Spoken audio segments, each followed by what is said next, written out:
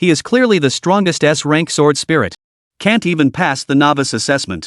It was even abandoned by its owner on the roadside to die. Because she needed to suck the life force of her master. Power lies in ability. But for the awakened ones, chi and blood are life itself. Once excessive loss occurs, directly announcing it's doomed. Therefore, no one is willing to nourish a sword spirit with their own vital energy. Yet the moment I first laid eyes on him, I decided to bind him as my first artifact spirit. No other reason. I'm just really tough to kill. Young man, are you sure you don't want me to see you off? Can you still find your way home now? I'm sure. Somewhere outside an old residential area in Linhai City. I waved at the driver following the sound. Then he darted into the narrow alley nearby. Pulling off the veil from my forehead, I silently recited the source of life. Suddenly, I felt a tickling sensation in my eyes. The inside of the originally bloodied hole. 2 clear eyes were darting back and forth. 2 corneas for only 20,000, you guys are seriously ruthless. At least 50,000 each outside as well. If it weren't for entering the summoning platform tomorrow, how could I let you off so cheaply? I threw away the gauze in my hand, grumbling unhappily. The reason I know the market price so well. The reason is quite simple. Because I basically sold everything of value I own.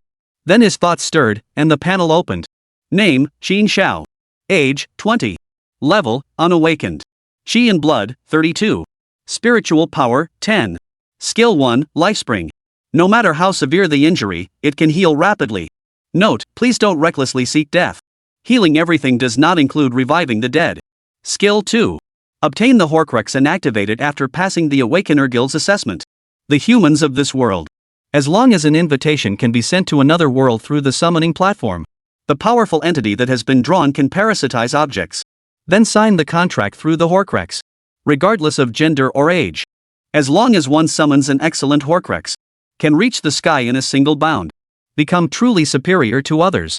I let out a soft sigh. Unlimited recovery is truly formidable. But without sufficient strength to support it, it would only bring down mortal danger upon oneself.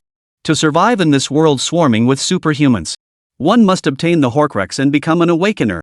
No matter how hard I prayed, the summoning platform seems to have a grudge against me. Refuses to ship no matter what.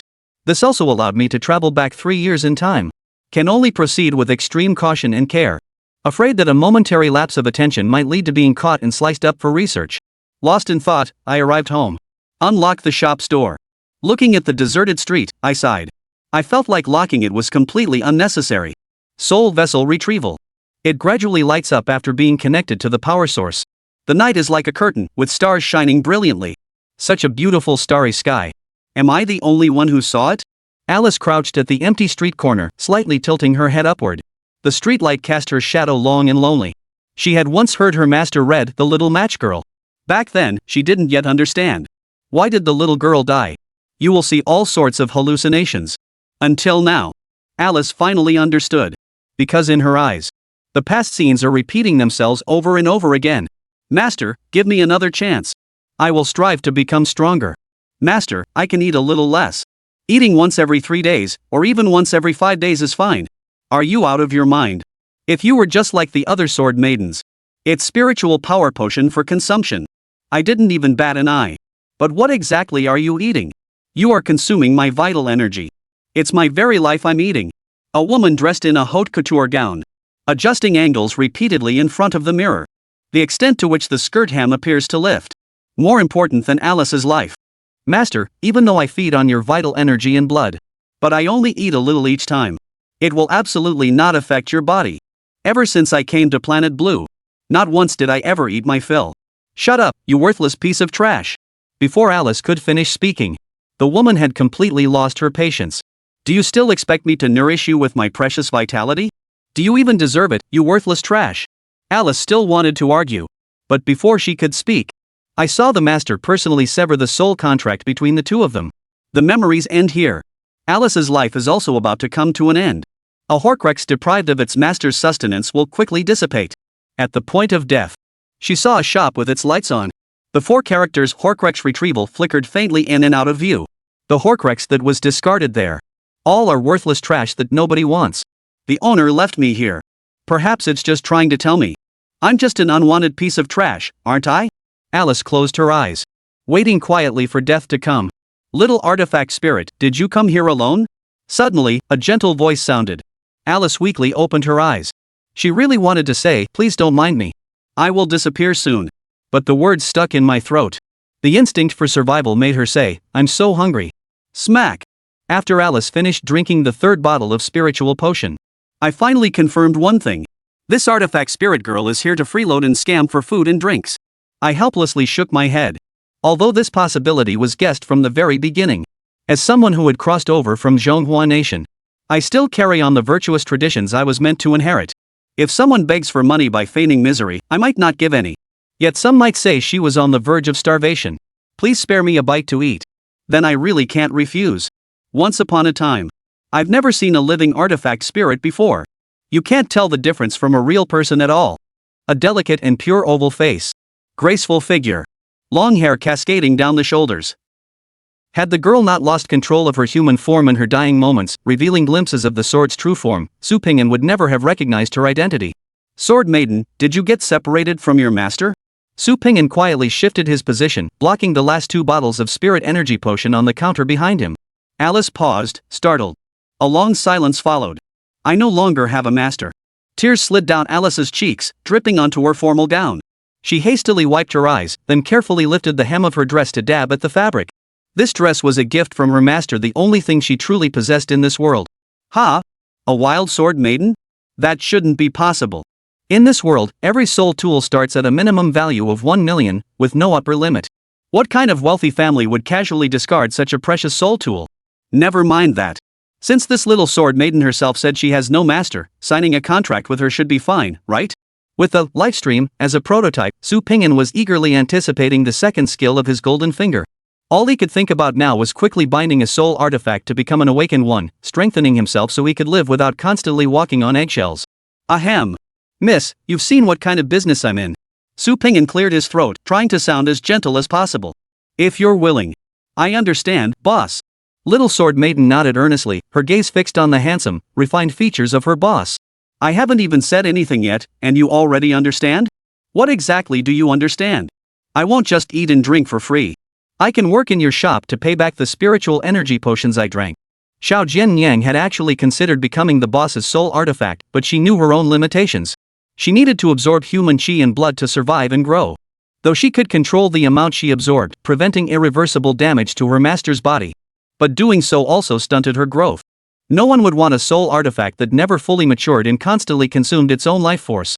The moment Alice regained consciousness, she spotted the ticket by the boss's side. He was entering the summoning platform tomorrow. He could easily find a better soul tool. Most importantly, Alice was afraid. She dreaded losing again, dreaded being left with nothing once more. That feeling was too agonizing. Rather than endure it again, she'd rather vanish from this world. Unlike other sword maidens, no matter how many spirit potions she drank, it was merely prolonging a desperate existence. Alice only wished to do something for the benefactor who saved her life in her final moments. The mana potions I drank are no big deal. I haven't had a single customer in 3 months anyway. What I really want to talk about isn't that. Su Ping'an scratched his head. This was his first time dealing with a spirit artifact, and he genuinely didn't know how to phrase it properly. What I want to say is, would you be willing to become my soul? Before Su Ping'an could finish, Alice had already darted across the long table to his side. She grabbed his head and shoved him under the counter. Before Su Ping'an could process what was happening, a sharp voice rang out from outside the shop.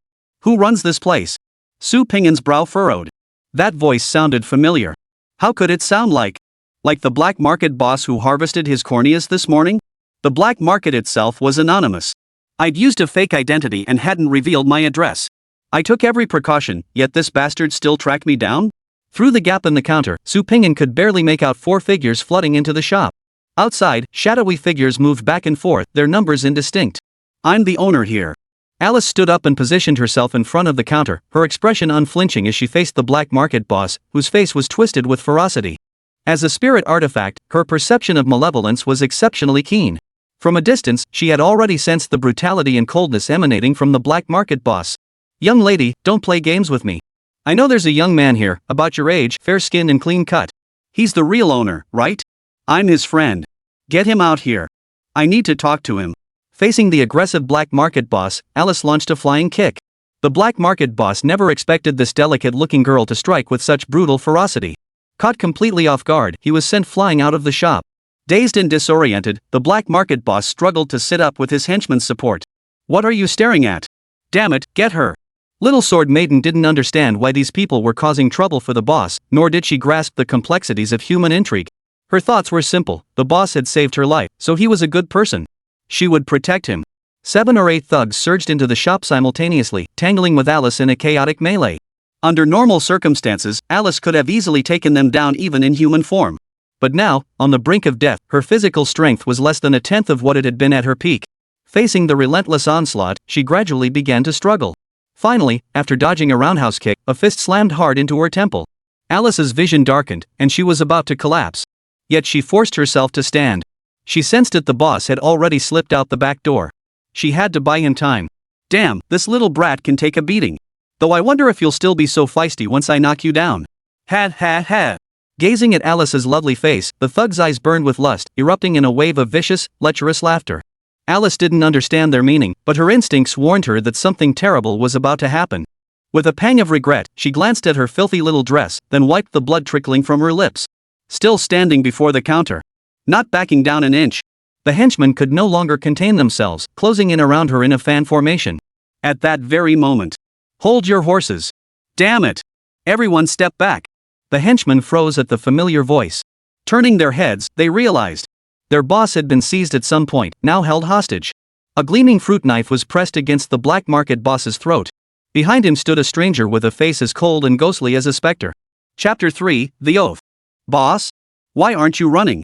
Alice's gaze swept past the crowd and landed on Su Pingin's face. Come here, behind me. Su Pingin bellowed, simultaneously thrusting the fruit knife deeper into the flesh. The icy, searing pain shot straight to the black market boss's brain, making him bellow like a slaughtered pig. Get the hell out of the way. Damn it.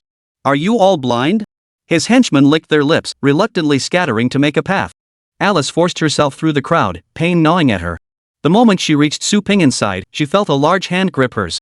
Stumbling back, she was yanked behind Su Pingin. At that very moment, 2 thunderous crashes echoed from inside the shop. Bang! Bang! You-ing, traitor! The black market boss stared down at the gaping hole in his chest, then tremblingly fixed his gaze on the blonde-haired man firing shots from within the crowd. Bang! Bang! 2 more shots struck the black market boss squarely in the forehead. Rebel my ass! That kid killed you. What does that have to do with me, Huang Kaiwan? I've had it with you for ages, you idiot! Su Pingin cursed inwardly, shoving forward with all his might. Using the corpse as cover, he grabbed Alice and took off running. Bang! Bang! 2 more gunshots rang out behind him. Su Pingin felt a sharp pain shoot through his lower back. Using his familiarity with the terrain, he weaved Alice through a series of twists and turns, ducking into a dark, narrow alleyway. They had guns, and there were too many of them. A direct confrontation was out of the question. If he got shot in the head, even the life stream wouldn't save him. Su Pingin reached behind his waist, grimacing as he forced the bullet embedded in his flesh out and clenched it in his palm. With a single thought, the wound on his back began to heal at a visible pace. Boss, why did you come back? Alice stared at Su Pingin's blood-soaked hands, nearly in tears. You should have escaped while you had the chance. Run? They've come looking for me. Where could I possibly run? If I don't take care of these people, the trouble will never end. You can't guard against thieves forever. Su Pingin's mind raced with thoughts, but he knew Jian Yang meant well and didn't argue. Miss, you should go. They're here for me. I can handle this. With no formal agreement between them, Su Pingin didn't want to showcase his abilities in front of Sword Maiden. Better to let her leave first. Alice immediately protested, no way. Boss, you saved my life. I absolutely can't abandon my savior. Good people shouldn't die in dark corners like I did. Su Pingin paused, taken aback. This was his first encounter with the Sword Maiden. He truly hadn't expected that this delicate young girl, fighting desperately to help him, would have such a simple and pure reason. See the bloodstains on the ground? Go check over there. The kid can't have gotten far. The faint shouts of Huang Mao and the others echoed from the end of the alley. Judging by the distance, it wouldn't take long to find the 2 of them. Let's go, young lady. This really has nothing to do with you. Su Pingin stuffed the bullet into his pocket, leaning against the wall as he stared coldly toward the corner. His hand still clutched the blood-stained fruit knife. What should I do? What should I do? I can't hold on much longer in this state. If I die, the boss will be left alone. He's clearly been shot. If I leave, he'll truly have no way out. At the very least. Before I die, I have to save the boss. Alice nervously clutched the hem of her skirt, took a deep breath, and seemed to make some profound decision. Boss. I have a way to help you defeat those villains. Su Ping'an, who had been agonizing over how to proceed, perked up at this. Tell me, young lady. I can form a verbal contract with you, making you my temporary master. That way, you can use my power. However, my abilities are quite unique. Using them will drain your vital energy. I'll strive to suppress my instincts, absorbing only enough vital energy to defeat these enemies, protecting your health to the utmost. Alice's gaze visibly darted away. She feared that if she looked up, she would meet eyes filled with terror and disgust. Every time she saw that look, it felt like tiny blades scraping back and forth across her heart, cold, painful, and utterly unreachable. That's it? Su Ping'an was overjoyed. Then what are we waiting for? Hurry up! That group outside is almost here. Alice detected the excitement in Su Ping'an's voice. She timidly lifted her head to look at him. Boss, aren't you afraid of me? I'm a monster who drinks human blood. A monster? The creature standing before you is the true monster, blessed with immortality. Solving the problem while also taking in the little sword maiden, wouldn't that be a double blessing? I don't know if others fear me, but I certainly don't. If you're willing, let's skip the temporary arrangements and sign a permanent contract right now. Su Ping'an pressed his advantage, his eyes brimming with earnest hope. If it's you, you might just be a decent master. Alice's previous owner seemed just like that before truly experiencing her blood-sucking abilities, enthusiastic and cheerful. But the outcome? Alice shook her head, banishing that unwarranted thought from her mind. She dared not trust humans so easily anymore. She decided to stick with a verbal contract. Then, listen carefully to my true name. Alice extended her grimy right hand, pausing before Su Ping'an. My name is Ophelia Alice, of the Crimson Clan. The Crimson Clan are the war gods of the primordial battlefield. We communicate with the River Styx through our own blood as a medium. We harness power far beyond limits, using our vital essence as the catalyst. Now, my master, please tell me your glorious name. Su Ping'an gazed into Alice's sincere, clear eyes and regretted for the first time not having prepared a cool introduction for himself. He awkwardly grasped her hand. My name is Su Ping'an. Ping'an is in peace and safety. Alice beamed with an exceptionally radiant smile, pure and unadulterated, a quality Su Ping'an rarely encountered in girls her age in this restless world. Master, Alice pledges her loyalty to you. For the rest of your life, whether in the moment of gazing into the abyss, when the gods send down their doom, or when this corrupt world seeks to grind you into dust. I swear by the dignity of the last royal bloodline beneath the Crimson Lord, I swear by every drop of blood flowing through your veins at this very moment. When you fight, Alice shall be the blade in your hand when peril strikes. It is Alice's soul's blood that shall flow when you rest eternally. Alice shall have become the stone monument before your grave, shielding you from all the storms of this world. This oath let the sun and moon bear witness, let the River Styx be our judge. Suddenly, intricate crimson patterns erupted from their fingertips. Dark red veins like tendrils climbed up Su Ping'an's hand, blooming into eerie blood-red roses where their skin touched. Su Ping'an felt as though countless ants were gnawing at his blood vessels beneath his skin. Alice's slender form began disintegrating from her fingertips, dissolving into crimson sand. Su Ping'an watched helplessly as Alice transformed into flowing blood crystals. The crystalline particles coiled around his right arm, spiraling upward. As the last strand of hair dissolved into a mist of blood, a long sword had already taken shape, entirely crimson and black, its blade veins pulsing like living tissue. For fingers wide at its width, a dark ruby was embedded at the center of its spine, pulsing as if alive. The instant Su Ping'an grasped the sword, the muscles along his entire right arm instantly withered, only to regenerate at a visible pace. A power he'd never felt before surged from his palm, instantly coursing through his entire body. Master, I'm sorry. My body is too weak. I accidentally absorbed too much blood just now. Are you okay? An ethereal voice echoed in Su Ping'an's mind. Glancing down at his fully restored right arm, Su Ping'an smiled lightly and replied to Alice in his mind. Go ahead and drink your fill. Well, I'm just that kind of person. I'm just thick-skinned. Chapter 4, Follow Me. Guided by the dim streetlight, Huang Kaiwan gradually made his way along the trail of blood into the alley. At a shadowy corner, he halted cautiously. Having navigated the black market for years, he'd risen from a starving nobody to the second in command of its largest gang, all thanks to his premonition of danger. This time, that instinct saved his life once more. You guys, go check inside, Huang Kaiwan waved to his men, positioning himself at the rear of the group with his gun raised. As his men entered the dark alley one by one, Huang Kaiwan waited patiently for over 10 seconds, yet heard not a sound. Strange. Did my instincts fail me this time?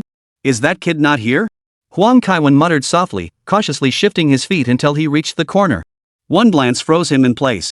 His pupils suddenly contracted, cold sweat instantly soaked his back, and every hair on his body stood on end.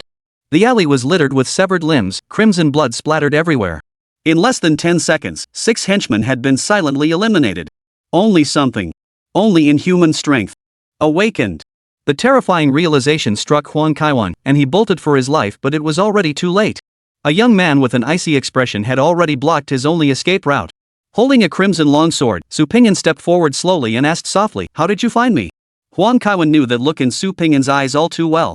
He often saw that same look reflected back at him in the mirror. It was the gaze of someone looking at a dead man. Without hesitation, Huang Kaiwan raised his gun and pulled the trigger. Bang! Bang! Clang! Clang! Alice's reaction far outpaced her master's. Before Su Pingyan could even register what was happening, the long sword in her hand had already automatically sliced the incoming bullets out of the air. "Damn, Alice, you're awesome." Su Pingyan inwardly gasped, silently praising the little sword maiden. "Awesome? What does that mean?" Hearing her ethereal, soft voice, Su Pingyan gave an awkward chuckle. "I'll teach you that later." Bang! Bang! Bang! Huang Kaiwan had completely lost it. He was just instinctively pulling the trigger, as if only the recoil in his palm could barely offer him some comfort. Su Pingyan instinctively raised his hand to shield his forehead, avoiding a headshot while also blocking his own vision. Clang! Clang! Clang! 3 more bullets were deflected. Tisk, tsk, tsk. Is that even possible? Su Pingyan grew increasingly impressed with his sword maiden. In Soul Gear mode, I rely on sensory perception to pinpoint locations. Your field of vision isn't crucial. That's fine, that's fine. I'll give you a chicken leg later. Master. I can't eat chicken drumsticks. Then eat me. Same thing, Su Pingyan declared with great magnanimity. Facing the undefeatable monster, Huang Kaiwan was utterly despairing. He gripped the gun handle with both hands, mustering every ounce of strength to steady his trembling arms. But before Huang Kaiwan could pull the trigger, Su Pingyan had already gripped his sword with both hands and delivered a fierce slash. A terrifying blade aura erupted. It carved a deep furrow into the ground. 5 meters away, Huang Kaiwan's body, as if made of paper, was pierced clean through by the sword's radiance. A thin line appeared from Huang Kaiwan's forehead. By the time Su Pingyan stopped his stride, he had already executed a graceful sword flourish in midair before calmly sheathing his blade. Crimson blood seeped from the line, splitting Huang Kaiwan's corpse cleanly in two. The cut was smooth and even, his entrails spilling onto the ground. The instant Huang Kaiwan fell, the sword maiden wriggled free from Su Pingyan's grasp and transformed back into human form. Alice's complexion had visibly improved, her once pale, beautiful features now flushed with a healthy glow. Recalling that superhuman sensation, Su Pingyan found himself growing increasingly fond of the little sword maiden before him.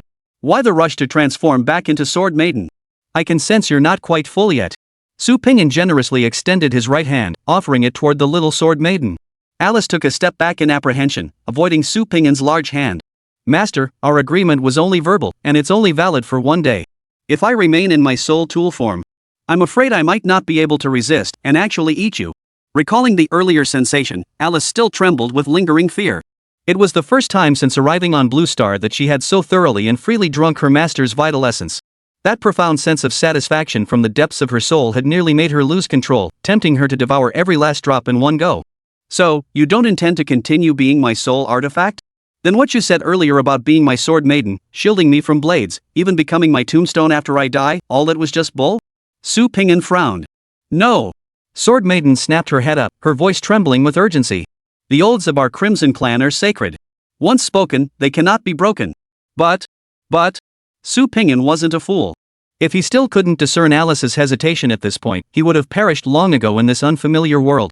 He stepped forward and gently took Alice's hand. I know what you're worried about. You fear I'll dread your powers, recoil from your bloodthirsty nature that even if I choose to bind myself to you, I'll eventually cast you aside again. Am I right? Alice stared blankly at Su Pingyan as painful memories flooded her mind, tears once again slipping from her eyes. This girl who faced death without flinching couldn't bear to hear Su Pingyan voice her deepest fear. I won't abandon you. Su Pingyan gently wiped the tears from her face. Not just because I want a soul artifact. More importantly, I can now feel your emotions. I'm just like you. We are both people from other worlds. We arrived in this unfamiliar place with nothing. Whether it's to grow stronger or to strive harder. We're just trying to survive. Alice remained Su Pingyan's soul artifact at this moment. She could sense her master's emotions and discern whether his words were truth or falsehood. She could also sense the sincerity behind those words. Her beautiful eyes widened in disbelief, filled with both hope and fear. Alice would never forget this moment for the rest of her long life. She felt a pair of large hands gently embrace her, the warmth enveloping her like her mother's embrace. Alice closed her eyes, burying her head against that warm chest. Alice, you will never be abandoned again. You will never be left with nothing, forced to wait for death by the roadside. Come with me. Alice. After tonight, neither of us will be alone anymore. Alice couldn't recall how she had answered that day. She only remembered nodding frantically, wishing she could split her head open to show her master her true feelings. She only remembered that the wind that night was bitterly cold, yet in her master's embrace, the chill vanished, replaced by a comforting warmth. She only remembered how beautiful the moonlight was that night, the crescent moon curved like a smiling face. She only remembered that after that night, she was no longer alone. Never again. Chapter 5, I'll get everything back for you. Master. Are you sure you want to burn the shop down? Alice tossed the last 2 corpses into the shop, one in each hand. Glancing down, she saw her little dress stained with blood, and her heart instinctively ached. But quickly, as if remembering something, she flashed a smile again, lightly brushed the dirt off her clothes, and let it go. I told you, don't call me master. I can't stand it. Su Ping'an, having secured the back door, circled back to the front entrance and reiterated, you can call me Ping'an or boss. We don't go in for that master nonsense in our flower planting family. Flower growing family? What's that? Alice tilted her head, the tuft of hair on top spinning in confusion. That's where I come from, my home. If we ever get the chance, I'll take you there someday. But for now, we need to deal with the problem at hand. Su Ping'an said, unscrewing a can of gasoline and splashing it haphazardly across the shop floor. Boss. Are you trying to burn down the shop? Isn't this your life's work? Alice sensibly took the gasoline, still hesitant to call him by his name. We haven't even signed a formal contract yet, and you're already feeling sorry for me? Nice work, little sword maiden. You're getting into character pretty fast. This is a shady operation, no license, no registration. When I took it over, I knew that if I ever wanted out, I could just set it ablaze and disappear. Today, I'm just adding an extra step to cover my tracks. Now that I have you, why would I need to collect other soul artifacts? Burning it all is no big loss. Su Ping'an's words weren't untrue. His core motivation for wanting soul artifacts was to activate the second skill of his golden finger. As for the soul artifact's strength, he didn't care much about that. Unlike other awakened ones, Su Ping'an's greatest trump card was himself. Any soul artifact was merely a stepping stone to unlocking his golden finger. Of course, he was quite satisfied with this brave, kind, grateful, and somewhat adorable little sword maiden. He had no intention of treating her as a disposable tool. But when these words reached Alice's ears, they carried a different weight. Master. Did you say that on purpose for me to hear? Is he telling me not to be afraid, not to worry, that he'll never sell me? To put my mind at ease, he'd rather burn down the little shop he worked so hard to build, just to prove his resolve? Why? Master truly is the kindest person in the world. Puff! As the flames rose, the shop visibly transformed into a ball of fire at a visible speed. Amidst the towering flames, Su Ping'an turned and walked away without looking back, carrying nothing. Just as he had arrived in this world empty-handed. Except this time, there was one small difference. Su Ping'an now possessed a bank card holding 1.01 million yuan in cash, and a stunning sword maiden who never abandoned him, even willing to shield him from blades. But soon enough, he realized his understanding of Alice was still far too shallow. On the way to the city, Su Ping'an learned that his little sword maiden was a character whose chatter never seemed to stop. He listened as the other person chatted enthusiastically with him the entire journey. At times, Su Ping'an didn't even know how to respond. Anyway, as long as he gave a perfunctory aha or just nodded briefly, little sword man would find the motivation to keep talking, continuing on and on. After nearly an hour of this, Su Ping'an couldn't help but entertain a peculiar thought. Did little sword maiden's original owner never communicate with her? Never speak to her? Look what happens when you keep a child bottled up like that. An hour later, they finally arrived at an apartment complex in the city center. With practiced ease, they ascended the stairs, unlocked the fingerprint door, and Su Ping'an brought little sword ma'am into his home. Don't rush to remove the dust covers from the furniture, we'll do that tomorrow. First, let's tidy up the room, it's been unoccupied for too long. Su Ping'an offered the only pair of slippers to little sword maiden, stepping barefoot into the room himself. Master, I don't actually need slippers. We spirit entities can clean ourselves simply by switching between soul artifact form and spirit entity form. Alice, wearing slippers that were clearly 2 sizes too big, hurried to follow her master. Wearing shoes isn't just about cleanliness. Don't you feel the floor is less cold when you put on slippers? It does feel less cold now. Alice felt a warm glow in her heart and nodded with delight. Boss, you already have a place in the city. Why open a little shop out here in the suburbs? I've even seen household items in the shop.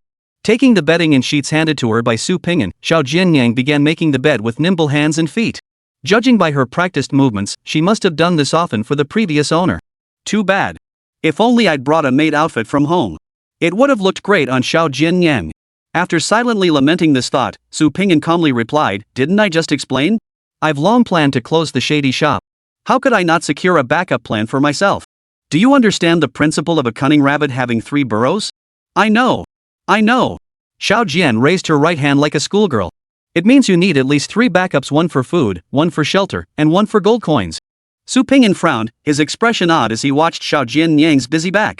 Where did you learn all this? My previous owner taught me, Xiao Jianyang replied, her tone tinged with disappointment. Your former owner was a woman, right? Su Pingyan guessed. What else did she teach you? Let me think. The little sword maiden paused her movements, resting her finger against her chin as if flipping a mental switch. I want 999 pure gold, not your empty promises of sincerity. You don't have to come home, but don't show up unexpectedly. First, you don't need to reject ambiguity. Second, I'll be the one to stray. I long to be with you forever, but what should grow doesn't, and what should last doesn't. Stop. Stop. Stop. Su Pingyan covered his face in exasperation. This is a complete collection of a heartless woman's quotes.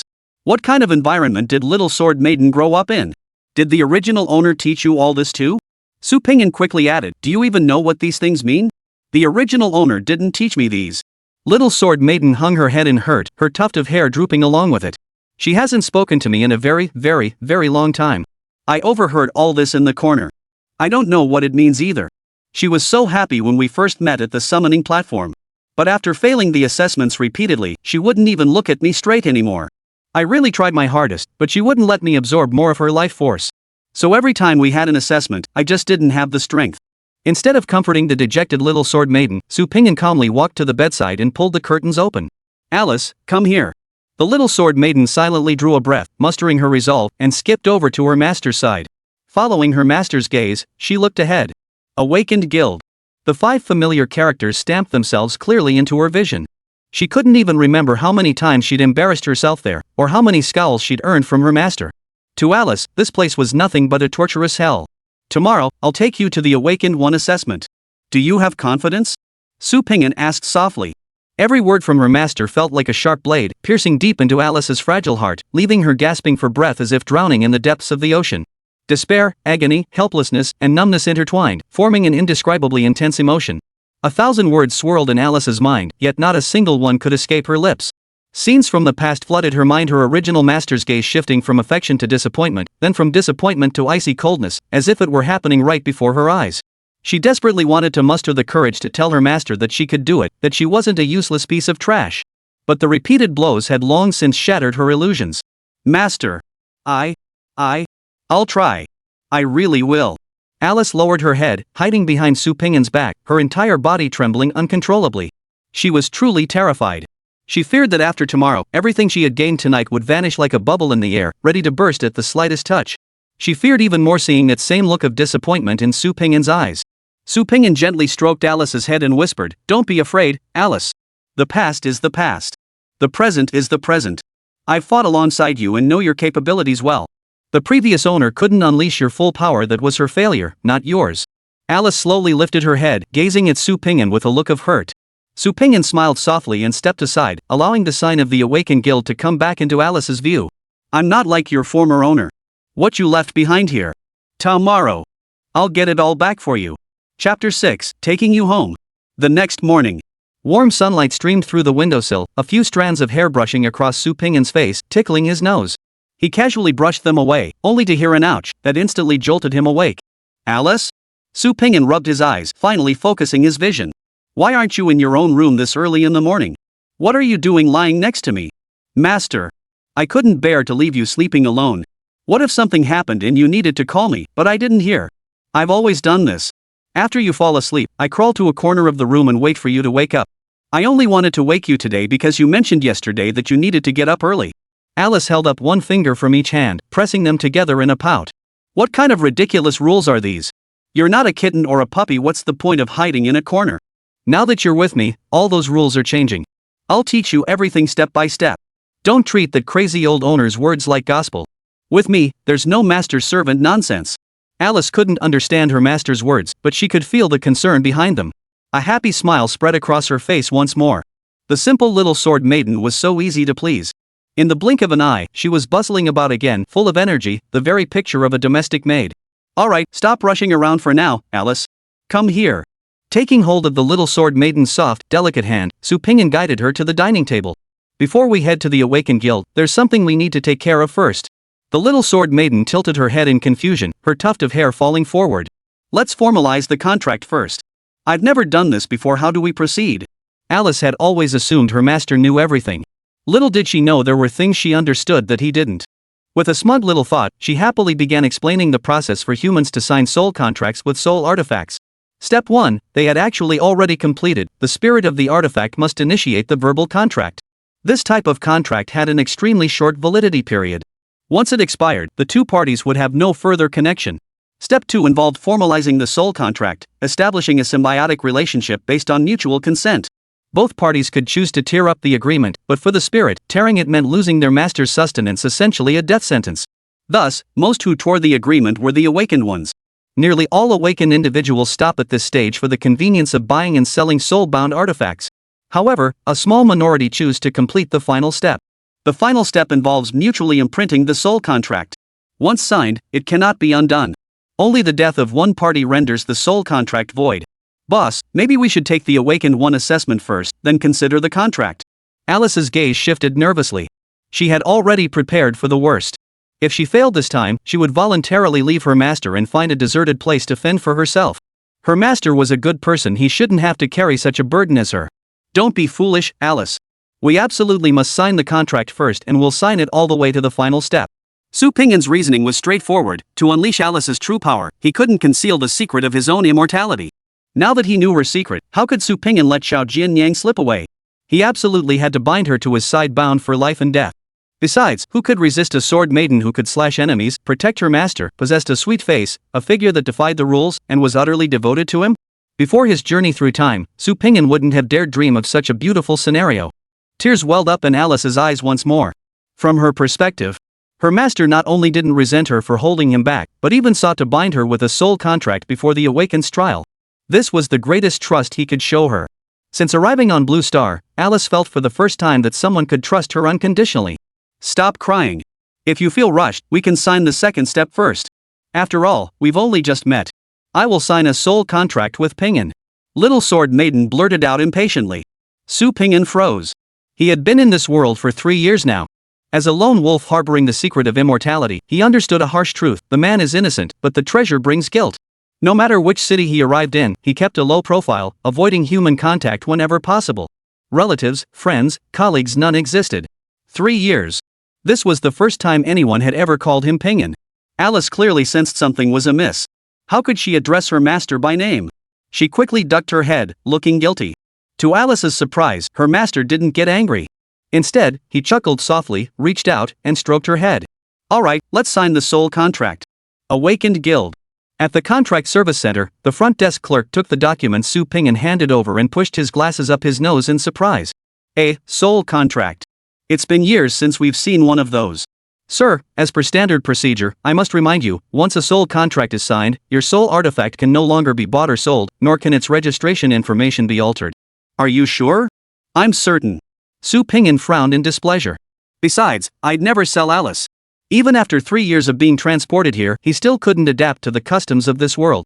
While spirit entities shared a symbiotic relationship with their awakened hosts, they possessed memories, emotions, and independent thought. To Su Pingyan, they were scarcely different from humans. Yet in this world, the vast majority still viewed soul artifacts merely as tools to exploit or weapons to bolster their strength. Forget human rights, it was commonplace for people to simply kill the artifact spirit if they were displeased. Alice's heart skipped a beat when she first heard the front desk's warning. But when her master personally promised he would never sell her, Alice's expression instantly shifted from worry to joy, and the tuft of hair on her head began to spin happily in circles. Her master truly was the best person in the world. Little Sword Maiden really was an easily satisfied girl. The contract signing process turned out to be far simpler than Su Pingyan had imagined. He and Alice were led to the contract room on the 3rd floor of the Awakened Guild. After paying the 300,000 contract fee, a sacred glow emanated from the magic array beneath their feet. Su Pingyan could distinctly sense that a portion of his soul had detached from his physical body. The sensation was utterly bizarre, like suddenly discovering one day that your finger had detached from your body. Not only did it not hurt, but you could even control that palm from a distance. The same substance was extracted from Alice's body. 2 solitary souls swiftly intertwined once in the center of the magic circle before drifting lightly back into their respective hosts. A strange sensation arose in Su Pingyan's mind. He seemed to possess the ability to track Alice's location at any moment. Not even mountains and rivers could sever that connection born from the depths of their souls. Alice cradled her master's hands with utmost care, her tense expression tinged with solemnity. This was her first time signing a soul contract. She had no idea what to do next. Should we recite the Crimson Oath again? Master, Alice offers you. But before she could finish, Su Pingyan shook his head to interrupt her. Alice looked at her master in confusion. Boss, don't you need me to recite the oath again? Or is there something else you want me to do? Just tell me, and I'll do my very best. Su Pingyan chuckled softly as he ruffled the little sword maiden's hair, replying gently. The oath? Once is enough. Come on, Alice. Let's get this assessment over with. And then, you don't have to do anything. I'll take you home. Chapter 7, whoever my master points at, I'll take care of. Acquire the host's soul artifact and pass the Awakened Guild's assessment. Activate skill 2. Still no luck. Even after formally signing a soul contract with Alice, the cheat code still won't acknowledge my status as an awakened? Which means this trial is absolutely unavoidable. Garlic bird, my original plan was to become a formal awakened one by passing the assessment anyway, so it won't delay anything. Putting his thoughts aside, Su Pingyan followed Alice's lead and arrived at the Awakened One assessment registration desk with practiced ease. Simulated assessment, 200,000 credits per attempt? Practical combat assessment, 300,000 credits per attempt? Damn it, they're robbing us. This is hard-earned money. Su Pingyan lost his temper on the spot. He'd already swallowed the bitter pill of paying 300,000 to sign the soul contract. Now they wanted another 500,000 just to take the exam? Was this Awakener assessment being held on top of a gold mountain or something? Sir, our pricing has always been transparent. We never charge arbitrary fees. The staff member remained courteous, showing no sign of irritation at Su Pingyan's outburst. The simulation is for your own safety. If you can't even pass the simulated test, you'll have almost no chance of survival in the real-world assessment. Our practical assessment takes place within the permanent abyss known as the Fog Lotus Marsh. Precious resources abound there, and all gains made during your assessment belong to you. The entrance fee to the abyss accounts for over 90% of the assessment cost. What we charge is merely a registration service fee. After hearing the staff's explanation, Su Pingyan's expression finally eased slightly. Considering the assessment took place in the abyss, 300,000 credits really wasn't expensive. As far as he knew, access passes to the permanent abyss were inflated to at least 400,000 on the black market, and they were consistently in high demand with limited supply. This clearly indicated that there was profit to be made within the abyss. Alice, which type of assessment did you take before? As a first-timer, Su Pingyan decided to consult his little sword maiden first. It was the simulation assessment. Let me think. Alice habitually propped her chin with a finger, her signature pensive pose. Seeing it so often had Su Pingyan growing curious. Did his little sword maiden have some kind of switch under her chin that activated her brain the moment she touched it? My best score was 59 points. That assessment was half a year ago. It was even rated as the easiest one in a decade. Just 1 point short of passing? That's not much of a gap. Su Pingyan muttered to himself before asking, what's the total score for the simulated assessment? 1,000 points. Alice declared triumphantly, hands on her hips. Seriously, what exactly are you bragging about? Su Pingyan couldn't hold back any longer and snapped. Honestly, I used to dread bringing this up, but it's weird. Ever since I signed the soul contract with Pingyan, I'm not afraid anymore. Now I can feel Pingyan's presence every single moment. I feel like even if the sky were to fall, I wouldn't be afraid anymore. Su Pingyan sighed helplessly. But seeing how little sword maiden could finally say Pingyan naturally, he decided not to dampen her spirits just yet. Tell me about it. What exactly is this simulated assessment? Simulation assessment venue. As 2 beams of light descended, Su Pingyan's vision finally returned. The Awakened Guild's tech is pretty damn impressive. This simulation looks almost identical to the real thing. Pingyan, you still haven't told me what awesome means. Just think of it as awesome. Su Pingyan said after carefully choosing his words. Got it. Alice circled her owner happily, her boundless energy practically spilling over. Before entering the simulated exam hall, Su Pingyan briefly familiarized himself with the testing rules. The physical data of the pre-awakened participants undergoing the exam was constantly being recorded. To avoid drawing attention, Su Pingyan had Alice eat a hearty meal before the exam began. Even he hadn't anticipated that Alice, firing on all cylinders, would reduce his vitality from 32 to 1 in a mere second, nearly sending him to meet his maker. Had little sword maiden not constantly monitored her master's condition, he likely wouldn't have had time to activate life source stream before being drained dry. After draining Su Pingyan's vitality 7 times in succession, Alice finally rubbed her slightly rounded belly, declaring herself full. This was the first time she'd ever felt truly full since arriving on Blue Star, and the little girl was so moved she burst into tears on the spot. Su Pingyan watched the overly energetic little sword maiden and shook his head fondly. Lifting his gaze, he saw the assessment hall bustling with noise. Most of the aspiring awakened participants were dressed impeccably, exuding an air of arrogance that clearly marked them as coming from wealthy families. Their superior attitudes practically begged to have their noses stuck in the air. Today marked the open day for the summoning platform. Many whales had just secured their own soul artifacts and had stopped by for a simulated assessment to test their new gear's power. Su Ping'an had no interest in mingling with these spoiled brats, so he sought out a quiet corner to wait for the proceedings to begin. Isn't that Shinjia's spirit essence? Why is it following that stranger? You must be mistaken. Shinjia just scored 930 in the last assessment, breaking Linhai City's previous record. Talk about luck, she stepped onto the summoning platform today and instantly bound a B-grade soul artifact. Talk about hitting the jackpot. Master, I wouldn't mistake her. That's definitely Alice. Even in our spirit core circles, she's famous for failing the simulation assessment 7 times straight. Unheard of. Only a rich girl like Shinjia could afford to dabble like this, keeping a useless soul artifact and spending real money to bring it to the simulation arena for fun. You don't get it, do you? Maybe Shinjia is building karma? Look, she ditched that useless soul tool, and right after, she acquired a B-grade one. Luck is a tricky thing. At the mention of Shinjia, Alice's expression visibly froze. But she quickly regained her composure, reverting to her usual silly grin. She heard the gossip behind her backs, but she knew better than to act out in the simulation assessment arena. Doing so would get her kicked out immediately. She didn't want her reputation to tarnish Su Ping'an's standing. So, suppressing her discomfort, she clutched his arm tightly, urging him to hurry away. But Su Ping'an had other ideas. He blocked the little sword maiden's escape, turning coldly. Why were these people so despicable?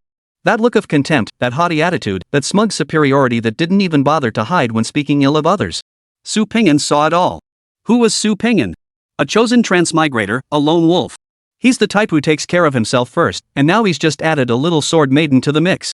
A man who planned to destroy evidence even when opening a shop. Would he indulge them? Su Ping'an seized Alice's smooth, delicate hand and commanded in a deep voice, "Alice, transform." Alice didn't know what her master intended, nor did she care. If he ordered her to transform, it meant a fight was coming. As for who they'd be fighting, that mattered even less. Her master pointed, and she fought. The moment the crimson-black longsword revealed its true form, the temperature in the entire arena plummeted. Many soul tools, shaken by the overwhelming killing intent, revealed their true forms and stood guard before their master. Su Ping'an wasted no words, raising his hand to strike with a single sword slash. Invisible sword beams erupted outward. The two figures who had been on Alice's back moments before were instantly cleaved by the blade's aura. They flew through the air for over 10 seconds before crashing heavily to the ground. Before they could rise, Su Ping'an's icy voice reached their ears. Alice is now my soul artifact. She no longer belongs to anyone else. If you can't control your filthy mouths next time, I'll shut you up for good. Chapter 8, Ping'an is the best master in the world. The pink-haired girl among them frantically helped her master to his feet, gritting her teeth against the pain as she protested, "Master and I were just having a normal chat. We weren't targeting anyone. How could you do this?" Su Ping'an's strike was far too swift. Though she had reacted, her weakling master couldn't perform any evasive maneuvers. The pink-haired artifact spirit could only shield her master with her own body, resulting in severe injuries. Had this not been a simulated battlefield, the pink-haired spirit would have been waiting for death. Casual conversation, my ass. Su Ping'an raised his crimson-black longsword, pointing it directly at the pair. You dare flirt in front of me, yet can't even withstand a single strike? Useless? These second-generation brats, relying on their ancestors' legacy, looked down on everyone else. They had resources in abundance, which became their capital for bullying the weak at will. Whether through money, influence, cushy jobs, or threats against their families, they always stood unshakable in society. But to Su Ping'an, all of this was bull. He was a time traveler with a golden ticket. Not some 35-year-old slave to mortgages and car loans, too scared to even take sick leave when he got sick. So what if they beat him? What could they do about it? Su Ping'an was cautious by nature, but when necessary, he'd commit murder, burn bodies, and eliminate all traces without a shred of remorse. Since Little Sword Maiden had chosen to follow him, standing up for Alice was a necessary thing. The pink-haired artifact spirit tried to say more. But her master had already slapped her across the face. Smack. Useless. Luyu blared viciously at his artifact spirit, cursing in frustration. He knew the gap in strength between himself and Su Ping'an was too vast to possibly redeem himself here, yet he simply couldn't swallow his pride. Venting his frustration on his artifact spirit was his only outlet. The pink-haired spirit, struck by the slap, dared not resist. It could only bow its head and silently endure its master's fury. She knew this was merely the appetizer. After making such a fool of herself in the mock exam hall today, she could easily imagine the brutal punishment awaiting her back home. Shut up. You're useless too. Your voice is pissing me off. Say one more word, and I'll quit this simulation right now to find you in the real world and have some fun. Facing Su Ping'an's icy glare, Liu felt every hair on his body stand on end. In that instant, he felt like a mouse pinned down by a wild cat, his very life hanging on the other's whim. He was now filled with regret so deep it felt like his guts were turning green. He shouldn't have opened his mouth earlier, just for the sake of a moment's trash talk. Liu Yu was absolutely certain this madman wasn't bluffing. If he dared utter another word, the other would truly quit the virtual assessment and come kill him in the real world. Aren't lines like "don't leave after school, bro" just playful banter? Why are you taking this so seriously? Besides, isn't fighting prohibited in the simulated exam hall?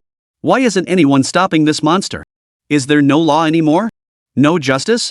Outside the testing hall, in the observation room. Sir, should we not halt this assessment? According to protocol, candidate 1127 has initiated physical combat against another candidate without authorization. Their examination eligibility should be revoked. The examiner looked respectfully to his side. It's fine. Proceed with the assessment. It's been years since I've seen such a spirited young man, especially one not from a prestigious family. Talent like this is rare indeed. The speaker was a man around 25, his disheveled black hair unable to conceal the fierce aura radiating from his brow.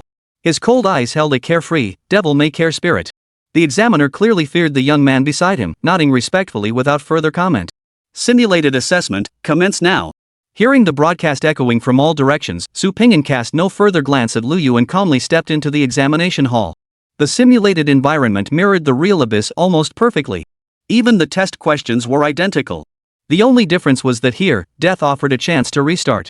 Examination site: F-class permanent abyss Misty Lotus Marsh. Examination task: eliminate the tree sprites. Alien tree spirit profile: these monsters exceed 2 meters in height and frequently roam the outskirts of Fog Lotus Swamp.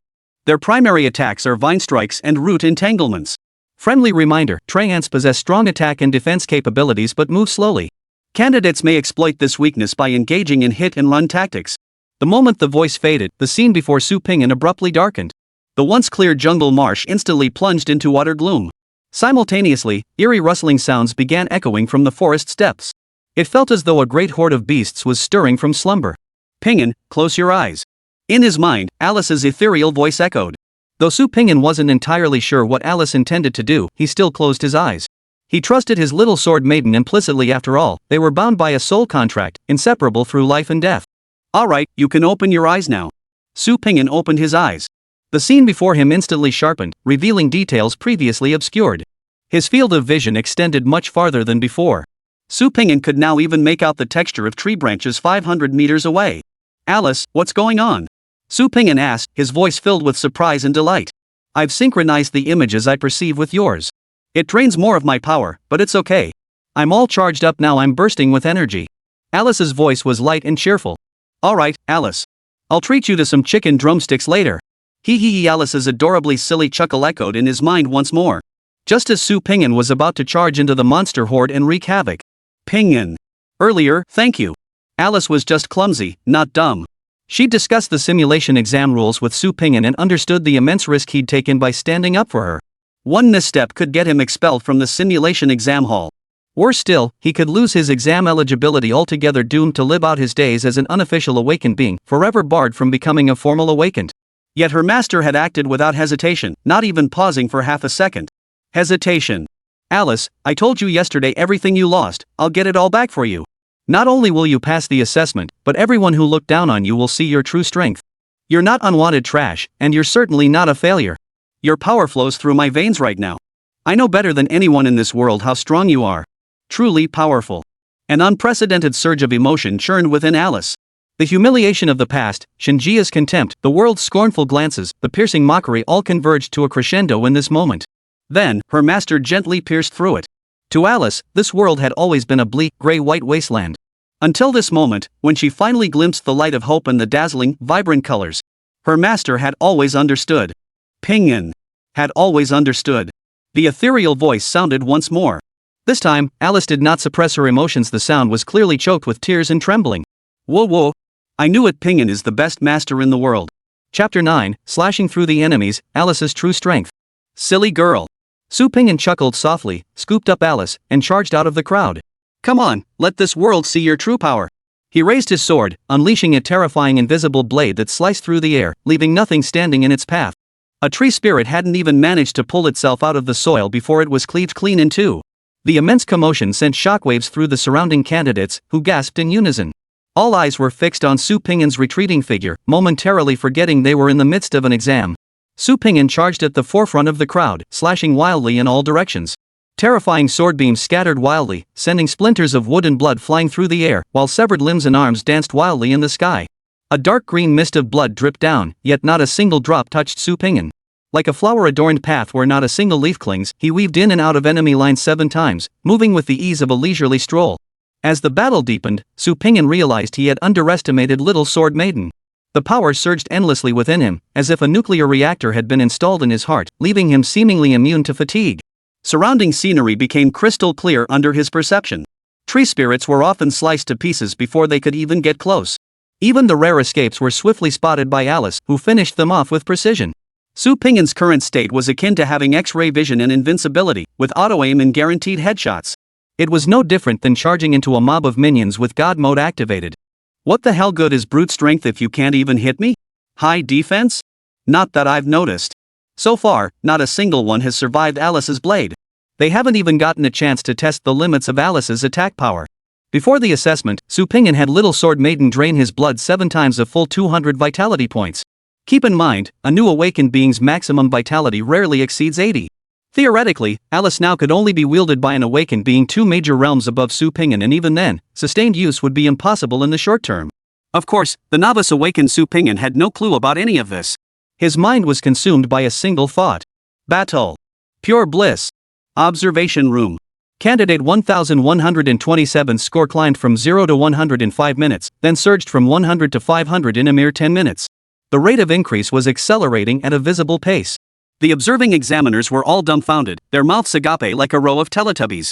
What god is messing with us now? With that kind of power, why even bother with the exam? This is just toying with us.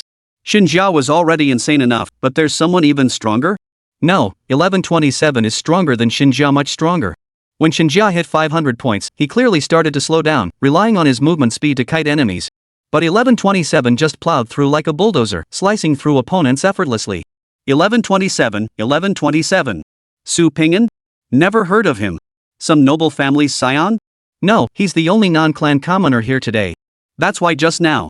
As if suddenly wary of something, the last examiner to speak abruptly fell silent, his peripheral vision darting toward the figures behind the crowd. A man with tousled black hair narrowed his eyes, a smile playing at the corners of his mouth. Behind him, a stunning woman in a dark green cheapah bowed slightly, her perfect curves on full display. Master, have you taken a liking to this 1127? Shall I proceed to the simulation room to await you? Nina, if it were you, could you achieve such results working with this Su Ping'an? The dark-haired man chuckled softly. Nina pondered for 5 seconds before shaking her head. Su Ping'an is just an ordinary person. His innate strength is far inferior to yours. If I were to partner with him, it wouldn't be possible. Nina, I've already elevated you to Class A. If even you can't achieve this with Su Ping'an, then, what class do you think his soul artifact is? The dark-haired man pressed further. Master, are you implying that sword has already reached S rank? Nina's eyes sparkled as she softly speculated. Nope, you guessed wrong. The dark-haired man laughed heartily, then opened his tablet and handed it to his artifact spirit. Looking down, Nina's calm eyes widened gradually, her face lighting up with astonishment. Soul weapon name, Ophelia Alice. Soul weapon form, long sword. Soul weapon ability, absorbs host's vital energy for overclocking enhancement. Soul weapon synchronization rate, 13%. Soul weapon enhancement rate, 7%.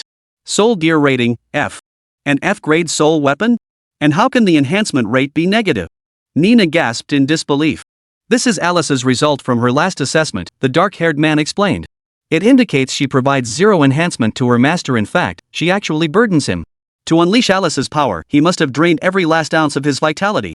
He really dares to risk his life. But that's just draining the pond to catch fish.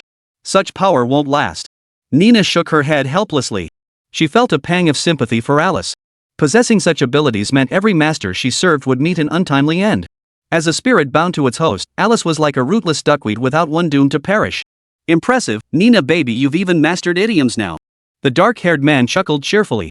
Master taught me well, Nina praised flatly, then added, I understand. Su Ping'an doesn't meet our criteria for team selection. I'll delete his intel.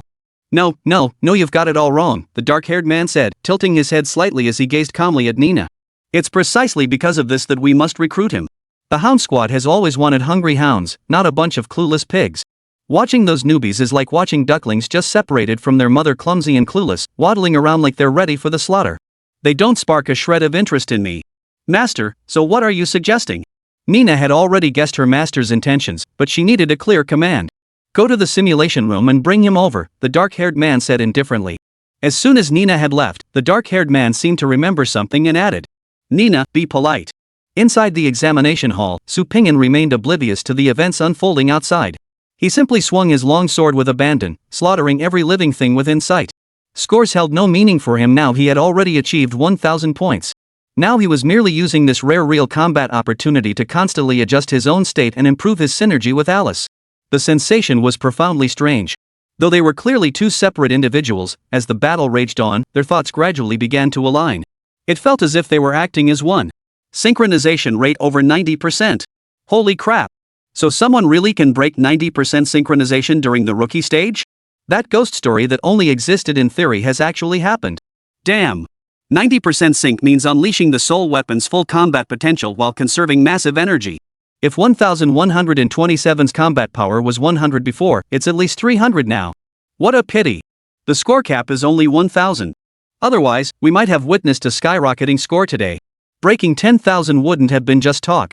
The observation room erupted once more with murmurs of astonishment. The dark-haired man could no longer sit still. Su Pingyan was even more extraordinary than he had imagined. Sending Nina alone to recruit him wouldn't even begin to show how seriously he took this. With a sharp snap, he leapt to his feet and dashed out of the observation room without a backward glance. He headed straight for the simulation room. Chapter 10, Recruitment from the Administration. The simulation assessment concluded. Phew. Crawling out of the simulation pod, Su Pingyan let out a long sigh of relief. He turned to look beside him, about to give his little sword maiden a heartfelt compliment. Wait, why are you crying? Alice stared blankly at the scoreboard on the large screen, her entire body trembling uncontrollably. Candidate number 1127, Su Pingyan Alice score, 1000 new record. Pingyan, I did it. I really did it. Alice let out a cry and threw herself onto Su Pingyan, wrapping her legs around him like a koala, clinging tightly. Su Pingyan immediately caught Alice's pert little bottom, preventing her from falling through the air. Speaking of which part of the sword does Alice's butt correspond to? The hilt or the blade? If it's the hilt, then wouldn't I be gripping? But wait, sword hilts aren't this springy or soft. Strange thoughts flashed through Su Pingyan's mind, but before he could ponder them further, Alice had already reacted. Blushing, she hopped off Su Pingyan. Nervously clutching her skirt, her doe-like eyes darted around, unsure where to look. Thankfully, an unfamiliar voice broke Alice's awkwardness. Hello, Su Pingyan. And you are? Su Pingyan turned, eyeing the dark-haired man suspiciously. Even without entering combat mode, he could clearly sense the terrifying pressure emanating from the man. The dark-haired man smiled gently, his tone mild. Allow me to introduce myself. I'm Lu Yen, from the Supernatural Affairs Investigation Bureau. This is my artifact spirit, Nina. Behind Lu Yen, a stunning woman in a dark green cheapao gave a slight nod. Supernatural Affairs Investigation Bureau? Su Pingyan had never heard of such an organization. Lu Yen smiled lightly as he presented his credentials, the world government's steel seal clearly visible. The Supernatural Affairs Investigation Bureau operates directly under the world government. It's the department specifically tasked with managing all awakened individuals and matters related to them. Those in the know usually just call us the B Bureau, and I'm the captain of the Bureau's Special Operations Team. I formally invite you to join the Special Operations Team and become one of us. Su Pingyan returned the ID, his tone cool. We've never met before, have we? I don't recall submitting any job applications either. Why are you approaching me? Because you achieved a 90% synchronization rate in the assessment. I'm certain you're the same kind of person as me. Lu Yen flashed a sly smile. But after a long pause, he didn't see the reaction he'd hoped for. You wouldn't happen to not know what synchronization rate is, would you? Lu Yen asked, feeling slightly awkward. Su Pingyan shook his head honestly, then turned to look at his little sword maiden. Alice propped her chin on her hand, entered deep thought for a dozen seconds, then shook her head cheerfully. Me neither. Hey! What the hell are you grinning about? Ahem. Lu Yen cleared his throat to ease the awkwardness. Synchronization rate refers to how well you and your artifact spirit harmonize when using your soul artifact. Reaching over 90% means you and your artifact spirit share a deep connection, mutual trust. You could even say you're bound together through life and death. Those who treat spirits as mere tools, weapons, or disposable items will never reach that level. Only those who treat their spirit essence as the most important person, like us, can possibly achieve it. Lu Yen spoke, wrapping his arm around Nina's slender waist as a triumphant smile spread across his face. Nina shot her master a disapproving glance before obligingly offering a gentle smile. Is that even a thing? Su Ping'an murmured softly. Learning that Lu Yen, like himself, didn't view spirit cores as mere tools, Su Ping'an's impression of him improved significantly. Let's get down to business. Since I've come to recruit you, I won't come empty-handed, Lu Yen explained patiently. The team will fully reimburse your expenses for participating in this simulated assessment and the subsequent practical combat assessment. Furthermore, upon joining, you'll bypass the probationary period and become a full-fledged team member immediately. Your monthly salary will be 30,000 yuan, with mission subsidies calculated separately. Joining the task force also grants you access to orthodox awakened cultivation techniques. This set of techniques would fetch at least 1 million on the black market. Naturally, you cannot privately disseminate it for profit. You'll need to sign a confidentiality agreement. Most importantly, the Investigation Bureau can design enhancement programs to help your artifact spirit break through its current level. Don't underestimate Alice just because she's currently only F rank. If you earn enough merit points, she might even reach S rank someday. When Nina first joined me, she was merely C rank. Now, I've guided her all the way to a rank achieved solely through the continuous accumulation of merit. On the black market, lone cultivators can only push soul artifacts up to B rank at best. Breaking through to a rank, let alone S rank, is absolutely impossible. You wouldn't want your own spirit to remain inferior forever, would you? Su Ping'an's expression froze in surprise. Then, he stared at the little sword spirit in disbelief. Alice, you were only F rank? Wait, you didn't know anything? And you're so aggressive? Attacking anyone you see? Lu Yen was dumbfounded. Yeah. But I'll work hard. Ping'an. Please don't look down on me. Alice's voice was noticeably weak, and the tuft of hair on her head drooped limply. What nonsense are you talking about? Isn't that even better?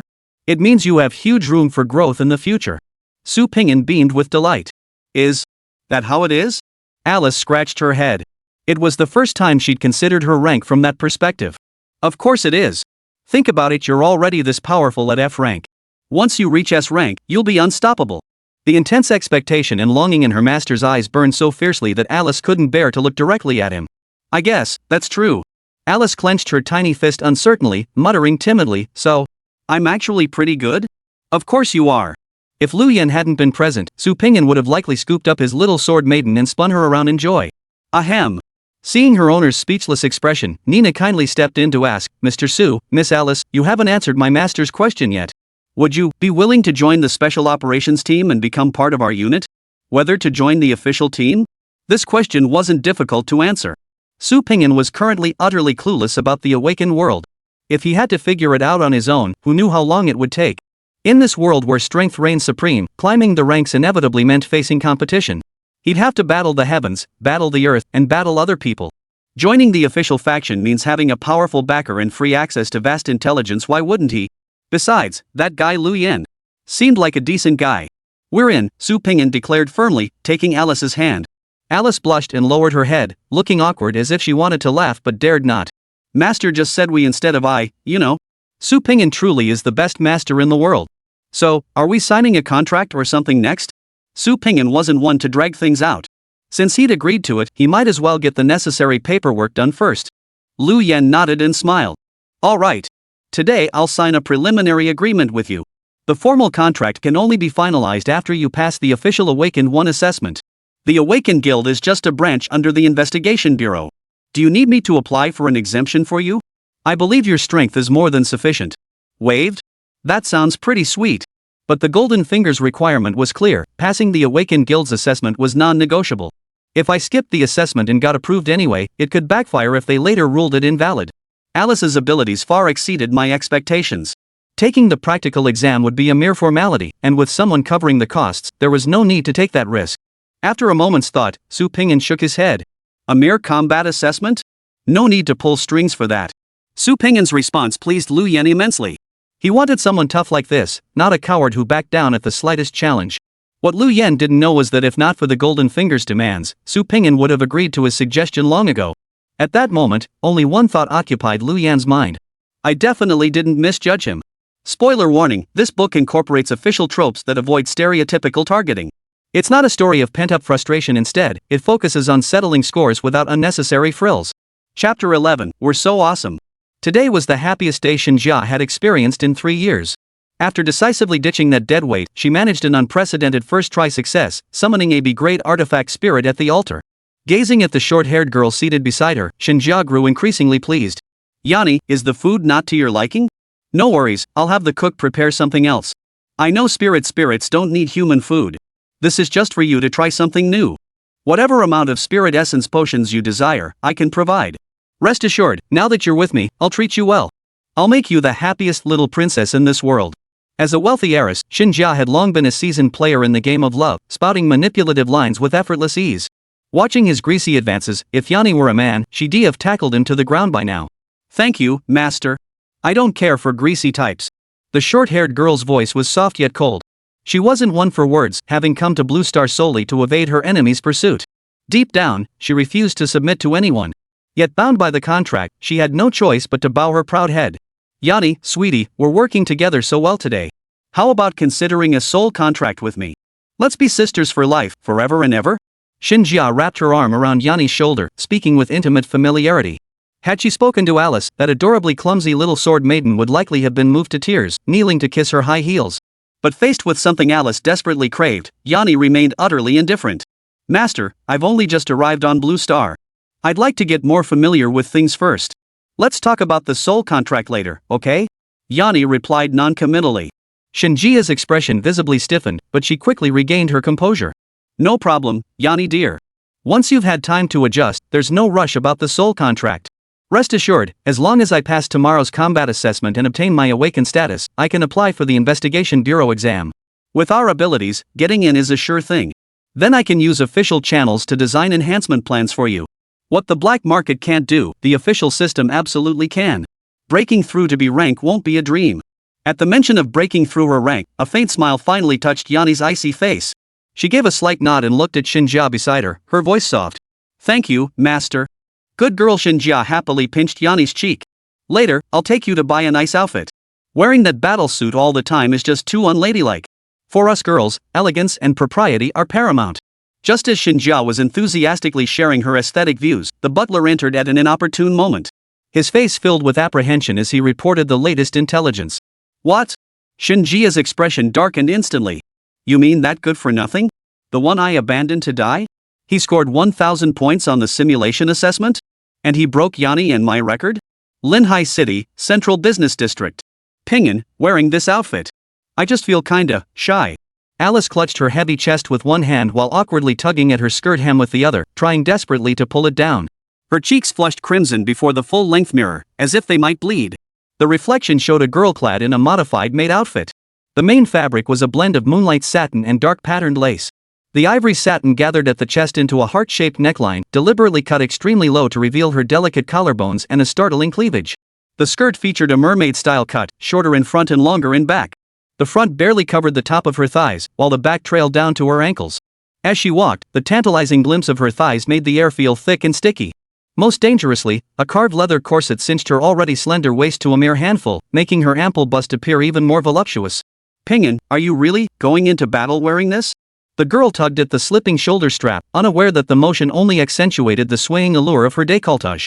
"Battle? You've got some nerve. Who could possibly fight wearing this?" Su Pingin brought Alice shopping for several new outfits to reward her outstanding performance today. In his mind, girls just loved shopping. Little did he know the Sword Maiden possessed such formidable strength. She was a natural clothes horse.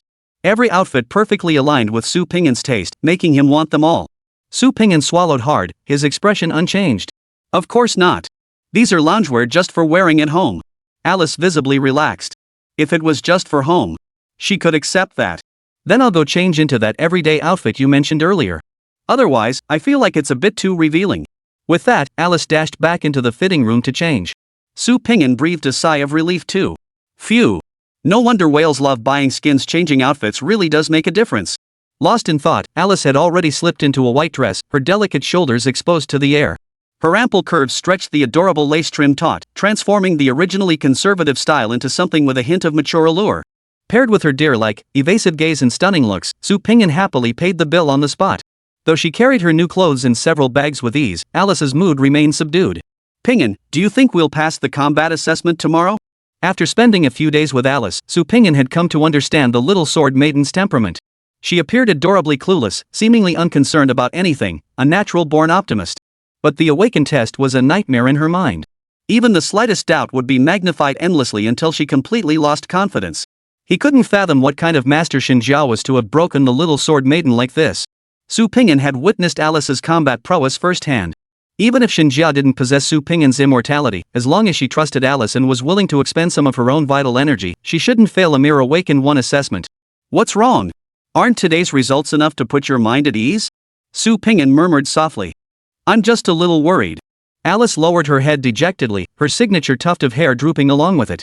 Tomorrow, it seems Xinjia, well, my former master, will also be taking the test. I'm afraid it might affect me. Su Pingyan stopped in his tracks, placing a hand on Alice's shoulder and lifting her chin so she met his eyes. Alice, don't be afraid. I knew it from the very first day I became your master. I'm not fighting this alone.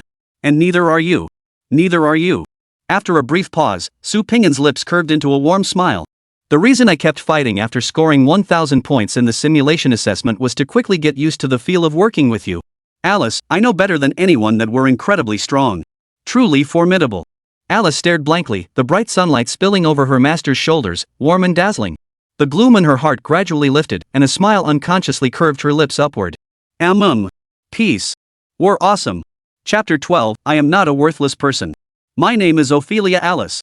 The next morning.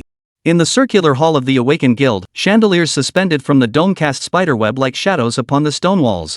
A colossal teleportation array over 30 meters in diameter was etched into the hall's center.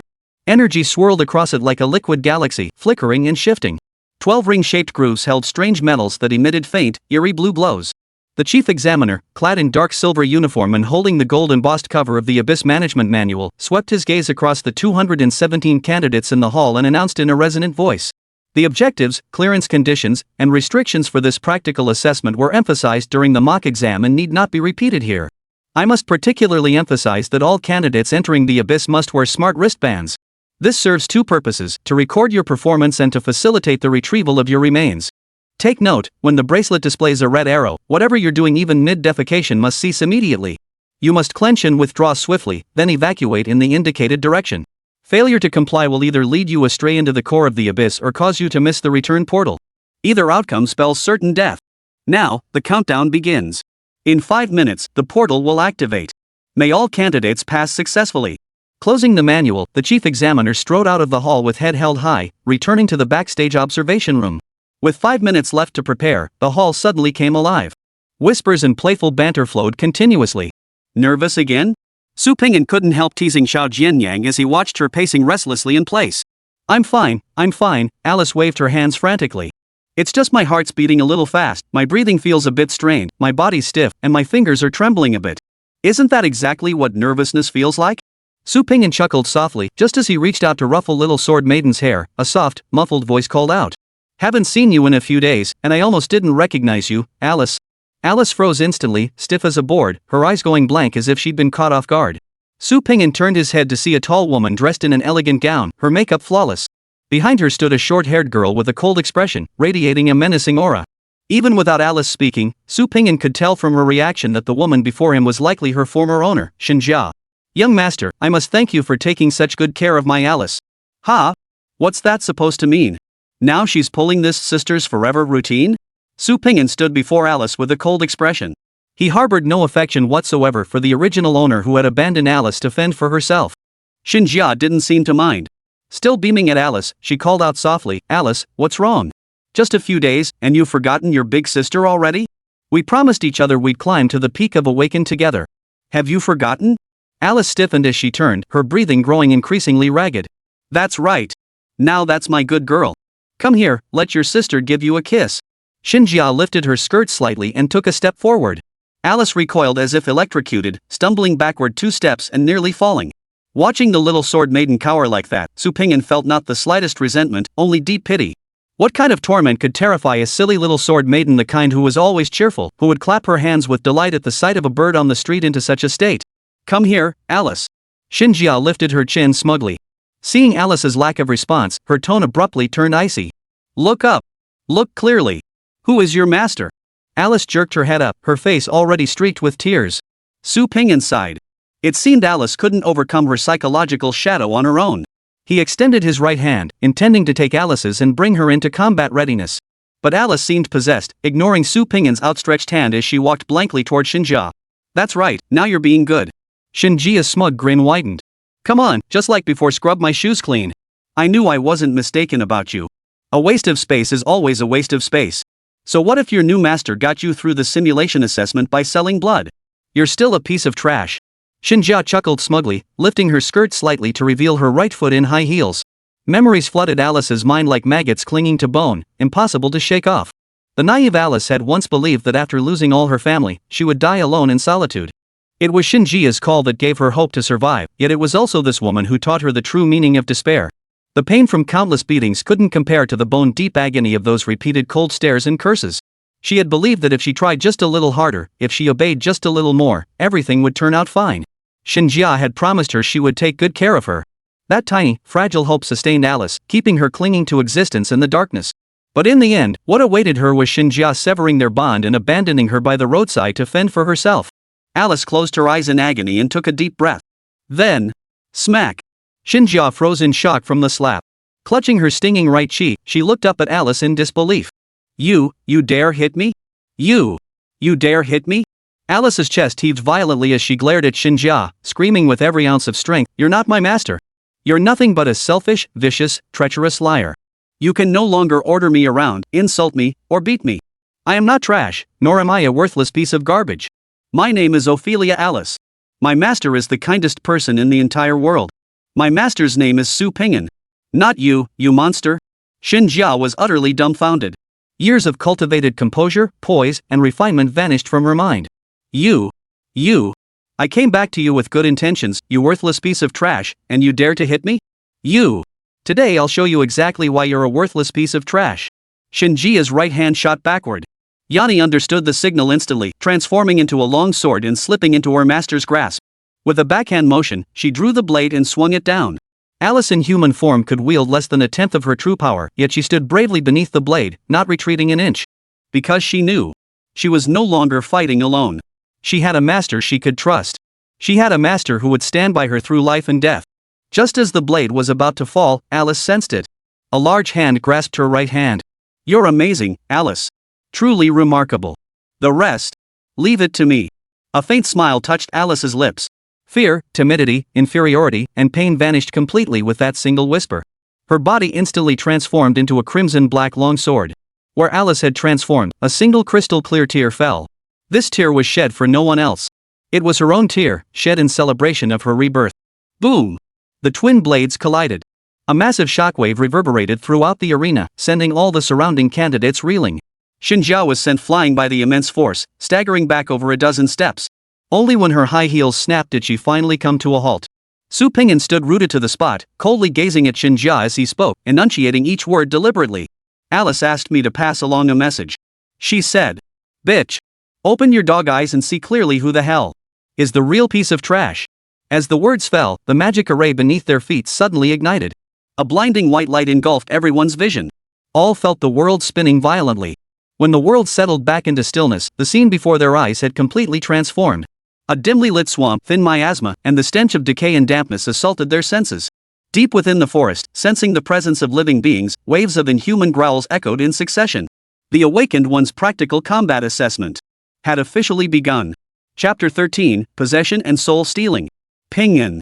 "I clearly said, I'll prove myself. Why did you change my lines?" Su Ping'an heard Alice's soft, ethereal voice ringing in his ears. "Your line just lacked any punch. The atmosphere was building up so perfectly, but with what you said, it all fell flat, okay?" Fine then. Alice didn't understand all this talk about atmosphere. She'd spoken purely on impulse, without overthinking it. But if Ping'an said this was better, then it must be better.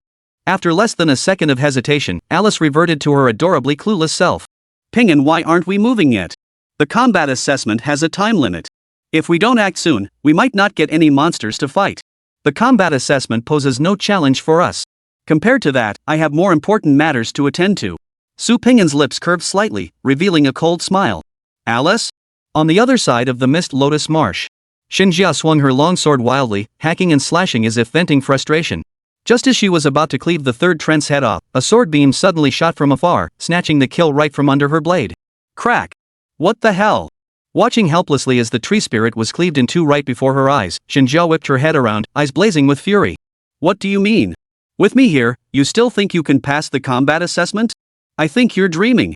Su Pingyan slowly emerged from the depths of the swamp, his cold gaze fixed on Xinjia. Those two tree spirits were the last points you could earn in this trial. Got it? Bastard. Xinjia's chest heaved violently, veins bulging on his forehead as flames seemed to leap from his eyes. Are you out of your mind? Blocking me here means you won't pass the test either. This is an awakened one assessment. What good does settling personal grudges here do? If you have something to say, wait until we're out. I am venting my personal grudge. So what? Su Pingyan snorted disdainfully. You. Indeed, if Su Pingyan was determined to sabotage Xinjia's plans, what could she possibly do? Absolutely nothing. The practical assessment only prohibited killing private duels were off limits. As long as Su Pingyan didn't cause a fatality, he could do whatever he pleased. With her current strength, she was no match for Su Pingyan. That single sword strike from the formation, a hasty counterattack, had already sent her insides churning and left her reeling. If Su Pingyan truly intended to kill, she wouldn't even have a chance to resist. The gap between them was simply too vast. And who told you settling personal grudges would affect my assessment? Su Pingyan swung his sword without hesitation. The furious blade's aura spanned dozens of meters, precisely severing the head of a tree spirit. Watching the monster she'd struggled so hard to defeat get dispatched by Su Pingyan as if it were made of paper. An inexplicable rage welled up inside Xinjia. Then she remembered the soul weapon in Su Pingyan's hand had once belonged to her. She herself hadn't recognized its value, casually discarding the treasure as trash. Now it had come back to bite her. The crushing sense of disparity overwhelmed Xinjia. Who was she? A pampered princess born with a silver spoon in her mouth. When had anyone ever dared to treat her like this? Bastard! I'll fight you to the death. Xinjia snapped. Rage, regret, and resentment overwhelmed her reason. She took the extreme step, handing over complete control of her body to Yanni. She had only one command. No matter what, she must pass the assessment. She would make Su Pingyan see that Xinjia was not at fault. Surrendering control of her body outright was an extremely dangerous move. There had been cases where artifact spirits seized the opportunity to possess their masters. Such tactics were only employed when both master and artifact spirit trusted each other completely. Xinjia was clearly overcome by passion, reckless and heedless. In an instant, Xinjia's gaze transformed. Anger, regret, and jealousy vanished, leaving only icy coldness. The moment Yanni took control of the body, she tore apart the cumbersome dress. She genuinely couldn't understand why her foolish master would fight while wearing such clothing. Whoa, how'd you suddenly get so good? That little jump, that sharp turn. Su Pingyan instantly realized Xinjia had been replaced. Though he and Alice far surpassed Xinjia in strength, in just an instant, they were left far behind. Moreover, the previously chaotic, haphazard slashes had transformed into composed, deliberate movements, exuding the aura of a true master. Pingyan, Xinjia, she let the artifact spirit take control of her body. Is that even possible? Su Pingyan was once again stunned by his own ignorance. He silently resolved that once he joined the special operations team, he would thoroughly brush up on the relevant knowledge. It's possible, but she's only known the new artifact spirit for such a short time. Isn't she afraid of being possessed? Alice's voice carried a hint of jealousy. Alice hadn't even possessed Pingyan's body yet. Alice, you come too. I'll see just how good you are. Su Pingyan didn't hesitate, transmitting his voice directly. Pingyan, think carefully. If I take control of your body and don't give it back, you'll never be able to return. You aren't afraid? Alice's voice carried both tension and anticipation. Allowing a spirit to possess one's body signified the master's absolute trust in that spirit, trust profound enough to entrust one's very life. You weren't scared when Xinjia slashed at you earlier. What the hell am I afraid of? Get in there already! Su Pingyan exclaimed excitedly. With his current strength, passing the combat assessment was absolutely no problem. But suppressing Yanni without resorting to killing? That was another story. As for worrying that little sword maiden might seize control of his body? He hadn't even considered such a possibility. He trusted Alice. All right. Amidst the light, cheerful voice, Su Pingyan felt his consciousness instantly blur. After about 3 seconds, his vision gradually returned. Only this time, he no longer viewed the world through a first-person perspective. Instead, he saw it from a third-person perspective. Su Pingyan could see his own back, the back of his head, and every movement of his running form. He now resembled a floating spirit, suspended behind his own body, neither drifting away nor drawing closer. Wow! The strange sensation made him utter an involuntary exclamation. After Alice took control of his body, the style of combat changed completely. If Su Pingyan's fighting style was bold and sweeping, relying on his blade to cut through enemies like a whirlwind, Alice's style was pure technical mastery. She wasted no energy on superfluous movements. Every arm raise, every swing was executed with absolute precision. Like a computer that never makes a mistake. To secure every kill, Alice diverted some of her focus to parry Shinjia's attacks. Even while multitasking, she maintained minimal expenditure whether dodging or striking. She never took an extra step beyond what was necessary to evade, never used more than 3 parts of her strength when 4 would suffice. Su Ping'an could still sense his own physical condition. He compared his own exertion to Alice's controlled movements. If he were fighting at full power, he'd be drained in about half an hour. But if Alice took the lead in combat, she could fight all day without exhaustion setting in. Their styles were starkly different, each with its own strengths and weaknesses. As a member of the Crimson Clan, Alice consumed more energy in battle, requiring greater replenishment afterward. This had instilled in her an excellent habit of never wasting energy. Su Ping'an was different. He was a complete novice when it came to hand-to-hand combat, swordsmanship, and footwork. But he had his buffs. Relying on his high health pool, he could sustain peak output indefinitely. As long as Alice could hold the fort, he could keep fighting until the end of time. Holy! Is that a god fighting over there? Are those even moves a normal human can pull off? Am I really not seeing things? You're nuts. Those 2 monsters are clearly possessed. They've let their weapon spirits take control. How can humans possibly compete with monsters like that? Is spirit possession that powerful? I want to try it. Try my ass. With your hot and cold attitude, the spirit would possess you in seconds and take over your body. Go ahead, try it and die. Bull. My spirit said she actually likes it when I treat her like that. Are you out of your mind? Do you really think the artifact spirit is a masochist? She's only bound by the contract. If you've got the guts, go ahead and try. See if she takes over your body and betrays you on the spot. Su Ping'an and Shinjia, locked in fierce combat, had no time for the onlookers. Especially Shinjia as a great artifact spirit, Yani naturally possessed her own pride. Originally, she only intended to help her foolish master pass the assessment, never expecting to be humiliated. But now, seeing herself completely dominated by some F-rank greenhorn, Yani's anger began to boil over. She decided to get serious. Chapter 14, The Foolhardy Su Ping'an. Clang! Clang! Clang! 2 blurs clashed furiously at the edge of Fog Lotus Marsh. The surrounding area was littered with the shattered corpses of tree spirits. Clang! After a heavy clash, Shinjia was sent flying backward, tumbling over a dozen times before finally coming to a halt. Shinjia's defenses were completely shattered. If Su Ping'an's artifact spirit were B rank like hers, or even higher at a rank, she might have accepted it. She wouldn't have harbored the slightest resentment. Failing the assessment wouldn't have mattered. She might even have willingly used her charms to seduce the opponent. In the awakened world, might ruled supreme, and she enjoyed making friends with powerful men. She didn't need any formal recognition. Shinjia was confident that with her figure, looks, wealth, and skill at charming men, absolutely no one could resist a beauty like her. But damn it, this bloody Su Ping'an had gone and picked up the worthless piece of trash she discarded. And now, this useless piece of trash was effortlessly grinding her into the ground. No matter how thick Shinjia's skin was or how low she could stoop, she couldn't accept this reality. Every sword Alice swung now felt like a slap across Shinjia's face. Constantly reminding Shinjia. She was a blind fool. Sitting on a gold mine, yet treating the other person like trash.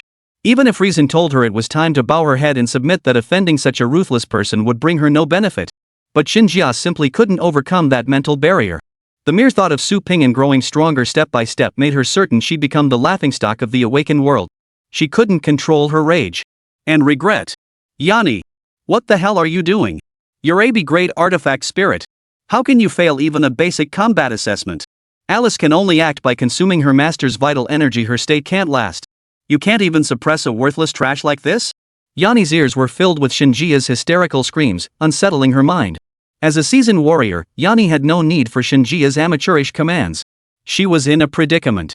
Her rating far surpassed Alice's, yet she couldn't close the gap between them.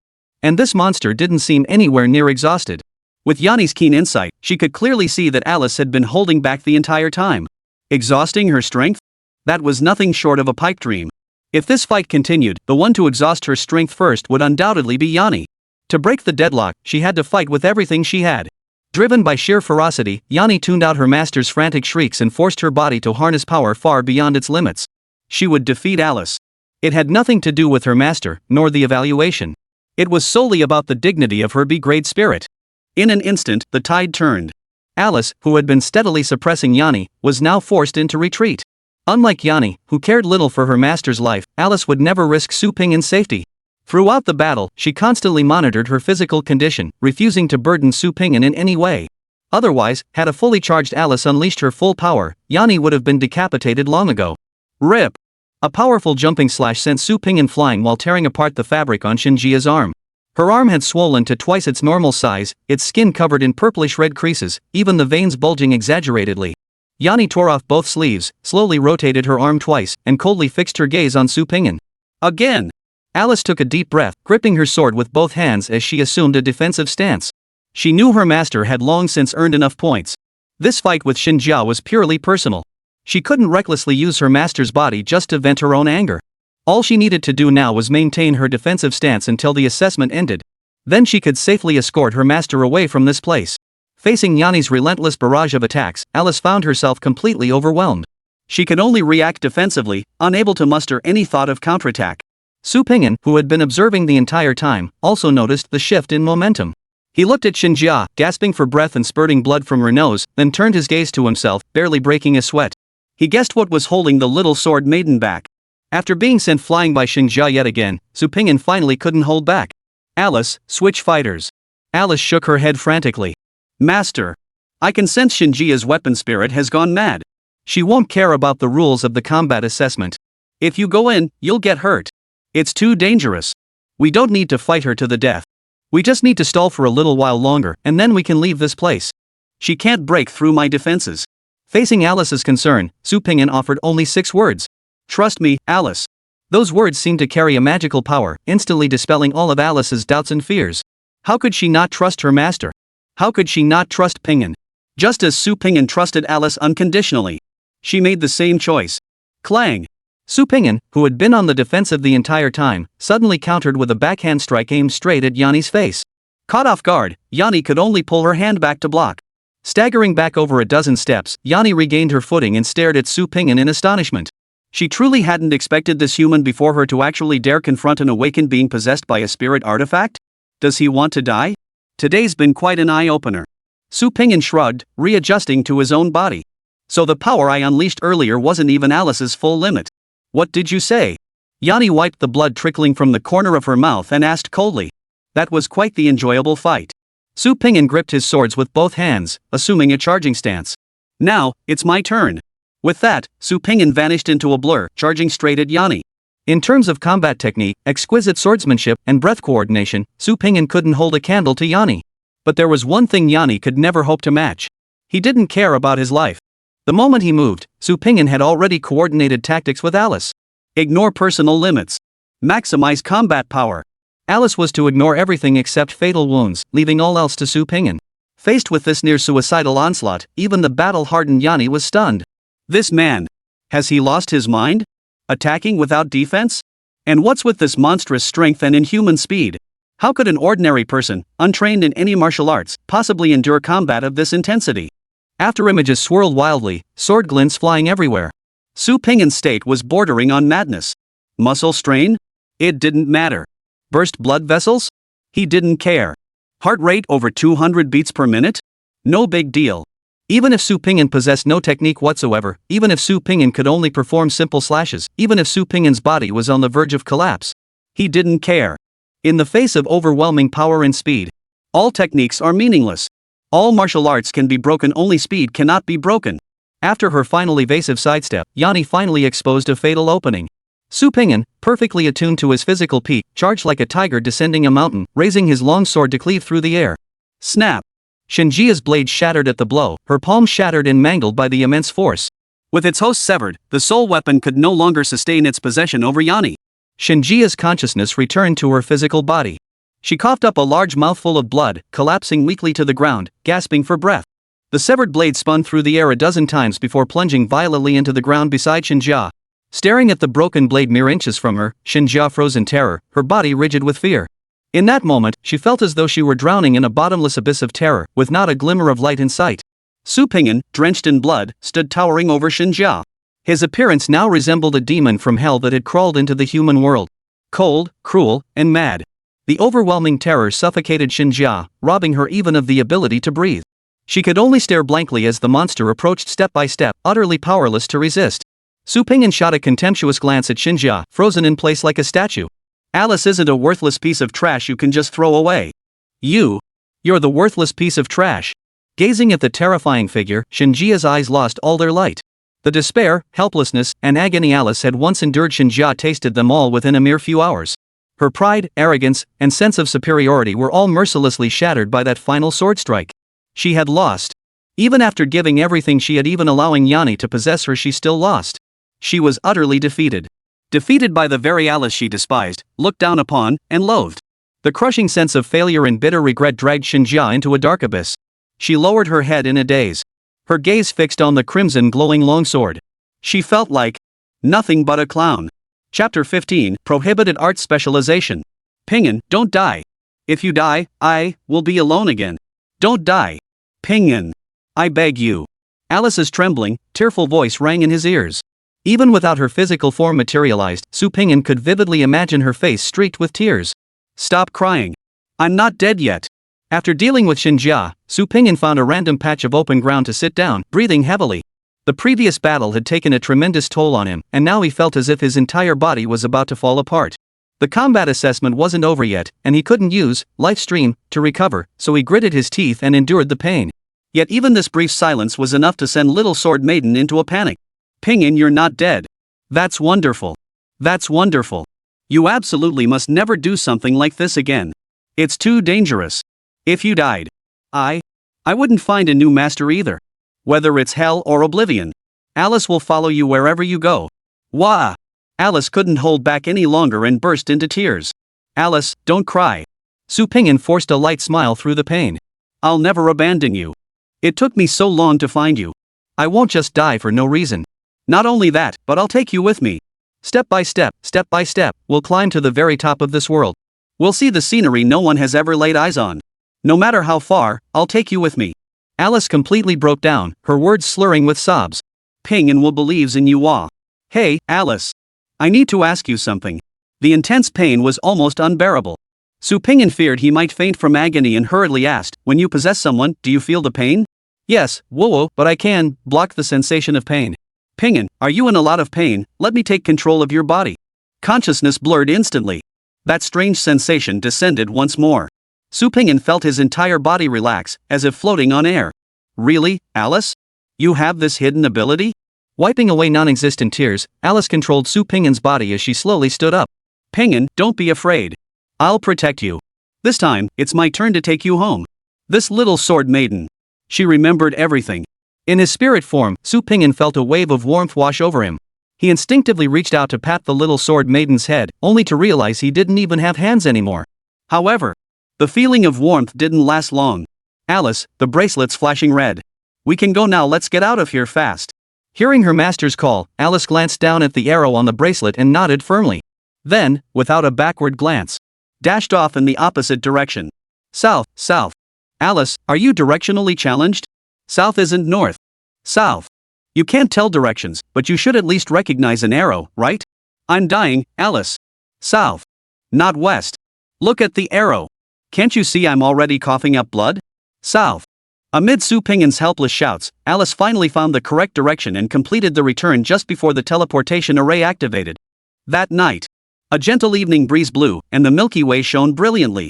Ever since returning home, Alice had been immersed in immense joy. Sitting on the sofa, she held her Awaken 1 qualification certificate in both hands, unable to take her eyes off it. One moment she pressed her face against the certificate to inhale its scent, the next, she held it high above her head, beaming with silly delight. On average, every 3 seconds, she would pull the certificate out to examine it, then press it against her chest and rub it with delight. A pair of full, shapely legs dangled excitedly from the sofa, kicking like propellers. Seeing the buttons straining under the certificate's weight, Su Pinyin's mind automatically conjured an image of Alice in a maid outfit, leaving him feeling dry-mouthed. He'd tried asking Alice to change into the maid outfit as soon as she got home, but the obedient little Sword Maiden was inexplicably shy about this one thing. She insisted that if she were to change, it could only be after her master had fallen asleep. This left Su Pinyin thoroughly exasperated. Who are you dressing for when you're asleep? Never mind. The little Sword Maiden isn't going anywhere. There's plenty of time. Maybe in a while, she won't be so shy anymore. It took Su Pinyin tremendous effort to tear his eyes away. He had more important matters to attend to now. Skill 2, Forbidden Technique Specialization activated. Panel updated. Name, Su Pinyin. Level, Firefly Realm. Experience, 12%. Health, 41. Spiritual power, 10. Skill 1, Life Source Flow rapidly heals any injury, no matter how severe. Skill 2, Forbidden Art Specialization. Host can override the artifact spirit's will to forcibly activate forbidden arts. Detected Forbidden Technique available. Forbidden Technique. Crimson Breath Cutting / First Form. Reaching the Moonlight Realm will activate Skill 3. Possessed Soul Weapon, Crimson Moon. True name, Ophelia Alice. Strength, 47. Speed, 36. Defense, 23. Perception, 48. Reaction, 50. Max synchronization rate, 100%. Current level, F. Soul Weapon Ability 1, Crimson Blood Sacrifice, can enhance itself by consuming the host's vital energy, with a maximum boost of 3 times the base attributes. Note, be aware that attempting the maximum enhancement carries the risk of instant death from complete blood depletion. Ha! Can I see Alice's status too? 100% synchronization rate. Wasn't it only 90% during the simulation assessment? Must be because of that possession state earlier. Triple the boost, wow. No wonder everyone else's a newbie cute Alice completely crushed them all. That's the power of raw stats. With a soft Su Pingyan shifted his focus to the coveted skill 2. Forbidden Technique. It sounds incredibly powerful. Alice, have you ever heard of the Crimson Breathless Slash? Su Pingyan asked tentatively. Alice, who had been immersed in immense joy, froze in place upon hearing her master's question. Her face visibly tensed. Pingyan, how do you know about Crimson Breath Slash? It's the ancestral legacy of our Crimson clan. Even my true form bears immense strain when wielding it. It's never used unless facing life or death peril. Promise me. Unless it's a matter of life and death. You absolutely must not use it. It's fine, I'm cheating. Su Pingyan's words caught in his throat, unable to continue. Alice. Alright. I promise you I won't use it lightly unless it's a matter of life and death, okay? Su Pingyan smiled gently. Alice nodded vigorously, her little tuft of hair perked back up from its drooping state. Xiao Jianyang's recovery speed far exceeded Su Pingyan's expectations. One moment she looked like she was about to cry, and the next she was bouncing around energetically. It seemed nothing that happened today could dampen her spirits. Watching Alice's excited expression, Su Pingyan couldn't help but ask, Alice, it's just an ordinary certificate. Why are you so happy? Alice clutched the qualification certificate tightly, her eyes crinkling into happy crescents. Pingyan. We did it. We're officially awakened now. No one can ever call me an unwanted sword maiden again. Su Pingyan paused, slightly stunned. Yeah. For me, with a soul weapon of Alice's caliber, passing the assessment was a breeze. I hadn't given it a second thought. But for Alice, that certificate was a demon that had haunted her for years, the very source of her miserable existence. What I considered insignificant was, in Alice's eyes, a treasure she could never obtain. Alice, Su Pingyan said softly. Alice tilted her head, her eyes and lips crinkling with a smile. Today is a truly remarkable day. Come on, I'll take you out to celebrate properly. Had he not witnessed it himself, Su Pingyan would never have imagined how a single gaze could transform in the blink of an eye from confusion to astonishment, then from astonishment to delight, finally blossoming into 2 dazzling starry rivers. Yay! Alice bounced up with joy and threw her arms around Su Pingyan. As if she were embracing the entire world. Chapter 16, Special Operations Team. The next morning. Su Pingyan opened his eyes silently. He cautiously lifted his head and glanced beside him. Alice lay curled up beside him like a small cat, breathing evenly. Her long lashes fluttered slightly, suggesting she was about to wake. Damn it! That Alice she actually calculated when I'd wake up and changed out of her maid outfit ahead of time. And her senses were terrifyingly sharp. She'd probably wake up any second now. Sure enough. Pingyan, you're awake? I'll go make breakfast. Alice rubbed her eyes, lifting her head in a daze. Supporting herself with just one arm, her nightgown naturally slipped off her shoulder, only to be halted by a powerful resistance, creating a startling curve. Alice, you're not a kitten or a puppy. Why do you always curl up like that when you sleep? You can come lie under the covers. I don't mind. Su Pingyan stared intently at the deformed Pikachu, asking curiously. If I hide under the covers, it's inconvenient for fighting. Besides, curling up like this is so comfy it makes me feel like I'm lying in mom's arms. Alice broke into an unusually bright, silly grin. Her innocent and pure expression made Su Pingyan feel a bit embarrassed. In his plan, the first step was sharing the same bed, the next was just holding her without doing anything else, and after that, the adorably clueless little sword maiden stared at her master with wide, innocent eyes, seemingly oblivious to his true thoughts. Su Pingyan couldn't help but wonder if his thoughts were a bit too wicked. Sighing, it took him a full 5 seconds to forgive his own baseness. Today was the day to report to the investigation bureau. Su Pingyan ate a simple breakfast, then had Alice eat one too, before the two of them left home. Union Avenue was the administrative center of Linhai City, or more accurately, every city on Blue Star bore the name Union Avenue for its governmental hub. Due to the existence of awakened beings, the concept of nation-states had vanished from Blue Star long ago. After all, even the most advanced thermal weapons stood no chance against high-tier awakened beings. The world's order was always determined by the strongest force. Thus, the world government was born. This organization, centered around several major awakened families, swept across the globe in just over a decade, becoming the true rulers of this world. Linhai City was but a speck of dust under the world government's rule. Following the address Lu Yen had left behind, Su Pingyan easily located a building that looked quite old. This was the Linhai branch of the Supernatural Affairs Investigation Bureau. Pingyan, there are so many artifact spirits here. I sensed at least 100. No, over 200. This is the first time I've ever seen so many of my kind. Alice clutched her master's coat hem, carefully hiding behind him. Though she was nervous as hell, she couldn't resist peeking around, darting her head left and right. Linhai City is the hub of Linjiang Province. As the administrative center, this setup is perfectly normal. Before today, I didn't know much about official institutions, but I do understand that being an awakened is practically a prerequisite for joining the government. Alice nodded obediently. She desperately wanted to appear brave, but every time she dared to peek out, the sight of strangers approaching would send her scurrying back behind her master. Su Pingyan sensed the little sword maiden's unease.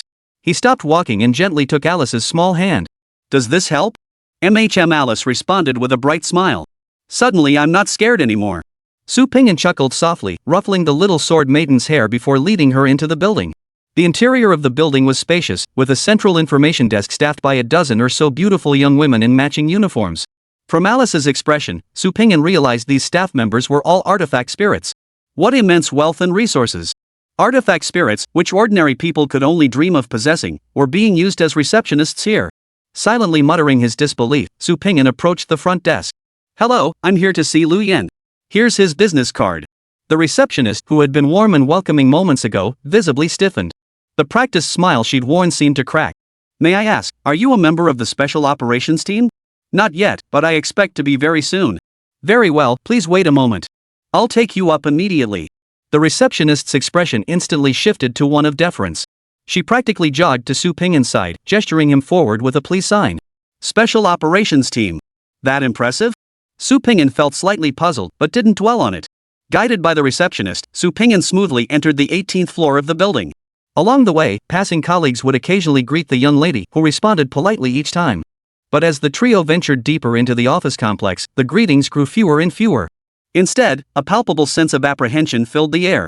It seemed as though the place they were heading toward was some kind of den of danger. Even with Su Pingyan's keen hearing, he could clearly pick up the whispered murmurs of passers-by. Has the Special Operations team recruited new members again? Good heavens, are those guys up to something again? Shut your mouth. Watch out for trouble. Scatter, scatter. Don't make things hard on yourself. Before an office in the corner, the receptionist paused. Though she tried to hide it, her expression betrayed obvious unease. Sir, Captain Lu Yen is just ahead. Would you like me to escort you there? I can manage on my own. Su Pingyan noticed the young woman's unease and didn't want to put her on the spot. The receptionist visibly relaxed, her relief so palpable she abandoned all formality, turning on her heel and practically fleeing the scene. Exchanging a glance with Alice, Su Pingyan calmly pushed open the office door. A thick, pungent smell of blood assaulted his nostrils. Alice arched her back like a startled wildcat, instantly entering combat mode. She darted forward, blocking her master's path, her eyes darting warily around the room. Pingyan?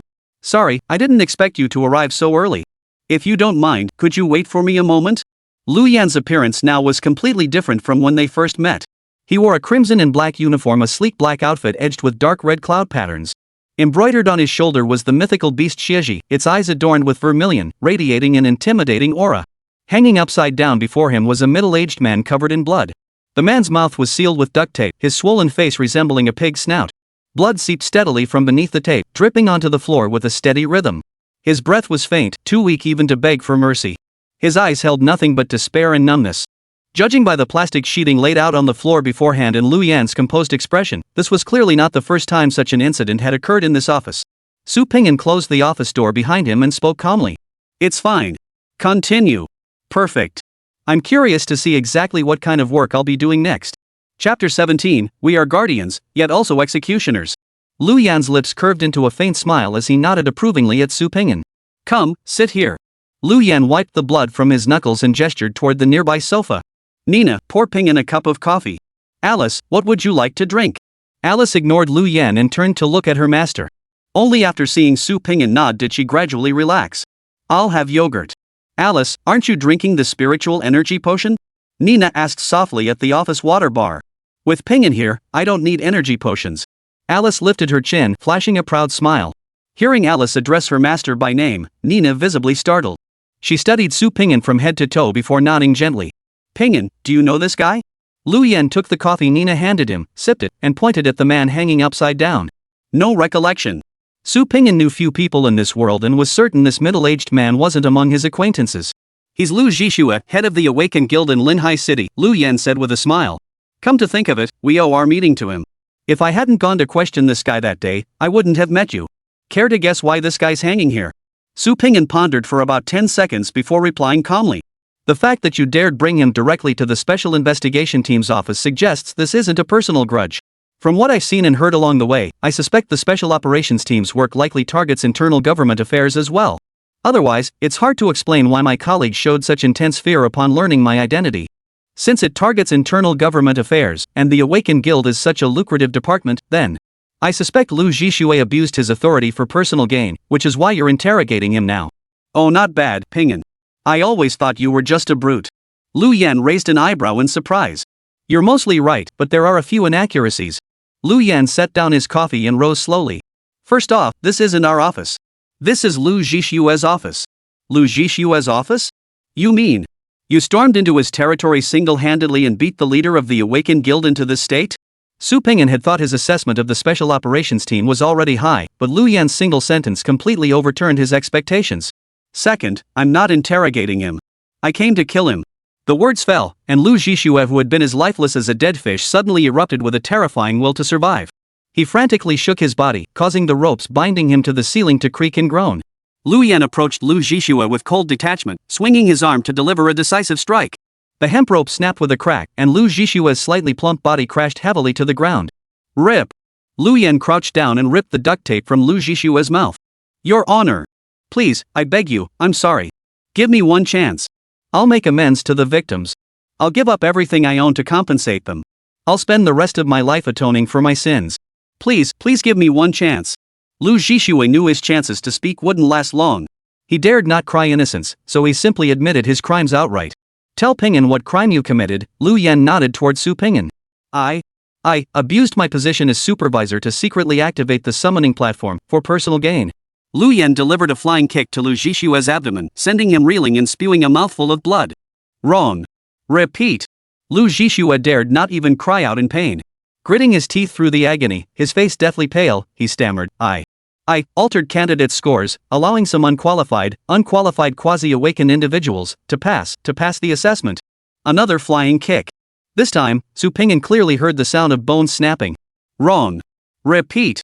Lu Yen was clearly a master of interrogation. He struck precisely at the most painful points without delivering a fatal blow. Though Lu Zhixue was nearly unconscious from the agony, he stubbornly clung to his last breath. I run a dead meat shop on the black market. I didn't want to do it. But someone forced me. I had no choice. Lu Zhixue clearly knew which charge was the most lethal. The moment he uttered dead meat shop, he visibly became agitated. Who forced you? Finally, Lu Yen changed the question. I can't say. If I do, it won't just be me who dies. Your Honor. I'm just someone else's lackey. I beg you, let me go. I truly regret it. Lu Yen ignored the pleading voice and coldly asked, the Li family of Linhai? Lu Zhixue remained silent. The Wang family of Linhai? Lu Zhixue remained silent. The Lu family of Linhai? Lu Zhixue shook his head frantically. Sir, please stop asking. I beg you, stop. Understood. Lu Yen nodded slightly. One death is enough for today. The last traces of color drained from Lu Zhixue's face. He stared blankly at Lu Yen, his mouth agape, utterly speechless. Lu Zhixue, former head of the Awakened Guild in Linhai City, you privately operated an organ trafficking ring, coercing others into selling organs through violent means. In the name of the Supernatural Affairs Investigation Bureau's Special Operations Squad, I sentence you to death. With that, Lu Yen stomped his foot down hard. Crack! Lu Zhixue's head exploded like an overripe watermelon, scattering into fragments. Viscous blood mixed with milky white brain matter splattered everywhere. Half a piece of scalp stuck to the sole of Lu Yen's military boot. He flicked his toes in disgust, the leather heel grinding against the floor with a shrill creak. Lu Yen hadn't used his artifact spirit. He could crush a living man's skull with a single kick as a mere human? Was this the power of a high-tier awakened? And those final words Lu Yan spoke. Black market? Trafficking organs and tissues?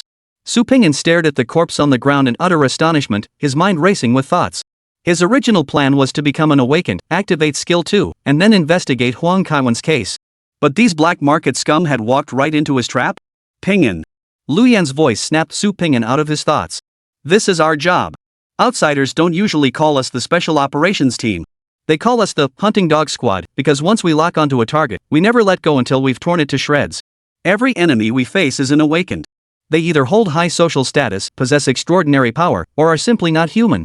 The Special Operations Team wields immense authority, but it's also incredibly dangerous. Countless people wish us dead. Many deranged enemies will fight to the death the moment they see us. We are guardians, yet also feared executioners. And above all, we are a band of desperados who face mortal danger at every turn. Lu Yan paused, his gaze fixed intently on Su Pingyan. He spoke deliberately, enunciating each word. Pingyan, if you want to quit now, I completely understand. I can even help you transfer to another department. Whether you choose to join or leave, I won't blame you. Now, tell me your choice. Chapter 18, First Mission: The Black Market. Leave? How could I? Since you've already uncovered the black market and organ trafficking, you might just end up tracing it back to me. I still haven't figured out how Huang Kaiwan's crew found me, nor how much they really know about me. This job, I have to secure it. I have to handle it personally.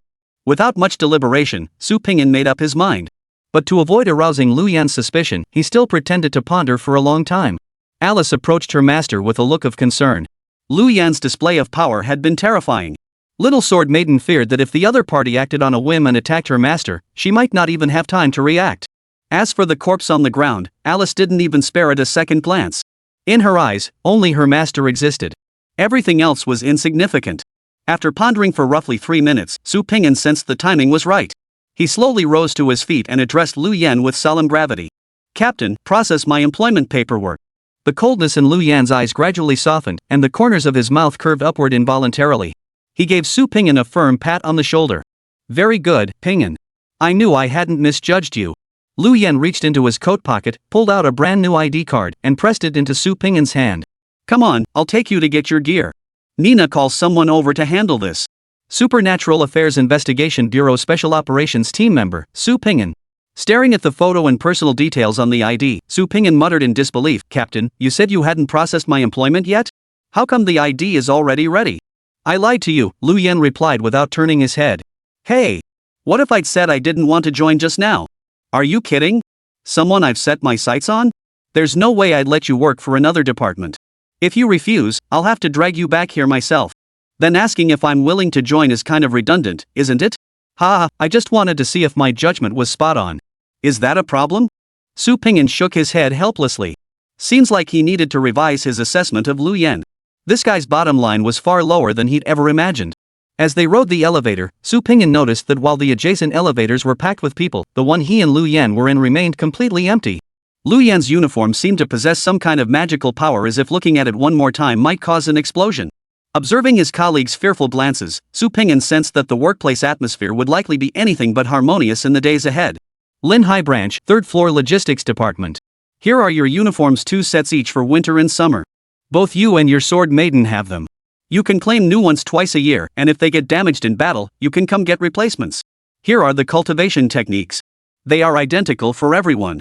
Memorize them as quickly as possible, then burn them to prevent leaks. This is the Special Operations Unit Conduct Manual. It's best to memorize this too. Anything written here is strictly forbidden, anything not written is permitted.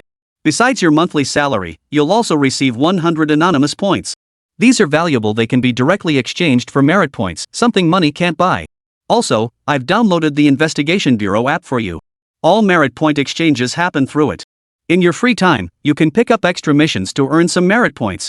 Intelligence and news related to awakened ones will also be displayed on the app. And this most crucial of all. Lu Yan produced a small black metal box, his expression serious.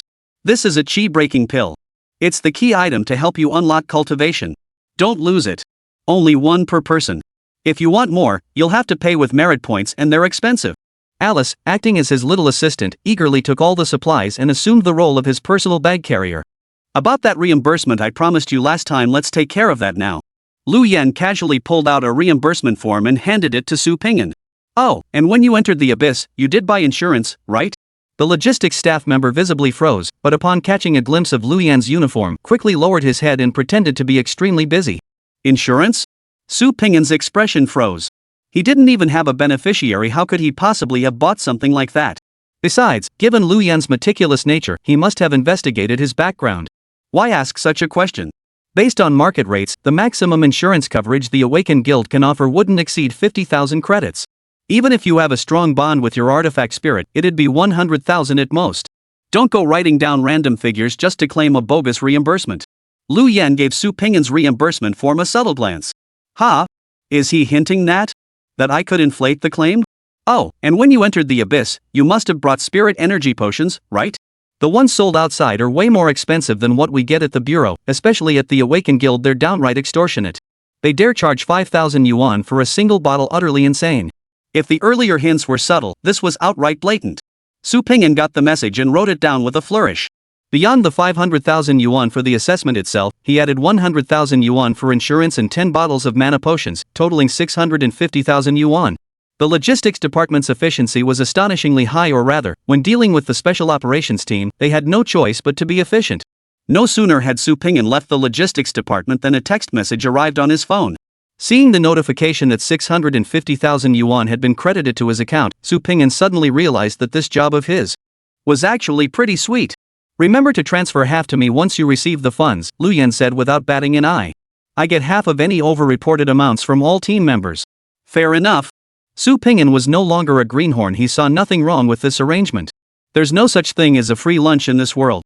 Seeing Su Ping'an's understanding, Lu Yan nodded and continued, our hound squad doesn't have a fixed office. If needed, you can temporarily requisition any office below the department head level. No need to clock in daily or prepare PowerPoints. Just report to me once a week. I'll set the time and notify you in advance. During non-assignment periods, you're free to act as you please, take on missions or sleep in. I won't interfere. But don't slack off on your training. If you die, don't blame anyone else. Lastly, don't try to pry information about other team members. I am your sole direct superior. If you encounter an unsolvable problem and need backup, come straight to me. Any other questions? As they spoke, they had already reached the branch office parking lot. It seemed Lu Yan was about to leave. Captain, about that black market organ trafficking case Lu Zhixue mentioned earlier, can I take it on? Su Ping'an knew the request was abrupt, but with his own secret at stake, he had to take the initiative. It's only your first day on the job, and you're already this eager? Lu Yan asked with a smile. I just can't stand seeing things like that. Lu Yan's expression froze, his gaze lingering on Su Ping'an with unexpected surprise. After a long silence, I'll send you the intel shortly, Lu Yan said, then yanked open the car door and slid into the passenger seat. Seated in the driver's seat was, naturally, the qipao-clad beauty Nina. Seated in his beat-up third-hand car, Lu Yan leaned back, resting his head against the headrest, a pensive look on his face. Master, are you worried Su Ping'an can't handle the black market? Nina sensed her master's thoughts without needing to look, asking softly. No. I intended to assign the black market investigation to him from the start. If I were to handle it personally, the big fish behind it would likely sacrifice the pawn to save the king. He holds me in considerable fear. Lu Yan shook his head. Then isn't it perfect that Su Ping'an volunteered? Saves us the trouble of persuading him, Nina countered, puzzled. I'm worried he won't be a match for the black market crew. More than that, I fear he might succumb to temptation and become one of them. Lu Yan held nothing back from Nina, candidly sharing his true thoughts. If Su Ping'an really does go along with them, then there's nothing we can do about it. The lure of profit is far harder to resist than any weapon. Haven't we seen that happen countless times before? I know. But this time, I truly hope I haven't misjudged him. Why? Lu Yan turned his gaze toward the window, his eyes drifting unconsciously into the distance. Nina, didn't you hear what Ping'an said just now? He said. He can't stand it either. Chapter 19, Sharpening the axe doesn't delay the woodcutting. Back home. Alice held the air iron, meticulously pressing Su Ping'an's uniform back and forth while humming a cheerful tune. The tuft of hair atop her head bounced rhythmically with her owner's mood. Su Ping'an didn't rush to carry out his mission. Instead, he frantically crammed knowledge about awakened beings. Through official intelligence, he finally grasped the true nature of the so-called alien races and the abyss. Nearly 2 centuries had passed since Blue Star's first awakened emerged. During that time, awakened-related technology had advanced by leaps and bounds. With the advent of summoning platforms, becoming an awakened had transformed from a rare, accidental mutation into a controllable option achievable with sufficient funds. However, the rampant misuse of summoning platforms drew the attention of forces from various planes and dimensions to Blue Star. By tracking the trajectories of summoning platforms, these extraterrestrial civilizations reverse-engineered Blue Star's coordinates and opened teleportation channels. The tangible manifestation of these channels was the Abyss. The world government maintained an uncompromising stance toward the Abyss, destroying nearly every instance it encountered. Yet it soon became apparent that abysses weren't merely portals, they drastically altered local ecosystems, yielding high-value materials previously unseen on Blue Star. Thus, driven by profit, some less hazardous abysses were preserved and strictly managed. These became known as permanent abysses. As for the alien races, they weren't so fortunate. After years of studying summoning platform technology, certain alien civilizations developed low-grade replicas. Using these imitation platforms, they forged reverse contracts with Blue Star's lifeforms, enabling their trans-temporal arrival. Unlike awakened ones, alien beings immediately possess their hosts upon arrival, disguising themselves as humans to continue operating on Blue Star. These entities harbor extreme hostility toward human society and are universally bloodthirsty, posing an immense threat. The world government's stance toward the alien races is singular. Exterminate without mercy.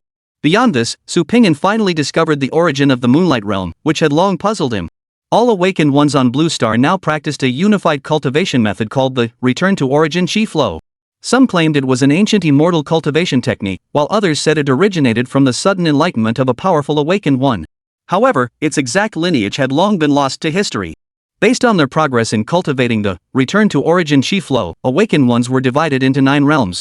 They are Firefly Realm, Starlight Realm, Moonlight Realm, Solar Corona Realm, Sunlight Realm, 3 Enclosures Realm, 4 Symbols Realm, and 9 Skies Realm. As for the legendary 9th realm, most speculate it represents the true domain of deities, yet to this day, no one has ever reached it. Gazing at the chi-breaking pill placed on the tea table, Su Pingyan finally understood why Lu Yan had repeatedly stressed its preciousness. The cultivation method of the Return to Origin Chi Flow was not difficult. With focused memorization, one could recite the entire text within 30 minutes. Yet for ordinary practitioners, even mastering it would be useless. Without the aid of the chi-breaking pill, the first step of chi transformation was impossible. Even with a soul artifact, advancing one's cultivation level remained exceedingly difficult. Taking a deep breath, Su Pingyan crushed open the chi-breaking pill and tossed it into his mouth. He attempted to sense the spiritual energy within his body as instructed by the Gu Yuan Chi Flow. Waves of warm energy flowed from his throat into his stomach, swiftly surging upward to his heart before gradually circulating through his entire body with his blood. After merely circulating the technique once, Su Pingyan's various stats underwent significant changes. Name, Su Pingyan. Level, Firefly Realm. Experience, 12% 14%. Vitality, 4151. Spiritual power, 1030.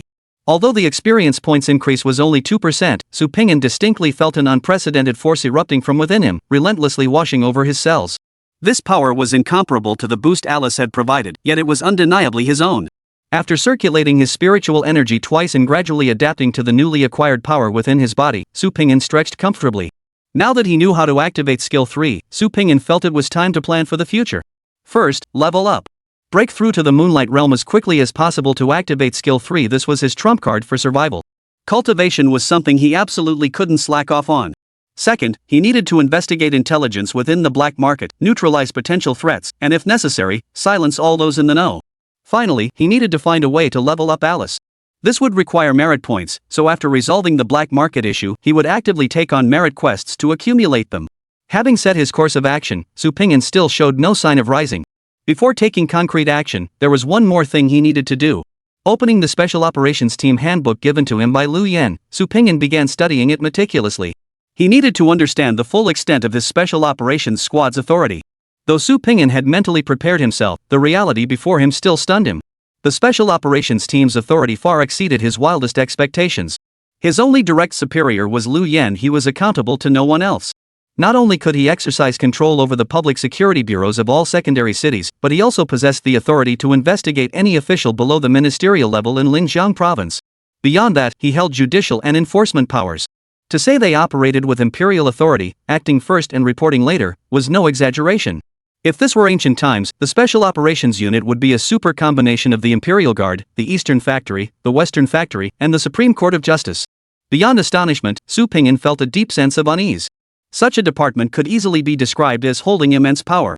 Yet Lu Yan recruited me, a person with no background, no connections, and no money. Even if such a department was universally disliked, its power remained undeniable. Those seeking entry could likely form a line stretching from Linhai City all the way to the capital. Why was it my turn? The reason Lu Yen recruited me into the special operations team. Was it truly because neither of us viewed the artifact spirits as mere tools? Huff. Exhaling a breath of stale air, Su Pingyan unlocked his phone and opened the intelligence Lu Yen had sent him. Regardless of Lu Yan's true intentions, at least for now, their goals remained aligned. The black market issue must be resolved first. June 12, Pingkong District, Linhai City, a family of 5 vanished without a trace. This marks the 5th collective disappearance case this year. According to the Pingkong District Public Security Bureau investigation, the last known location of all missing persons was Sisui Alley. The Pingkong District Public Security Bureau deployed over 200 officers to investigate Sisui Alley, yet found nothing conclusive. The case was eventually filed as unsolved and gradually faded from public attention. A tip from the Special Operations Team's informant suggested the disappearances might be closely linked to the Dead Meat Shop, a code name for the black market organ trafficking organization in Sisui Alley. Sisui Alley. Su Pingyan murmured thoughtfully. If memory serves, he had sold his corneas in Sisui Alley. Chapter 20, Sisui Alley. Though named an alley, Sisui Alley was anything but small. It housed nearly 5,000 households, rivaling some large urban villages in scale. Its origins predate even the founding of Linhai City itself. Every building in Sisui Alley was an ancient, dilapidated structure. Precisely because of this, its rents were the cheapest in all of Linhai City. The low cost attracted hordes of gamblers, addicts, low-income families, and migrant workers. Its narrow, labyrinthine layout, complex mix of residents, and grinding poverty have made Sisui Alley a breeding ground for crime. Here, even elementary school students in uniform would slip their pocket money into a gambling den for a quick game before heading home. Alcoholism, violence, chaos, and disorder, these are the defining impressions Shueisha Alley leaves on the world. The Linhai City government has invested considerable effort in cleaning up this area, but no matter how strong their initial resolve, their efforts always ended up being half-hearted. Over time, it had evolved into a self-contained microcosm. In Sisui Alley, even toddlers knew this truth. Outside the alley, the world government ruled. Inside, only the Lu family held sway. At this moment, inside the only 10-story building within Sisui Alley, Zhu Ruifeng, director of the Sisui Alley Management Office, paced back and forth incessantly. One moment he sighed heavily, the next he slapped the back of his head with force. As the nominal head of Sisui Alley, Zhu Ruifeng now paced like a caged animal, pacing in circles in sheer agitation. Alright, could you stop pacing? You're giving me a headache. A burly middle-aged man abruptly sat down at the tea table, his side flanked by a stunningly beautiful young woman respectfully massaging his legs. Chief Lu. How many times have I told you, this isn't how we handle things? Zhu Ruifeng looked at the burly man with a worried expression, his respectful tone tinged with reproach. Listen, you could have settled for grabbing some homeless vagrants no one cares about, or those drug-crazed junkies. At the very least, you could have targeted those gamblers who've lost everything at your casino. They'd gladly sell an organ to pay off their debts. Why on earth did you have to target decent citizens? Last time we got the Pingkong District Public Security Bureau involved, and they shut us down for ages. Now this. Ugh. Law-abiding citizens? Lu Hao burst out laughing as if he'd heard the funniest joke. Law-abiding citizens in Sisui Alley? Old Zhu, have you even heard yourself speak? Those lowlifes aren't even human and you call them law-abiding citizens? Ha ha ha. Boss Lu. This time it's different. Zhu Ruifeng was sweating buckets, his anxiety palpable. I haven't been able to reach old Lu since the day before yesterday. I asked around, and guess what? Guess my ass. Spit it out if you've got something to say, or shut the hell up. Lu Hao completely ignored Zhu Ruifeng, grabbing the beautiful young woman beside him and groping her all over. A clear flash of displeasure crossed the beauty's eyes, but bound by the contract's constraints, she could only suppress her resentment and force a smile. Old Lu got targeted by the Hound Squad. They took him out yesterday. Zhu Ruifeng clutched his head, frantically yanking at his hair. Though not an awakened, Zhu Ruifeng had risen to lead Sisui Alley as an outsider, proof he possessed considerable skill. At the very least, he possessed considerable skill in gathering intelligence. The Hound Squad? Lu Hao's expression darkened noticeably, and even the lovely woman beside him lost her charm in an instant. He shoved his spirit artifact aside and demanded sternly, has our Lu family ever crossed the Hound Squad? It's not about whether we've offended them, they've already come knocking. Zhu Ruifeng was frantic. If he could have overpowered Lu Hao, he would have slapped him twice by now. Lu, burn that butcher shop now. We can still handle it in time. Once the Hound Squad arrives, it'll be too late. Burn it? Easy for you to say. I won't even mention how much profit the dead meat shop brings our Lu family every year. But what about the blood demon? Do you think you can handle that? A flicker of fear crossed Lu Hao's face. His tone immediately hardened. At most, we'll slow down the pace of catching pigs for a while. But burning the dead meat shop? Absolutely impossible. The blood demon's appetite has been growing lately. Without those organ-stripped corpses, what will we feed it? You? Or me? At the mention of the blood demon, Zhu Ruifeng's expression froze. Despite the room's air conditioning blasting at maximum, cold sweat instantly soaked his back. Just as Zhu Ruifeng was about to argue, a shrill ringtone cut through his thoughts.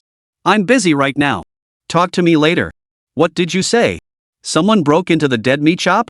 He also claims to be from the Special Operations Unit? Sisui Alley, outside a private residence. Groups of security officers had set up a cordon, sealing off the scene completely. Residents of the alley hadn't witnessed such a spectacle in years, peering out of windows to observe the commotion with curiosity. In the basement of the house, Su Ping'an made his way confidently to a hidden door. Pointing to a scrawny-looking subordinate beside him, he ordered, "Open it." "Sir, I don't understand what you mean. This is just a regular bookcase." Su Ping'an didn't waste any more words. He simply took Alice's hand. The moment the crimson and black blade materialized, he swung it with a single strike. The furious blade pierced straight through the bookcase, blasting a long crack through the wall behind it. Through the 5-finger-wide gap in the concrete wall, Su Ping'an saw two eyes filled with terror. "Open it," Su Ping'an said calmly, "or I'll slice off your head and then cleave it open myself." The henchman was just an ordinary man, never having witnessed such a scene. He immediately chickened out. Trembling, he fumbled toward the side and activated the hidden switch. Click. Crack. Watching the hidden door gradually open, the security captain was stunned. He looked at Su Ping'an in disbelief and asked, "Sir, we searched this place before, there was nothing unusual, how did you know?" "Well, duh. I came in through here just a few days ago. I've actually lain on that operating table inside." Su Ping'an silently cursed under his breath before instructing the security captain, "I'll go in alone. If anyone tries to flee the scene, just press the button. I'll handle it when I come out." He needed to gather intelligence on Huang Kaiwan's gang, so bringing the security captain along was out of the question. The security captain understood the young man's special status and said nothing further. After saluting, he silently exited the basement. Even though the owner has changed, the layout here hasn't changed a bit. Strange as it may seem, it's only been a few days. It feels like a lifetime has passed. Last time, I was just a poor kid selling organs. Now I've transformed into a true awakened. Life's wild ups and downs are truly exhilarating. Su Ping'an shook his head lightly, putting aside his musings. He stepped forward and entered the operating room. Chapter 21, Saving Lives. The operating room was compact, roughly 50 square meters in size. Aside from the spotlight focused on the operating table, not a single other light source illuminated the space. The environment felt cramped, the air thick and stale. On the operating table lay a young woman, her limbs restrained by straps, her mouth sealed with tape. From her perspective, the operating room entrance was hidden, but she heard movement outside the door. Sensing a glimmer of hope for survival, she began struggling violently, muffled whimpers of distress escaping her lips. Su Ping'an's eyes turned cold as he turned to look at the doctor and the bearded man standing beside the operating table. "You're kidnapping people to sell their organs?" "Sir, you might have misunderstood, this girl is here voluntarily, we didn't capture her." The bearded man grew visibly uneasy under Su Ping'an's stare, his limbs trembling uncontrollably. After fumbling around on his person for a long while, he finally produced a crumpled consent form for surgery. Su Ping'an recognized the contents immediately, his eyes darting straight to the bottom. Donor, Lin Xiaoman, 22 years old, voluntarily donating heart, liver, kidneys, spleen, and corneas. Damn. Even I wouldn't dare sell organs like this, and you still claim it's voluntary? Do you take me for a fool? Su Ping'an couldn't help but laugh. "Sir, though our facilities are modest, this is a legitimate clinic approved by the Awakened Guild. All organs obtained are for research purposes. We have the relevant documentation. Please wait a moment, I'll have someone bring it immediately." Seeing Su Ping'an dismiss the security squad before entering, the bearded man mistakenly assumed he was someone open to negotiation. He smoothed his way, saying, "Sir, this place belongs to the Liu family. We wouldn't do anything illegal. Of course, since you've made the trip today, I won't let you leave empty-handed. How about this 2 million as a tea fee? Should that satisfy the brothers? If that's not enough, I can reach out to higher-ups." Put. The bearded man's face still wore a fawning expression. Even as his head slammed onto the ground, he couldn't fathom which word he'd said wrong. The surgeon standing nearby watched the flying head and was so terrified his soul nearly left his body. His legs buckled, and he collapsed onto the floor.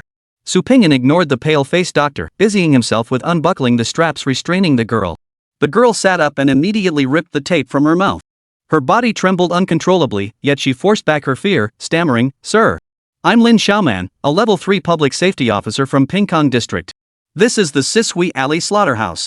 I saw them break into a residence, take away a family of 3, and then..." Taking a deep breath, Lin Xiaoman fought back the tears welling up in her eyes as she continued, "Then, they killed the entire family of 3 right here. Public security officer? Su Ping'an's brow furrowed slightly. Yes. I volunteered to go undercover in Sisui Alley. I've lived here for half a year and gathered all the evidence of the Liu family's crimes. If you need it, sir, I can provide it anytime. When she uttered the words Liu family, Su Ping'an clearly sensed that anger had overtaken the girl's fear. I'm with the Special Operations Unit, Su Ping'an stated, presenting his credentials. Hunting dog squad? Lin Xiaoman blurted out instinctively, but quickly realized her slip. Sorry, sir, Su Ping'an waved her off. As long as he achieved his goal, such details didn't matter. Are you certain the Liu family is the mastermind behind the dead meat market? Reporting, sir. I'm certain. Lin Xiaoman swiftly wiped the tears from her eyes and saluted Su Ping'an. Good. With that, Su Ping'an raised his sword. The doctor, cowering tremblingly nearby, was instantly cleaved in two. Blood spattered directly onto the ceiling. With a seasoned undercover agent on the case, Su Ping'an saw no need to spare this heartless doctor. Any questions could be directed to Lin Xiaoman. Lin Xiaoman instinctively swallowed hard, her gaze shifting nervously away from Su Ping'an. Though she'd long heard of that hunting dog squad's fearsome reputation, witnessing someone draw a blade and strike without warning was truly terrifying. If not for the relentless urging of her sense of justice, Lin Xiaoman would never have dared to stay with this terrifying man.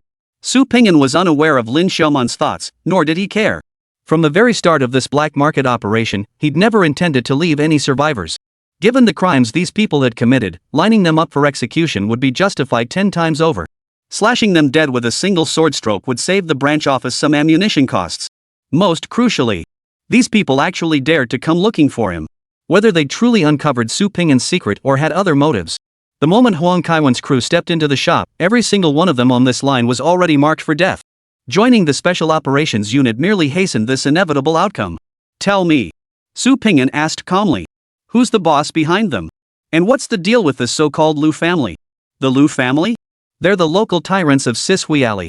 Relying on generations of accumulated power, they've cultivated countless awakened. The dead meat market is just one of their many black market operations. At the mention of the Liu family, Lin Xiaoman's eyes nearly shot flames. You uncovered this in just 6 months undercover, yet the Pingkong Security Bureau couldn't see it after all these years? We investigated. But a look of resignation washed over Lin Xiaoman's face. We're just ordinary people. When we encounter issues involving awakened ones, we have to report them to the Investigation Bureau. But every time we report, they all just disappear into thin air. Did you ever consider contacting the Special Operations Team? Su Ping'an pressed. The Special Operations Unit? That level of department? We'd never even get a chance to contact them. Even if we wanted to report it, there's no channel. Sir, you're actually the first Special Operations Unit member I've ever seen. Lin Xiaoman took a deep breath, bravely lifting her head to look at Su Ping'an. Sir, please bring justice to the people of Sisui Alley. Let them live like normal people. During my 6 months undercover here, I've seen far too much. The Liu family treats these residents as less than human. They control this place through violence. Men are numbed by gambling, women are forced into prostitution. Once they've drained every last drop of value from the people, they're sent to the slaughterhouse to be consumed completely. The people of Sisui Alley shouldn't be treated this way. They're just like us. They're human beings too. Not beasts. Su Ping listened quietly, then left the dwelling without a word, offering no response. Lin Xiaoman watched his indifferent back, her hands clenching the hem of her robe. Her body bore the scars of her struggle, her clothes torn to shreds. Yet the physical pain paled in comparison to the agony within her heart. Lin Xiaoman had always believed that if she could gather enough evidence, she could eradicate the Liu family, this cancerous tumor, once and for all. She had always believed that the Investigation Bureau's refusal to act stemmed from a lack of authority. Once she found the Hound Squad, someone would step forward to uphold justice. She had always believed that hope still existed in this world. Until she witnessed the Hound Squad emerge with her own eyes, her last shred of hope was utterly shattered. How could the Liu family have terrorized Sisui Alley for years without any powerful backers? If the Investigation Bureau dared not look into it, would the Hound Squad dare? She had been so naive. Like a complete fool. Tick-tock, tick-tock. Tears fell uncontrollably. Lin Xiaoman endured countless hardships while undercover in Sisui Alley. She never cried when dragged away countless times. When Lin Xiaoman risked revealing her identity to save someone, then got knocked unconscious and dragged into the slaughterhouse, she didn't cry. When strapped to the operating table, facing death itself, she still held back her tears. But in the instant hope shattered, she wept, crying her heart out. Just then, a wave of warmth washed over her shoulders. It was Su Ping'an, who had returned. He draped the borrowed coat over Lin Xiaoman's shoulders, his face full of confusion. Why are you crying? I don't even know where the Liu family lives. Show me the way. Chapter 22, What a Coincidence. Sisui Alley Management Office. Alright, got it. I understand, fine, I'll definitely take care of it, understood. After respectfully ending the call, Lu Hao exhaled deeply. The gloom between his brows vanished instantly, replaced by an air of great satisfaction. Zhu Ruifeng, who had been pacing anxiously nearby, could no longer contain himself. He lunged forward, grabbed Lu Hao's shoulders, and shook him. Chief Lu. What's the verdict? What did the higher-ups say? Are we getting kicked out? Run my ass. Lu Hao shoved Zhu Ruifeng away. The boss said the Hound Squad isn't targeting us at all. That damn team member is probably new. He doesn't know our background and is desperate to prove himself, so he's picking on us. What kind of trouble could one guy cause? If he dares come after us, we'll just take him down. You know perfectly well the relationship between the head and that big shot. What the hell are we afraid of? Zhu Ruifeng exhaled a long breath of relief upon hearing this. Realizing his earlier attitude toward Lu Hao had been somewhat disrespectful, he quickly switched to a fawning expression. He jogged over to Lu Hao's side and began pounding his shoulder. Lu Hao was in a perfectly good mood at that moment and couldn't be bothered to fly off the handle. He simply pushed Zhu Ruifeng away. He gave Mei Jiao a knowing glance, then spread his legs and leaned back, adopting a posture of pure anticipation. Though inwardly resistant, the beautiful young woman had no choice but to comply. Sighing helplessly, she moved her body expressionlessly, slowly approaching Lu Hao. Zhu Ruifeng got the hint and quickly chuckled, making a move to leave the room. But the moment his hand touched the doorknob, a tremendous force slammed against the door from the outside. Bam! Zhu Ruifeng was sent flying along with the door, slamming hard into the wall. He couldn't get up immediately. Damn it! Who the hell are you? Lu Hao jumped at the deafening crash. Bound by their contract, Mei Jiaojiu instinctively shielded her master despite her reluctance. Special Operations Team. You're Lu Hao. Su Pingyan held his sword in one hand while producing his credentials with the other, glaring coldly at Lu Hao. Sir, what have I done to warrant you personally showing up? Lu Hao didn't seem afraid at all. Instead, he spoke in a sarcastic tone. With the family head's guarantee, he now held Su Pingyan in utter contempt. This was Sisui Alley. No one but the Lu family holds sway here. Was he involved in what you witnessed in Sisui Alley? Having confirmed Lu Hao's identity, Su Pingyan wasted no words and turned his gaze directly to Lin Xiaoman. Yes. He's the head security guard here in Sisui Alley. He's the worst of them all. Almost every case of forcing women into prostitution is his doing. He's a perverted monster. Lin Xiaoman glared at Lu Hao, panting with fury. Little missy, you can eat whatever you want, but you can't just spout off whatever you want. You're making such serious accusations with just your words. Got any proof? Lu Hao licked his lips arrogantly, then slapped Mei Jianyang's perk buttocks in a show of bravado. Uncle Qin Baoming, Auntie Li Min, and Wang Weixin, the man whose wife you stole, can all testify. They've all left statements here. You dare take me to court?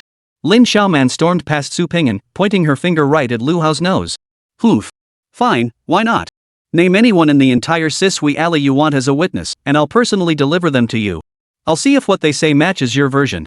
Lu Hao burst into a brazen laugh. What good are testimonies without witnesses? In Sisui Alley, no one dares cross the Lu family. They'd swallow their own broken teeth if they had to. Little girl, if you want to take me down, relying on those lowly commoners won't be enough. You. Lin Xiaoman's face flushed crimson. She desperately wanted to retort, yet not a single word escaped her lips. Having lived in Sisui Alley for a full 6 months, she understood all too well how deeply the residents feared the Lu family. Even if she refused to believe it, Lin Xiaoman knew better than anyone else. Lu Hao was right. Lu Hao's smugness grew as he watched the speechless Lin Xiaoman. He turned to Su Pingyan. Brother, looks like you've been fooled by this little minx too. Leave now, and I'll pretend nothing ever happened.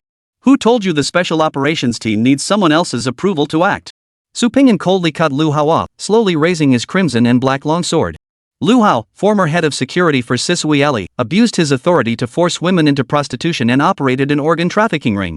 In the name of the Supernatural Affairs Investigation Bureau's Special Operations Team. Sentence you to death. The icy intent to kill was almost tangible. Lu Hao's hair stood on end. Forgetting his bravado, he grabbed the beautiful woman's neck and swung his arm back. The spirit of the weapon had already transformed into a 3-edged bayonet. They say in weapon duels, every inch of length counts as strength, but Lu Hao was supremely confident in his speed. Even if his weapon held no length advantage, he was certain he could cripple his opponent before Su Pingyan could react. After all, his weapon spirit wasn't just fast, it possessed explosive special abilities. In close quarters combat, he'd never seen an awakened of equal rank outmatch him. Name, Lu Hao. Level, Firefly Realm. Experience, 95%. Vitality, 76. Spiritual power, 37. Weapon spirit attributes. Strength, 46. Speed 35. Defense 12. Perception 27. Reaction 49. Max synchronization rate 10%. Artifact Spirit Grade E. Artifact Spirit Ability 1, Swift Burst temporarily boosts speed, capped at 100%, lasting 5 minutes. Each use inflicts weakened status for 1 hour. Ha! After activating Skill 2, can I not only see Alice's data panel but also the enemy's panel attributes? 100% boost. That's 70 points of speed? That's a decent number. Too bad. My Alice has a 300% boost to all stats even in her normal state. Even without pushing beyond my physical limits, my speed is a solid 108 points. Facing Lu Hao's surprise attack, Su Pingyan didn't flinch, choosing instead to clash head-on. Crack! The artifact spirit, sensing the danger, pulled back at the last moment. But her strength was no match for Su Pingyan's heavy blow. Lu Hao was swept away by the immense force, crashing heavily into the wall. His entire arm was shattered, and his head was pounded into a dazed stupor, nearly knocking him unconscious. Stumbling to his feet, Lu Hao coughed up a mouthful of blood. Swiftly switching the trident to his left hand, he snarled with a savage expression, "You dare kill me? The Lu family will never let you off." Put! A furious blade of light severed Lu Hao's head clean off, carving a long gash through the wall behind him. Su Pingyan calmly sheathed his sword, gazing at the headless corpse as he spoke in a steady voice. What a coincidence! I never intended to spare the Lu family either. In this work setting, all sword maidens exist in 2 forms, spirit form and soul weapon form. In spirit form, they appear as human beings. In soul weapon form, they manifest as weapons. In soul weapon mode, the awakener and the weapon spirit exist in a symbiotic state. If the awakener dies, the sword maiden will perish simultaneously. To prevent excessive characters from hindering readability, non-core supporting characters' soul weapon spirit forms will not receive special descriptions nor engage in unnecessary interactions. Chapter 23, Not killing you doesn't mean I'll save you. After gaining the ability to discern enemies' specific attributes, Su Pingyan gained a clearer understanding of his own strength. Lu Hao's experience points had reached 95%, making him an awakened one virtually on the brink of the Starlight Realm. Yet before Su Pingyan, he remained as insignificant as a common chicken or a worthless dog. In Su Pingyan's hands, Alice could ignore all resource costs and maintain peak performance throughout. Even relying solely on her base stats, she could achieve absolute dominance. This was the beauty of raw numbers. Looks like the next battle can be a bit more unrestrained. Muttering silently to himself, Su Pingyan approached Zhu Ruifeng with a relaxed expression. Since you're not a Lu, I won't kill you. But I need answers to a few questions. Cough, cough. Zhu Ruifeng's spine had been shattered, his internal organs severely crushed. Now, every time he opened his mouth, he coughed up a torrent of blood-tinged foam. Sir, whatever you ask. I will tell you everything. Huang Kaiwan. Do you know him? Su Pingyan cut straight to the chase. I know him. He's the second in command of the Wolf Head Gang in Sisui Alley. Previously, the Lu family's butcher shop was handed over to the Wolf Head Gang to manage. During the Wolf Head Gang's management, there were cases where people sold organs and left safely, only to be hunted down and captured by them afterward. Why was that? The dead meat shop never lets anyone leave. If someone did leave, it must have been the Wolf Head Gang taking on private jobs. They wouldn't dare leave the bodies in Sisui Alley and feared word getting out, so they went outside Sisui Alley to hunt down the meat pigs. Su Pingyan exhaled deeply. If that was the case, it meant his secret hadn't been exposed yet. The Wolfhead Gang hunted me down purely because they never let any customer go. My misfortune was selling every organ in my body, traversing every black market in the province, only to find a shady shop right outside my door for my final transaction. Truly, after a lifetime of outsmarting the hawks, I ended up getting pecked in the eye by one. But thanks to that black market shop, I met Alice. As repayment, I'll send your boss down to reunite with his family. After all, a family should be complete. Come to think of it, I really am a kind soul. Su Pingyan chuckled softly before coldly posing his final question. What about the defensive forces guarding the Lu family head? The head has 6 awakened individuals in total. 5 are Firefly Realm, and 1 is Starlight Realm. The head himself is also a Starlight Realm awakened. And his artifact spirit has already ascended to C rank. Ordinary Starlight Realm awakened individuals are no match for him. Zhu Ruifeng's face had turned alarmingly pale, his breath growing weaker by the second. It was clear that more air was entering his lungs than exiting. Understood. Su Pingyan turned to leave. Sir! Zhu Ruifeng cried out in panic, mustering his last ounce of strength to plead. You seem to have forgotten to call an ambulance for me. I am nearly gone. Did I ever promise to call an ambulance? Su Pingyan didn't even glance back. I only promised not to kill you. I never said. I'll save you.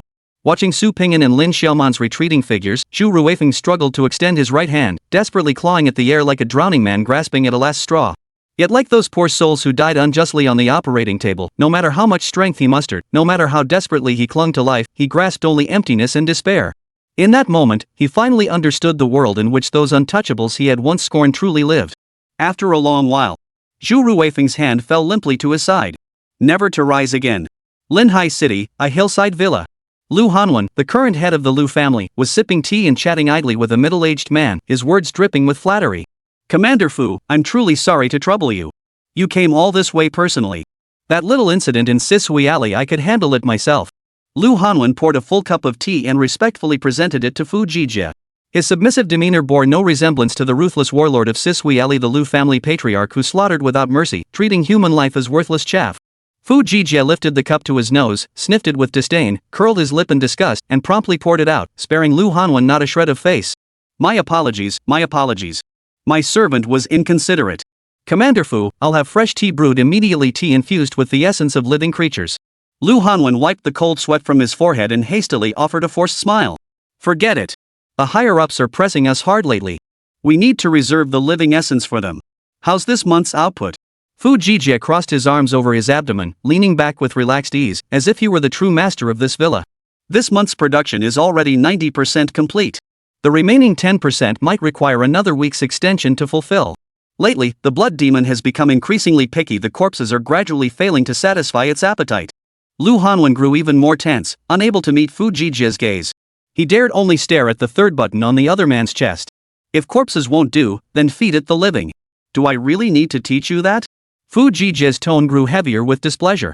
Living people might have a bad impact. The consequences. You think I don't know? You're just greedy for that organ trade money, aren't you? Fu Jijie grabbed the teapot and hurled it, smashing it hard against Lu Hanwen's head. Crack! Shattered glass sliced open Lu Hanwen's forehead, yet he dared not wipe it away, letting the blood stream down his cheek. You really think a few generations of thuggery and dirty money give you the right to lord it over Sisui Alley? Without me, you're nothing. Today, I'm getting that living essence.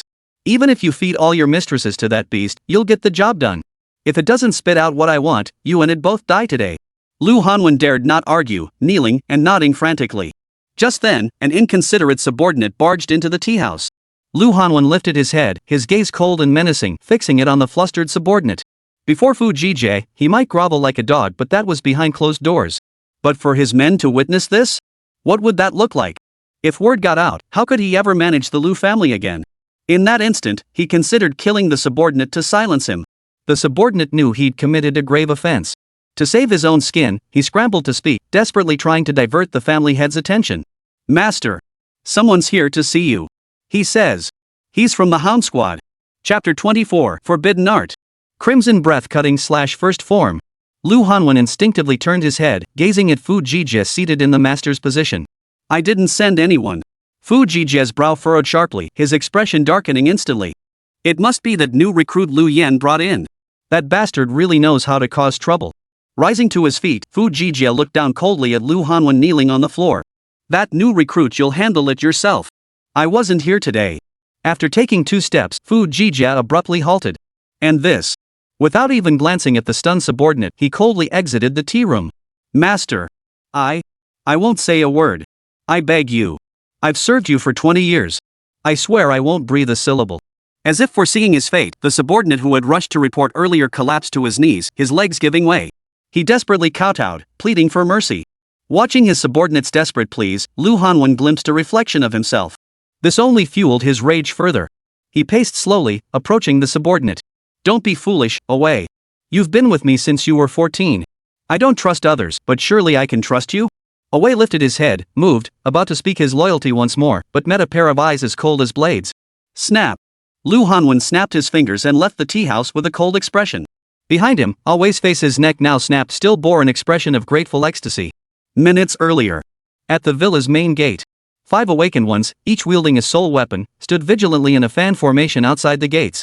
Su Pingyan scanned them one by one with keen interest, examining each of their attributes. All Firefly Realm. The highest level one barely has 70% experience. Their soul weapon stats are laughable, not even a single skill. Su Pingyan, wielding his crimson black longsword, stepped forward. Pingyan, there are 5 of them. We're only 2. Are you sure it's okay? Alice's voice was soft and sweet. Facing overwhelming odds for the first time, she was clearly uneasy. They're all wielding soul weapons. To be precise, they're 10 people. Ah. Alice's voice grew even more panicked. Pingin, maybe we should negotiate with them? Could we take them one at a time? Silly girl, we're already at their doorstep. Do you really expect them to play by the rules and let us pick a fight? Su Pingin chuckled at the adorably clueless little sword maiden. Don't worry, Alice. Between the two of us, one's a stat free, the other's a cheat code. They're the ones who should be scared, not us. What does cheat code mean? It means exactly that. Su Pingin chuckled softly and stepped forward. Special Operations Unit is here to make an arrest. Lu Hanwen, come out now. The mere mention of the Special Operations Team caused the expressions of the 5 awakened individuals to darken noticeably. Though merely hired enforcers for the Lu family and not official members, they were still formally trained awakened who had passed rigorous assessments over years. They had certainly heard of the Hunter Dog Squad's notorious reputation. It was said that anyone targeted by this organization never met a good end. To be left intact was considered a minor offense. One awakened individual, who appeared to be the leader, stepped forward from the group. As the family head's confidant, his expression was noticeably more composed. Who is your captain? Before coming to the Lu family, did you even ask your captain? You just showed up? A single sword strike sent an invisible blade of light flying, severing the man's head clean off. With overwhelming speed, power, and reflexes, the opponent didn't even have time to raise their weapon before being decapitated. Special Operations Unit arresting personnel. Lu Hanwen, come out. Su Pingin coldly repeated his demand to the remaining 4. Seeing Su Pingin strike without warning, the remaining 4 awakened grew even more panicked. Bullying ordinary citizens was one thing. They were confident and eager to get their hands dirty. But when faced with a real tough nut to crack, these awakened ones backed down. Though only 20 meters separated them from Su Pingin, not one could discern the trajectory of that invisible sword chi. The 4 scrambled backward, pleading for mercy, deluding themselves that they could evade Su Pingin's blade. Little did they know, Su Pingin never intended to spare a single soul from the start. Kid, you bastard, don't you dare open your eyes and see where you are? Daring to show off your strength at the Lu family's doorstep? Looking for death, huh? A figure leapt high from the courtyard. Before its form could be discerned, a cold gleam struck. Su Pingin swung his sword arm, unleashing another unreasonable burst of sword energy. The dark figure hadn't even touched the ground before being sent flying backward. He rolled awkwardly across the ground a dozen times before finally coming to a halt. Name, Lu Meng. Level, Starlight Realm. Experience, 5%. Vitality, 96. Spiritual power, 53. Weapon spirit attributes. Strength, 51. Speed, 10. Defense, 61. Perception, 12. Reaction, 18. Max synchronization rate, 60%. Artifact spirit grade, D. Soul weapon ability 1, Shield of Life deploys an invisible shield with strength equal to 150% of defense. Starlight Realm? Nothing to write home about. This soul artifact is rather interesting, though a single attribute surpassing 60 points, and its defense? Su Pingin raised an eyebrow and looked closely. The shadowy figure spat out a mouthful of blood, then staggered to his feet, leaning heavily on a massive shield nearly as tall as himself. So this guy's soul artifact is a shield? Combined with his skill, his defense has reached 90 points. No wonder he could withstand Alice's casual slash. Without giving Lu Meng a chance to speak, Su Pingin raised his arm and swung his sword, unleashing over a dozen slashes in rapid succession. Thud! Thud! Thud! The invisible sword beams collided with the heavy shield, producing dull thuds like a sledgehammer striking a wall. With each strike blocked, Lu Meng retreated a step backward. By the time all the sword beams were parried, he was pressed against the wall, with nowhere left to retreat. Ha! Su Pingin narrowed his eyes in curiosity. According to Lu Meng's displayed skill panel, his theoretical maximum defense should be around 90 points. Consider that Alice, when well fed, possessed an absurdly high strength stat of 141 points. Blocking one strike was sheer luck for Lu Meng, but deflecting over a dozen sword beams? That was downright unnatural. He opened his interface. Lu Meng's defense had skyrocketed to a full 150 points and was still slowly climbing. Simultaneously, his spiritual energy was rapidly depleting, already dipping below the 20 mark. Kid, your spiritual power's depleted, huh? So what if your soul artifact is high grade? Lu Meng wiped the blood trickling from the corner of his mouth and slowly raised his head to look at Su Pingin. Firefly Realm is Firefly Realm. You're merely harnessing the artifact's inherent power. You can't possibly enhance it to break through its limits. How do you plan to fight me now? From Lu Meng's perspective, for Su Pingin to beat him into such a sorry state with Firefly Realm strength, his soul artifact must be at least an A-grade masterpiece. But at the Firefly Realm stage, an awakened one's spiritual energy couldn't be used in combat. It could only nourish the soul artifact. All their combat power came from the artifact's inherent strength. Only upon reaching the Starlight Realm could one utilize spiritual power burst to enhance soul weapons. It was precisely through this method that he forcibly elevated his soul weapon's defensive capabilities. The same soul artifact would exhibit entirely different properties in the hands of an awakened one at the Firefly Realm versus one at the Starlight Realm. Even though Su Ping'an's soul artifact was 3 grades higher than Lu Meng's as Lu Meng perceived it, he could still steadily withstand the opponent's attacks. This was the suppression that came from higher realms. Lu Meng gloated smugly for a long while, yet never once saw the slightest trace of surprise on Su Ping'an's face. Quite the opposite. A wild thrill surged across Su Ping'an's face instead. Alice, this enemy is extremely dangerous. I'm going all out now. Truthfully, Su Ping'an didn't need to consult Alice beforehand. Possessing the divine skill, prohibited technique mastery, he could override the spirit's will and forcibly use its forbidden techniques without any cooperation from the artifact spirit. Yet he still didn't want to disappoint Alice's concern for him. Even though he'd always wanted to test the power of forbidden techniques, he hadn't ignored Alice's feelings and forced their use. Ah. Ping'an, is he really that powerful? Why does it feel like he's moving so slowly, like a turtle? He can't even hit us. Though Alice's words betrayed hesitation, she never restricted Su Ping'an. He could unleash forbidden techniques anytime he wished, for she trusted her master would never deceive her. When Ping'an chose to use forbidden arts, it meant the situation had reached an absolute crisis. You don't understand. He's just pretending. He's actually been preparing his ultimate move all along. The situation is extremely critical right now. Su Ping'an's eyes burned with even greater anticipation. Finally, an enemy strong enough to withstand Alice's power, if not now, when? Alright then. Almost simultaneously with Alice's words, Su Ping'an swung his sword with thrilling force. Forbidden technique. Crimson Breathless Slash, First Form. Chapter 25, 3rd Tier Alien Race, Bloody Flesh Mountain. The blade swept through the air, dimming the light around it. Raging energy surged forth like a furious dragon unleashed, leaving spiderweb-like cracks in its wake. Lu Meng had no time to react, instinctively raising his shield. The crimson sword energy shattered Lu Meng's shield while simultaneously pulverizing his upper body into a cloud of bloody mist. Lu Meng never imagined that he, a formidable Starlight Realm expert wielding a D-grade defensive soul artifact, would be instantly slain with a single strike without even a chance to cry for mercy. The family head, also at the Starlight Realm, had advanced years ago and stood but a step away from the Moonlight Realm. Even against the family head, he could hold his own for several rounds. The family head had once remarked that while his offensive prowess might not be extraordinary, his defensive capabilities alone placed him among the foremost unaligned cultivators. Why? Did he lose his life in the blink of an eye to a newcomer who didn't even know what a spirit power burst was? Thud. Lu Meng's lower body gave out, sending him crashing to the ground. Su Ping'an stared in stunned disbelief at the scene before him. The power of Crimson Fatality far exceeded his wildest expectations. If the intangible sword beam's attack power was rated at 100, then the forbidden technique's power was at least 1000. Crucially, this was merely the first technique. If the entire sword technique were unleashed, wouldn't that be comparable to cultivating immortality? Ping'an, snap out of it. Hurry up and leave, the backlash against your body is about to hit. Alice's voice had barely finished echoing when Su Ping'an felt his insides churning violently. His blood boiled like water brought to a rolling boil. If he didn't stop and halt the forbidden technique immediately, the rate at which his blood burned would only accelerate until every drop was consumed, leaving him nothing but a desiccated corpse. The source of life.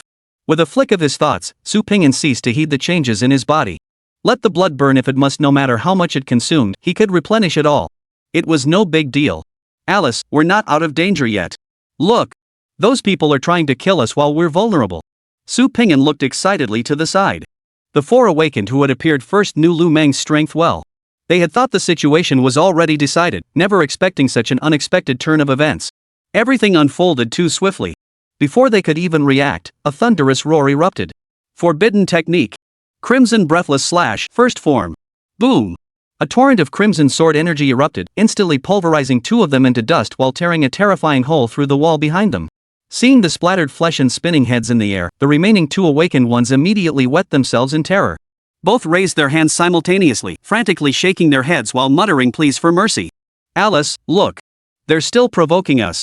That means they have more tricks up their sleeves. Forbidden technique.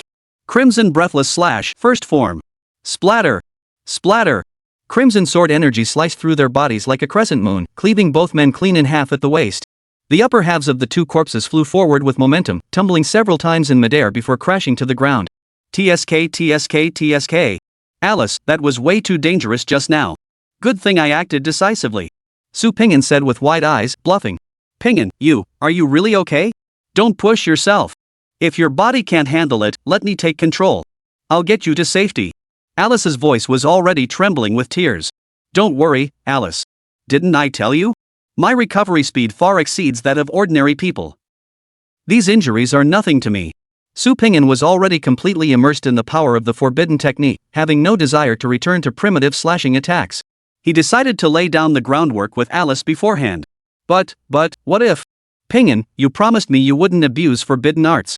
I don't want you to die. Alice's fear of forbidden arts ran deep in her bones. The mere thought that her master might risk his life with every use left her utterly unsettled. Su Ping'an sensed the little sword maiden's concern for him, and his heart warmed. All right, Alice, I promise you. I won't use it unless it's truly dangerous. As for what constitutes danger? What battle isn't dangerous? Su Ping'an silently added in his mind. Ping'an, you have to keep your word. Forbidden arts are truly dangerous, I'm not lying to you. You can't just use them recklessly. Alice still couldn't help but murmur anxiously. All right, I promise. Su Ping'an chuckled softly as he pushed open the gates of the Liu family villa. The Liu family villa covered a sprawling 5,000 square meters, fully equipped with every conceivable amenity. At least 100 people resided there permanently, including chefs, drivers, servants, and Liu Hanwen's mistress. Yet now, the villa was eerily silent, not a sound to be heard. Alice, are you sure you're in the room up ahead? Su Ping'an, holding Crimson Moon, walked forward unhurriedly, like the Grim Reaper searching for his prey. Yes. I can sense it. There's the presence of living beings in that peculiar room up ahead. Good. To Su Ping'an now, Star Radiance realm awakened beings were utterly insignificant. He came to a halt before the specially crafted alloy door. Before Su Ping'an could even raise his sword, the door swung open of its own accord, inviting him in like a trap waiting for its prey. Playing the empty fort strategy with me? All flash and no substance. Without a moment's hesitation, Su Ping'an stepped inside. Unlike the villa's opulent, money-drenched decor, this vast chamber contained no furnishings. Even the walls were made of tempered alloy. Upon the silver-white floor lay hundreds of corpses, not a single one intact. Each corpse bore the final expression frozen on its face at the moment of death. Terror, shock, despair, and rage. The pungent stench of blood assaulted his nostrils, causing Su Ping'an to wrinkle his brow. Lifting his gaze, he saw a massive, pitch-black cage opposite the mountain of corpses. It had opened, and something within seemed to be moving slowly. Su Ping'an couldn't make out its form, only catching glimpses of 6 twisted pupils glowing with a crimson light. Creak, creak. The sound of something gnawing echoed from the shadows, accompanied by waves of inhuman growls. Ping'an, be careful. The thing inside that cage, it's powerful, and, it seems, it's gone mad. Alice's tense voice rang in his ears. I know. Su Ping'an nodded, raising his longsword sideways in a defensive stance. Whoosh. Tentacles as thick as basketballs shot out from the shadows, piercing the severed arm on the floor with pinpoint accuracy before slowly retracting. The spiral patterns on their surfaces were embedded with tiny bone fragments, and the barbs around the suction cup still clung to shredded flesh. As the arm was dragged back, dark red bodily fluid trailed behind, leaving a trail of corrosive blue smoke on the ground. The dripping of viscous fluid suddenly intensified. When the creature fully squeezed out of its cage, even Su Ping'an couldn't help but suck in a sharp breath. The creature before them was less a living being than a pulsating mass of dark red muscle fibers. 8 tentacles protruded from various points, the slimmest as thick as a water barrel, their surfaces densely covered with ringed, razor-sharp teeth. Each tentacle split at its tip into 6 barbed secondary arms. At the apex of the flesh mountain, a massive fleshy tumor abruptly protruded. 6 pairs of compound eyes opened from the fleshy crevices, simultaneously bursting with an eerie crimson glow. Name, Claudio. Race, bloodthirsty demon. Level, Tier 3 Moonlight Realm. Vitality, 216. Spiritual power, none. Strength, 198. Speed, 112. Defense, 190. Perception, 161. Reaction, 98. An alien race? 3rd tier strength, equivalent to an awakened one's moonlight realm. Its defense already surpasses Alice's maximum attack power. Hungry, hungry. A deep, rumbling roar echoed from the monster's belly as its massive body swelled once more. 6 tentacles coiled and twisted, already lashing out towards Su Ping'an. Su Ping'an's response was equally decisive. He raised his arm and swung his sword. Forbidden technique. Crimson Breathless Slash, First Form. Chapter 26, Silence the Witness. Crack. Scarlet sword energy erupted outward, instantly shattering the center of the monster's writhing flesh. Its 190 defense points proved utterly useless against the forbidden technique. Claudio instantly went mad with terror. He was merely hungry, acting on primal instinct to feed. How could he have just knocked half a life out of someone? As a 3rd-tier alien race, he recognized it immediately. The forbidden technique being used by this human belonged to a spirit artifact. Moreover, it was the kind of forbidden technique only possessed by a spirit of exceptionally high rank. It was well known that before becoming a soul artifact, an artifact spirit's physical strength was worlds apart from that of a human. A forbidden technique that was an extreme burden even for the artifact spirit itself would be practically suicidal when used by a human. Claudio hastily retracted the protruding flesh growth into his body and scrambled backward. It was an alien entity, not some fool. Why risk its life playing games with a madman? Before Claudio could retreat into his lair, the demon's whisper echoed once more. Forbidden art. Crimson breathless / first form. No. You really aren't afraid of death? Every awakened one resorts to desperate measures only when cornered. I merely flicked my claws. Is it really necessary to risk everything? What kind of grudge is this? Boom. Claudio's body could no longer withstand the crimson sword chi, and he was cleaved clean in two from head to toe. The charred flesh was filled with the acrid smell of burning. Claudio's core trembled as it retreated to a corner of the flesh. This was the first time an awakened being at the Firefly realm had driven it to such desperation. You mad dog. I'm an alien race. My vitality far surpasses humans. As long as I play dead and stall, you're as good as dead. Right. No point getting worked up over this lunatic. Claudio had made up his mind, not a single muscle would twitch until Su Pingyan breathed his last. But what it hadn't anticipated was this. Su Pingyan couldn't tell whether it was dead or alive, but Alice could. And so, forbidden technique. Crimson breathless / first form. Boom. Flesh shattered, organs ruptured. Forbidden technique. Crimson breath cutting / first form. Crack. Brain matter exploded, red and white matter scattering in all directions. Forbidden technique. Crimson breath severing / first form. Boom. Claudio's core, hidden deep within his flesh, detonated completely, spraying fragments of flesh everywhere.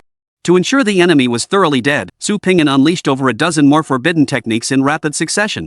Claudio's guess was correct for any other awakened. Unleashing Alice's forbidden technique would drain half their life force. It was an ultimate trump card reserved only for desperate, life or death moments. But for Su Pingyan, with his monstrous regenerative abilities, this was nothing more than a normal attack, no cooldown, no cost, unleashed whenever he pleased. Essentially, he was using nuclear bombs as firecrackers. Pingyan. Pingyan. It's dead. Completely dead. Watching her master recklessly abuse forbidden techniques again, Alice was panicking. Is that so? That was way too close. We almost got wiped by that monster, Su Pingyan remarked, still relishing the moment. But, it didn't seem like it was going to attack us at all. Alice was utterly baffled. Danger? Where was the danger? After taking that first forbidden spell, the monster seemed to have only one thing on its mind: escaping. You don't understand. Enemies are incredibly cunning.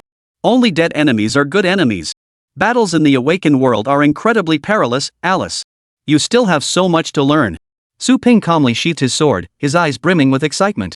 A Moonlight Realm enemy was obliterated into dust. From this moment onward, Su Pingyan was no longer an ordinary person who had to live in constant fear. So-called awakened ones, so-called alien races, they were nothing special after all. Even if someone discovered the secret behind his cheat code now, they'd have to seriously consider whether they could withstand the relentless barrage of forbidden techniques. After accepting the black market investigation mission and enduring multiple rounds of combat, Su Pingyan finally confirmed his peak combat strength. For the first time since his transmigration, he felt a glimmer of peace. Indeed, only with fists strong enough could one stand tall and walk upright. Pingyan, don't let your guard down. Look over there. Alice, humbly accepting the warning, heightened her senses to the limit, ever vigilant against surprise attacks from monster corpses. Instead, she unexpectedly spotted a rat lurking in the shadows. Su Pingyan, who had inherited Alice's powerful senses, also successfully located Lu Hanwen hiding in the room's secret chamber. Su Pingyan raised his sword in a single swift motion. Forbidden technique. Crimson breathless / first form. Crimson sword energy erupted, blasting a massive crater directly into the hardened alloy. Pingyan, is this door dangerous too? Alice asked blankly. If the enemy suddenly bursts through, wouldn't we be at a disadvantage? The situation just now was extremely perilous. Alice, this is what they call striking first to gain the upper hand. Immersed in the forbidden technique, Su Pingyan blurted out a flimsy excuse. Is the human world really this dangerous? The adorably clueless little sword maiden murmured, still shaken. Hidden within the dark room, Lu Hanwen was utterly panicked. He had already witnessed the scene outside through surveillance. Seeing all 6 of his awakened subordinates taken down by Su Pingyan as easily as slicing through vegetables, he knew he stood no chance against the intruder. He decided to hide within the blood demon's cage, hoping to use the monster's power to eliminate Su Pingyan. But he never imagined that his seemingly invincible monster would be utterly overwhelmed by Su Pingyan, a complete, one-sided rout. At this moment, Lu Hanwen dared not regard Su Pingyan as an ordinary Firefly Realm awakened one. He was utterly certain that this intruder was undoubtedly a high-tier awakened one, merely concealing his aura through some form of disguise. Gazing at the massive crack, easily as tall as a person, Lu Hanwen's mind raced. What if that sword had struck me? Sir! It's Lu Hanwen! Wait! Wait! Let's talk this out. Outside the door, indifferent footsteps echoed. Sir! If you spare me, I'll give you anything you want. Everything in this villa is yours to take. All the money, it's all yours. The footsteps drew nearer, each one pounding on Lu Hanwen's heart like a tolling death knell. As he envisioned the Grim Reaper drawing nearer, Lu Hanwen broke out in a cold sweat, his entire body shaking uncontrollably. Sir! I can tell you who's really behind me. Everything I've done was on his orders. He's the real mastermind behind everything. Lu Hanwen was desperate. He had already sacrificed everyone in the villa to the blood demon, as Fu Jijie had ordered, begging for just one intervention to eliminate the intruders. Yet now, as death loomed over him, that bastard stood by coldly, showing no intention of lifting a finger. Lu Hanwen had nothing left to lose. You show no mercy, so don't blame me for being ruthless. You, Fu Jijie, want to stay out of this and treat me like a disposable pawn? Then don't blame me for exposing every filthy deed you've ever committed. Name that person. Su Pingyan's figure crossed the gaping hole, his cold gaze fixed on Lu Hanwen, who sat slumped in the corner. Sir, if I tell you, will you spare me? Lu Hanwen's hands clenched tightly around his soul artifact. Su Pingyan said nothing, merely raising his sword silently. Sir! I'll tell you. I'll tell you. Lu Hanwen shook his head frantically, no longer daring to bargain. The black market's dead meat shop is only a small part of my business. I could easily stop it altogether. Someone forced me into it. That monster outside? He gave it to me. He ordered me to feed that monster. He came regularly to harvest its eyeballs. At first, feeding it corpses was enough. But as the frequency of eye harvesting increased, the monster's regeneration slowed, its temper grew more volatile. Now it started craving living flesh. Lu Hanwen's gaze fixed on Su Pingyan, a mix of terror and rage, tinged with a hint of vengeful satisfaction. The one who ordered me, you know him too. And he's part of the special operations team. Whoosh! A white beam shot from behind Su Pingyan, piercing straight through Lu Hanwen's skull. A fist-sized hole bled from his forehead. Thud! Lu Hanwen fell straight to the ground. Behind him, a wall was splattered with a mixture of blood and brain matter. A white arrow, formed from condensed energy, embedded itself squarely into the reinforced alloy wall, its tail still violently shaking from the momentum. From behind came a relaxed, easygoing voice. Su Pingyan, right? For a newcomer, finding your way here was no small feat. Su Pingyan turned to see a man in a navy blue three-piece suit smiling at him. His hair was slicked back in a glossy pompadour, the sides shaved extremely short to reveal blue scalp. Gold-rimmed glasses sat upon his nose, their lenses reflecting the cold light of the crimson moon. In his hand, he held a pure white longbow, faintly pulsing with spiritual energy. 12 barbs extended from either side of the bow arms, flickering with an eerie blue glow that alternated in intensity with each breath the man took. Allow me to introduce myself. My name is Fu Jijie. The man pushed his glasses up his nose. Commander of the Special Operations Unit, Linjiang Province. Which means, your superior. Chapter 27, Threaten me? You dare threaten me? Su Pingyan narrowed his eyes, fixing them on the newcomer. Name, Fu Jijie. Rank, Moonlight Realm. Experience, 19%. Vitality, 210. Spiritual power, 110. Weapon spirit attributes. Strength, 169. Speed, 120. Defense, 97. Perception, 128. Reaction, 180. Max synchronization rate, 70%. Current level, A. Weapon Spirit Ability 1, Rapid Fire greatly accelerates arrow formation speed, allowing up to 3 arrows to be fired simultaneously. Spirit Ability 2, Void Tracking after release, arrows automatically adjust their trajectory to pursue enemies until impact. Dual Spirit Abilities? This is a first. And this guy is an awakened like me. Though his stats don't match that monster outside, he can also use Spirit Power Burst. His actual combat power likely far surpasses that bloodthirsty demon. Su Pingyan held his sword at his side, his eyes blazing with combat intent. Fu Jijie shifted slightly, suspending his longbow before him as he retrieved and opened his credentials. Judging by your expression, you don't seem to recognize me? Did that kid Lu Yen skip basic job training when he hired you? Su Pingyan walked outward without showing emotion.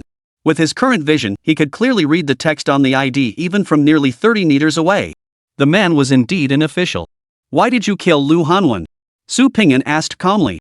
Setting up an illegal slaughterhouse, breeding alien species isn't that enough to kill him? Fu Jijie raised an eyebrow, his smile undiminished. You could have acted earlier or later, yet you chose to strike precisely when he was about to reveal the mastermind. Interesting.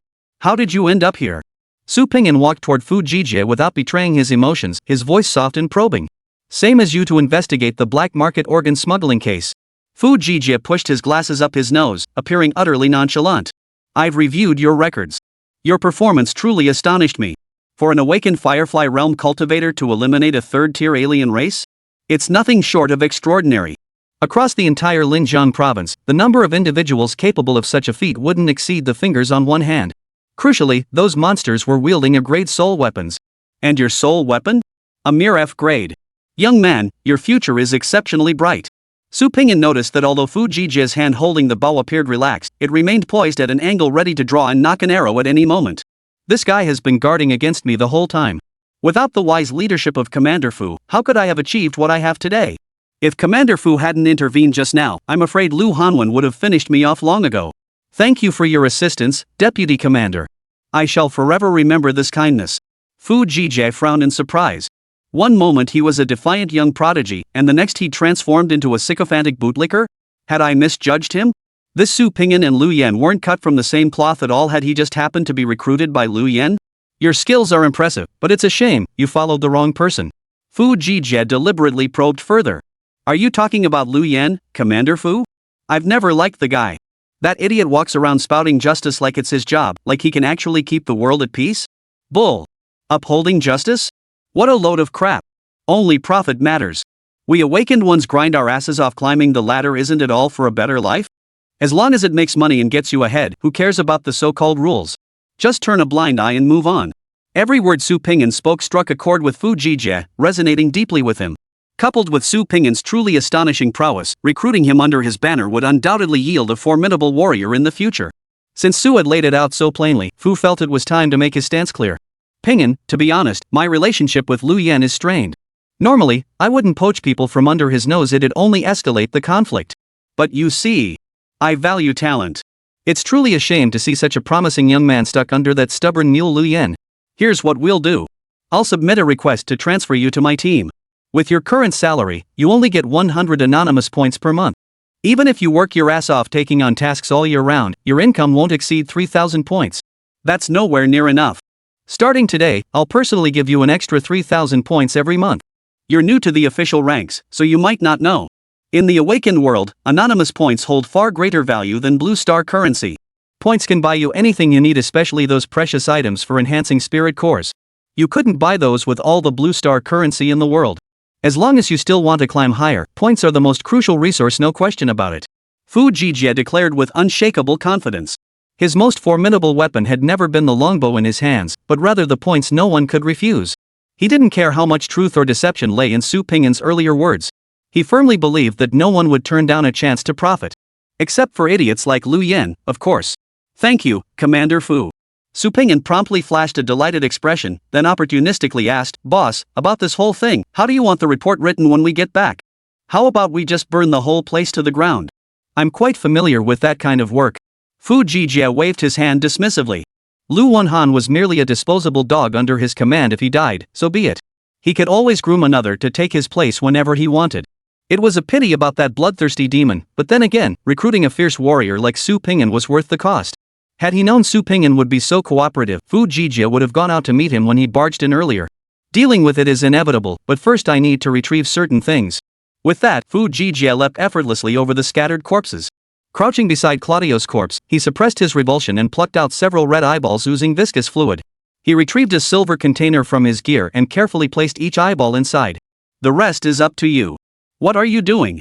Fu Jijie's gaze instantly turned cold as he saw Su Pingyan recording with his phone. Collecting evidence, can't you tell? Su Pingyan said, switching the phone to audio recording. Someone forced me to do it. That monster outside? He gave it to me. He made me feed that monster. He comes regularly to take its eyeballs.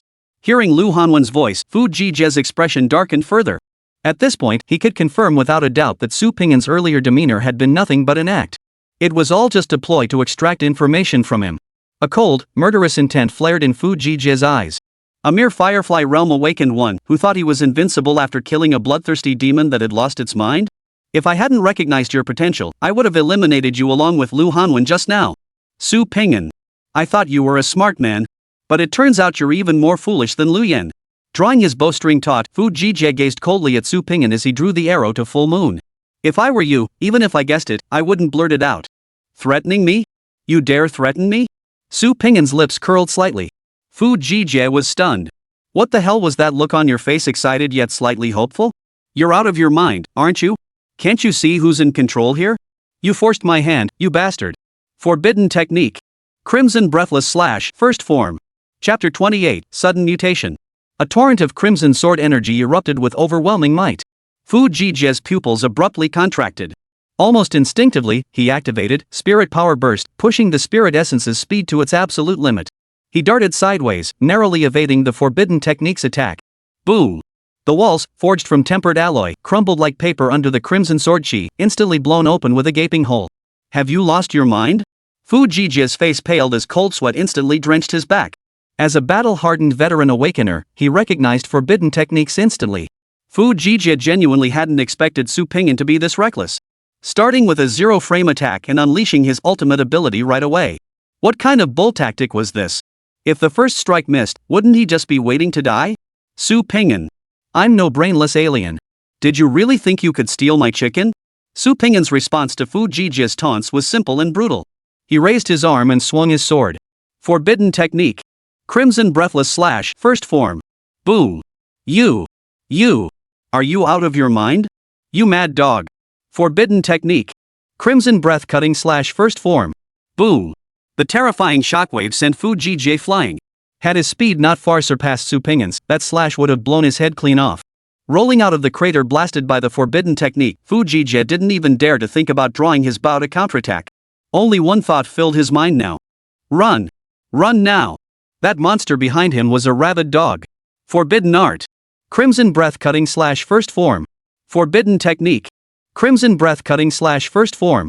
Hearing the relentless whistling sounds behind him, Fu Jie was utterly terrified. He felt as if he were stranded in the middle of a raging storm at sea, clutching nothing but a leaky life preserver. The relentless explosions reverberated through his eardrums, filling his mind with a deafening, life-threatening buzz. He dared not turn around, dared not stop. He could only rely on the artifact spirit's perception to evade. Yet as Su Ping'an grew increasingly adept at unleashing his forbidden techniques, Fu Jie found evasion becoming harder and harder. After dodging over a dozen forbidden techniques, he finally showed an opening. A crimson blade of energy skimmed the ground, striking Fu Jie squarely in the lower back. Fu Jie flew backward like a. He coughed up a mouthful of blood and looked down in horror. The energy shield he had summoned with all his might proved utterly fragile against the forbidden technique, shattering into fragments after blocking just one strike. The shockwave sent his internal spiritual energy into chaos. Fu Jie could not quickly reconstitute his energy shield, nor could he even sustain his spiritual energy burst. Another forbidden spell. He would be dead. Ha! It didn't get sliced clean in half? Su Ping'an raised an eyebrow, unconcerned. Then let's try again. I'm right here. At the brink of life and death, Fu Jie sensed the presence of other awakened ones. Grasping at this lifeline, he let out a wild, piercing scream. Swish, swish, swish. Several figures burst in from all directions, landing precisely beside Fu Jie and encircling him in the center. Su Ping'an narrowed his eyes, studying everyone's stats. For Moonlight Realm. 1. Unreadable. Were these the reinforcements Fu Jie had called? All 5 unfamiliar figures wore Special Operations Team uniforms, their faces concealed by black demon masks, their true identities hidden. Su Ping'an. You colluded with the Lu family to establish an illegal slaughterhouse, bred bloodthirsty demonic beasts, and now you dare attack your superiors. By the authority of the commander, I order you to apprehend Su Ping'an immediately. Execute him on the spot. Fu Jie, having narrowly escaped death, screamed hysterically. Recalling the earlier battle, Fu Jie was truly terrified. He no longer cared about reason or logic, nor did he question why Special Operations team members had appeared at this moment. He only wanted this monster, Su Ping'an, to vanish. A madman who treated his own life as worthless, an enemy who casually unleashed forbidden techniques. He was simply too terrifying. Unless he saw Su Ping'an's corpse with his own eyes today, he wouldn't rest easy. Facing Fu Jie's accusation of the guilty party crying foul first, Su Ping'an couldn't be bothered to explain. He wasn't that naive. He'd never waste words with scum like this. Just as Su Ping'an pondered how to dispose of the bodies after annihilating the Special Operations team before him, a sudden twist occurred. The Special Ops team member whose abilities Su Ping'an couldn't discern reached out with one hand and seized Fu Jie's throat. Without any warning or build-up, Fu Jie's head was simply plucked off. It all happened too fast. Fu Jie's headless corpse stood motionless for a moment before finally collapsing to the ground. That unthinkable speed left Su Pingyan momentarily stunned, his plans for disposing of the body shattered. This stranger hadn't even used a soul artifact. He'd killed a Moonlight Realm Awakened with his bare hands? Moreover, the other 4 members of the team appeared utterly indifferent, showing no intention of intervening. This sudden reversal forced Su Pingyan to reassess the situation. The way things were unfolding. Completely different from what he had imagined. This group wasn't Fu Jijia's men, they had other motives. Pingyan, it's me. Sensing Su Pingyan's murderous intent, Lu Yen removed his mask and spoke calmly. Captain? This time, Su Pingyan was genuinely stunned. What the hell was going on? Pingyan, if you dared to go after Fu Jijia, you must have evidence of him colluding with the Lu family, right? Lu Yen asked, his expression relaxed. Should? You don't even know if I have evidence, yet you take out your direct superior? What if I have nothing? Su Pingyan frowned and retorted. It doesn't matter. As long as Fu Jijia shows up here today, evidence? We can get as much as we want. Lu Yen waved his hand dismissively. Right before Su Pingyan's eyes, the 4 men sprang into action. They searched the body, retrieved the silver container, picked up the severed head, and dragged the corpse away. 2 of them even teleported directly into the Lu family villa, expertly staging signs of a struggle with professional precision. After completing their task, the 4 returned to Lu Yan's side, awaiting further orders. Mission complete. Submit your report to my desk before I return to headquarters. All team members stepped back in unison, vanishing from the scene in a flash. Silent, efficient, professional. The sequence unfolded with blinding speed, murder, corpse removal, and scene staging all executed seamlessly. It was clear that Lu Yen had planned all of this in advance. Even through the masks, Su Pingyan could clearly discern the specific data of the 4 individuals. Any one of them could easily overpower that incompetent fool Fu Jijia. Yet such elite forces had been trained by Lu Yen to be utterly obedient. Either Lu Yen possessed extraordinary charisma, a natural seducer capable of winning hearts in moments. Or, Lu Yan's own prowess far surpassed all 4 of them, using sheer strength to intimidate this group of arrogant warriors. Su Pingyan revised his impression of Lu Yen once more. This was a man with low moral standards, immense power, a disregard for minor details, and a complete indifference to procedural justice when pursuing his goals. Pingyan, how much did Fu Jijia offer to buy you off? Lu Yen asked, his gaze as calm as a breeze over clouds. Eliminating his direct superior seemed to cause not the slightest ripple in his heart. 3,000 points a month. I didn't take it, Su Pingyan replied with unwavering honesty, his conscience clear. TSK. That rich bastard really has deep pockets. Pingyan, next time remember, get paid first before you act. This was just a waste. Seeing Lu Yan's regretful expression, Su Pingyan rolled his eyes in exasperation. He revised his opinion of Lu Yan once again. This was a powerful individual, unconventional, and had an incredibly low moral threshold. Chapter 29, The Captain. Click. Sizzle. The lighter ignited, smoke curling upward. Hoo. Exhaling a satisfying smoke ring, Lu Yen looked at Su Pingyan and smiled. Pingyan, come walk with me. Su Pingyan wasn't worried Lu Yen would kill him to silence him. If he truly had that intention, he wouldn't have let the 4 team members leave early. He too wanted to understand what kind of person his captain truly was. Su Pingyan said nothing, releasing his long sword and allowing Alice to transform back into human form. The 3 of them walked one after another into the villa's garden. Perched on a hillside vantage point, it offered a commanding view overlooking Linhai City, the scenery breathtaking. I've been waiting for you to ask why I'm here. Lu Yen braced his hands against the viewing railing, squinting as the cool breeze tousled his already disheveled black hair. Didn't you have your sights set on Fu Jijia long ago? I imagine you had this planned even while investigating Lu Jishue, right? Alice looked puzzled at her owner, then stole a glance at Lu Yen. Though she propped her chin in thought, the little sword maiden pondered for ages and still couldn't make sense of their conversation. You figured it out, huh? Lu Yen showed no surprise. He pinched out his cigarette butt against the railing. Ever since I was transferred to Linhai City, Fu Jijia has been trying to bribe me. That's when I first set my sights on him. But the guy is extremely cautious. If I were to personally investigate Sisui Alley, he'd likely abandon the Lu family altogether. So you plan to send me to investigate Sisui Alley from the start? Su Pingyan picked up the thread of the conversation. Yes. Lu Yen showed no intention of hiding anything. Only a newcomer like you investigating Sisui Alley would make Fu Jijia let his guard down. Plus, you're my man, that alone would make him take notice, forcing him to come collect the goods early. After all, he's the provincial commander of Linjiang. To take down someone like him, we need to catch him red-handed and tie up all loose ends neatly. Are you sure about this? Somehow, you don't strike me as the rule-following type. Su Pingyan silently grumbled to himself before asking with genuine concern, the goods you mentioned, are they the eyes of the bloodthirsty demons? Sacrificing so many lives and taking such risks for the eyes of an alien race, is it really worth it? Lu Yan didn't answer the question, instead gazing calmly into the distance. After a long silence, he posed an odd question. Pingyan, what do you think this world is like? A place where might makes right? After all, the world government was founded by the strongest awakened, Su Pingyan replied calmly, showing no urgency. Well summarized, and quite incisive. Lu Yan nodded with a light chuckle. Yet beneath that smile lay a faint trace of bitterness. The world we inhabit is one of extreme class division. Everything related to awakened individuals is considered superior.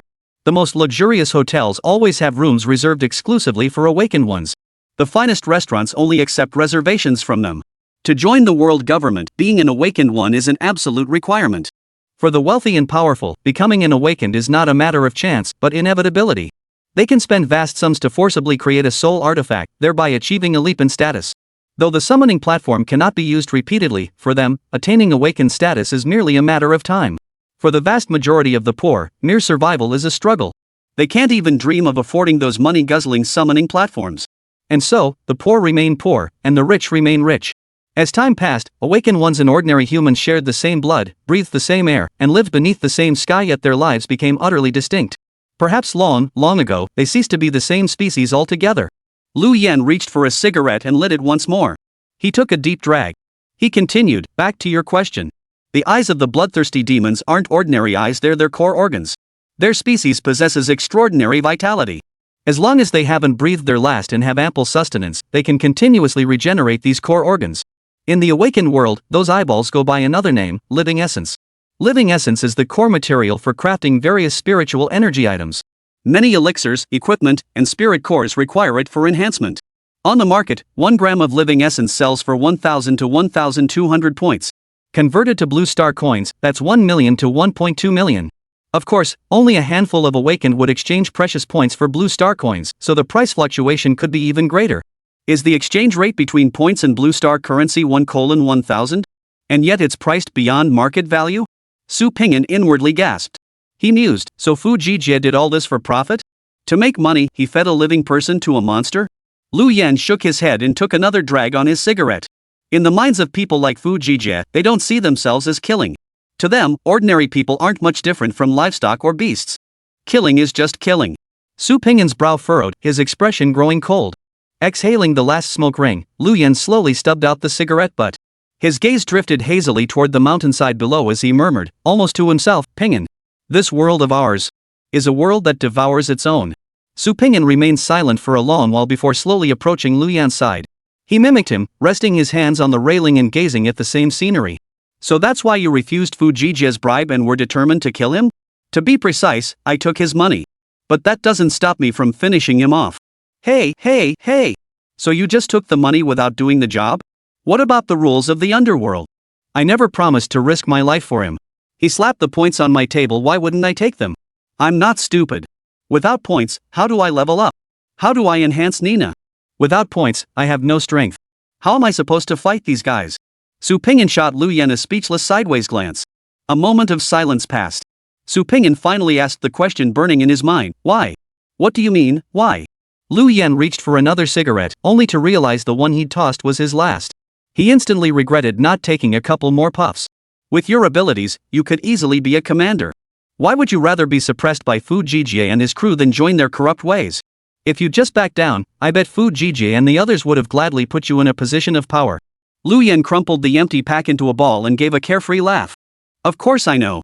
With my abilities, I could handle not just a minor post like provincial commander of Linjiang, but even the position of chief of the Special Operations Unit. I know that if I just bow my head, I could easily climb the ranks and attain status and wealth that would make the world envious. But I know even better that I alone cannot change this world.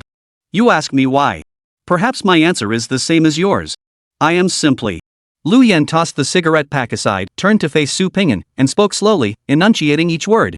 I can't stand this Thai world. Chapter 30, Who counts good people from the remnants? Su Pingyan froze in place. His earlier I can't stand it had been nothing but a made-up excuse. But now, looking at Lu Yan, he truly saw the intense passion burning in the man's eyes. It seemed as though this captain of his truly dared to defy the entire world for such a simple reason. Honestly, following a captain like you makes my chances of promotion look pretty slim. Su Pingyan sighed helplessly. Ha, shut your mouth, you jinx. Now that we've taken down Fu Jijie, I've got a great chance to move up, okay? Lu Yan chuckled lightly, playfully punching Su Pingyan's shoulder. With that, he hooked his arm around Su Ping'an's shoulder and pulled him toward the roadside. Hold on tight. I'm treating you guys to a feast. Consider it an early celebration for my promotion. Without waiting for a response, Lu Yen shoved Su Ping'an into his beat-up old car and hummed a cheerful tune as he slid into the passenger seat. Seated in the driver's seat, naturally, was the cheapao-clad beauty Nina. Ha! Nina's driving again, Captain. Don't you know how to drive? Alice obediently fastened her seatbelt and asked playfully. My master can drive, but he's lazy. So most of the time, I'm the driver. Nina turned around to greet Alice. Captain, with your salary, you really shouldn't be driving such a beat-up car. That paint job looks pretty old, though the interior isn't half bad. Su Ping'an ran his fingers over the genuine leather seat beside him, feeling it clashed with the peeling exterior. It felt a bit like putting gold trim on a toilet. Lu Yen shrugged indifferently. Don't get it? What's the most important thing for our bloodhound squad? It's hiding our identities. That's the only way to avoid drawing attention. Why make a spectacle of ourselves? Nina covered her mouth and giggled softly. Actually, the boss bought this car precisely because it was beat up enough. That way, it's easier to claim reimbursement from the investigation bureau. As the boss put it, even if an inspector happened to spot it on the road someday, they wouldn't suspect a wreck that looks like it's about to fall apart. So he fudges the parts replacements or maintenance records? Su Ping'an speculated. How much would that even cover? Lu Yen threw his hands behind his head, reclining comfortably against the cushions. Our hunter dog squad's missions are so dangerous, vehicles getting written off is practically routine. 100 or 80 wrecks a year? That's perfectly plausible, wouldn't you say? Holy crap! What's reasonable about this? Even on the battlefield, you wouldn't see such a high casualty rate, okay? With your expense claims like this, no wonder you're dodging audits. When they see your expense reports at your end, they'd be well-mannered just to not curse you out. Lu Yen seemed to possess some kind of magic. Just when Su Ping'an thought he'd figured out the guy's limits, Lu Yen would push them even further, showing him what true shamelessness looked like. Su Ping'an seriously doubted whether this so-called big meal would just be some random street barbecue stall thrown together as an excuse. As the sun dipped below the horizon, the skyline of Linhai City was bathed in a hazy, dusky glow. In the city center, within the bustling central business district, the sign for imperial cuisine slowly illuminated. As an exclusive high-end restaurant catering to awakened individuals, only society's elite and influential figures frequented its doors. That beat-up third-hand car parked among the luxury vehicles stood out like a sore thumb. Inside the private room. Grilled meat, huh? Staring at the charred grilled meat in his hands, crispy on the outside, tender within, Su Ping'an couldn't help but mutter under his breath. Does a barbecue stall really need to be this fancy? Does everything get slapped with the Awaken label just so they can charge whatever they want? They're charging 50 credits for a single skewer of grilled meat? 50,000 blue star coins? Why not just rob people? Lu Yen picked up a piece of grilled meat from the plate and said mysteriously, try it, and you'll understand why it's worth 50 points. Su Ping'an took a skeptical bite. The savory aroma exploded in his mouth. The flavor was actually pretty good. But it wasn't worth 50,000 blue star coins, was it? Before he could voice his complaint, a surge of pure spiritual energy erupted in his stomach, coursing upward and spreading throughout his entire body. Su Ping'an's eyes widened in astonishment. Experience, 14%, 14.5%. Seeing Su Ping'an's astonished expression, Lu Yan's lips curled into a smug smile. A restaurant catering specifically to awaken individuals, how could it possibly serve ordinary food? The ingredients for this grilled meat come from alien races. Processing them into something humans can eat requires quite a bit of work, so this price isn't unreasonable. Since it's your first time eating spiritual food, don't be greedy. Be careful, your body can't handle it. As Lu Yen finished speaking, Su Ping'an felt his heartbeat accelerate noticeably, a wave of heat spreading through his entire body. Without showing any reaction, he activated Life Source Stream, instantly calming the abnormal sensations within his body. He swallowed the remaining grilled meat whole, and his interface refreshed once more. Experience, 14.5%, 15%. Su Ping'an was overjoyed. So this was how awakened individuals could enhance their strength? With Lu Yen right beside him, Su Ping'an saw no need to speculate. He asked directly, Captain, I feel my spiritual energy growing so fast inside me. If I ate here every day, wouldn't my cultivation speed skyrocket? You're overthinking it. Lu Yen poured himself a glass of red wine, swirling it elegantly. Watching him alternate sips of expensive wine with bites of street-side barbecue, Su Ping'an found the scene increasingly jarring. Setting aside whether you even have that many points, your body simply couldn't handle it. Awakened ones can indeed rapidly boost their strength with spiritual foods and pills, but that's like pulling up seedlings to help them grow. It places an enormous burden on the body. One misstep could shatter the spiritual energy channels within you, and then you'd be completely crippled. Ping'an, rushing for quick gains is unwise. For an awakened one, steady and solid cultivation is paramount. Lu Yan shot a meaningful glance at Alice beside Su Ping'an, his words carrying hidden meaning. Little Sword Maiden tilted her head in confusion, the tuft of hair atop her head curling into a question mark shape. Was Lu Yan warning me not to abuse Alice's abilities? Su Ping'an naturally wouldn't explain further, merely nodding earnestly. He'd look into it later. Could he buy items to aid his leveling up with points? Broken energy channels? Body unable to withstand the strain? Put. Being crippled is nothing, it's not like he's dead. Lu Yan wasn't one for long speeches. Seeing Su Ping'an had taken it to heart, he said no more. Reaching into his coat, he pulled out a thick envelope and handed it to Su Ping'an. Before arresting Fu Jijie, I led a team to raid his home and seized 36,800 points. Counting you, 6 people participated in this operation. I split the change into 6 shares and turned the rest over to the investigation bureau. This portion is yours. Su Ping'an took the envelope and gave it a quick glance. Holy crap! A full 60 bearer vouchers, each worth 100 points. That's a total of 36,800 vouchers. You pocketed 36,000 outright and you call that splitting the change? Who in their right mind counts the change from the top down? Su Ping'an looked at the captain, who was smiling without speaking. He felt like he needed to. Had to reassess Lu Yan's image in his mind all over again. Chapter 31, What Did I Do Wrong? Back home. Su Ping'an lay on his bedroom bed, continuing to study the knowledge within the app. Firefly Realm, spiritual energy glows faintly like fireflies. The energy within the body gradually activates. As cultivation advances, it not only sustains the artifact spirit but also enhances the awakened individual's physical constitution. Starlight Realm, spiritual energy forms a complete cycle. Beyond sustaining the artifact spirit, there remains surplus power to unleash spiritual energy burst. This burst significantly enhances the artifact spirit's attributes or strengthens the awakened individual. At this stage, the awakened one's physical capabilities surpass ordinary humans, allowing them to slightly exceed human limits. Lunar Radiance Realm, spiritual energy pours forth like moonlight, greatly enhancing both the artifact spirit and the awakened individual. Excess spiritual energy can coalesce into a protective barrier, providing seamless defense across the entire body. The strength of this shield further increases with the awakened individual's power. Corona Realm, insufficient permissions, temporarily unavailable. No wonder that bastard Fu Jijie could withstand a forbidden technique. High-tier awakened ones can catch bullets with their bare hands and block cannon fire without soul-bound artifacts.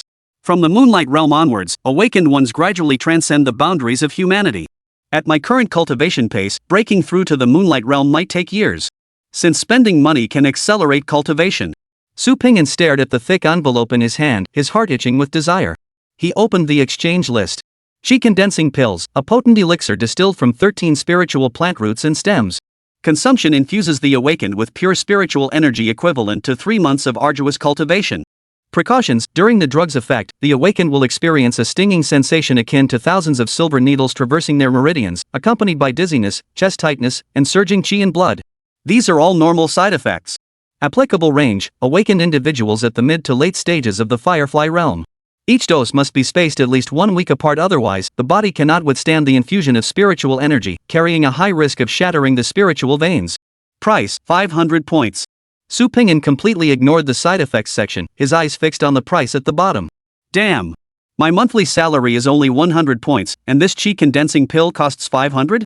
I'd have to grind for half a year just to afford one? No wonder Fu Jijie was so confident. Points really are a powerful thing. For a fleeting moment, Su Ping'an even regretted not accepting Fu Jijie's bribe. Splash! The sound of water gradually subsided, replaced by Alice's soft, ethereal humming drifting from the bathroom. Su Ping'an glanced up and nodded with satisfaction.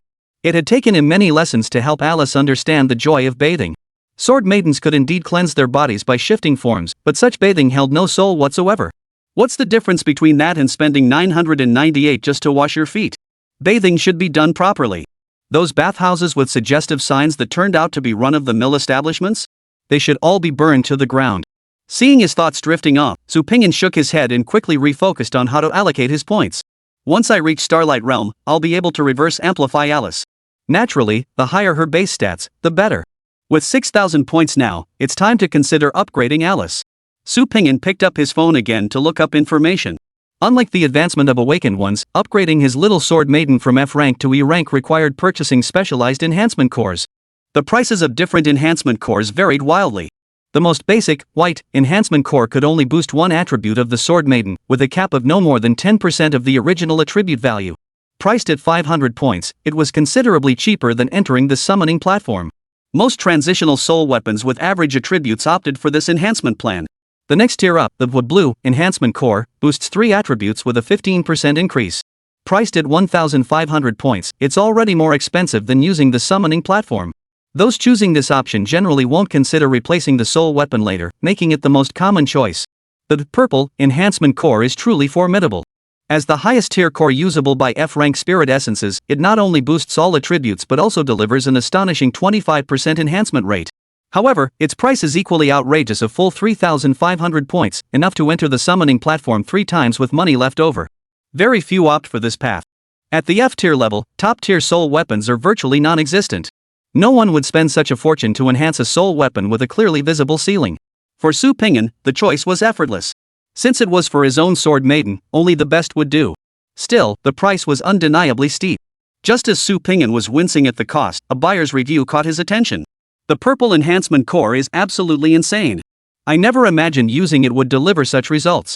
That feeling of soul fusion where boundaries dissolve is pure bliss. Every penny was worth it.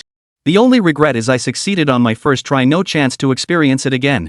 Below, aside from the usual suck it up and envy-inducing comments, most discussions veered off topic. My Sword Maiden was so stiff before, but after soul fusion, she suddenly got the hang of it. TSK, that feeling was absolutely mind-blowing, okay? Only big spenders comment here, so why aren't you guys chiming in? I'll set the tone.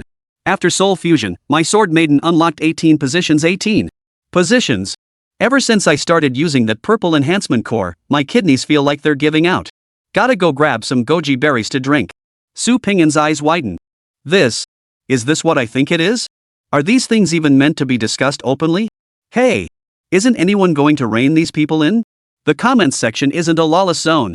Pingyan, I'm all washed up and fresh now, you can go take your shower. Just then, Alice burst out of the bathroom, full of energy. Her purple silk nightgown clung softly to her delicate frame, tracing the gentle curves of her figure. The hem barely covered her thighs, and her dazzlingly white, long legs made the bedroom seem brighter. Paired with her innocent doe-like eyes and flawless, stunning beauty. An angelic face with a devilish figure, that's exactly what they meant. Pingyan, what's wrong? Alice hopped lightly to the bedside like a little rabbit, waving her hand in front of Su Pingyan. Pingyan, are you hungry? Whenever I get hungry, I feel so lethargic. How about I whip up a late-night snack for you? What would you like? Alice waited anxiously for her master's response, growing concerned as she leaned closer and gently touched Su Pingyan's forehead. Strange. He didn't feel feverish. The sweet, youthful scent that was uniquely hers drifted into Su Pingyan's nostrils, making his mouth go dry. Ahem. Su Pingyan cleared his throat, gently steadying Alice's fragrant shoulder to help her sit up straight. Alice, have you ever heard of the concept of soul fusion? Alice propped her chin with her hand, her signature tuft of hair standing straight up like an antenna as she entered recall mode. I remember other Sword Maidens mentioning it once, but they were all so strange they just laughed at me and refused to explain what it actually meant. Luckily, one kind Sword Maiden sister told me, if anyone says they want to fuse souls with you, they're a pervert, just kick them flying away. Beyond that, I'm not really sure. No. Alice's original owner was a woman. Why did you go and teach her useless nonsense? I haven't done anything yet, so how am I suddenly a pervert? Su Pingyan shook his head hastily. I just wanted to give Alice the best. I wasn't after soul fusion. What did I do wrong? Chapter 32, Lightning Fast Leveling, and Inflated Su Pingyan. Ahem. Alice, I've been thinking. With our current points, I should be able to reach the Starlight Realm. And accordingly, it's time for your level to be upgraded too. How much do you know about upgrading Sword Maidens? Su Pingyan didn't get straight to the point, instead asking tentatively. The little Sword Maiden froze slightly, her tension palpable. Clutching the hem of her skirt, she spoke timidly. Pingyan. I once asked Xinjia to help me level up. She told me the enhancement cores needed to upgrade a Sword Maiden are incredibly expensive. She absolutely refused to buy them for me. Xinjia is already quite wealthy among humans, and even she said it's expensive. That means it must cost a lot of money. If you, Pingyan, had to bear all that expense, it would be incredibly hard on you. I can help earn money by working too. Xinjia was just an ordinary person who hadn't even passed the Awakened assessment. She had no right to use points vouchers. If she relied on blue star coins, she'd have to go through the black market, where prices were jacked up layer upon layer. That enhancement core really was astronomically expensive. But just because Xinjia couldn't afford it, what did that have to do with me, Su Pingyan? Xinjia is the past. Now you're my Sword Maiden. Not only will I buy you an enhancement core, but I'll get you the absolute best one. Su Pingyan gently stroked the little Sword Maiden's head as he spoke softly. I know. Alice flashed her signature silly grin. My master is Ping'an now, not Shinja. But I don't want Ping'an to work too hard either. I can get a job. If I work hard enough, Ping'an can have it easier, right? Seeing the little sword maiden's earnest expression, Su Ping'an couldn't help but laugh. What kind of job do you have in mind? Alice's tuft of hair perked up excitedly. She mysteriously produced a pink notebook. Ta-da! Ta-da-day-day. Alice flapped the notebook open before Su Ping'an, displaying it like she was showing off military medals. Su Ping'an glanced up. Alice's money-making adventure. 1. Dress up as a cute mascot at the supermarket entrance to attract customers. Earn 500 blue star coins daily. Looks hot, but the mascot is so adorable. 2. Hand out flyers on the street. 100 blue star coins per day. Remember to be enthusiastic and lively. You can do it, Alice. 3. Work at a maid cafe, 800 blue star coins daily. What even is a maid? The third option clearly had crossed out text, and the note in parentheses was changed to, no way, no way. I really can't do it. Maid outfits? That's way too embarrassing. Alice's handwriting was childish and uneven, looking like it was scrawled by a first grader just learning to write. Su Ping'an chuckled after reading it. Alice, your ideas are great, but haven't you forgotten one crucial thing? You're hopeless with directions. What if you get lost while working? I can't follow you around forever, you know? Ha! Alice panicked, snatching back her notebook and hastily adding at the end. When working outside, you must remember the way home. Don't take jobs more than 1 block away. Otherwise, if you forget the direction, it'll be terrible. 1 block. So crossing the street without getting lost is your absolute limit? Su Ping'an suppressed the urge to tease her, shaking his head with a smile. Alice, your idea to work is genuinely good, but it's just a tad inefficient. Compared to blue star coins, what we really need are official points. You won't earn those doing odd jobs. Ah! Alice lowered her head, her tuft of hair drooping along with it. She pouted disappointedly, her voice tinged with hurt. But I wanted to help Ping'an earn money too. Ping'an already works so hard taking care of me. I just wanted to make things easier for him. I never said you couldn't work part-time, Su Ping'an comforted her softly. It's just that, we could work together. Su Ping'an opened the official app's bounty mission page and handed it to Alice. If we're going to earn big. Hearing her owner didn't oppose her working and even suggested they work together, Alice's mood instantly shifted from gloom to joy. She pumped her little pink fist excitedly and bounced up and down. Yay! With Ping'an, we'll earn big bucks. Su Ping'an nodded with satisfaction. Finally, he'd managed to change Little Sword Maiden's mind. Since they were taking on tasks, stronger power was definitely better, right? Then the enhancement core had to be top tier, right? This purple enhancement core is a must-have. No one's stopping me. He. The next morning. After collecting the supplies I'd exchanged at the Linhai branch, I returned home. 5 chi condensing pills lay sideways on the coffee table. At the Firefly realm, you can only buy up to 5 chi condensing pills. So 5 should be enough to break through to the Starlight realm, right? Su Ping'an muttered softly, ignoring the warning from the logistics department staff. He grabbed the chi condensing pills and tossed them into his mouth. A wave of warmth erupted from his heart. That peculiar sensation, reminiscent of taking a chi-breaking pill, returned, but this time, it was markedly more intense. Su Ping'an felt his entire body grow feverish, accompanied by stinging pain, chest tightness, and palpitations. Without hesitation, Su Ping'an activated Life Source Stream to suppress the abnormal changes within his body.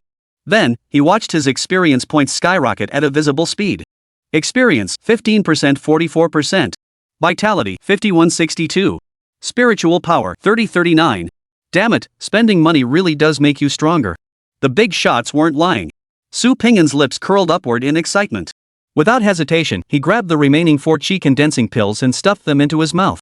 Experience 44%, 60%, 71%, 89%, 100%. Congratulations, host, on successfully advancing to the Starlight Realm. Panel updated. Name, Su Ping'an. Level, Starlight Realm. Experience, 0%. Vitality, 6290. Spiritual power, 3950. Awakened ability, Spiritual Power Burst. Spiritual Power Burst, the host may expend spiritual power to enhance their own strength or fortify their artifact spirit. The greater the spiritual power expended, the greater the enhancement. Cultivation at the Firefly realm is the simplest yet most grueling stage for awakened ones. Here, practitioners rely solely on continuously circulating spiritual energy to nourish their physical bodies and expand their endurance limits. There are virtually no shortcuts. But the chi condensing pill was different. Its potency was overwhelmingly aggressive, forcing its effects down regardless of whether the body could handle it. If other awakened ones' bodies were like sponges, absorbing a little moisture required time to dry out, then a chi condensing pill would be consumed in 4 separate doses, fearing that absorbing it too quickly would overwhelm the body. Su Ping'an, however, was like a water pump. Regardless of whether you could handle it, he'd drain you dry. Without the aid of the life source stream, Su Ping'an's absorption efficiency would likely cause his body to explode on the spot, flesh and blood scattered everywhere. Only through the combined power of the life stream and the chi condensing pills could he achieve such blazingly fast leveling. As the life stream within Su Ping'an activated automatically, the latent injuries caused by the forced infusion of spiritual energy were instantly healed. He gradually adapted to his brand new physical form. Su Ping'an flexed his limbs slightly, testing the power of his Starlight Realm cultivation. To his delight, he discovered that his newly grasped ability, spiritual energy burst, seemed to have been assimilated by the Golden Finger as well. Just days ago, Su Ping'an hadn't even heard of such a thing. Yet now, he could wield this ability exclusive to Star Radiance Realm awakened individuals at will. The effortless control felt as though he had possessed it since birth. Sitting on the sofa, Su Ping'an slowly rose to his feet, his eyes suddenly widening. "Alice, come spar with me. Let's see just how strong I am now." Su Ping'an had just advanced, and he was feeling invincible. "Ping'an, I'm not hungry right now. I'm afraid I might beat you to death." Alice shook her head like a rattle, her face etched with reluctance. "I'm not the same person anymore. Alice, go all out, don't hold back." Su Ping'an immediately activated Spirit Power Burst to enhance himself. Surging power erupted from his heart, instantly coursing through his entire body. Really? Though Alice remained skeptical, her trust in her master prompted her to cautiously approach Su Ping'an. "Of course it's true. I feel terrifyingly strong right now. Come on, Alice, I'll let you throw 3 punches first." Su Ping'an declared with overflowing confidence. 3 punches? Then I'll just use half my strength for now." Alice clenched her delicate fists and swung tentatively. Su Ping'an saw only a blur flash past before a powerful gust of wind slammed into the back of his head. Thud! Su Ping'an slammed heavily into the wall, leaving a spiderweb of cracks in the plaster behind him. Put! A mouthful of blood spurted out. Clutching his aching waist, Su Ping'an felt like he was about to die right there. "Ping'an! You said you'd be fine?" Alice was utterly terrified, dashing forward to help her master up. "My liver feels like it's been shattered." "Don't cry, Alice. I'm fine. I can recover." "Alice. No. Don't help me up. It's over. Now my back's broken too." Chapter 33, Pretty Bold. Noon, warm sunshine overhead, a pleasant breeze and clear skies. Sitting in the VIP reception room on the 6th floor of the Investigation Bureau, Su Ping'an rubbed his aching back with a tingling sensation, reminding himself once again, absolutely no more overdoing it. Alice watched her master rubbing his back and shaking his head, her face filled with concern. "Ping'an, are you really okay? Maybe we shouldn't upgrade today. Let's take you to see a doctor first? I shouldn't have used half my strength." "I'm sorry, Ping'an. No. Is this really only half strength? You've hurt my pride, Alice." "Ahem." Su Ping'an forced a dignified tone. "I was careless this time, didn't dodge. This little scratch is nothing to me. We still need to level up. The higher the levels of the Awakened and Sword Maiden, the more quests we can take. For the sake of our money-making mission, we must level up today." Alice tilted her head slightly, about to say more, but suddenly froze. Su Ping'an followed the little Sword Maiden's gaze and looked curiously toward the entrance. "Xiao Jia, is that guy over there your little lapdog? Or did he cross you at some point?" A middle-aged man in uniform, his slightly protruding belly visible, casually asked as he wrapped an arm around Shinjia's waist. The man was Sun Yubin, head of logistics at the Linhai precinct and supervisor of the enhancement arrays, one of Shinjia's many lovers. Shinjia believed becoming an awakened was merely a matter of time. To pave her way into the Investigation Bureau, she had already hooked up with several awakened working within the agency. Sun Yubin wasn't the highest ranking among her lovers, but his position was lucrative and influential. Shinjia served him diligently, and in less than half a year, they had already conducted business worth hundreds of billions. Their daily turnover averaged hundreds of millions. "Darling, this is Su Ping'an, the one I mentioned to you a few days ago. My last assessment failed because of him." Shinjia didn't ask Sun Yubin to intervene for her. Instead, she displayed masterful emotional manipulation, presenting a pitiful yet resolute facade. Sun Yubin found her pitiable demeanor rather tantalizing. He knew full well Shinjia played around privately, but he relished the contrast, her dignified, elegant persona in public versus her wild, untamed nature in bed. They both got what they wanted. He was perfectly satisfied with this companion who always made their encounters thrilling without any strings attached. "Got it. That kid's here to upgrade his spirit core today. With me around, he'll never pull it off. If he wants cash, let him go to the black market and be the sucker." Sun Yubin slapped Shinjia's pert butt with his large hand and declared with great magnanimity, "Honey, don't do that, there are so many people here." Shinjia's face flushed instantly. Paired with that smooth, shy yet slightly annoyed combo, it instantly reminded Sun Yubin of her sultry, playful nature behind closed doors. His lower half instantly overpowered his upper half. He knew Xinjia was a woman who valued status, yet she was also extremely disciplined. As long as he put in the effort, she would always find ways to please him and never repeat it herself. The more Sun Yubin thought about it, the hotter his desire burned. All he could think about was taking care of that kid quickly so he could get back to business. With an air of superiority, Sun Yubin sauntered past the queue and approached the reception desk, whispering a few words. Pingin, we were clearly next in line. How come our number got skipped? Alice's eyes widened in disbelief. She glanced at the call display screen, then looked down at the number in her hand, speaking in a dazed tone. Su Pingin had no intention of acknowledging Xinjia. Such a defeated foe was nothing but a whimpering dog, too cowardly even to meet his gaze. He might as well treat him like a piece of trash on the street. But that pot-bellied bastard actually dared to come looking for trouble? Then he had no choice but to deal with it. You arrogant little dog. Taking Alice's small hand, Su Pingin calmly stood up and walked to the reception desk. It should be our turn to use the enhancement array. Why did they skip our number and move on to the next group? Su Pingin completely ignored Sun Yubin and addressed the receptionist directly. Your turn? Who told you could use the enhancement array today? Sun Yubin snorted lightly, waving dismissively toward the reception desk. The receptionist shot Su Pingin an apologetic glance, hurriedly gathered her belongings, and rose to leave the counter. The enhancement array is undergoing routine maintenance today and isn't available. Please come back another time, Sun Yubin said, tilting his chin up with a smile. But the three awakened before us were able to use it normally. Why can't we? Alice frowned in protest. Routine maintenance of the enhancement array is always like this. You just happen to catch it, that's your bad luck. Don't blame anyone else. Sun Yubin beckoned Xinjia from afar and pulled her into his embrace, the words bullying the weak practically carved across his face. Alice tried to argue further, but Su Pingin shook his head gently at her. Little Sword Maiden, brimming with frustration with nowhere to vent it, could only pout. But when she thought of how miserable her master must feel right now, she quickly put on a carefree expression and comforted him. Pingin, never mind. If we can't enhance today, we'll just wait until tomorrow. Let's go back first. I'm not in a hurry. Tomorrow? Sun Yubin raised a finger and waved it lightly. Tomorrow is also for repairs. Su Pingin stepped forward. So when will it be fixed? When? Maybe the day after tomorrow, maybe the day after that. Anyway, as long as you're not here, the enhancement array works fine. But the moment you show up? Sorry, it needs maintenance. I'm the logistics director of the Linhai branch. When the array can be used, when it can't, it's all up to me. Watching Sun Yubin's arrogant demeanor, Su Pingin smiled. So you're planning to abuse your authority? Confirming the array's maintenance schedule is my duty. Don't pin that on me. Sun Yubin refused to back down, stepping forward.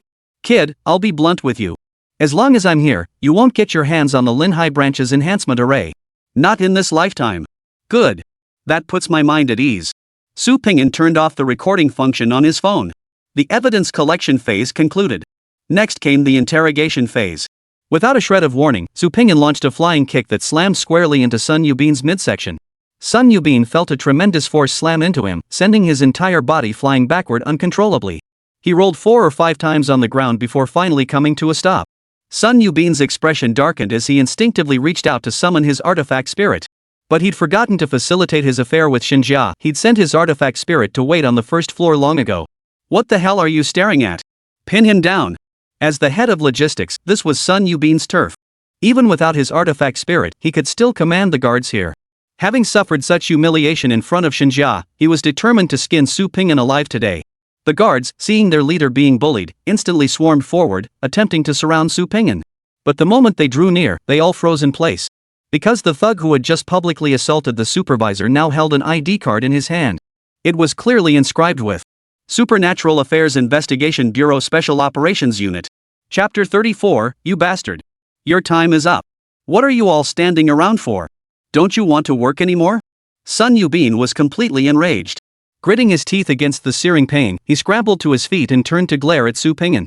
The moment his eyes met Su Pingin's, his face darkened. Hunting dog squad. He mentally cursed Xinjiaju's ancestors 18 generations back. That bastard actually told him this guy was just an ordinary person? A newbie who barely passed the Awakener assessment? Pissing off the Hound Squad, how could he possibly have a decent life after this? Sun Yubin shoved Xinjia aside and instantly switched to a fawning expression. Sir, it's all a misunderstanding. Sir, you're with the Special Operations team. Why didn't you say so earlier? You bull. If he'd known earlier, would this brat have dared to act so cocky? Would he have dared to shoot his mouth off like that? Where would Su Pingin even find the opportunity to catch this bastard's tail? Would he really have to waste time and effort investigating? Why put off revenge until tomorrow? If you can settle it right then and there, why waste the effort? Cut the bull about misunderstandings, you piece of. Think you can play games with me just because you've got a tiny bit of power? Head of logistics, huh? You decide when the magic arrays get maintained, right? Who gets to use them and who doesn't, right?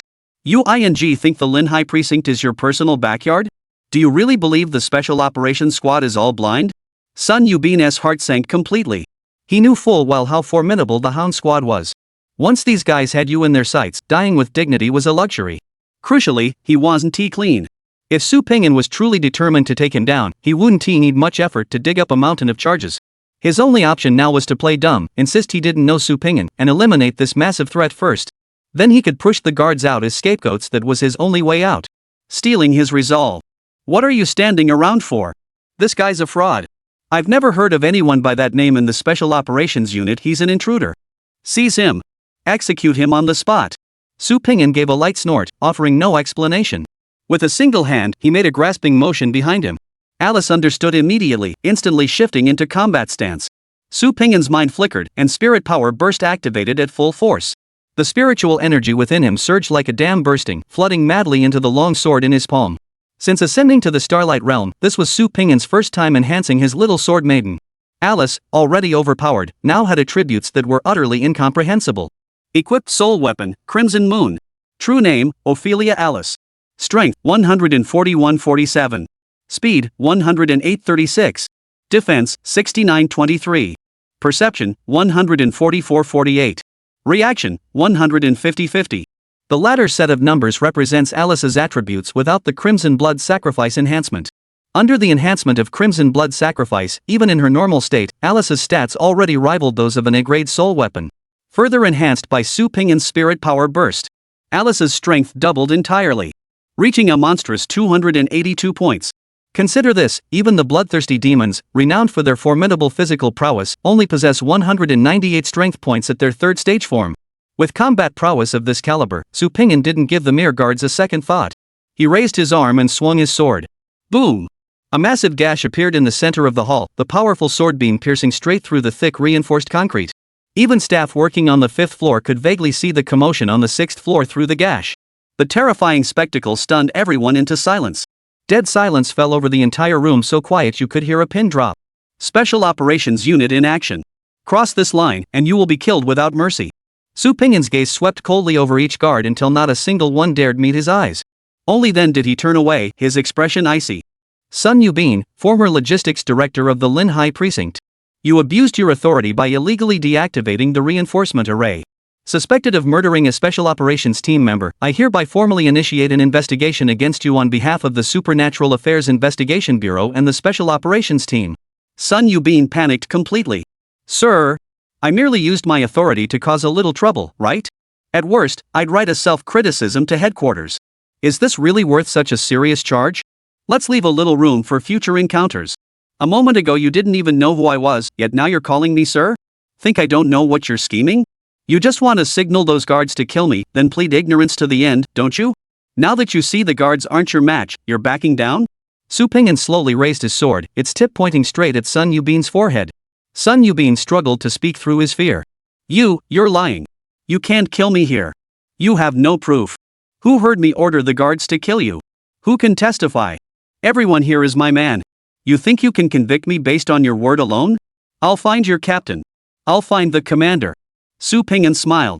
I'm stronger than you. Since you didn't kill me, this is just a misunderstanding. We haven't even fought yet, and I can't find any proof. If I'm weaker than you and you cut me down, the guards will take the fall. Then I deserve to die for nothing, right? No. You were about to kill me. How could you possibly imagine I'd need something like evidence? Where's your brain? You bastard, your time is up. As Su Pingyan's words fell, a violent killing intent surged skyward. Sun Yubin felt a warm wetness beneath him this time. He genuinely pissed himself in fear. If someone told him right now that they sold regret pills, he'd sell everything he owned, even trade his wife and kids just to buy one. Stop! A sudden cry rang out. A dark figure darted past layer upon layer of guards, narrowly snatching Sun Yubin from Su Pingyan's grasp and shielding him behind. Su Pingyan swung his sword through empty air, frowned, and looked up. Before him stood a middle-aged man in a respectable uniform. Judging by his piercing gaze and the powerful fluctuations of spiritual energy, the man was at least a Moonlight Realm expert. The Hound Squad certainly has quite the air of authority, doesn't it? I am Zhuo Qiyuan, Director of Logistics for the Linhai branch. Now explain to me, what crime did my subordinate commit by repairing the formation according to management regulations? Director? I've even dared to slash my own superior. Who the hell do you think you are? Without a word, Su Pingyan raised his sword to strike. Zhuo Qiyuan calmly raised his curved blade to meet the strike. He wasn't some useless drunkard like Sun Yubin. Every ounce of his strength was hard-earned combat prowess. He didn't give a damn about some lowly Starlight Realm awakener. Clang! Zhuo Qiyuan flew backward like a cannonball, his arm going numb as his chi surged violently throughout his body. Had he not instinctively activated his energy shield, that very first clash would have severed his right hand clean off. Ignoring Zhuo Qiyuan, Su Pingyan whipped his head around and slashed out with his sword. A head flew through the air, blood mist spraying. Watching his subordinate get beheaded right on his own turf, Zhuo Qiyuan was utterly enraged. You! How dare you? In my logistics department, right in front of me. You actually dared to kill my men? Chapter 35, got a problem? Draw your blade. We don't sweat life or death. If you're not happy, let's fight. Truth be told, Zhuo Qiyuan didn't want to provoke the Hound Squad. But this Su Pingyan was simply too arrogant, killing Sun Yubin right on logistics department turf, in front of everyone. As the head of logistics, he was now backed into a corner. If he cowered like a turtle now, how could he ever manage his subordinates in the future? Who would respect him then? Facing Zhuo Qiyuan's roar, Su Pingyan shot back immediately. Pretending? You're pretending to me? When Sun Yubin was bullying people with his power, you didn't see it. When he called his men to surround and kill me, you didn't see it either. But the moment he realized he couldn't handle me, you suddenly popped up? Are you a dog? Wagging your tail at the stench of Sun Yubin's beaten up? Zhuo Qiyuan trembled with rage, his finger shaking as he pointed at Su Pingyan. Supervisor Sun just made a mistake. He didn't really do anything to you. You're fine, aren't you? Why did you have to be so ruthless? Couldn't you have spared him? Su Pingyan calmly sheathed his sword, offering a cold smile. Shut your trap, old dog. Got a problem? Then draw your blade. We're ready to fight to the death, no hard feelings. One more word from you, and I'll cut you down too. After I finish you off, I'll take every last member of your family back to headquarters. Then I'll interrogate them one by one. Once they spill all your dirty secrets, I'll make sure to burn your charges so you can see them clearly. Zhuo Qiyuan's face drained of color, cold sweat instantly soaking his back. He was terrified. The man before him was utterly insane, offering no room for negotiation. More crucially, he knew Su Pingyan wasn't bluffing. The Special Operations Unit absolutely had the authority to investigate his family. And his family couldn't withstand scrutiny. His good-for-nothing son had repeatedly abused his name to misuse enhancement arrays. It was likely that before a full memory restoration technique could even finish, they'd all spill everything. Truth be told, the root cause of Zhuo Qiyuan's conflict with Su Pingyan was a matter of pride. Now, as the situation spiraled out of control, the flames seemed poised to engulf him. He was kicking himself. His initial anger, arrogance, and sense of superiority vanished in an instant. Zhuo Qiyuan felt like waking up from a hangover only to find himself on the execution ground utterly petrified. What the hell had he been thinking? Wasn't Sun Yubin just a lackey doing his dirty work? There were plenty of others who could take his place. Was it really worth offending such a ruthless man for the sake of some illusory pride? After swiftly weighing the pros and cons in his mind, Zhuo Qiyuan decisively discarded the soul artifact and immediately changed his tune. Your Excellency, it's a misunderstanding, truly a misunderstanding. I acted impulsively too.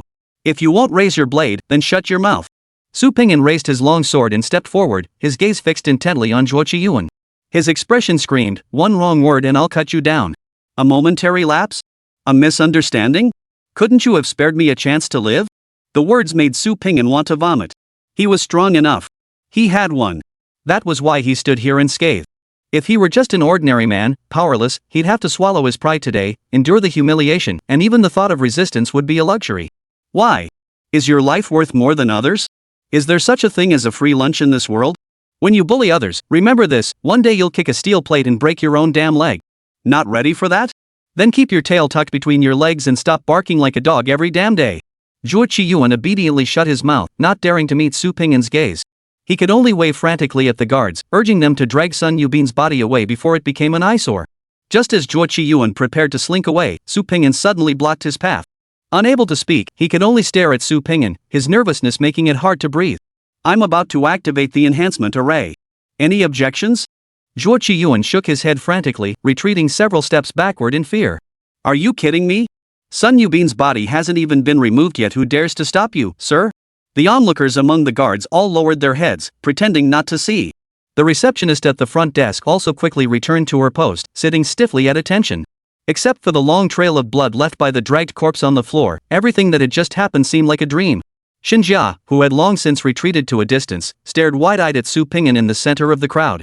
She had planned to spend extra effort today persuading Sun Yubin to pull some strings for her, hoping to use the investigation bureau's enhanced array to repair Yanni. Who would have thought that the greasy man who bragged daily about his supposed prowess and influence in the logistics department wouldn't even be worthy of tying Su Pingyan's shoes? How long had it been since the awakened assessment? Not even a week? Yet Su Pingyan had already climbed to a position she now had to look up to.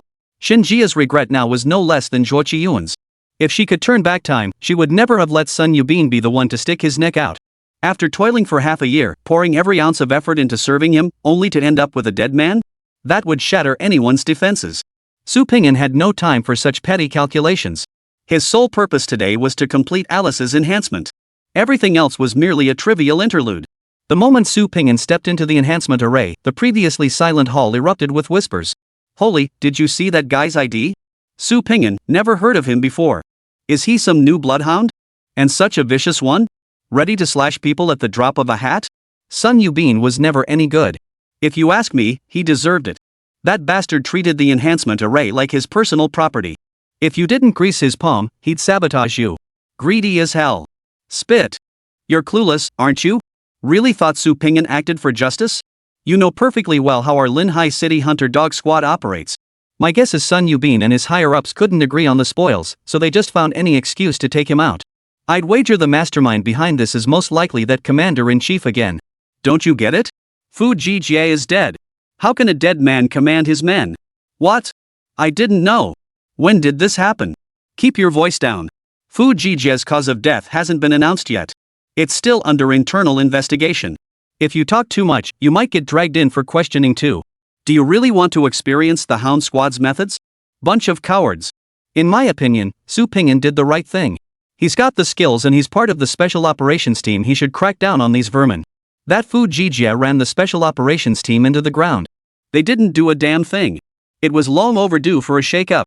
Amidst the murmurs outside, Su Pingyan had already entered the center of the reinforced magic array. The staff responsible for controlling the array stood in a row, patiently explaining each upcoming step to Su Pingyan with an attitude bordering on excessive deference. Sir, utilizing the Purple Enhancement Core constitutes an advanced progression scheme.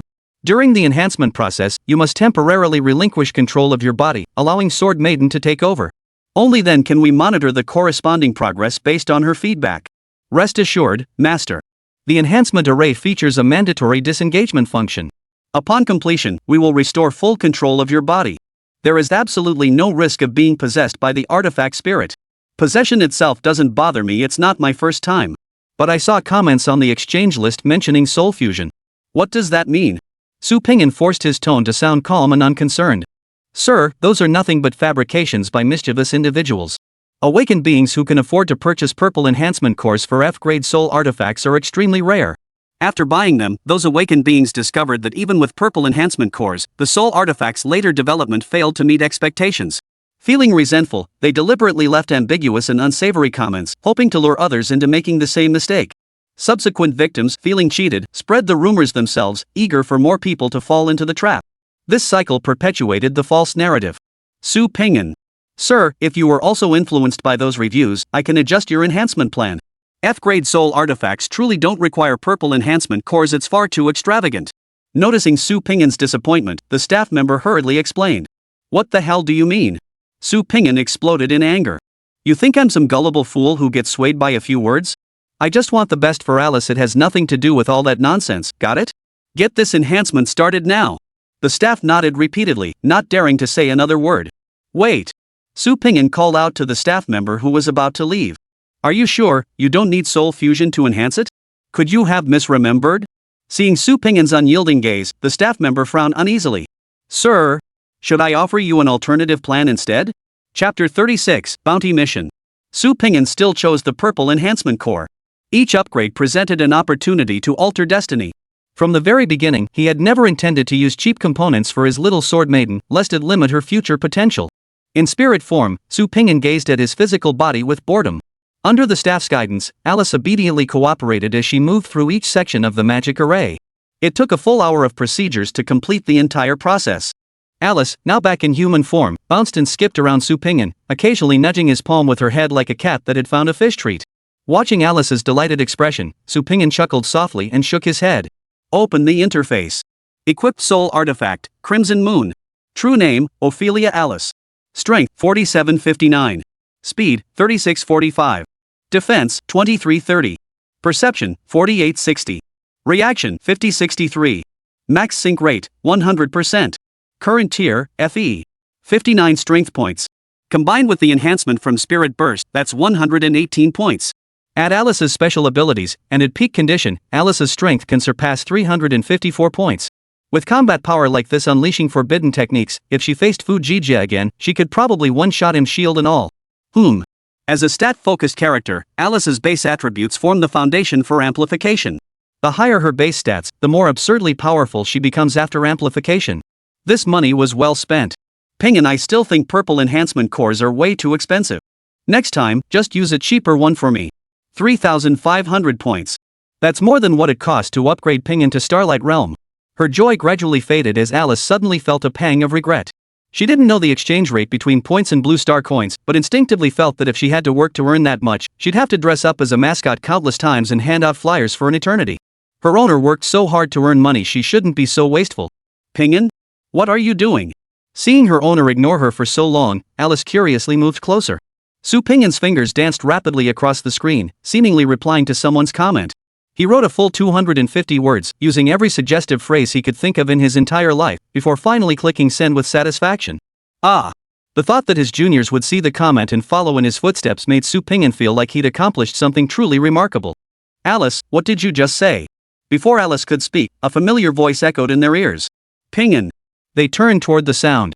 Lu Yen, clad in a red and black uniform, waved his arms at them while holding a cigarette between his lips. Captain? You here to enhance your soul weapon too? Su Pingyan glanced around but saw no sign of the beautiful woman in the cheapao. Stop looking. Nina's waiting in the car. I came for you. Lu Yen stubbed out his cigarette and cut straight to the point. Did you slash Sun Yubin? He tried to kill me, so I cut him down. Su Pingyan walked downstairs alongside Alice and Lu Yen, briefly recounting the events that had just unfolded. And then you beat up Zhuo Qiyuan too? Yeah, I did. Earlier, the logistics director came to see me. At the entrance of the investigation bureau, Lu Yen lit a cigarette. After exhaling a satisfying smoke ring, he looked at Su Pingyan with a pained expression. Pingyan, you're being reckless. Look at the mess you've made. Ugh. But they were the ones picking on Pingyan first. Alice, thinking Lu Yen had come to trouble her master, quickly jumped out, eager to defend him. Su Pingyan took the little sword maiden's hand and shook his head gently. This adorably clueless little sword maiden didn't understand Lu Yen at all. But Su Pingyan knew his captain hadn't come to defend the logistics department. The moment a conflict arises, you should call me immediately and demand I come to uphold justice. I mean, Sun Yubin slashing you was one thing, and Zhuo Qiyuan wouldn't dare do anything serious to you anyway. But you waited for me to arrive, then just flopped down on the ground, telling me you were in pain everywhere. Those logistics department guys are all greasy bastards. Just watch me squeeze a few thousand points out of him. You wasted a golden opportunity. You're such a wasteful kid. Lu Yen frowned in frustration, his face full of exasperation. So after all that, you were just waiting for me on the 6th floor because you were upset you didn't get to extort money? Su Pingyan was once again stunned by Lu Yan's shamelessness. Captain, speaking of points, I actually need your help with something. Having witnessed the value of points firsthand, Su Pingyan's desire to earn more money was stronger than ever. The tasks I can see on the official app don't offer much reward. Could you help me raise my rating? I want to take on some higher level tasks and earn more points. Didn't you just get 6,000 points? Already spent it all? Lu Yen stopped in his tracks, sizing Su up. How could a firefly tear awaken like you possibly spend? Lu Yan's words abruptly trailed off. His brow furrowed deeply. After scrutinizing Su Pingyan several times, he tentatively asked, did you break through? Yeah, just this morning. Star Radiance Realm. Su Ping nodded calmly. Damn. How many days have passed since you became an awakened? Tell me straight, did you cheat? Lu Yan looked utterly incredulous. Just got lucky, Su Pingyan replied, not wanting to elaborate. He simply chuckled it off. You freak. You leveled up faster than that iron-blooded butcher Tong Wenjie. TSK. Lu Yan's eyes held both admiration and astonishment. Tong Wenjie? Su Pingyan heard the name for the first time. Same as you, a new recruit brought in by the Investigation Bureau this year. He's a top contender for this year's Martial Soul Tournament. That guy's a real force to be reckoned with. His leveling speed is like flying. I've already bumped up your rating. You can take on high reward missions now. The Martial Soul competition is 3 months away. If you keep up this training pace, you might just represent the Special Operations Team's new recruits in the competition. The tournament rewards are top tier. It's worth fighting for. Su Ping'an nodded, though he didn't feel particularly pressured. 3 months. With enough points, reaching the Moonlight Realm shouldn't be too difficult. By then, my third skill from the cheat code will be activated. Dealing with a bunch of newbies would be like a dimensional strike, right? The immediate priority, however, was to make money. After parting ways with Liu Yan, Su Ping'an pulled out his phone and opened the official app. As his level information refreshed, the mission page instantly became bustling with activity. Compared to the earlier cat finding and people searching tasks, these new ones were clearly more challenging but also offered greater rewards. Scrolling through casually, one title quickly caught his eye. Investigation Task, Linhai Blackstreet Massacre. On July 20th, a family of 4 was slaughtered inside a residence on Linhai Blackstreet. The Public Security Bureau's investigation report indicates the victims' internal organs were consumed, with wounds resembling animal bites. No signs of forced entry or struggle were found at the scene. Preliminary findings suggest the crime was committed by a non-human entity. Upon receiving the Public Security Bureau's request, the Investigation Bureau dispatched personnel to the scene for forensic examination. Through wound comparisons and the perpetrator's preference for consuming internal organs and blood, the killer was identified as a heart-eating werewolf. Heart-eating werewolves, an alien species native to the Tango star system. Highly skilled at disguise, they prefer hiding in densely populated areas over traditional alien habitats. This allows them to blend into crowds and access abundant food sources. Heart-eating werewolves relish devouring human organs. They possess swift agility and exceptional night vision. Once combat begins, they enter a berserk state, shutting down all pain perception and fighting to the death. Mission objective: locate and eliminate heart-eating werewolves concealed within Blackstreet. Reward: 1,000 points. Mission tip: heart-eating werewolves excel at disguise. It is recommended to carry perception-enhancing soul gear during investigation. TSK TSK TSK. The highest quest rewards I've seen before were only 100 points. This upgrade is something else. Su Ping'an let out a couple of TSK sounds, glancing at the little sword maiden beside him who was hopping around chasing butterflies. Though Alice's perception wasn't weak, strictly speaking, she was still a combat-oriented soul tool. She simply couldn't compare to those perception-enhanced types. Yet Su Ping'an remained completely unfazed. He was cheating, after all. Was there any perception-type soul tool in this world that could see clearer than what his interface displayed? Standing there, Su Ping'an was a superhuman radar. No matter what kind of alien race it was, nothing could hide from his sight, right? With that thought, Su Ping'an hesitated no longer and tapped confirm on the app. He accepted his first bounty mission. Chapter 37, An Unconventional Investigation Method. Linhai City, Blackstreet. Behind him lay Pingkong District, Linhai City bustling, prosperous, exuding a sense of peaceful tranquility. Yet just one street away, it was a completely different world. Filthy streets littered with trash, crumbling gatehouses, and people scurrying through the alleys like rats. By the roadside, a Public Security Bureau patrol car waited silently, its emergency lights flashing. "Shaman, I have a bad feeling about this one." The Investigation Bureau tipped us off early. The team sent to probe Blackstreet seems to be the Hound Squad. Hu Yufeng, his beard unkempt, leaned against the patrol car, shaking his head with a sigh. "Ha? The Hounds? No, aren't Special Operations Squad members supposed to be good? Doesn't that just show how seriously the Investigation Bureau takes this case?" Lin Xiaoman recalled that cold, distant figure and blurted out. "Good." Bai Yufeng gave a bitter laugh. "Xiaoman, you just reported to the Bureau and went undercover in Sisui Alley. You really don't know much about that bunch of awakened masters. If there's one department the Public Security Bureau dreads working with most, the Hound Squad absolutely tops the list." "I doubt it, Master. I met an officer from the Special Operations Unit, and he was." Lin Xiaoman had intended to say quite pleasant, but remembering Su Ping'an's tendency to draw his blade at the slightest provocation, she hesitated and amended her words, "Quite righteous." "Sense of justice? Hoof." Bai Yufeng sighed, speaking slowly. "Xiaoman, you're still too naive. Which of our city's awakened clans hasn't paid tribute to the Hound Squad? The Hound Squad today bears no resemblance to its former self. They become corrupt, lining their pockets with power or acting as lackeys for those above them. They've long since forfeited the title Special Operations Team. Take our bureau alone, how many cases involving awakened have piled up? Every single one stalls the moment it lands with the Hound Squad. This bunch, they're a pack of ravenous wolves who devour their prey whole. When it comes to reaping rewards, they're all over it. But what's in the Blackstreet? Nothing but the destitute, nothing but the destitute. Do you really expect those awakened lords to abandon their comfortable lives, delve into slums like the Blackstreet to investigate cases, and stand up for people who've been squeezed dry? That's wishful thinking. Waiting any longer would be futile. Lin Xiaoman's brows furrowed slightly. She was a kind-hearted girl who always believed the world was filled with good people, otherwise, she wouldn't have worked so hard to get into the Public Security Bureau. But before she could speak, a crisp voice interrupted her. Sister Xiaoman, long time no see. So you're the one assisting the Public Security Bureau with this case? Lin Xiaoman turned in surprise, needing a pair of pure, unblemished eyes. The fading sunset cast a warm glow over the girl's hair, bathing her in a soft, golden light. The hem of her floral dress swayed gently with each step, like a daisy unfurling in the evening breeze. The girl approached with the lightness of a playful fawn, radiating warmth and enthusiasm. Yet Lin Xiaoman remained certain she had never met this person before.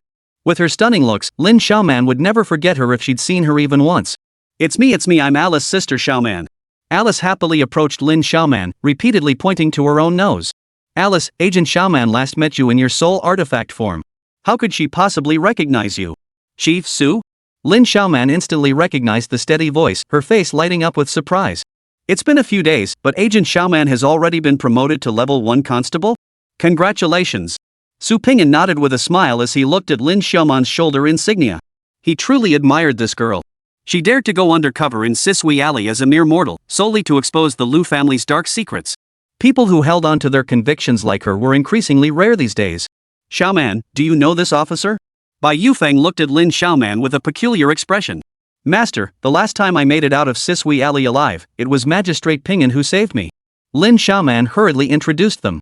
Magistrate Ping'an, this is my master, Bai Yufeng. He's been my mentor since I graduated. Bai Yufeng saluted Su Ping'an, though his eyes remained fixed with deep wariness. Su Ping'an could sense the other's apprehension, but he paid it no mind. He was here on a mission, not to make friends. Let's go. We can talk as we walk. Watching Su Ping'an seem genuinely intent on entering the Blackstreet to handle the case, Bai Yufeng grew even more suspicious. This seemingly cold-hearted young man, was he genuinely willing to investigate for the poor in the slums? The streets of Black Alley were already in such disrepair that the four had no choice but to walk in. Su Ping'an glanced toward the dilapidated little temple at the end of the street. Its roof had collapsed, exposing a headless statue, and wild grass now towered higher than the courtyard walls. Those living here had grown too weary to worship the gods. After all, opening their eyes revealed a living hell. What need was there for prayers and offerings?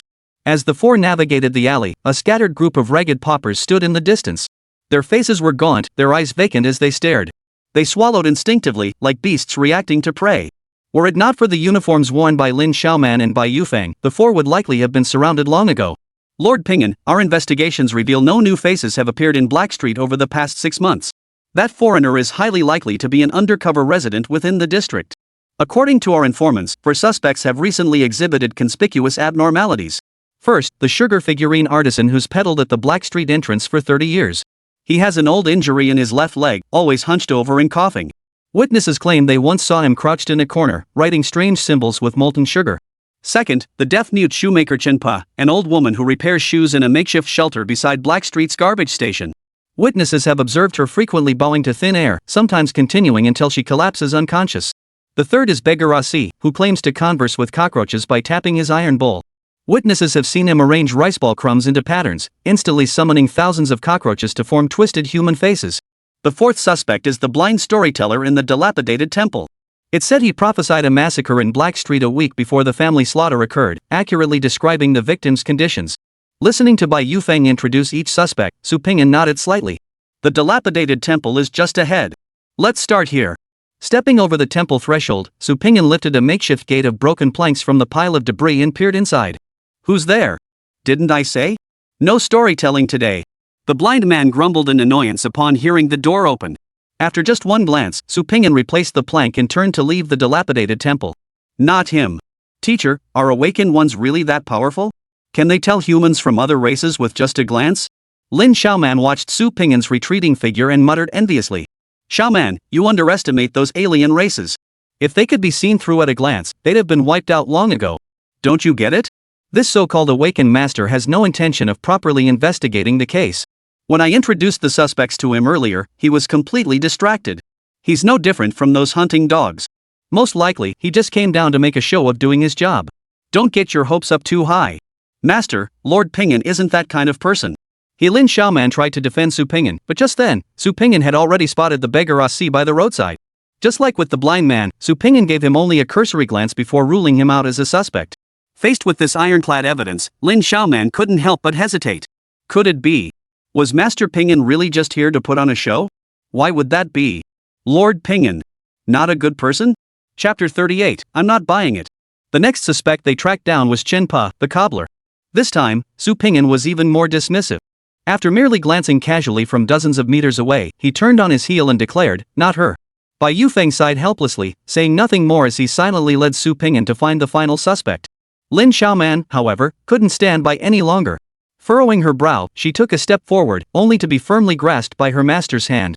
Only after they had pulled a short distance away from Su Ping'an did Lin Xiaoman whisper, "Master, why won't you let me ask Lord Ping'an? Perhaps he has some special method of identification?" "Xiaoman, what if he doesn't?" Bai Yufeng, being the seasoned veteran, thought far more long-term than his young, stubborn apprentice. Lin Xiaoman visibly faltered. Deep down, she still trusted Su Ping'an and hadn't considered the consequences if her master was right. According to Bureau regulations, every official member has monthly task quotas. He's probably just going through the motions. He'll just write a report saying the alien was killed, and that'll be that. If there are more casualties, he can always blame it on another alien. If you confront him now, how can he save face? Since we all know the outcome, why provoke and awaken? We just need to turn a blind eye and play along with this charade.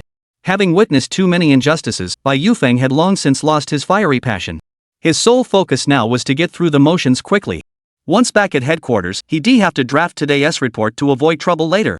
"Master, I still don't think Lord Ping'an is the kind of person you make him out to be," Lin Xiaoman muttered, her voice heavy with discontent. Observing his apprentice's stubborn expression, Bai Yufeng silently led the way, saying nothing. Though Lin Xiaoman still clung to her illusions about Su Ping'an, reality had once again dealt her a harsh blow. Su Ping'an hadn't even gotten to interrogate anyone.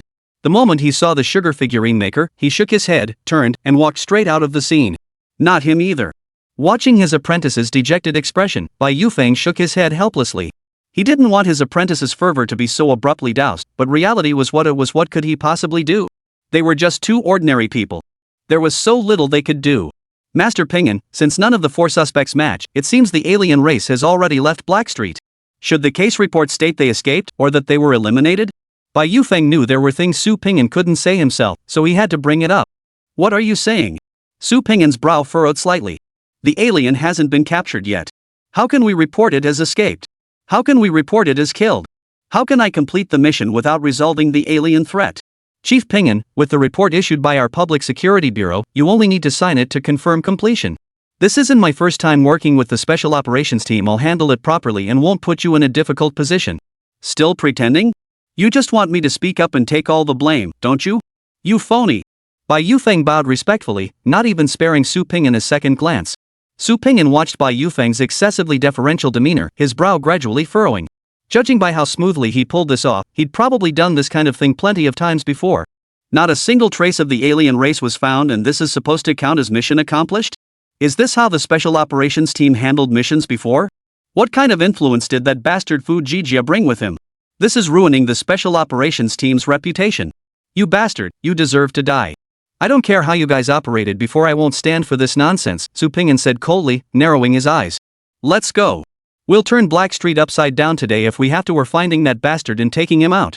Compared to Bai Yufeng's stunned expression, Lin Xiaoman's face clearly lit up with excitement. It felt like the whole world was condemning her beloved idol for scandal, yet she alone clung to unwavering support only to see the truth emerge and witness their triumphant return to glory. Bai Yufeng had served as a security officer for over 20 years, witnessing firsthand the gradual descent of the Hound Squad. From initial resentment and defiance to later numbness and resignation, he had long grown accustomed to it. Now, encountering an awakened who genuinely wanted to help ordinary people felt strangely unsettling. He stared blankly at Su Ping'an, unable to find words for a long while. "What are you staring at? Get to work." With that, Su Ping'an ignored the frozen Bai Yufeng and began searching on his own. "Master, I told you. Lord Ping'an isn't the kind of person you described." Lin Xiaoman followed closely behind Su Ping'an, her face beaming with excitement as she chattered happily. Bai Yufeng's brow furrowed. Having witnessed the Hunter Dog Squad's methods firsthand, he still couldn't fully trust the young man before him. Yet, the hope that had been extinguished within him for years seemed to flicker back to life in that moment. "Brother Wei, the Investigation Bureau has sent people to Blackstreet. They didn't accept any of the 4 scapegoats we sent out. Now they're going door to door searching for that werewolf. What should we do? Wei frowned as he listened to the voice on the phone. Didn't you tell those scapegoats to confess immediately upon seeing the investigation bureau agents? Of course I did. But they didn't even ask. They just skimmed through, glanced around, and left. I thought they were just making a token appearance, but now they're conducting door-to-door investigations. Stop freaking out. Find out who these people are and send me their details. I'm heading to Blackstreet. Hanging up the call, Wei reluctantly dressed and climbed out of his lover's bed. Wei, male, 22 years old, and awakened, cultivated by the Tianhe Society. The Tianhe Society was a long-established awakened faction. Founded almost simultaneously with the world government, it had once been a powerhouse capable of shaking the world with a single stomp. When the world government began sweeping across nations, the Tianhe Society attempted resistance. Unfortunately, compared to the colossal might of the world government, their strength was utterly insignificant. The entire Tianhe Society was nearly annihilated. Had it not been for the substantial legacy left by its wealthy ancestors, the organization would likely have vanished into the dust of history long ago. By now, the world government had become the undisputed ruler of Blue Star. The Tianhe Society dared not defy it any longer, relying instead on occasionally dusting off its ancestral treasures to lure independent awakened cultivators into its ranks. Unlike the rogue cultivators looked down upon by the authorities, Wei was a talent cultivated by the Tianhe Society itself, specifically sent to Linhai City to handle affairs for the organization. Wei had already noticed the heart-eating werewolf in the Blackstreet during its first attack and subdued it on the spot. While the world knew heart-eating werewolves for their savagery, few realized they possessed another unique ability, an exceptionally keen sense of smell. They could detect even faint traces left centuries ago. Wei coveted the heart-eater's treasure-hunting prowess, intending to keep the beast alive to help locate the Tianhe Society's hidden treasure in Linhai City. But who knew the damn thing was so attached to its den? Cooperation was possible, but only if its identity remained concealed, allowing it to hunt freely in the Blackstreet until it had devoured every last creature there. Only then would it consider leaving. To secure the Tianhe Society's treasure, Wei had no choice but to grit his teeth and agree. To cover for this creature, Wei prepared scapegoats in advance.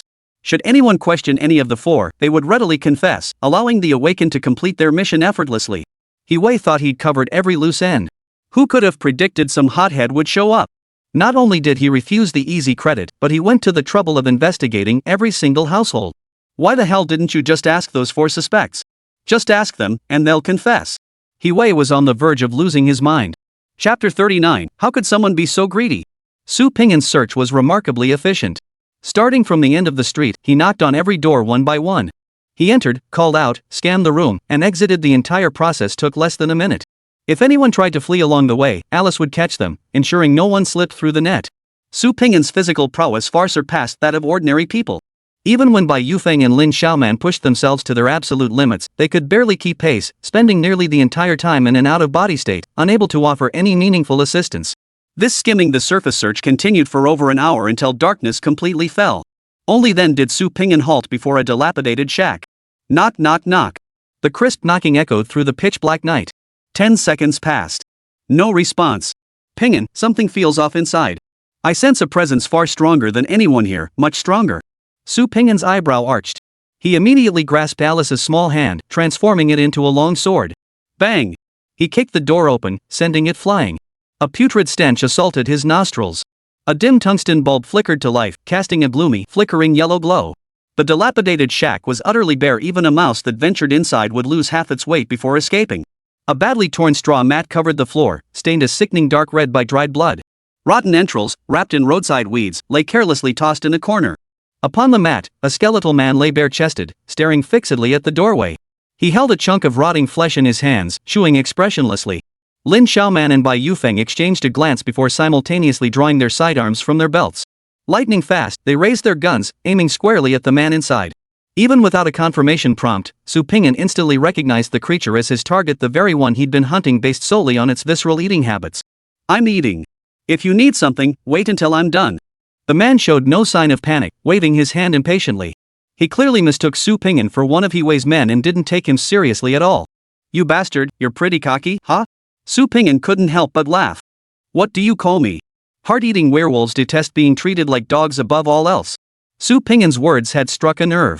The man sprang to his feet, his body emitting a bone-chilling crunch as his spine arched backward at an unnatural angle. Walnut-sized lumps bulged beneath his skin, writhing like living creatures beneath the surface. Dark red veins spread across his body like a spider's web. 3-inch long, bluish-gray claws burst from his fingertips, and foul-smelling saliva mixed with bits of rotting flesh dripped onto the ground. His skull swelled visibly, cheekbones piercing through flesh, his ears elongated into pointed cones. Arg! The low growl barely echoed when the roof was smashed through by an external force. Hiwei descended from above, clapping his hand over the werewolf's massive jaws. "Shut up," he snarled. "My lord, I implore you to show mercy and not stoop to the level of this beast. It merely mistook you for one of my men, no offense was intended." Hiwei Gang suppressed the heart-eating werewolf and immediately turned to Su Ping'an with a forced smile. Su Ping'an shifted his gaze slightly, turning toward the newcomer. Name, Hiwei. Level, Moonlight Realm. Experience, 60%. Vitality, 165. Spiritual power, 89. Weapon spirit attributes. Strength, 98. Speed, 69. Defense, 51. Perception, 55. Reaction, 43.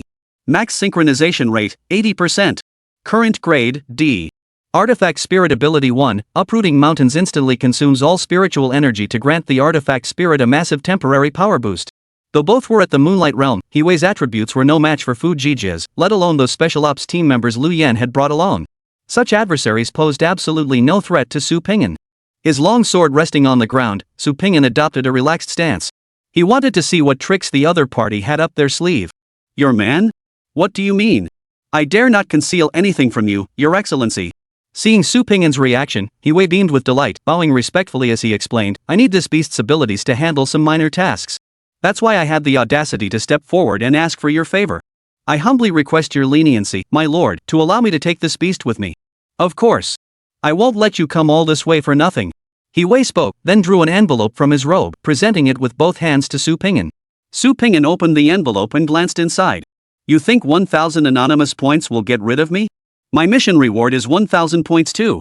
Do I really need your measly amount?" Su Ping'an calmly tucked the envelope away and declared with righteous indignation. 1,000 points is too little? If you think it's too little, then don't take it. Do you have any idea how hard it is to get points on the black market? You practically have to fight for them. Hiwei cursed inwardly.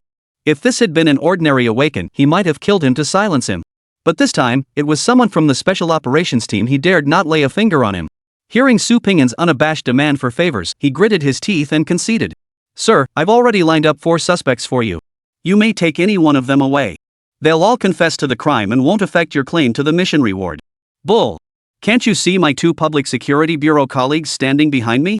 Aren't they entitled to any benefits? Do you think they don't exist?" Su Ping'an stared coldly at the werewolf, the murderous intent in his eyes nearly tangible. "Hey! Who in Linhai City doesn't know the Public Security Bureau is just your Hound Squad's lackeys? How could they possibly defy you? How can someone be so greedy?" Hiwei Qiang suppressed the murderous intent in his heart and reached out again, pulling out a second envelope. "You're absolutely right, sir. I was being short-sighted. Here's another 1,000 points. Please treat the 2 officers to a nice meal." Lin Xiaoman listened to their exchange, her face frozen in utter disbelief. She nervously glanced at Su Ping'an, wanting to see how her great hero would handle this. In her eyes, Master Ping'an would never let this foreigner off. That beast had slaughtered an entire family just moments ago. He'd been gnawing on the entrails of his own kin. In Lin Xiaoman's gaze, Su Ping'an's lips slowly curled upward, revealing a row of sharp, gleaming white teeth. He was smiling. Master Ping'an was smiling. Lin Xiaoman turned to her master for help. Bai Yufeng shook his head slightly, saying nothing, his face etched with "I knew it." Seeing this, Lin Xiaoman's wildly beating heart grew cold. She lowered her eyes in disappointment, clutching the hem of her robe tightly. "My name is Hiwei, Master. I serve the Tianhe Society. I'm deeply grateful for your leniency this time. Should you ever need my services again, please don't hesitate to call upon me. I'll give it my all. This brute is untamable.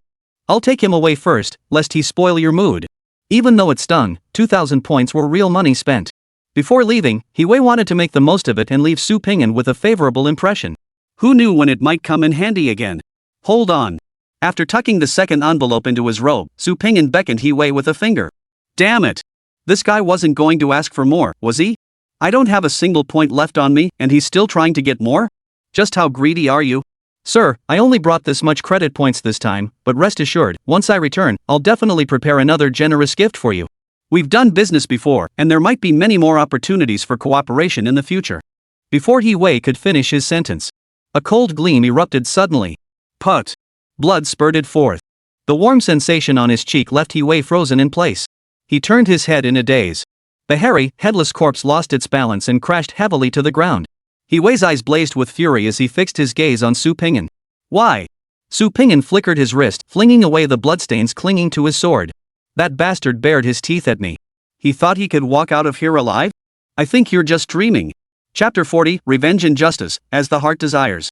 Clang! He Wei's rage reached its peak as he drew the long sword from his waist. Su Ping'an!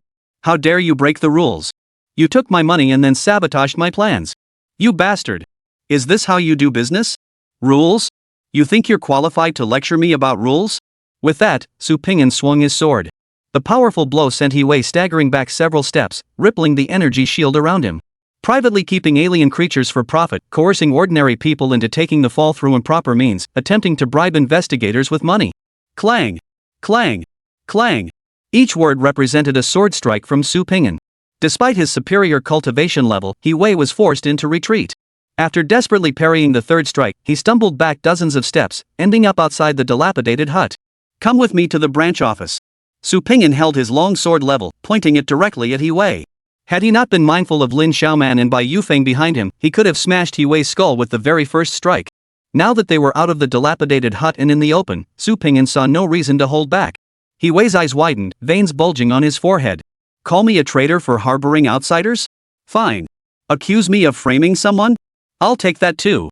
But didn't you come begging me for those points? Is there no justice left in this world?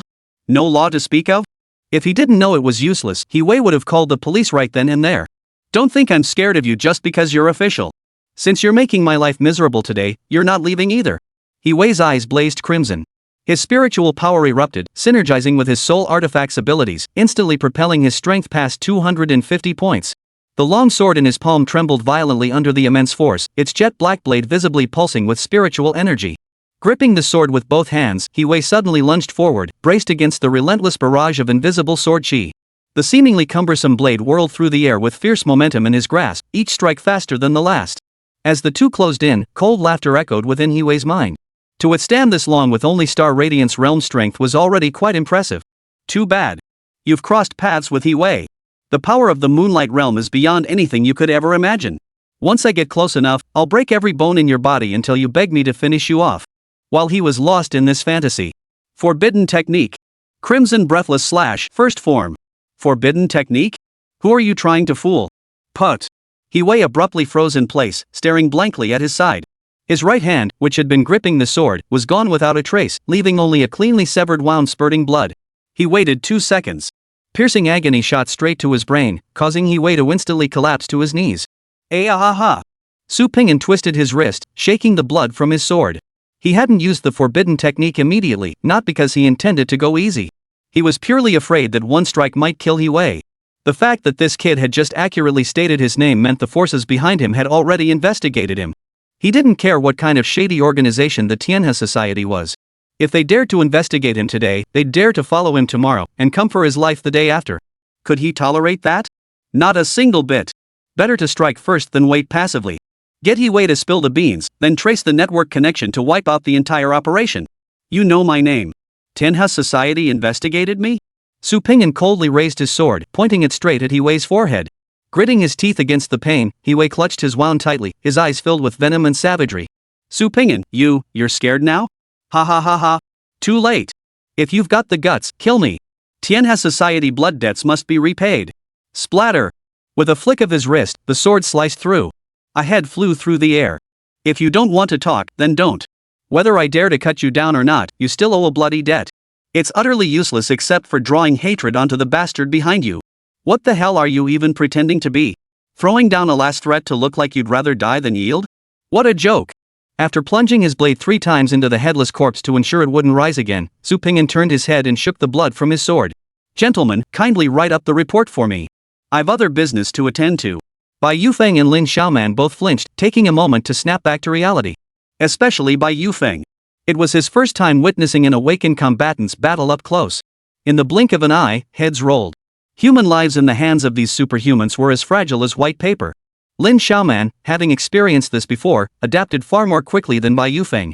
She took a deep breath and approached Su Ping'an. 1,000 thoughts tangled in her mind, but in the end, she couldn't hold back. Lord Ping'an, please wait, she blurted out. Is there something else? Su Pingyan halted and turned back, puzzled. Lin Xiaoman clenched her jaw, gathering her courage for a long moment before her voice came out low and hoarse. Lord Pingyan, you planned this from the start to rid the Black Street people of that foreigner. You took He-Wei's money to lull him into a false sense of security, so you could eliminate him too, right? You've always been a good person, haven't you? Su Pingyan paused, taken aback. He asked himself, was he a good person? Su Pingyan knew full well that if he hadn't possessed the strength to overpower He-Wei, no matter how much resentment he harbored, he would have had to grit his teeth and let the foreigner be taken away. It wasn't about being good or bad, it was simply that circumstances were stronger than man, forcing him to bow his head. He couldn't act like a pure-hearted good person, sacrificing himself to stand up for a stranger. He knew only this: to walk upright, stand tall, and act according to his conscience, he must possess formidable strength. Otherwise, mere words would only earn him ridicule and nothing more.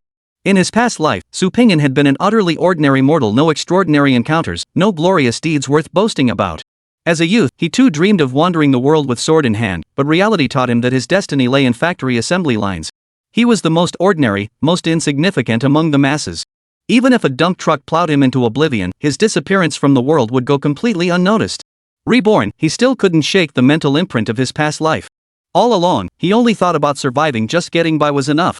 Yet as his strength gradually climbed, Su Pingyan's mindset slowly shifted. Since he had crossed over, since he possessed a golden ticket powerful enough to alter his fate. Then why not try a different kind of life? To live with reckless abandon, to act on impulse. Drawing his sword not for profit, not for the world, not to serve others, but to live without regret. It sounds like it could be a pretty great life too. While Su Pingyan was still pondering, Bai Yufeng had already regained his composure. He contacted the bureau to send people to handle the aftermath while approaching Su Pingyan. Sir, I admit I harbored prejudice and doubt toward you at first. I must apologize. Bai Yufeng glanced down at the headless corpse, then bowed respectfully with clasped hands toward Su Pingyan. Unlike his previous deference, this time it was genuine. If not for you, countless more lives would have been lost in Blackstreet. I must thank you on behalf of the people of Blackstreet. Su Pingyan nodded silently. Even as he turned to leave, he still didn't know how to answer Lin Xiaoman's question. Instead, a soft, sweet voice echoed in his ears. Pingyan, they say you're such a good person. I've always known it. Pingyan is the best master in the whole world. Chapter 41, The Mantis Stalking the Cicada. Outskirts of Yunhai County. A white-haired, white-bearded elder stood before a massive excavation pit, hands clasped behind his back, his gaze cold and distant as he surveyed the scene below. Several large excavators sat idle on either side, while hundreds of men in black moved in and out of the pit like ants carrying out their tasks. Elder Bai, our Blackstreet informant sent an urgent report. He-Wei is dead. That beast we kept in Blackstreet is gone too. The awakened who carried it out is named Su Pingyan, a member of the Special Operations Squad. He joined the official ranks less than a month ago. The Liu family's annihilation in Sisui Alley seems connected to him as well. According to registration information changes, that kid just broke through to the Starlight Realm not long ago. Elder Bai, should I arrange for someone to take out that bastard? The old man took the intelligence report handed to him by his subordinate. He looked at Su Pingyan's photo and shook his head. His hoarse voice rang out, we have more important matters to attend to now. As for that Su Pingyan, let him live a few more days. He-Wei was, after all, an awakened cultivator at the Moonlight Realm. Yet he fell to a newcomer who just advanced to the Starlight Realm. Such a worthless piece of trash deserves to die. As for that beast, dead is dead. We've located the underground palace entrance. Once we breach the gates, it'll take some effort, but we'll find what we seek.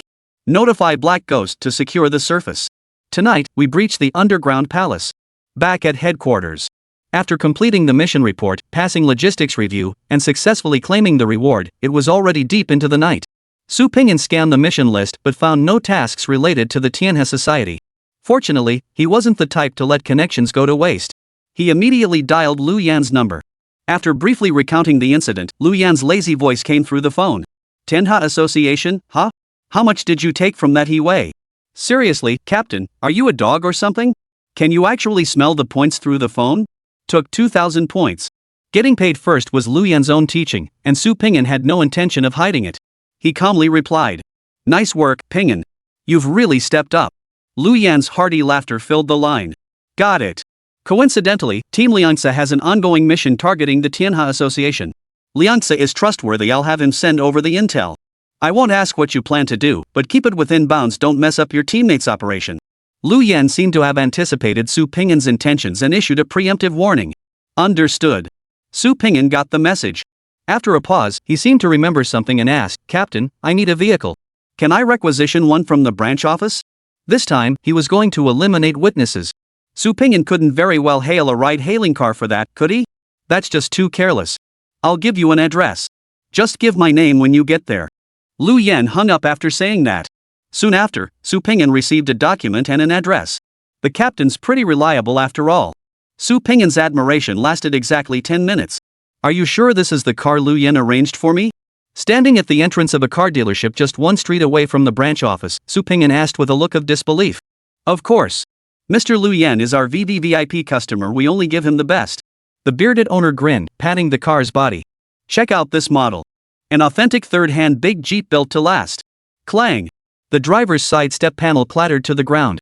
The dealership owner, unfazed, casually grabbed the pedal and shoved it under the chassis.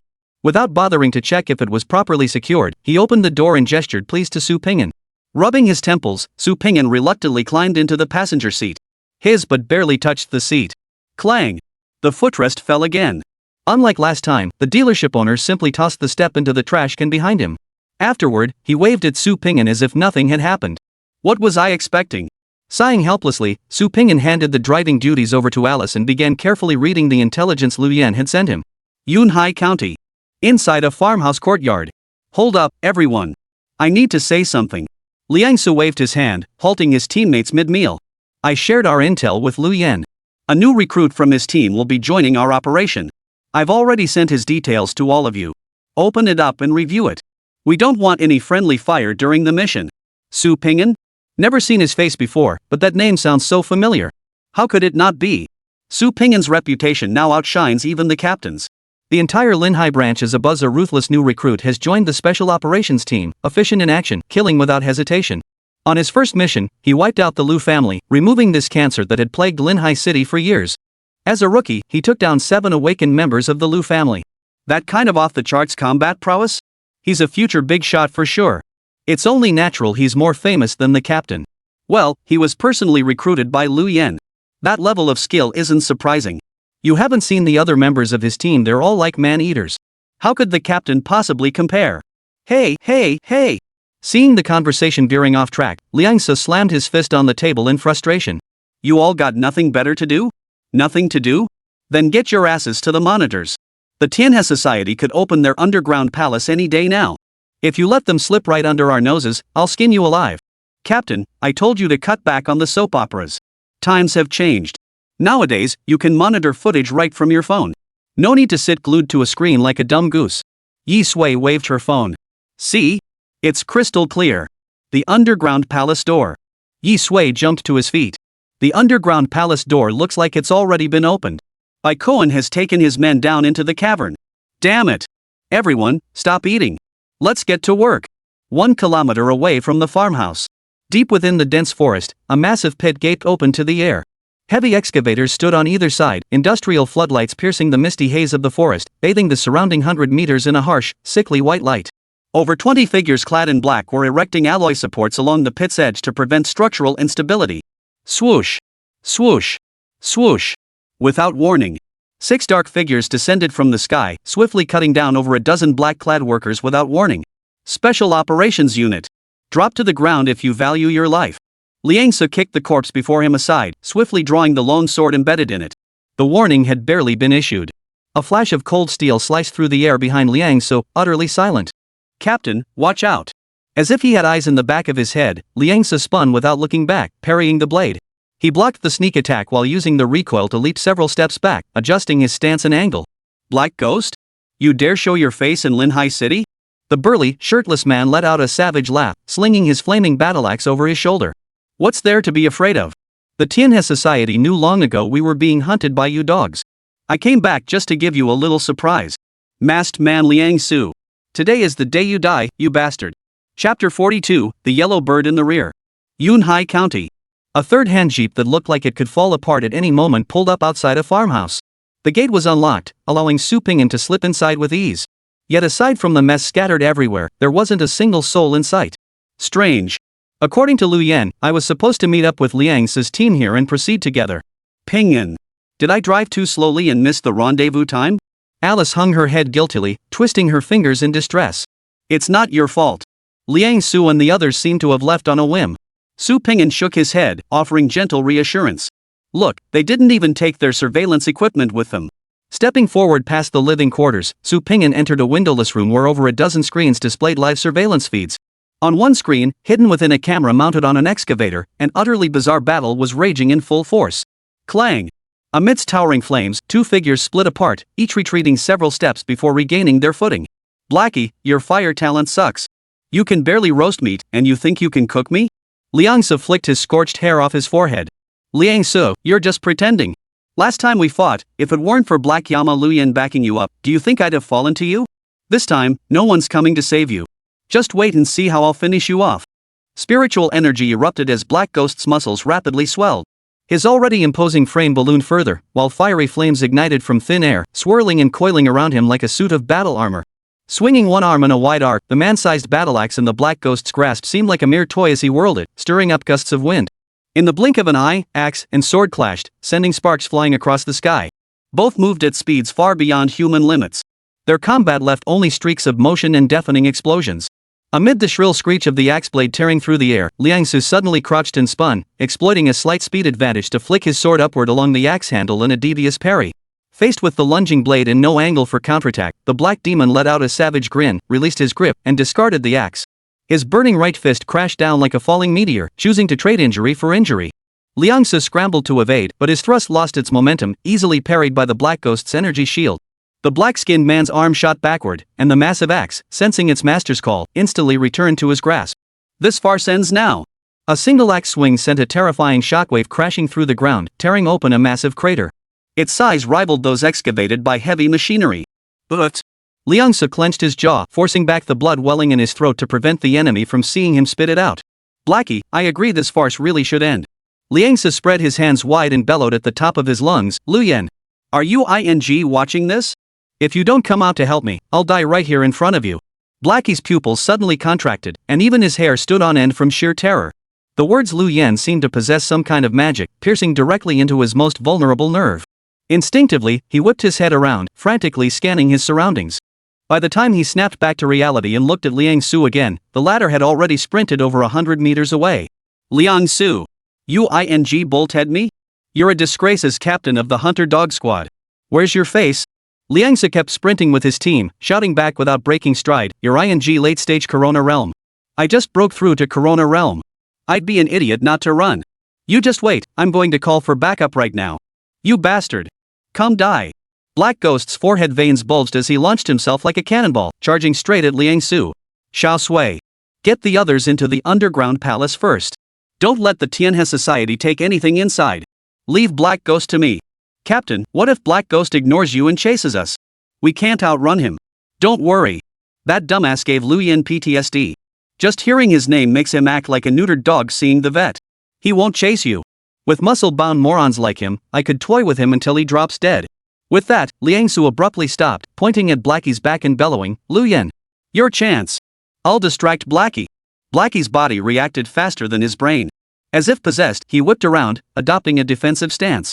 He stood frozen, locked in a standoff with thin air for a full 3 seconds before realizing he'd been tricked again. Liangsu. Don't you run. I'll kill you today. Just as Liangsu had planned, Yi Sui and the others managed to shake off the enraged Black Ghost without much effort. But when she returned to the cave entrance, she was startled to find the ground littered with the corpses of black-clad men. Xiao Sui, look at these bodies. The cuts are clean, 1 strike, 1 kill. And judging by the marks left on the ground, whoever came only needed 3 moves to cut down the remaining dozen or so black-clad men. This person must possess at least the strength of the coronal realm. Yi Sui crouched down to examine the bodies closely, her brows furrowing deeply into a shape. What the hell is going on here? Another expert? Beneath the pit lay the entrance to the underground palace. A half-open bronze door stood imposing, its door knocker cast in the form of a tautai with bared fangs. A faint crimson glow seeped through the crack, while night winds from the overhead pit constantly poured in. As they swept through the open gap, they carried whispers that sounded like the wails of vengeful spirits. The interior of the underground palace was exceptionally vast. Without the powerful sense of smell possessed by the heart-eating werewolves, the Heaven and Earth Society members had no choice but to split into 2 teams and conduct a thorough, systematic search of the entire underground palace. Elder Bai, something seems amiss, a black-clad figure hurried over to the leading elder, reporting with grave expression. Team 2 hasn't responded for 5 minutes now. Bai Kuan's weathered face creased with concern. Could it be that the walkie-talkies have no signal in the underground palace? Impossible, Elder Bai. We've spent half a year preparing for today's operation. Every contingency was accounted for, and all communication equipment was thoroughly tested. There's absolutely no issue. Hand it over. I'll try. Baikouan snatched the walkie-talkie, pressed the transmit button, and called out loudly, Team 2, what's the situation over there? Respond immediately if you hear me. Almost simultaneously with Baikouan's words, faint shouts echoed from the passageway behind them. The voices sounded vaguely familiar. Pausing in confusion, Baikouan raised the walkie-talkie again. Team 2. Team 2. Can you hear me? Can you hear me? The voice from beyond the passage grew clearer. How did Team 2's walkie-talkie end up behind us? Baikouan tossed the walkie-talkie to a subordinate beside him and bellowed into the dark passageway. Are you guys idiots? Can't you just use the walkie-talkie to communicate? Why come all the way over here to report? Don't think you can rest easy just because the black bastards are holding the line out there. Screw up big time, and I'll skin you alive. In the darkness, no one answered Baikouan's voice. Only the sound of heavy footsteps echoed, growing louder as they approached. Who are you? Baikouan's expression darkened. Things seemed to be turning out very differently from what he'd expected. Don't you recognize me? As the words fell, a figure gradually materialized. Su Pingyan held a crimson and black longsword in one hand and a blood-stained walkie-talkie in the other, his face still adorned with a warm smile. See clearly now? Now, tell me my name. Baikouan's eyes widened like copper bells, his face frozen in utter disbelief. Su Pingyan? Chapter 43, Spiritual Equipment. Kid, how did you get into the underground palace? Baikouan simply couldn't wrap his head around it. He hadn't even thought to look for Su Pingyan, yet this kid had practically walked right into his trap? Where on earth did he get the guts? And, why was this madman suddenly appearing in the underground palace? Weren't the Black Devils guarding the entrance? Could it be that even with his late-stage solar corona realm strength, he couldn't stop a mere star radiance realm Mino? Want to know? Su Pingyan casually tossed aside the walkie-talkie, raised his arm, and brandished his sword. Ask the King of Hell. Forbidden technique. Crimson breath cutting / first form. Crimson sword energy erupted, its terrifying pressure causing the narrow passageway to tremble violently. Baikouan instinctively stumbled backward, simultaneously dragging his henchman in front of him as a human shield. Yet even so, the moment the terrifying force struck, he felt as if he'd been smashed head-on by a dump truck hurtling at 200 kilometers per hour. The violent force hurled Baikouan backward, shattering the breastplate guarding his chest. His body twisted into a C-shape mid-air, plummeting for over 10 seconds before crashing heavily to the ground. Looking down, he saw the bones in both hands caved inward from the impact, while his internal organs churned violently like a storm-tossed sea. Baikouan stood rooted to the spot, stunned as if struck by lightning. He was, after all, an awakened at the peak of the Moonlight Realm, just a hair's breadth away from the Sun's Halo Realm. Yet he had been defeated by a Starlight Realm, an awakened one who had only recently ascended to Starlight Realm? One strike shattered his defensive artifact and inflicted internal injuries? Every person Baikouan had brought into the underground palace had been trained from childhood by the Tianhe Society. Seeing their elder in peril, they all grabbed their soul weapons and swarmed toward the rear. Their death-defying, frenzied madness even earned Su Pingyan's quiet admiration. Even the old Moonlight Realm veteran got knocked flying, and you Star Radiance Realm minions are still fighting this hard. You have to admit, the Tianhe Society members truly are fearless brutes. But I wonder, are your bodies as resilient as your spirits? Forbidden art. Crimson breath cutting / first form. Sword energy raged, flesh and blood splattering. Forbidden art. Crimson breath severing / first form. Limb fragments were pulverized into mincemeat before hitting the ground, splattering across every corner of the passageway. The narrow passage offered little room to dodge, and the black-clad figures were packed together like a swarm of bees buzzing in a frenzy. On average, each forbidden technique pierced through 3 or 4 bodies, saving Su Pingyan a great deal of trouble. After unleashing over a dozen forbidden techniques in rapid succession, the passage held no living soul left standing save for Su Pingyan. Drip! Drip! Fresh blood dripped steadily from the ceiling, saturating the entire passageway with a pungent, acrid stench. Su Pingyan, sword in hand, walked forward with calm determination. With every step Su Pingyan took, Baikouan scrambled backward on all fours, retreating 3 paces. His back was soaked through with cold sweat, his heart pounding so hard it felt like it would leap out of his throat. Baikouan simply couldn't comprehend how an awakened one at the Starlight Realm could survive unleashing over a dozen forbidden techniques in succession. He'd seen awakened ones driven to desperation, fighting for their lives. He'd seen those who, unwilling to survive alone, sought mutual destruction. But this was the first time he'd ever seen someone treat forbidden techniques like basic attacks, unleashing them at will. What was the difference between this and dancing at the gates of hell? Had Su Pingyan somehow opened a credit line with the King of Hell? Su Ping. Lord Su. Stop. Hold your fire. We've never crossed paths before, why hunt me down like this? Baikouan frantically waved his hands, terror etched across his face. To prove his surrender, he even tossed aside his soul artifact. No grudge? Ha! If there's no grudge, why were you investigating me? Was it for your so-called blood debt must be repaid? Threatening me? Coming to cause trouble? Fine, I'm right here in front of you. Go ahead, repay one and let me see. 1,000 curses raced through Baikuan's mind. He didn't even need to guess, it was obvious Iwei had made a deathbed threat. Damn Iwei, you died, fine, but why the hell did you have to provoke this big Buddha? Heavenly Harmony Society, blood debts must be repaid, that's just bull to scare the little s below you. You actually bought into it? Now look at you, kicked the bucket and gone back to your village for a feast, and you're dragging me down with you. As death closed in, Baikuan panicked. He prayed for the backlash of the forbidden technique to strike him down while secretly fiddling with the button on his sleeve. It was a distress signal he'd prepared in advance. The moment Black Ghost received the signal, he'd enter the underground palace to rescue him. All he could do now was buy time. Lord Su. Everything that happened was the Heaven and Earth Society's fault. No, it was all my fault. I apologize. If that's not enough, I'll kowtow to you. I'll even call you grandfather. Seeing Su Ping'an raise his long sword, Baikuan panicked further and hurriedly added, Lord Su. Don't you want to know why we went to such lengths, even keeping alien races captive, to enter this underground palace? Within that underground palace lies a treasure passed down through my Tianhe society for 100 years. To bolster his credibility, Baikuan frantically pulled the breastplate from his robe, reverently cradling it with both hands and raising it above his head. Lord Su. My very survival under your divine might relies on this defensive artifact passed down by the Tianhe society. Without it, I would have perished from your first strike. I wouldn't even have had the chance to speak. Deep within the underground palace lies an even more powerful treasure. If Lord Su grants me mercy, I will personally guide you to retrieve it. Su Ping'an had studied the spiritual equipment available to awakened ones.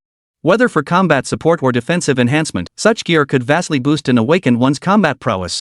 The official pricing for spiritual equipment was outrageously high. Even the most basic items started at tens of thousands of points, far beyond what ordinary awakened could afford. Even if the effects of a spiritual artifact were mediocre, selling it could still net a substantial amount of points.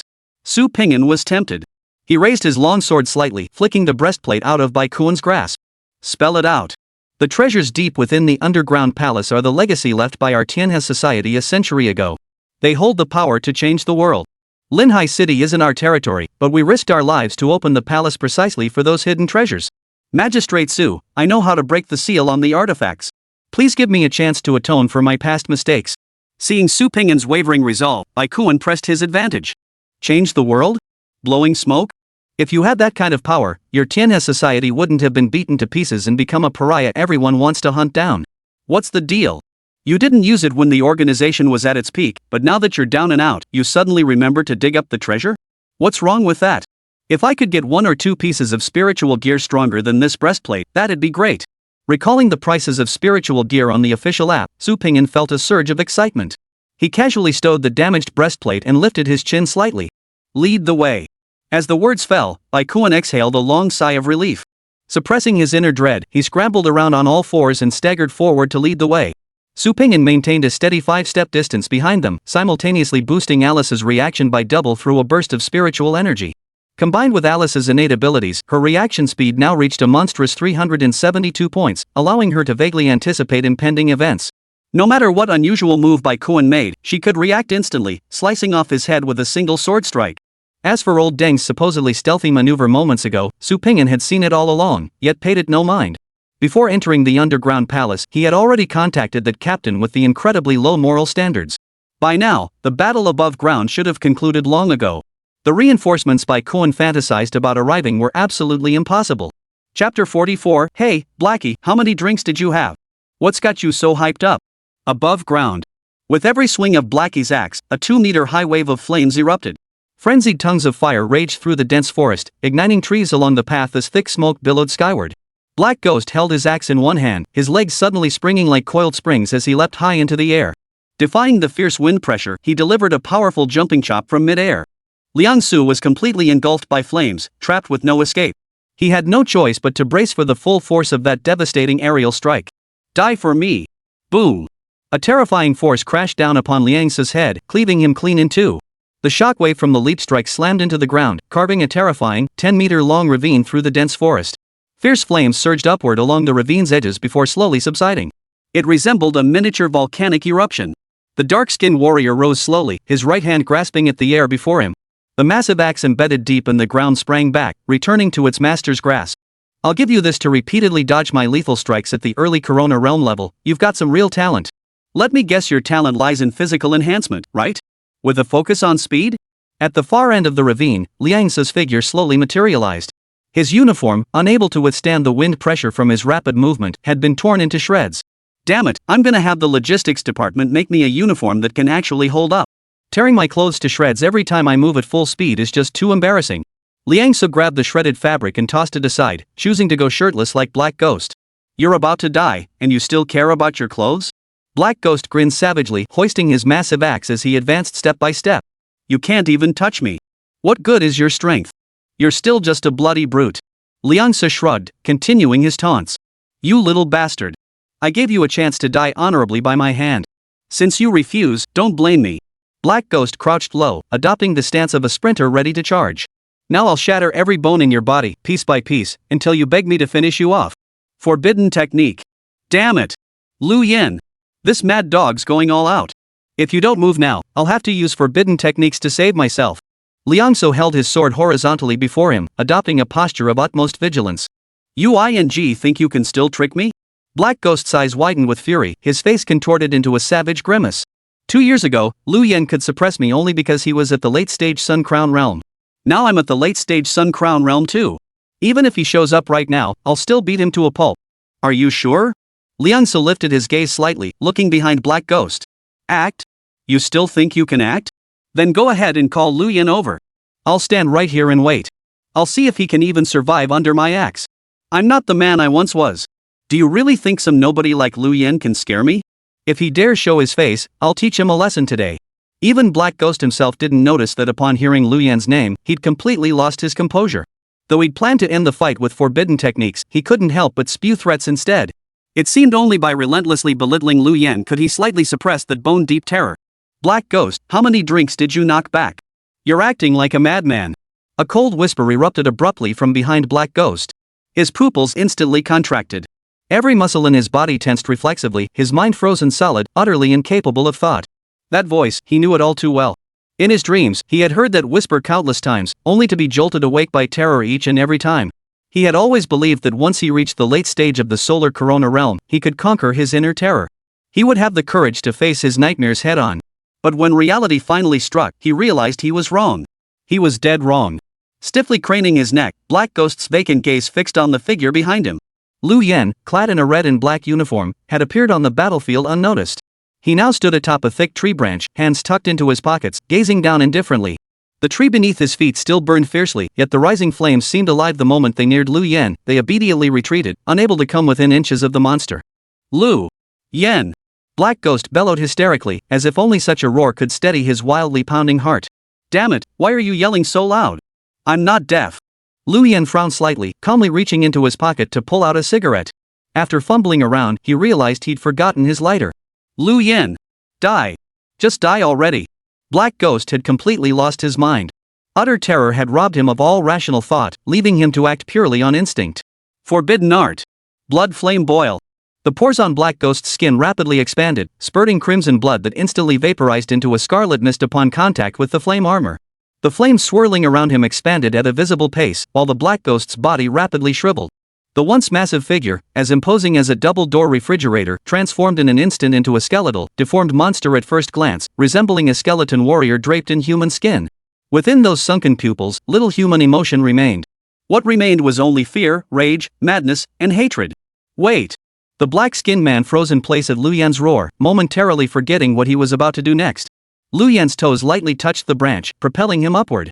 Without any visible descent, he materialized before the Black Ghost in the next instant. Clamping down on the black man's axe-wielding right arm with one hand, Lu Yin leaned forward slightly. The cigarette lit, and Lu Yin took a deep drag. Hoo! Feels good. You lit your cigarette with me? The Black Ghost's skin vaporized from the terrifying heat, on the verge of transforming into a complete monster. Using forbidden techniques like this means even if you win, you're dead either way. Lu Yin calmly released the black man's right hand, shaking his head with a hint of regret. Why put yourself through this? How about you give me some points, and I'll let you go? What do you say? The Black Ghost's body visibly stiffened. Anger and hatred gradually gave way to deep-seated fear. Clinging to the last shred of his sanity, he stammered, You aren't lying to me? Lu Yin's lips curled into a gentle smile. Without warning, Lu Yen twisted his wrist. A cold gleam erupted, slicing cleanly across the Black Devil's throat. The Black Ghost felt the world spinning violently, making him want to vomit. The last image his eyes registered was a skeletal, headless corpse. Ha! Who was that monster? Why does it look like me? As the head fell, Lu Yen calmly flipped his wrist, twirling the spear in a graceful flourish. With a sharp flick, he flung away every trace of blood clinging to the blade. You idiot, of course I was just messing with you. Chapter 45, Why so many questions? Just drop dead already. Deep within the underground palace. Led by Baikuan, Su Ping'an entered a spacious plaza. The plaza was octagonal in shape, its floor densely engraved with crimson array patterns. Judging by the thick layer of dust covering them, they had lain unused for an incredibly long time. At the array center, a peculiar cross-shaped stone hung suspended in midair, neither anchored nor supported, creating an eerie spectacle. Instead of entering the formation immediately, Su Ping'an raised his sword, pointing it directly at Baikuan. Old fool, you think you can fool me with just this rock? Baikuan waved his hands frantically in explanation. Lord Su, this is truly an inheritance of the Tianhe society. Open the boulder and you'll see I swear I'm not lying. In his mind, Baikuan had already cursed the Black Demon's ancestors 18 generations back. He'd stalled as long as possible, but the Black Demon was as good as dead. No rescue had come for him after all this time. That hothead must have gotten so caught up in the killing spree that he forgot his real mission. If he ever made it out of this underground palace alive, he'd find his superiors and report him for it. Come on, open it up for me, Su Ping'an said, his gaze cold as he stared at Baikuan. If you don't deliver the goods, you might as well not live. Baikuan wiped the sweat beading on his forehead and nodded frantically. Though outwardly compliant, his mind was already plotting something else. According to Tianhe Society records, activating the stone tablet at the array's center unleashed undead spectral guardians. They wouldn't cease until they'd collected 100 human blood offerings. But the men he'd brought into the underground palace for sacrifice had already been slaughtered by Su Ping'an. Where on earth would he find that many offerings? Now, with no other choice, Baikuan had no option but to pin all his hopes on the spectral guardians. To survive, he had to gamble. Bet that Black Ghost would arrive in time to save him. Gamble that he could survive the Shadow Guard's relentless assault longer than Su Ping'an. Stealing his resolve, Baikuan gritted his teeth and stepped into the magic array. Forming his fingers into a claw, he swiftly slashed across the back of his hand. Crimson blood trickled slowly down his arm. The moment the first drop touched the formation, the entire plaza erupted in a blinding crimson glow. The crimson formation writhed like a living thing. The ground trembled as two twisted, shadowy figures slowly rose from the array patterns. They were formed entirely from semi-transparent black mist, within which floated countless pallid faces, old women, children, burly men, each silently wailing, their cries coalescing into a bone-chilling hum. Simultaneously, both spectral guardians extended their hands, drawing sides over 10 feet long from the void. Blood crusts congealed on the blades fluttered off with the slightest tremor, dissolving into wispy wisps of blue smoke upon hitting the ground. PSSSH. Put. Within the array's range, the spectral guards could teleport instantly regardless of distance. In the blink of an eye, their sides pierced both men's abdomens. Su Ping'an instinctively swung his sword in retaliation. Yet despite clearly striking the guard, his wrist felt no resistance, as if he'd cut through thin air. Su Ping'an, don't waste your effort, these phantom guards have no physical substance. They won't stop until they've collected the blood of 100 people. Moving, attacking, or deploying energy shields will only summon more guards. That will only hasten your death. As if responding to Baikuan's words, another phantom guard materialized out of thin air, its scythe plunging into Su Ping'an's back from behind. Su Ping'an's flesh sizzled as the scythe corroded his body, shredding his internal organs to pieces. Was it sucking blood through the scythe? Su Ping'an snorted in disdain. Even if you can suck, can you really outdo Alice? He was a man who had experienced Alice at full power. Compared to that terrifying, 1 second to death devouring efficiency, the Phantom Guard was as green as a rookie recruit. Su Ping'an casually activated Lifestream, fully restoring every wound on his body. Baikuan had witnessed his consecutive use of forbidden techniques. With just a little deduction, he might uncover Su Ping'an's secret. Su Ping'an never intended to spare this old bastard from the start, so he had no qualms now. After all, dead men tell no tales. Su Ping'an. You were so fierce just now. Now I'll see what you're made of. Baikuan's voice trailed off abruptly. His eyes widened, his face frozen in utter disbelief. Su Ping'an completely ignored the scythe swung by the Phantom Guard. Unflinching, he held his crimson and black long sword and stepped toward Baikuan, one step at a time. Baikuan stared blankly at Su Ping'an, his entire worldview built over 60 years of life rapidly crumbling. How could someone survive dozens of slashes from a scythe and still be jumping around? Why could someone with their guts spilling out on the ground calmly stuff them back in?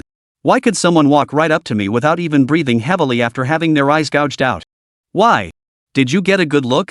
Su Ping'an cracked his neck and slowly raised his long sword, pointing it at Bai Kuan. Behind him, dozens of spectral guards piled atop one another like a dark cloud from hell.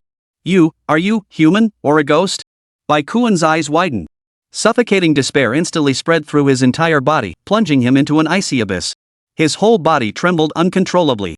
He couldn't fathom how Su Ping'an had achieved this. All he knew was that the figure standing before him was an absolute, utter monster. Why so many questions? Just die already. Forbidden art. Crimson breathless / first form. At point-blank range, the crimson sword energy obliterated everything above Bai Kuan's waist, reducing it to a spray of blood mist. Su Ping'an genuinely couldn't understand why people always felt the need to ask questions when death was staring them in the face. What's the deal? You plan to write a death statement when you report to the King of Hell? Such melodrama. Sheathed his sword calmly, Su Ping'an looked up with a hint of exasperation. I can tell you weren't trying to kill me, just wanted to drain some blood. But could you at least put some effort into it? At this rate, how long is this gonna take? What if my teammates show up?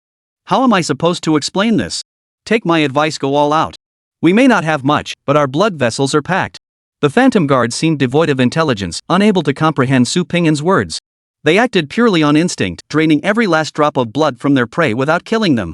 But even if they possessed intelligence, they likely wouldn't grasp Su Ping'an's suicidal request. Forget it. I'll help you out. Su Ping'an took a deep breath and began circling within the formation. More and more Phantom Guards emerged from the formation, swinging their scythes at him. Only when Su Ping'an's body was stripped bare, pierced like a hedgehog, did the Phantom Guards cease their attack. 100 portions of blood, channeled through the Phantom Guards, flowed into the magic array beneath his feet. Just as the crimson glow reached its peak. Snap! Crack! A sharp crack echoed from above Su Ping'an's head. The illusory guards, having fulfilled their purpose, dissolved into the air. Su Ping'an's mind flickered, instantly repairing his eyes. He lifted his gaze. Amidst the shattered stones, a tall, slender figure slowly took shape. The girl possessed a lovely, delicate face, her skin so pale it seemed almost translucent. Against the backdrop of her vintage black court gown, even the faint blue veins beneath her skin were vaguely visible. As she stretched lazily, her waist-length white hair cascaded down like a waterfall. She seemed to sense the presence of a living being beneath her. She rubbed her eyes, opening them sleepily to gaze downward. In that instant of eye contact, Alice's soft, ethereal voice sounded at the same time. Ping'an, this young lady. Seems like she's a spirit of an artifact too. Chapter 46, The Catgirl from a Century Ago. Spirit? Su Ping'an's brow furrowed slightly. Judging by the thickness of the dust in this underground chamber, it had been decades, perhaps even a century, since any living creature had set foot inside. Could a spirit of an artifact survive this long without a master? Before Su Ping'an could ponder further, the girl vanished right before his eyes. The next second, the girl had already leaped before Su Ping'an, her eyes blazing with intensity. Su Ping'an was startled. After all, his reaction speed now reached 372 points. Even a bullet seemed to crawl like a turtle in his eyes. Yet he hadn't even caught a glimpse of her movement? Su Ping'an instinctively reached for his sword. But Alice's voice echoed in his ears. Ping'an, this spirit companion has no ill intent. It seems, she's mistaking you for someone else. Before Su Ping'an could react, the girl suddenly lunged forward, burying her face against his chest and sniffing deeply. Human scent. You're my master. The girl broke into an unprecedentedly bright, silly grin. A pair of fluffy cat ears sprouted atop her head, and her tail, held high, began wagging affectionately behind her. Damn! Could this be the legendary cat girl? What did you call me? Su Ping'an asked, puzzled. Master. The girl's eyes widened excitedly, as if every ounce of her vitality and energy threatened to spill out through those lively orbs. Wait. Hold off on the cuddles, let's start over. Su Ping'an pressed her shoulders gently, steadying her. She obediently stood at attention, her posture as rigid as a primary school student during a flag-raising ceremony. Who are you? Why are you here? Su Ping'an took a deep breath and asked the most crucial question. I'm Kona, master. Kona wagged her fluffy tail frantically, grinning widely as her two adorable little fangs peeked out. Why are you calling me master? Su Ping'an was even more puzzled. This is our first meeting, right? Master said he had to go to a place far, far away, and couldn't take Kungana with him. He told Kungana to wait here for him. Master also said he would definitely come back for Kungana, though he might look a little different by then. Anyway, after opening the little dark room, the first human Kungana saw was Master. So you are Master. Watching that tail swish like a propeller, Su Ping'an silently rolled his eyes. Do normal cats wag their tails like that? Why did this cat girl before him? Dog-like? On the ground. Lu Yen and Liang Su returned to the entrance of the underground palace. What the hell happened? Look at this mess. Liang Su looked at Yi Sui in confusion. Captain, it seems we're not the only ones targeting the Tianhe Society. I've surveyed the scene. The attacker is at least at the coronal realm level. We couldn't identify him, so we didn't dare act rashly. We waited for you to handle it. Lu Yan, what's your take? Liang Su turned to look at the figure beside him. With a big shot like that right here, wouldn't it be a waste not to take advantage? Looks like Pingyan's handiwork. Let's go down and see for ourselves. With that, Lu Yan leaped into the pit first. Liang Su and Yi Sui exchanged glances before following one after the other. The rest of the team remained outside the cave to clean up the aftermath. Along the way, Lu Yan briefly explained the situation. The more Liang Su and Yi Sui listened, the more confused and bewildered they became. They understood every word Lu Yan spoke, yet when pieced together, it all seemed utterly incomprehensible. What did it mean that Tianhe Society had issued a threat, prompting Su Pingyan to storm their headquarters overnight? Come on, Tianhe Society had been spouting empty threats for ages. As members of the Special Operations Team, why would they fear retaliation from such a third-rate organization? And to go slaughter everyone that very same day? How could they possibly be that hot-headed? Guided by the scent of blood, the three easily found their way to the formation. Surveying the gruesome scene of black-clad figures strewn across the ground, limbs severed and bodies twisted in horrifying poses, Liang Su asked uncertainly, Lu Yan, are you sure Su Pingyan is only at the Starlight Realm? This combat prowess, it's not much different from yours back in the day. You still have the nerve to suck up here? Lu Yan calmly held a cigarette, its ember flickering dimly in the gloomy passageway. If Pingyan hadn't called me, I could have already prepared a feast for you. Black Ghost is still on the wanted list. The Tianhe Society clearly had intel on you to retrieve him from Linhai City in advance. Any idea where the leak came from? I started thinking about that the moment I saw Black Ghost. Damn it, it's 80% likely the Li family sold the intel. Li Yan from Shengfeng Group? The Linhai Li family? Lu Yan asked calmly, exhaling a smoke ring. Liang Su nodded, a flash of malice in his eyes. The Tianhe Society's intel came from the Li family in the first place. I found it odd then there are plenty of hunter dog squads in Linhai City, so why did they specifically come to me? At first, I thought some other hunting dog squad had been corrupted beyond repair under Fujijia so messed up they couldn't even handle basic combat anymore. That's why they dumped this tough nut to crack on me. But now I think, maybe the Li family had already colluded with the Tianhe Society back then, just waiting for the chance to kill me. Lu Yanxiu flicked his cigarette but away with a flick of his finger, then exhaled a comfortable smoke ring. Not necessarily. The Li family, the Wang family, and the extinct Lu family are all fence-sitters. They follow whoever's strongest. Even if the Tianhe Society is powerful, compared to the Investigation Bureau, it's just a third-rate organization. For them, risking official backlash for the Tianhe Society offers no benefit whatsoever. So you're saying? Before Liang Su could finish his question, a voice called out from the darkness. Captain! Su Pingyan slowly emerged from the shadows. Behind him followed the cheerful cat girl, chattering non-stop with Alice. After a brief exchange, Su Pingyan confirmed that Kong Na was a complete airhead. Beyond remembering her former master had instructed her to wait here, she knew nothing, not her master's identity, her life before becoming a spirit artifact, her connection to the Tianhe Society, or the ground-bound magic array. Left with no other choice, Su Pingyan decided to take the clueless cat girl out of the underground palace first and figure things out later. Coincidentally, on their way back, they overheard the captain and Liang Su talking. Pingyan, come here. Let me introduce you to Liang Su and his deputy, Yi Sui. Like me, they were transferred to the Linhai branch at the same time. Hello, I'm Su Pingyan, the new recruit of the Special Operations Team. I'm Alice. The little sword maiden peeked out from behind her owner, waving her tiny hand. I'm Kanna. The cat girl mimicked Alice's pose, peeking out from the other side, her tail wagging happily. With Lu Yan's keen insight, he instantly recognized Kona's true identity. Furrowing his brow in confusion, he asked, Pingyan, what's this? Su Pingyan briefly recounted what had happened after entering the magic formation, naturally omitting the details of dealing with Baikuan. Upon learning that Kona might have slumbered in the underground palace for over a century, Lu Yan, Liang Su, and Yi Sui all froze in surprise. Especially Lu Yan. Su Pingyan distinctly sensed his captain's emotions surging. The gaze Lu Yan cast upon Kong Na held not only curiosity but also a palpable yearning. Young lady! How long have you been on Blue Star? Kong Na scratched the back of her head and replied with a carefree shrug, I don't remember the exact time, but I'd already been on Blue Star for a very, very long time before I ended up in the little black room. If you count the time in the black room. At least. It must be 100 years.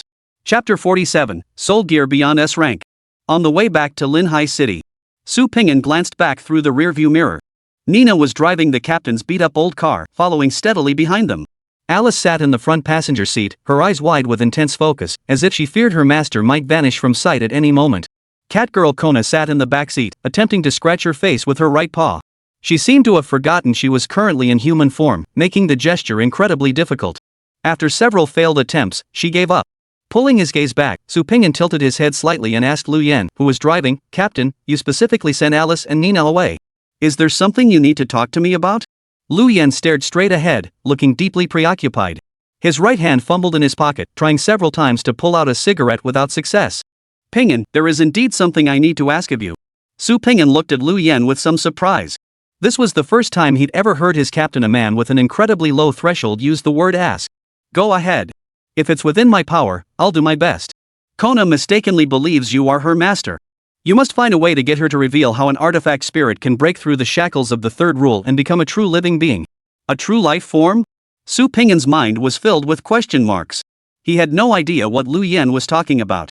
Kanna looks no different from Alice. Why say that?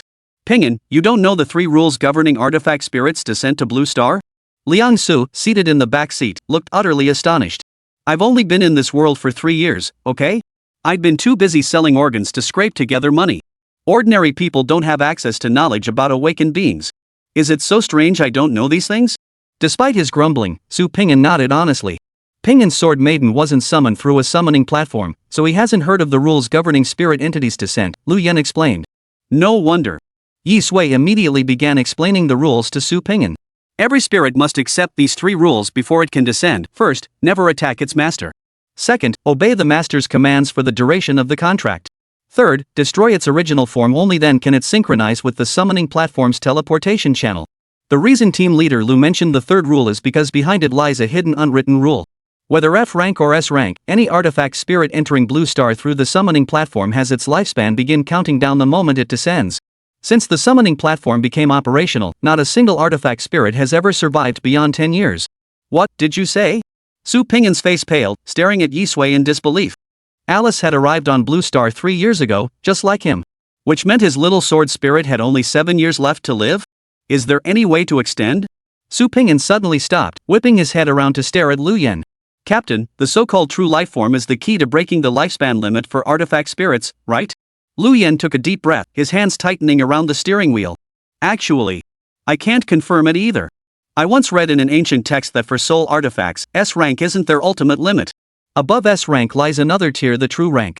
Every artifact spirit's soul is inherently incomplete, which is why their lifespans are capped at 10 years. Only by advancing to the true rank can an artifact spirit fully repair its soul, becoming a true life form and breaking free from the constraints of mortality. I've tried countless avenues, but found no evidence to support that theory. I've never seen a spirit's soul transcend S rank to become a higher existence. I had given up. Until I saw Kona. Lu Yan paused, his gaze toward Su Pingyan igniting with an unprecedented brilliance. Kona's survival time in the underground palace has far exceeded the limits of any artifact spirit. Only an artifact spirit beyond S rank could possibly achieve that. Su Pingyan froze. He suddenly recalled Kona's otherworldly speed. Even with his then 372 reaction points, he couldn't even catch a glimpse of her shadow. Keep in mind, Kong-na had no master, and no one was assisting her with spirit power burst. In other words, even in her human form, Kong-na's attributes already crushed both Alice and Su Pingyan when they activated spirit power burst. Alice herself was a stat monster. The only thing that could crush a stat monster could only be another, even more terrifying monster. Unfortunately, Kona hadn't yet signed a soul contract with him. Otherwise, he could have seen the Catgirl's stats directly on the interface. I understand. I'll find a way to help Kona recall everything that happened in the past, Su Pingyan nodded solemnly. Not just for Nina, but for Alice too. Seeing Su Pingyan had guessed her thoughts, Lu Yan secretly breathed a sigh of relief. Thanks, Pingyan. Shaking his head, Su Pingyan asked with genuine concern, what happens to them when an artifact spirit's lifespan ends? The car fell into an immediate silence. All that remained was the roar of the engine. After a long pause, Lu Yan stared expressionlessly at the road ahead, his voice hollow as he spoke. After the spirit essence passes away, the soul artifact can still be used, but its power will be greatly diminished. Without the spirit essence, the soul artifact can no longer receive the master's spiritual power burst enhancement, nor can it cooperate with the master to use forbidden techniques. Most awakened individuals sell off soul-bound artifacts that have lost their spirits. Recyclers then melt them down to forge various types of spiritual equipment. That's why spiritual equipment commands such exorbitant prices. Crafting superior pieces often requires the remains of over a dozen soul artifacts. Sell them? Su Pingyan's brow furrowed deeply. Only now did he finally understand why awakened ones in this world almost universally treated soul artifacts as tools or weapons to bolster their strength. Compared to human lifespans, the existence of spirit artifacts was far too fleeting. Awakened individuals, in order to continue growing, were destined to constantly replace their soul artifacts. Perhaps at first, they might develop affection for the spirit. But as the number of replacements increased, no matter what kind of spirit it was, in their eyes, it was nothing more than a tool to be exploited for its value before being sold off to recoup the investment. Su Ping'an instinctively turned his head, glancing into the rearview mirror in search of his little sword spirit. Alice was perched on the passenger window, looking utterly dejected. Her pretty little face was squashed into a comical shape against the glass as she stared intently ahead. Through the rearview mirror, she caught sight of her master's small silhouette. Alice smiled. She raised her hands in delight and waved them frantically. Her eyes seemed to see nothing else. Not far away, in the speeding black car, sat her entire world. Chapter 48, The Cat Girl Who's a Total Dog. The night was as dark as ink, dotted with stars. Kona, you'll sleep in this room from now on. I'll have Alice tidy it up for you shortly. Wait, what are you doing? Su Ping'an stood outside the bedroom door, staring blankly at Kona. This hyperactive little cat girl had immediately stretched out her nose and sniffed vigorously upon entering her new home, her tail wagging incessantly as if memorizing the scent. Dogs marking their territory when they move to a new place is normal behavior. Yeah, right. Kona, are you sure you're a cat girl? Where did you pick up these habits? Su Ping'an looked up at Kona crouched on top of the refrigerator with a headache-inducing expression. Worth noting, the little cat girl was crouched on all fours atop the refrigerator. Kona really is a cat girl. Kona flashed an extremely friendly, goofy grin. To prove herself, she strained once more to lift her right paw and scratch her own face. Little did she know, this action made her look more like a dog. Kana-san, are you hungry? I can cook for you. Is there anything you like to eat? You can tell me. At the word food, Kona's eyes instantly widened. The next second, she teleported onto Alice, tackling her to the ground. Alice, you really are a good person, woof. As she spoke, Kona stuck out her tongue and began frantically licking Alice's cheek, making her giggle uncontrollably. Now you look even more like a dog. Su Ping'an sighed, pressing his hand to his forehead in exasperation. After finally rescuing Alice from Kona's clutches, Su Ping'an firmly set the cat girl down on the sofa. Kona, we'll talk about dinner later. Let's discuss the important matter first. As he spoke, Su Ping'an gently pressed the cat girl's head, redirecting her gaze from the kitchen back to him. Even though you've decided I'm your master, I won't lie to you. I have no connection whatsoever to your previous master, nor do I know anything about your past. Our first meeting was in the underground palace. If you're willing, you can stay at my place temporarily. I can help you find your true master. Of course, I'd also appreciate a small favor. I need to understand how you broke through to S rank. This is truly crucial for me. Su Ping'an knew the best strategy now was to play along with the mistake. He'd first trick the cat girl into signing a contract with him. Judging by her current attitude, sealing a soul contract would be no trouble at all. Once the deed was done, even if the cat girl eventually realized something was amiss, it would be too late. But he still didn't want to do that. Exploiting her innocence, pretending to be her master, and tricking her into the trap? That was beneath him. Master, it's perfectly normal that you don't remember me, Kona responded without a hint of surprise at Su Ping'an's confession. Instead, she offered gentle reassurance. Before you left the darkroom, you told me that when we met again, you would forget everything from the past as if you didn't know Kona at all. It's okay. Someday, you'll remember everything just like Kangana did. Yes, you definitely will. That might be a stretch. 100 years ago? That was before my past life even existed. So should we sign the soul contract first? Su Ping'an shook his head, not dwelling on it. After all, the cat girl could survive without a master. Signing a formal contract meant she could dissolve at any time if she changed her mind. No advantage for Su Ping'an. Signing the contract first would also make it easier to borrow the power of this Super S-rank spirit artifact. Master, I'm willing to renew our soul contract, but Kanna can't do it right now. Kanna lowered her head, looking a bit embarrassed, and her tail, which had been wagging constantly, went limp and drooped. Don't worry, Su Ping'an offered reassurance. We won't sign a soul contract. A formal contract will suffice. No. Kanna hurriedly raised her head and waved her hands. Master, that's not what I meant. When I said I couldn't sign the contract, it's because I forgot my true name. Ha? Su Ping'an froze slightly. He had completed all the soul contract procedures with Alice, so he knew the first step in signing a contract with a spirit was to state one's true name to complete the verbal agreement. For instance, Alice's true name was Ophelia Alice. Merely saying Alice wouldn't activate the verbal contract. This is going to be tricky. Su Ping'an scratched his head in frustration. The kitty girl's memory gap was far larger than he'd imagined. Master. Maybe it's because I've been starving for so many years. Give me a little time to eat my fill, and I might remember. Kona's gaze drifted uncontrollably toward the kitchen again, her swallowing becoming noticeably more frequent. Speaking of which, Kona, how can you be certain how many years you spent trapped in that magic array, the dark room? Were you conscious the entire time you were in there? Su Pingyan temporarily set aside his thoughts of signing a contract and focused on helping the kitten girl organize her memories. No, meow. The dark room was just too pitch black, with no food either. Kona could only put herself into hibernation, waking briefly only once every 10 years. By remembering how many times I've awakened, I know how many years have passed. This time meeting Master was my 8th awakening. Adding the previous 20 years, it comes to roughly 100 years. 20 years? That meant before entering the magic array, the cat girl had already broken through S rank and become a true rank artifact spirit. Then the formation wasn't the key to breaking through S rank. To unravel the kitten spirit's secrets, she must recall her memories before entering the formation. Su Ping stroked his chin, silently musing to himself. The penthouse of Shangfeng Group's headquarters.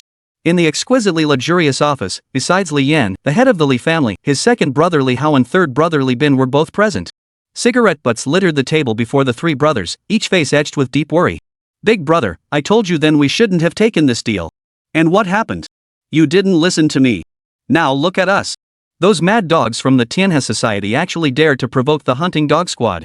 What kind of mess is this? Li Hao's eyes were bloodshot as he tugged at his tie. Though he hadn't touched a drop of alcohol, his face was flushed crimson. Enough, second brother.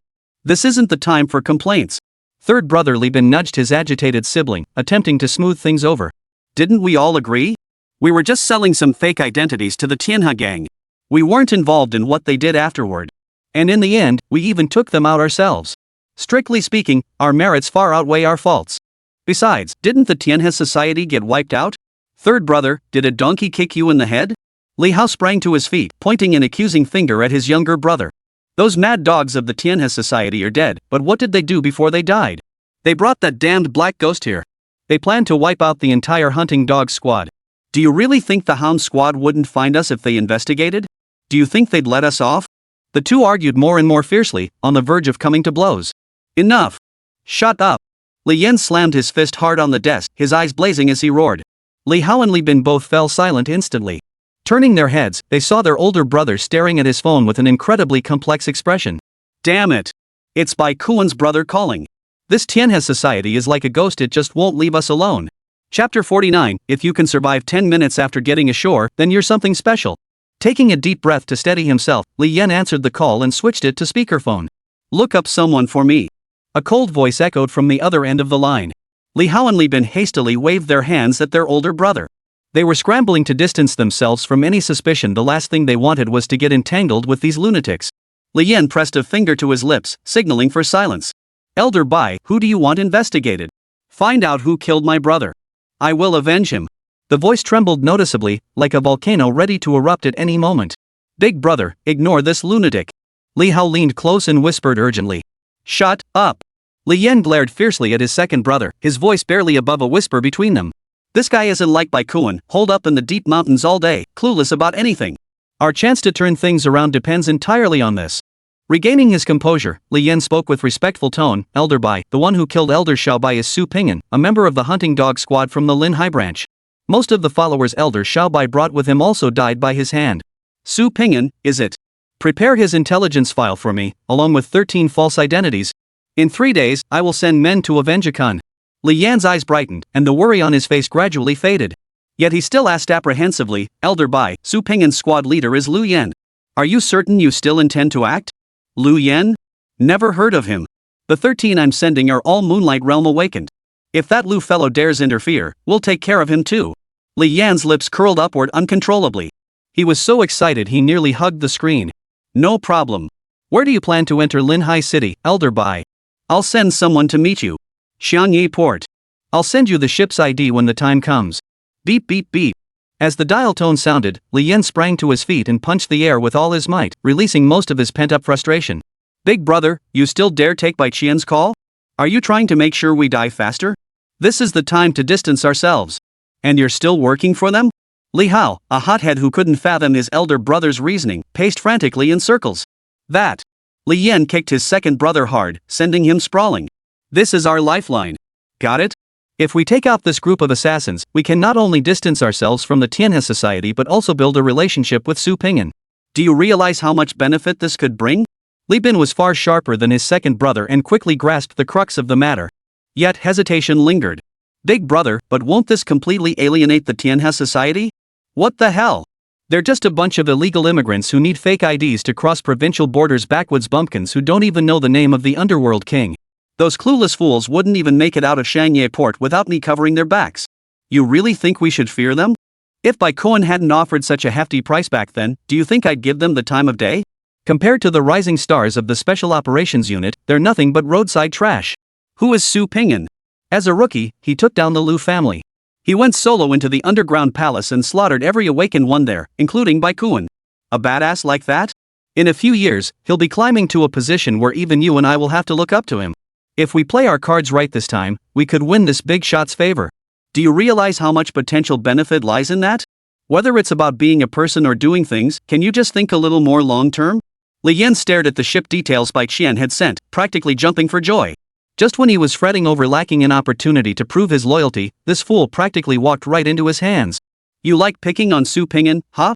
Look down on Lu Yan, huh? Fine. Let him rage. Let him be arrogant.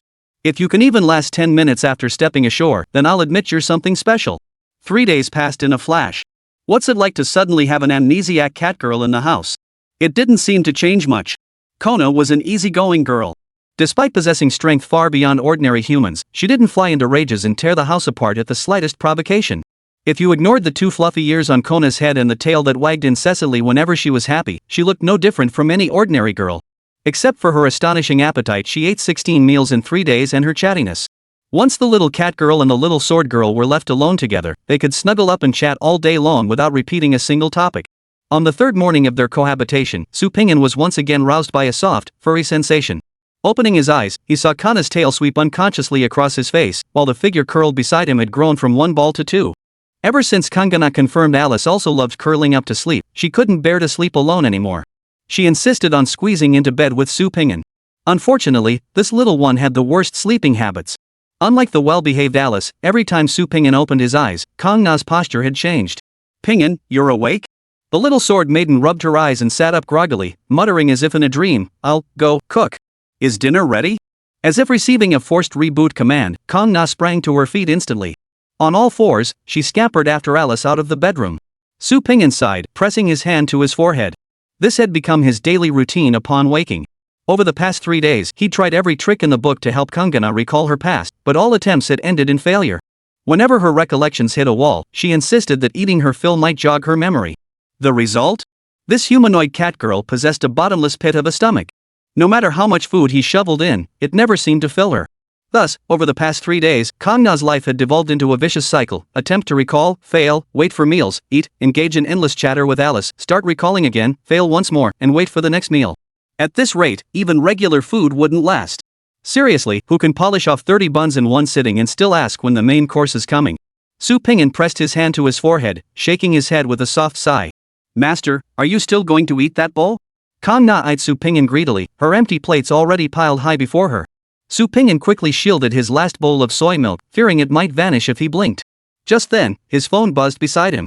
The screen clearly displayed the name, Liang Su. Liang Su contacting him this early in the morning? Though puzzled, Su Ping'an answered the call. Ping'an, I just got word from the Li family. Bai Qian, yes, Bai Kuan's older brother has dispatched 13 awakened individuals at the Moonlight Realm to come kill you. The reason is likely connected to the person in your household. Listen to me, head to the branch office immediately. I'll lead a team to take care of those assassins. Chapter 50, If I learn the way in the morning, I can die in the evening. Come kill me? Since becoming an awakened one, Su Ping'an had never before heard of someone openly declaring their intent to kill him. Bai Qian, right? Very well, you're the first. I'll remember you. Where are those assassins? Liang Su on the other end of the line visibly froze. After several seconds, he asked uncertainly, Ping'an, did you hear me clearly? 13 awakened practitioners at the Moonlight Realm, not 13 ordinary assassins. I heard you loud and clear, Liang. Don't worry, I'm not some reckless fool.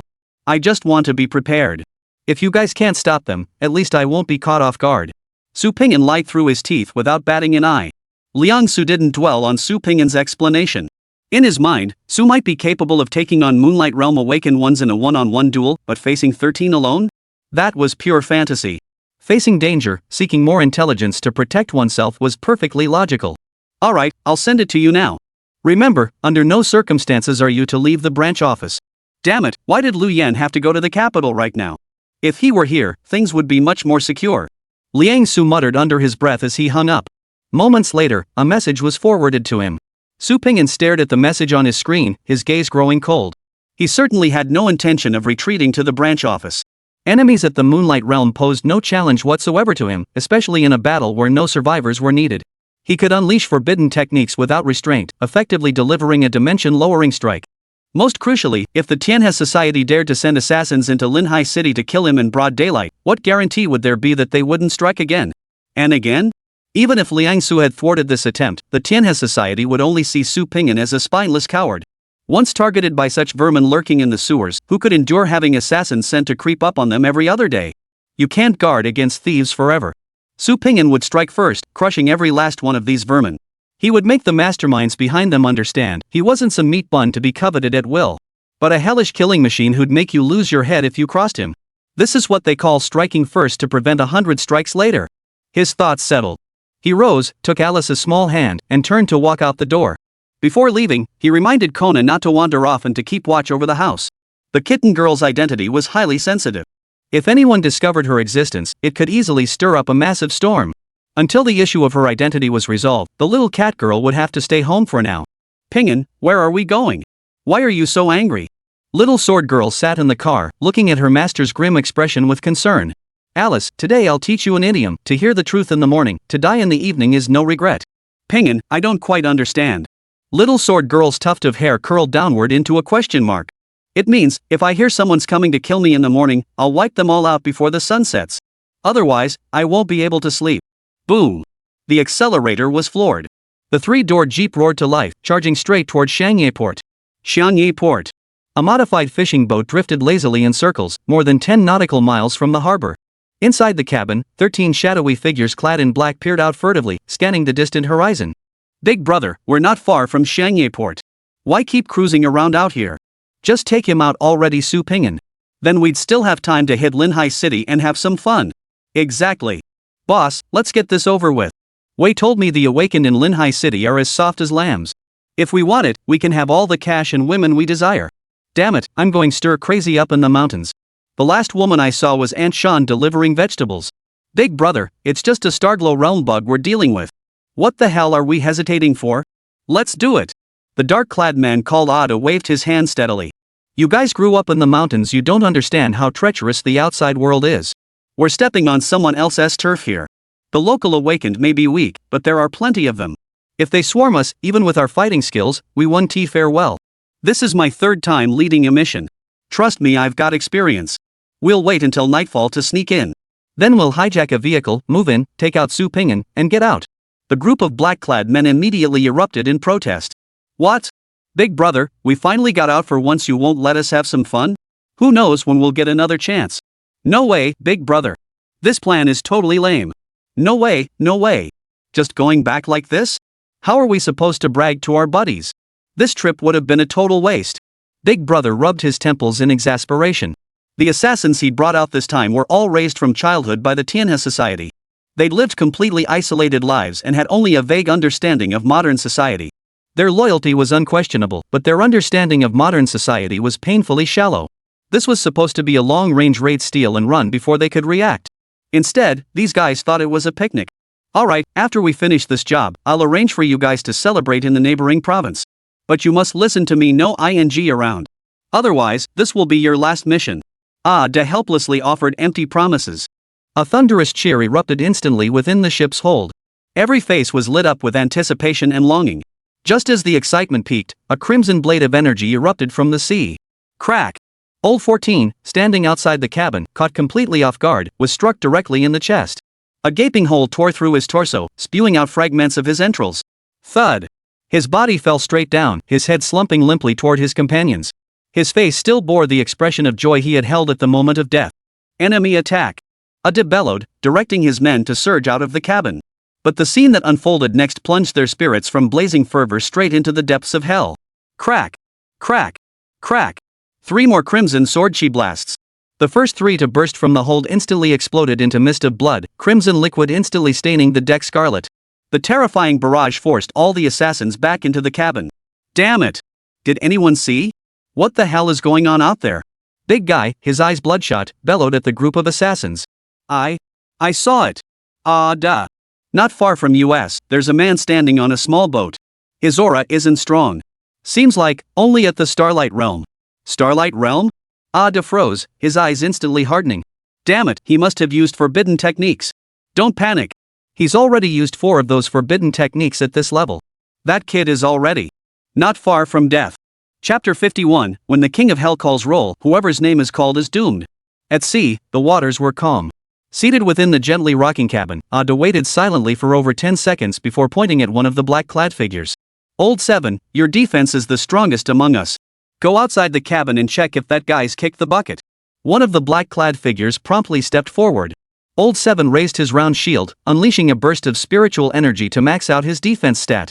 Simultaneously, he pre-activated his energy shield and cautiously edged toward the cabin exit. Under the shield's cover, Old 7 suddenly poked his head out. Then, crack!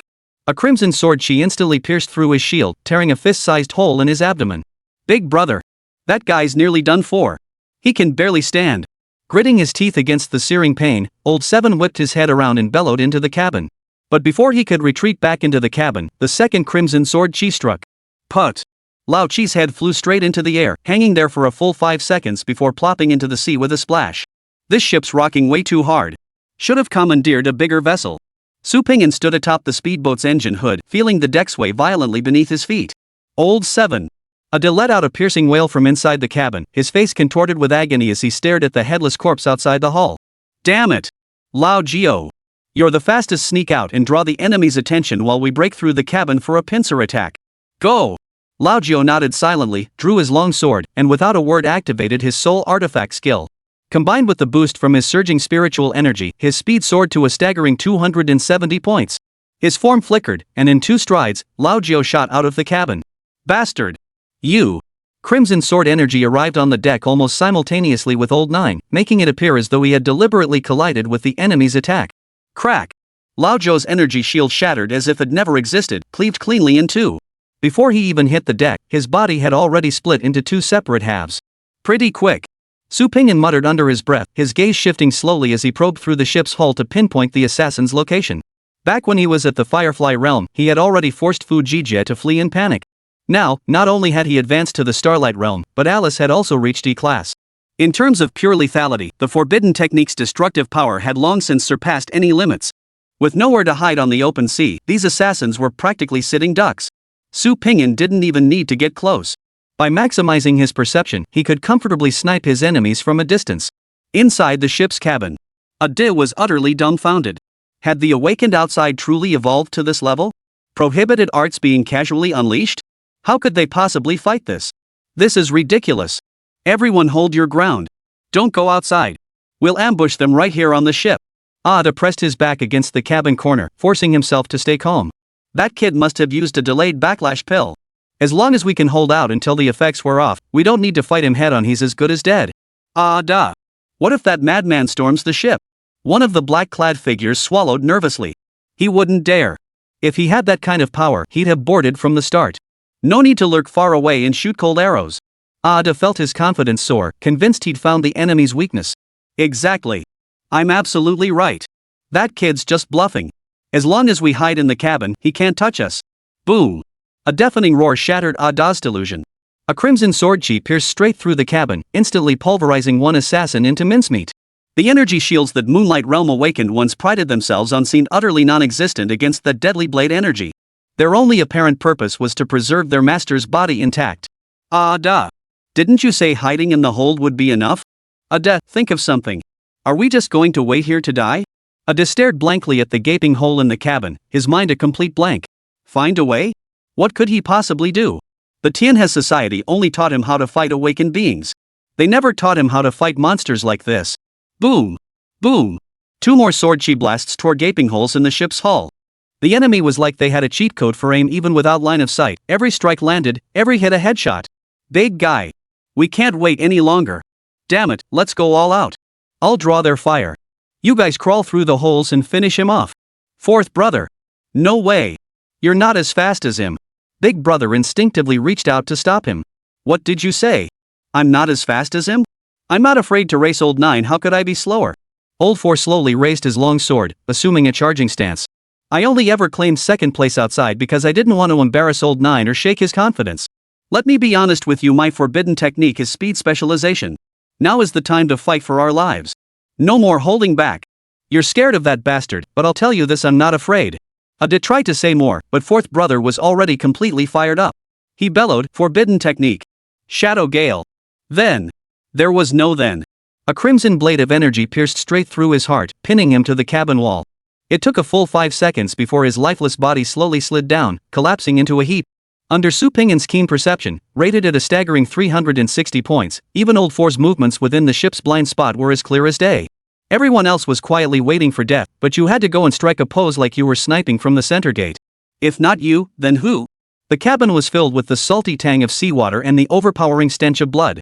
Ada's legs buckled, and he collapsed to the floor. He had brought 12 assassins, all painstakingly trained by the Tianhe Society, yet 10 had been killed before they even saw the enemy's face. Even if he somehow survived this time, returning with such heavy casualties would mean the Tianhe Society wouldn't let him off the hook. Ada. Just go for it. A head loss leaves a scar the size of a bowl. What the hell are you afraid of? Ada stared blankly at Lao Shiri, speechless for a long moment. He had joined the Tianhe Society as an adult, unlike these ignorant bumpkins. He had seen the world's splendor and understood the status of awakened ones in this world. If he could choose, he truly didn't want to die. Seeing Ada's prolonged silence, old 11 grew impatient. He turned to the remaining old 16 and snapped, 16. We'll break out together. You take the deck route, I'll go through the hole in the hold. 11, but we're not as fast as him. We have 2 bodies, he has only 1. Once we break out, dive straight to the seabed. If we can get close enough to drag him into close combat, we win. I get it, 11. Only one of us can survive, right? Exactly. Whoever gets called by the Grim Reaper is the unlucky one. What do you say? In or out? Let's do it. Big brother listened to the brothers' conversation and felt a headache coming on. He knew these guys were hotheads, fearless daredevils, but he never imagined that after 13 of them had been killed, leaving only 3 standing, with corpses littering the ground at their feet, these 2 blockheads' first thought would be to go out and risk their lives? This wasn't bravery anymore. This is insane. 16, I'll count to 16, then we charge out together. Old 11 pressed his body tightly against the edge of the large hole, signaling with his hands in a low voice. 10. 9. 1. Damn it, 9 comes after 8. What the hell are you counting? Old 11 snapped, turning his head angrily. But on the deck, a Grim Reaper in red and black uniform stood fixedly staring at them, a long sword raised. Him. Before old 11 could finish his sentence, a low hum echoed through the cabin. Forbidden art. Crimson Breathless Slash, First Form. Chapter 52, Spot on Judgment. Su Ping calmly stepped over the scattered corpses, arriving before Ade. In the cabin that had been bustling with activity just moments ago, only 2 living souls remained, still gasping for breath. The veins on Ada's sword gripping hand bulged, his knuckles turning pale from the intense pressure. His bloodshot eyes bulged almost out of their sockets, his Adam's apple bobbing uncontrollably. Only when a metallic taste filled his throat did he realize he'd bitten his tongue until it bled. Answer me one question. Answer well, and I'll let you live. Su Ping'an stated concisely. You think I'm a 3-year-old kid? Ade raised his head, trembling, gazing up at the monstrous figure. The men who've died by my hand, if not 100, then at least 80. The moment I saw you, I knew you'd never let me go. Go ahead. Tianhe Society blood debts must be repaid. That slogan seemed to truly grant Ade some kind of strength. His trembling body gradually calmed, and even his expression changed. He now bore the look of one who had accepted his fate. I said I'd let you live, and I mean it. With that, Su Ping'an flipped his wrist, driving the sword into his own lung. If I pull this sword now and tear open the wound, I'm dead either way. Answer a few questions, and I'll let you go. I've no reason to gamble with my life, right? Crimson blood gushed from the wound, and Su Ping'an's face turned pale as a sheet, looking utterly mortally wounded. Ade was stunned. He'd never encountered such a ruthless individual before, someone willing to stake their life just to prove they weren't lying. The urge to survive gradually overpowered his convictions. Shivering, Ade stammered, You really will let me go? My time is limited. If we delay too long, it'll be too late for treatment. Since you don't believe me, then we'll die together. Su Ping'an revealed a maniacal grin. The very picture of a desperate outlaw. Ade panicked instantly, waving his hands frantically. Ask. Just ask already. Humans are strange creatures. When plunged into the depths of despair, the mere glimpse of hope for survival makes them cling to it desperately, like grasping at a lifeline. What's the origin of Linhai City's underground palace? Su Ping'an forced himself to ask the first question through excruciating pain. The reason he hadn't sliced off Ada's head with a single sword stroke was to uncover how much the Tianhe society knew about the underground palace, about Xiao Manyang, and about the secret behind the artifact spirit's breakthrough to S rank.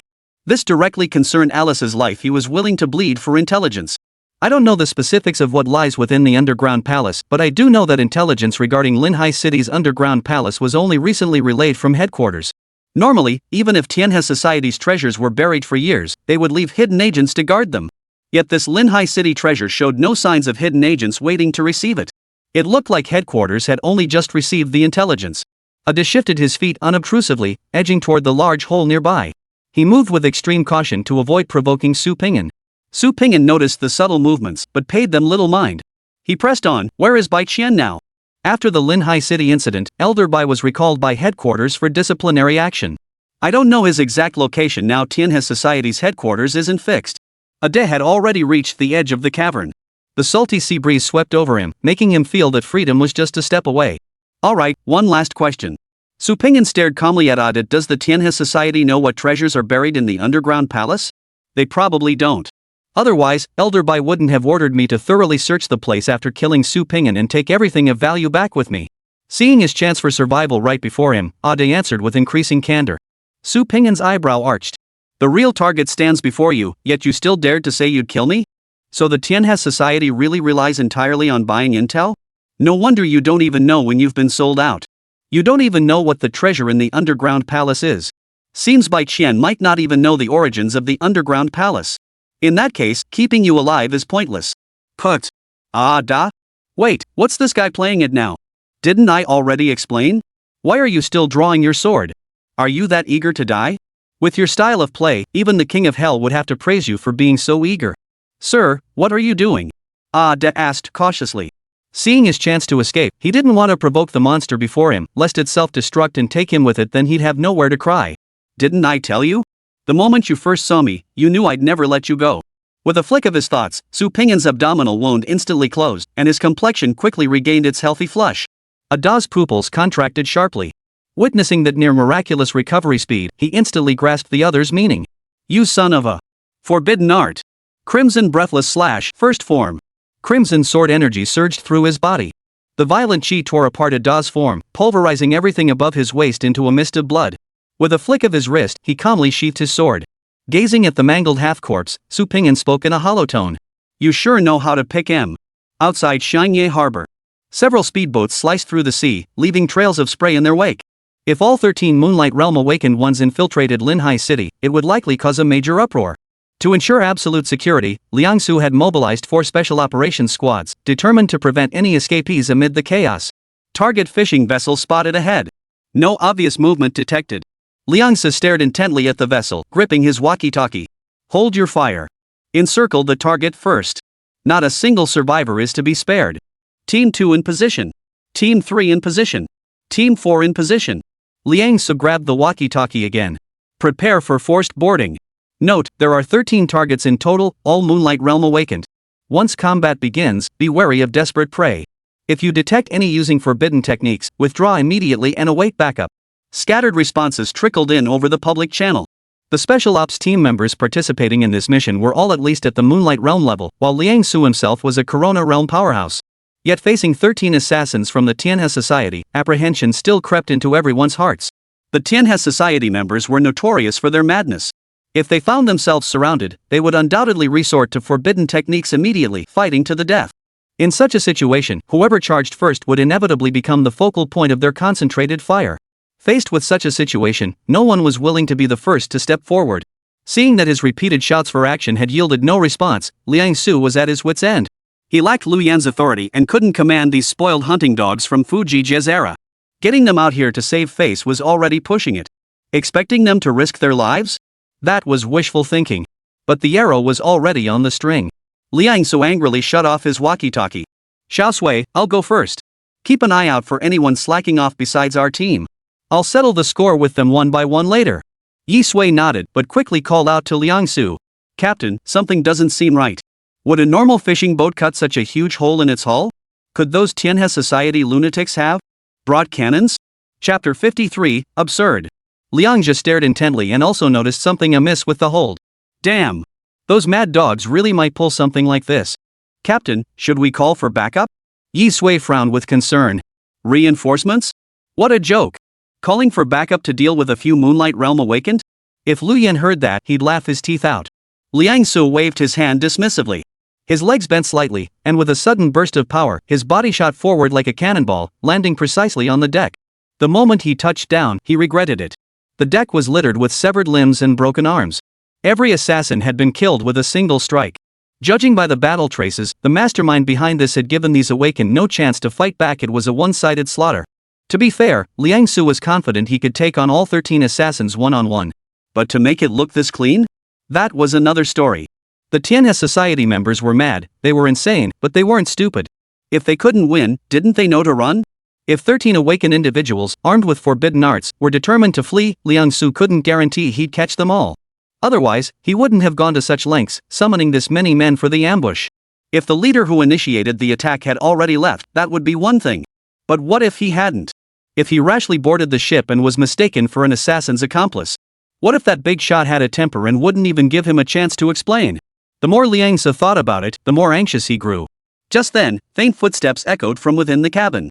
Liang Su felt a chill run down his spine, every nerve taut to breaking point. He instinctively raised his long sword, assuming a defensive stance. Captain Liang? Liang Su froze. That big shot's voice sounded. Sounds so familiar? Inside the cabin, a young figure emerged, pacing. Sunlight streamed through the hatch, casting a warm glow on Su Ping'an's face. At that moment, Su Ping'an's appearance was as if he had crawled out of a pile of corpses. His red and black uniform had been completely stained black, its original fabric color utterly obscured. With each step Su Ping'an took, blood seeped along the edges of his uniform, dripping onto the floor and blending into the pool of blood already there. Ping-an? Liang Su's pupils darted back and forth across Su Ping'an's form, yet he couldn't piece together a coherent sentence. As a recruit personally selected by Lu Yen, Liang Su had never underestimated Su Ping'an. Yet, confronted with this utterly baffling scene, he felt his understanding had been dealt a devastating blow. An awakened one at the Starlight Realm level challenging opponents several tiers above you is one thing. It wasn't unheard of before. But when you're facing an ambush by 13 months of Huajing awakened ones, your first instinct is to charge in and wipe them all out? Is that reasonable? The kicker is, they actually pulled it off. Not only did they wipe out every single assassin, it was a one-sided massacre. What kind of logic is that? Is this some kind of ghostly apparition in broad daylight? About 5 minutes later, team members who had come to participate in the operation gradually boarded the fishing boat, cleaning up the mess scattered everywhere. Every ear was strained, eavesdropping on the baffling conversation at the bow. So you're saying that after receiving my notification, you were so terrified that you decided to strike first, proactively seeking out these assassins to nip the threat in the bud. But when these assassins saw you coming, not only did they not flee, they actually launched an attack on you. Then, in a display of chivalry, they challenged you to one-on-one duels. You fought with every ounce of strength, risking your life in a life or death struggle, and took down every single one of them. Ping'an, are you even listening to yourself? Why don't you open your eyes and look at the corpses at your feet? See if there's a single intact body among them? You call that fighting with all your might? You call that risking your life 9 times out of 10? It was a brutal fight. I nearly died, Su Ping'an added with unwavering conviction. Now, it wasn't just Liang Su who was speechless. The entire crowd stared at Su Ping'an, their eyes practically popping out of their sockets with disbelief. Everyone knew every word Su Ping'an had uttered was pure nonsense. Yet not a single person dared to challenge him on it. Everyone tacitly got to work wrapping things up, each fully aware of the truth. After today, Su Ping'an's name would likely echo throughout the entire province of Linjiang. Half of Linhai City's special operations team members had participated in this operation. Through their first-hand witnessing and active spreading of the story, Su Ping'an, who slaughtered without mercy, left no survivors once the fighting began, and had mastered Lu Yanqi's low standards to perfection, earned himself the nickname Scarlet Tyrant. Rumors of the Crimson Tyrant spread like wildfire through neighborhoods and markets, quickly permeating the entire awakened community of Linjiang Province. Word spread that Linjiang Province had spawned a twisted newcomer. Before him, one dared not boast. If anyone dared to trash-talk him, he would come knocking to make it real. He wouldn't rest until blood spilled on the spot, and not even the heavens themselves could stop him. The Scarlet Tyrant's legendary feat, slaughtering 13 Moonlight Realm awakened in a single battle while only at Starlight Realm, grew increasingly fantastical with each retelling. By the end, the tale had mutated into this: Tianhe Association dared to glance at Su Ping'an once too often. In response, Su Pingyan charged in and out 3 times with his long sword, slaughtering every single one of the 100 Moonlight Realm Awakened. The rolling heads were piled high on the ship's bow, arranged into a towering mound. Some claimed 200. Others said 300. The tales grew more fantastical with each retelling. Most Awakened treated such tales as ghost stories, few taking them seriously. But there was no denying that Su Pingyan had become utterly famous this time. Back in Linhai City. Through Liang's introduction, Su Pingyan formally met the Linhai Li family, a clan of information brokers. Although the intelligence on the Tianhe Society had come from the Li family, they had promptly sold out that group of assassins. They hadn't even revealed Su Pingyan's true identity. Such actions clearly signaled their intention to break ties with the Tianhe Society and fully align themselves with Su Pingyan's faction. Faced with such a straightforward partner, Su Pingyan couldn't refuse. He would have to meet them eventually. In the private room of Imperial Cuisine Pavilion, Liangzi pushed open the door, followed closely by Su Pingyan with Alice in tow. The 3 Li brothers were already seated. Upon seeing the visitors, they rose in unison to greet them. "Captain Liang, you've worked so hard today. Don't you think the Tianhe Society guys are a bit dim-witted? Coming to our Linhai turf to cause trouble, demanding information about Lord Su Pingyan from me, isn't that just slapping our special operations team in the face? Even with Captain Lu absent, we still have you, Captain Liang. With you on the case, those lunatics couldn't stir up any trouble." Li Yin began by flattering Liangzi, partly to curry favor, partly to emphasize before Su Pingyan that his Li family had proactively provided the intelligence, hoping to make a good impression. But the outcome seemed different from what he'd imagined. Liangzi's expression instantly turned awkward. He waved his hand modestly, refusing to take the bait. What was there to say? He, Liangzi, had led 4 squads, painstakingly set up an encirclement, and dithered for ages before deciding to board the ship and strike. Yet the real master of the situation, without much fanfare, single-handedly slaughtered every last assassin. This made Liangzi's earlier preparations look utterly foolish. The whole scene was like a flock of lambs clamoring to protect a tiger, or a bunch of underachievers trying to tutor a top student. It was utterly ridiculous.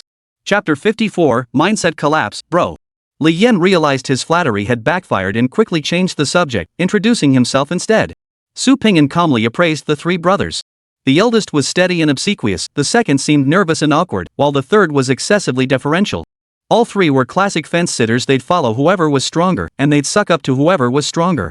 Su Pingyan didn't much care about this. For the weak, aligning with the strong was a natural survival strategy. He wasn't here to make friends. The Li family valued his potential, he valued their intelligence resources. Both parties got what they needed, it was perfectly fair. As long as the Li family remained fully committed to their work, not hedging their bets by feeding intelligence to his rivals, Su Pingyan had no objection to collaborating with them. "Lord Su, the Li family has long sought to befriend you, but we've lacked the opportunity. Truth be told, we owe thanks to those fools at the Tianhe Society for giving us the chance to meet you. What do you say, shall we discuss matters over a meal?" Su Pingyan didn't put on airs, he nodded and took his seat. "Let's talk over dinner, then." Liangzi sat quietly beside them, careful not to overshadow Su Pingyan. He knew full well that Su Pingyan was no ordinary man. Soon, this young man would soar to great heights. Besides, today's spotlight belonged to him. Acting like an old-timer would only make him look foolish.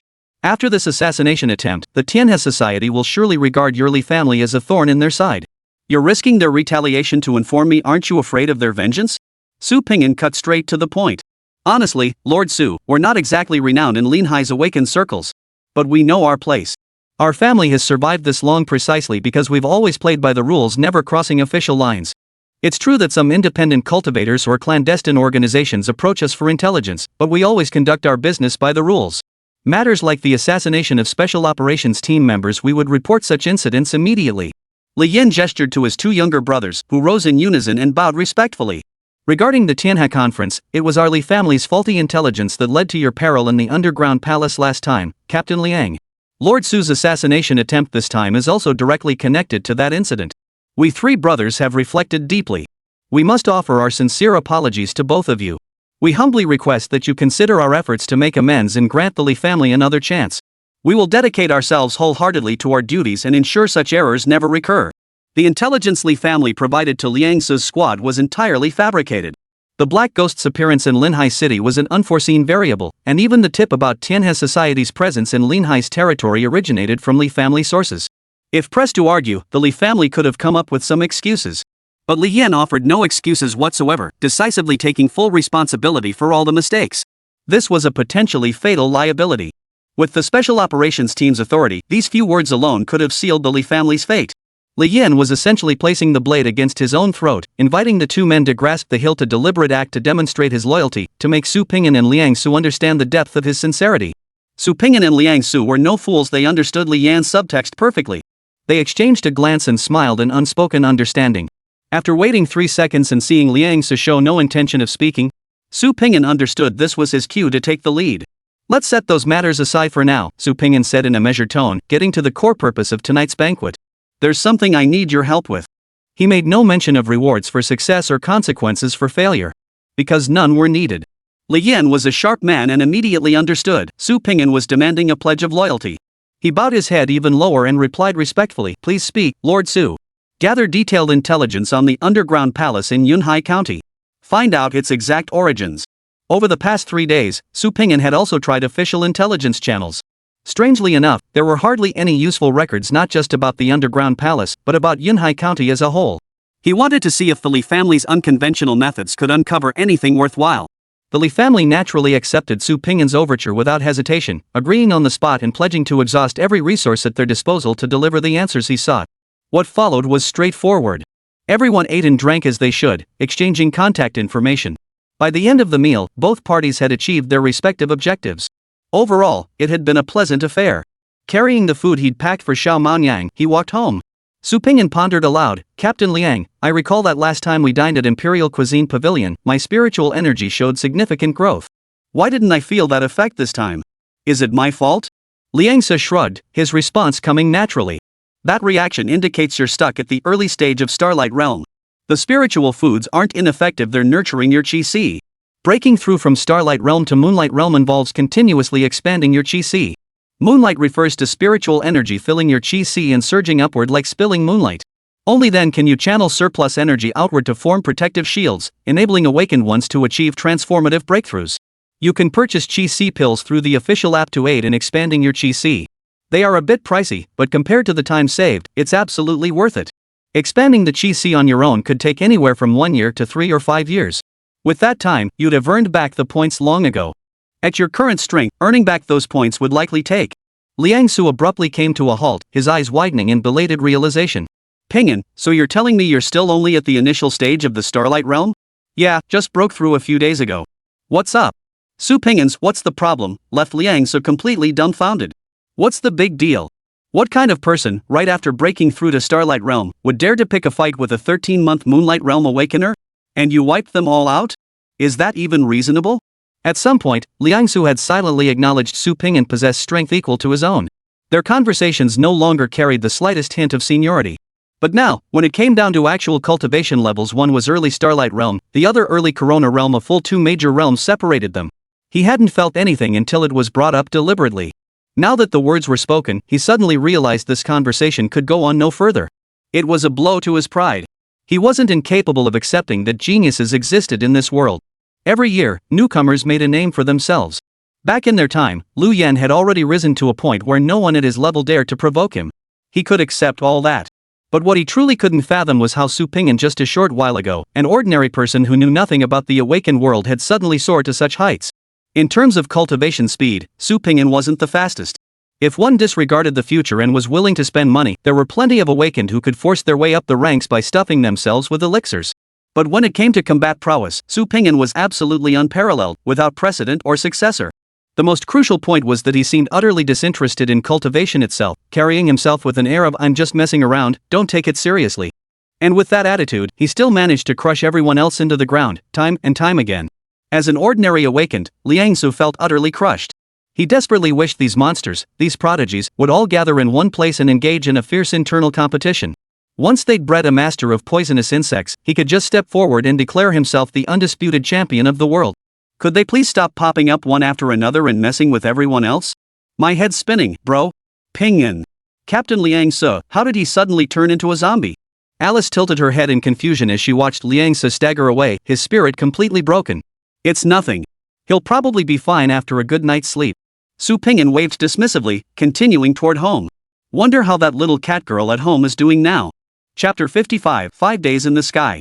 Pushing open the door, Su Pingyan quickly scanned the living room, checking to see if the mischievous little cat girl had wrecked the place. Soon, he found the well-behaved little cat girl on the sofa. Kona sat on all fours on the sofa, panting heavily with her tongue hanging out. Big boss, ever since you guys left, the house has been getting hotter and hotter. And where did you guys go? Why did it take so long? Are you leaving again tomorrow? Could you turn on the AC before you go? Oh, and when are we eating? Wait. Kona, you're a cat girl. Why are you cooling off like a dog? Su Pingyan waved her over to the air conditioner with a sigh, briefly showing her how to operate it. Ah. Kangana opened her mouth wide and sucked in a deep breath of cool air from the AC. Turning her head, she saw Alice had already unpacked the takeout and spread it across the table. After 2.5 seconds of agonizing between eating and air conditioning, Kona ultimately chose food, bounding toward the table. Su Pingyan shook his head helplessly, just about to grab the remote to turn off the TV, when a startled cry came from behind him. Master! Turning around, he saw Kangana stuffing a huge chicken drumstick into her mouth with one hand while excitedly pointing at the TV screen with the other. Su Pingyan genuinely couldn't understand how Kangana could maintain a look of utter astonishment while simultaneously stuffing her mouth with food at breakneck speed. It was as if her brain and mouth operated on entirely separate systems. Master! Kan-na exclaimed excitedly, chewing her food, I've seen that before. It's the pattern on that outfit. Turning toward the sound, the TV screen showed footage of a politician delivering a speech. The emblem Kan-na referred to was the badge pinned to the politician's chest. 5 suns suspended above a blue planet commonly known as the 5 suns emblem. Though Su Pingyan had been obsessed with making money since his arrival in this world, he still possessed a basic understanding of its fundamental structure. The undisputed ruler of Blue Star was the world government. Within the world government, the most pivotal position resided with the Council of Elders.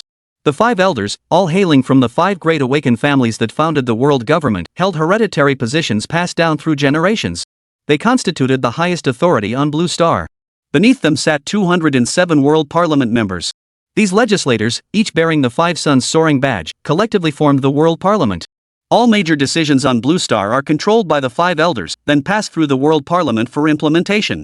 It can be said that these councillors constitute the true ruling class of Blue Star.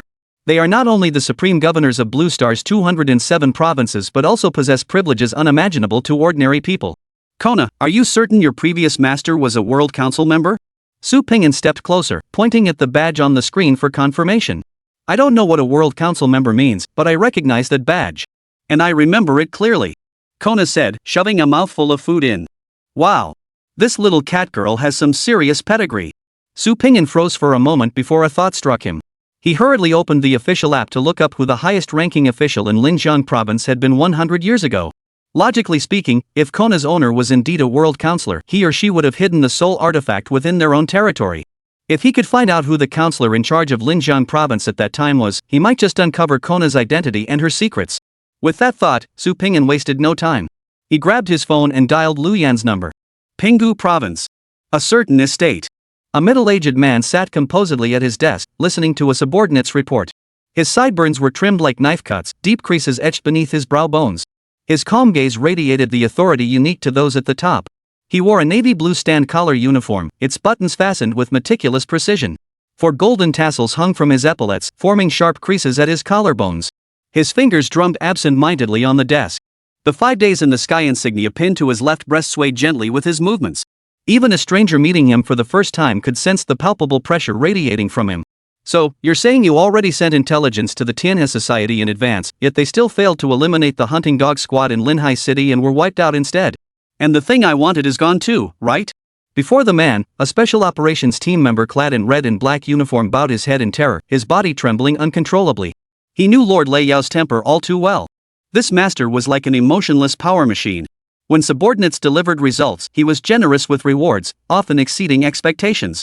But if they screwed up, he showed no mercy. Punishment was meted out without exception.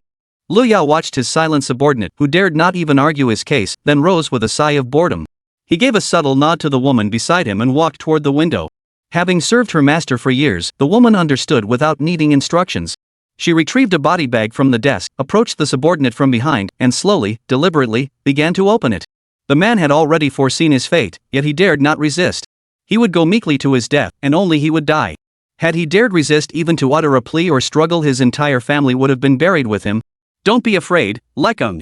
You've served the master for years. I'll be quick about it, no suffering for you. You know his temper. He's particular about cleanliness. Cooperate, and it'll be over soon. The woman spoke softly as she pulled the body bag over the man's head. The man clenched his fists tightly, lifting his head with trembling effort.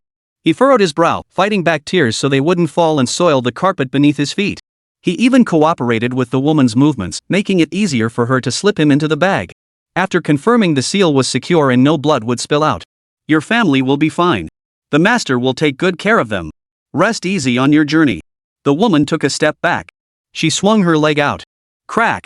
The man's head fell from the third floor like an overripe watermelon, instantly shattering into pieces. Before the blood could soak through the body bag, 2 servants entered at the sound, expertly carrying away the corpse with expressionless faces throughout. Within this estate, human life was utterly insignificant. Lei Yao stood before the massive floor-to-ceiling windows, gazing at the distant scenery, not even bothering to glance at the corpse behind him. Master, shall we dispatch a pack of hounds to Linhai City? The woman stood respectfully behind her master, maintaining a 2-step distance, neither too close nor too far. No. Lingjiang province isn't my turf. Sending official personnel to handle matters there would break the rules. Otherwise, I wouldn't have needed to hire that bunch of savages from the Tianhe Society to do my bidding in the first place. Lei Yao shook his head gently. Those who break the rules are like filthy vermin, utterly detestable. The woman respectfully closed her mouth and said no more. She knew her master had severe obsessive-compulsive tendencies regarding both his mental state and daily life, a principle that could not be violated by anyone. Lei Yao pondered for 3 seconds before speaking again. I recall that before Fu Jijie died, he had 3 awakened families under his command, none of which were affiliated with the official authorities.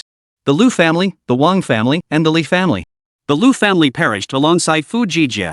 The Li family made their allegiance clear after the Tianhe Society incident, siding with Su Ping'an.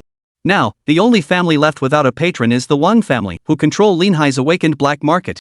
The woman smoothly picked up the thread of the conversation. Lei Yao nodded. Contact the Wang family. Chapter 56, The Possessed Lost One. Early morning, at the dining table.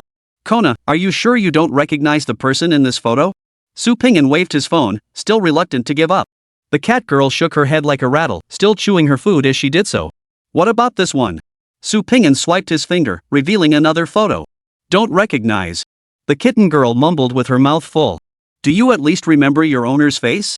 Su Ping'an sighed, setting his phone aside.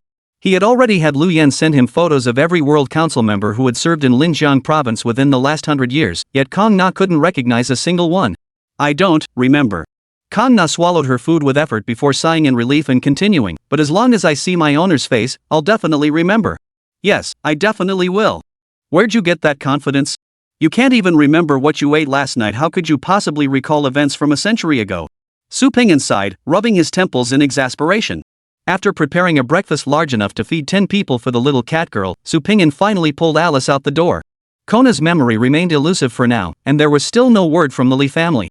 Su Ping'an couldn't just sit around waiting forever. Today marked his first payday, and with the points he'd earned previously, he now had 3,100 points at his disposal.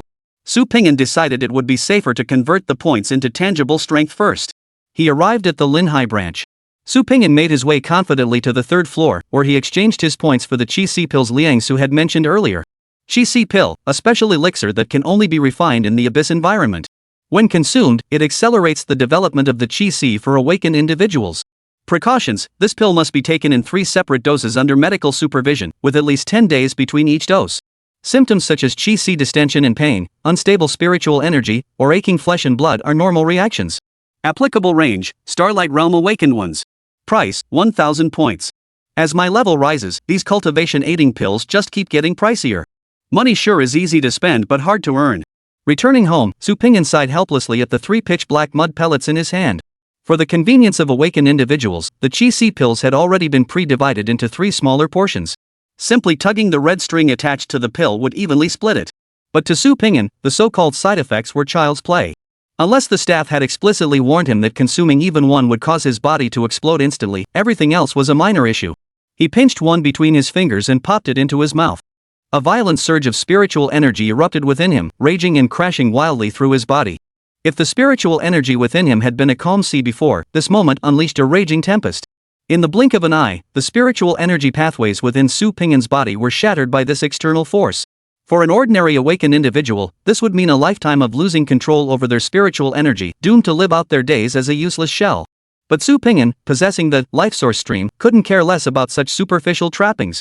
With a single thought, the shattered spiritual energy pathways, churning internal organs, and bursting blood vessels rapidly restored themselves. Alice, Master spewed so much blood, are we really not going to do anything? Kumgun appeared through the bathroom door with Alice, a bag of chips in hand, occasionally shoving a handful into her mouth. It's fine. Ping'an is incredibly powerful. Alice had witnessed the same scene when her master broke through the Firefly realm, so she remained unfazed. Her mind was occupied with one thought: how to clean up the massive bloodstain in the bathtub once her master finished his medication. Amidst the kitten girl's wide-eyed, inexperienced shrieks, Su Ping'an's experience level climbed from 0% to 18%. At the same time, he distinctly sensed the existence of what was called the Qi Si. It was a warm current residing within his dantian. Whenever he needed to draw upon his spiritual energy, that current would flow throughout his body according to his will, reaching the designated location. Currently, the scale of this warm current was still small at best. It resembled a mere stream. It was still a very, very long way from reaching the level of an ocean. After confirming the effects of the first Qi Si pill had worn off, Su Ping'an swallowed 2 more in quick succession. Name: Su Ping'an. Level: Starlight Realm. Experience: 36%, 51%. Vitality: 9145. Spiritual power: 5078. Pushing aside distracting thoughts, Su Ping'an closed his eyes tightly, sensing the changes within his body. With his spirit power ceiling significantly raised, his spirit power burst ability had also grown stronger. Compared to the previous 100% boost, Su Ping'an could now enhance Alice's individual attributes by roughly 150%. As for the vitality boost, it manifested most tangibly in his raw physical strength. With Su Ping'an's current physique, he could easily punch a hole through a car without even using spiritual power burst. Before reaching the Corona realm, awakened ones progressed at an astonishing pace. If they relied solely on potions throughout their journey, even those with no innate talent could advance extremely quickly. But relying solely on pills leads to the gradual accumulation of hidden injuries within the body. Eventually, these injuries become too severe to reverse, sealing one's fate and preventing advancement to higher realms. Any awakened individual with true ambition prioritized personal cultivation, using pills only as supplements. Only those who knew their limits were low and craved instant results would recklessly replace cultivation entirely with pill popping. Of course, this rule doesn't apply to Su Ping'an. With the life stream at his disposal, the only thing limiting his cultivation speed was never the side effects of pills, it was the thickness of his wallet. If given free rein to consume pills, he could break through to the peak of the Moonlight Realm in mere minutes, delivering a small, game-breaking shock to this world. After a quick wash and changing into the clothes Alice had prepared, Su Ping'an plopped down onto the sofa. His savings were completely depleted, yet his progress toward the Moonlight Realm was barely halfway there. Beyond his own cultivation, he also needed to level up Alice, and each of these tasks demanded vast amounts of points. Until he completely resolved the hidden dangers within Alice, Su Ping'an was destined to remain busy. Opening the official app, Su Ping'an began searching for suitable quests once more. Just then, a message abruptly popped up, highlighted and pinned at the very top of the task page. Su Ping'an tapped it out of curiosity. Urgent bounty mission. Traces of lost ones, entities known as lost ones after possessing and awakening as artifact spirits, have been detected in Wanhao Residential District, Pingkang District. Urgent request for bureau support. Per regulations issued by the Supernatural Affairs Investigation Bureau, lost ones must be eliminated upon sight. The Linhai branch issues an emergency bounty to all awakened, no limit on acceptors. Mission objective: eliminate the lost one appearing in Wanhao Residential Complex. Rewards will be stacked based on Lost One tier. Firefly Realm Lost Ones yield 500 points, Starlight Realm Lost Ones yield 1000 points, Moonlight Realm Lost Ones yield 2000 points. Note: if a Lost One exceeding Moonlight Realm is detected, cease hunting immediately and request Demon Suppression Army support without delay. The artifact spirit has possessed its master. The Lost? 2000 points? Wow, this is like a pillow arriving just when you're drowsy. Su Ping'an looked up and called out to the busy little sword maiden in the bathroom. Alice! Stop cleaning. Hurry out, we've got work to do. If you're late, you'll miss out. Chapter 57, Scarlet Tyrant. What a useful nickname. Outside the Wanhao community, vehicles from the Pingkang District Public Security Bureau were parked everywhere. The scene was cordoned off with police tape, and a large contingent of armed officers surrounded the complex, leaving no room to breathe. Every face bore the look of facing a formidable enemy. Residents, unaware of the situation, received notices from the Public Security Bureau one by one. With confused expressions, they left the community and were evacuated to safe shelters. Xiaoman, have all the residents been evacuated? Bai Yufeng asked gravely, his gaze fixed on the darkened complex. Master, we've confirmed it 3 times, everyone has been notified. Lin Xiaoman turned to look beyond the barricade, her voice tinged with confusion. Master, why did those 2 Hound Squad members refuse to let the Awakened enter the complex? If the Lost Ones go berserk, we security officers won't stand a chance against them. Not every member of the Hound Squad is like Mr. Ping'an. Bai Yufeng sighed helplessly. Using us as cannon fodder, that's the norm. Lin Xiaoman's brows furrowed. Within her sight, two awakened in red and black uniforms stood arrogantly blocking the entrance, barking orders. This operation is now under the Special Operations Unit. You may all stand down. Zhong Jinhao waved his hand dismissively, as if swatting away a fly, speaking with impatience. Beside him stood his teammate Hong Yutong. Both belonged to the same squad managed by Chen Min. Chen Min's Hound squad was notorious, to say the least. During Fu Jijia's reign, Chen Min was the first spineless coward to defect. Backed by the commander, this useless medic who couldn't even break through the Sun Crown realm was inexplicably promoted to the top dog of the hunting dog squad. He was no stranger to dirty deeds. He never lifted a finger to do any real work, yet somehow always managed to claim his share of the credit. Ever since becoming Fu Jijia's lackey, Chen Min spent most of his time helping his master crush dissent.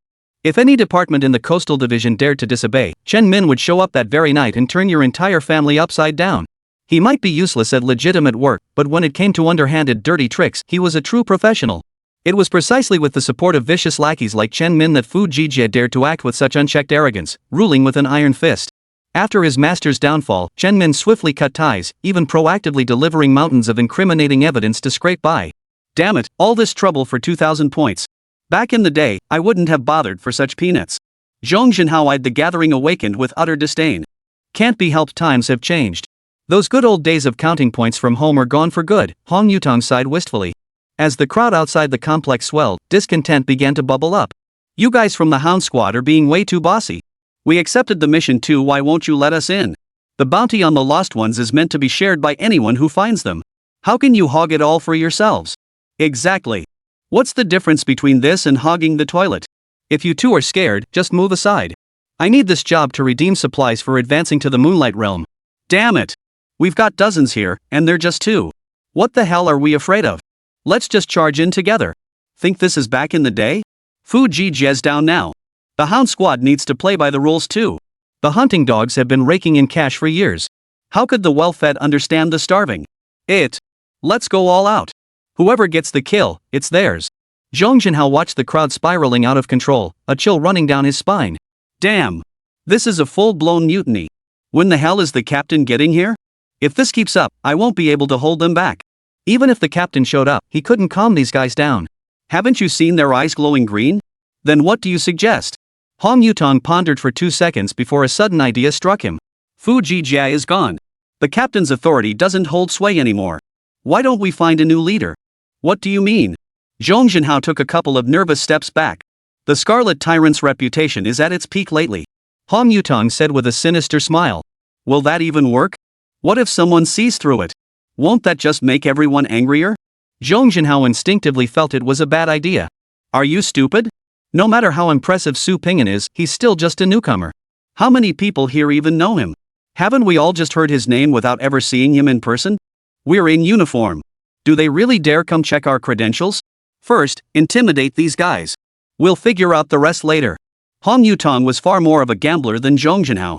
Once he'd made up his mind, he stepped forward to meet the angry crowd. What's the matter? You dare snatch the meat the Crimson Tyrant has set his sights on? The angry crowd visibly faltered. A look of astonishment spread across every face. As the saying goes, a tree's shadow falls where its name is known.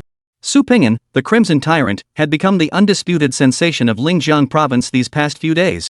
If awakened ones didn't gossip about him over meals, they'd feel out of touch with the times. Though most doubted that a Starlight Realm Awakened could single-handedly defeat 100 Moonlight Realm Awakened, the old saying held true, where there's smoke, there's fire. If that madman possessed even a tenth of his rumored combat prowess, he would be a monster among monsters. Most crucially, no matter how the rumors shifted, one detail remained constant. The Crimson Tyrant has a terrible temper. Anyone who dares to trash-talk him will get dealt with. His motto is simple: if you can fight, don't talk.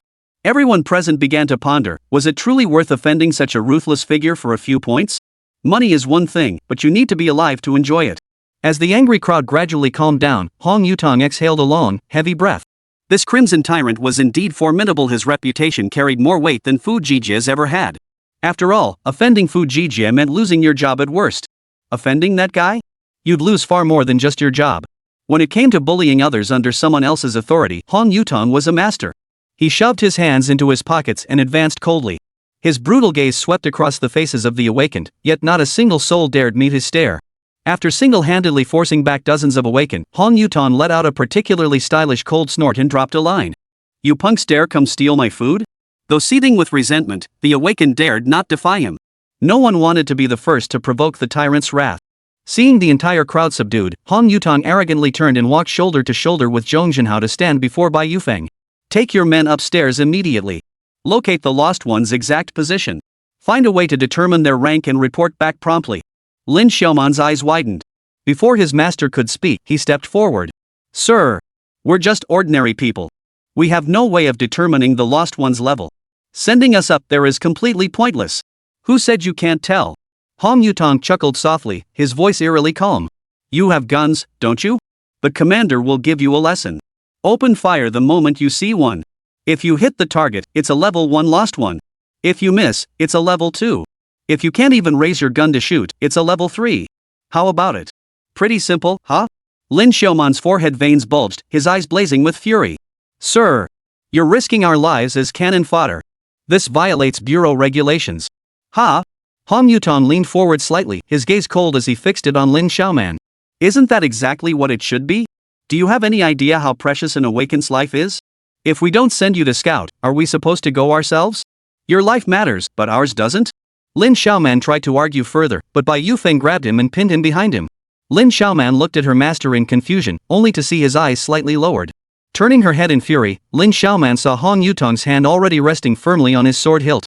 Sir, we've received your orders. We'll proceed immediately. Watching Bai Yufeng bow respectfully, Hong Yutong nodded with satisfaction. That's more like it. Newbie, learn more from your seniors. If you're gonna be a sheriff, don't be afraid to die. Got it? Chapter 58, what's your name? Teacher, why did you stop me just now? That guy was clearly in the wrong. Could he really draw his sword and attack me? In broad daylight? Would he dare kill a sheriff for no reason? I've got nothing to hide, I'm not afraid of his investigation. Lin Xiaoman trailed behind Bai Yufeng, her anger growing with every thought. Xiaoman, he couldn't just kill you. But if the Bloodhound squad targets you, you'll definitely lose your job. I know being a sheriff has always been your dream. Are you really willing to lose it over some scumbag? Why should I? He's the one in the wrong. Why should I lose my job? I haven't done anything wrong. Bai Yufeng shook his head helplessly. Lin Xiaoman was the most satisfying apprentice he'd ever trained, but also the most stubborn. She was like a weed that never accepted defeat. Even knowing the price of standing out was being trampled underfoot, she still bravely stretched upward, just to feel that breeze called justice. Alas, that breeze of justice was far too distant for the wild grasses of this world. So distant that even a lifetime might not bring its touch. Xiaoman, don't overthink it. I've handled situations like this before. Trust me, we'll be fine, Bai Yufeng reassured her patiently. We may be ordinary people without the superhuman strength of awakened ones, but we're not fools. Those bastards won't get us to be cannon fodder that easily. Just follow me. Once we reach the target floor, empty your magazine, then retreat. Say the target moved too fast, we couldn't get a clear shot. As long as we made it up here and fired, we've done our part. Ordinary people have their advantages, no one will blame us for not seeing the enemy clearly. Lin Xiaoman tried to say more, but Master Lin had already raised a finger to his lips. A squad of security officers, led by Bai Yufeng, climbed the final flight of stairs and reached the 9th floor of Building F in the Wanhao residential complex. Without checking if anyone was there, they raised their guns and fired into the hallway. Bang! Bang! Bang! After emptying their magazines, Bai Yufeng waved his hand, and the group sprinted downstairs in perfect unison. They clearly weren't new to this kind of operation. The enemy's moving too fast, we can't get a clear shot. Bai Yufeng grabbed the walkie-talkie pinned to his chest, but froze mid-sentence. A gaunt man with vacant eyes had silently slipped behind the group of security officers, his expression blank. Before Bai Yufeng could finish cursing, darkness engulfed his vision, and all consciousness vanished. Community entrance. Yutong, did you hear that? The security squad is down. Probably wiped out. From the first shot to total annihilation, less than 5 seconds. That beast up there is going to be tough to deal with. Zhong Jinhao lowered his walkie-talkie, his face grave as he looked at his teammates. If it forced the security officer to fire, it can't be more than a second tier lost. Though losts are stronger than awakened of the same tier, we're a whole realm above it. What's there to fear? Hong Yutong waved dismissively. Once the captain arrives, we'll move in immediately. For now, just keep things under control, don't let outsiders snatch our prey. As they discussed, a figure suddenly soared through the crowd and landed with perfect balance. There are way too many people here. What are they all crowding around for? Waiting for a lottery draw? Su Ping'an muttered under his breath as he pushed past the crowd, sword in hand, making his way into the residential complex. If not for Alice's strength earlier, he would have struggled to push through the sea of people at the entrance. Stop right there! Hong Yutong flashed forward, blocking Su Ping'an's path, with Zhong Jinhao close behind. Su Ping'an hadn't had time to change out of his uniform before rushing out to grab the mission, so naturally, the two men didn't recognize him. The captain would arrive any moment. If they didn't take out this troublemaker now, once the awakened being swarmed in, neither he nor Zhong Jinhao would stand a chance. Special operations team? Su Ping'an eyed the two approaching men up and down, recognizing their uniforms. You know that and still dare to come up? This job is already ours. Whoever you are, get back where you came from. Zhong Jinhao waved his hand, starting to shoo them away. He had the vicious demeanor of a security guard shooing away delivery riders. Who's your team leader? Su Ping'an, encountering a colleague for the first time on a mission, forced himself to ask a few more questions. Black Yama Lu Yen. Ever heard of him? Zhong Jinhao stepped forward, his tone sharp and accusatory. Lu Yen? So these two were actually his teammates? Su Ping'an's expression softened slightly. Lu Yan's squad operated under unique rules apart from the captain, none of the members knew each other. Getting to meet two teammates today was a pleasant surprise. So you're our own people? Well, no need for formalities then. If there's a mission, we'll tackle it together. I'll help you guys earn some vouchers. No need for the profits to go to outsiders. Watching Su Ping'an continue to push his way into the residential complex while spouting more of his overly familiar nonsense, Hong Yutong finally lost his composure. If he couldn't rein in this loudmouth, things would get messy later. He quickly signaled to his teammates. Zhong Jinhao caught the signal instantly, shifting his position to block Su Ping'an. Who said you're one of us? We know everyone in this team, we've never seen you before. You know everyone? Su Ping'an's brows furrowed slightly, sensing something was off. Could these two guys be imposters? What are you staring at? You dare question a mission the Crimson Tyrant has taken on? Zhong Jinhao continued his act as the henchman. Scarlet Tyrant? That doesn't sound like a good guy either. And with your half-baked skills, you dare to call yourselves that? You call him that just because you think you can handle him? Su Ping'an grew even more suspicious. During the operation against Fu Jie, he hadn't seen his teammates' appearances, but he checked their stats through the interface. Almost every attribute could crush Fu Jie. But these two before him? They looked like nothing more than the potion-popping junkies from the Tianhe Society. With such mediocre skills, how could Lu Yan possibly want them? How do you two prove you're part of Lu Yan's squad? Su Ping'an's expression grew colder. Seeing the so-called Crimson Tyrant failing to take Su Ping'an down after half a day, the awakened onlookers behind them gradually closed in. Hong Yutong began to panic. With the captain still absent, relying solely on him and Zhong Jinhao, if they provoked the crowd's anger, it would be a mess to clean up. Proof? Ask anyone here who doesn't know me? Who hasn't heard of my name, Su Ping'an, the Crimson Tyrant? Hong Yutong could only grit his teeth and put on an arrogant, domineering front, hoping to bluff his way through. His tactic worked. For just an instant, the instigator's face twisted into a look of utter astonishment, completely frozen in shock. Su Ping'an scrutinized Hong Yutong from head to toe, then asked slowly and deliberately. You say. What's your name? Chapter 59, Saturation Strike First Round. Hong Yutong completely misread Su Ping'an's intent. Stepping forward, he adopted what he thought was a cold, ruthless expression and spoke slowly. Don't you ever go online? You don't even know who I am, Su Ping'an? My very first mission as a rookie wiped out the Lu family. My first time using an enhanced formation, I took down the head of logistics. When the Tianhe Society dared to look my way, I single-handedly slaughtered over 300 of their Moonlight Realm awakened ones. If you know what's good for you, get the hell out of here now. Dare to utter another word, and you won't be leaving alive. Seeing Su Ping'an unmoved, Hong Yutong abandoned all pretense of masterly composure. He lunged forward, intent on pinning him down. But before he could take a step, Hong Yutong felt a tremendous force strike his abdomen. Before he could even see how Su Ping'an had moved, his body was already arcing through the air in a C shape, sent flying. You! Zhong Jinhao's eyes widened in fury as he drew his sword. But before he could curse Su Ping'an's family, his body froze as if struck by lightning. Zhong Jinhao stared like a zombie whose soul had been snatched away, his gaze fixed on the small ID card before him. You're. Su Ping'an calmly tucked away the ID, turning his head slightly. You're using my name and my banner, yet you don't even recognize me? Don't you even bother to do your homework before coming out to show off? 300 Moonlight Realm awakened ones? You really have the nerve to make that up. If it weren't for you guys constantly bragging about me, I would have sent you flying long ago, you know? Su Ping'an silently added in his mind. Lord Su, please hear me out. Listen to my ass. A flying kick landed squarely in Zhong Jinhao's midsection. Like his teammates, Zhong Jinhao traced a perfect arc through the air, landing precisely beside Hong Yutong. The two good buddies now lay side by side. Su Ping'an had no interest in listening to this nonsense. These bull-spouting, bully in a tiger skin idiots would just spout the same old lines. It was a misunderstanding, my mistake, I didn't recognize a mountain when I saw it, I won't dare again. All bull. Listening to even half a word more was a waste of time. With a calm flick of his leg, Su Pingyan strode straight into the residential compound. With so many other awakened ones still lurking behind, he needed to move fast. If someone else snatched the kill, all his effort would be wasted. Truth be told, Su Pingyan was overthinking it. The moment Zhong Jinhao uttered Lord Su, every awakened present instinctively took several steps back. Not a single soul dared utter another word. Only after Su Pingyan's figure vanished completely into the building's hallway did murmurs erupt from the crowd. Damn! Did you hear that? What did Zhong Jinhao just call that guy? Lord Su? What's there to guess? From my angle, I clearly saw Su Pingyan's ID badge. The guy who came later was the real deal. Damn, the Scarlet Tyrant lives up to his name, kicked someone flying over a minor disagreement. Can you believe a Starlight Realm cultivator kicked a Moonlight Realm awakened one flying? Twice? Can you believe it? So the rumors were true. I heard it myself. Su Pingyan said he killed more than 300 Moonlight Realm awakened ones. I heard it. His exact words were something like, 300 Moonlight Realm awakened? You really underestimate me, don't you? Yeah, my perception is sharp. I definitely didn't mishear. Holy crap. No wonder some say it wasn't 300, but 500. They killed so many the Xianye harbor docks ran red with blood, only fading when the tide went out. 500. Holy crap, even if they stood there letting me chop them down, it'd take me forever. Should we still go? Those two idiots blocking the way got kicked flying anyway. Maybe we can get a piece of the action too. Go my ass.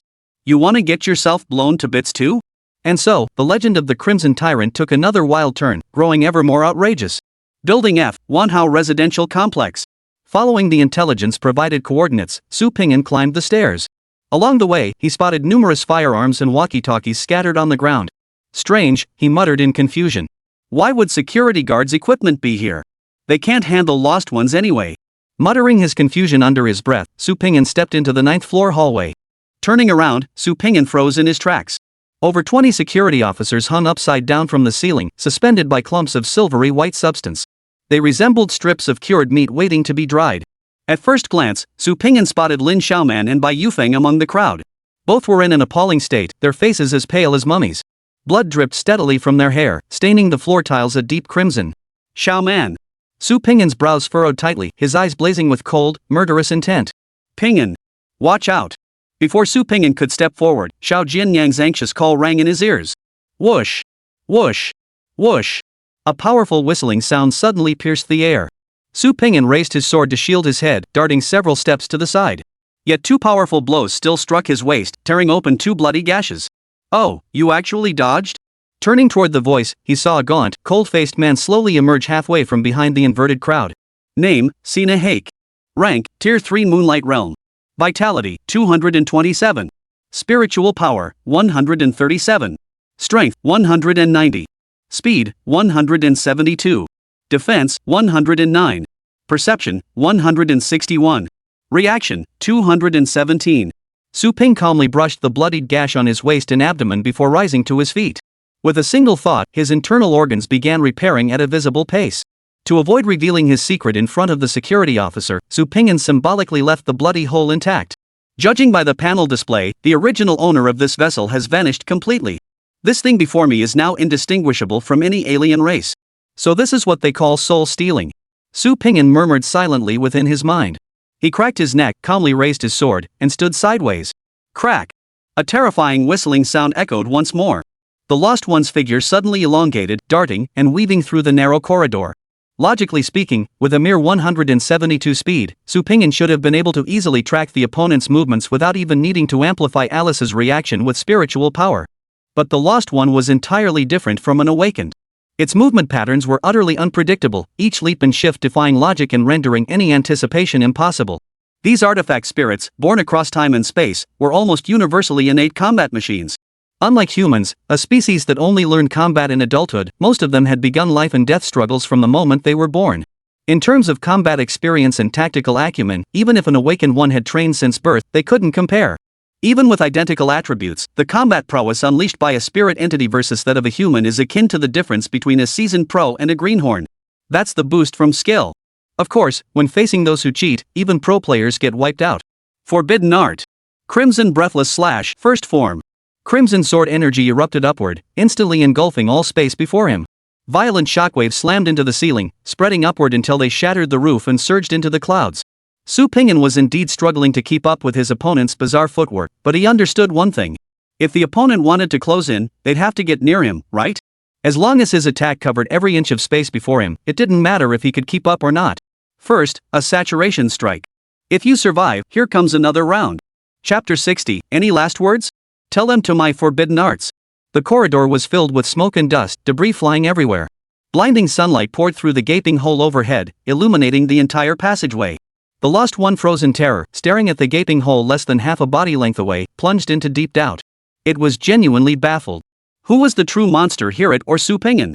Seeing Su Ping'an about to swing his sword again, the Lost One scrambled backward, its toes tapping rapidly until it vanished behind Lin Xiaoman. Its fingers suddenly elongated, protruding 5 bone spurs that pressed against Lin Xiaoman's throat. Stop! If you dare come any closer, I'll kill her. Blood trickled down her cheek, obscuring Lin Xiaoman's vision. She could barely make out a figure in the distance. Ping'an. Master? Su Ping'an narrowed his eyes slightly and slowly raised his long sword. Don't worry, Xiaoman. I'll be quick. You won't suffer. He wasn't some naive fool who'd abandon his soul artifact at the first hostage threat, then pin his life on an enemy's mercy. That would be utterly foolish. The enemy held back precisely because you possessed a deterrent. If you disarmed yourself, why would they spare you? It would only lead to the hostage and yourself being killed together, utterly useless. It only harms both yourself and others. Hey! Have you no humanity? Aren't these constables your allies? You're giving up on them without even trying? The Lost One was genuinely panicking. Why wasn't the Su Ping'an playing by the rules? Shouldn't he be sheathing his sword and starting negotiations right now? Who just goes and takes out the hostages first? The reason it spared the constables' lives was precisely to use them as shields and bargaining chips if things went south. Who just flips the table without a single word of discussion? Go ahead and try it. I'm perfectly open to negotiation. Try my ass. Got any last words? Tell them to my forbidden technique. Forbidden art. Crimson breathless slash, first form. An invisible blade of energy surged forth like a sudden gale. The Lost One's pupils contracted sharply. The last shreds of hope within its mind shattered at the utterance of that forbidden spell. This madman across from him was serious. He was going to cut them all down, hostages and all. The Lost One released its claws and spun, darting violently to the side. The seemingly ferocious, invisible blade energy shattered violently the moment it reached Lin Xiaoman. It merely pierced her uniform, not even grazing her skin. His control over the force was nothing short of masterful. Ha! The Lost One hesitated for half a second before whirling around to yell, "You're bluffing me!" The curse barely left his lips when a cold gleam arrived. Su Ping'an closed the distance like a ghostly apparition, swinging his sword in rapid succession. The Lost One felt sword shadows closing in from all directions. The human before him seemed to have grown 3 heads and 6 arms, his movements impossible to discern. Trapped in this narrow passageway alongside the Lost One, they were surrounded by upside-down constables. Logically, the mere shockwaves of their battle should have been enough to kill these mortals in seconds. Yet Su Ping'an, with his exquisite and masterful strikes, not only kept the Lost One firmly pinned but also found the energy to rescue the sheriffs around him one by one. The Lost One attempted to pull nearby officers as human shields, but the ghostly sword shadows would materialize the instant the thought formed, leaving no opportunity for action. Clang! Clang! Clang! After taking 3 consecutive slashes, the Lost One staggered back over a dozen paces, clutching its trembling arms before finally steadying itself. Humans, how could they possess such mastery? You've been possessed by a weapon spirit, haven't you? Su Ping calmly shifted his stance, lowering his center of gravity, always ready to charge and unleash his full power. Throughout the entire battle, he wasted not a single ounce of energy. He controlled the combat's aftermath to prevent friendly fire, executing every strike, every move, every block with machine-like precision. If one word had to describe Su Ping'an's previous combat, it was elegance. The one who made all this possible, of course, was Little Sword Maiden Alice. Before the fight began, Su Ping'an had strategized with Little Sword Maiden Alice, feign using forbidden techniques, then use a burst of spiritual energy to push reactions to their absolute limit, before handing control over to Alice to take over. Su Ping'an could undoubtedly slaughter the Lost One before him. Yet his crude, brutal fighting style would never have allowed him to rescue these dying security officers in the heat of battle. Only Alice could handle such a life-or-death battle with such ease. You're a bad guy. I'll beat you to a pulp for Ping'an. Taking a step forward, Alice stood before all the security guards, looking quite formidable. The Lost crouched low like beasts, crawling on all fours. Why are you helping humans?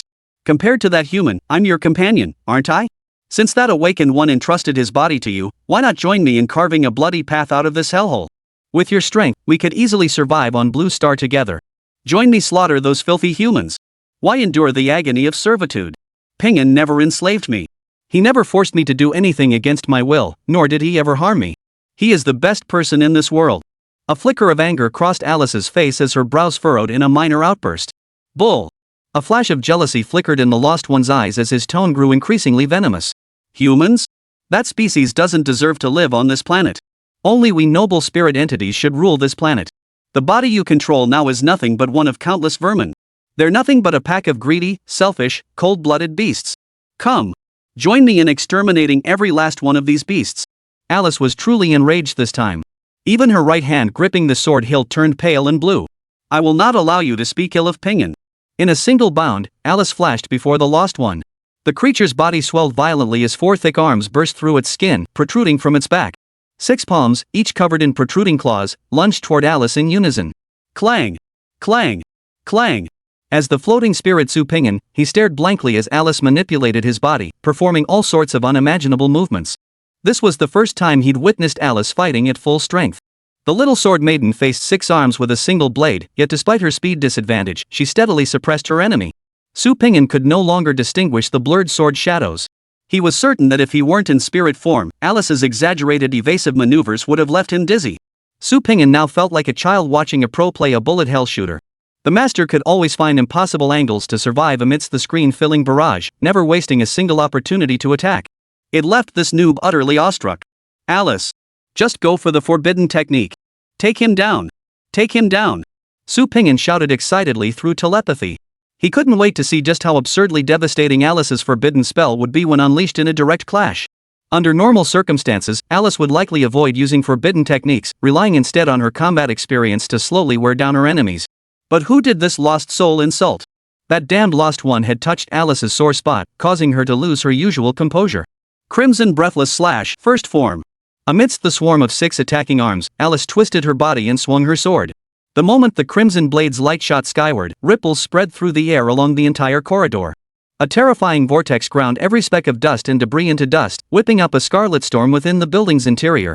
The Lost One felt himself swept into an apocalyptic catastrophe. Before he could even formulate his last words, his twisted, deformed body was torn apart by the crimson tempest, reduced to a mist of blood. Terrifying sword energy spread like wildfire along the building's steel skeleton. The reinforced concrete structure split apart like tofu sliced by an invisible blade, emitting a series of bone-chilling, teeth-grinding creaks. From above, a straight crimson blade of energy instantly pierced the building, radiating outward from Alice at its center. The upper floors above the 9th level slowly slid down along the cut plane, casting a massive shadow beneath the sunlight. After the first concrete block crashed down, the precariously swaying structure could no longer resist gravity and rapidly slid downward. Crash! Su Ping'an regained control of his body. Gazing at the decapitated building and the swirling dust beneath his feet, he was plunged into deep confusion. Why was there such a huge difference between his use of Crimson Breath Slash and Alice's? Was this the difference between a pro player and a noob? My pride just took another hit, damn it. Alice. Chapter 61, 1 down, 1 left. Where is it? After all, Crimson Breath Slash is Alice's inherited technique. She's been practicing it longer than me, so it's only natural she's a notch above me. Fair enough. After several seconds of silence, Su Ping'an finally found his excuse. Putting his doubts aside, he turned and crouched beside Lin Xiaoman. Ping'an, sir, you've saved me again. Lin Xiaoman had been suspended upside down for too long. Blood rushing to her head had clouded her consciousness. Fortunately, her injuries were superficial, none life-threatening. Finding a still functional walkie-talkie among the group, Su Ping'an barked orders at breakneck speed. This is Su Ping'an, member of the Linhai City Special Operations Team. Unit 9, Building F, Wanhao Residential Complex. Casualties requiring immediate medical attention. Dispatch personnel immediately. Releasing the talk button, Su Ping'an distinctly heard a burst of chaotic noise. Soon, the sound of footsteps echoed up from below. Even with smoke and dust still swirling outside, who would dare delay Su Ping'an's orders? Did they want to survive in Linhai City? Xiaoman, how did you end up here? Didn't you know the target we're dealing with is a lost one? Su Ping'an asked with some concern before the rescue team arrived. Master Ping'an, it was the Special Operations Team who forced us up here. We only intended to probe and retreat, but the Lost Ones moved too fast. We were no match for them. Per protocol, your role was limited to perimeter security and evacuating civilians. Why would anyone send you to confront Lost Ones? That's playing with your lives. Su Ping'an's expression instantly turned cold. After a moment's thought, he asked in a deep voice, was this orchestrated by Hong Yutong and Zhong Jinhao? Lin Xiaoman nodded dazedly. She had seen their credentials. Thump, thump, thump. Urgent footsteps echoed from the stairwell as rescue workers rushed up to the 9th floor, stretcher in tow and masks covering their faces. Xiaoman, I'll give you answers. Watching Lin Xiaoman being lifted onto the stretcher, Su Ping'an slowly rose to his feet and said, Mr. Ping'an, you don't need to give me an explanation. I know, you're a good person. I also know that not everyone is a good person. I've always known that. Rest easy. With that, Su Ping'an turned, took a stride, and leaped out of the building. Mid-air. He unleashed his spiritual power, boosting Alice's weakest defense to a staggering 225 points. Thud. With a dull thud, Su Ping'an left 2 deep footprints on the ground. Waving his hand to dispel the dust before him, Su Ping'an dashed forward, charging straight toward the direction etched in his memory. The entrance to the residential complex. The murmurs of the crowd grew louder and louder. Who just said Su Ping'an only killed 500 Moonlight Realm Awakened ones? Step forward. Open your eyes and look. Could any Moonlight Realm Awakened one withstand that kind of attack? I told you all before my 7th aunt's daughter's neighbor's 8th uncle's son told me personally. Su Ping'an cut down a whole boatload of Awakened right in front of their captain. They're real relatives, why would they lie to me? Damn, you're right. If he keeps pulling off kills like that, sinking a whole ship might actually be possible. Damn. Does anyone know if Su Ping'an will enter this year's Martial Soul tournament? If he does, what's the point of anyone else competing? I reckon this year's Soul Combat tournament will hit an all-time low in participants. The Investigation Bureau ruled that anyone joining the official ranks within the last 3 years counts as a rookie, and each rookie gets 1 shot. With Su Ping'an around, anyone with half a brain will steer clear of his path. This year's top spot is definitely going to the Crimson Tyrant. Not necessarily. This year's devilish newcomers are widely acknowledged as the strongest in a decade. Without going too far back, didn't Ironblood butcher Tong Wenjie, when he first joined the Investigation Bureau, still slaughtered Moonlight Realm Awakened practitioners with his Starlight Realm strength? And what about Xiao Jian, who slaughtered Yun Bin, or Xuanningsuan of Cold Moon Sea View? Don't they both possess the strength to annihilate Moonlight Realm opponents? It's still a bit early to call the top spot, don't you think? That's just amateur talk.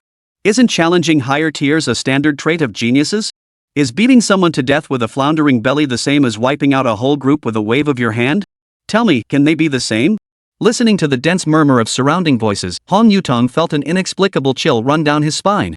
He shook his head forcefully, struggling to sit up from the ground. A persistent buzzing filled his ears, and several bothersome stars danced before his eyes, refusing to fade. Awake? The familiar voice instantly jolted Hong Yutong back to alertness. Captain? Chen Min stood beside Hong Yutong with a cold expression, flanked by over a dozen team members in red and black uniforms. I told you to hold out for 5 minutes. Couldn't even manage that? And you let yourself get beaten like this? You've really made me proud. Who did this? Fighting off dizziness, Hong Yutong staggered to his feet, muttering anxiously, it was an awakened one at the Starlight Realm. Hong Yutong hadn't seen Su Ping'an's credentials, so he still believed the guy who'd kicked him flying was just some nobody who'd only succeeded because of the element of surprise. Chen Min's eyes nearly shot flames as he tilted his head. He jabbed a finger into Hong Yutong's forehead, tapping it rhythmically. How many times have I told you? When you engage, activate your energy shield first. With your sluggish reactions, pumped up by pills, you'll never last a single blow against a real threat. Starlight Realm. You've got the nerve to say that? If you don't feel ashamed, I sure as hell do. %@%. After cursing for several minutes, Chen Min finally roared with frustration, do you remember what that guy looked like? Let's go. I'll take you to get revenge. Damn it, you gotta watch who you mess with. Hong Yutong was already seething after being inexplicably kicked flying. Waking up to a barrage of insults from the captain pushed his rage to the brink. Hearing the captain offer to restore his honor, he immediately turned his gaze toward the residential complex. They say enemies always cross paths, and that couldn't be truer. Hong Yutong didn't even need to search for anyone. That damn bastard had walked right into his trap. Captain! That's the guy. Damn it! With over a dozen teammates standing behind him and the captain backing him up, Hong Yutong felt completely confident. He pointed at Su Ping'an and started yelling. When the captain wasn't around, getting beaten up and backing down was one thing. But now the captain was here. If he still backed down, wouldn't the captain's presence be a ing waste? Stepping forward, Hong Yutong practically snarled through gritted teeth, Kid, you've got some nerve. You actually came back. Today I'll make you pay dearly for that kick. There was no imagined showdown, no exchange of threats.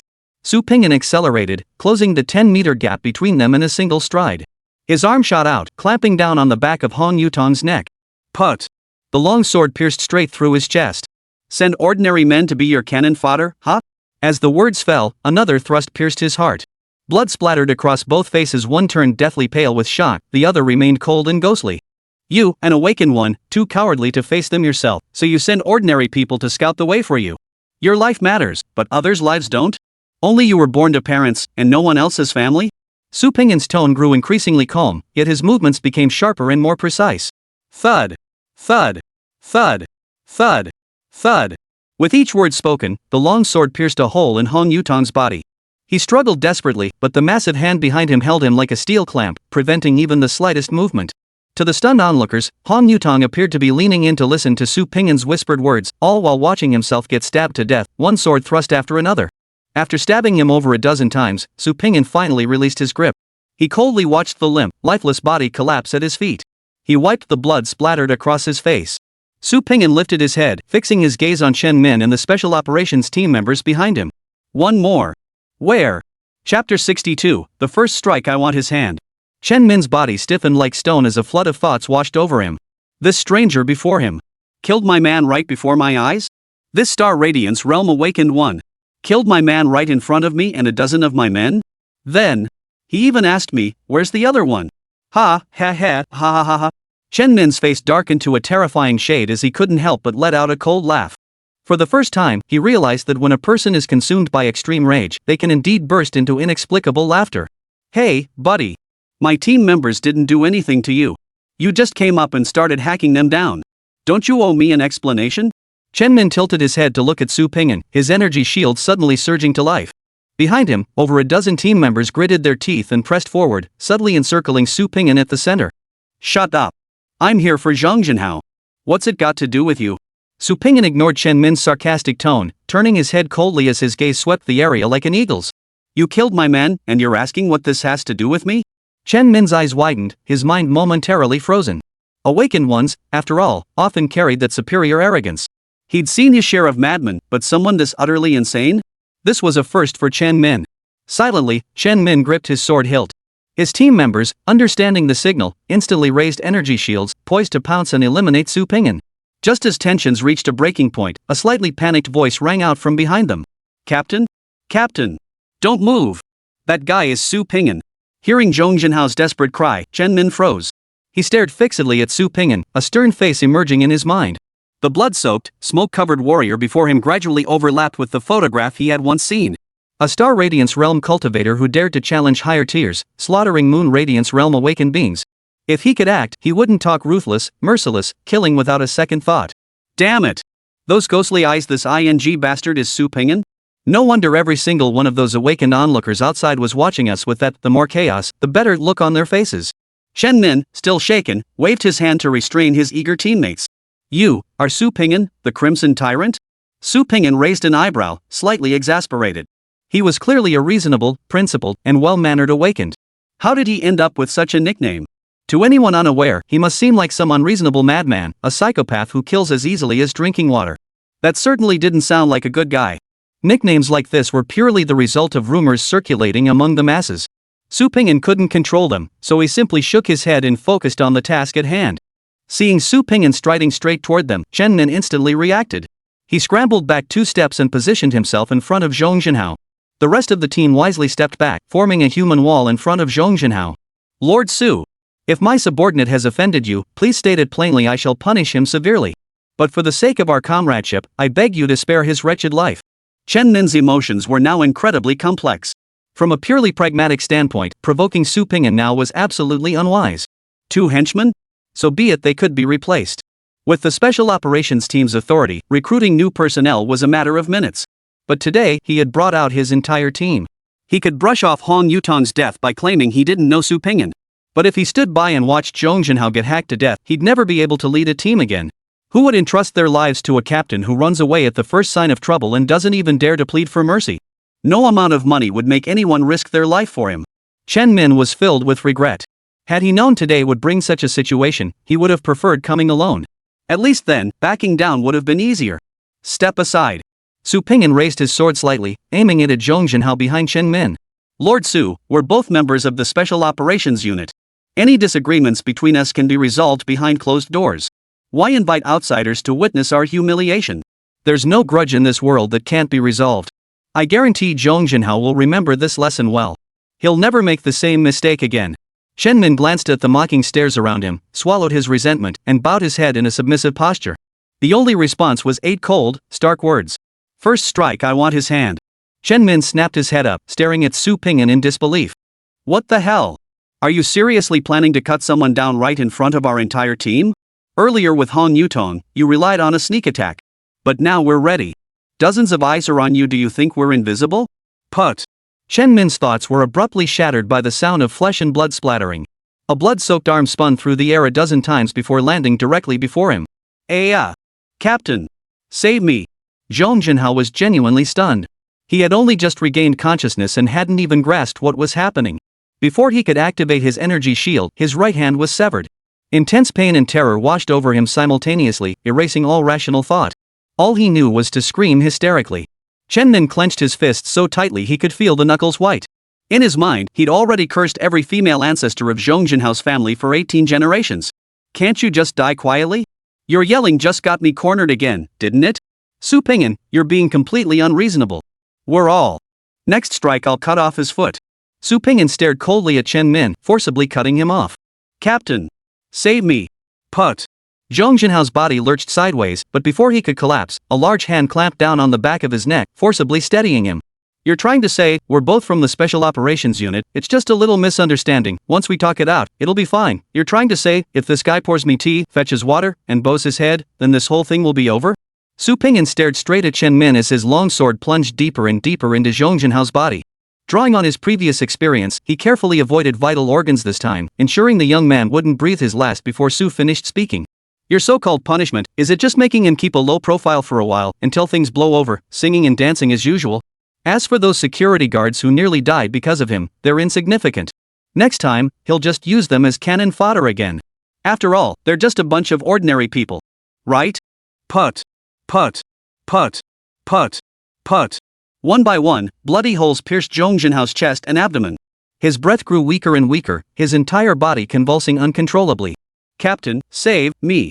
With each word, blood foam seeped from Zhong Jinhao's lips. His eyes were so bloodshot, the whites were barely visible. Su. Ping. Chen Min was completely enraged. With the enemy right on top of him, if he kept playing the coward, he'd never be able to hold his head up in the awakened community again. Save him. Over a dozen team members simultaneously drew the soul weapons at their waists, adopting a battle-ready stance.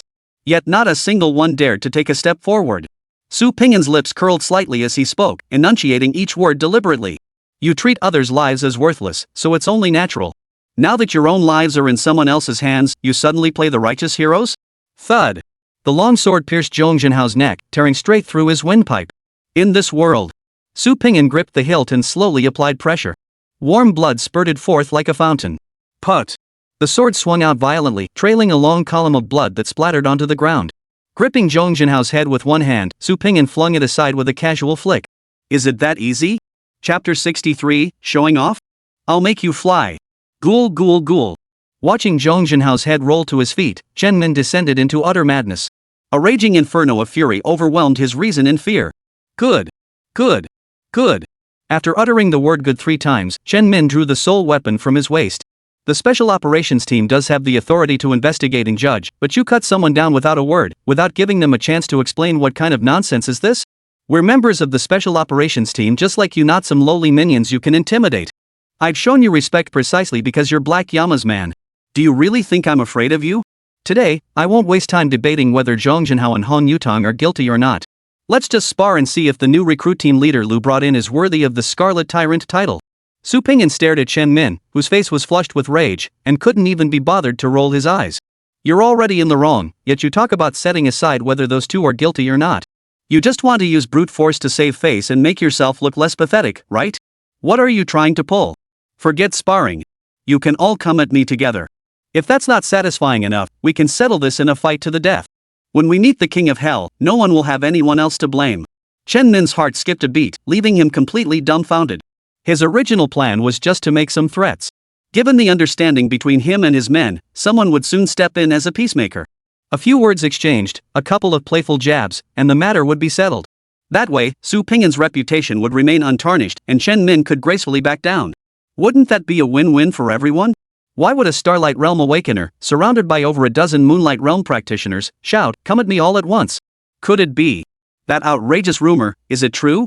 Did Su Pingyan really cut down 100 Moonlight Realm awakened ones? Fight or not? If not, why the hell are you talking tough? Su Pingyan was growing impatient. What's the point of dragging this out? At worst, he'd kick the bucket. What was there to hesitate about? Chen Min was now in a no-win situation. He steeled himself and said, Su Pingyan, you're just a Starlight Realm awakened. I won't bully you. I won't use Spirit Power Blast.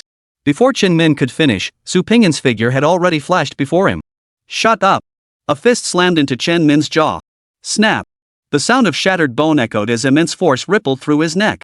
Like a. Su Pingyan looked up coldly at the dark speck in the air. The moment Chen Min's backside arched upward, Su Pingyan knew exactly what kind of nonsense he was about to spout. The bastard was clearly backing down, knowing he wasn't Su's match. He was already playing defense before the fight even started. Su Pingyan could even predict Chen Min's lines with near certainty, nothing but nonsense like, I'll let you 3 moves since you're younger, since your cultivation is lower, I won't unleash my full power, or I don't want to take advantage, so I won't use my energy shield. If he ended up winning, he'd come out ahead stepping on Su Pingyan to boost his own reputation. If he lost, he could still make snide remarks like, I was careless and didn't dodge, or it's just sparring with a junior, why take it so seriously, or I'm glad to see new talent rising. Either way, he'd salvage some face.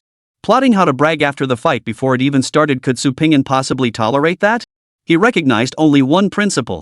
If we fight, let's be clear from the start, give it your all. Win with pride, lose with grace. If you play by the rules and treat me with respect, I won't bully you. But if you want to game the outcome for personal gain?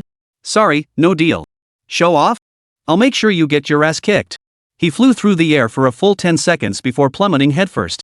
If not for 2 smart teammates catching him, given his current state, he'd have crashed straight into the ground. What do you say? Still want to fight? Su Pingyan, sword in hand, calmly scanned Chen Min's team. These teammates dared not meet Su Pingyan's gaze. Like ostriches, they all buried their heads low, terrified that a misaligned glance might lock eyes with that monster. Not a single one of you is fit to fight. Su Pingyan waited a full minute, giving them ample time before sneering contemptuously. He sheathed his sword and turned away. The gathered awakened instinctively stepped back, parting to form a path. Only after Su Pingyan vanished completely from sight did the previously silent crowd erupt into lively chatter. I already used my spiritual power burst early to push my reaction time to the limit, but I still couldn't see Su Pingyan's moves. All I saw was him teleporting over, and then Chen Min was flying through the air. Holy! He's like a ghost. I know Chen Min. He's Fu Jije's vicious attack dog. Unlike those lab-bred hounds, his strength comes from real cultivation. Yet under Su Pingyan, he couldn't even last a single exchange? I didn't even catch whether it was a punch or a kick before he was sent flying. I told you guys before, my 7th aunt's daughter's neighbor's 8th uncle's son told me personally. Su Pingyan cut down 2 whole boatloads of awakened right in front of their captain. Those are real relatives, why would they lie to me? Wait, didn't you just say 1 boatload of awakened? How'd it become 2 in the blink of an eye? Don't listen to his bull. I'll give you the real scoop. I heard it from my 2nd uncle's nephew's girlfriend's girlfriend. 13 reckless awakened creeps showed up looking for trouble with Su Pingyan, and he took them all out. Nothing mystical about it. Bull. I heard it was 300. That's ancient history. Don't you guys read the forums? Someone already confirmed it was 500. There are pictures and videos, how could that be fake? As the awakened present gradually dispersed, the murmurs finally died down. When Chen Min opened his eyes, the sky outside the window had already turned dark. Glancing at the ceiling above and then at the hospital room beside him, Chen Min could only think of 3 questions. Who am I? Where am I? What am I doing?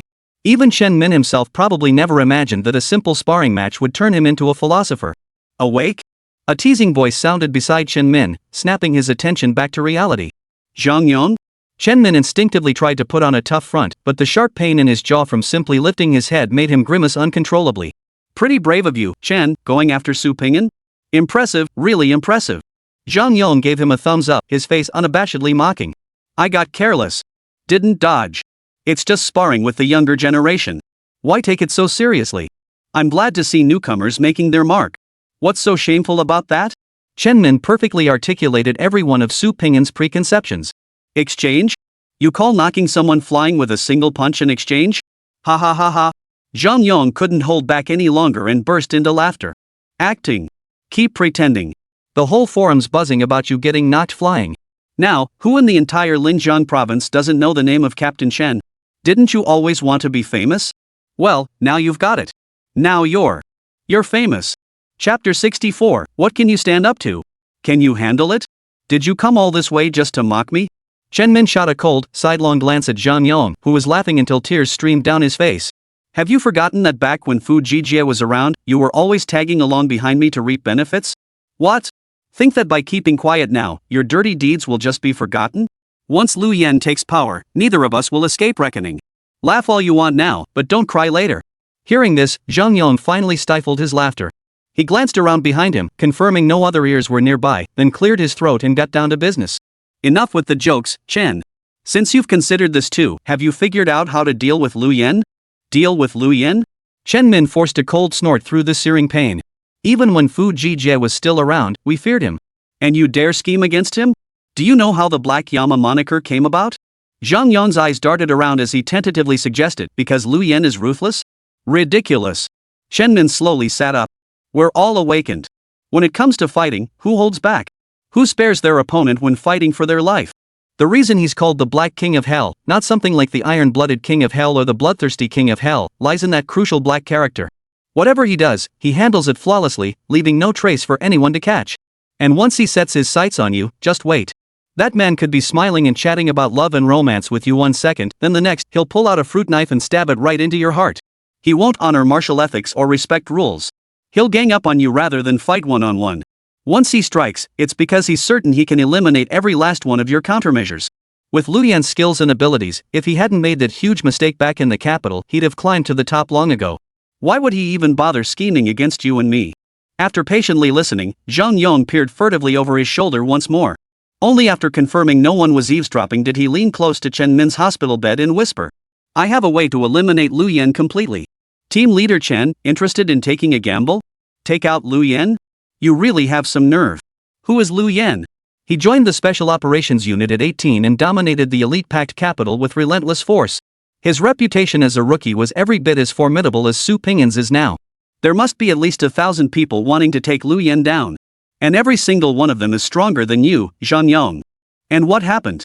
Most of them are old enough to be in elementary school now. Take down Lu Yan. Chen Min scoffed. With you? Get lost. Go find somewhere cool to chill.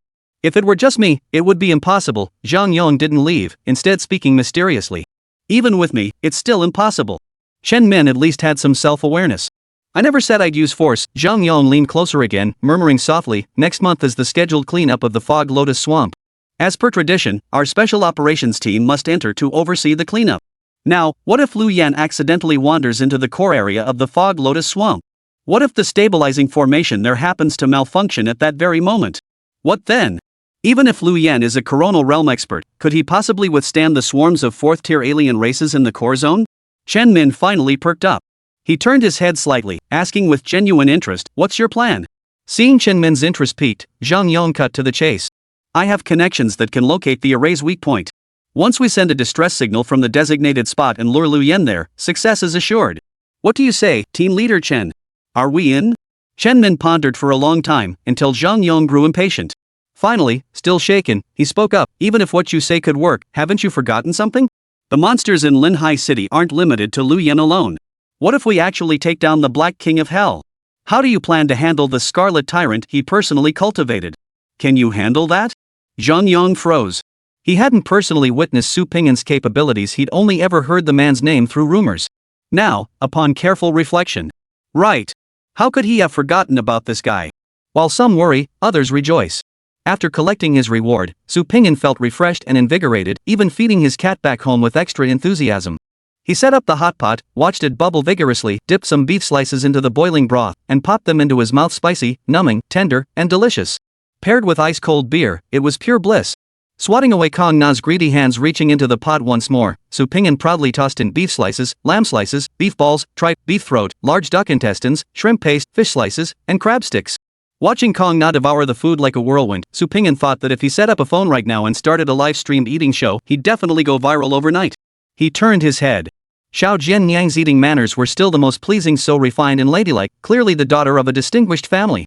Wait, Alice, Su Pingyan asked, a bit slow to catch on, aren't you supposed to not need to eat human food? I usually don't, but today is different. Today is the first time Pingyan has cooked, and I just couldn't resist trying it. Alice picked up a slice of beef brisket and mimicked her master's manner, blowing on it with a huff-huff. Hot pot doesn't really count as cooking, though it's more like tossing ingredients into a pot. Despite his inner grumbling, Su Pingyan's words that came out were, if you like it, I can cook more often. But be warned, my cooking skills are even more lacking than our difference in swordsmanship. Alice shook her head gently with a smile, her tuft of hair bouncing happily. Anything made by Ping'an is bound to be the most delicious. Su Ping'an watched the little sword maiden enthusiastically praising him, about to offer a compliment himself, when he saw Kona lift the entire hot pot. Judging by her posture, she intended to pour the entire contents straight into her mouth. Wait! Kung Gana! Kung Gana! You can't do that! Su Ping'an and Alice exclaimed in unison. Meanwhile, as the hot pot feast continued with lively singing, the Li brothers of Shangfeng group had already popped open their champagne. These past few days, nearly the entire Li family had been scouring Yunhai County, and finally, they managed to gather information about the underground palace from an old farmer.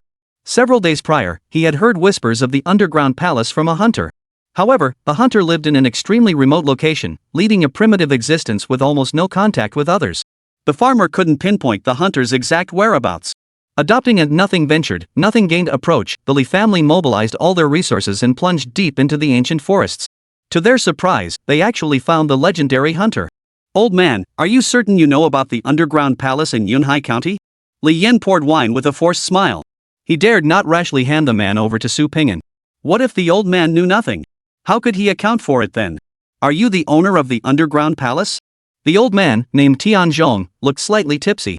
He lifted his head and asked Li Yen with a hazy gaze. I'm not, but my boss is. Old man, if you truly know something. Before Li Yen could continue probing, the sound of a door being pushed open interrupted him. Can't you see I'm busy? Is there no respect for protocol? Li Yen turned with a cold expression, his tone sharp. Master. The Wang family. The Wang family has brought their forces to attack. The men outside can't hold them back anymore. Thud. The subordinate who had been speaking moments before was struck by a tremendous force, sent flying straight into the wall, where he crashed and lost consciousness. Li Yen, hand them over. Tonight, there won't be any bloodshed here. The man rubbed his bulging belly as he slowly squeezed his way into the office. Behind him followed a dozen or so awakened individuals wielding soul weapons. Li Yen shifted his stance to block Tianzhong's path. Wang Fuhai? You Wang family want to get involved in this too? Chapter 65, Sparring with Su Ping'an? Look at you, so full of yourself. Wang Fuhai patted his belly, his chubby face breaking into a gentle smile. Li Yen, don't struggle. I've taken down everyone inside the building. But rest assured, I didn't take their lives. What's the meaning of this, Wang Fuhai? My Li family and your Wang family have neither past grudges nor recent grievances. What do you think you're doing, showing up at my door in the dead of night with your men? Li Yen quickly scanned the scene. Wang Fuhai had brought 18 awakened individuals, 3 of whom were at the Moonlight Realm. For the 3 brothers to fight them head-on would be suicide. Wang Fuhai walked over to the desk, poured himself a glass of red wine, and began speaking. Didn't I say? Tonight, I'm here for one reason only, the man behind you. Hand him over, and this matter ends. We've known each other for years, there's no real grudge between us.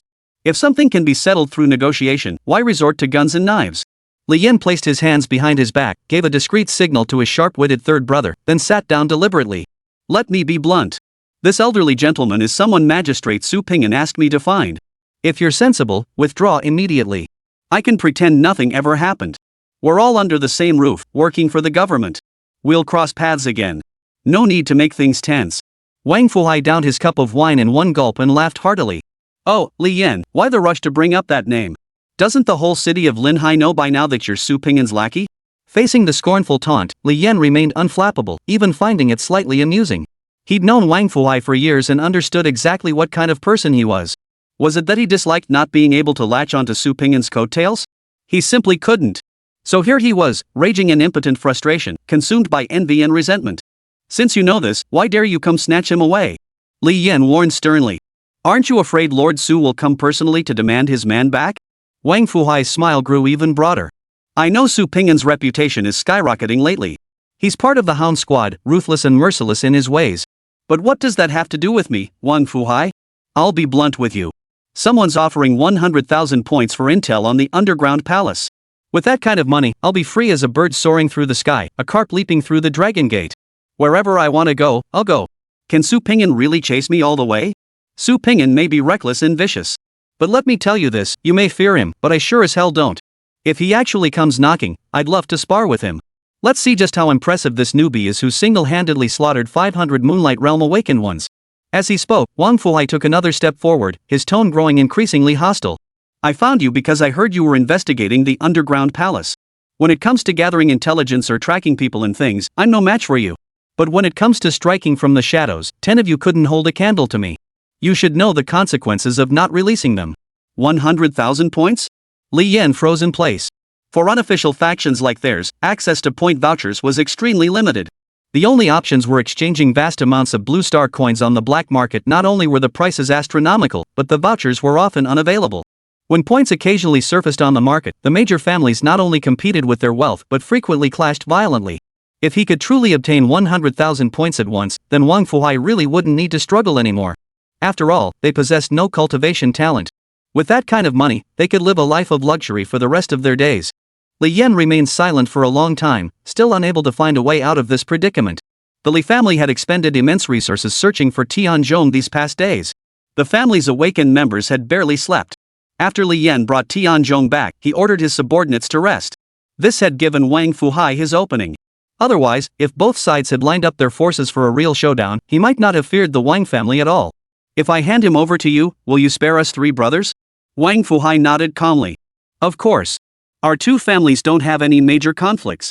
Before Wang Fuhai could finish, Li Yan darted sideways, shouting, "Old Wang, this is where we part ways. Take the man." Crack. Crack. Crack. 3 shattering sounds of glass echoed simultaneously. As if rehearsed, the Li brothers charged toward 3 different directions at the exact same moment, smashing through the office windows without hesitation and plunging toward the ground below. Damn it! This is the 20th floor. Wang Fuhai was stunned. Had the Li brothers lost their minds? He hadn't even planned to kill them to silence them, yet they jumped first? With their limited skills, did they really think they could survive a fall like that? Boss, should we keep chasing? Wang Fuhai's henchman hurried to the window and peered down. Chase my ass. Get the old man out of here first. And you lot, keep your manners. If you mess with this old man and he ends up dead, I'll have you all jump down to join the Li brothers as their burial companions. Tianzhong seemed unconcerned about who was in charge, as long as he had his drink. In a daze, he let the Wang family take him away. 18th floor, Shangfeng Tower. The 3 Li brothers huddled together, still trembling with fear. During the construction of Shangfeng Tower, they had considered how to evacuate from the top floor offices in case of enemy attack. They had long installed emergency escape ladders extending outward from the 18th floor. Little did they know that after all these years, they would actually need to use them. Li Yan had deliberately stalled for time precisely so his 3rd brother could deploy the platform, ensuring their escape route was ready. Big brother, what do we do? We've blown it. How are we going to explain this to Su Ping'an? Li Hao stared at the monitor, helplessly watching as the Wang family took away the man they'd worked so hard to find. What's the panic? Does the Wang family really think they can just walk away? Li Yan turned to Li Bin. 3rd brother, you did plant a tracking device on the old man, right? Placed it. I understood the moment you looked at me, big brother. Li Bin grabbed his phone, opened the tracking app, and sneered, the Wang family. They ambushed us when we were most vulnerable and had the nerve to snatch Su Ping'an's man. Look how cocky you are now, huh? I can't wait to see how you explain this to the Crimson Tyrant when he comes for you. While Li Bin was still sharing the location, Li Yan had already grabbed his phone and dialed Su Ping'an's number. Meanwhile, Alice and Kona were still deciding who would wash the dishes tonight by playing rock paper scissors. Su Ping'an had already answered the call. Li Yan? Any news on the underground palace? He instinctively guessed. He thought to himself, what a great day, more vouchers in the bank and underground palace intel to boot. But that joy lasted only seconds before turning to ice. You found someone with knowledge of the underground palace, and then the Wang family snatched them away? Didn't you say you were working for me? I did. The Wang family got even more aggressive? They even threatened to kill me if I dared to confront them? Chapter 66, you're the one who said you'd kill me, right? After hanging up, Su Ping'an wasted no time, grabbing Alice's small hand and rushing toward the garage.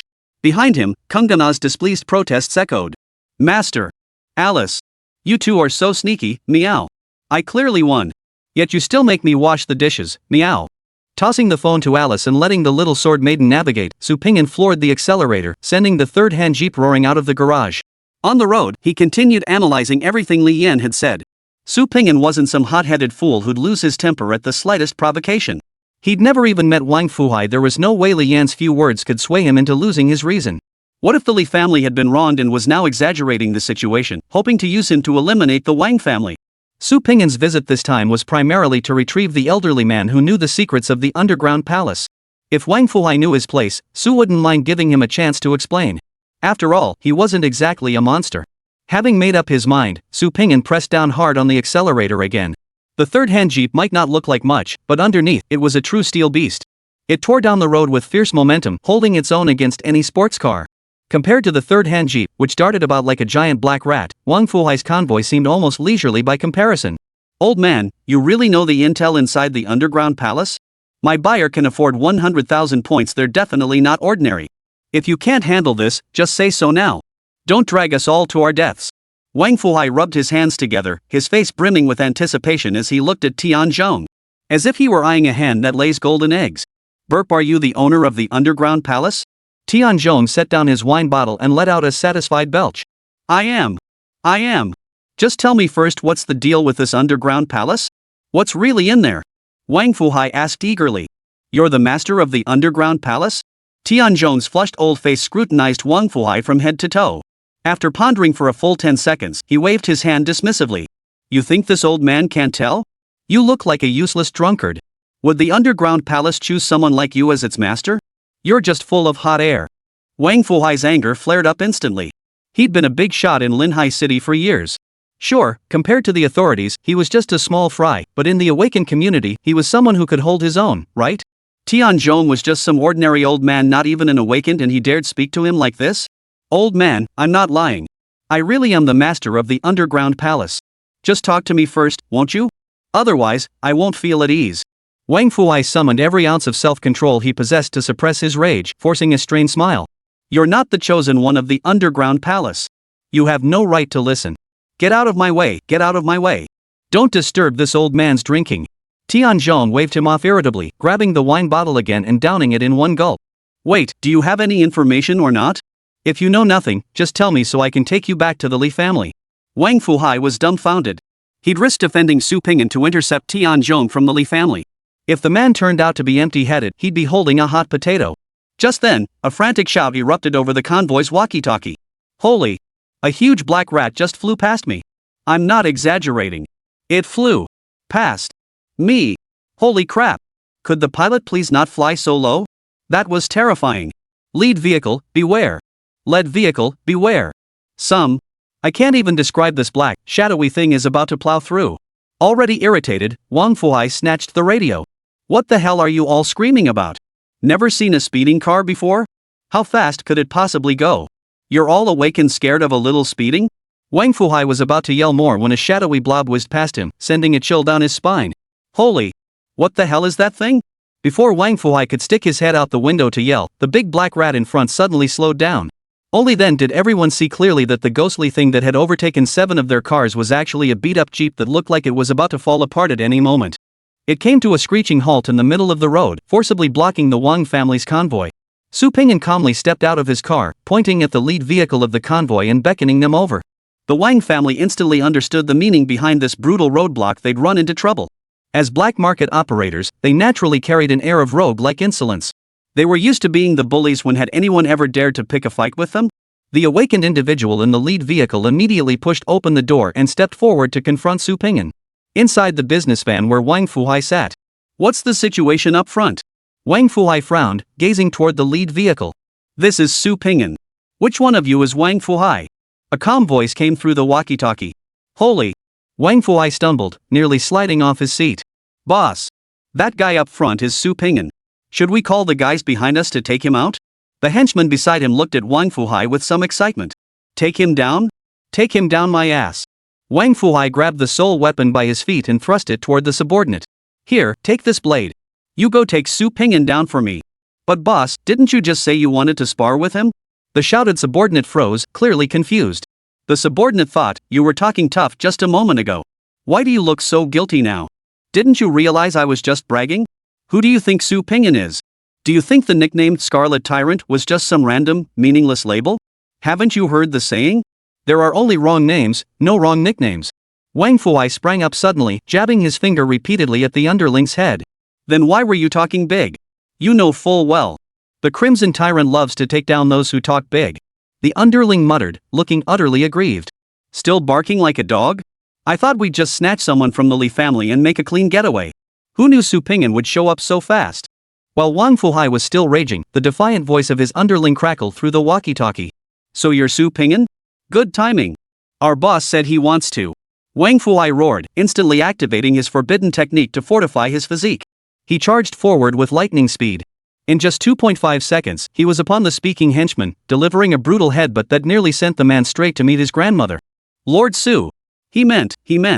We've been waiting here for you for quite some time. The backlash of the forbidden technique hit him hard. Wang Fuhai's breathing became ragged, a metallic taste surged in his throat, and he nearly coughed up a mouthful of blood. You are Wang Fuhai? Su Ping'an glanced at the information panel above the newcomer's head. He confirmed for a second. He spoke in a hollow tone. So you're the one who said. The one who wants to finish me off, right? Chapter 67, this guy's actually pretty straightforward. Upon hearing these words, Wang Fuhai stood frozen in place. In the span of 3 seconds, he had revisited every joyful moment of his life. His life flashed before his eyes like a kaleidoscope, scenes leaping in and out until they finally froze upon Su Ping'an's eyes, calm as a still lake. Staring into Su Ping'an's eyes, Wang Fuhai felt his scalp tingle, his breathing grow labored, and a suffocating weight in his chest that refused to lift. Wah!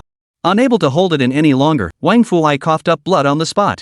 This time, it was Su Ping'an who was bewildered. Wait, I just came up to confirm something with you. What's with the sudden blood spurt?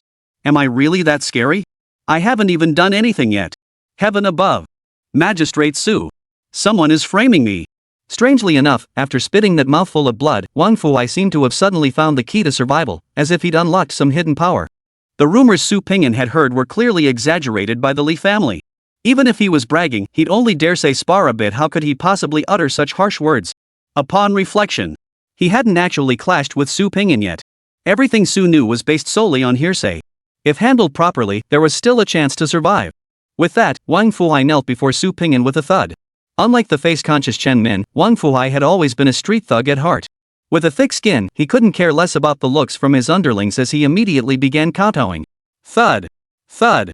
Listening to the dull thuds of his head striking the floor, punctuated by Wang Fuhai's occasional wails, Su Ping'an couldn't help but feel like he was attending a funeral. He quickly motioned for his men to help Wang Fuhai up. Enough. Cut the act. I've just one question for you. Is that old man the Li family hired in your custody? He's right here.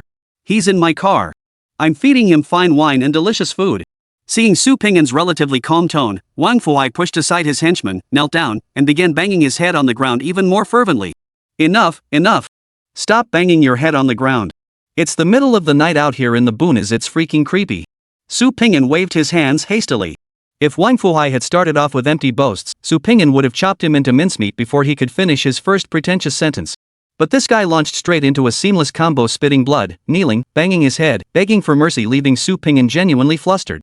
Watching Wang Fuhai, his face streaked with tears, stagger to his feet, Su Ping'an frowned and asked, I'm not an unreasonable man. I'll give you one chance to explain. Why did you dare snatch the person I wanted, knowing full well the Li family was working for me? Wang Fuhai, who had just stood up, knelt down again with a thud and began kowtowing without a word. As he bowed, he explained. Your Honor Su. I was blinded by greed, utterly mesmerized by those banknotes. To even consider snatching food from under your nose, I truly deserve to die. Please believe me. I realized it on the way here. This money isn't mine to take, nor should I take it. Even if I did, I wouldn't live long enough to enjoy it. Heaven knows, I was about to turn right around and bring the old man to you. I was literally just a corner away. Stop. Cut the nonsense. What's wrong with you? Su Ping'an couldn't take it anymore. Wang Fuhai lifted his head pitifully, his tear-filled eyes fixed on Su Ping'an, not daring to breathe a word. So you pulled this heist for the points? Su Ping'an asked. Wang Fuhai nodded frantically. How much was it? Worth causing trouble for me? Su Ping'an pressed. 10,000 points. You mean Du Xiao? Su Ping'an's eyes widened instantly, almost convinced his ears were deceiving him. 100,000 points? What kind of concept was that? Back when the captain raided Fujijia's place, they only got 36,800. Yet taking on a random bounty could net 100,000? With this kind of money, wouldn't Su Ping'an's cultivation level skyrocket? Ahem. Su Ping'an cleared his throat, forcing his wildly pounding heart to settle. After barely maintaining his cool demeanor, he spoke calmly, elaborate. Lord Su, I'm not deceiving you. The bounty was issued by a major figure in Pinggu province. There's a guarantor involved. It's absolutely genuine. Wang Fuhai knew how outrageous that figure was. He thought it was fake when he first heard it too. But the guarantor for the buyer was his longtime business partner. There was no reason for him to collude with an outsider to deceive Wang. The buyer wanted me to investigate the underground palace in Yunhai County, but I don't have that kind of skill. So I set my sights on the Li family, and that's how I ended up in this mess. Magistrate Su, I'm telling you the truth. If there's even a shred of falsehood in my words, I'll kneel to death right here. Speak, just speak. Can you stop kowtowing all the time? Su Pingyan hurriedly reached out to stop Wang Fuhai from kneeling. Then, if there's even a single false word, I'll get run over by a big truck the moment I step outside. Cut it out. No one knows trucks better than me. Su Pingyan was even more speechless. Lord Su. Wang Fuhai sensed Su Pingyan wasn't as unreasonable as rumored and sped up his speech. You can take that old man away right now. I can even guide you to claim the bounty reward, a whopping 100,000 points. Only someone like you could handle that. I won't hand him over. You're dreaming. This matter involved the secret to breaking through to S rank. Until he understood the situation, no amount of money would make Su Pingyan hand him over. No, sir, that's not what I meant. Wang Fuhai waved his hands frantically. What I meant was, you take the person away, interrogate him however you like. Once you extract useful intelligence, we'll take that information to claim the bounty. The buyer only wants the intel, not the person. You'd pocket 100,000 points for free. What's there to lose? A deal like this is a once-in-a-lifetime opportunity. Wang Fuhai couldn't care less about the bounty reward now. As long as he could curry favor with this powerful figure before him, he'd gladly pay out of his own pocket. Lead the way. Let's see just how much this old man knows. Su Pingyan felt his interest stir. After all, it was 100,000 points. If the intelligence wasn't that crucial, or if it could be shared, Su Pingyan would naturally be happy to pocket the extra cash. Of course, if the underground palace intel carried certain restrictions, if too many people learning about it would stir up trouble, then Su Pingyan would rather forego the money. Alice's life wasn't something that could be measured in points. Wang Fuhai wiped the blood trickling down his forehead, shoved aside the gawking underlings, and respectfully bowed his head as he led the way ahead. Soon, the two arrived at the minivan. He wisely dismissed all his men with a wave, leaving only Su Pingyan and Tianzhong behind so they could converse without interruption. Watching Wang Fuhai's astute behavior, Su Pingyan couldn't help but remark, "This guy's pretty sharp." Shaking his head, Su Pingyan yanked open the van's door. Tianzhong, already sloshed out of his mind, lifted his gaze slightly and scrutinized the man before him. Before Su Pingyan could ask, Tianzhong blurted out, "Burp, you're the owner of the underground palace? What's your name again?" Oh. Su Pingyan, right? Chapter 68, The Fairy Sister. Su Pingyan furrowed his brow, his mind filled with question marks. He was absolutely certain he didn't know this old man. Moreover, the man showed no spiritual energy fluctuations and had no display panel. It was clear this person was an ordinary mortal. Why could this man say his name upon meeting him? He wasn't that famous in the mortal world, was he? Young man, what are you standing there for? Pay up. Tianzhong tossed aside his empty bottle and, still half drunk, extended his right hand towards Su Pingyan with a beckoning gesture. Holy? This was the first time Su Pingyan had ever seen someone demand money from a stranger with such brazen confidence. That air of entitlement someone unaware might mistake him for a brat demanding pocket money at home. Sir, my name is indeed Su Pingyan, but we've never met before, have we? Don't know? Of course not. This is the first time I've seen you. Then what's this about? Tianzhong shook his slightly dizzy head, pulled a folded square of white paper from his chest, and handed it to Su Pingyan. The fairy lady told me. She said I should go to the market these days and strike up conversations with people. I should just say I know about the underground palace, and then someone will invite me away. They'll feed me well and give me good things to drink, and the owner of the underground palace will even give me 50,000 yuan. She drew a portrait of the underground palace's owner in case I couldn't recognize him. She said if I gave this to you, you'd understand. Su Pingyan took the paper with a mix of skepticism and curiosity, unfolding it. He froze on the spot. The sketch, drawn in pencil, depicted a portrait so lifelike in its features and expression that even the detail of a hand resting on the car door and the interior trim were rendered with remarkable clarity. Had Su Pingyan possessed a third-person perspective at that moment, he would have been even more astonished to discover that the figure in the drawing wasn't just him. Even the exact expression of surprise on his face when he heard Tianzhong's words was captured flawlessly. It was as if the artist had foreseen Su Pingyan's reaction upon meeting Tianzhong, creating this sketch that was almost photographic in its detail. Flipping to the back, delicate handwriting on the white paper read, "Pingyan, I don't have any money. Please pay Tianzhong 500,000 blue star coins. After the payment is complete, read this message. Signed, Fairy Sister." Su Pingyan's pupils contracted sharply. What the hell is this? Precognition? Or? He pushed Alice's perception to its absolute limit, lifting his head to scan the surroundings rapidly, trying to see if this so-called fairy sister was lurking nearby, secretly observing him. Nothing. Besides Wang Fuhai's gang, Su Pingyan didn't sense even a stray dog or cat. Young man, I'm waiting here. Tianzhong opened his flip phone, revealing a QR code, looking as though he was in a hurry to clock out. Ding. 50,000 blue star coins wasn't the same as 50,000 points. Su Pingyan could certainly afford that much. Without hesitation, Su Pingyan raised his hand and completed the transfer. Compared to the secrets of the underground palace, 50,000 blue star coins were practically a bargain. He lowered his gaze once more, fixing his eyes on the note. The words on it gradually blurred, and when they reappeared, they had transformed into shocking. One sentence made a guy spend 50,000 blue star coins on me.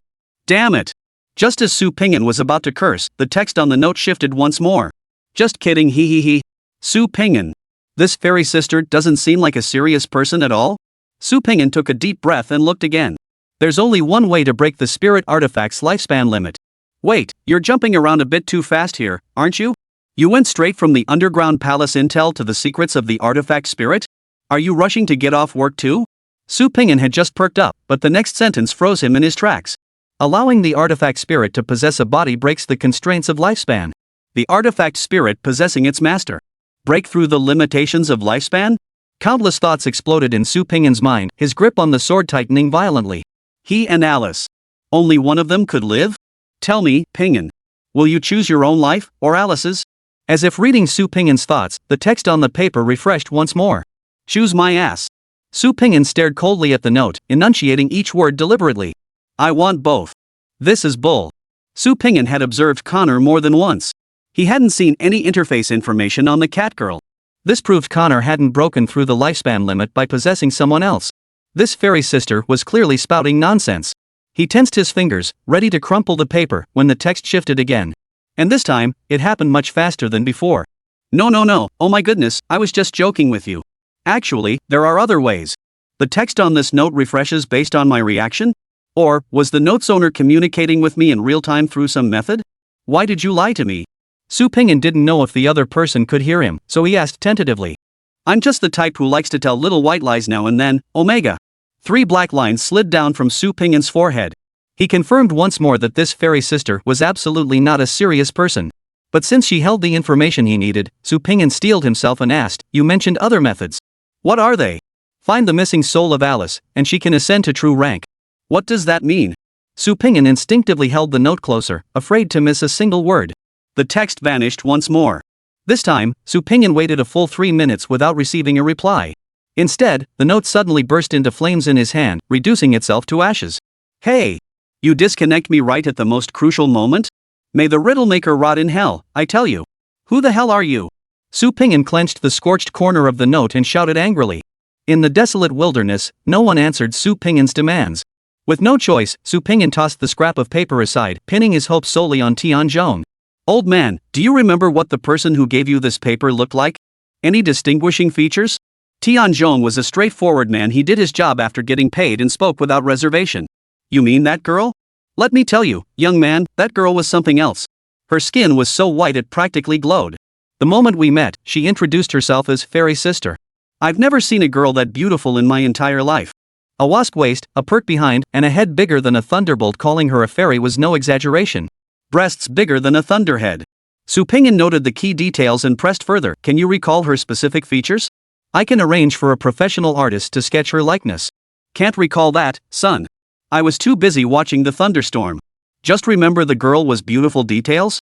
Can't recall. Su Pingyan. Chapter 69, Black Market Rules? My ass.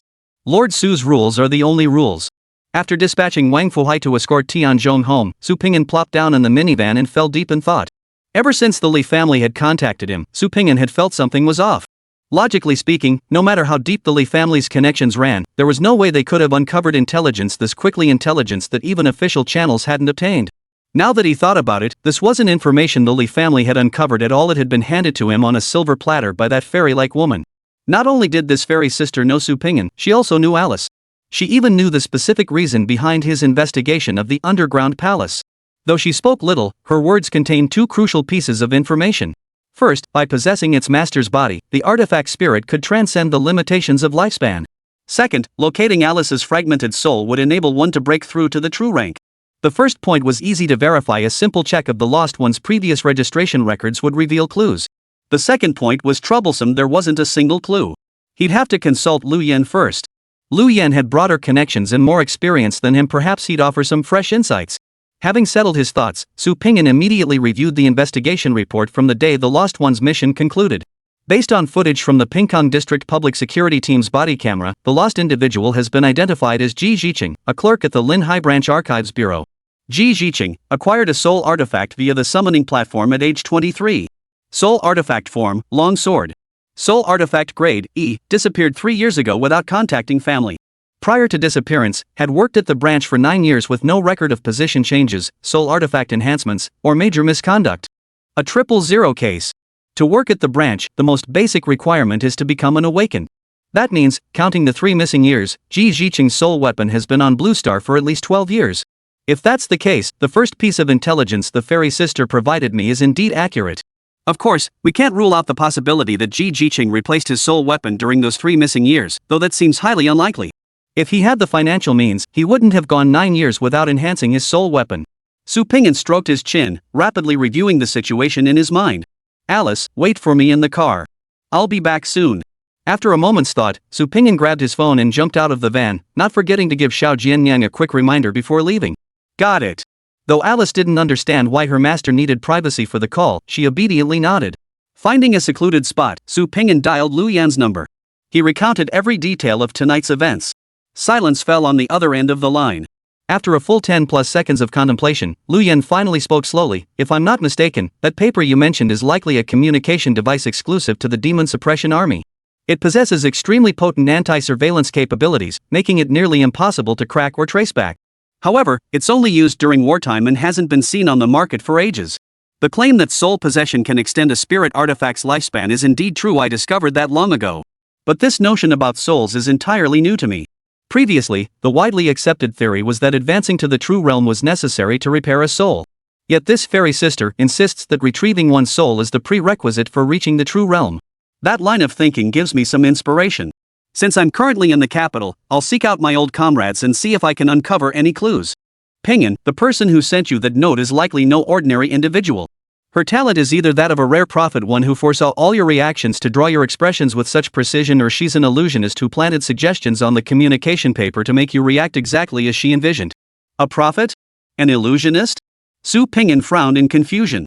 When an awakened breaks through the Corona realm, their innate talent awakens. I'll explain the specifics in detail once you've broken through to the Moonlight realm.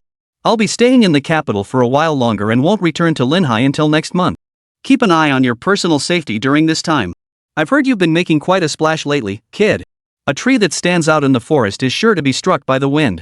Sometimes, too much fame isn't a good thing. It can easily attract unnecessary trouble. If you ever run into trouble with some tough nuts, remember, don't go head to head. When you need to back down, back down. It's not shameful. We'll talk more when I return. A faint warmth touched Su Pingyan's heart as he chuckled softly.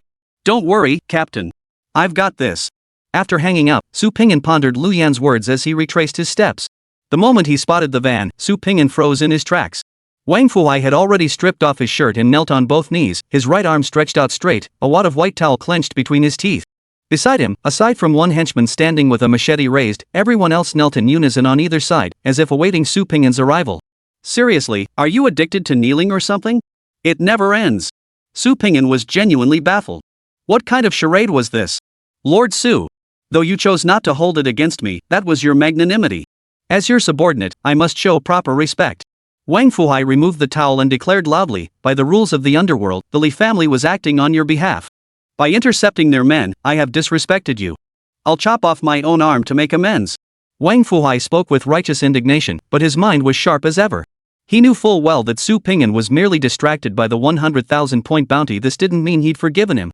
Rather than wait for Su Pingyan to later realize what had happened and harbor resentment, it was better to proactively show sincerity. Wang Fuhai had completely given up any hope of claiming the bounty. To survive now, he'd have to return to his old ways and re-enter the black market trade. If he didn't seize this chance to curry favor with Su Pingyan and become his lackey, he'd likely be doomed for the rest of his life. Compared to latching onto Su Pingyan's coattails, what's one arm? Cut it off if you must. This was the survival philosophy Wang Fuhai had honed through his years of hustling on the black market. When you had to go all in, you went all in. What are you standing there for? Cut.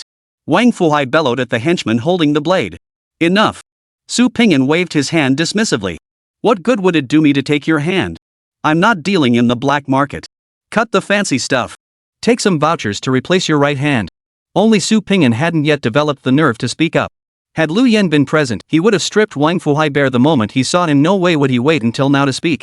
The words barely left his mouth when one of Wang Fuhai's dim-witted henchmen, acting like a complete idiot, swung his blade down. If Su Pingyan hadn't ducked fast enough, his perfectly good right arm would have been sent spiraling into the sky. Are you insane? Lord Su said to trade points for my right hand, and you still swing your blade? But boss, according to our black market rules, an apology requires chopping off a hand. How about we swap it for a finger instead? Wang Fuhai nearly fainted from rage. He leapt to his feet and unleashed a torrent of curses at the subordinate. Black market rules my ass.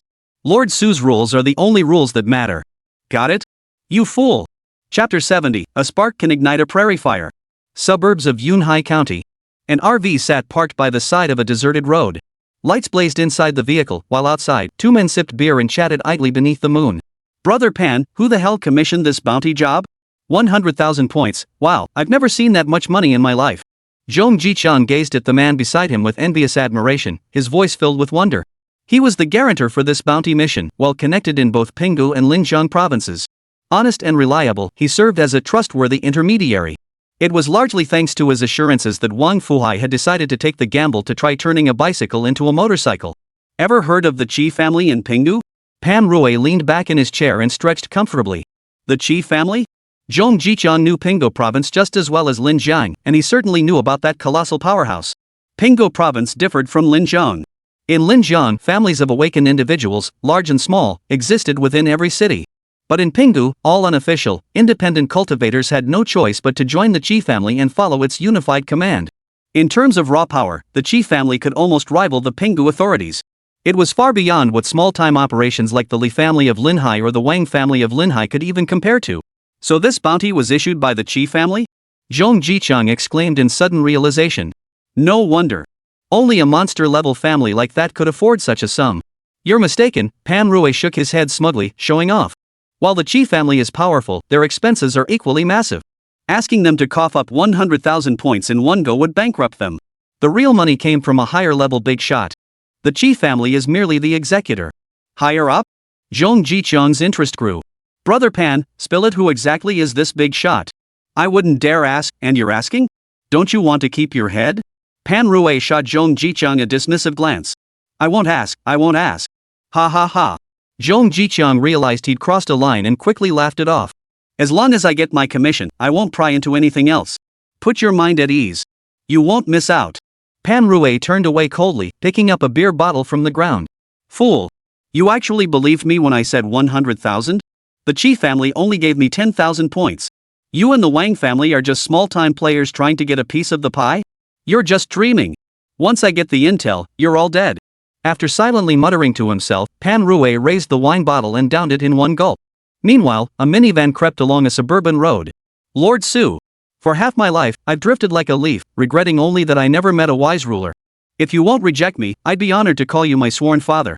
Su Pingyan watched Wang Fuhai kowtowing like a man possessed, and this time he was utterly convinced. This fellow was absolutely addicted to kowtowing. He bowed upon meeting, bowed upon exiting the vehicle, and bowed again upon entering. You call me godfather? Look at that wrinkled face of yours, you're calling me godfather? Where'd I get such an old-looking godson? If Wang Fuhai hadn't been smart enough to compensate Su Pingyan with all 5,000 points he prepared for his escape, Su would have kicked this scoundrel off the car long ago. Then call me dad. Wang Fuhai's thick-skinned audacity completely surpassed Su Pingyan's expectations. Grandpa works too. You're trying to add extra generations to my name, huh? Don't you dare call me that. Then boss. Would boss work? After enduring those exaggerated titles, boss sounded much more palatable. That'll do. Su Pingyan was settling for the lesser of two evils. He couldn't even imagine a bearded, chubby guy with a bear-like face running toward him on the street, shouting grandpa at the top of his lungs. That would be a disaster. About that bounty you mentioned, are you sure it's legit? Su Pingyan waved his hand dismissively, getting down to business. It should be solid. The middleman and I have worked together many times before. We've done quite a few cross-provincial deals without any hiccups. This time shouldn't be any different. Wang Fuhai crouched on the edge of his seat, looking as if he might kneel at any moment. Should be? You're willing to drag the entire Wang family into this without even seeing the money, and you've even prepared to flee? How can you be so reckless? What if they're just stringing you along?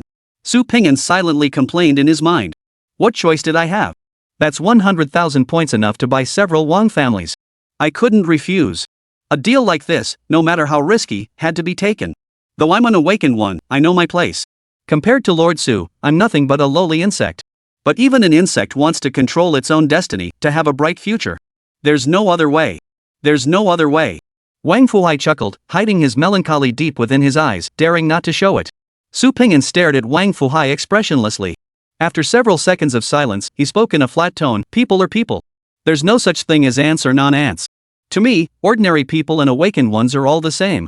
No one is more noble than anyone else. Follow the rules, do your job properly, and don't cross my line. Then I won't cause you trouble, and neither will anyone else. Wang Fuhai's chubby, round face twisted into a fawning grin as he hastily flattered, the boss really knows how to talk. Little Wang here could never say something like that. If everyone were like Lord Su, that would be wonderful. Su Pingyan detected the hint of skepticism in Wang Fuhai's flattery but chose not to dwell on it. Unlike Su Pingyan, he was a native of this world, having never heard of a single principle. A single spark can set the whole prairie ablaze. Su Pingyan understood this better than anyone else in this world. That day was no castle in the air. Nor was it a mere fantasy that might one day arrive. It was a future that would inevitably arrive. As they drew closer to the rendezvous point, Wang Fuhai ordered the convoy to halt. Taking the wheel himself, he drove the minivan up to the RV and parked. Boss, I don't know about the intel. I'm afraid you'll have to come with me. Wang Fuhai had no idea what Tianzhong had said and dared not pry, so he simply brought Su Pingyan along. Su Pingyan didn't mind. He took Alice's hand and stepped out of the vehicle. He'd already decided to sell the first piece of intelligence the fairy sister had given him. At least he wouldn't be freeloading off her. Old Wang. I knew you'd get the job done. We're sitting pretty this time. Zhong Jichang took 2 quick steps toward Wang Fuhai, extending his arms in a warm embrace. Behind him, Pan Rui followed with a forced smile, his eyes darting back and forth between Wang Fuhai and Su Pingyan. And this gentleman is. Zhong Jichang released his embrace, turning to Su Pingyan with a puzzled look. Wang Fuhai patted his belly smugly. Come on, Zhong, let me introduce you. This is my long-lost father, Magistrate Su Pingyan. By family seniority, you should call him Uncle. Su Pingyan.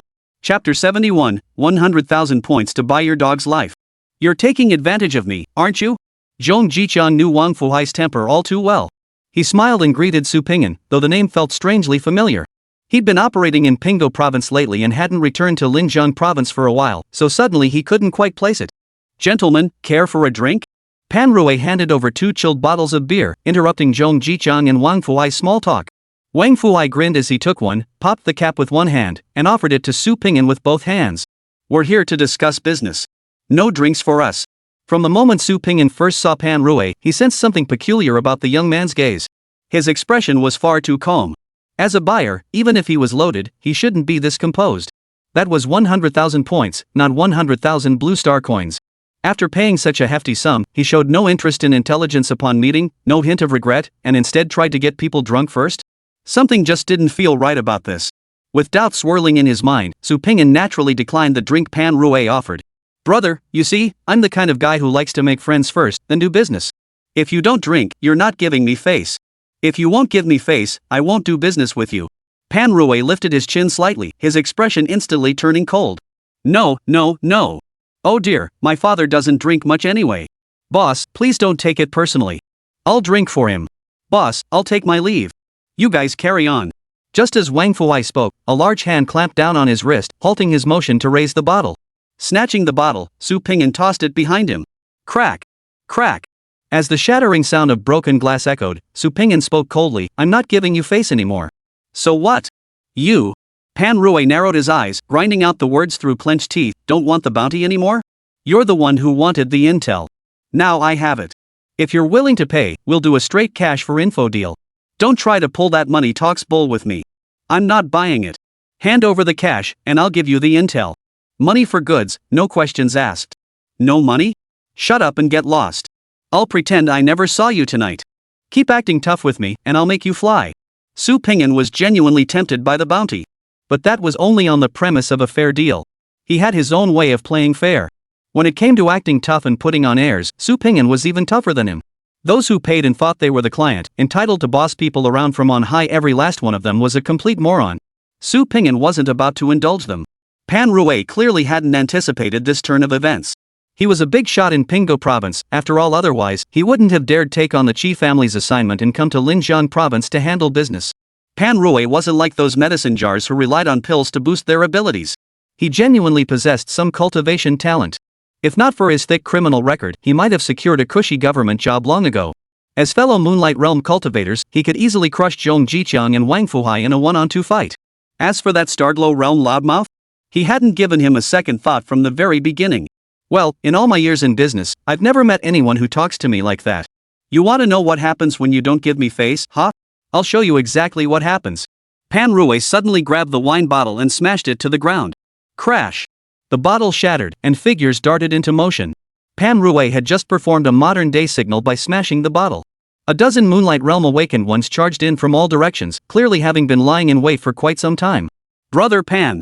Don't act rashly.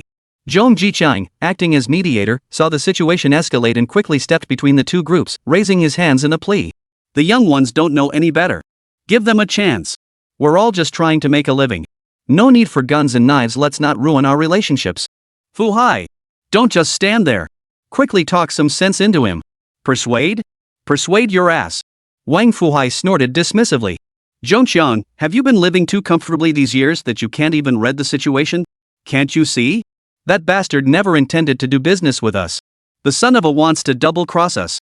Zhong Jiqiang turned his head in terror, staring at Wang Fuhai like he was a lunatic. What the hell are you talking about? Shut your mouth and apologize. How could Zhong Jiqiang not see the situation? Not only had he figured out Pan Rui's intentions, but he also understood a harsh truth. Right now, he had to play dumb, get the intel out, and then back down. Maybe there was still a way out. If they really came to blows, that would be a dead end. Apologize? If I were alone, I'd kneel and kowtow to you. But with my father here, you still dare demand an apology? Do you think he doesn't exist? With Su Pingyan present, Wang Fuhai stood tall and defiant. Bow? What's that? It simply didn't exist. He couldn't even bend over to use the toilet, let alone bow his head to Pan Rui. Damn it! You idiot! Despite his curses, Zhong Jiqiang still drew his sole weapon and sided with Wang Fuhai. He was a man who followed the rules. Having acted as guarantor, if a fight broke out, he'd assist Wang Fuhai no matter what. Of course, it would be just for show when it came time to run, he'd be the first to bolt. You're flashing knives at me? Pan Rui maintained his arms crossed posture, sneering with contempt. You really think the liquor I gave you was that good? Put. The instant Zhong Jiqiang channeled his spiritual energy, a colossal force surged chaotically within him. It instantly tore apart the spiritual energy pathways in his body and shattered his internal organs. He coughed up a mouthful of old blood and collapsed to the ground, his legs giving way. Chang! Wang Fuhai yanked out his soul artifact, eyes bulging with fury as he roared. His heart was torn between rage and dread. Rage at the senseless death of his longtime partner. The dread stemmed from the fact that just moments ago, he himself had nearly downed that poison wine. Old Wang. Su Pingyan stepped forward coldly, blocking Wang Fuhai's path. He's already dead. Boss. Wang Fuhai turned to stare at Su Pingyan, his bloodshot eyes practically spitting fire. Just sleep for a while.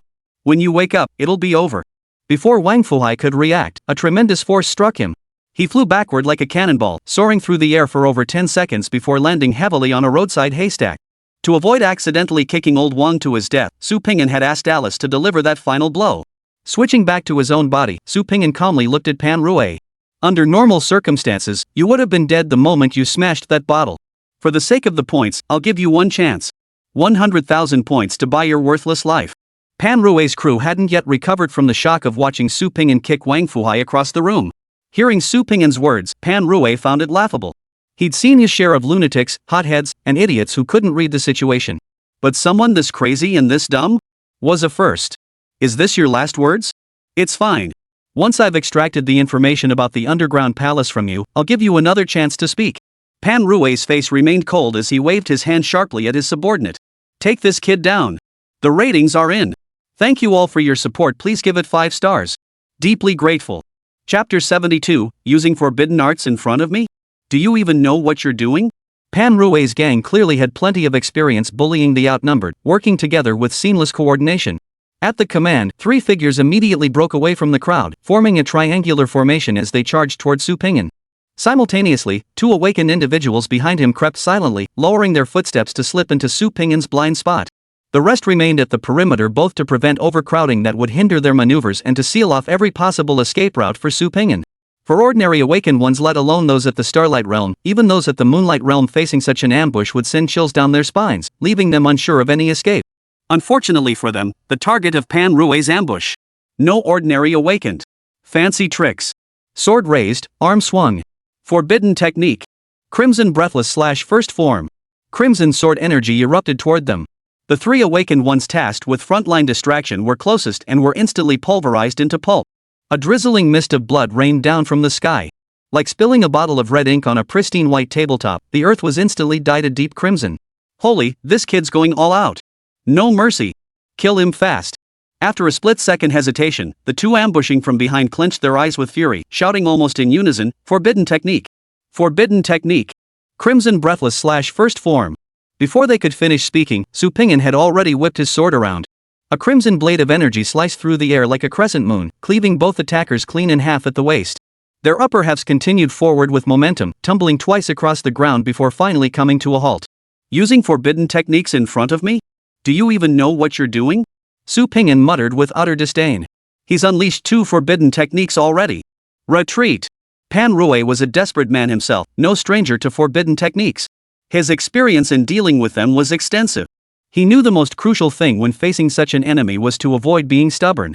Don't be fooled by this kid's current arrogance. Once the backlash hits, he'll be flat on his face. Coming back to finish him off then would be like dealing with a dead fish. For an awakened one, using forbidden techniques, especially 2 in quick succession, it was like having their front teeth pulled out, leaving only bare crystal behind. The nature of the battle shifts instantly. With the outcome already decided, the side that hadn't used forbidden techniques only needed to focus on minimizing casualties. Go toe-to-toe? That. If I can take him down unscathed, why risk getting my head blown off by going all out against a madman? With this mindset, Pan Rui and his crew showed no inclination to linger in battle. They turned tail and fled toward the horizon. Su Ping'an's toes lightly touched the ground, propelling him forward like an arrow released from its string. With a flick of his wrist, 3 forbidden techniques erupted in rapid succession. Where the crimson sword chi passed, severed limbs and arms flew through the air.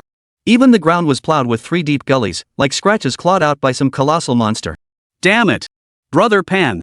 Something's off. Why isn't that kid down yet?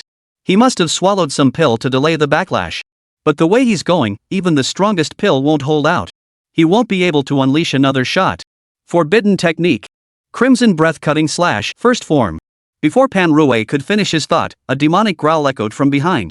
Crack!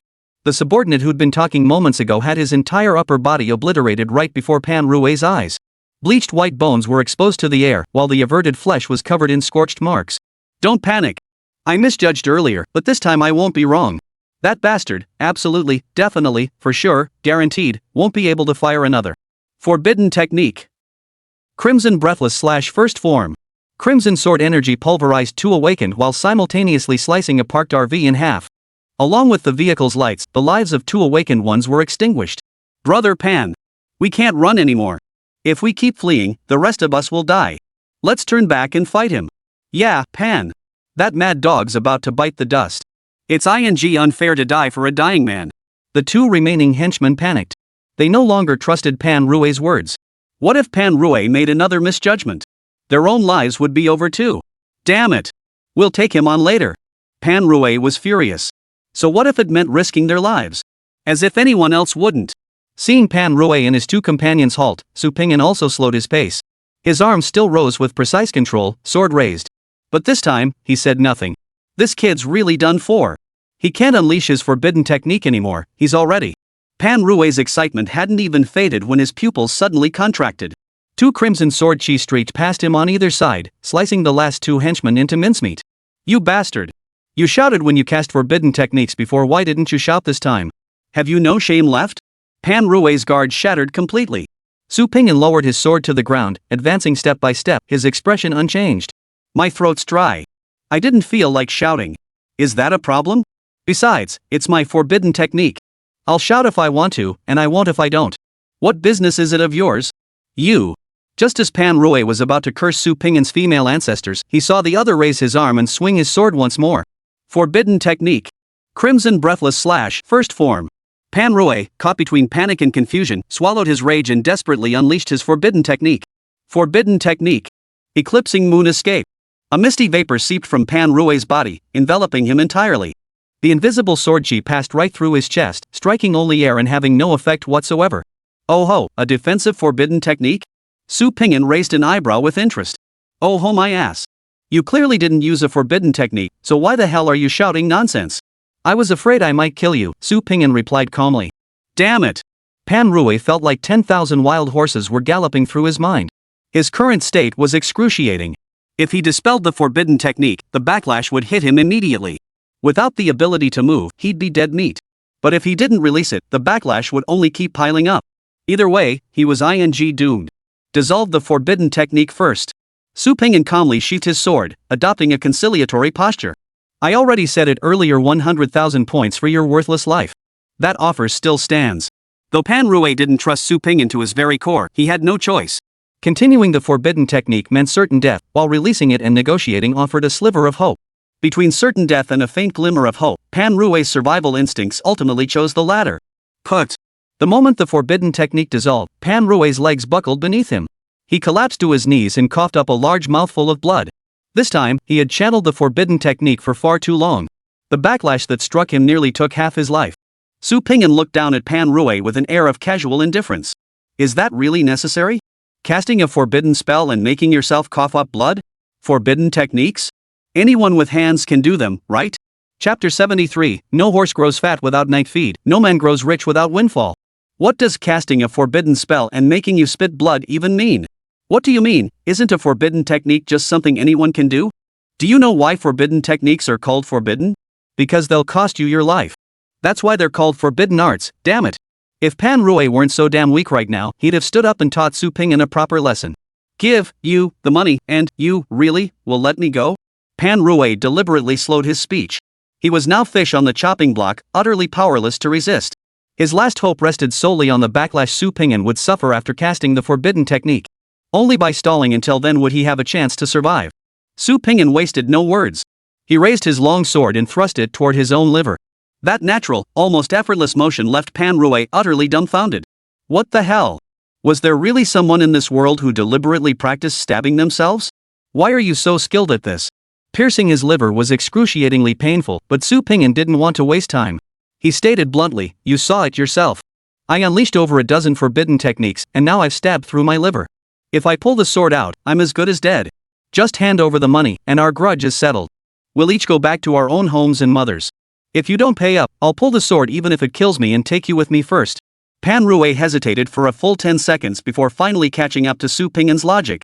So you'd risk your life for a few points? Of course. Ask around in Linjiang province who doesn't know Su Pingyan values money over his life? Su Pingyan was genuinely in pain, his tone growing increasingly impatient. This state of mind won't last long. You're just dragging this out to wear me down, aren't you? Fine. Then let's die together. Pan Rui, seeing his scheme exposed, quickly waved his hand despite the excruciating pain. No. No, no, no. I'll give it to you. Don't do anything rash. Let's talk this out calmly. Don't draw your sword. Impulse is the devil. Hanging by a thread between life and death, Pan Rui dared not dwell on trivialities. He swiftly lifted his shirt and reached for his waist. Rip. Tearing a piece of flesh from his waist, Pan Rui respectfully presented it with both hands. You made your wallet look like flesh and blood, then stuck it to your body? That's a rather unique way to hide money. Su Pingyan wiped the blood trickling from the corner of his mouth and calmly accepted it. With a slight squeeze of his fingers, he unfolded the flesh, revealing a thick wad of points in plain sight. This doesn't look like 100,000. Su Pingyan suspiciously pulled out the points and started spending them right in front of Pan Rui. Occasionally, he'd dab his thumb in the blood on his body and continue clicking. 98. 99. 100. Stuffing the points into his robe, Su Pingyan drew the long sword from his body without a word. Put. Warm blood splattered directly onto Pan Rui's face, staring the living daylights out of him. You dare to bluff me? What about the remaining 90,000? I'm asking you. You little bastard, where the hell did you hide my money? Su Pingyan raised his long sword at an angle, pointing it straight at Pan Rui's forehead. That was clearly my money. How did it become yours? Pan Rui was bursting with complaints but dared not speak. He could only shake his head frantically. Gone. Truly gone. Not a single penny left. All the money is right here. That 100,000 I mentioned? It was all bluff just to trick Wang Fuhai into working for me. Though 10,000 points was no small sum, it paled in comparison to the anticipated 100,000 at tenfold reduction that instantly darkened Su Pingyan's expression. Covering his wound with one hand to hide the healing process, Su Pingyan forced back his disappointment and asked in a hollow voice, why did you buy the intelligence on Yunhai County's underground palace? Pan Rui froze in surprise. How could he possibly know why he bought the underground palace intel? He'd have to ask the Chi family. But he dared not reveal the Chi family's name. How was he supposed to explain this? Or maybe just make something up? As he pondered, Pan Rui's evasive gaze suddenly locked onto Su Ping'an's right hand, clutching his midsection now drenched in blood. Wait, why should I be afraid of him? He's the one critically wounded and near death, not me. He probably doesn't even have the strength to lift his sword anymore. What if? Take a chance? The resolve in Pan Rui's eyes had barely flickered when, without any visible movement, a terrifying growl erupted. Forbidden technique. Crimson breathless slash, first form. Crimson sword energy instantly pierced Pan Rui's body, shattering his right arm and crushing his chest and abdomen. His entrails and flesh spilled across the floor in an instant. A final surge of adrenaline granted Pan Rui a fleeting moment of clarity. He lifted his head in confusion, about to ask why, only to realize he lacked even the strength to speak. Put! A sword thrust pierced his throat, followed by a swift swing that severed his head. Only after the head hit the ground, confirming Pan Rui was truly dead and wouldn't feign life, did Su Ping'an speak in a hollow tone, as if answering to himself. Alice, I didn't misuse forbidden techniques. Didn't you notice? That guy's eyes were off earlier. Think? You can't even do that. Now he dares glare at me, soon he'll bare his teeth, and in a moment he'll unleash his ultimate move. Yeah, that was super dangerous just now. It's fine. It's not your fault. You're just too innocent. These words were meant to soothe his little sword maiden, of course. Su Ping'an never intended to spare Pan Rui's gang from the start, otherwise he wouldn't have sent Wang Fuhai away first. When dealing with enemies, he always adhered to one principle: either don't do it at all, or do it completely. Su Ping'an would never do something as foolish as killing all of Pan Rui's men only to let the main target escape. What if the brat channeled his grief and anger into strength, suddenly throwing himself into cultivation? What if he fell off a cliff and was rescued by some reclusive master? What if he stumbled into a secret realm, discovered a lost technique perfectly suited to him? What if he found a ring from an old man? What if he suddenly activated a system? Even if Su Ping'an could crush Pan Rui at will today, what about tomorrow? The day after? Sitting around day after day, waiting for someone to come back for revenge? That's just plain stupid. If you can die today, go die today. You'll be free of troubles, and I won't have to worry about you anymore. Everyone wins. How perfect. Patting the bulging pouch of points in his embrace, Su Ping'an's mood lifted once more. He had been celebrating his 2,000-point voucher haul at home, singing along to a hot pot feast. Who could have imagined that just stepping out for a run would net him 15,000 points? Just like the old saying goes, a horse doesn't fatten on night grass, and a man doesn't get rich without windfall. That was exactly how it was. Su Ping'an looked up at the moon. Tonight's moonlight seemed especially beautiful. It looked just like points. Golden and dazzling. With this money, advancing to the Moonlight Realm is no longer a problem. And Alice's leveling journey can continue as well. Moonlight Realm. Skill 3 of the Golden Finger. Alice's leveling. Wow. This is truly taking off. Chapter 74, The Descent of the Divine Soul. After waiting all night, dawn finally broke. Su Ping'an skipped breakfast altogether and exchanged 4 chi C pills at the branch. Having learned his lesson from the previous 2 times, Su Ping'an was now more cautious. Before taking the pills, he covered the entire bathroom with plastic wrap to avoid the hassle of cleaning up afterward. Following the same procedure, he popped the chi C pills into his mouth. Experience: 51%, 64%, 75%, 88%, 100%. Congratulations, host, on successfully advancing to the Moonlight Realm. Panel updated. Name: Su Ping'an. Level: Moonlight Realm. Experience: 0%. Vitality: 145-200. Spiritual power: 78-105. Awakened ability: Energy Shield. Energy Shield surrounds oneself with abundant spiritual energy, forming transparent armor that completely blocks physical damage and provides strong defense against elemental damage. As level increases, the shield's defensive power further enhances. Just like spiritual power burst, the moment he mastered Energy Shield, it was assimilated by the Golden Finger. Before Su Ping'an could test his new ability, a fresh line of text appeared within his pupils. Skill 3, Divine Soul Descent activated. Reaching the 3rd realm will activate Skill 4. Panel updated. Skill 1, Life Source Stream, rapidly heals any injury, no matter how severe. Skill 2, Forbidden Art Mastery, host may override artifact spirits will to forcibly wield forbidden arts. Detecting new forbidden technique, Forbidden Art. Crimson Breath Cutting Slash, 2nd form. Skill 3, Divine Soul Incarnation, the host's divine soul may separate from the physical body to wield soul-based abilities. Currently mastered soul skills, Life Source Flow, Forbidden Technique Mastery. Note, while in spirit form, the host is considered alive. Even if the physical body is destroyed, the life source stream can still be used to reconstruct it. Su Ping'an stared blankly at the text on the interface. He read it 20 times before confirming he hadn't misinterpreted it. In an instant, his mouth went dry, his heart pounded wildly. Beyond abnormal, Su Pingyan could find no other adjective to describe the skill divine soul descent. The moment the interface refreshed, he instantly grasped the method of using this ability. Simply put, he could now transform his soul into an independent entity, free to act outside his body. In this state, he could still use Lifestream to heal his physical form and even unleash forbidden techniques to strike enemies while in soul form. If he entrusted control of his body to Alice, he could achieve mixed doubles, double forbidden arts, double the fun. Unlike his previous role as a hyper-recovery specialist or a blood-selling whiz kid. This time, he truly cannot die. Even if reduced to ashes, he'd rise again, bellowing 3 times, "I, Wuhan-san, am back." Theoretically, as long as the enemy lacks abilities targeting the soul, Su Pingyan could grind them to death. But abilities that target divine souls aren't exactly easy to come by. This isn't some immortal cultivation world. This immense joy brought with it immense arrogance. Staying true to his roots, Su Pingyan's first thought after advancing was to spar with his little sword maiden. After quickly cleaning the bloodstains from his body and changing into fresh clothes, Su Pingyan eagerly made his way to the living room. "Alice, come spar with me. Let me see just how strong I am now." Alice flat out refused this time. No matter how much Su Pingyan pleaded, she wouldn't lift a finger. She still remembered breaking her master's waist last time. "Oh, come on, Alice. It's fine. I'm not the same person anymore. I feel incredibly strong now." Su Pingyan was like a child with a new toy, eager to test his new abilities. "Pingyan, you said the same thing last time." Alice took several steps back, even more reluctant. To show her resolve, the little sword maiden even covered her ears with her hands. She wouldn't give Su Pingyan a chance to sweet-talk her. "Seriously, it's fine. If you don't believe me, I'll have Kona show you first." "Kona, stop snacking. Come spar with me." Su Pingyan pointed at the cat girl with inflated confidence. The cat girl, who had been cracking sunflower seeds nearby, spread her hands, tossed the empty shell aside, and clapped her hands cheerfully. "Alrighty then, master. How do you want to play? You're too fast. Let me activate my energy shield first." Su Pingyan spoke as he channeled his spiritual energy. A powerful force erupted from his heart, instantly coursing through his entire body. The overflowing spiritual energy rapidly solidified on his skin, forming a barely visible translucent barrier.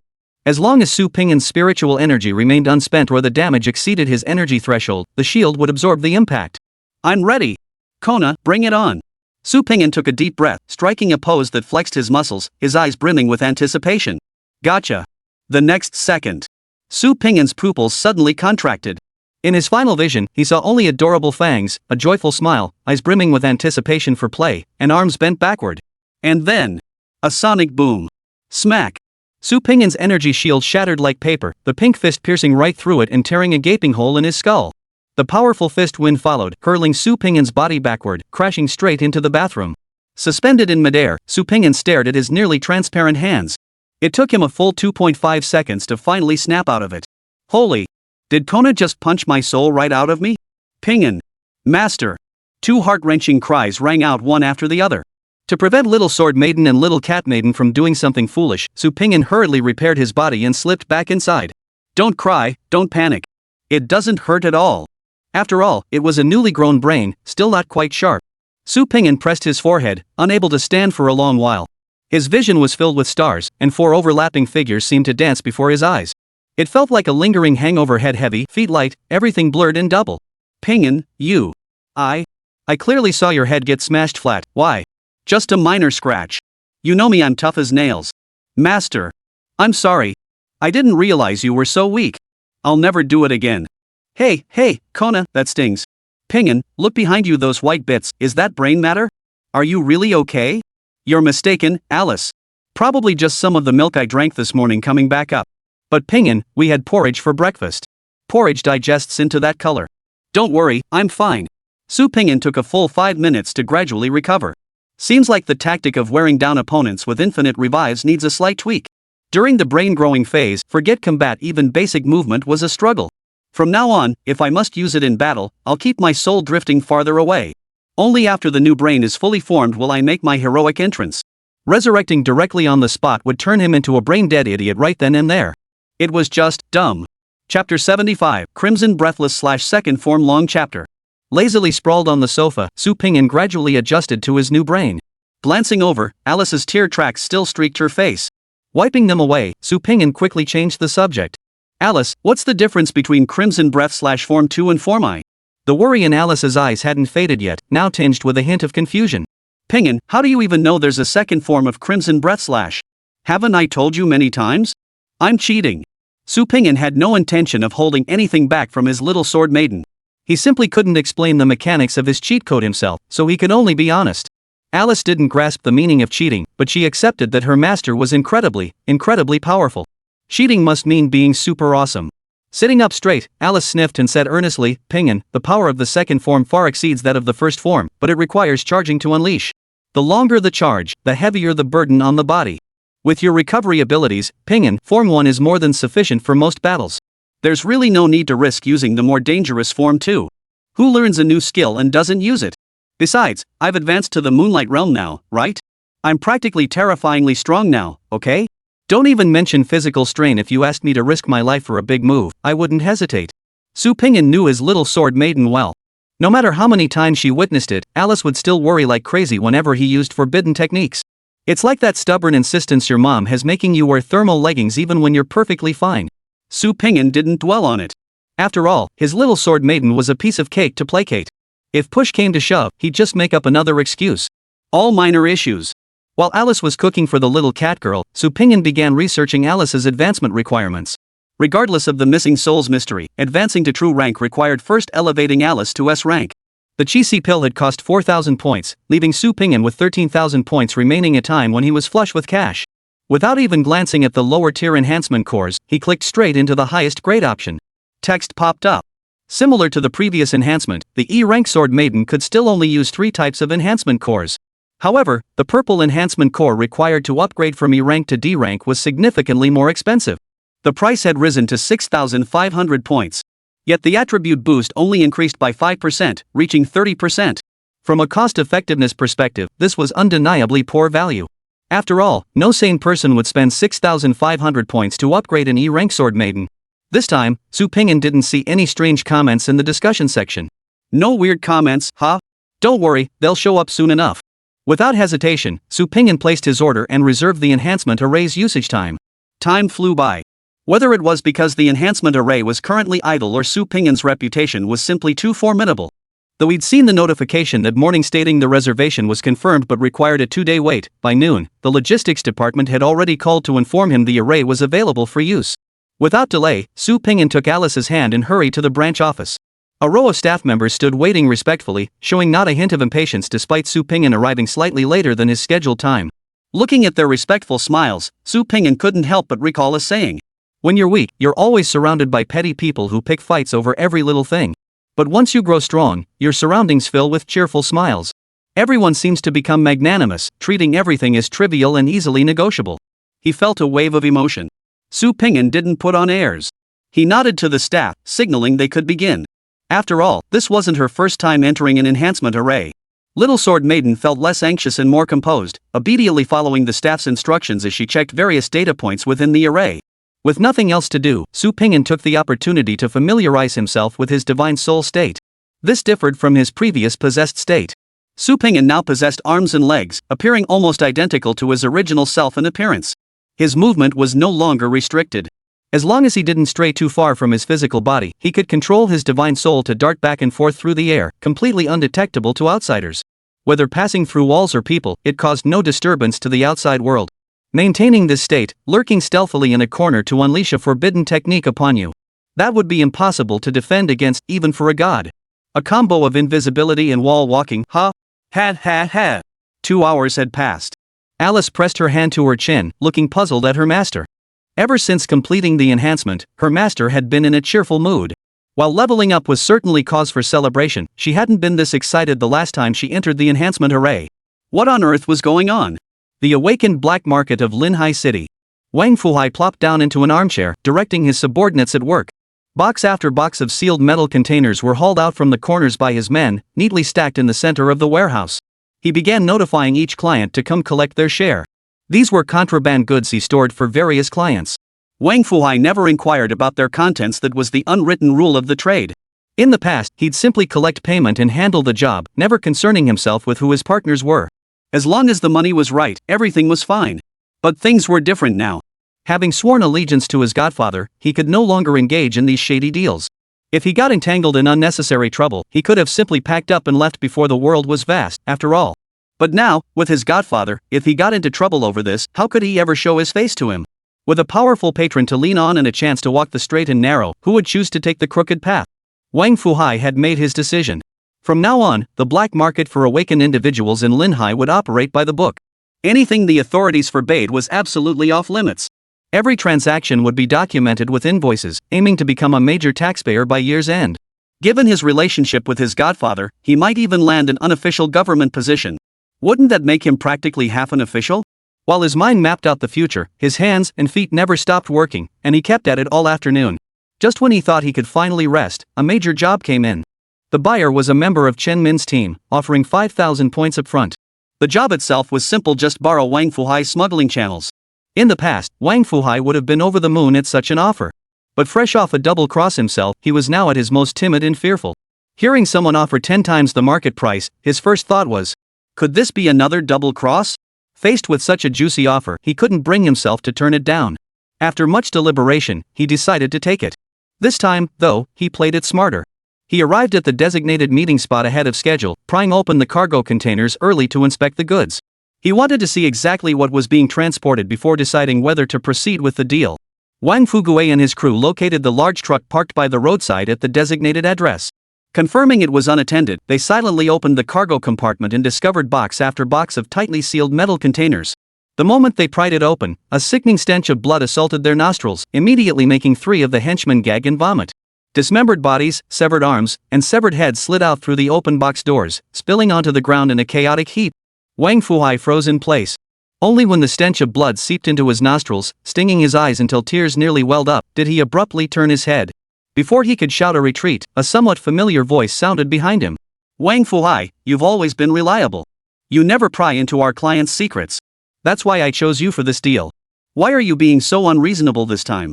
Wang Fuhai stared straight at Chen Min. These people, you killed them? This is the cargo you had me transport? Would someone like you even care about this? Chen Min sneered with disdain. In his eyes, Wang Fuhai had always been a man who valued money above all else. You killed all these people and you're still laughing? How can you even laugh? I may be all about the money, but I still have a conscience. These people haven't even been dead a day yet. You hauled so many crates. How many people did you actually kill?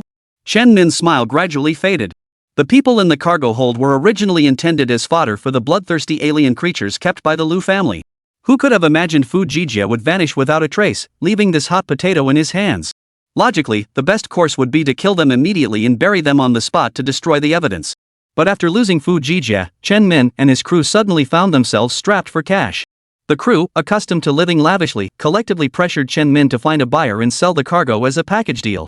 At the very least, they could get some points back. Chen Min himself wanted to cash out one last time before quitting. But he never expected Wang Fuhai, the most obedient and rule-abiding member in previous years, to suddenly lose his mind and unpack the goods right in front of him. Now things had really gotten messy. You've known me for years. You should know what happens when you cross me. Wang Fuhai, if you know what's good for you, shut your mouth and let someone come pick up the goods. Otherwise, you can kiss your black market operation goodbye.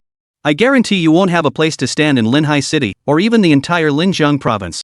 Watching Chen Min close and relentlessly, Wang Fuhai made his decision instantly. The other side still needed him now. They wouldn't lash out immediately.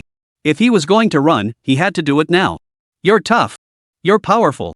You've got a pack of Hans with you. I can't take you on. But I'll tell you this, my dad doesn't fear you. When he gets here, you'll all die. Go to hell. With that, Wang Fuhai burst through the carriage and activated his forbidden technique, fleeing into the distance. The rest of his men scattered like monkeys. Chen Min watched Wang Fuhai's fleeing figure, veins bulging on his forehead. Simultaneously, a question surfaced in his mind. Wang Fuhai's father had been dead for over a decade. Where on earth was he going to find his father to avenge him? The underworld? Chapter 76, Being a Good Guy Sucks. Soul Artifact, Crimson Moon. True name, Ophelia Alice. Strength, 5977. Speed, 4559. Defense, 3039. Perception, 6078. Reaction, 6382. Max synchronization rate, 100%. Current tier, ED. Su Pingyan stared at the refreshed panel with satisfaction, silently calculating Alice's actual combat power after the upgrade. The well-fed little sword maiden now possessed a base strength of 231 points even without any enhancements.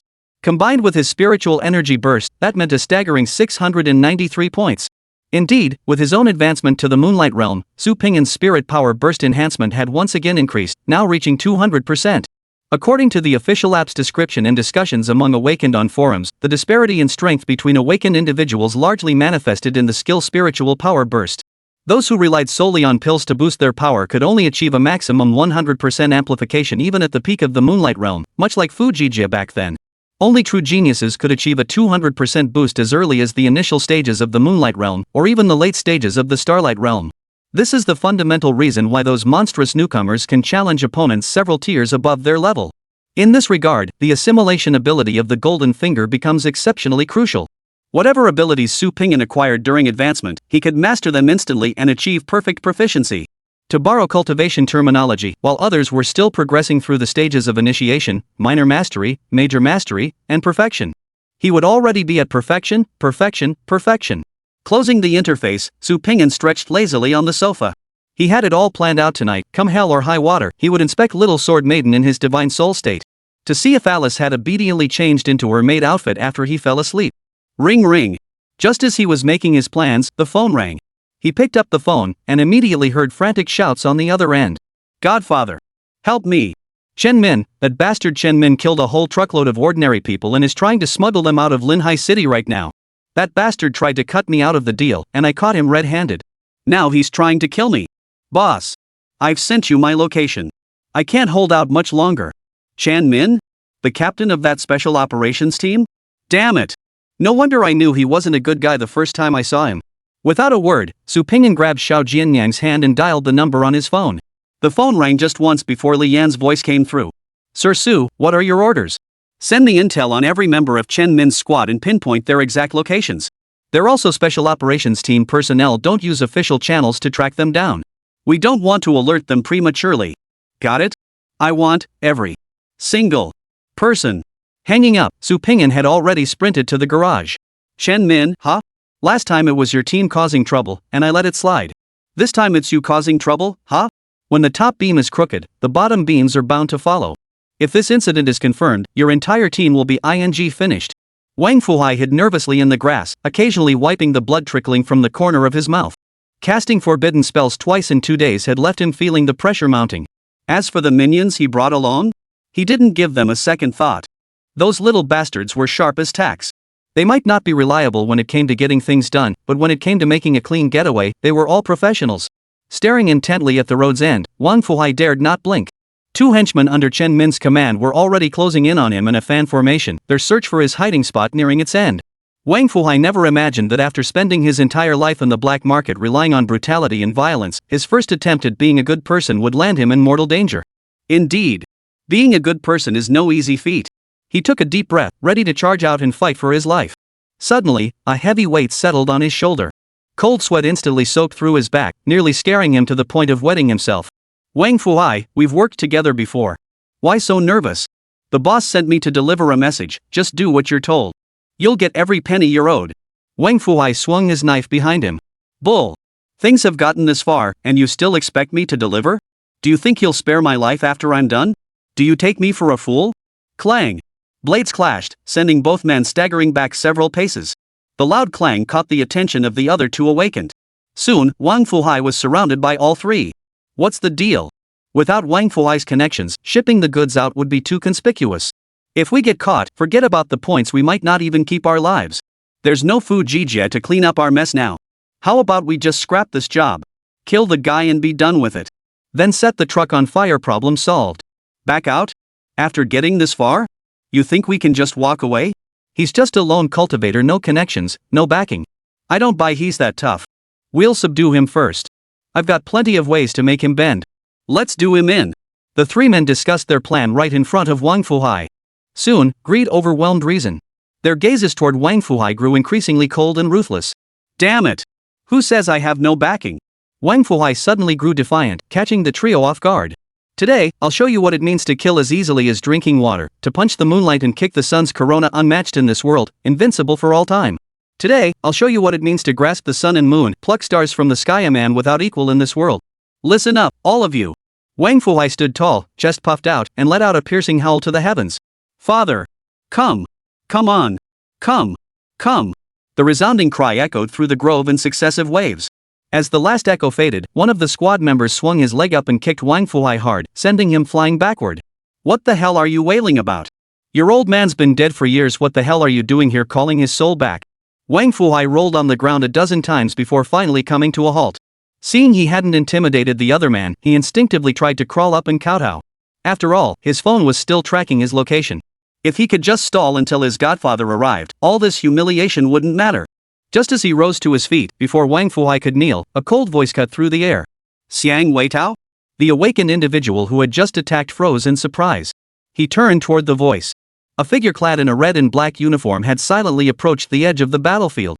One hand gripped a long sword, the other held a phone aloft, seemingly comparing the screen display with the identities of those present. Su Ping Un. Xiang Weidao stared blankly at the approaching figure. He instinctively activated his energy shield, only to quickly realize it was entirely unnecessary. Forbidden technique. Crimson Breathless Slash, First Form. Chapter 77, The Tyrant's Wrath.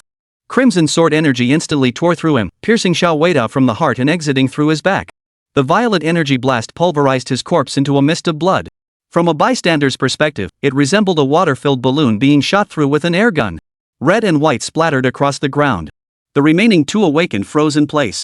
What kind of combat power is this? And what manner of combat was this? From meeting to fighting, the Crimson Tyrant had spoken only 2 sentences. One to ask for names, one to unleash forbidden arts. His first move was an overwhelming instant kill. What's the point of fighting anymore? Swiping through the photos on his screen, Su Pingyan paused before asking again, "Jia Yongxiang? Wei Shunan?" Still reeling from shock, Jia Yongxiang saw his name called by the Grim Reaper and bristled as if electrocuted. Still spacing out? Split up and run. No sooner had the words left his mouth than Su Pingyan's figure flickered. Death had arrived. Jia Yongxiang hadn't even registered Su Pingyan's movements before he'd already fulfilled his own wish, splitting up. Before the blood spurting had hit the ground, Su Pingyan swung his sword in a diagonal slash. An invisible blade of energy sent Wei Shunan flying, while Su's own blade, though later launched, arrived first, striking from behind. He raised his leg, delivering a roundhouse kick. Crack! Wei Shunan's shield shattered instantly. His head twisted 720 degrees into a twisted knot before even hitting the ground. 693 strength points. Even without forbidden techniques, that's enough to instantly kill a Moonlight Realm awakened. Hard to say if these weaklings are just too feeble, or if this is the absolute limit of the Moonlight Realm. With a flick of his wrist, he calmly sheathed his sword. Su Pingyan silently replayed the battle in his mind. In this battle, he had only used forbidden techniques at the outset, partly because Wang Fuhai was watching, partly to test his combat prowess after advancing to the Moonlight Realm. Practice makes perfect, they say. After dispatching 2 Moonlight Realm awakened beings as easily as slicing through vegetables, Su Pingyan gained a clearer understanding of his own strength. Now, the only ones who could truly motivate him to take a fight seriously were likely awakened ones at the Corona Realm or above. Wang Fuhai stared blankly at his foster father. His knees, which had just gone weak, suddenly stiffened again. He stood bolt upright, his body taut as a power line. Was this his foster father's way of fighting? Savage. This is way too brutal. What the hell kind of Moonlight Realm awakener is this? What the hell kind of Chen Min squad is this? They only dare bully lone cultivators like me. But when you face my godfather? You're no different from me. One sword swing and you're down. None of you have an extra head. Think you're tough? Think you're hot stuff? Well, my dad's here now. Let's see how you animals explain yourselves to him. Casually stepping over 2 corpses, Su Pingyan tilted his chin slightly toward Wang Fuhai. Those ordinary people you mentioned on the phone, where are they now? Dad. Boss. Over here. Over here. I was afraid Chen Min and his crew would destroy the evidence if they couldn't catch me, so I didn't dare go far. Wang Fuhai gritted his teeth against the excruciating pain, struggling to guide Su Pingyan. Along the way, he quickly recounted everything that had happened tonight. Hearing that over a dozen unopened boxes remained on the truck, Su Pingyan's expression instantly turned cold. Did you see clearly? All of them ordinary people's bodies? Boss, would I dare joke about something like this? I saw it clearly. The bodies hadn't even begun to decompose, they were definitely freshly killed. To make transport easier, that bastard Chen Min cut them into pieces. He's nothing but a beast. Su Pingyan said nothing. Only the movements of his feet quickened. At the truck, 2 members of Chen Min's squad were carrying a metal crate, one in front and one behind, loading it onto the new truck. The original truck had been rammed by Wang Fuhai, leaving several gaping holes and spilling its cargo all over the ground. It was definitely beyond repair. The 2 grumbled as they worked. The captain didn't need to be so cautious, did he? That Wang Fuhai is just a spineless coward. We could have brought him back, given him a good beating, and he'd have been obedient. Was there really a need for such a frantic retreat? Now he leaves just the two of us to do the work. What's that supposed to mean? If he wanted to avoid suspicion, he could have at least left us a few more people. Enough complaining. Fewer hands means fewer pennies split. What's wrong with that? If you ask me, the captain's been scared stiff by that Su Ping'an. Now he sees ghosts in every shadow. Speaking of which, do you know what the captain's nickname is these days? What? Something impressive? Bull. His new nickname is Pretentious Pilot. When I heard it, I nearly laughed my teeth out. Ha ha ha ha. You know what? You're right, it's damn fitting. Ha ha ha ha. Keep that laughter to yourself, though. Don't mention it in front of him, or he'll flip out for sure. I know. Unlike the captain, I'm not dumb enough to provoke the Crimson Tyrant. Sometimes I just don't get what he's thinking. The two exchanged glances and burst into laughter once more. What are you two laughing at? Their laughter froze instantly as they both turned toward the sound. Not far away. Su Ping'an stood there, recording with his phone, his face completely expressionless. Su Ping'an? Damn. Ignoring the two frozen figures, Su Ping'an approached while repeating his question, what's in the box? Lord Su, please listen, this is. One of them tried to make excuses, but the Scarlet Tyrant's reputation was too formidable. His usually sharp tongue suddenly stumbled into stammering. Shui Ziong. Before he could utter another word, a dark shadow streaked through the air. Shui Ziong's head flew skyward. The decapitation occurred with such blinding speed that the headless corpse remained frozen in mid-air, still clutching the metal box. Only after 5 full seconds did the lifeless body collapse to the ground. Thud! The unbalanced metal box crashed to the ground. The remaining team member was utterly stunned. Cheng Hong, open the box. Cheng Hong heard death utter his name, and his heart skipped a beat. With the headless corpse right beside him, a foe even weaker than Shui Ziong, there was no room for even a shred of hope. With near numbness, he pried open the metal box. The cargo spilled out in a torrent as the lid swung wide, scattering across the floor. Gazing upon the faces, some frozen in despair, others numb, and still others utterly mangled, Su Ping'an's rage boiled over, uncontrollable. He didn't know these people. He didn't know if they had families. He didn't know what they had endured before their deaths. Perhaps they were merely unnoticed vagrants, perhaps they were society's outcasts, perhaps they were just a group of insignificant people like he once was, people whose disappearance from the world would go unnoticed. Su Ping'an couldn't possibly get to know each of these victims individually. He only needed to know one thing. They must be just like he once was. They just wanted to survive. Su Ping'an turned off the recording and tucked his phone away. Chen Min, where is he now? Su Ping'an spoke slowly, each word carrying a suppressed flame that threatened to erupt at any moment, engulfing everything around it. Captain. The captain's gone. He told us to clean up the mess. He didn't want to get involved in this. Reaching out, he grabbed the throat. Su Ping'an tightened his grip with brutal force. Terrifying pressure surged from Cheng Hong's neck, forcing his eyeballs to bulge out of their sockets. Twist. Release. Su Ping'an literally plucked Cheng Hong's head off. For a fleeting moment, he understood why the captain preferred to kill enemies with his own hands rather than rely on soul weapons. At least in this moment, only the warm blood could slightly extinguish the rage burning within Su Ping'an's heart. Contact the Public Security Bureau to identify the deceased.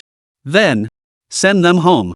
Listening to Su Ping'an's final instructions, watching that rapidly receding figure, a cold thought suddenly took root in Wang Fuhai's mind. Tonight, many people would die. Chapter 78, Blood Flows for 1,000 Li. Linhai Branch.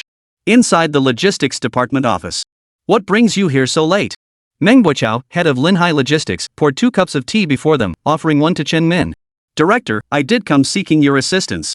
Chen Min accepted the tea, pouring it into his mouth without regard for its temperature. I made a deal tonight that might have some minor procedural oversights. But the goods have already been shipped, there's no turning back now. If anyone notices anything suspicious, I'd like to ask Director Meng to cover for me. Please state that this was properly reported to the Logistics Department. Whether this causes trouble or not, Minister Meng, you'd be doing me a huge favor. As he spoke, Chen Min dipped his finger in the water stain on the coffee table and scribbled a string of numbers on the blank space. Meng Buochao lowered his gaze, discreetly glancing at the numbers. He felt quite satisfied. Having secured such a plum position in the Logistics Department and risen to become the head of the Linhai branch, Meng Buochao clearly possessed considerable skill. He saw right through it. The trouble Chen Min had stirred up this time was likely no small matter. It was well known that the Special Operations Team wielded terrifying authority. The only force capable of frightening Chen Min like this was another Special Operations Team. Only magic could defeat magic. Chen Min had sought him out precisely because of his position as department head. Only a minister-level official could evade the Special Operations Unit's investigation. What Chen Min wanted was this official recognition. Once manhwa gave his nod, the shipment would officially belong to him. Should any issues arise later, any investigation would have to follow proper procedures. They couldn't just take someone in for questioning right away. This would buy Chen Min time to maneuver. Manhwa didn't respond directly. Instead, he poured Chen Min another full cup of tea. Team leader Chen, you're joking. I'm just a logistics manager. I couldn't possibly shoulder such heavy responsibility. Chen Min instantly caught the subtext. This was a big deal. It would cost extra. You bastard, you sly fox. How greedy can you be? 10,000 points still isn't enough? Fine, you like points, huh? Then I'll paint you an even bigger pie. Just get me through this crisis, and I'm out of the official game. Whether I go rogue or disappear into obscurity, I'll just pack my bags and leave. See where you'll get that money then. With that thought, Chen Min added another 0 to the figure. He had no intention of paying anyway. If he weren't worried about scaring manhwa, he'd have written 1,000,000 points. Team leader Chen, I understand your situation. Send me the specific details of the shipment origin, destination, everything. I'll report it on your behalf. If any trouble arises, I'll cover for you first. Of course, I won't get involved in anything illegal. I'm just helping you out as a friend with this shipment. If anything major goes wrong, the worst I'll get is a slap on the wrist for lax oversight. Beyond that, I can't take responsibility for you. Manhwa's face lit up instantly, his smile radiating pure delight. As long as you're willing to take the fall, I just need to move that shipment tonight. Tomorrow I'll be gone from Linjiang province. You can take whatever blame you want, it's none of my business. Just get through tonight. Chen Min exhaled a long breath. His reason for seeking out manhwa was simply to buy himself some insurance. Ever since Wang Fuhai had suddenly turned against him, Chen Min had been weighed down by unease, as if a scythe hung over his head, ready to fall at any moment. It felt like being on the grasslands, suddenly locked in the gaze of a predator. Even after meticulously scanning his surroundings and finding nothing amiss, he knew something bad was coming. Captain Chen, why are your hands shaking like that? It's just a shipment, no need to overreact. Back when Fu Jijie was still around, you never let anything faze you. Manhwa watched Chen Min, who couldn't even steady his teacup, and teased him with a hint of amusement. Back when Fu Jijie was still around, Chen Min had always ordered him around whenever he needed something, never once giving him, the department head, the time of day. Now that Chen Min was the one asking for favors, Manhwa couldn't help but feel a bit smug. I just feel something's off. My eyelid hasn't stopped twitching all night. I have this feeling something bad is going to happen. Chen Min lifted his teacup and downed it in one gulp, speaking with a hint of irritation. You think, could it be Lu Yen returning from the capital? Is he just waiting for me to ship the goods so he can rub salt in my wounds? Captain Lu? Manhwa raised an unconcerned eyebrow. That's impossible. He went to the capital to report on his duties. Getting promoted to commander is a major event. He wouldn't be back so soon. Come on, team leader Chen, don't get so worked up. It's no big deal. Back when Fu Jijie was around, which special ops squad didn't move some goods? Once Lu Yen takes over, you guys just tone it down a bit, and it'll blow over. Does Lu really think he can take all of you down? Who'd do the work then? Right. Chen Min exhaled deeply, raising his hand to press firmly against his temples. Lu Yen can't be back yet. I'm just scaring myself.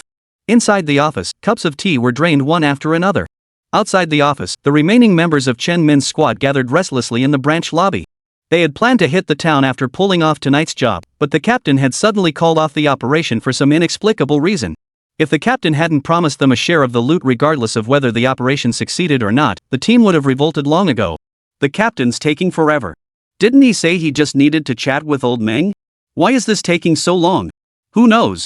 The captain must have lost his mind tonight or something. He's been acting weird all evening. Back in the day, we never needed to talk to logistics to get things done. One call and old Meng would be scrambling over here. Keep your voices down. Times have changed. Things are only going to get tougher from here on out. As the team members chatted, a voice strange yet vaguely familiar suddenly cut in. Chen Jifeng. The named team member looked up in confusion, his gaze drifting toward the distant figure. Su Ping'an took a second to compare the face on the screen with the intelligence sent by the Li family.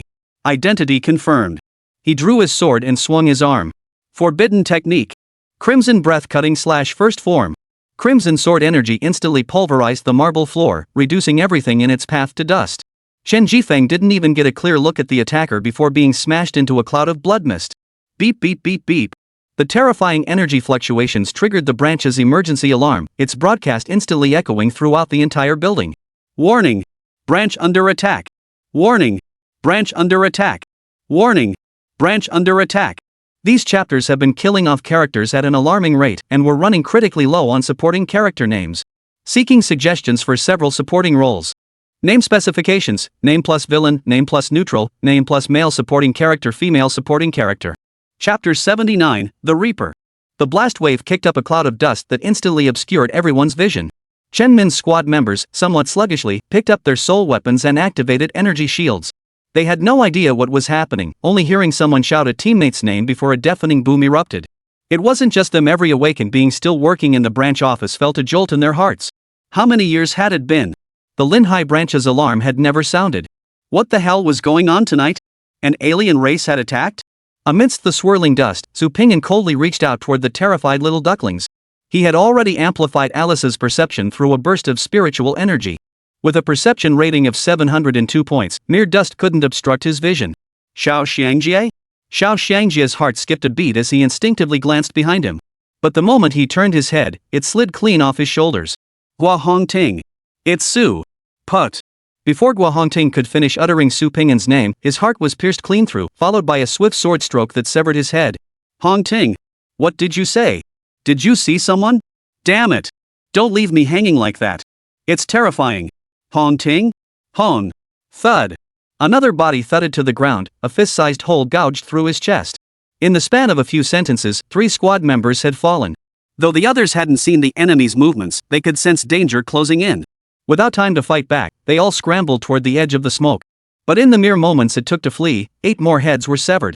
The only 2 who broke through the smoke dared not look back, screaming at the top of their lungs, "Help! Enemy in the smoke! Damn it! What are you just standing there for? Help!" Xin Bao. Hearing his own name called by the Grim Reaper, Xin Bao dared not respond. He could only push his legs harder, wishing he could fly away on the spot. Just 3 steps away from the branch office, the demon's low growl echoed behind him once more. Forbidden Art. Crimson Breathless Slash, First Form. Scarlet Sword energy roared like a raging dragon, erupting in an instant to blast Xin Bao skyward. The good news was, Xin Bao did indeed fly as he'd wished. The bad news was, only his upper body took flight. Thud. He crashed heavily to the ground, lowering his head in agony. From the waist down, his body had completely vaporized. His internal organs and intestines spilled out, covering the ground. In utter terror and despair, Xin Bao drew his final breath. The entire Chen Min squad, save for Captain Chen Min and Yu Xinghuai, had been slaughtered clean by Su Pingyan. Yu Xinghuai watched as his teammates' severed halves flew through the air. Unable to control his trembling body any longer, his legs gave way, and he collapsed to his knees at the entrance of the branch office. Though escape lay mere steps away, he found himself utterly unable to summon the courage to take them.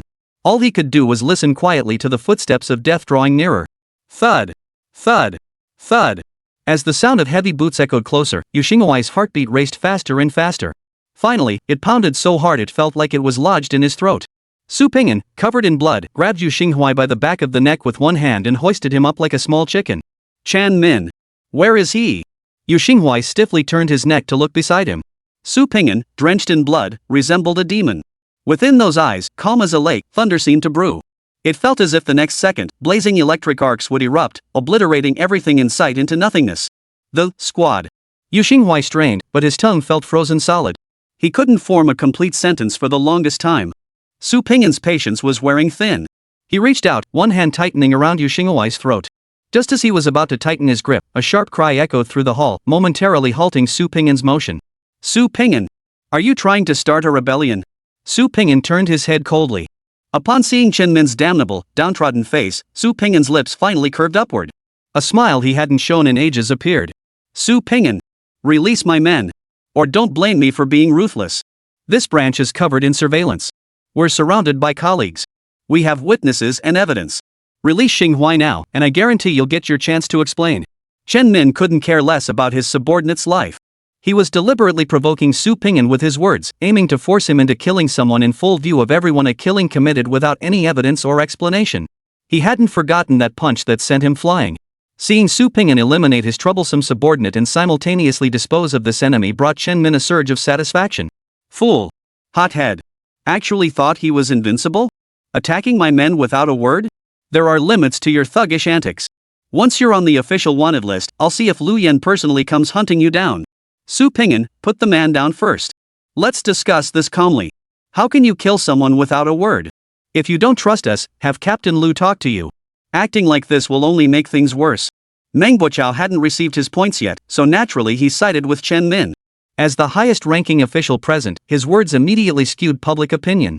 The gathered awakened had already subconsciously concluded that Su Ping'an had snapped and killed someone for unknown reasons. Whether it was personal revenge or not remained unclear. As long as the fire didn't reach them, watching the drama unfold was quite entertaining. As the crowd swelled, murmurs grew louder. Some were clueless bystanders, purely there for the spectacle. Others maliciously speculated that Su Ping'an was a psychopath who indiscriminately slaughtered innocents. Still others believed Su Ping'an and Chen Min's squad had engaged in some shady business together, leading to a dispute over the spoils.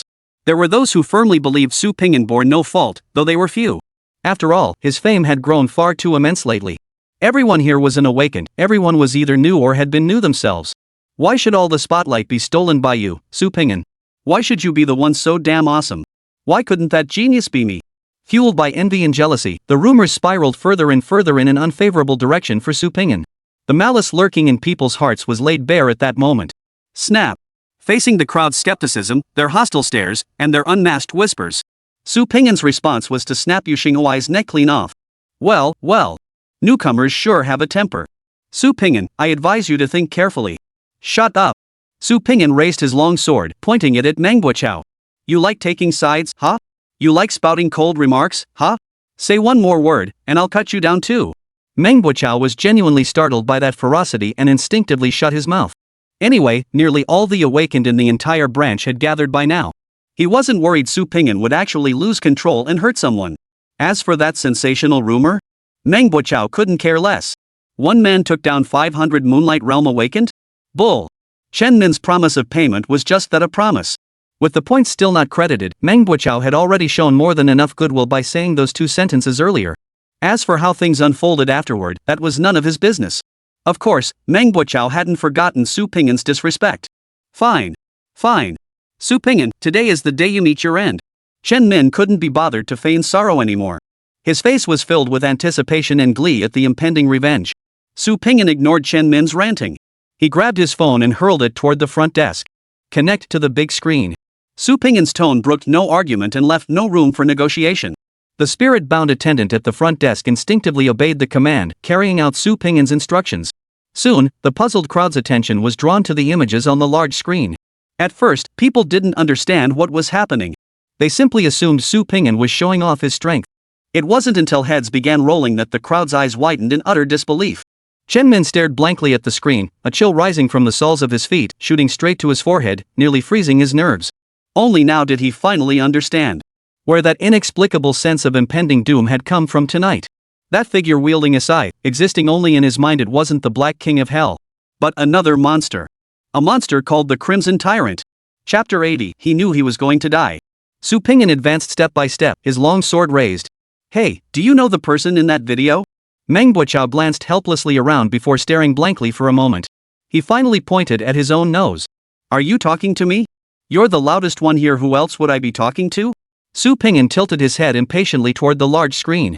Come on, introduce these two people in the video to everyone here. Who are they? What are they doing? Meng Buqiao swallowed nervously under Su Ping'an's fierce gaze. Once the video was released, the charges against Chen Min's gang would be set in stone.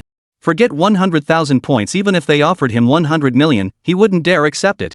The most crucial thing now was to distance himself from this group immediately. With his mind made up, Meng Buqiao shifted his feet imperceptibly, distancing himself from Chen Min.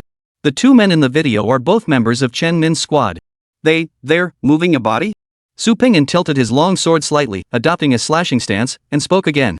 Speak up. You had plenty of energy earlier, didn't you? What's wrong now? Did you leave your vocal cords at home? Seeing Su Ping'an's clearly threatening gesture, Meng Buqiao dared not play games anymore. He immediately shouted at the top of his lungs, Team Chen Min is destroying evidence.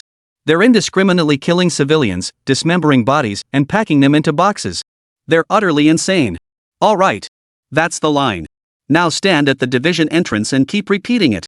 Don't stop until I tell you to. If you dare stop on your own, don't blame me for labeling you as Chen Min's accomplice and cutting you down too. Su Ping'an threatened him outright. Meng Buqiao was now completely intimidated by Su Ping'an's aura. How could he dare to argue with this bloodthirsty brute about rules? He was absolutely certain that if he dared utter, I'm the logistics department director. You can't treat me like this. The next second, this monster would swing his sword at him. The crucial point was that nearly every awakened individual in the branch office was present. Everyone had seen him siding with Chen Min. If Su really did cut him down, no one would dare come to his defense. Adopting the philosophy of better safe than sorry, Manhwa jogged all the way to the branch entrance, bellowing his words at the top of his lungs. Ignoring the echoing voice behind him, Su Ping'an strolled leisurely toward Chen Min. By Su Ping'an's usual standards, he should have swung his sword the instant he saw Chen Min, slicing the enemy into mincemeat to prevent any reaction time, any chance to pull out a hidden weapon and turn the tables. Even if there was something to say, he could have cut the man down first and asked questions later, avoiding the tragic fate of villains who die from talking too much. But this time, Su Ping'an was making an exception. He couldn't let Chen Min die so easily. Are there any civilians still alive at your hands? Su Ping'an wiped the blood trickling into his eyes and asked calmly. Chen Min was forced to retreat step by step until his back hit the cold wall. His Adam's apple bobbed up and down, yet not a sound escaped his throat. Fear, despair, and the dread of death made Chen Min convulse as if electrocuted. His fingers dug deep into the wall crevices, his nails turning pale and bluish. I told you before, every single member of Chen Min's squad is a heartless beast. Even when Fu Jie was still alive, they were notorious vicious dogs, committing every kind of evil. They should have been dead long ago. And this is just one box. I saw over a dozen large boxes in the video. How many civilians did Chen Min's team slaughter? This isn't just about lacking humanity. What makes their killing any different from that of the alien races? I knew it from the start. How could Magistrate Su Ping'an be the kind to slaughter innocents? If he's here, he must have found evidence against Chen Min's squad. Exactly. Su Ping'an may be fierce, but he never bullies the weak. Every bastard he killed, every single one deserved it. Su Ping'an is a killer. Chen Min deserved to die. Lord Su is mighty. Listening to the renewed murmurs around him, Su Ping'an felt nothing. The awakened praising him to the heavens were precisely those who had been the most sarcastic toward him earlier. Seeing the tide turn, they swiftly changed their tune, scrambling to curry favor with him. Su Ping'an cared not a whit for their words, nor for how others judged him. He had simply done what he wanted to do, what he ought to do. What others said was of little consequence. Are there any civilians still alive in your custody? Su Ping'an had already stepped before Chen Min and asked again. Civilians? What civilians? The fear of death had completely shattered Chen Min's sanity. He screamed almost hysterically, I have no idea what you're talking about. Yes. Xue Ziang and Cheng Hong are my men. So what? What does that prove? They did all this. I had no idea what was happening. At worst, it's negligence on my part. What proof do you have linking me to these events? I'm their team leader, not their nanny. Do I have to watch their every move? Chen Min felt like he'd glimpsed a ray of light in the darkness, desperately flailing his arms to grasp it. Chen Min knew that if he gave an inch, he was as good as dead. He had to bite the bullet and deny everything. I get it now. You're just looking for revenge, aren't you? You want to use my subordinates' mistakes to destroy me, right? Chen Min bellowed like a shrieking harpy, screaming at the top of his lungs in an attempt to rally some support. Su Ping'an calmly sheathed his sword, then swung his arm in a punch that sent Chen Min's nose crashing inward, silencing him. He grabbed Chen Min by the hair, forcing him to lift his head and stare at the large screen. Play the second video. The spirit artifact attendant, startled by the command, hesitated before hastily complying. You killed all these people, and you're still laughing here? How can you even laugh? I may be in it for the money, but I still have a conscience. These people haven't even been dead a day yet. You shipped so many boxes, how many people did you actually kill? Do you even care about any of this? You've known me for years. You should know what happens when you cross me. Wang Fuhai, if you know what's good for you, shut your mouth and send someone to pick up the shipment. Otherwise, you can kiss your black market business goodbye. Damn it. That Ant Wang Fuhai. He actually recorded a video? Chen Min's pupils contracted to pinpricks, momentarily drowning out the searing pain in his nose. Only one thought echoed relentlessly in his mind. I'm dead. I'm dead. I'm dead. Chapter 81, Utter Madness. Chen Min's last escape route was cut off. He knew he was doomed today. Since death was inevitable either way, there was only one thing left for him to do. Take Su Ping'an down with him. Forbidden technique. Meteor sword force. Before he could even draw his sword, Su Ping'an's fist slammed into him. The close-range punch shattered Chen Min's right hand, the one gripping the sword, snapping it clean off. That single punch also halted the forbidden technique's execution. Chen Min's pupils dilated in shock, his mind going blank. The next second, Su Ping'an formed his fingers into a claw, gripping Chen Min's arm. He twisted his wrist, closing his fingers. Crunch! Right before the entire branch office, he tore off the right arm of a Moonlight Realm Awakened with his bare hands. Su Ping'an grabbed Chen Min by the back of the neck with one hand and dragged him to the center of the hall like a pig being slaughtered for the new year. Are there any civilians still alive in your custody? Su Pingyan demanded again. Chen Min offered no reply, only howling incessantly, his eyes brimming with venom and curses.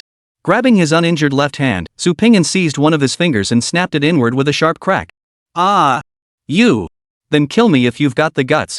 You, Su Pingyan! Su Pingyan said nothing, merely grabbing the second finger and snapping it again. The excruciating pain sent Chen Min's nerves into a frenzy, causing his entire body to convulse uncontrollably. Snap! Snap! Snap! After snapping 5 fingers in succession, Su Pingyan asked again, are there any living civilians left in your hands? Su Pingyan. I'll remember you. Even as a ghost, I won't let you off. Chen Min's tears and saliva pooled on the floor, yet he still refused to back down. Su Pingyan crouched down, one hand pinching Chen Min's jaw to force his mouth open, the other reaching inside. He grabbed Chen Min's front teeth and yanked them out violently. Ugh! Ah! Chen Min's legs kicked wildly against the ground, desperately trying to distract himself.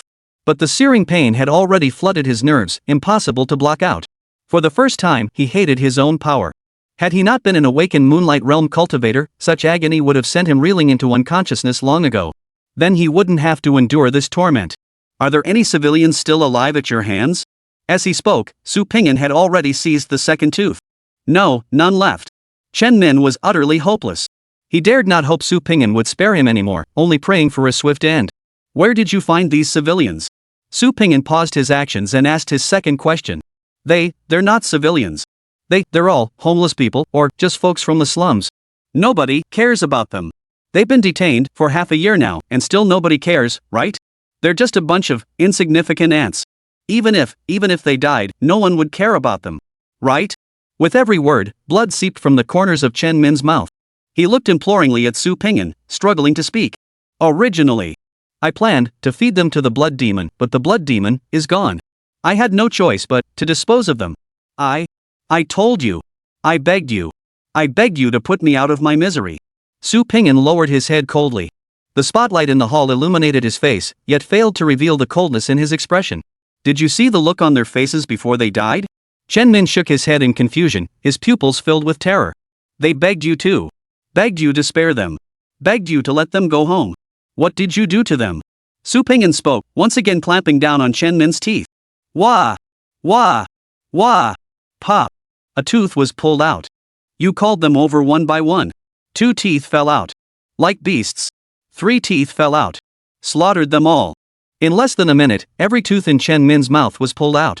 This beast, stained with countless sins, could no longer utter a single word. Oh, right. Shaking the blood from his hands, Su Pingyan slowly rose to his feet. You dismembered them too. He lifted his leg and brought it down. Snap. Chen Min's left arm shattered instantly, bending at a horrifying 90-degree angle. Just to make packing easier, huh? Su Pingyan lowered his shoulder, swinging his arm backward.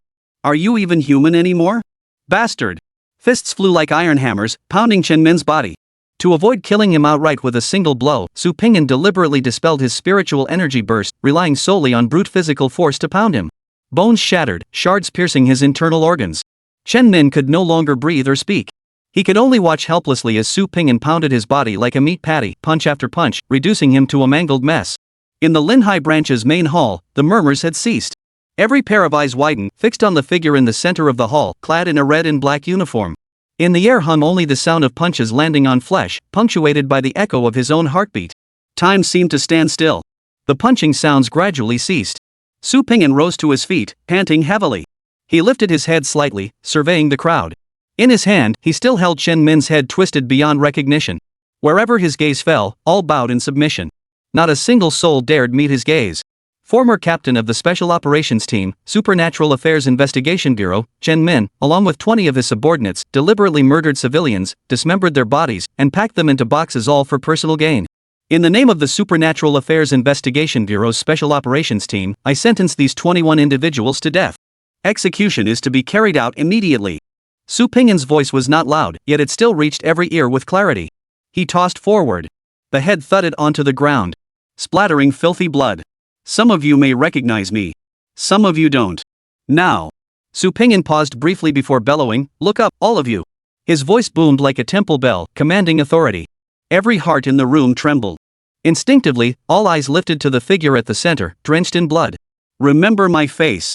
Remember my name. I am Su Pingyan. If anyone dares to do what Chen Min did, you can all come report it to me. Of course, if any of you dare to do such a thing and I find out. Su Ping'an didn't elaborate on the consequences. He simply raised his foot and stomped down hard. Crack! Chen Min's skull instantly exploded, brain matter and blood splattering outward in all directions from the center of Su Ping'an's foot. Silence. Dead silence. Su Ping'an knew no further words were needed. Shook the blood from his hands. Turned around. He left. Behind him, Chen Min's body lay torn to shreds, his torso hammered into a mangled mass of flesh. As Su Ping'an departed the branch office, he could still faintly hear manhwa bellowing at the top of his lungs. Chen Min's squad indiscriminately slaughtered civilians and destroyed evidence utterly insane. Absolutely insane. Outrageous. Mad. Chapter 82, Acting Commander. Several days had passed since the bloody night at the Linhai branch. Yet the aftermath continued to unfold. After tallying the casualties, it was revealed that Chen Min's squad had slaughtered nearly 200 civilians. This incident sent shockwaves through the higher-ups, sparking a massive uproar across the entire Linjiang province. Dust covered missing persons files, gathering dust for years in the Public Security Bureau, were all dug up. The mission system was reset outright. Awakened individuals across the province swarmed out like sharks smelling blood, searching for civilians who might have been captured by other awakened. Though the investigation tasks offered no rewards, they were easy to complete and could be accepted by multiple people simultaneously, with rewards shared among participants. Awakened individuals were more than willing to take them on.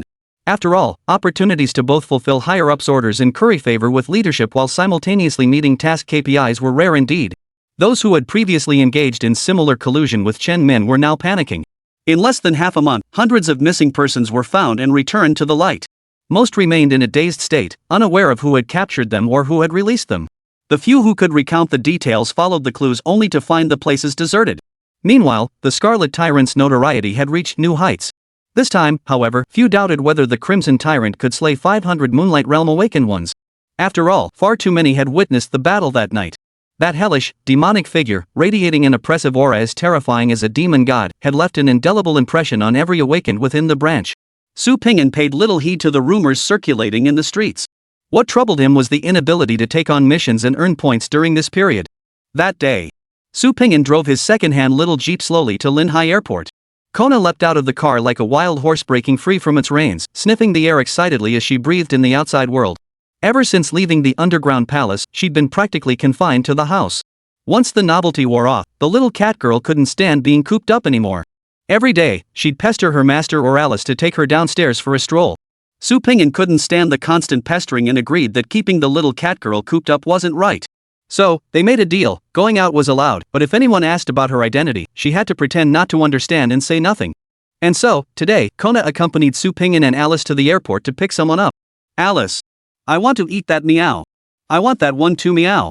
And that one, and that one, and that one. Alice gazed at Kona tenderly. Whatever the little cat girl desired, she would buy it. She had tasted hunger before. She knew exactly how it felt. So she couldn't bear to see Kungana suffer. Anyway, there was still some pocket money left from her master. If little Kona wanted to eat, then she should eat. Kona, after this, I can't buy any more. My allowance is completely gone. Alice shook her little purse helplessly, not even half a coin remained. Alice, just go ask master again. He'll never say no to you, Kungana mumbled with her mouth full of grilled sausage. No way. Ping'an works hard for his money, and airport food is way too expensive. Let's find somewhere else to eat after we pick up Captain Lu. Okay then, meow. After a second of disappointment, Kona perked up again, and the two began discussing where to eat. As their conversation grew animated, her fluffy tail began to sway in rhythm. Several passers-by were drawn to the scene, wanting to catch a glimpse of the rare cat girls. But when they caught sight of the figure beside the two girls dressed in a red and black uniform, they all silently lowered their heads and quickened their pace to leave. Ordinary girls without soul tools, however, mustered their courage to approach Kungana and Alice for photos. Su Ping'an leaned lazily against the railing, yawning sleepily. Ping'an. A familiar voice called out from behind him. Lu Yan, clad in beach shorts and carrying a variety of bags, shuffled over slowly. At first glance, one might mistake him for heading on vacation rather than reporting for duty in the capital. Captain. Su Ping'an stepped forward and took the captain's luggage. Alice and Kona also greeted Nina warmly. Captain? What captain? I'm the commander now. Lu Yan flaunted his new credentials like a child. Acting commander? Su Ping'an looked at the conspicuous acting prefix on the badge and asked with some confusion. What can I say? I did take out my superior to get this position. The higher-ups are still wary of me. I'll have to prove myself to get rid of that acting label. No big deal. Even as an acting commander, my rank is high enough. Finally, I can promote my precious Nina to S-class. Lu Yen waved his hand dismissively, seeming in a rather good mood. Nina, trailing behind, shook her head gently and continued chatting with Alice and the others about their experiences in the capital. Does upgrading a soul weapon from a rank to S rank still depend on the master's official rank? Walking side by side, Su Pingyan asked curiously. There are no restrictions before a rank, but to advance to S rank, you need at least a ministerial level position. In our special operations unit's hierarchy, that means commander rank. Lu Yen spoke as he pulled a black, lumpy package from his luggage and thrust it into Su Pingyan's hands without further ado. A little souvenir I brought you. No sooner had he sat in the car than Su Pingyan couldn't resist his curiosity and opened it, eager to see what his no-holds-barred captain had brought him. Unwrapping the package, a thick stack of documents appeared before Su Pingyan's eyes. Captain, you're really slacking off here. Who brings a stack of documents as a souvenir? They're not edible or drinkable. You don't know. Do you have any idea how much effort I put into getting these? Lu Yen pouted in annoyance. Su Pingyan's curiosity only grew. Pulling out the top document and opening it, Su Pingyan froze instantly. The pages were densely packed with every detail of Su Pingyan's life. From his parents, date of birth, and educational background, to his growth trajectory, how he became an awakened one, and how he joined the special operations team, every detail was laid out clearly. The most crucial part? Not a single detail was true, yet every page bore the official seals of the relevant departments. Captain, what does this mean? Su Pingyan turned his head, looking at Lu Yen with confusion. In time, I'll promote you to captain of the special operations team. What's the point of your current identity? You're just a complete black sheep. If someone with ulterior motives uses your background to attack you, what then? Besides, once I become the chief of the special operations unit, I plan to promote you to commander. Your identity is something we need to take seriously. Over the next few days, memorize these documents. If someone tries to use this against you, you won't be completely clueless. Lu Yen slipped his sunglasses into his pocket and instinctively reached for a cigarette, but glancing at the three girls in the car, he held back. Also, while sorting out your identity, I found you left some loose ends in the black markets of various cities across Linjiang province. Given your capabilities back then, you hid them pretty well, but they still wouldn't escape the notice of professionals. I've taken care of those too. They'll all keep their mouths shut. No one will ever find any trace of where you've been. Su Pingyan froze. He truly hadn't expected Lu Yen to know he'd visited black markets across the entire province. Did that mean he also knew Su Pingyan had been there to traffic organs? Su Pingyan didn't want to guess, nor did he want to deceive Lu Yen. As he pondered how to respond, Lu Yen spoke first. Pingyan, you don't need to explain. I won't ask what you were doing in those places. Everyone in my team has their own secrets, big or small. As long as I know who you are, everything else. None of it matters. Chapter 83, The Requirements for Advancing to S-Class. Su Pingyan carefully stowed away the documents and silently started the car. After driving in silence for a long while, he couldn't hold back any longer. Captain, you really trust me that much? Captain? You should be calling me Commander Lu now, okay? Lu Yen grabbed a piece of gum and popped it into his mouth. Captain, haven't you forgotten? You're only an acting commander right now. Acting. Don't worry about acting or not, just answer yes or no. Su Pingyan shook his head, choosing not to argue. Fine, I'll say yes. A few seconds of silence passed. Oh, right. Lu Yen gazed out the window at the receding scenery, his tone seemingly light and carefree. I knew about the Blood Knight incident at the Linhai branch that very day. It was legal, justified, and didn't affect outsiders. You handled it well. If you'd been here as captain, you would have done the same. Su Pingyan didn't doubt this for a moment. Don't get too cocky. The job was well done, but you left a whole lot of loose ends. Lu Yen shifted his tone abruptly. Su Pingyan glanced at Lu Yen with curiosity, waiting for him to continue. The Chen Min gang is indeed wiped out, but is that the end of it? If I hadn't reacted fast and sent people to raid their homes that very night, who knows how many points we'd have wasted. 21 people, and we seized a total of 21,900 points. Damn it, these bastards sure know how to spend. After all these years of looting, that's all they had left. Su Pingyan. Lu Yen continued his lecture, don't look at me. You didn't get any of the points this time, and neither did I. I've already had all the points converted to Blue Star currency. Every last cent went to compensating the victims' families. As for those without traceable relatives, I found them gravesites so they could rest in peace. This case cost me a fortune. I didn't pocket a single penny and ended up shelling out a lot more. You sure are cool, cutting someone down with a sword. But don't you have to pay for the damaged branch? You spendthrift. Su Pingyan hadn't considered these details at all. For a moment, he felt a pang of guilt. Seeing the captain's genuinely pained expression, it didn't seem like he was putting on an act. Captain, I still have 6,500 points. I can chip in. By my ass. Lu Yan waved his hand to cut Su Pingyan off. You think every time I get reimbursed extra, I get to keep half of it? Like it actually goes into my pocket? Anyway, you're the one footing the bill for all this spending. Don't try to play games with me. How strange is that? The guilt vanished. Captain, I didn't think it through carefully. Su Pingyan looked at Lu Yan with sincere earnestness. Lu Yan waved it off, not caring in the slightest. Good thing we'll have another chance to make money soon. Otherwise, I might not even have enough to upgrade Nina. Master, I'm not really in such a hurry, Nina said from the back seat, maintaining her gentle, big sister demeanor. She always seemed so calm, as if she could never get angry. You're not in a hurry, but I am. There are some positions I've wanted to try for ages. Once you're upgraded, I can finally. Master. The gentle big sister suddenly grew flustered. It was the first time Su Pingyan had ever seen panic on Nina's face. Ahem. Su Pingyan caught Alice and Connor's gossipy glances in the rearview mirror and quickly changed the subject. Captain, is upgrading to S rank really that expensive? Damn it. Just talking about this makes me furious. From Lu Yan's gritted teeth tone, Su Pingyan could already guess the answer. It's ridiculously expensive. $1 million grand. If I didn't have connections in the capital to get a discount, I'd have no idea when I could scrape together that kind of money. 1 million? Blue star currency? Su Pingyan was genuinely shocked by his own ignorance for the first time in ages. Points. I'd curse blue star currency if I could. Lu Yan practically snarled through gritted teeth. The higher-ups never intended for anyone to upgrade soul gear to S rank, they just set this price to prevent it. If you want to upgrade, you have to grovel to the big shots. I refused to kneel, so I had to pay my way. If you're willing to grovel, Captain, I happen to know someone who's practically an expert in that field, Su Pingyan offered helpfully. Kneel my ass. If I could kneel, I wouldn't have been kicked out of the capital in the first place. Lu Yan grew angrier the more he thought about it. And didn't I tell you? I'm a commander now. Where's your respect? I've been waiting to show off my new rank to you. What's with still calling me captain? Right, captain. Su Pingyan still found captain easier to say.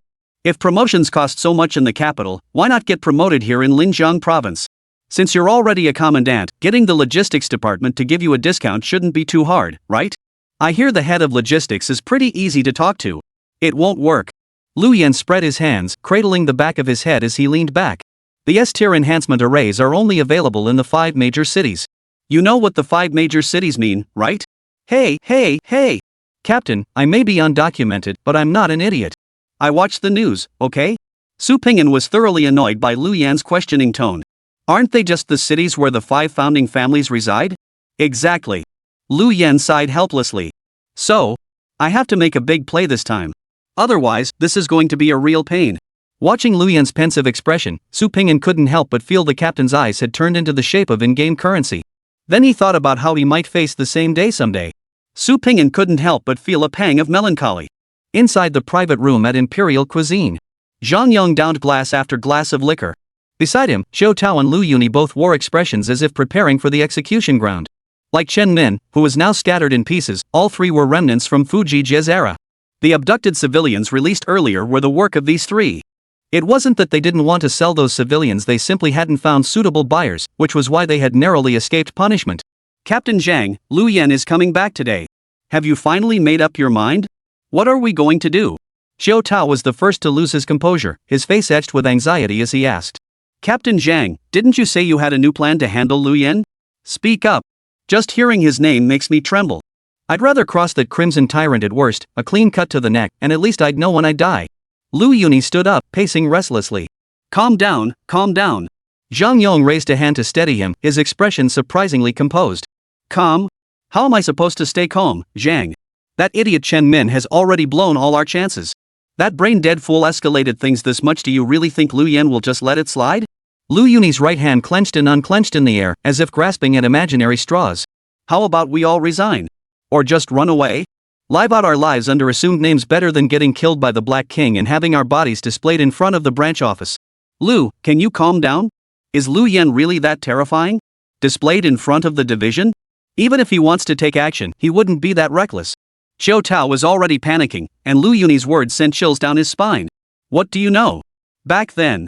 Lu Yuni was about to continue when Zhang Yong waved him off again. Enough. Nothing's even happened yet, and you're already panicking? I called you all here to handle this very situation, didn't I?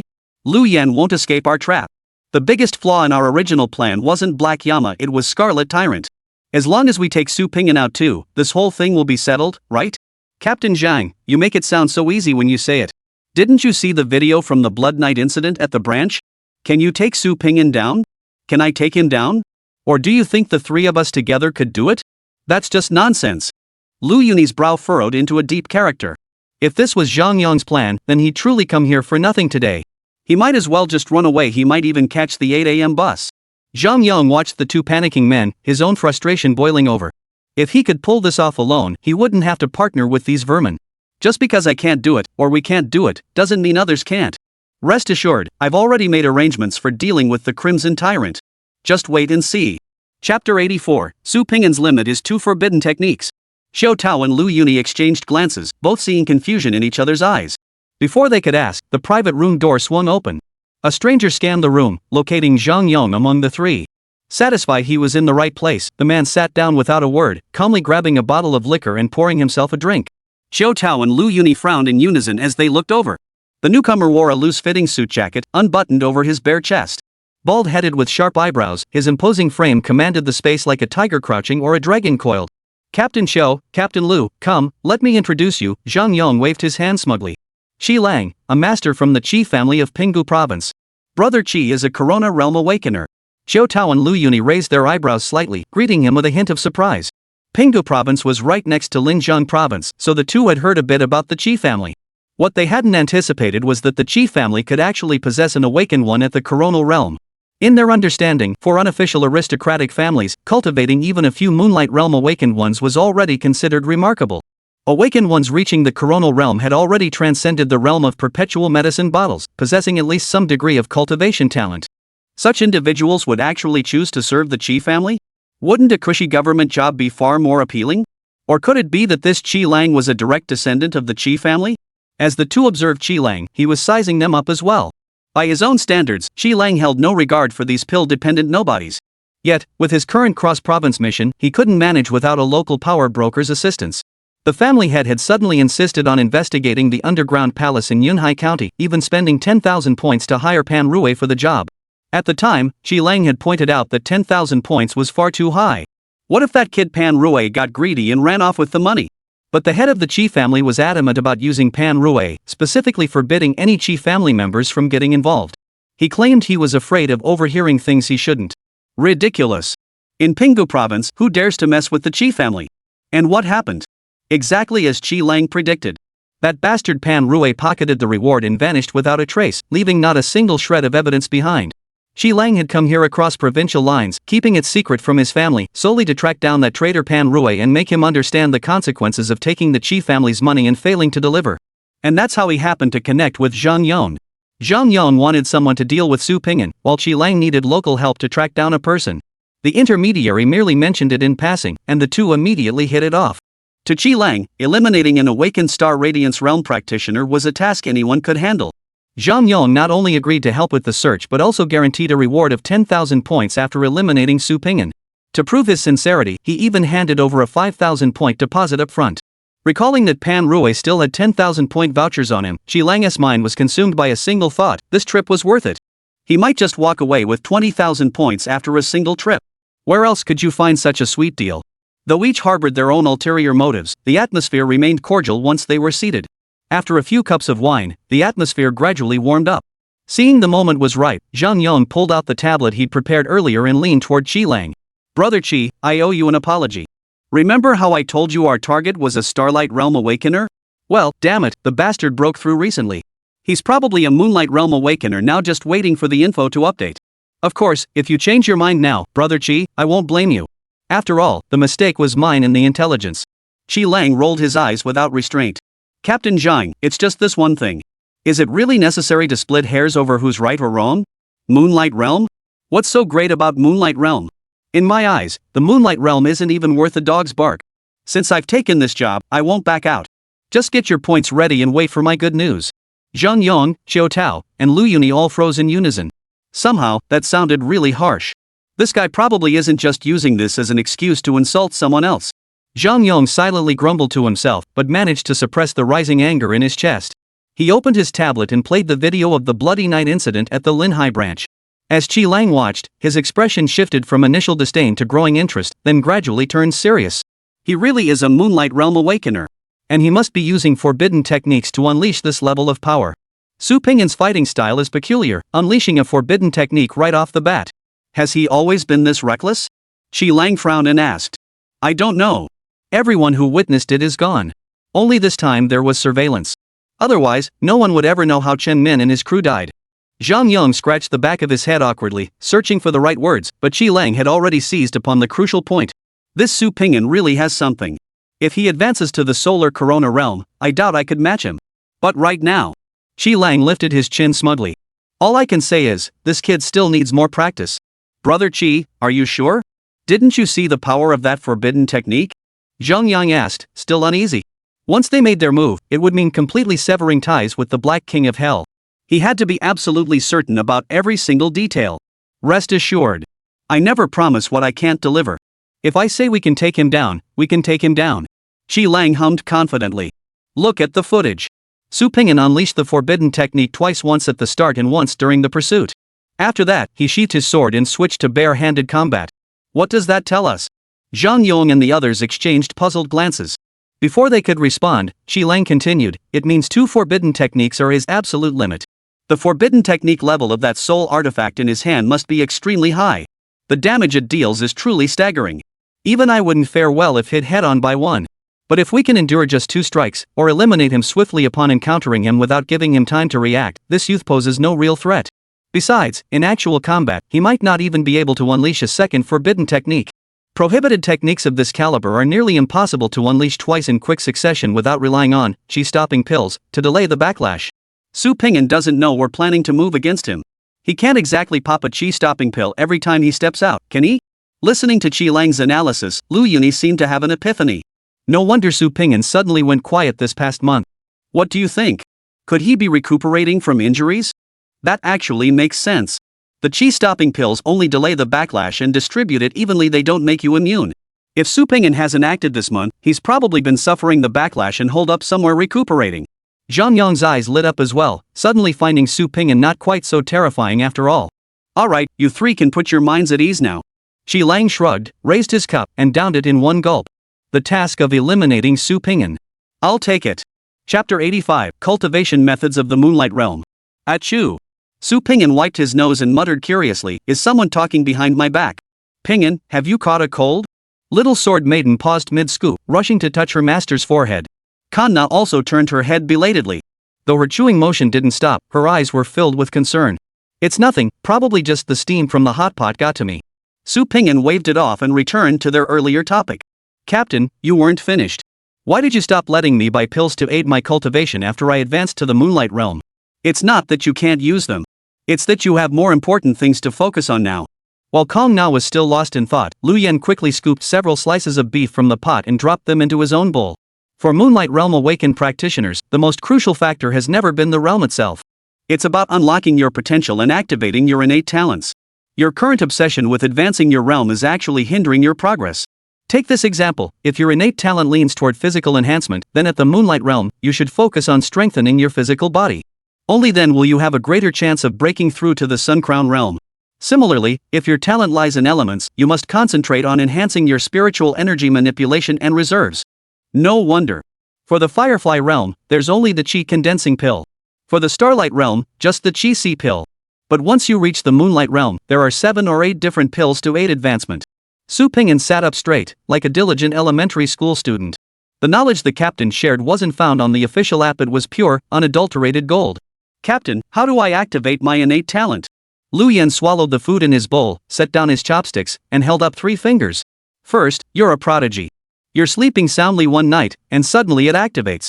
Then you can focus your efforts in that direction, smoothly break through to the Corona Realm, and fully master your talent. Second, you're an ordinary person.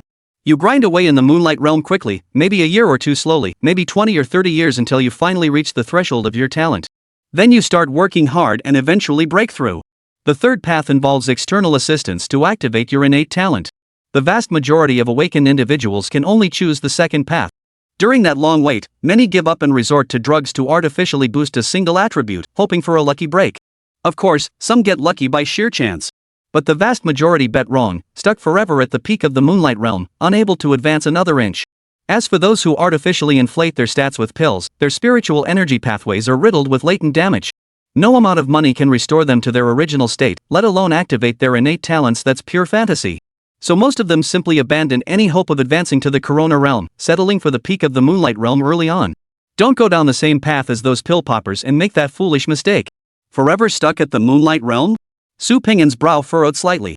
He wasn't entirely sure whether he possessed any innate talent for cultivation. His cultivation journey had been nothing short of a cheat code, a blazing path lit by sparks and lightning. Now that he was suddenly forbidden from taking the pills, he found himself somewhat unaccustomed to the change. Captain, what do you mean by external assistance? Su Ping'an asked with some concern. Remember the martial soul competition I mentioned to you? Su Ping'an nodded. It's a setup, you see. The top 10 finishers in each martial soul competition get access to the Investigation Bureau's Immortal Palace platform, Lu Yan said, pouring himself a glass of wine before continuing. That platform is a valuable resource. It can accurately assess your innate talents and provide detailed upgrade plans. Most crucially, some awakened individuals possess multiple talents. The Immortal Palace platform will list them all for you. You can choose to activate the most promising or powerful one, rather than randomly activating some useless talent and wasting your opportunity. Su Ping'an understood. So it's like gacha, right? Without the Immortal Palace platform, you'd be leveling up blindly on your own, risking pulling white cards, blue cards, purple cards, or getting a golden card at an extremely low probability. But entering the Immortal Palace platform guarantees a gold card at minimum. If you possess multiple talents, you can even pick your favorite from a stack of gold cards. Su Ping'an breathed a silent sigh of relief. With a stable path to advancement, there was no need to panic. A mere fish farm? That's a piece of cake for anyone with hands. Captain, did you also activate your talents through the martial soul competition? Apart from that instant kill on Fu Jijie, Su Ping'an had never seen Lu Yan actually fight. He was genuinely curious about just how powerful his captain truly was. Me? Lu Yan pointed at himself and shook his head smugly. You've got to be kidding. I'm a genius. The kind that comes along once in 1,000 years. As if he hadn't bragged enough, Lu Yan added, back in the day, I wielded a single spear and plunged the capital into darkness. Any awakened of my rank who heard the name Lu Yan would their pants. Don't think you're all that just because you're called the Scarlet Tyrant now. Compared to me back then. Not even close. Captain, you're awesome. Su Ping'an offered a half-hearted compliment before quickly picking up his chopsticks to grab some tripe from the pot. Kona had already caught on. If Su Ping'an didn't act fast, he'd lose out to the cat girl. Hey! I spotted that first. It's so fresh. Whoever gets it first, it's theirs. Hot pot doesn't have yours or mine. I'm the commander now. Strictly speaking, I'm your superior's superior. You dare compete with me for tripe? Acting. Remember, acting commander. Damn it. Amidst the bickering and shoving, time slipped away unnoticed. Night fell as he returned home. Su Ping'an finished his evening routine early, cast a soul shift spell, and settled beside his physical form. He just had to see if little Sword Maiden had been pulling his leg. Whether she had obediently changed into the maid outfit he'd been longing to see. Outside the bedroom door, a sneaky figure tiptoed back. Alice, one hand supporting her heavy bosom and the other lifting the hem of her skirt, tiptoed over to her master's side.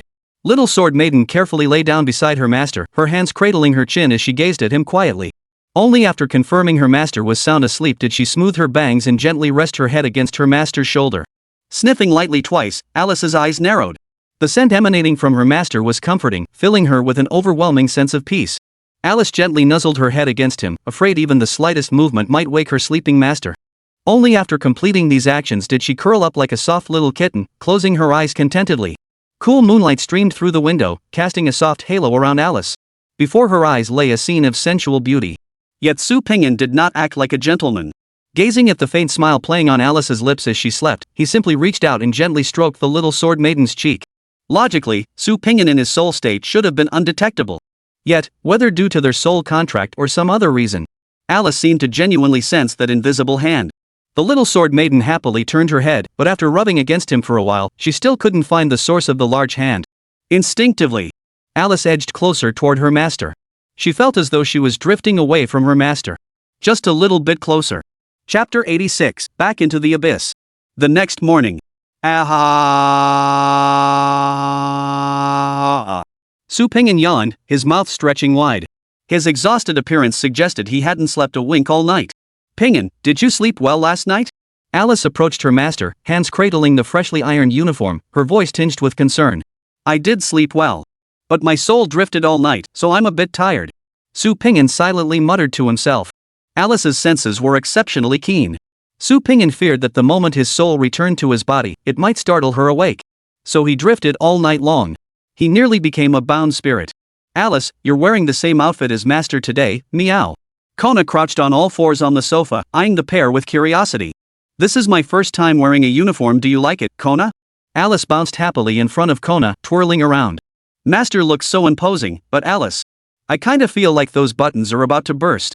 The uniform looks kinda pitiful, meow. Kona looked down at herself, then up at Alice, offering a very honest assessment. Ah. Alice blushed and instinctively pulled back, only for the powerful recoil to snap the buttons in front even tighter. Caught between a rock and a hard place. Kona, Alice, and I are heading out. We won't be long. If things go smoothly, we'll be back in a day. If not, it won't take more than 2 days. I've ordered takeout for 10 people. Meals will be delivered at every mealtime, remember to pick them up. Su Pingin forced his eyes away from the buttons with great willpower, making sure to give the cat girl one last reminder before leaving. Master. Can I go play downstairs in the neighborhood? I'm not like Alice, I know my way home, meow. Just don't wander too far, okay? Okay, meow. Come back soon, master. Waving goodbye, Su Pingin plopped down into the passenger seat. The reason he hadn't lingered in bed this morning and had even changed into his uniform alongside Alice was because the branch had important business to attend to today. To be precise, the Special Operations Team had important business to attend to. The Abyssal Fog Lotus Marsh, a permanent feature in Linjiang Province, required annual cleanup to prevent the abyss from expanding further and threatening Blue Star. Maintaining the Abyss Rune Array and clearing the core area had always been the responsibility of the Demon Suppression Army. During routine cleanups, sections of the formation are temporarily deactivated to allow the Demon Suppression Army access to the core zone. During these moments, there is a chance that alien races may lose control and run amok. The Abyss's vast interior demands substantial manpower to assist the demon-suppressing army in its cleanup efforts. The task of guarding the periphery and clearing alien threats naturally fell to the officially recognized awakened individuals of Linjiang Province. The Special Operations Team's role is to prevent any opportunistic disturbances within the Abyss while also monitoring the awakened to ensure they aren't slacking off or secretly goofing off. Su Pingin had left home an hour early, yet he still arrived late at the assembly point. He truly hadn't expected that Alice could still manage to get lost with just one turn left. While Su Pingin dozed off with his eyes closed for just a moment, Alice had driven the car several miles away. Had they not ended up in a dead-end street, Su Pingin would likely have woken up to find them already out of the province. Pushing open the car door, he took Alice's small hand and slipped into the crowd. The surrounding awakened instinctively parted to form a clear path the moment they caught sight of the Crimson Tyrant. Even if a few individuals were jostled until their faces flushed, the moment they caught sight of the two figures clad in red and black uniforms, they immediately fell silent, even breathing became cautious. Pingin. This is the first time I've seen so many awakened. Maybe I should switch to my soul weapon form. It's too crowded. Looking around, heads were everywhere. The entire provincial special operations team had gathered, a sea of red and black as far as the eye could see. Alice clung to her master's arm nervously, afraid of being separated by the crowd. There were simply too many awakened here. Even with soul sensing, it would take ages to locate anyone. It's normal. The Abyss's routine cleanup is a major operation. The special operations team would definitely mobilize everyone. Besides, where's the crowd? I think it's pretty spacious. Feeling the pressure on his arm, Su Pingin firmly refused Little Sword Maiden's request to transform. Moreover, his legs suddenly felt unsteady, and his walking pace slowed considerably. At the very front of the crowd, Lu Yen stood tall and straight, hands clasped behind his back. The cheapao-clad beauty Nina had also changed her skin, a rare occurrence. Yet even the stark, chilling red and black uniform couldn't conceal the gentle aura radiating from her. Everyone's here. Let's begin. Lu Yen shot a disapproving glance at the latecomer, Su Pingin. This year's routine cleanup will follow the same pattern as previous years. The outer perimeter of the Abyss has been divided into 13 sectors. Since Chen Nin's squad is no longer operational, last year's task assignments are null and void. I've already informed every squad leader of the new arrangements. For specific duties, follow your squad leader's orders. At this point, all eyes turned to Su Pingin at the front of the group. But the moment they recalled his temper, their gazes quickly shifted away. Who knew if the rumors about him exploding from a single extra glance were true? Better not to provoke such a fierce individual. Lu Yen continued, the Demon Suppression Army has set the cleanup window. The core formation will temporarily deactivate in 3 hours. We must enter the designated zones beforehand to verify the number of awakened entering the abyss and secure the perimeter. I know you all understand, but I must remind you. The core zone is off limits.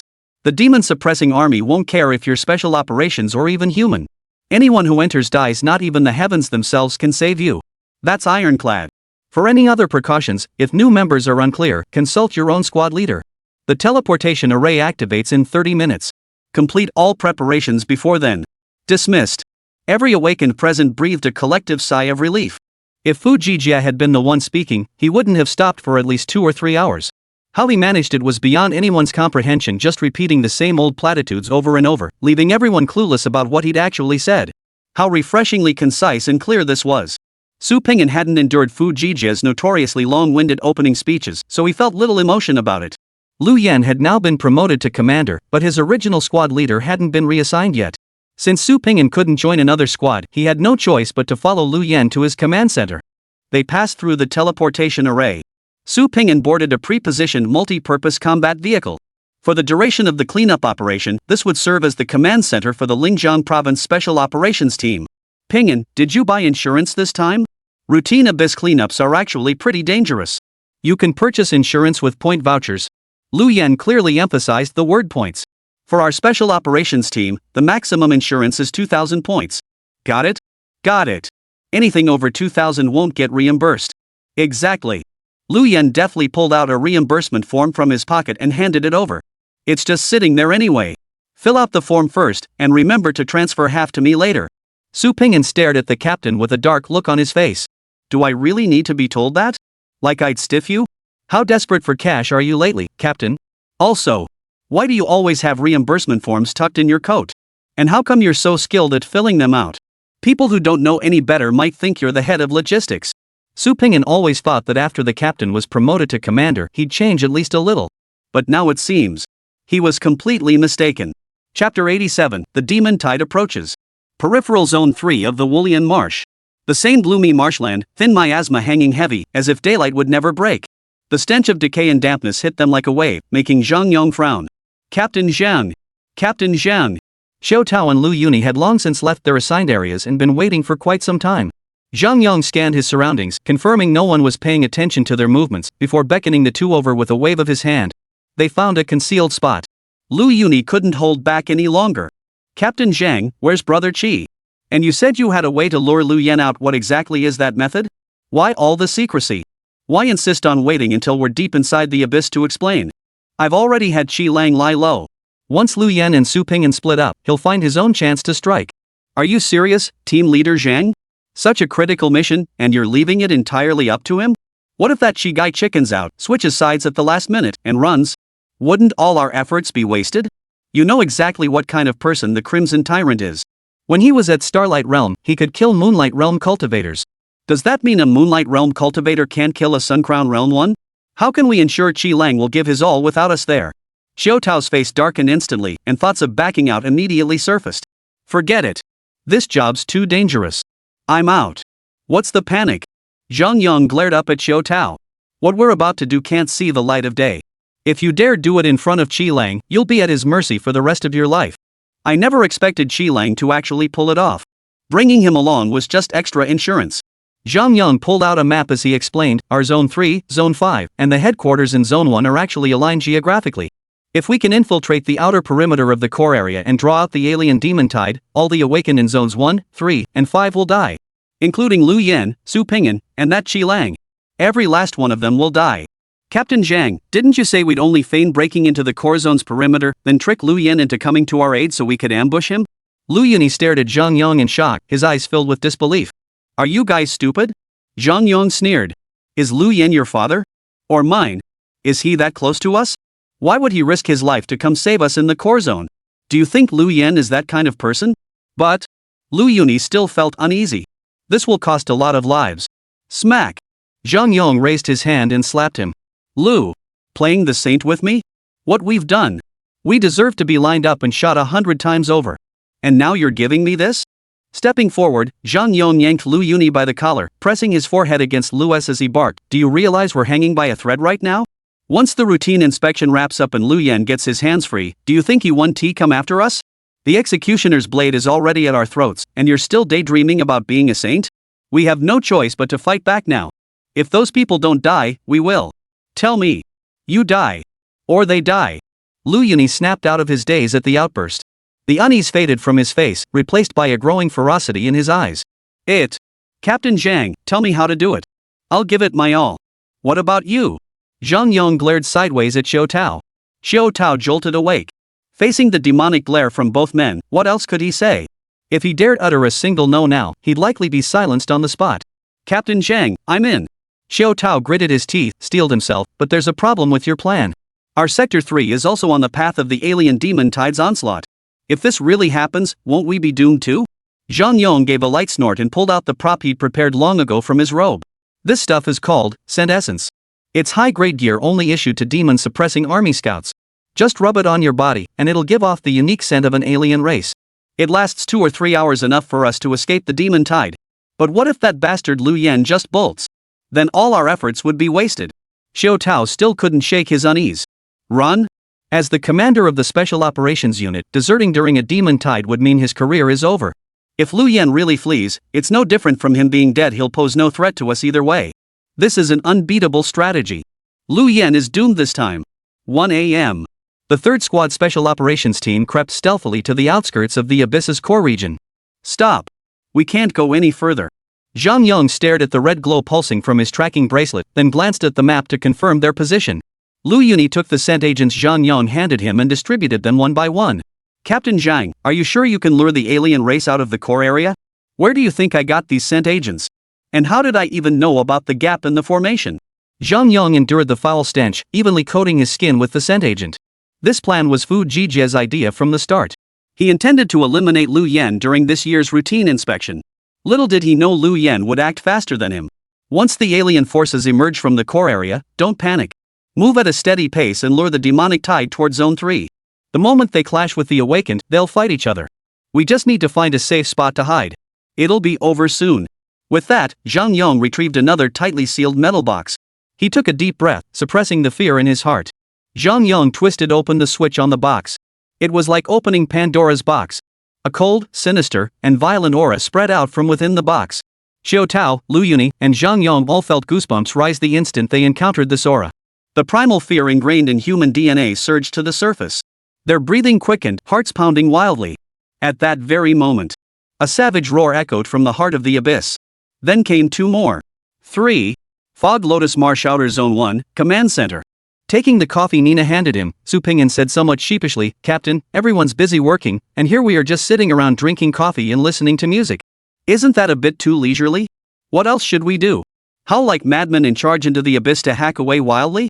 Lu Yan rolled down the window beside him, pulled out a cigarette, and lit it. Pingyan, you're destined for greatness. Don't rush to take on every problem yourself. You need to learn to command others, delegate tasks, recognize talent, and utilize people. These are crucial skills. Think things through more. Don't always resort to cutting people down. That's not good. Before Lu Yan could finish, the red alarm lights on the command console suddenly flashed. Then came a barrage of distress calls. Reporting to command. Zone 3 is under massive alien attack. It's turned into a demonic tide. Requesting command support. Help! The aliens have gone mad. They're all ING mad. So many of them. Help us. Damn it.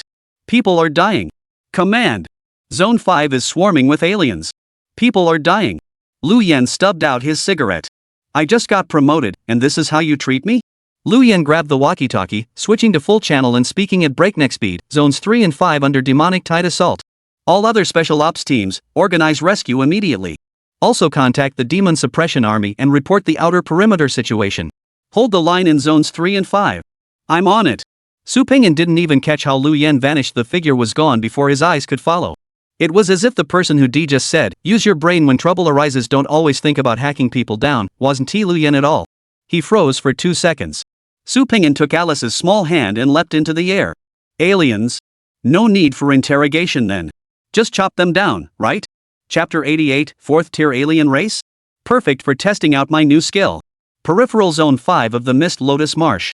Xiao Sui. Gather the wounded and fall back. These aliens came from the core zone. They're not like those mutated Traiants on the periphery. They're true monsters. Don't engage them head on. Who knows how long they've been locked up in the core zone? They're all rabid dogs. Liang Su bellowed, his hands never idle. Slashing left and right, he cleanly severed the heads of 2 alien creatures. Watching the howling, snarling aliens charging toward him, Liang Su spat in disgust. It had been years since he'd seen so many of these creatures. What the hell was going on today? Did these beasts know Liu Yan had ascended to power and come to give him a surprise? While Liang Su could still afford to be distracted, Yi Sui was facing a mountain of trouble. Though the captain held the front line, absorbing most of the pressure, enemies swarmed from every direction. She couldn't decide where to strike first, so she directed her teammates to gather the remaining awakened into a temporary defensive formation while awaiting reinforcements from headquarters. The alien creatures weren't stupid. They'd realized Liang Su was a tough nut to crack for the time being. In contrast, the awakened beings on Yi Sui's side were clearly much weaker. A figure darted swiftly from the alien horde, lunging toward Yi Sui. The attacking alien bore a human likeness, yet possessed 4 arms and 6 eyes. Instead of traditional blades, it wielded bone swords fashioned from polished animal bones, a sight that was genuinely unsettling. With 3 consecutive leaps, the alien covered nearly 100 meters, charging headlong into the defensive formation. 6 eerie eyes scanned in different directions as 4 arms swung their swords to strike. Its attack angles were so deceptively sharp that human intuition couldn't possibly predict them. These awakened individuals were, after all, hastily assembled teams without specialized training. Their so-called defensive formation was, frankly speaking, little more than huddling together for warmth. The fierce enemy's charge instantly scattered them into chaos. Don't panic. Chaos only hastens death. Yi Sui bellowed, charging forward with his sword to meet the 4-armed alien head-on. Clang! Clang! Clang! Without overwhelming speed, the 4-armed alien's attack style clearly held the advantage. In a single exchange, Yi Sui was struck 3 times. If not for the energy shield protecting the human before him, 3 bloody holes would already be gouged into his body. The 4-armed alien's 6 eyes rolled in unison, locking onto Yi Sui as a savage grin spread across its face. Is that all you've got? Paltry humans. Had you not forcibly disrupted the teleportation singularity, my master would have already crushed this planet and conquered you vermin. Yi Sui used the recoil from his final strike to leap backward 3 steps, feigning escape while bellowing. Captain! Slash its back of the head. Its eyes are fixed straight ahead.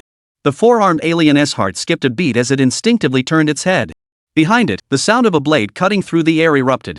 Yi Sui's blade sliced through, embedding itself deep into the 4-armed alien's neck. Had it not instinctively raised its arm to shield its vital point, the blade would have severed its head clean off. You dare deceive me? You lowly human! The 4-armed alien flew into a rage, raising its weapon and swinging it wildly. How fresh! You just believe whatever I say? If I told you grew up eating and crave it daily, would you believe me? Yi Sui snorted disdainfully. Still listening to your enemy in the heat of battle? Beasts will always be beasts. The 4-armed alien's eyes bulged with fury, their dense cluster of orbs triggering a wave of intense claustrophobia. Die! You worthless vermin! Clang! Clang! Clang! A powerful vibration surged through his wrist, and Yi Sui felt the pressure of the battle intensify. Damn it! That sword strike just now failed to sever its head. Finding another chance this good will be tough now. The captain can't resolve the situation anytime soon, and he's surrounded by a bunch of misfits who can't be counted on. Is he going to use forbidden techniques? As Yi Sui pondered, the aura of the 4-armed alien continued to surge. The 4 bone swords whirled with fierce momentum, appearing from afar like 1,000 arms unleashing relentless strikes. Human, still talking tough? Still mocking me? Still daring to provoke me? Come on. Fight back again. You're nothing but a bunch of weak, despicable, damned vermin. Once I slaughter you, I'll tear your flesh and blood inch by inch, forcing you to watch me devour you. The pain in Yi Sui's wrist grew more intense by the second. On the verge of breaking down, she could no longer hold back. Just as she prepared to unleash a forbidden technique in a desperate bid for survival, a familiar whisper came from behind her. Xiao Sui, look down. Yi Sui's eyes lit up. Without a moment's hesitation, she sheathed her sword, dropped to the ground, and wrapped her arms around the back of her head. The 4-handed alien was stunned. What the hell was going on? We're fighting for our lives, and you suddenly drop your weapon and lie flat on the ground? Does this human look down on me? How is this any different from courting death? Or could it be that this cunning human has some new scheme up his sleeve? 1,000 thoughts flashed through his mind in an instant. By the time the 4-armed alien regained focus, a low hum had already filled the air. Forbidden technique. Crimson breathless / first form. Within the 4-armed alien's pupils, a crimson light erupted violently. Then, closer and closer, brighter and brighter. The world turned completely red. Then, it turned black. Finally, it faded into nothingness. Su Ping'an quickly helped Yi Sui to her feet and asked in rapid succession. Xiao Sui, how are you feeling now? Yi Sui patted her chest forcefully, trying to steady her wildly racing heart. She had just experienced the full force of Crimson Breath slash up close. Even without turning back, she could still feel its savage, terrifying pressure. She dared not imagine what would have happened if that strike had hit her instead. She'd probably end up like that pile of mangled flesh before her, unable to even fight back. Swallowing hard, Yi Sui forced herself to speak through the pounding in her chest. Situation in Sector 5 is stable. Most of the alien forces are Tier 2 and Tier 3. With the squad leader there, the front lines won't collapse. As long as reinforcements from other sectors arrive, we can handle this even without the demon-suppressing army. Zone 3 is critical. Apparently 4th tier aliens have appeared. Captain Liu, no, Commander Liu has personally gone to take command. We just need to hold our ground here. 4th tier alien creatures? That should withstand the power of the Type 2, right? Perfect. Time to test my skills on you. Su Pingyan gave a slight nod, sheathed his sword, and turned to head straight for Zone 3. Pingyan.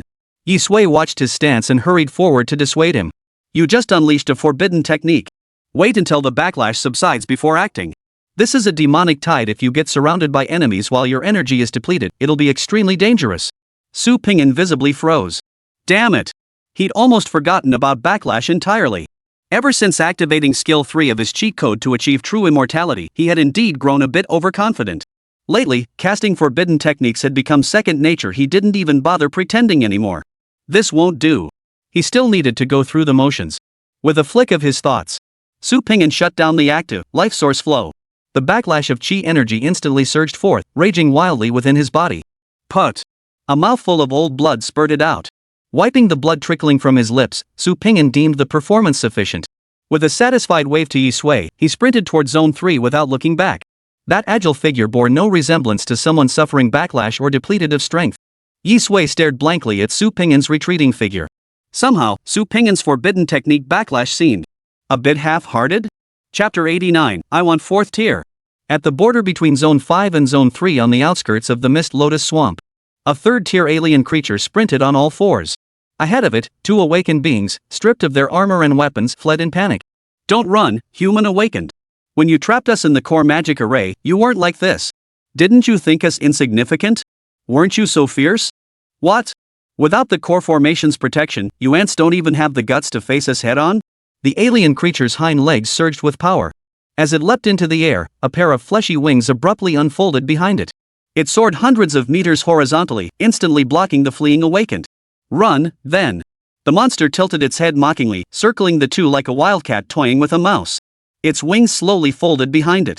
The dark red membranes were crisscrossed with purplish-black veins. As the wings trembled, the scaly keratin layers rubbed against each other, producing a shrill, bone-grinding sound like sandpaper scraping against bone. Why aren't you running anymore? The creature descended slowly, coming to a halt before the closest awakened. The despair and terror of its prey before death, along with their piercing screams, were the most exquisite things in the world to it. It showed no urgency to strike, instead choosing to savor the process. It raised its thick forelimbs, sharp bone claws springing from its fleshy paws. Human, do you have a preferred way to die? Ripping out your heart? No, no, no. That would be far too quick.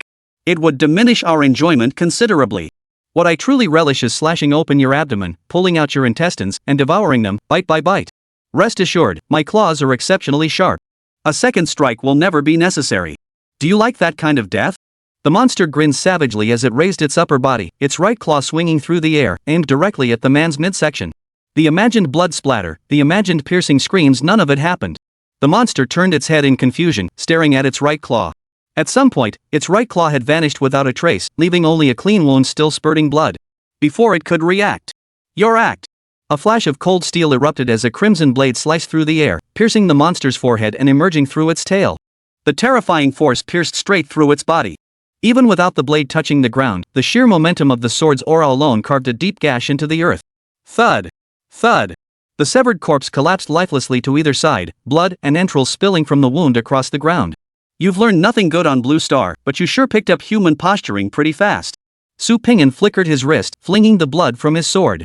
His killing spree had already claimed nearly 100 alien creatures. During the slaughter, Su Pingyan noticed a peculiar phenomenon.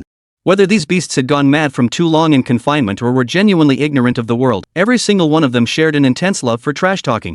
They looked upon humans as superior animals might gaze upon inferiors. It felt like they'd been secluded in a divine realm for 60 years, finally emerging to slaughter everything in sight. Their arrogance was so thick you'd think they'd kick any passing dog just for the hell of it. They were practically all dragon-proud heaven types. To them, the awakened on Blue Star seemed like nothing more than toys to be toyed with at will. Su Pingyan genuinely couldn't understand these alien races seemed intelligent enough. How could they fail to grasp such a simple truth? If they were truly that formidable, how could they have been pinned down at the core of the abyss by the demon-suppressing army for so many years without moving an inch? What on earth gave them the courage? What made them believe they were truly superior? Or was it that only dim-witted fools would be sent by the alien races to scout ahead? This abyss is way too vast. The alien races are numerous, but they're all low-tier trash. After searching for ages, I haven't even spotted a single 4th-tier one. Those low-tier aliens? Whether I use the first form or a basic attack, they go down in one hit. Now I can't even test my damage on a dummy target. Su Pingyan frowned, gazing into the bottomless abyss stretching endlessly before him. He muttered in disappointment. "Sir, thank you for saving us." The two rescued awakened beings bowed in unison toward Su Pingyan. "Don't recognize me? Weren't these two from the Linhai branch?" It wasn't that Su Pingyan was narcissistic, but after the bloody night at the branch, there wasn't a single awakened in Linhai City who didn't recognize him. The fact that these two couldn't recall his name meant they definitely weren't from Linhai City. Su Pingyan nodded in return. "Did you evacuate from Zone 3? What's the situation over there?" The two exchanged glances, their expressions darkening. "Sir, 4th-tier alien creatures have appeared in Zone 3. It's impossible to fight them. A glancing blow leaves you injured, a direct hit kills you. You absolutely must not advance further. It's too dangerous." "4th tier, huh?" Su Pingyan's lips curved into a faint smile. "That's exactly what I'm after." Under the stunned stares of the two awakened, Su Pingyan leapt forward, charging ahead with excitement. His fervor made it seem like Zone 3 had opened a buffet, and he feared missing out if he arrived too late. "Wait, did you hear me clearly, sir? Or did I say something wrong?" "You didn't misstate it, and this officer didn't mishear. I heard him loud and clear just now," he seemed to say. "That's exactly what I want, 4th tier. Zone 3, outer perimeter of the Fog Lotus Marsh." Zhang Yong, Lu Yuni, and Xiao Tao, along with their respective teams, lurked stealthily behind the demon tide. "Captain Zhang, something feels off." The 4th-tier demonic creatures advanced rapidly at first. Why have they all stopped now? Could something be blocking them? Blocked? Who could possibly block them?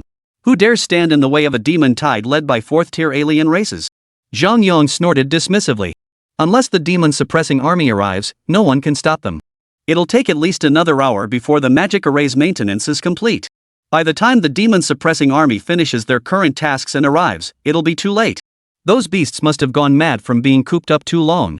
Finally, someone shows them an escape route, and they go wild. Once the awakened in Zone 3 are wiped out, we'll just guide them towards Zone 1. It won't take long. Seeing Zhang Yong's calm demeanor, Lu Yuni and Xiao Tao gradually relaxed. Just then, an unfamiliar voice sounded from behind them. "What are you all doing here?" Zhang Yong's nerves instantly tightened, his heart skipping a beat. He had been intently scanning the surroundings, yet someone had approached him silently from behind. This meant the intruder was far more powerful than them. If this person was an enemy, then they. The instant he turned around, Zhang Yong's face drained of color.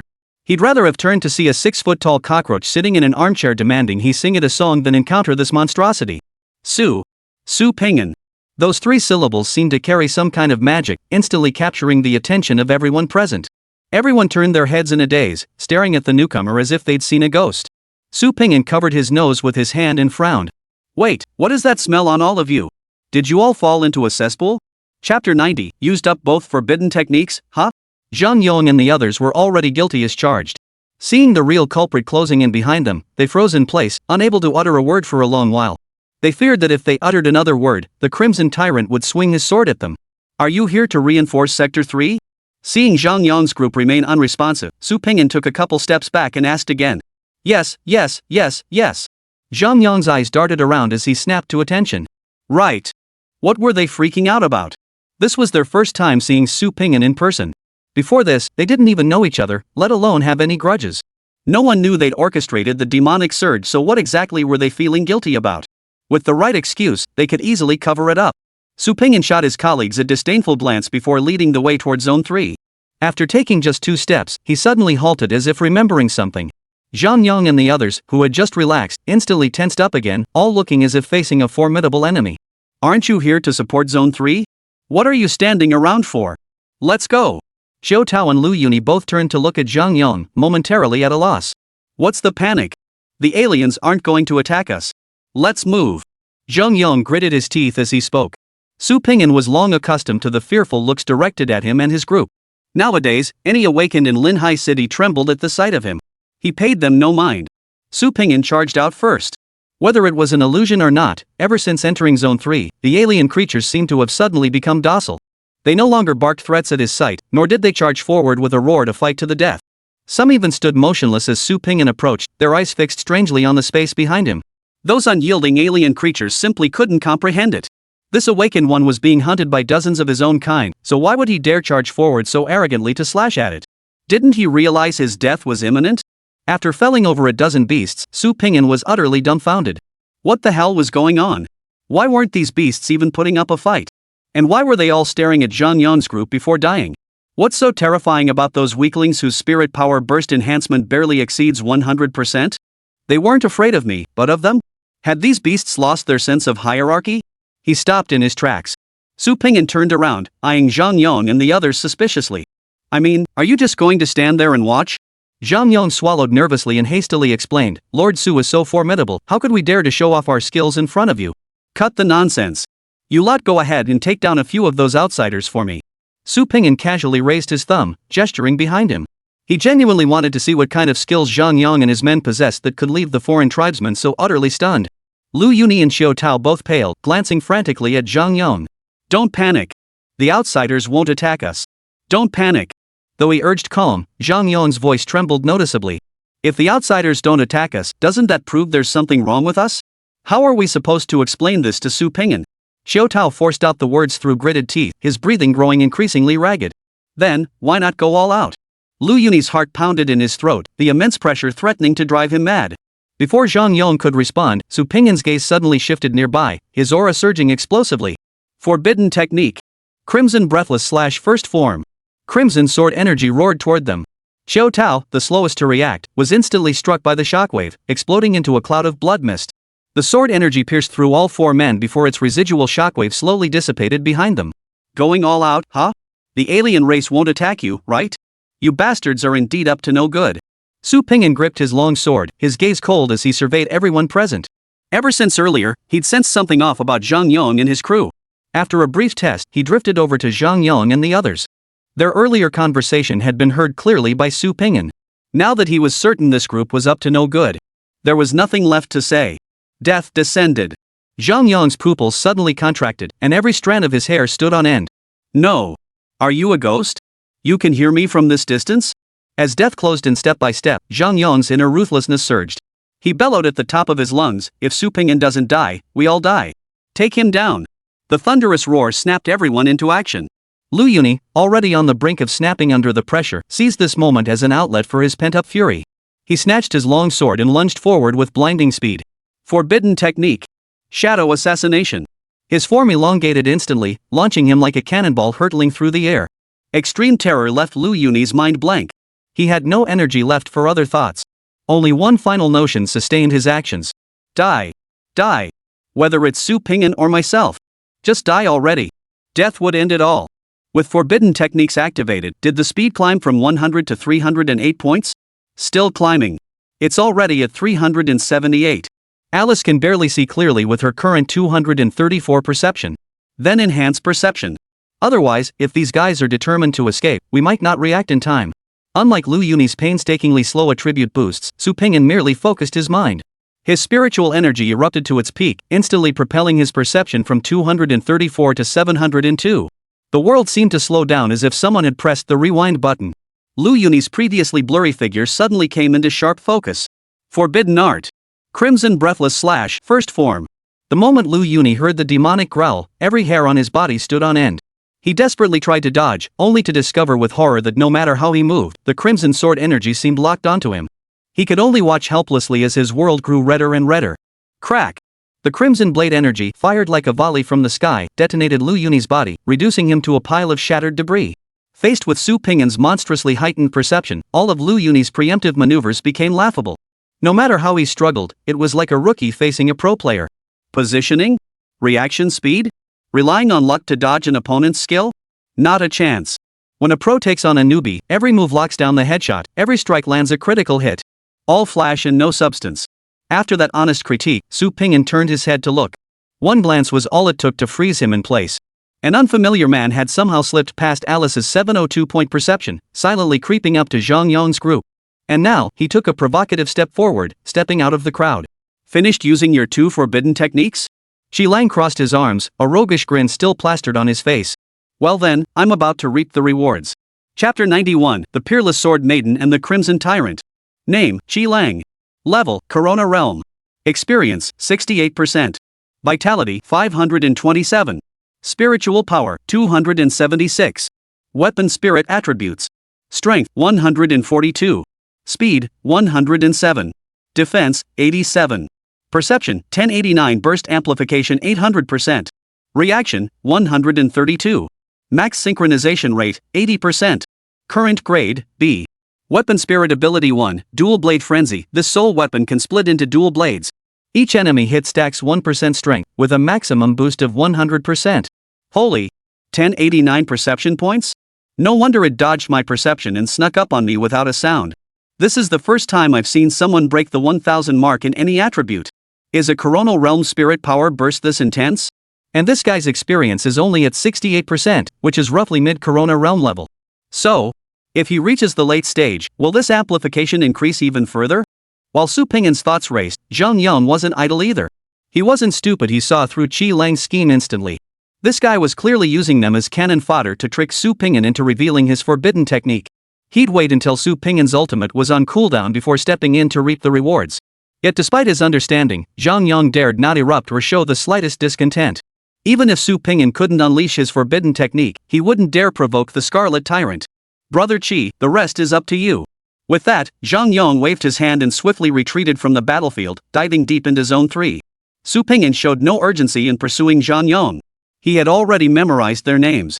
After dealing with Xi Lang, he could hunt them down one by one. What are you laughing at? Xi Lang frowned in confusion, observing Su Ping'an's faintly raised lips. Alice, you must have seen how formidable the enemy is now? This time, we're really going all out. Su Ping'an completely ignored Xi Lang's question, speaking to himself instead. What gibberish is that? Xi Lang spat dismissively, drawing the butterfly knife from his waist and casually gripping it in his palm. Su Ping'an, we have no personal grudge. Killing you is merely collecting payment to eliminate trouble. Don't bother struggling. My blade is swift. You won't even feel the pain before it's all over. Alice. Log in. With a mental shout, Su Ping'an's soul lifted off his body. This was his first time casting a forbidden spell while in his soul form. As the thought flashed through his mind, the phantom of a long sword materialized. Su Ping'an bent his knees and lowered his center of gravity. His left thumb gently pushed open the guard, while his right hand's fingers gripped the illusory hilt. The phantom sword at his waist, condensed from soul energy, began to vibrate violently, emitting a clear, piercing ringing sound akin to a dragon's roar. Xi Lang was suddenly overcome by an ominous foreboding. Though Su Ping'an hadn't done anything, he felt as if some monstrous creature was about to crawl out of its lair. Before he could think it through, Alice was already charging at him, sword raised. Did you let the spirit of the weapon possess you? Xi Lang suppressed his doubts and grinned. I'll give you this, you're the most decisive awakened I've ever seen. Knowing it's futile, yet embracing death to live, I suppose you figured it out. Clang! Clang! Clang! Damn, that fast? Xi Lang's smug expression instantly turned to a frown. Had his superior perception not allowed him to barely parry, Alice's opening 3 strikes would have pierced his vital points. Of course, it wouldn't have mattered if they had. Xi Lang had complete confidence in his energy shield. Is this soul artifact specialized in speed? Then your perception must be lacking. Pump up your power, take 2 hits head-on, and finish him off instantly. Thoughts racing, Xi Lang parried while adjusting the attributes of his spiritual energy burst. As his perception rapidly declined, his strength attributes surged relentlessly. The moment the power amplification reached its peak, Xi Lang thrust both hands forward, cleaving the butterfly knife in 2. He crossed his arms in front of his chest. Clang! Clang! Clang! Ripples spread across the energy shield enveloping his body. Drawing on habits observed during previous combat, Xi Lang pinpointed Alice's approximate location. Striding forward, he swung both arms simultaneously, tracing 2 circular arcs before him. With 1,278 points of strength behind it, even a basic technique unleashed astonishing force. Boom! Boom! Explosive cracks echoed as the shockwaves tore up the ground before Xi Lang, leaving 2 deep craters. Did I blast the corpse away? Xi Lang sheathed his sword with cold indifference, his expression relaxed. Clang! A tremendous force struck him from behind, nearly knocking him to the ground despite his energy shield. Still alive? Xi Lang whipped his head around viciously, but all he saw were blurred afterimages and a cold, piercing sword glow. Alice's figure remained completely indistinguishable. So you're fast, huh? Then let's race see if you're faster than me. Failing to instantly kill a Moonlight Realm Awakener even if the opponent risked their life to summon their artifact spirit felt utterly humiliating to Qi Lang. Adjusting his strategy once more, Qi Lang's spiritual energy surged within him. This time, he pushed his speed to 963 points. The two clashed fiercely across the open field. On average, Qi Lang landed 5 hits on Alice before she could return a single strike. Countering 963 points of speed with only 702 points of perception proved exceedingly difficult. Alice could barely lock onto her opponent's position, yet Qi Lang couldn't breach her defenses either. His slashes struck Alice's shield, unable even to push her back. Instead, he occasionally got stabbed by Alice and felt the ripples of her energy shield. This was the true value of a hexagonal warrior. Faster than me? Yet you can't break my defense. Stronger than me? You can't even hit me. Perception better than mine? If I miss once, I'll just cast it again. Better defense than mine? You better be able to take a hit. Why? Why is someone who's completely outclassed in speed, strength, and perception still able to trade blows with me? Why is my spiritual power plummeting while the enemy remains completely unfazed? Didn't this guy just cast 2 forbidden spells? Is the chi-stopping pill really that effective? Qi Lang's forehead was covered in question marks, and the longer the fight went on, the more alarmed he became. What the hell is going on here? Who the hell is the Corona Realm cultivator? And who's the Moonlight Realm one? Rage surged within Qi Lang. After Alice struck his midsection yet again, his temper finally boiled over. He flashed backward several steps, briefly creating distance. Gripping his dual blades in reverse, Qi Lang planted his feet in a horse stance, lowered his shoulders and hips, and assumed a charging posture. Forbidden technique. Twin Leaf Blossom Flash. Qi Lang's arms rapidly swelled with blood, his muscles expanding more than double their size. His previously loose, casual clothing instantly ripped apart, shredded into strips of fabric. His innate talent was physical enhancement, so the backlash of forbidden arts wasn't particularly fatal to him. Using it just once wouldn't completely incapacitate him. As long as he didn't repeatedly activate it within a short span, Qi Lang wouldn't face significant pressure. Qi Lang's aura surged upward rapidly. Energy erupted from his chest like a volcano, swiftly spreading throughout his entire body. Yet his face showed no trace of joy, only deep confusion. In his vision, Su Ping'an's gaze seemed to shift. From calm, composed, and elegant, to indifference, coldness, and savagery. The good news, the stat-boosted freak, combat prodigy, swordmaster, peerless sword maiden Alice has logged off. The bad news was that the cheat-using monster, the one with no sense of combat aesthetics, the crimson tyrant who treated forbidden arts like basic attacks Su Ping'an had returned. Still watching? I'm waiting for the charge. What are you waiting for? Forbidden technique. Crimson Breathless Slash, second form. For updates today, how about a 5-star review? Seems fair, right? Ha ha ha. Chapter 92, how can he cast so many forbidden arts? A sword's cold gleam. Heaven and earth plunged into sudden darkness. The practical effect of Crimson Breath cutting Strike 2 wasn't as dazzling as that of Strike I. At first glance, it appeared merely as a pool of crimson blood emerging from the void. No flight path, no sound effects whatsoever. The moment Su Ping'an completed his swing, that silent slash had already torn through Qi Lang. The sensation was akin to a giant casually flicking away dust from a table. All color faded from the world, leaving only that crimson slash suspended in the air, lingering long after. Save for a swirling mist of blood, nothing else remained at the scene. Qi Lang vanished like a chalk drawing on a blackboard, erased with a single swipe of the eraser. Silent as death. He died without a trace. An awakened one who could advance to the Corona realm was never an ordinary person. Qi Lang was already considered the most gifted disciple in the Qi family's cultivation lineage over the past 2 decades. Yet his arrogance and hubris made him the first coronal realm soul to fall beneath Su Ping'an's blade. Even as his consciousness faded, Qi Lang never imagined he would die. That he would die at the hands of an awakened who had only recently broken through to the Moonlight realm and had just used 2 forbidden techniques not long ago. Su Ping'an stared blankly at the sword mark etched in the air, his face frozen in utter shock. Before he could utter the word damn, the backlash struck. There was no room for negotiation, no chance for Su Ping'an to activate life source stream, not even time to feel the pain. Su Ping'an's physical form was engulfed by a surging force, instantly vaporizing into a blood mist that sprayed into the sky. Clang! The long sword fell limply to the ground. Alice instantly transformed into human form. Gazing at the blood rain falling from the sky, her eyes instantly filled with tears. No! No, no, no! Ping'an! Ping'an! Alice fought back the stinging in her nose, painfully spreading her arms to embrace the falling mist of blood.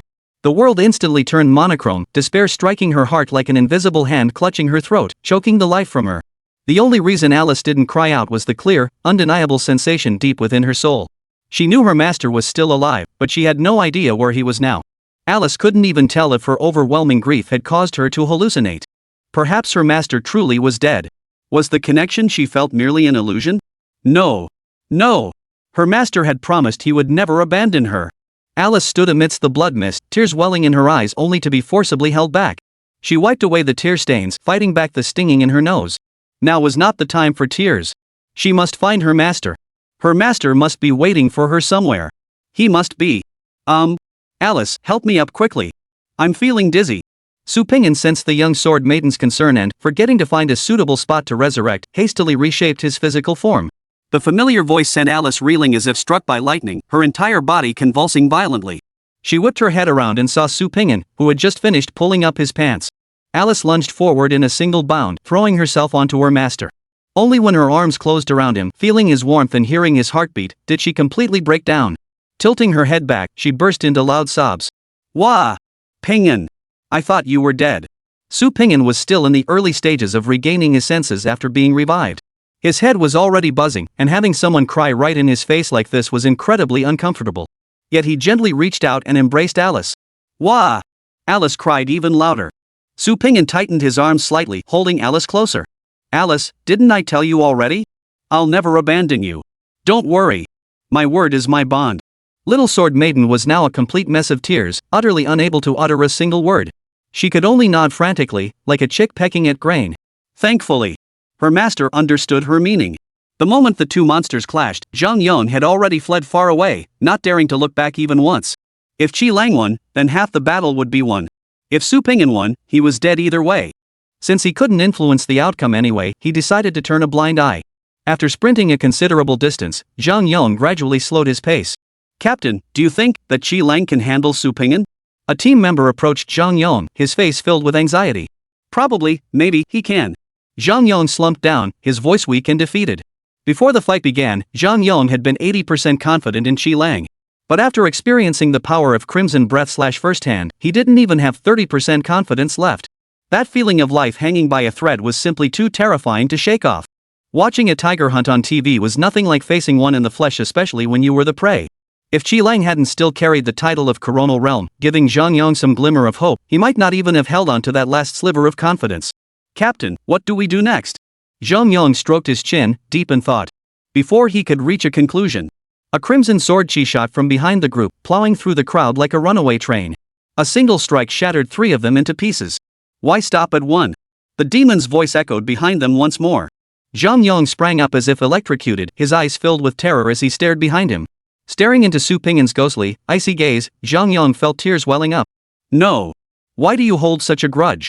And besides, that line was clearly Lu Yunyi's. What the hell does that have to do with me? Why are you always picking on me? I'm sitting at the kids' table, how can you still complain about me smacking my lips? Lord Su. It's all a misunderstanding. I didn't say anything, did I? Lord Su, please hear me out. All this was done by Lu Yunyi and Xiao Tao, I truly had nothing to do with it. Su Pingyan slowly paced forward. His mind had only recently recovered, and after the intense pursuit of Zhang Yong, his forbidden technique was now wildly inaccurate. But that wasn't a major issue. One miss? Just fire a few more. Forbidden technique. Crimson Breathless / first form. Crimson sword energy erupted like a raging dragon breaking through the sea, slamming directly at Zhang Yong's feet. The resulting shockwave sent him reeling, disoriented. Damn it, run! Barely regaining his footing, Zhang Yong nearly screamed at the top of his lungs. Captain! What should we do? Don't panic! Don't panic! Even if Su Pingyan could defeat Qi Lang, he couldn't have done it this quickly. He must have used some trick to shake off Qi Lang. Zhang Yong didn't even know if his words were meant for his teammates or himself. He clung to a desperate fantasy, right. That must be it. Why else would he use a forbidden technique the moment he saw us? He knew the backlash was coming and wanted to drag us down with him before it hit. If we can just hold out until Qi Lang arrives, everything will. Before Zhang Yong could finish, another forbidden technique exploded, instantly pulverizing the teammate he'd been speaking to into a pile of dust. He dared not utter another word, instead scrambling to flee for his life. Behind him, forbidden techniques rained down relentlessly, as if they were worthless. Zhang Yong and his group were like characters in a bullet hell shooter game. Grazing hits meant severe injury, direct hits meant death. In Zhang Yong's eyes, Su Pingyan was no longer human. He was nothing less than a human self-propelled artillery piece. And one that never needed reloading or risked backfiring. The ground trembled violently, not only making Zhang Yong's heart pound wildly but also shattering his illusions. That Qi Lang. He must be dead. I was so naive. Who in this world could withstand that level of firepower? Su Pingyan could only unleash 2 forbidden techniques at most? What a colossal joke. You idiot Qi Lang, if you're still alive, could you come over here and take a look? You call this only 2 shots? How come I feel like he could keep unleashing forbidden techniques until Blue Star explodes? Boom! A forbidden technique detonated at his feet, sending Zhang Yong flying sideways and snapping him out of his thoughts. He flew through the air for over 10 seconds before crashing heavily to the ground. The explosion hadn't hit Zhang Yong directly, so logically, he could have gotten up and kept running. But he didn't. Zhang Yong merely sat up blankly, watching death approach step by step. Run? Run my ass. I'm tired. Destroy me. I'm done playing, okay? Su Pingyan calmly crossed the uneven ground and came to stand before Zhang Yong. He sheathed his sword with calm composure. Answer me this. Get it right, and I'll let you live. Chapter 93, Is This How You Make Money? The thick stench of blood filled his nostrils, even overpowering the foul odor of the breath-freshening spray. Zhang Yong stared at the devastation around him. How could he dare say no? He nodded frantically, too afraid to stand up. Instead, he crawled on his knees until he was directly before Su Pingyan. Lord Su, as long as you spare my life, anything is negotiable. Anything at all. Seeing Zhang Yong so eager to negotiate, Su Pingyan lowered the long sword aimed at his liver. Self-mutilation was painful enough. Was the demonic tide of the alien tribes your doing? Su Pingyan asked directly. He couldn't think of anything else that would make Zhang Yong's group so desperate. So desperate they'd risk a direct confrontation with him. Zhang Yong swallowed unconsciously, fumbling frantically into his robe to retrieve the empty metal box. He cradled it in both hands and raised it above his head. Zhang Yong rapidly recounted the sequence of events. Of course, the mastermind had now shifted from him to the dead Lu Yuni. With no living witness to contradict him, Zhang Yong had no fear of Lu Yuni rising from the grave to confront him. In Zhang Yong's version, he wasn't the mastermind at all, he was the victim. He had merely come to help out of old collegial loyalty. Unexpectedly, he was threatened by both Qiu Tao and Lu Yuni. With a knife pressed to his throat, he reluctantly agreed to join their operation. Su Pingyan grabbed the small metal box, opened it, and examined it carefully. Apart from a lingering fishy stench inside, it seemed unremarkable. Could such a small thing really trigger the alien races in the core region of the Abyss to go berserk? And even guide them out of the core magic formation? Unable to fathom it, Su Pingyan simply stopped thinking about it. He tucked the metal box away, deciding to ask the captain about it later. What about that Qi Lang? Su Pingyan pressed. Seriously? Is that guy crazy? If you're going to attack, just attack. Why announce your family name? Don't you know the Scarlet Tyrant's reputation? If you dare reveal your name today, tomorrow he'll charge over and wipe out your entire Qi family. Zhang Yong couldn't even fathom the existence of the interface, automatically imagining Qi Lang's pretentious posturing before the attack. Anyway, the two had never been close, just a transactional relationship. Zhang Yong didn't hold back. He from the Qi family. The Qi family of Pinggu province. He came to Linjian province looking for a guy named Pan Rue. Lu Yuni promised to help him and even gave Qi Lang 5,000 points to assassinate you, Magistrate Su. They agreed he'd get another 5,000 after the job was done. Pan Rue? The Pan Rue who bought intelligence from Wang Fuhai? What exactly is the connection between this Qi family and Pan Rue? Could the mastermind behind the underground palace intelligence be the Qi family? No. No. My line of thinking is wrong. Is that the crucial point right now? Lu Yuni gave Qi Lang 5,000 points. This guy's just another outsider, he's got nowhere to stash cash. He must have been carrying it on him. Did I chopped the 5,000 points to death?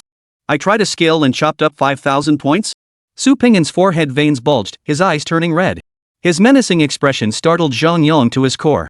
He felt a wave of warmth wash over him, and goosebumps erupted all over his body. Lord Su. I have said all I can. Please spare me. Su Pingyan raised his hand and swung his sword. A head flew through the air. Do you take me for a fool? If you've done nothing wrong, why hide from the captain? If you weren't the one in charge, would this metal box be on your person? Or do you think I didn't see the looks on Lu Yuni and Qiu Tao's faces? They wouldn't even fart without asking you which direction first, and you claim you were forced? You can't even lie convincingly. Retracting his sword, Su Pingyan let out a heavy sigh. The power of the Type 2 blade truly satisfied him. But the price of this test? Heartache. Regret. Dawn. The first warm rays of sunlight filtered through the misty miasma, spilling into the fog lotus marsh.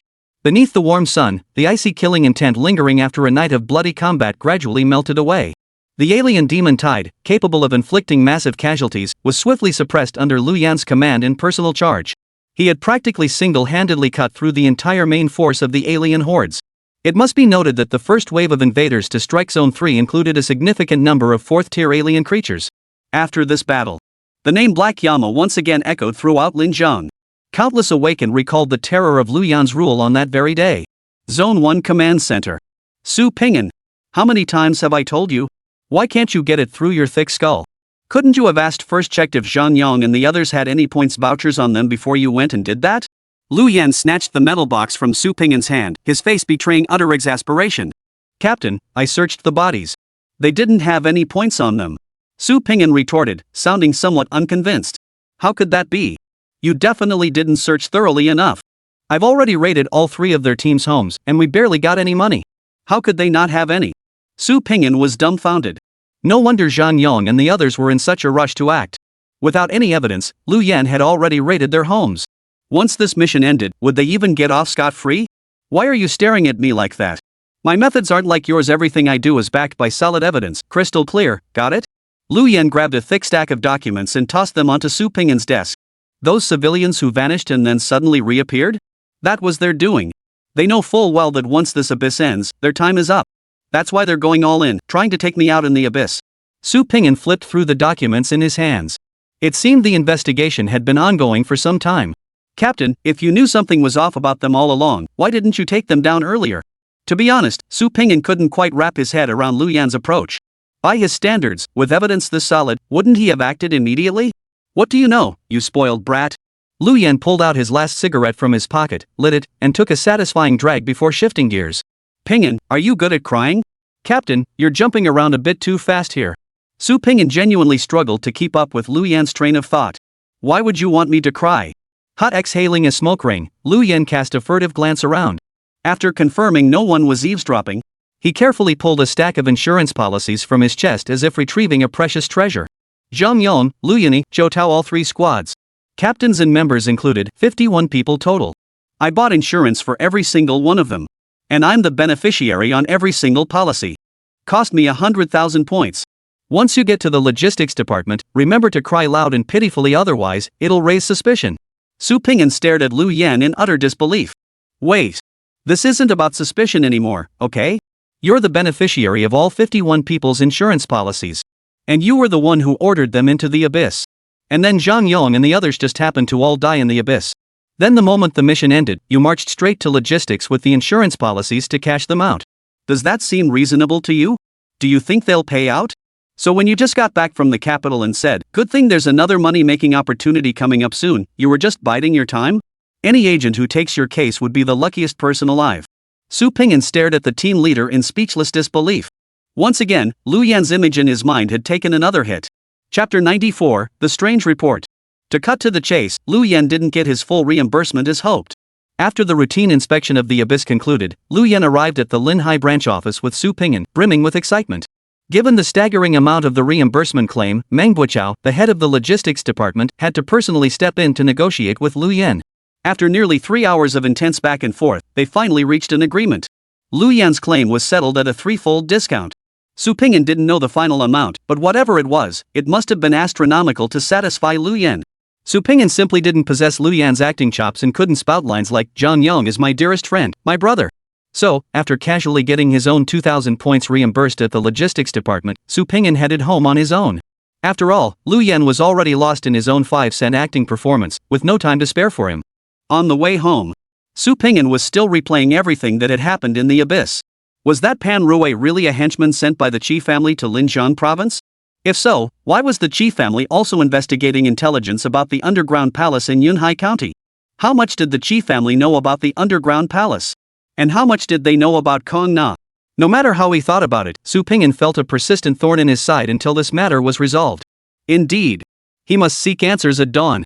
He grabbed his phone and dialed Li Yan's number. Do me a favor. Look into the Qi family, the one in Pinggu province.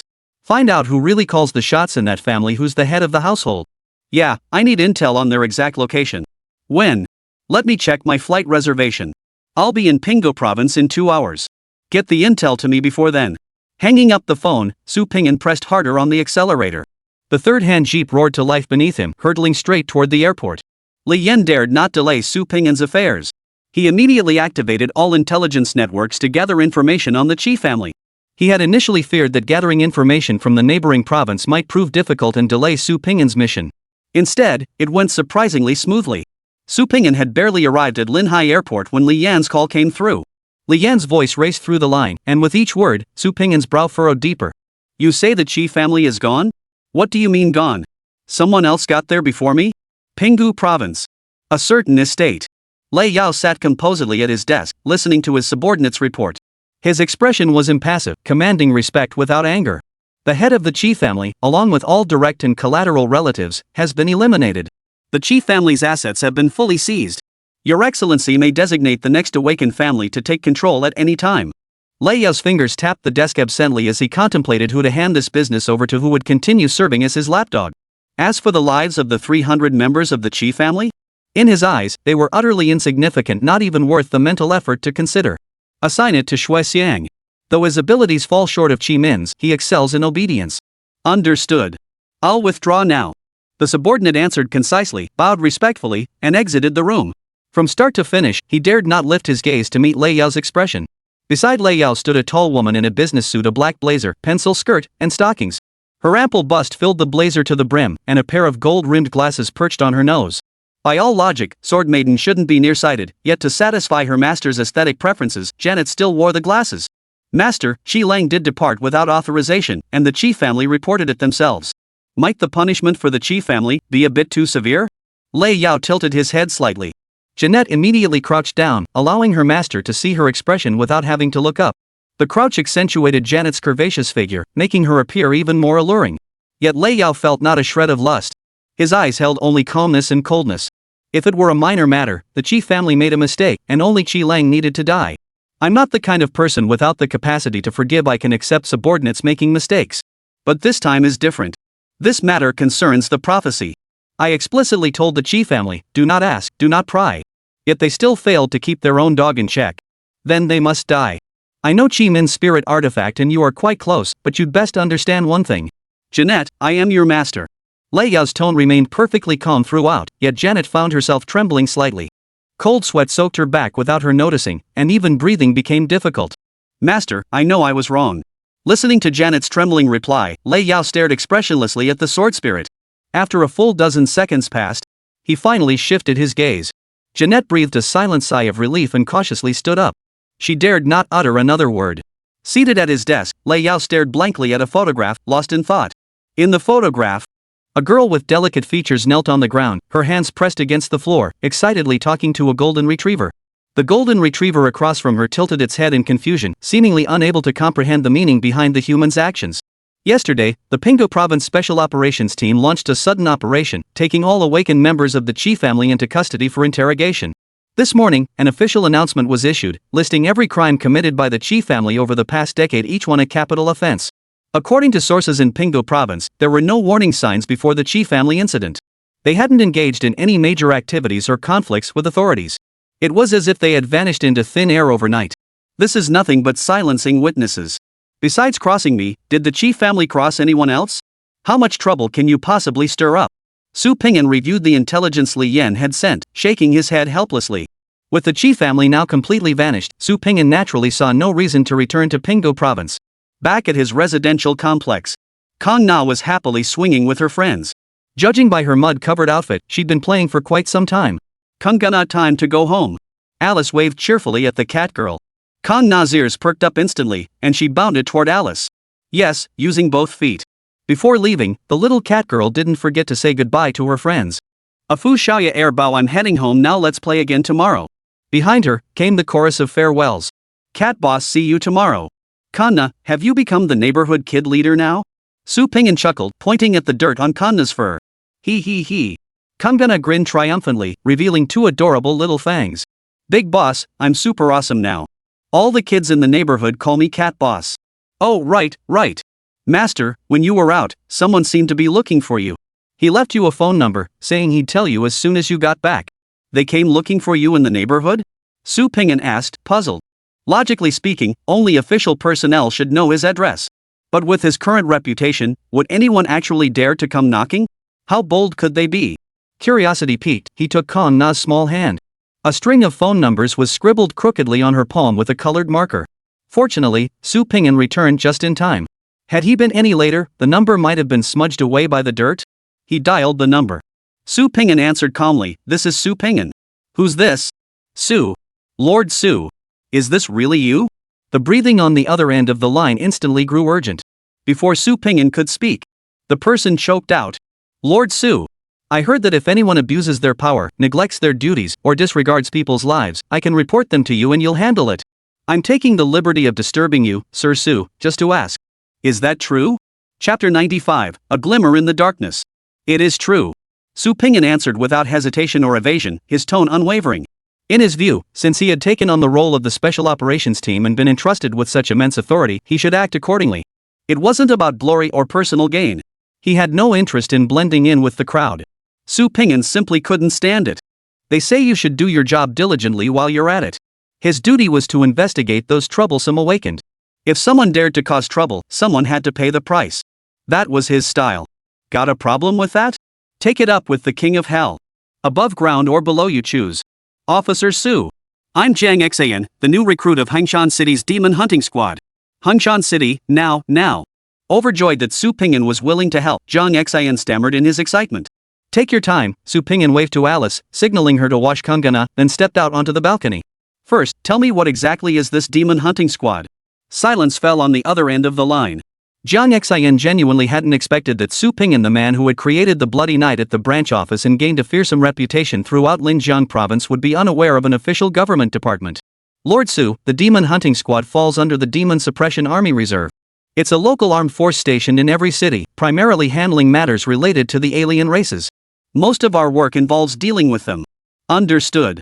Continue, Su Ping'an nodded. Listening to Su Ping'an's calm voice, Jiang Xayan couldn't help but feel that this official wasn't quite as terrifying as the legends made him out to be. Staring at him for too long would cause explosions. Daring to meet his gaze meant certain death. Seems like all nonsense. Taking a deep breath to steady his nerves, Jiang Xayan finally spoke again. Hangshan City. The Demon Hunting Squad's captain, Hu Meng, and his deputy, Lu Xingyu, are utterly rotten to the core. Sir, there's a group of alien races living long-term in Hangshan Ridge. Hu Meng clearly knows about this, yet he's dragging his feet on dealing with it. Whenever non-humans attack civilians, Hu Meng and Lu Xingyu always drag us around irrelevant areas, then demand we submit reports claiming the creatures were killed. This lets them repeatedly pocket mission rewards. Multiple incidents of non-human tribes attacking humans have occurred in Hangshan City. Each time it's been swept under the rug like this. Lord Su, I beg you please make the trip to Hangshan City. Eliminate those outsiders so the citizens no longer die unjustly. Su Ping'an furrowed his brow slightly, asking with some confusion, doesn't Hangshan City have a permanent special operations team? What about my colleagues over there? Aren't they handling this? Jiang Xayan's voice trembled with suppressed fury. There is one. Our special operations team leader is Zhang Yong. He's known about these incidents for ages. But he's in cahoots with Hu Meng. They're all cut from the same cloth. Hunting alien races is the Demon Hunting Squad's core duty. Every time an incident occurs in Hangshan City, the squad deploys, feigns defeat, then issues bounty missions for Zhang Yong's crew to claim.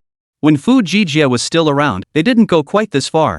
They'd occasionally actually kill a few alien races to fulfill their quota.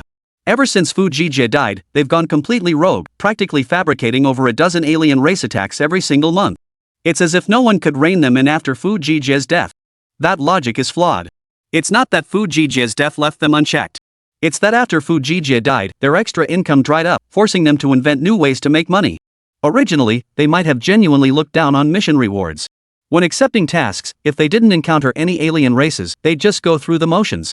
But now, if they see one, eliminating it is just a side job. But now it's different. With their income plummeting, wouldn't they seize every opportunity to fleece a sheep? Zhang Yang, you're getting what you deserve. You really had it coming. After silently cursing Zhang Yang under his breath, Su Ping'an replied decisively, I'm heading to Hangshan City right now. Send me your location later, and I'll come find you. Zhang Yang's death in the abyss hadn't been made public yet. This new recruit, Jiang Xayan, dared to risk incurring the special operations team's wrath by coming forward to report Su Ping'an. What he said was highly likely to be true. If Su Ping'an hadn't known about these matters, it wouldn't have mattered. But now that he knew, he had to go see for himself. Jiang Xin on the other end of the line visibly froze, falling silent for a full 3 seconds before uttering in disbelief, "Sir Su, you're really coming? Remember to send me your location." Su Pingyan wasted no more words, grabbed Alice, and headed out the door. Kono was left alone in the bathroom, protesting loudly. "Alice! Master! You just got back. Why are you leaving again, meow? Should I wait for you guys to come back for dinner, meow? If you don't say anything, I'm going downstairs to play, meow." Yokohama City.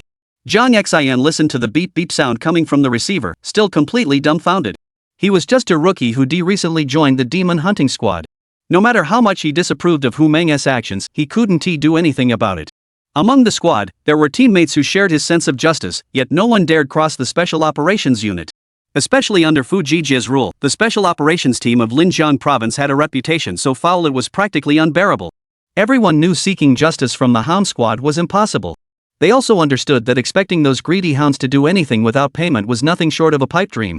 When Jiang Xin heard about the bloody night at the Linhai branch, an uncontrollable thought began to take root in his mind. Report it to Su Pingyan. If it were that person, perhaps he really would step in to take a look. Even if Su Pingyan was just a self-serving hypocrite, his mere presence might rein in Hu Meng and his crew, right? At the very least, he could save some of the common folk. Holding on to this simple hope, Jiang Xin tracked down Su Pingyan's contact information through the branch office and mustered the courage to pay him a visit. For this routine abyss cleanup operation, Zhang Yong had also departed Hengshan City. This was the perfect opportunity. Jiang Xin never imagined that after just a few words, Su Pingyan would decide to handle the matter and spring into action immediately. This outcome was far more surreal than even his wildest expectations. This is happening. This is really happening. Jiang Xin slapped his cheeks hard, shaking off the lingering despondency. No more hesitation. No more wavering. After sending the address, he left the demon hunting squad office and hurried toward the agreed-upon location. For those trapped in darkness, even the faintest glimmer of light will rush headlong toward it. They would charge forward. Chapter 96. This is already a very low-key way of putting it. Night fell, and a blanket of dark clouds obscured the stars and moon, refusing to yield even a sliver of light. Su Pingyan drove non-stop for 3 hours before finally arriving in Hengshan City. "Once I save up enough points, I'm getting myself a flying spirit gear no matter what. This driving is such a pain," Su Pingyan muttered as he pushed open the car door and scanned his surroundings. He and Jiang Xin had agreed to meet at an abandoned park somewhere in Hengshan City. Under the long-neglected streetlights, not a soul was in sight. Just as Su Pingyan was considering whether to activate Alice's spirit form to search for people using her perception, a furtive voice called out from behind him. Are you Mr. Su?" Su Pingyan turned toward the voice. Jiang Xin was wrapped up completely a baseball cap, large mask, and dark sunglasses, not missing a single piece. To the uninitiated, he might have looked like a celebrity avoiding paparazzi. Jiang Xin? The other party wasn't using a soul device, and Su Pingyan couldn't identify them through the interface. He frowned and asked. "It's me, Lord Su." Jiang Xin scanned the area, confirming no one was following before pulling out his credentials and handing them to Su Pingyan. "Seriously, what's with this? It's summer, aren't you hot?" Su Pingyan examined the ID, his tone tinged with amusement. "Lord Su, I had no choice. Hu Meng has deep connections with all the major awakened families in Hengshan City. Spies are everywhere. If he found out I was in contact with you, I fear it could endanger you too," Jiang Xin said, pulling Su Pingyan toward the shadows. "Wait. You haven't seen the video of the bloody night at the branch office, have you? If you had, you wouldn't be saying I'm in danger." Su Pingyan silently scoffed to himself, though he didn't deliberately show off. "Let's go. We'll talk in my car. Whether it's Hu Meng or those other shady characters, let them come if they dare. It'll save me the trouble of going to find them," Su Pingyan said, opening the car door. Jiang Xin stared wide-eyed at the beat-up, third-hand jeep that looked like it would fall apart with a single kick. He truly hadn't imagined that the renowned Su Pingyan, the esteemed magistrate Su, would actually drive such a beat-up car. "Lord Su, I now believe you truly came to Hengshan City to help its people." Su Pingyan turned his head with a peculiar expression, fixing his gaze on Jiang Xin. "Ha? What's that supposed to mean? You didn't believe it before, did you?" Noticing the confusion in Su Pingyan's eyes, Jiang Xin hastily waved his hands to explain. "Lord Su, with the allowances we official members receive, if you're willing to put up 100 points, plenty of people would be happy to get you a decent car. Your frugality, Lord Su, clearly sets you apart from those greedy special operations team members. That's exactly why I say I believe you now. You must be a principled, decent person with strong morals." Su Pingyan's expression stiffened, his lips twitching slightly. Staring into Jiang Xin's eyes, burning with fervent admiration, he couldn't bring himself to say, "Why wouldn't I take points if someone offered them? This beat-up car? Just for reimbursement claims. Inside, it's got nothing on a supercar, honestly. Having lived 2 lifetimes, this was Su Ping'an's first taste of what it meant to carry the weight of being an idol. Ahem. Clearing his throat twice to ease the awkwardness, Su Ping'an briefly introduced his little sword maiden before steering the conversation back. Where is this Hu Meng you mentioned now? At this hour, he should be with his lover. Zhang Xian glanced at his watch. Have him come see me, Su Ping'an said calmly. Lord Su, shouldn't we gather evidence first? Zhang Xian frowned slightly. Su Ping'an's approach to handling matters seemed quite different from what he had imagined. According to what they showed on TV dramas, it would take at least 3 episodes to gather evidence, then another 3 to make the arrest, followed by 3 more to reveal insufficient evidence, then 3 more to find the real proof, and finally bring the villain to justice. How could investigators summon a suspect without any intelligence? Officer Su, even if we summon Hu Meng now, he won't confess. This is a capital offense. More importantly, Hangshan Ridge is vast, and those foreign tribes only recognize Hu Meng. Without him as our guide, the moment we approach the ridge, those beasts will get wind of it and flee. That's precisely why Hu Meng acts so brazenly. He's confident that unless the demon-suppressing army is mobilized to seal off the entire Hangshan Ridge, no one can find those barbarians or uncover his crimes. Hearing this, Su Ping'an suddenly interrupted, if I kill them fast enough, won't they be too late to relay the message? It won't work, Magistrate Su, Zhang Xian shook his head urgently. All the alien creatures lurking in Hangshan Ridge are Venom Fang ghost spiders, controlled by the Spider King. The moment one detects an awakened, all others share its vision. Without Hu Meng leading the way, we could only take down one at most. The rest would all escape. I've considered this, Lord Su. We should gather evidence first. Then report to the demon-suppressing army. Let them handle it, or coordinate with demon hunting squads from neighboring provinces. Only then can we wipe out all the alien creatures in one go. Su Ping'an listened patiently, then nodded in agreement. Understood. Zhang Xian, how long would it take to drive to the nearest decent restaurant? Zhang Xian pondered for 2 seconds before blurting out, I know a decent restaurant. Hu Meng often hosts Zhang Yong's crew there. It should be about 30 minutes away. All right. Su Ping'an started the car and calmly instructed, give me directions. Also, notify all members of the demon hunting squad to report to me immediately. But Chief Su, didn't you hear what I just said? Zhang Xian stared wide-eyed in confusion. Besides, it's so late they might not even respond to me. I have my own way of doing things. Just follow my instructions. Su Ping'an's expression remained unchanged, his mind already set on a plan. Tell them this, Su Ping'an has arrived at Hangshan and demands to see you. Either you come to him now, or he will come to you. Give them 10 minutes. If they don't show up, they'll face the consequences. Lord Su, isn't this a bit too arrogant? Zhang Xian still hesitated. After all, not everyone could transform overnight from an ordinary person into a dragon-defying prodigy. Zhang Xian was still a rookie, even filing a report required summoning every ounce of courage he possessed. Suddenly being asked to deliver such a message felt utterly foreign. This is already a very low-key way of putting it. Su Ping'an shrugged it off, pressing the accelerator as the 3-door jeep surged forward. With few vehicles on the road at night and the big black rat moving at breakneck speed, what should have been a 30-minute drive took Su Ping'an only 15 minutes. Just as he'd expected. The moment Su Ping'an stepped out of the car, he saw the entire team of awakened members from the Hangshan Demon Hunting Squad standing respectfully in formation outside the restaurant entrance.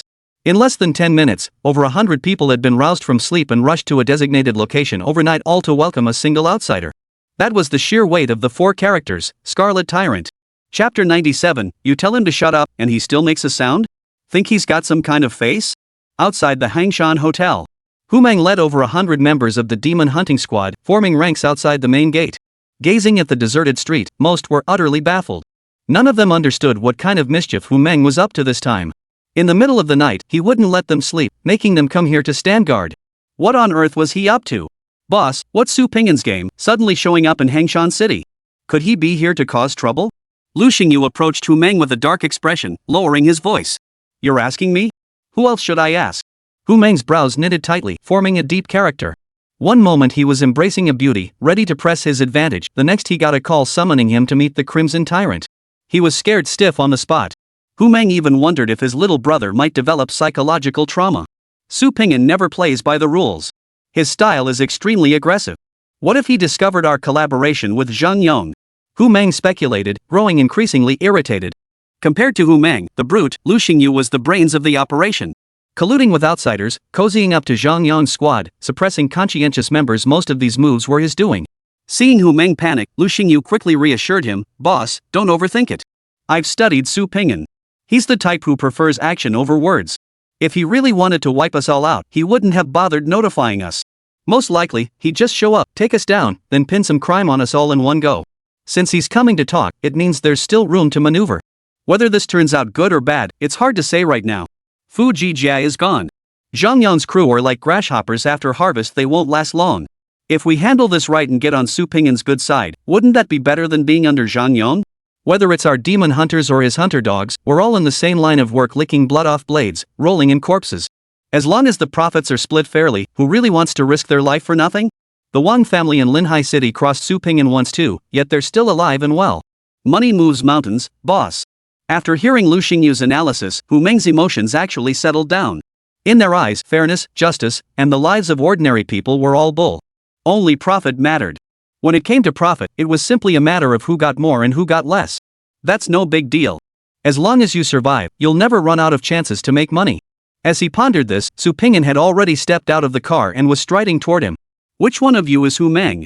The worry vanished instantly from Hu Meng's face, replaced by an obsequious expression as he jogged forward to greet him. Lord Su. Lord Su. I'm Hu Meng, captain of Hangshan City's demon hunting squad. This is my deputy, Lu Xingyu. We didn't know you were coming tonight, so we didn't prepare anything in advance. Shall we have a simple meal first and discuss matters over dinner? Su Ping'an ignored Hu Meng's outstretched hand, calmly stepping past the two men. Then let us eat first and talk later.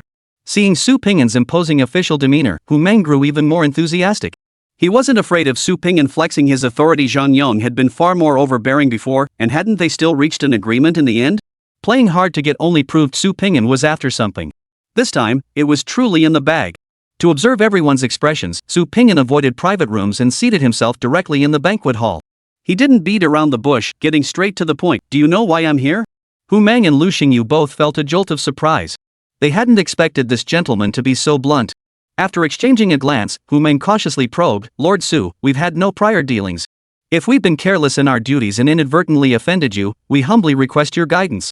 Zhang Yang is dead. I killed him. Su Ping'an dropped a bombshell the moment he spoke. Hu Meng's heart skipped a beat, his eyes nearly popping out of their sockets. Zhang Yang is dead? Killed by Su Ping'an? Did he say anything he shouldn't have before dying? This is bad. Before he died, he told me he was doing some interesting business with you guys. Is that right? Hu Meng's legs buckled beneath him. Fortunately, Lu Xingyu reacted quickly, reaching out to steady him and prevent him from sliding from his seat to the floor. Lord Su, what Zhang Yang said was likely just the delirious ramblings of a dying man, trying to pin the blame on someone else. Our demon hunting squad has never done anything improper. We've always followed the rules to the letter. We humbly request your discernment, Your Honor. Lu Xingyu knew full well that they absolutely couldn't admit to anything involving the alien races. Admitting to it would be a death sentence. Those beasts were far too cunning without him and Hu Meng leading the hunt. No one could ever capture them. Only by refusing to admit guilt did they stand a chance of survival. Did I ask you to speak? Showing off your skills, are you? You, a mere subordinate, dare address me? Do you even have the qualifications?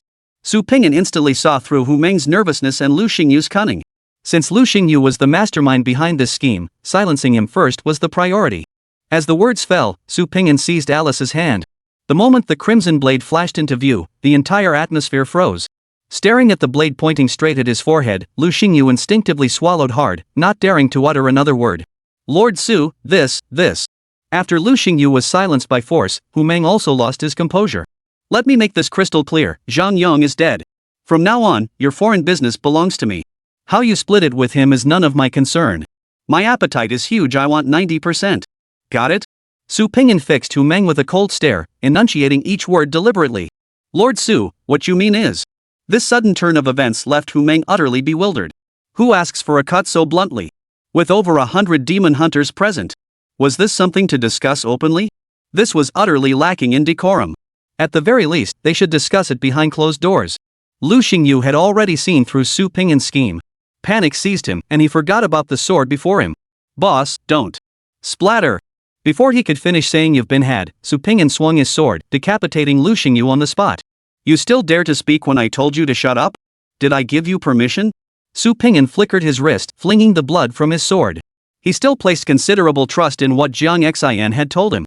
Seeing Hu and Lu's demeanor upon meeting, coupled with the glances from the surrounding demon hunting squad members, Su Ping'an was now certain these two were definitely up to no good.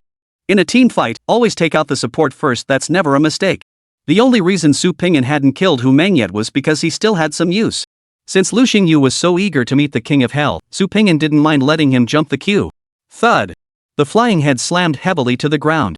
Without giving Hu Meng a moment to think, Su Pingyan pressed his sword against the man's throat again. If you keep playing dumb with me, you'll meet the same fate.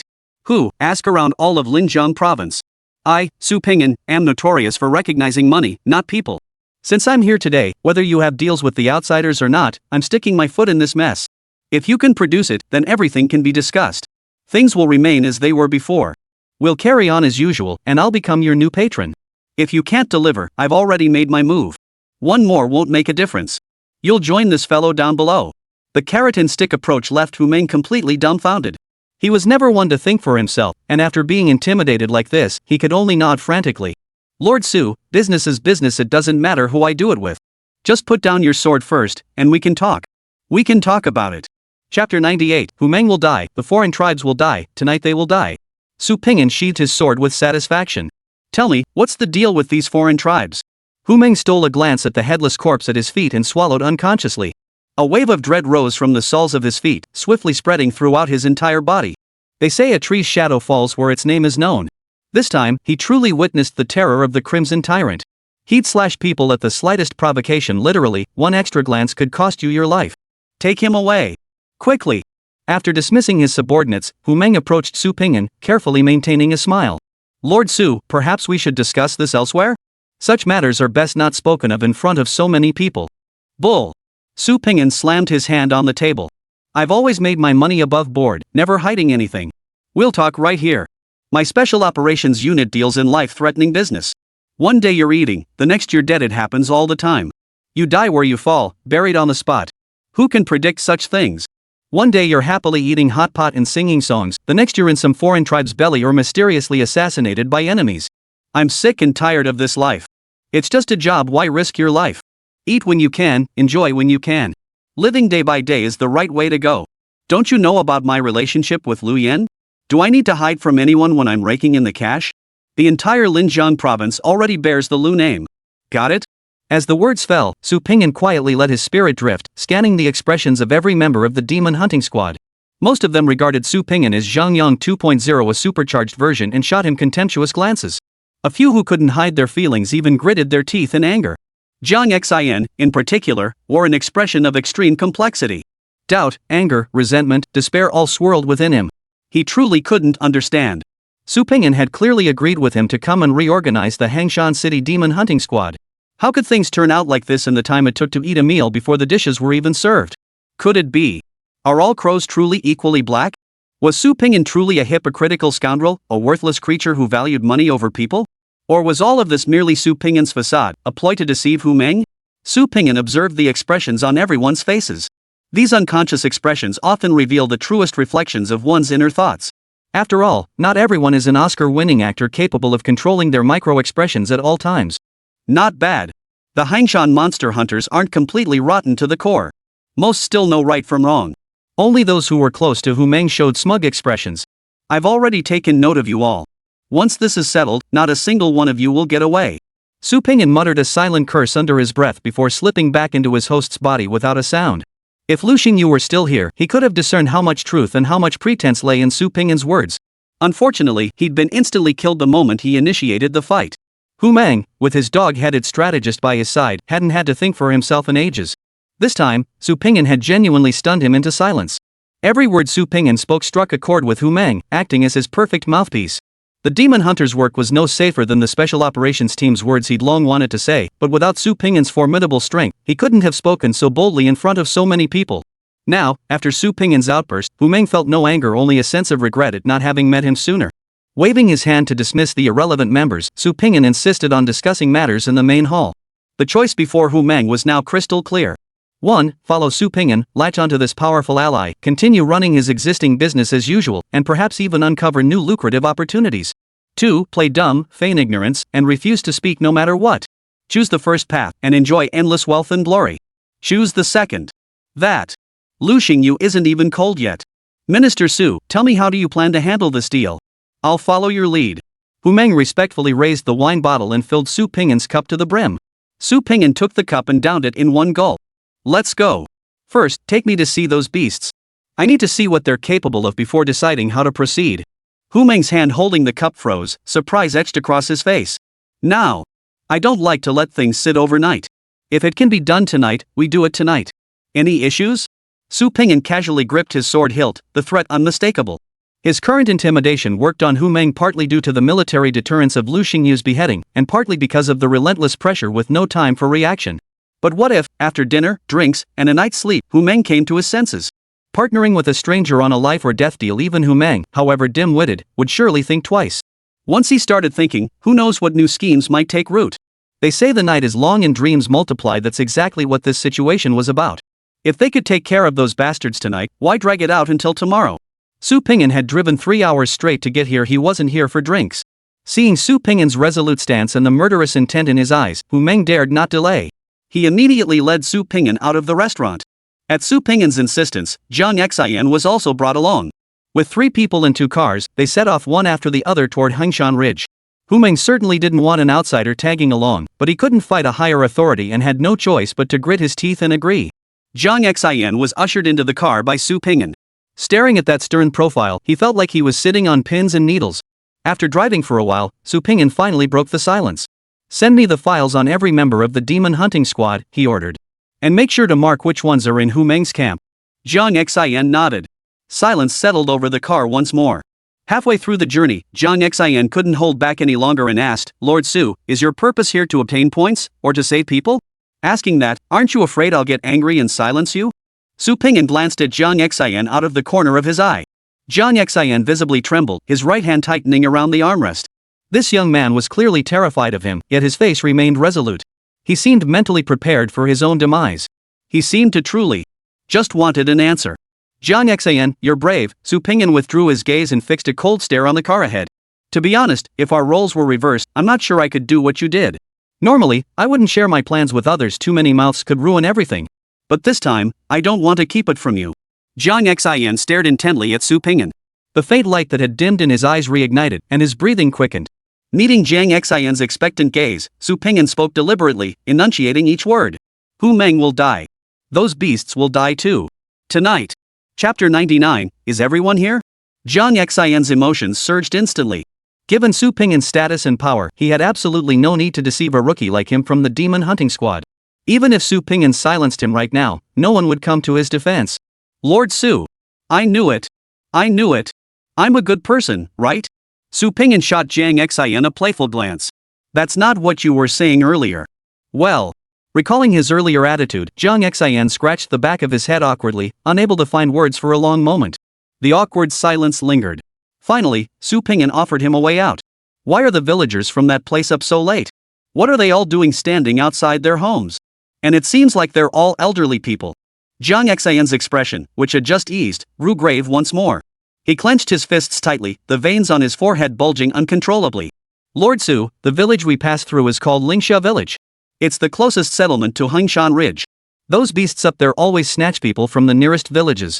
Lingsha Village has suffered the worst.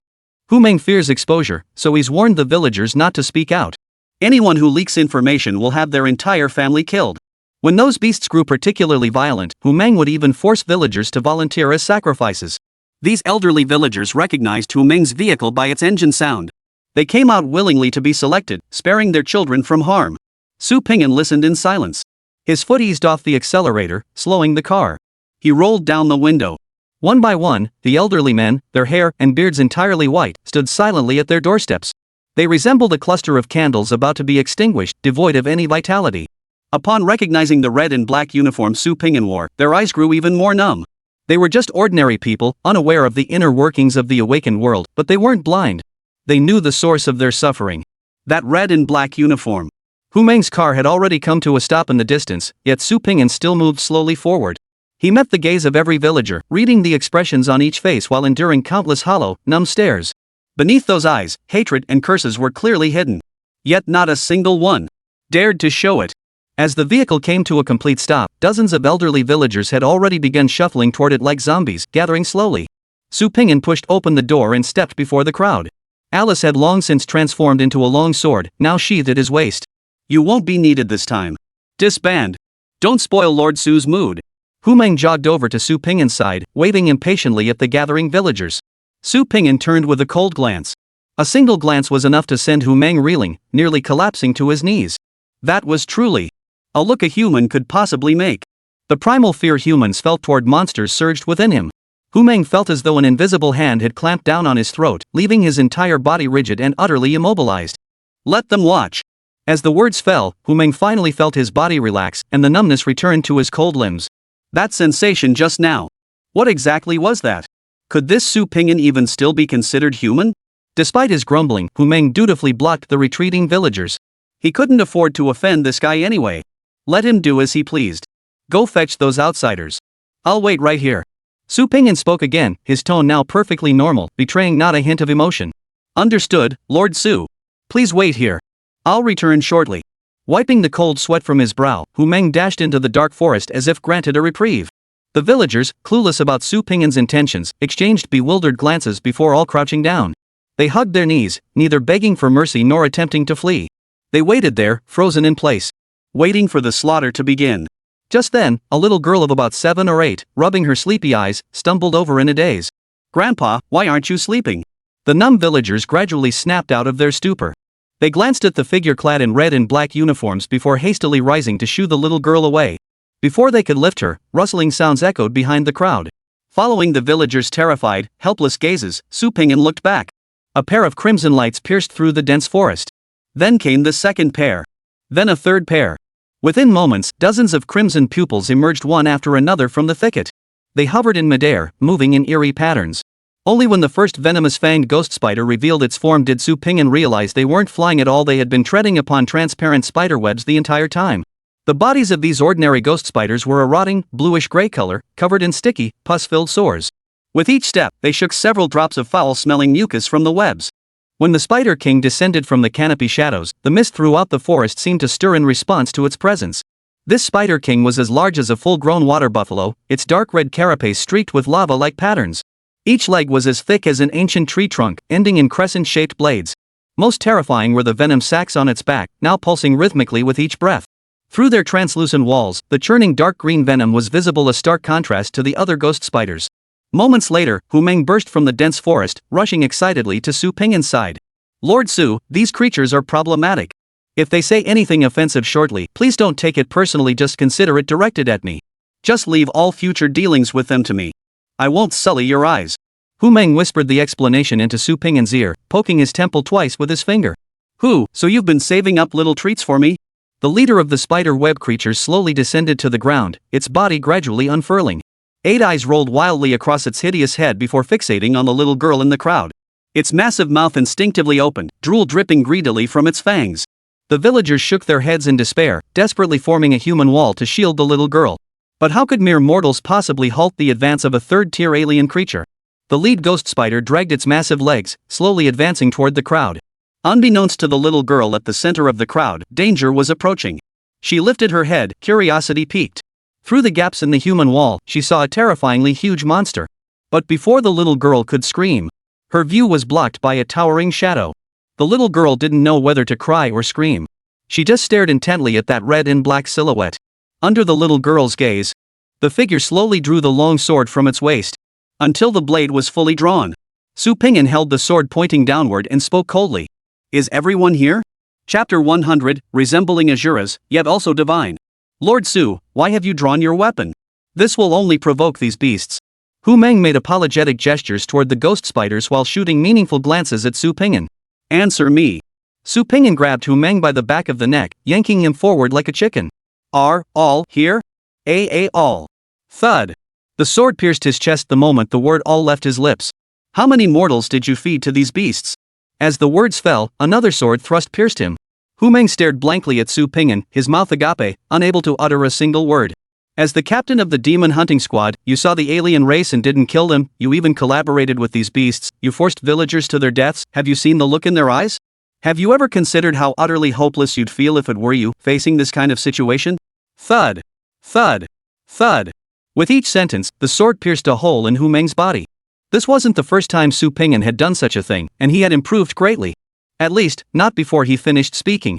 Hu Meng wouldn't breathe his last. Why? With each word, Hu Meng coughed up a mouthful of blood-tinged foam. The air entering his lungs was already outweighing what escaped. With a flick of his wrist, the long sword pierced straight through Hu Meng's neck. Can't figure it out, huh? That's normal. People like you will never understand. Swinging his arm, he struck. The headless corpse slumped lifelessly to the ground. Su Pingyan held Hu Meng's severed head aloft, their eyes locked. Go ask the king of hell. Ha ha ha ha ha. Amusing. You're an amusing fellow. Human, I like people like you. That Hu fellow deliberately summoned my entire family. What a splendid spectacle it turned out to be. Ha ha ha ha. The Spider King's body rose high, mocking from above. The whole family? Su Pingyan's lips curled into a savage grin. The whole family, huh? A family should be complete and intact. The Spider King's thick legs trembled involuntarily. All 8 eyes on its forehead stared at Su Pingyan in bewilderment. To its mind, the humans of this world were nothing more than prey to be slaughtered at will. The emotion that had just flashed through its mind was utterly incomprehensible.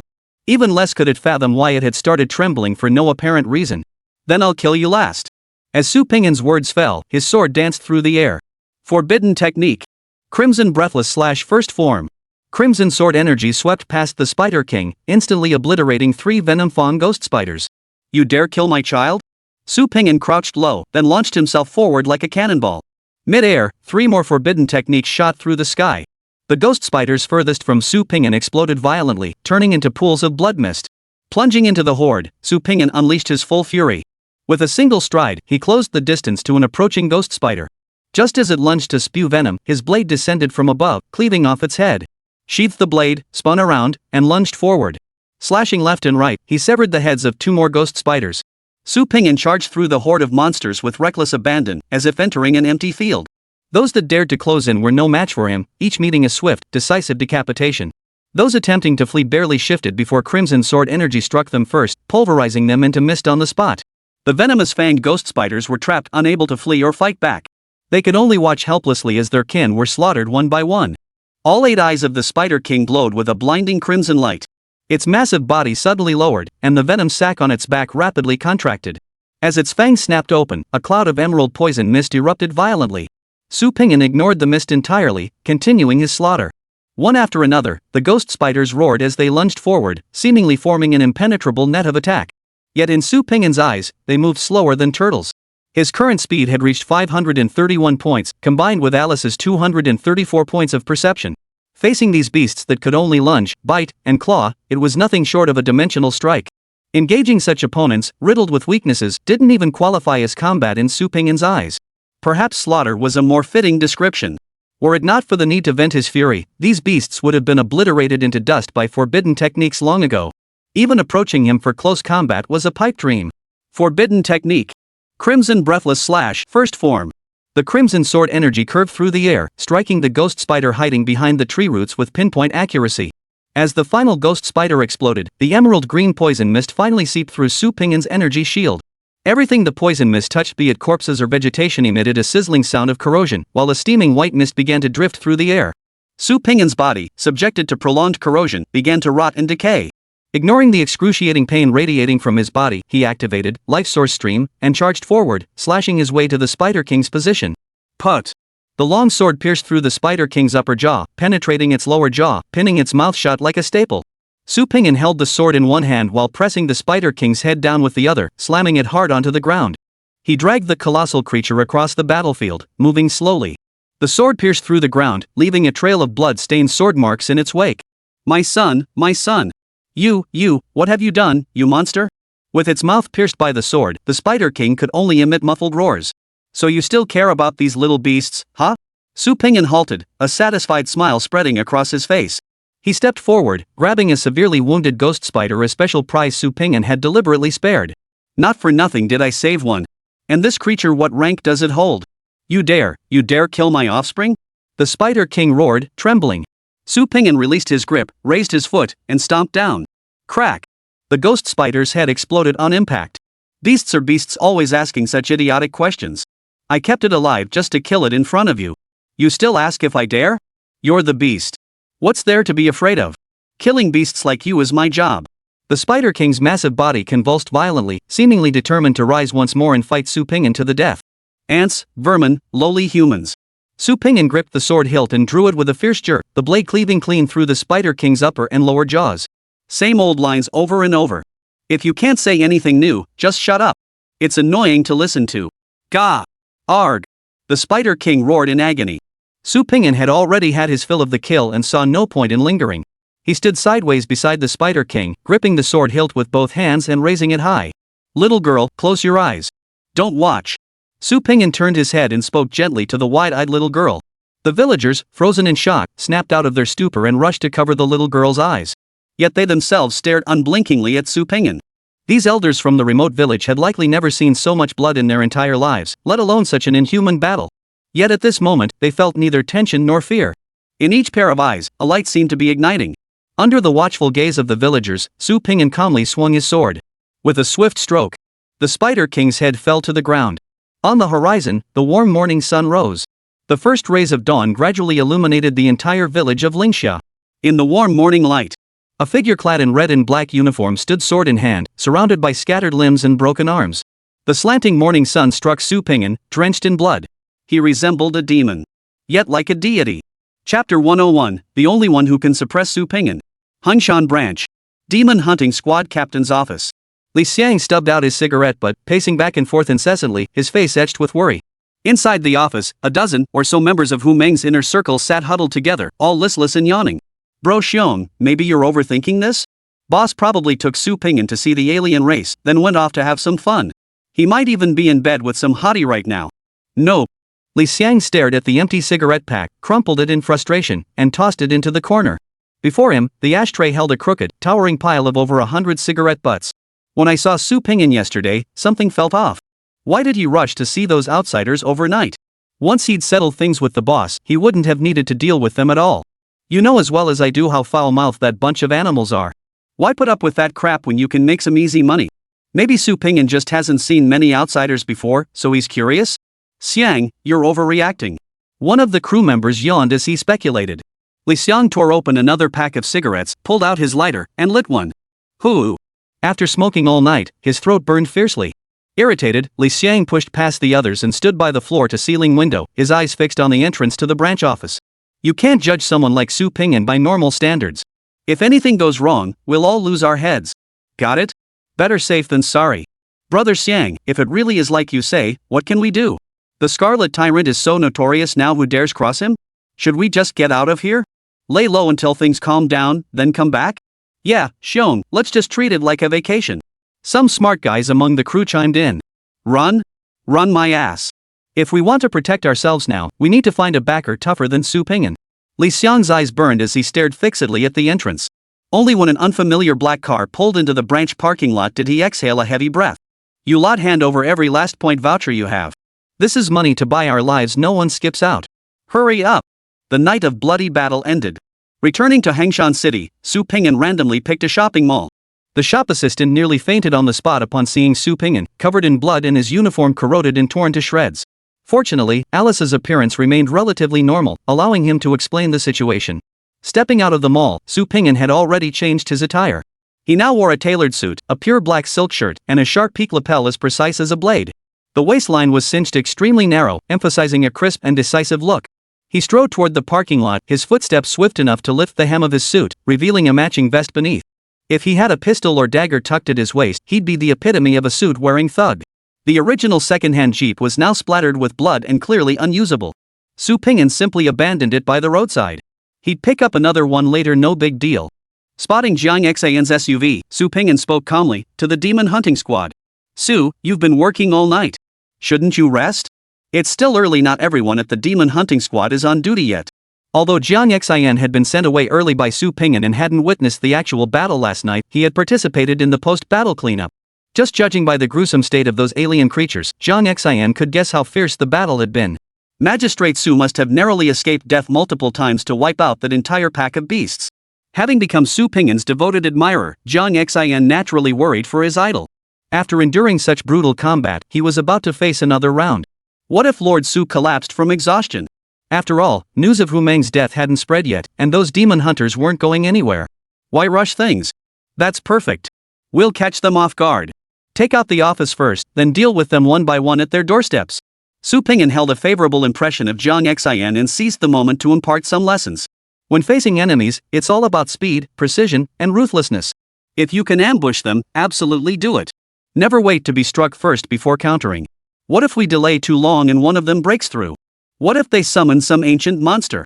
What if they've set traps in advance? Strike fast. Elbow them. Elbow them. Take them down. The key is to finish today's business today. Lord Su speaks with such wisdom. Jiang Xian's eyes widen, his face radiating, I've learned something. Nodding sincerely, Jiang Xian floored the accelerator and sped toward the branch office. Silent all the way, he charged straight to the Hengshan branch. As a core department, the demon hunting squad occupied a full third of the branch's floor space. Su Ping'an led Jiang Xian straight to the heart of the operation, pushing open the door to the captain's office. Surprisingly, Hu Meng's entire entourage was present, not a single one was late. They stood respectfully in 2 rows, heads bowed cautiously. At the desk that had once belonged to Hu Meng, a disheveled man with a smile in his eyes looked up. Ping'an, been up all night? Come, sit down. Lu Yan beckoned cheerfully. Captain? Seeing the unexpectedly low-key captain suddenly appear, Su Ping'an visibly startled. Alright, I'm aware of your situation. You two can step out now. Ping'an and I need to talk. It's no big deal, no need to make such a scene. Oh, and notify the rest of the team to gather at the branch office. We'll handle Hu Meng's case today so you can all sleep soundly. Put your minds at ease. Hu Meng acted alone. You were merely used by him.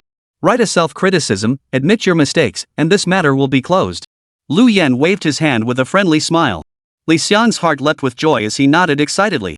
He called upon the person capable of restraining Su Ping'an, or rather, the only person in Linjiang province who could restrain Su Ping'an, and that was none other than Commander Lu standing before him. Li Xiang had approached this with a nothing-to-lose attitude. If it didn't work out, he'd simply flee. Who would have thought that this Commander Lu, notorious for his fierce reputation, would turn out to be surprisingly reasonable? Upon hearing there were vouchers to be had, he'd rushed over overnight without putting on any airs of his position. Crucially, once paid, he actually delivered. Su Ping'an returned in a rage, clearly up to no good. But Lu Yan silenced him with a single sentence. With Lu Yan here today, everything's under control. Everything was under control. In comparison, the points spent were nothing. What's money compared to life? Before leaving, Li Xiang shot Su Ping'an a sly glance. Seeing the look of confusion, bewilderment, and anger in his eyes made him feel even more secretly pleased. Can fight? What good is that? In this game, it's all about connections and points. You actually think you can change the world? How naive. Seeing Li Xiang and the others smirking smugly, Jiang Xian's brows furrowed. He looked like he was about to step forward and confront Lu Yan on Su Ping'an's behalf. Su Ping'an grabbed Jiang Xian's arm and shook his head gently. You go out first. This isn't over. After sending the skeptical Jiang Xian away, Su Ping'an slammed the office door shut. Once everyone had walked far away, Su Ping'an spoke in a low, hollow tone. Collected all the points? Yes. Then I'll get to work. Go ahead. I've already called everyone in. We're just waiting to raid the place. Su Ping'an and Lu Yan exchanged a glance. They couldn't hold back. They both burst out laughing. Chapter 102, I want you to taste the feeling of having the slaughterer's blade hanging over your head. At 9 in the morning, members of Hengshan City's demon hunting squad began arriving at the branch office for work. As was customary, Hu Meng would hold a morning meeting to briefly assign the day's tasks. But today, Li Xiang took charge of the meeting instead. The team members didn't find this unusual. Hu Meng occasionally overslept or was too lazy to get up, so he'd call on Li Xiang or Lu Xingyu to take over. It wasn't the first or second time this had happened. Li Xiang stood before the group, cleared his throat, and was just about to speak when a large hand clamped down on his neck, forcing him to bend over. You don't get to speak. I ask, you answer. Do you know anything about the incident in Lingxia village? Li Xiang turned his head in utter confusion, only to lock eyes with Su Ping'an's piercing glare the moment he looked up. Lord Su, what are you doing? Commander Lu is right here at the branch office. If I've offended you in any way, Magistrate Su, feel free to have Commander Lu step out and settle this fairly. What's this all about? Are you interrogating a prisoner? The pressure on his neck eased slightly, and Li Xiang had barely begun to breathe a sigh of relief. Su Ping'an's roundhouse kick swept toward him. Crack! Warm blood splattered high, staining the ceiling crimson. I gave you 3 chances to ask, yet you never inquired about Lingxia village. That proves you already know its secrets. Su Ping'an calmly stepped over Li Xiang's corpse. He pulled out his phone, unlocked it, and swiped. He checked the data and confirmed the identity. Wang Yuan, step forward. Li Xiang's headless corpse had barely hit the ground. The demon hunting squad members were still reeling from the shock when Su Ping'an's command echoed through the room. Instinctively, all eyes turned to one particular figure. Wang Yuan stared blankly at the blood dripping from the ceiling, completely bewildered. What the hell is going on here? Didn't Brother Xiang say everything was taken care of? Didn't he say Su Ping'an wouldn't go berserk with Lu Yan around? Now this. What the hell is going on here? Wang Yuan turned to Lu Yan, standing behind Su Ping'an, for help. Before he could utter a word, the Crimson Tyrant had already closed in on him. Do you know about the incident in Lingxia village? Faced with the same question, Wang Yuan learned from Li Xiang's mistake and quickly nodded. I know. But this was all, no, it was all Hu Meng who ordered me to do it. I had no choice. Arm raised, sword swung. Head severed from body. The villagers of Lingxia village had no choice either. Without even glancing at the corpse at his feet, Su Ping'an's fingers continued to swipe. Lu Xinghan, step forward. This time, the crowd reacted much faster. The moment the Crimson Tyrant called his name, they all stepped back in unison. Lu Xinghan was instantly shoved to the very front of the crowd. Panting frantically, his right hand instinctively reached for the soul artifact at his waist. But the moment his gaze met Su Ping'an's, he froze in terror. It wasn't entirely Lu Xinghan's fault. Anyone seeing a monster flipping through a list with one hand while wielding a blood-stained sword in the other, all the while calling out their name, would lose their nerve. At that moment, Lu Xinghan believed that rumor more than anyone else. Dare to look at the Crimson Tyrant one more time, and you're as good as dead. Do you know about the incident in Lingxia village? Su Ping'an lifted his gaze from the screen and looked at Lu Xinghan. What should I do? What should I do? What should I say? Li Xiang rambled on about nothing and ended up getting chopped. Wang Yuan claimed he knew, trying to shift the blame, but he got chopped down too. How the hell do I answer to stay alive? Lu Xinghan's breathing grew increasingly labored. His teeth chattered, and his voice stuttered. I don't know. Yes, I don't know. Lord Su, I know nothing. All those dirty deeds were done by Hu Meng, Lu Xingyu, and Li Xiang. I know nothing. Su Ping calmly slid his finger, flipping the screen to face Lu Xinghan. Does this photo look familiar to you? In the photo, Hu Meng stood with his arms crossed, grinning widely. Behind him, villagers knelt shoulder to shoulder in a dense crowd. Beside Hu Meng, the smiling faces of all 13 demon hunting squad members were captured in sharp detail. Lu Xinghan recognized himself in the photo, of course. It had been Lu Xingyu who suggested they take a group photo as a pledge of loyalty. Only this way could everyone be bound to the same ship. No one who betrayed the cause could walk away unscathed. Su Ping'an had obtained this photo thanks to Lu Yan. Before arriving at the Hangshan branch, he had already raided Lu Xingyu's home. Little did he expect to find an unexpected windfall. Lu Xinghan stared blankly, his mouth opening several times before any words emerged. After holding his breath for over 10 seconds, he finally asked in confusion, "You already knew, then why did you ask me if I knew about Lingxia village? Why didn't you just take action yourself?" Put. The long sword pierced straight through his chest. Su Ping'an slowly twisted the hilt, shredding Lu Xinghan's heart to pieces. He lifted his head and surveyed the surroundings. His gaze swept over every damn lackey. "I just wanted you to experience it too, that feeling of having a slaughtering blade hanging over your head, not knowing if it will fall, not knowing when it will fall, what that feeling is like. I just wanted you to experience what it feels like to have no control over your own life, to be at the mercy of others. I just wanted you to experience the utter despair of having nothing to do but wait for death to come, knowing you can't change a single thing." Put. He drew his sword and kicked Lu Xinghan's corpse aside. Su Ping'an bellowed again, following the roster. "Han Jiayu. Damn it, step forward." Han Jiayu dared not respond. He immediately activated his forbidden technique and dashed toward the nearby window without looking back. But before he could take a single step, a ghostly figure had already closed in. When the Grim Reaper calls, he won't wait for dawn. Splatter! A slashing sword stroke severed Han Jiayu cleanly at the waist mid-air. Crashing to the ground, Han Jiayu crawled for dozens of seconds, wailed for dozens of seconds, before finally drawing his last breath in agony. Su Ping'an turned coldly, his gaze sharp as a hawk's. "He Jiarong, step forward." Su Ping'an enunciated the name deliberately. Anyone who dared to flee would be cut down on the spot. Those who resigned themselves to stepping forward might, with luck, receive a swift end. After 3 consecutive executions, the remaining henchmen abandoned all resistance. But just then, Su Ping'an slowed his pace of calling names. The remaining henchmen felt warmth between their legs, their minds going blank. In the final moments of their lives, they finally understood what the villagers of Lingxia had endured. Time seemed to slow down 100-fold, 1,000-fold, and beyond. Every minute, every second, felt like struggling in hell. Extreme despair and terror drove them all mad. In the end, they even began praying that the next name called would be their own. The chopping went on for a full hour. Only then did Su Ping'an sever the final head. The rolling head stained the floor of the demon hunting squad's office crimson red. A deathly silence fell over the entire room, so quiet you could hear a pin drop. Every pair of eyes was fixed on the sword-wielding figure, each face etched with an extraordinary blend of emotions. Some felt vindicated, some agreed, some were shocked, some felt a deep sense of satisfaction. But the most common expression was awe. No wonder the entire Linjiang province was abuzz with the rumor. Once an awakened one committed a crime, if Su Ping'an set his sights on them, the matter would never end until blood was spilled on the spot. The Crimson Tyrant truly lives up to its name. Under the gaze of over 100 demon hunters, Su Ping calmly sheathed his sword, turned, and strode to the very front of the crowd. Hu Mang, former captain of the Yokoyama branch demon hunting squad, along with Deputy Captain Lu Xingyu and 13 subordinates, stood by while alien races slaughtered civilians. In the name of the Supernatural Affairs Investigation Bureau's Special Operations Team, I sentence these 15 individuals to death. Execute immediately. That is all. Dismissed. Chapter 103, Purge Operation. Lu Yan and Su Ping'an walked side by side toward the exit of the branch office. Lu Yan lit a cigarette and offered the pack to Su Ping'an.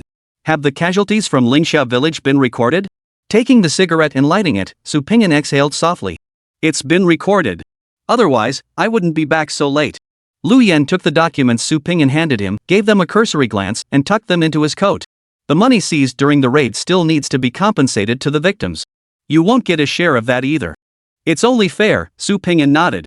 Speaking of which, Captain, what do you think Li Xiang and the others were thinking? Coming to you to settle things? Don't they know you're the classic example of taking money without delivering results? Bull. What do you mean take money but deliver nothing? I have principles and boundaries, damn it. Lu Yan shot Su Ping'an a displeased glare. Besides, they had no choice but to turn to you. Desperate times call for desperate measures. Who can blame them when your reputation is so notorious? But I think I've discovered a new way to get rich. You stir up trouble, I clean up the mess. One job, 2 paydays, it's perfect. What a sweet deal. Give it a rest. Keep this up, and soon no one will dare hire you to clean up their messes. Su Ping'an immediately poured cold water on the idea. One scam at a time is better than none. Lu Yan remained surprisingly optimistic. As he opened the car door, before Su Ping'an could get in, a frantic call came from behind. He turned to see Jiang Xin sprinting toward them. Su, are you leaving already? Of course I'm leaving once the matter's settled. Su Ping'an stubbed out his cigarette and chuckled softly. Lord Su. Jiang Xin took a deep breath and bowed deeply. Thank you. Thank you for coming. Thank you for saving the villagers of Lingxia village. Thank you for ridding us of that cancer, Hu Mang. The villagers of Lingxia should thank you. I was merely doing my job. If the next demon hunting squad captain causes trouble again, you can still come find me. I'll handle it just the same. Su Ping'an nodded in return. Lord Su. Su Ping'an turned back, a hint of confusion in his voice. Is there something else? Jiang Xin lifted his head, his eyes burning as he gazed at his idol. Officer Su, I recall you once said, if our roles were reversed, you might not have done what I did. At the time, I believed you meant it. But now I believe that even if our positions and abilities were swapped, Magistrate Su, you would still do exactly what I did.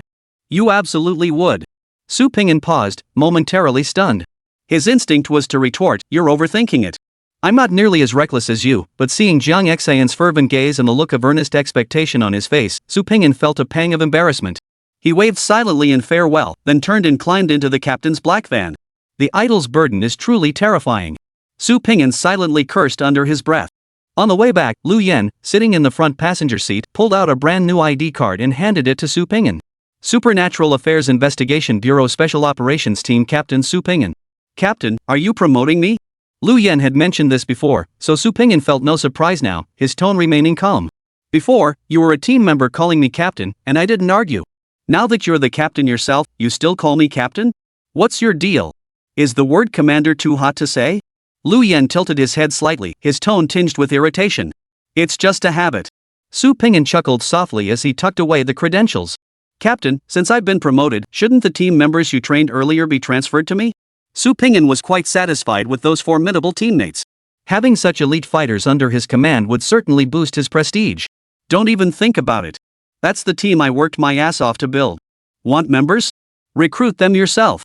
Lu Yan snapped, cutting off Su Ping'an's unwarranted ambitions like a mother protecting her young. Each special operations squad can have up to 20 members. Including the deputy and captain, that's 22 people. Your monthly allowance has also increased from 100 points to 500. Don't think your strength alone makes subordinates unnecessary. Think long-term, having people under you makes certain tasks easier. Take this raid as an example. If you had no team, could you handle raiding over a dozen homes by yourself? Lu Yan spoke with the air of someone who'd been there. Su Ping'an stared at Lu Yan with a look of utter exasperation. His captain was seriously short on cash lately. He couldn't stop talking about raids, completely obsessed with the idea. Speaking of confiscations, Lu Yan continued, we're going to be incredibly busy over the next month. You'd better brace yourself. This year's martial soul competition is being held right here in our Linjiang province. Before it begins, I intend to cleanse the entire province. Those cancerous growths left over from Fu Jiji's era Chenmin, Zhangyong, Humeng, I intend to root them all out, leaving not a single one behind. Don't complain about being tired later, okay? People like Humeng, are there still such individuals? Su Ping'an's expression darkened as he nodded silently. Just as Lu Yan had anticipated, Su Ping'an barely slept a wink for the next month. Under Commander Lu's orchestration, the Special Operations Team mobilized every available agent. Working in 3 rotating shifts around the clock, they hunted down targets day and night. Many awakened individuals were bragging one moment, only to have the Hound Squad burst through their office doors the next, kicking them open with boxes of evidence in hand before hauling them away. Lu Yan had prepared meticulously for this day, making arrests with pinpoint accuracy, sometimes even executing raids and confiscating assets in one swift operation. Awakened families scattered across the province were dealt with one by one. Those who had been close to Fu Jiji or had been involved in life and death deals faced no mercy. Their homes were raided and their clans wiped out. Those coerced by Fu Jiji into compliance received lighter punishments based on the severity of their offenses. The purge operation lasted a full 35 days, a period so bloody it seemed to darken the sun and moon, turning the heavens themselves pale. The special task force raided homes so relentlessly that sparks practically flew from their boots. Su Ping'an learned on the job. By now, he had mastered the process of confiscating property. Controlling personnel, tearing down walls and digging up hidden spots, cataloging and registering assets, and tracking down concealed wealth, he handled it all with flair. The confiscated points, after deducting compensation for the victims' families, were all remitted to the branch. After a full cycle, Lu Yan distributed the funds again in the form of operational subsidies, handing them out individually. The branch was satisfied, the victims' families were satisfied, and the team members involved were satisfied. The entire operation was reasonable, lawful, and compliant. Not a single flaw could be found. Given Su Ping'an's rank, this operation netted him a full 40,000 points. As a commander with no subordinates, he didn't need to share the money with his team members, so naturally, it all went into his pocket. The other special ops members involved in the mission returned home to find stacks of points taller than their pillows. They barely managed to shovel down a couple of bites before grabbing their soul weapons and dashing out the door again. This alone showed just how absurdly lucrative the past month had been for the special operations team. Within just over a month of taking office, Lu Yan had completely transformed Linjiang province from top to bottom. The once stagnant, corrupted, and rigid systems had been thoroughly overhauled, rejuvenated with new vitality. No one dared to engage in shady deals anymore. No one dared to abuse their influence or act with impunity.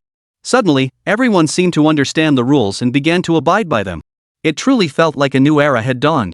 The new book has already hit 200,000 words. Time to test out some new titles. Seeking suggestions from esteemed readers for a new title, 15 characters or fewer, please. Thank you all. Chapter 104, Celestial Winged Holy Soul Ethereal Feather. 98. 99. 100. He. Sitting on the sofa, Su Ping'an counted the points vouchers one by one. As he gazed at the gleaming bills, all the fatigue accumulated from his previous actions vanished instantly. Including his allowance, Su Ping'an's personal stash had now reached 48,100 points, just a hair's breadth away from 50,000. Su Ping'an was now absolutely loaded. Ping'an, you've checked it over a dozen times already. Still haven't got it right? Xiao Jian looked at her master with a puzzled expression. Ever since she started doing the housework, she'd seen her master counting money. Now the floors were mopped, the laundry was done, and even Kona's meal was prepared, yet her master was still counting? Was counting money really that difficult? Alice, since I can't take the medicine yet anyway, I'll upgrade you first.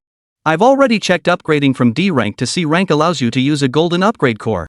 Not only does it boost attribute enhancements to 40%, but you can also install a Holy Soul component. The Holy Soul component grants you a new soul weapon skill just like your Crimson Blood Sacrifice. I always wondered why the jerk Fu Jiji's soul weapon had 2 skills. Now I get it, he paid for it too. Su Ping'an excitedly beckoned Alice over, pulling the little sword maiden close. He leaned in with her, poring over the exchange list on the official app. The golden upgrade core costs 15,000 points? Little sword maiden's eyes widened, her voice rising sharply. And that's not all, the sacred soul components aren't even included yet. Even the cheapest ones cost over 10,000 points. If you encounter some powerful skills, the prices are downright terrifying. Su Ping'an chuckled softly as he added. Ping'an, maybe we should just forget it. This is way too expensive. I think the purple enhancement core is perfectly fine. Little sword girl shook her head like a rattle. Having accompanied her master through countless battles this past month, she knew firsthand how hard it was for him to earn money. She could transform into a soul weapon, becoming an emotionless crimson blade. With her master constantly replenishing her vitality, she never felt fatigue. But her master had to stay alert at all times, constantly rushing back and forth. On more than one occasion, Alice had seen her master fall asleep the moment she sat in the car. She truly couldn't bear to spend those precious points. Watching the little sword maiden's furrowed brow and inhaling the unique, fresh scent of the girl beside him, Su Ping'an's lips gradually curved upward. Alice, that's not the right way to think. Alice froze at his words, the tuft of hair atop her head curling into a question mark for the first time in ages. Why do we earn money? Isn't it to enhance our own strength? Whether it's your crimson blood sacrifice or my spirit power burst, both amplify your inherent attributes. The higher your attributes, the stronger we become. Only by transforming points into power do those points truly belong to us. Otherwise, even if you sit atop mountains of gold and silver, without the strength to protect them, that would be a catastrophe. That's the essence of innocent men bear no guilt, but the sin lies in possessing the jade. Think about it, Alice. If the little money we earn through hard work catches the eye of greedy villains who come to steal it, and we can't fight them off, wouldn't that make you furious? Alice's brows furrowed instantly, nodding like a chick pecking at grain. No one can take the hard-earned money Ping'an and I saved. If any bad guys try to take it, I'll punch them flying. Exactly. Su Ping'an nodded approvingly, his face beaming with the satisfaction of a teacher with a promising student.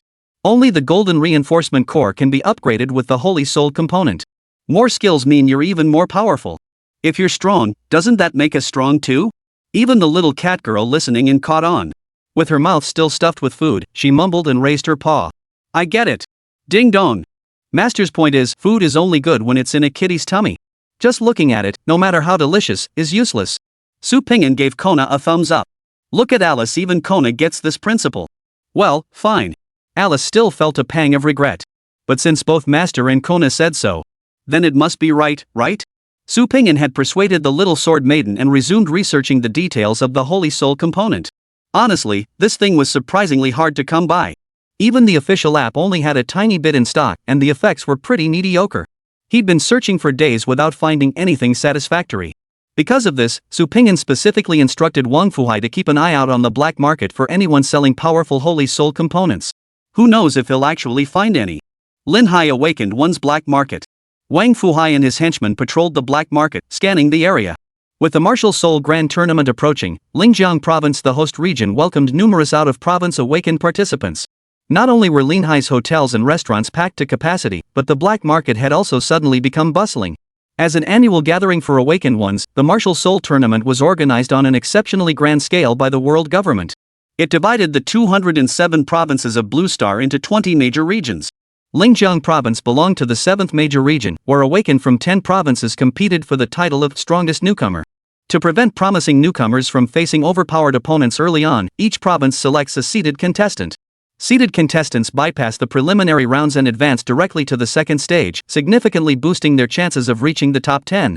Awakened individuals across provinces began internal selection processes early, engaging in round after round of sparring matches to identify the strongest representative for their province. In Linjiang Province, however, matters were far less complicated. After a month-long purge, the Crimson Tyrant had terrorized everyone into submission.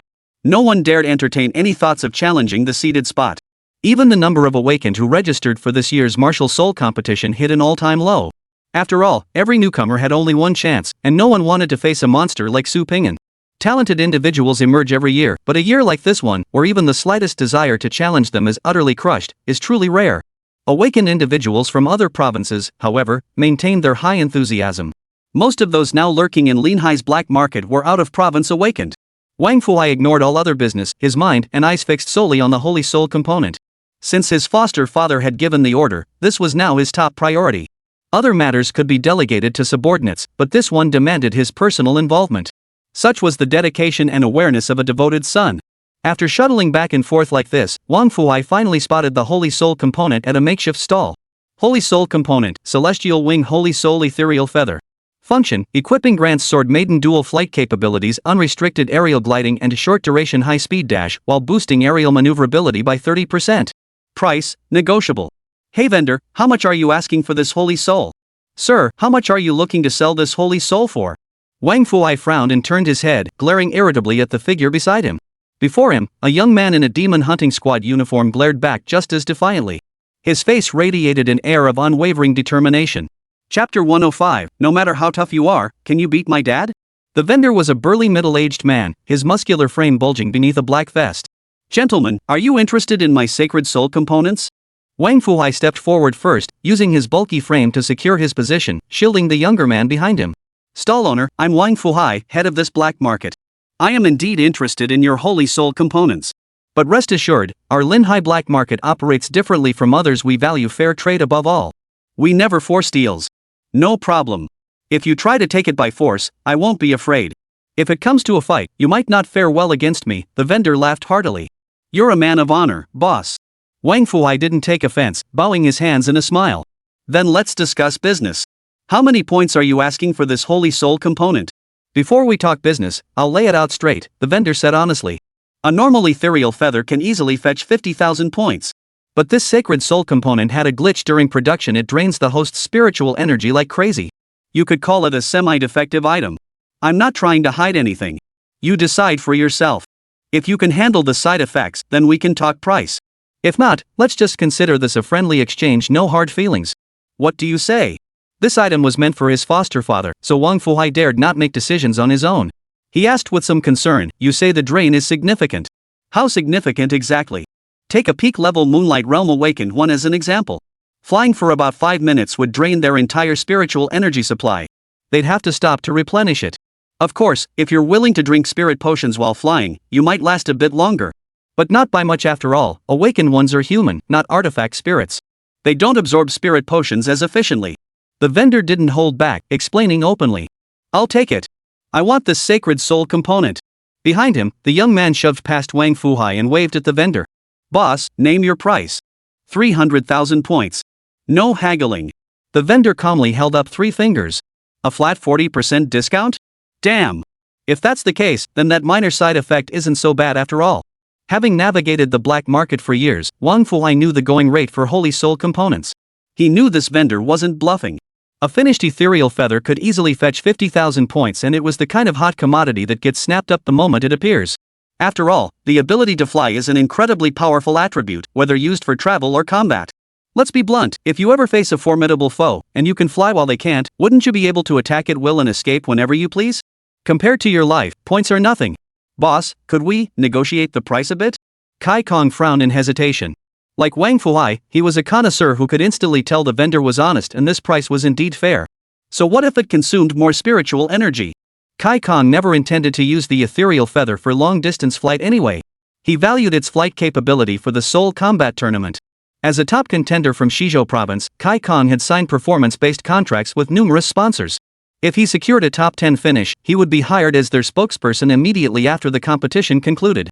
To secure this rising star, the sponsors had gone all out. They had paid a hefty advance of 30,000 points. It was precisely this money that gave Kai Kong the confidence to inquire about the price of the Sacred Soul component. If the Holy Soul component could be used immediately, Kai Kong would have snapped it up without hesitation. But considering the Holy Soul component required a golden upgrade core to function, he couldn't help but hesitate. His instinct was to try and haggle. No haggling, okay? The vendor turned his gaze directly to Wang Fuhai. He detested dealing with indecisive customers. You're being all wishy-washy. I said no haggling, yet you still ask. What about you? Want it? Boss, give me a minute. No 30 seconds. I'll give you my answer right away. Wang Fuhai hurriedly dialed his godfather's number. His speech was rapid and to the point. Watching Wang Fuhai's increasingly agitated expression, Kai Kongka couldn't sit still any longer. He quickly reached out and said to the stall owner, I'll take it. 30,000 it is. I'll pay right now. Kai Kong had come to a realization, if the points vanished, he could simply ask sponsors for more. At worst, his position in the betting agreement would shift from top 10 to top 3 or even first place. If he missed this opportunity right before his eyes, who knew when he'd encounter another like it? The thought of facing those Moonlight Realm enemies with flight capabilities gave Kai Kong an uncontrollable surge of excitement. The championship title, points, and fame all seemed within his grasp. Boss, I'll take it. Wang Fuhai raised his hand the moment he hung up the phone.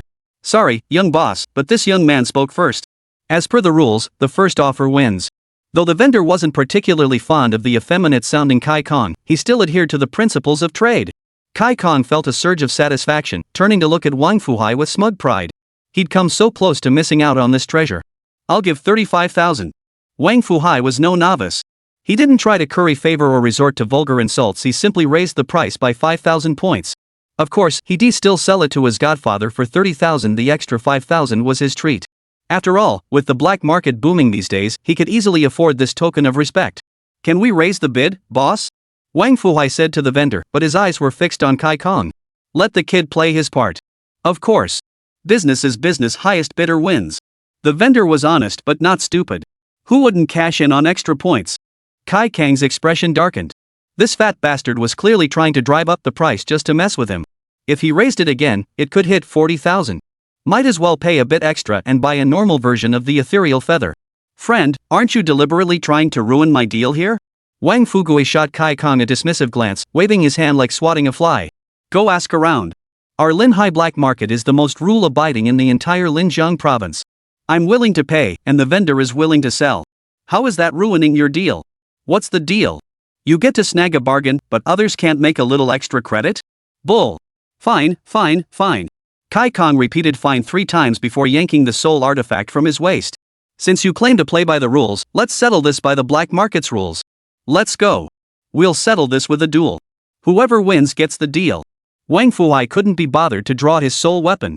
He rubbed his belly and took 3 steps back. What the hell are you playing at? Think you're some kind of tough guy? No matter how good you are, can you beat my dad? Wait till my dad shows up. You'll be on your knees right here, you bet. Kai Kong snorted coldly, raising his long sword horizontally. If you want to call your old man to fight for you, I don't mind. Just don't blame me if you get hurt when the fighting starts.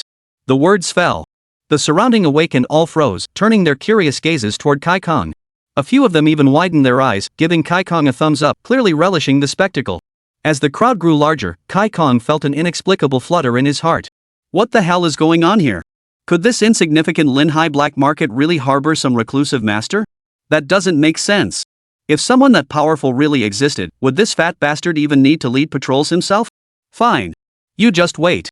Wang Fuhai's fingers flew across the screen, sending out the location. Just wait till my dad gets here, then we'll see how you'll handle this. Chapter 106, Say Goodbye to Your World. The crowd around them grew thicker by the second, and Kai Kong felt his confidence crumbling. Logically, he didn't believe Wang Fuhai had any powerful connections, but the stares from the surrounding awakened were unbearably piercing. They stared at him as if he were some kind of idiot or fool. Deep down, he was already considering backing out. Yet, as a seated contestant from Shizhou province, retreating without even facing his opponent would be utterly humiliating. Besides, he genuinely wanted the ethereal feather. After much deliberation, Kai Kong resolved to confront whoever stood behind Wang Fuhai. What if it turned out to be some reclusive master, a venerable elder hidden away for years? At worst, he could always back down, then no shame in that. While he pondered this, Su Ping'an had already driven up. He'd long coveted a flying-capable spiritual artifact, but the ones listed on the official app with the flight tag were shockingly expensive. Finally stumbling upon a sacred soul component that could grant flight and the most stylish sword-riding flight at that, how could he not be thrilled? Seriously, what flower-growing family's time traveler doesn't dream of cultivating? It's practically ingrained in our DNA, a tradition flowing through our veins. Priced at 30,000, it fits Su Ping'an's budget perfectly. As for the massive spiritual energy drain debuff, to Su Ping'an, it was practically nothing. With the life source stream activated, his spiritual energy was simply inexhaustible. For someone with infinite health and mana, the side effects of draining resources were utterly insignificant. Following the phone's GPS, Su Ping'an quickly located the place. Given the Scarlet Tyrant's current fame, even without his uniform, Su Ping'an was recognized from a distance. The crowd swiftly parted to either side, clearing a path for Su Ping'an. Su Ping'an? Following the crowd's gaze, Kai Kong instantly recognized the newcomer. He might not recognize other awakened individuals, but he had done his homework on the top prospects from other provinces. Godfather. Over here, over here. Wang Fuhai stood behind Kai Kong, waving frantically, his chubby cheeks jiggling with the motion. What did you call him? Kai Kong whipped his head around, staring at Wang Fuhai in utter shock. You fatso must be at least 40, right? You're calling a 20-year-old kid your godfather? Where's your sense of shame? Where's the holy soul component you told me about? Su Ping'an didn't even acknowledge Kai Kong. Too many people in Linjiang province knew him now, and Su Ping'an had no interest in befriending them all. At the mention of sacred soul component, Kai Kong sprang to life like a wildcat whose tail had been stepped on. Su Ping'an, I spotted this ethereal feather first. You want to snatch it too? Su Ping'an, unaware of the specifics of the holy soul component, had no idea what an ethereal feather was upon first hearing the term. Move aside, move aside. I'm busy with business, no time for you. Kai Kong sidestepped, positioning himself between Su Ping'an and Wang Fuhai. After all, if he wanted to reach the summit and claim first place in the martial soul competition, he'd have to overcome Su Ping'an as a hurdle. Why wait for another day when today presents itself? Might as well test his mettle now. Seize the ethereal feather and see if this host is even worth his attention. Su Ping'an, is it? I've heard your name. Since we're both seated contenders, why not spar now and test each other's martial skills? Kai Kong from Shizhou Province. I humbly request your guidance. What gibberish are you spouting? Su Ping'an was burning with impatience, having no time for idle chatter with this hothead. You want to spar, huh? Su Ping'an lunged forward, his form vanishing abruptly. Kai Kong had earned his seed player status in Shizhou Province for a reason. He was no pushover. At the very least, he possessed considerable combat experience. The instant Su Ping'an moved, Kai Kong unleashed a burst of spiritual energy, maximizing his perception. But the next second, his pupils contracted sharply. A fist materialized out of thin air within Kai Kang's field of vision. And it grew larger and larger, closer and closer. Say goodnight to your world. Su Ping'an unleashed a punch. Boom! Kai Kong blacked out instantly. After losing consciousness, Kai Kang's body tumbled over a dozen times on the ground before finally coming to a halt. No. What the hell are you pretending? My punch packs 693 points of force. What do you think you're blocking it with? If I hadn't held back, I would have killed you with that single punch. After silently cursing under his breath, Su Ping'an turned his attention to the matter at hand. Old one, you mentioned someone was planning to steal the Holy Soul component? Where are they? Wang Fuhai froze for a full 2 seconds before finally pointing at the unconscious Kai Kong. Come on, Wang. This guy just broke through to the Moonlight Realm. You're at least late Moonlight Realm yourself. You can't even handle trash like him? Su Ping'an looked at Wang Fuhai with utter contempt. He'd seen it clearly earlier. Kai Kong, just like him, displayed experience 0%, a clear sign of an awakened individual at the very beginning of the Moonlight Realm. As for the level of spiritual energy burst, Su Ping'an hadn't even noticed. The opponent had vanished too swiftly. Dad, you know I'm a sickly weakling. Sure, I'm late stage Moonlight Realm, got extra energy shields and can take a beating, but I'm barely stronger than Starlight Realm. You top tier contenders are all monsters among monsters. How could I possibly take him on? Wang Fuhai whined, looking utterly aggrieved. Cut the nonsense. I'm not as big a baby as you, Su Ping'an retorted, not intending to dwell on it. Let's get down to business. Where's that good stuff you mentioned earlier? Right here, boss. Su Ping'an and the stall owner were both straightforward types. After a brief exchange, the transaction was completed. Of course, the obliging Wang Fuhai had already handed over his 5,000 points to the vendor, a gesture of respect. Opening the sealed package, a faint purple glow met his eyes. The so-called Holy Soul component resembled an inverted triangular key, its surface adorned with intricate patterns and faintly radiating spiritual energy. Name, Celestial Wing Holy Soul Ethereal Feather. Grade, Purple. Condition, Good. Function, equipping grants the Sword Maiden dual aerial abilities, unrestricted gliding and short-duration high-speed dash, while increasing aerial maneuverability by 30%. Forged from the shed feathers of the 7th-tier alien species Celestial Linglong, compatible with C, B, A, and S-grade golden enhancement cores. Completion rate, 87%. Drawback, spirit energy consumption increases by 500% when using flight abilities. Ha! Su Ping'an stared at the sacred soul component before him with surprise. This was the first time he'd ever seen panel details on a non-living object. Judging by the panel's information, the vendor was indeed an honest person, straightforward and transparent, without any underhanded tricks or false advertising. Su Ping'an was forming a favorable impression of the vendor and was about to continue their conversation when a startled cry erupted from the crowd. Kai Kong! Su Ping'an turned toward the sound. The newcomer wasn't in uniform, instead wearing a sleek combat outfit. Slender and tall, with short hair and a stern expression, a soul weapon shaped like a waist knife was tucked behind them. Their entire demeanor radiated an aura of keep your distance. And Ruoxuan hurried over and crouched beside Kai Kong. After a quick check of his vital signs, she let out a silent sigh of relief. She looked up, her face icy. Who did this to Kai Kong? Chapter 107, Triple Blossom Overlap? Isn't that just jumping back and forth? And Ruoxuan was the sponsor behind Kai Kong. As a long-established family of awakened in Shizhou Province, the Yin family maintained excellent relations with the authorities and enjoyed thriving business ventures. To expand their influence and maintain the family's connections with the authorities, they invest annually in promising new talents. In the awakened world, strength reigns supreme. As long as one of these prodigious newcomers rises to prominence, it guarantees the Yin family decades of security. Even if these promising talents peak too early and fade into obscurity, the Yin family still comes out ahead. At the very least, they've gained publicity and driven traffic to their businesses. This venture is a surefire win. The only question is how much profit they'll make. The only risk was Kai Kang's lackluster performance, failing to crack the top 10 and being eliminated early. Such a prospect has a clearly defined ceiling for future growth. It's a deal with no future prospects and immediate losses. And Ruochuan stared at Kai Kong, the player she'd pinned her hopes on, now lying on the ground like a dead dog. Her frustration reached an all-time high. This wasn't just about the Yin family's reputation or the face of Shizhou province, it directly impacted the Yin family's interests. If handled poorly, and Ruochuan, who spearheaded this investment, would find herself in serious trouble. Are you bullying the outnumbered just because you have more people?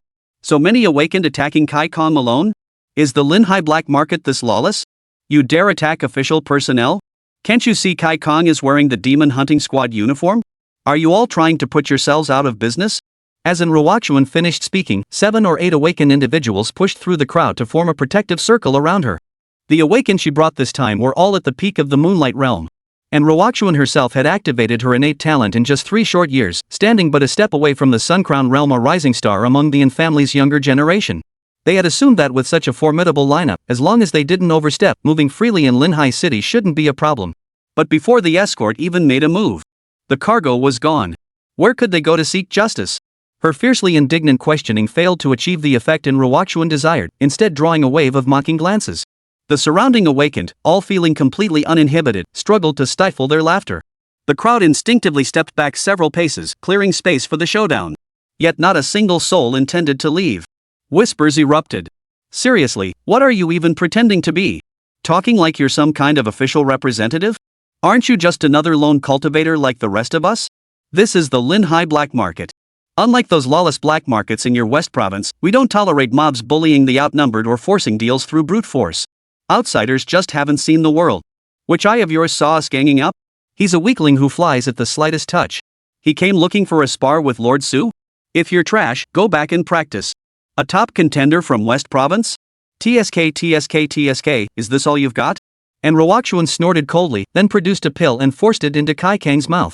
Then she reached into her robe and pulled out her credentials. Clearly inscribed upon it. Supernatural Affairs Investigation Bureau Special Operations Team Member Ruochuan. Call? Call again? Say it again for me? And Ruochuan rose slowly, holding the ID up as he surveyed the room, his expression chillingly cold. The black market's rogue awakened practitioners saw the 5 characters Special Operations Team and instinctively recoiled like mice encountering a cat, their fear palpable. The scene instantly fell silent as everyone clamped their mouths shut. That surly-faced girl with the short hair, she's actually part of the Hound Squad? Best not to get involved in this mess, lest they invite trouble upon themselves. The Special Operations Squad's jurisdiction only applies within their designated territory. What gives you the right to come strutting around Linhai City with your out-of-province sword? At the Crimson Tyrant's voice, the crowd instinctively parted to the sides, clearing a path.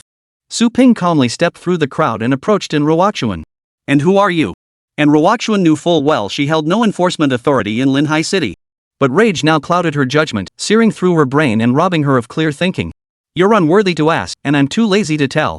Linhai City isn't a place where you lot can run wild. Shut it now. Take that dead dog and get the hell out of the black market. I won't press charges. Narrowing her eyes, Ruochuan summoned the last remnants of her rationality. Soon, she retrieved the stranger's name from her memory. Su Ping'an?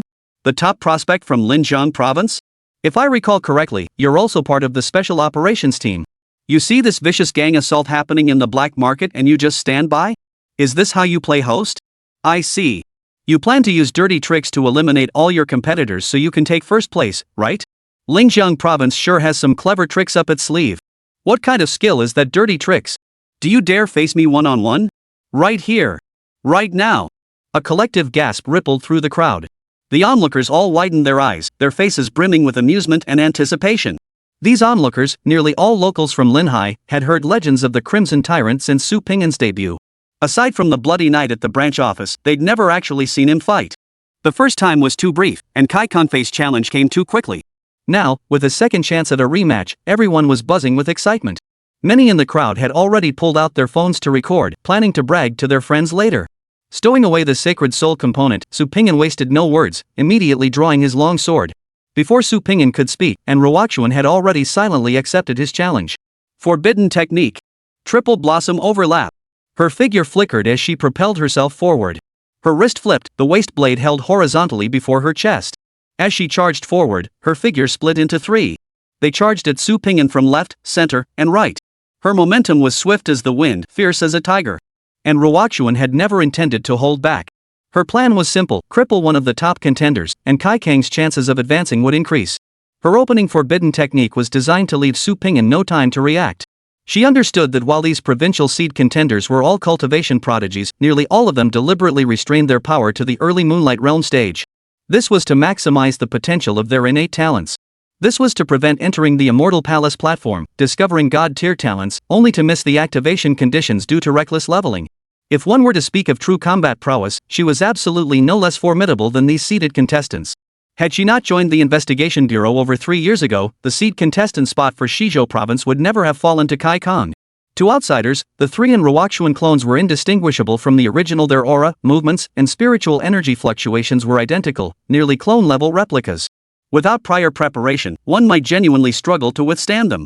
Yet under Su Pingyan's 702-point perception, the scene took on a completely different tone. And Ruoxuan's forbidden technique not only failed to exert any pressure on him but instead seemed downright comical. There she was, hopping sideways back and forth before Su Pingyan. A distance easily covered in 2 strides, yet she insisted on shifting her position twice before taking a single step forward. It resembled a child playing hopscotch. Su Pingyan didn't even bother drawing his sword. He leapt forward, pinpointing her true form, and swatted the waste sword from her hand with a single slap.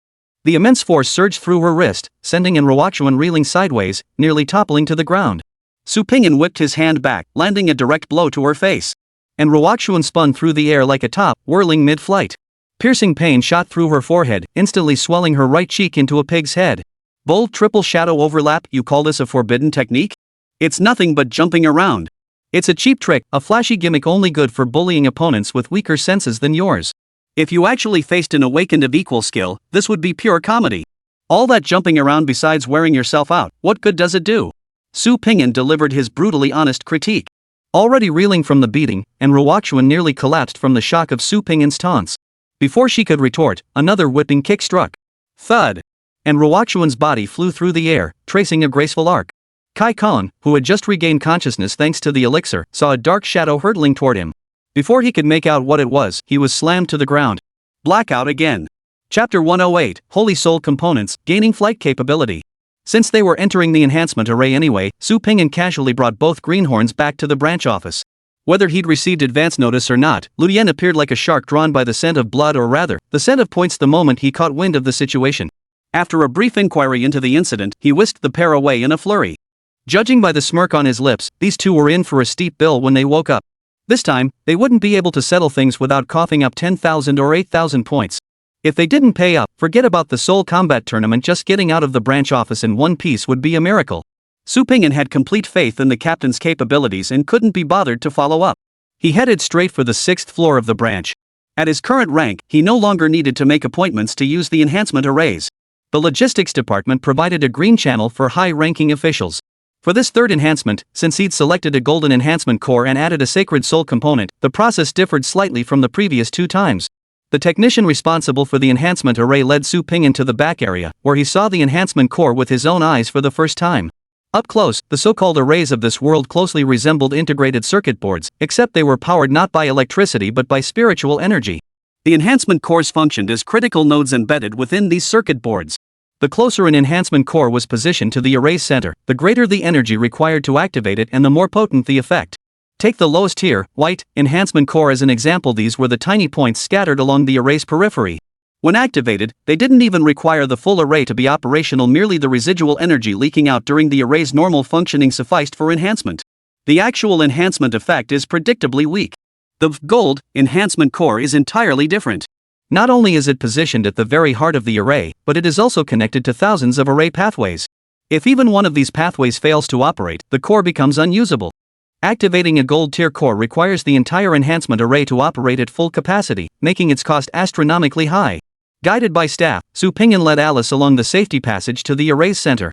Captain Su, since the sacred soul component you're using was not purchased through official channels, according to the reinforcement array usage regulations, there are several precautions I must inform you of. The use of unofficially acquired Holy Soul components carries the following risks for your Sword Maiden: blade collapse, amplification malfunction, inability to accept master amplification, loss of inherent abilities, failure of Holy Soul powers to activate, or inability to assume human form. All consequences shall be borne solely by the user. Each soul weapon can accommodate a maximum of 3 Holy Soul components, which may be freely swapped. However, each removal causes irreversible damage to the component, carrying a risk of ability failure, amplification malfunction, or component scrapping, all consequences also borne solely by the user. Additionally, installing Holy Soul components is free when selecting the Gold Enhancement Core package. In all other cases, both installation and removal of Holy Soul components incur separate fees. Specific charges vary based on the component's strength. The first clause is clearly a disclaimer: not my responsibility if it blows up after purchase. That's not a concern. I can view the Holy Soul component's status, which shows it's in good condition, meaning no issues. Clauses 2 and 3 essentially cover the same point. The Sword Maiden can hold up to 3 Holy Soul components, and both installation and removal incur fees. From a cost-effectiveness perspective, it would be wise to install the Holy Soul component during each subsequent upgrade to save on installation costs. Got it, Su Pingyan murmured after a moment's thought, nodding calmly. Captain Su, would you like us to inspect the integrity of your Holy Soul components? The fee is 3,000 points per check, the staff member inquired attentively. Holy crap! 3,000 points? Why don't you just rob people? Su Pingyan cursed the greedy merchants silently in his mind. No need to check. My eyes are the ruler, it's fine. Since the Holy Soul component was a valuable item, Su Pingyan had to be present throughout the entire installation process to avoid any disputes over potential accidents later on. The technician fiddled with the ethereal feather on the magic array for quite some time. With nothing else to do, the lively Alice struck up a casual conversation with the technician. How does this enhancement magic array even work? You just channel spirit energy along these lines, and suddenly I become more powerful? You guys are seriously amazing. Seeing Alice's eyes sparkling with wonder, the technician scratched the back of his head, looking slightly embarrassed.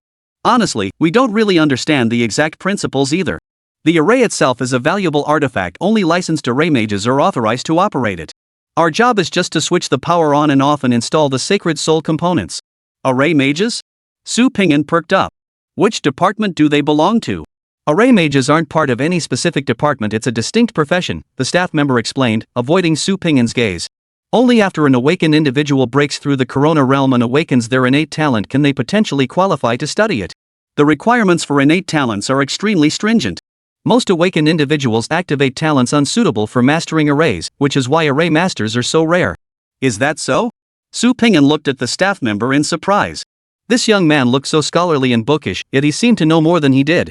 Are there other professions? The staff member hesitantly shook his head. Sorry, team leader Su. My expertise lies in reinforcement arrays, so I only know about that profession. As for others, I'm only familiar with martial artists and sorcerers. The former is a general term for physically enhanced awakened individuals, while the latter is a profession only available to those who awaken elemental talents. Beyond that, I'm not really sure. Su Pingyan nodded, choosing not to press the matter. He'd ask that captain with the rock-bottom standards next time. Lu Yen must know all the ins and outs of this. The installation of the Holy Soul component took over an hour. Factoring in the time spent within the enhancement array and the final removal of the Holy Soul component's empty shell, this enhancement process consumed nearly 6 hours of Su Pingyan and Alice's time. Su Pingyan, holding Xiao Jianyang's hand, walked out of the logistics department, looking utterly exhausted. He opened his interface panel. Equipped soul weapon, Crimson Moon. True name, Ophelia Alice. Strength, 77,108. Speed, 5982. Defense, 3955. Perception, 78,110. Reaction, 82,115. Max synchronization rate, 100%. Current tier, DC. Soul Gear Ability 1, Crimson Blood Sacrifice, can enhance itself by consuming the host's vital energy, with a maximum amplification frequency of 3 times the base attribute. Soul Gear Ability 2, Ethereal Feather, consumes the host's spiritual energy to grant flight capability. Flight speed increases proportionally to the Soul Gear's speed enhancement. Note, I know what you're thinking, but I still have to warn you, don't fly too fast. It could kill you. Completely ignoring the warning, Su Pingyan happily closed the interface. Pingyan. Am I really a C-rank sword maiden now? This feels like I'm dreaming. Alice cupped her flushed cheeks, still feeling a bit dazed. Not long ago, she was an F-rank sword maiden abandoned by the roadside to die, constantly mocked and scorned wherever she went. But after just a few short months with her master, she had leaped to C-rank and even gained a second ability. The dual ability sword maidens Alice had seen before always walked with their chins held high, looking so majestic. Back then, as a starving little sword maiden, she could only hide in corners and steal envious glances. It was something she dared not even dream of. Seeing Alice's face, radiant with joy that bordered on disbelief, warmed Su Pingyan's heart. The sting of spending 45,000 points quickly faded. Su Pingyan spread his arms wide, revealing a gentle smile. Alice, remember what I said? Together, we'll reach the pinnacle of the awakened world and see landscapes no one has ever witnessed. You're not just a C rank sword maiden someday, I'll make you a B rank, an A rank, an S rank sword maiden. Then, the true grade. Su Ping'an silently added in his mind. Ping'an, I believe in you. Alice threw herself into her master's arms, her eyes crinkling into happy crescent moons. Ping'an, this time we're really taking off. Chapter 109, When Slaughtering Pigs, Target the Fattest Ones. Entering Qingming Mountain Tunnel ahead. Speed limit 120 miles per hour. Your current speed is 1,800 miles per hour, exceeding limit by 1,400%. Please reduce speed immediately. Speed camera ahead in 500 meters. Please slow down. Speeding violation detected. Passed at 1890 miles per hour. This trip has ended. Average travel time for this route is 4 hours 36 minutes. User completed in 17 minutes 12 seconds, outperforming 99.99% of Blue Star users. Congratulations on earning the Blue Star God of the Road title. Additionally, 117 traffic violations have been detected. We recommend navigating to the nearest police station for processing. A dark figure glided down from the sky, landing precisely in a residential complex in Linhai City. Awesome! Su Ping'an returned home from the balcony, and Alice seamlessly reverted to human form. Su Ping'an was thoroughly satisfied with Alice's new ability. Quick activation, fierce acceleration. If there was a downside, it was that flying too fast could lead to getting lost. During flight, she couldn't hear the navigation voice, and the navigation updates couldn't keep up, often causing her to overshoot her destination mid-flight. In the time it took to circle the block, Su Ping'an had flown past his own front door 4 times. As for concerns about high spiritual energy consumption, Su Ping'an felt nothing of the sort. He'd activated the life source before takeoff anyway, let it drain as much as it wanted. The moment he landed, while Alice was still agonizing over what to cook for Kona's dinner tonight, Su Ping'an had already received a message from Lu Yen. Done. Imperial Cuisine Pavilion. Split the bill. Concise and to the point. Captain rocks. Su Ping'an excitedly sent the message, then turned to call out to Alice and the cat girl. Alice, don't cook. Dinner's on someone tonight. Imperial Cuisine Pavilion private room. Wow. I never expected Kai Kong and Ruoxuan to be such big spenders. They just hand over 5,000 points like it's nothing? Su Ping'an counted each bill one by one, tucking them away with satisfaction. His personal stash had now climbed back to the 8,100 mark, and returning to the 10,000 yuan club was just around the corner. To be precise, it's 10,000 plus my 5,000, Lu Yen said, stubbing out his cigarette and wafting the last smoke ring away from the empty space. Their offense wasn't that serious. If they'd caused more trouble on the black market, they'd have had to cough up every last point in their pockets. And Jia would have to come crawling back to me with points to buy them out. Su Ping'an wasn't quite that greedy. In his view, sparring with these rookies and stretching his legs for a free 5,000 points? That deal was a steal, okay? Captain, are all these seed players this loaded, or was Kai Kong just an exception? Lu Yen poured himself a glass of red wine and briefly explained the relationship between Kai Kong and Ruoxuan. Sponsors? With Kai Kang's half-baked skills, he has sponsors? Su Ping'an's expression instantly turned resentful. Then why hasn't anyone approached me? I can sign a bet agreement to no win, no pay. Do you have any idea what kind of reputation you have? Lu Yen tilted his head, looking at Su Ping'an with disdain. Seriously, what company would dare hire you as an endorser? Scarlet Tyrant is now just used to stop kids from crying at night, okay? Besides, every awakened family with any clout in Linjiang province has been purged by us. They're lucky they're not cursing you sponsoring you? Yeah, right. Su Ping'an pursed his lips, still looking unconvinced. Lu Yen drained his glass and continued, since we're talking about these top contenders, Ping'an, what are your thoughts on the upcoming Martial Soul tournament? What's there to say about a fish fry? Just go through the motions and grab first place. Su Ping'an suddenly shot Lu Yen a wary look. Captain, you're not planning to place a huge bet on the sidelines and have me throw the match, are you? Bull. The Martial Soul tournament is sacred, got it? Lu Yen glared at Su Ping'an with a serious expression. What I mean is, haven't you ever thought about cashing in big during the tournament? Besides throwing matches, are there other ways to make money? Su Ping'an perked up. When it came to making money without scruples, he trusted Lu Yen implicitly. Didn't you already make your first profit?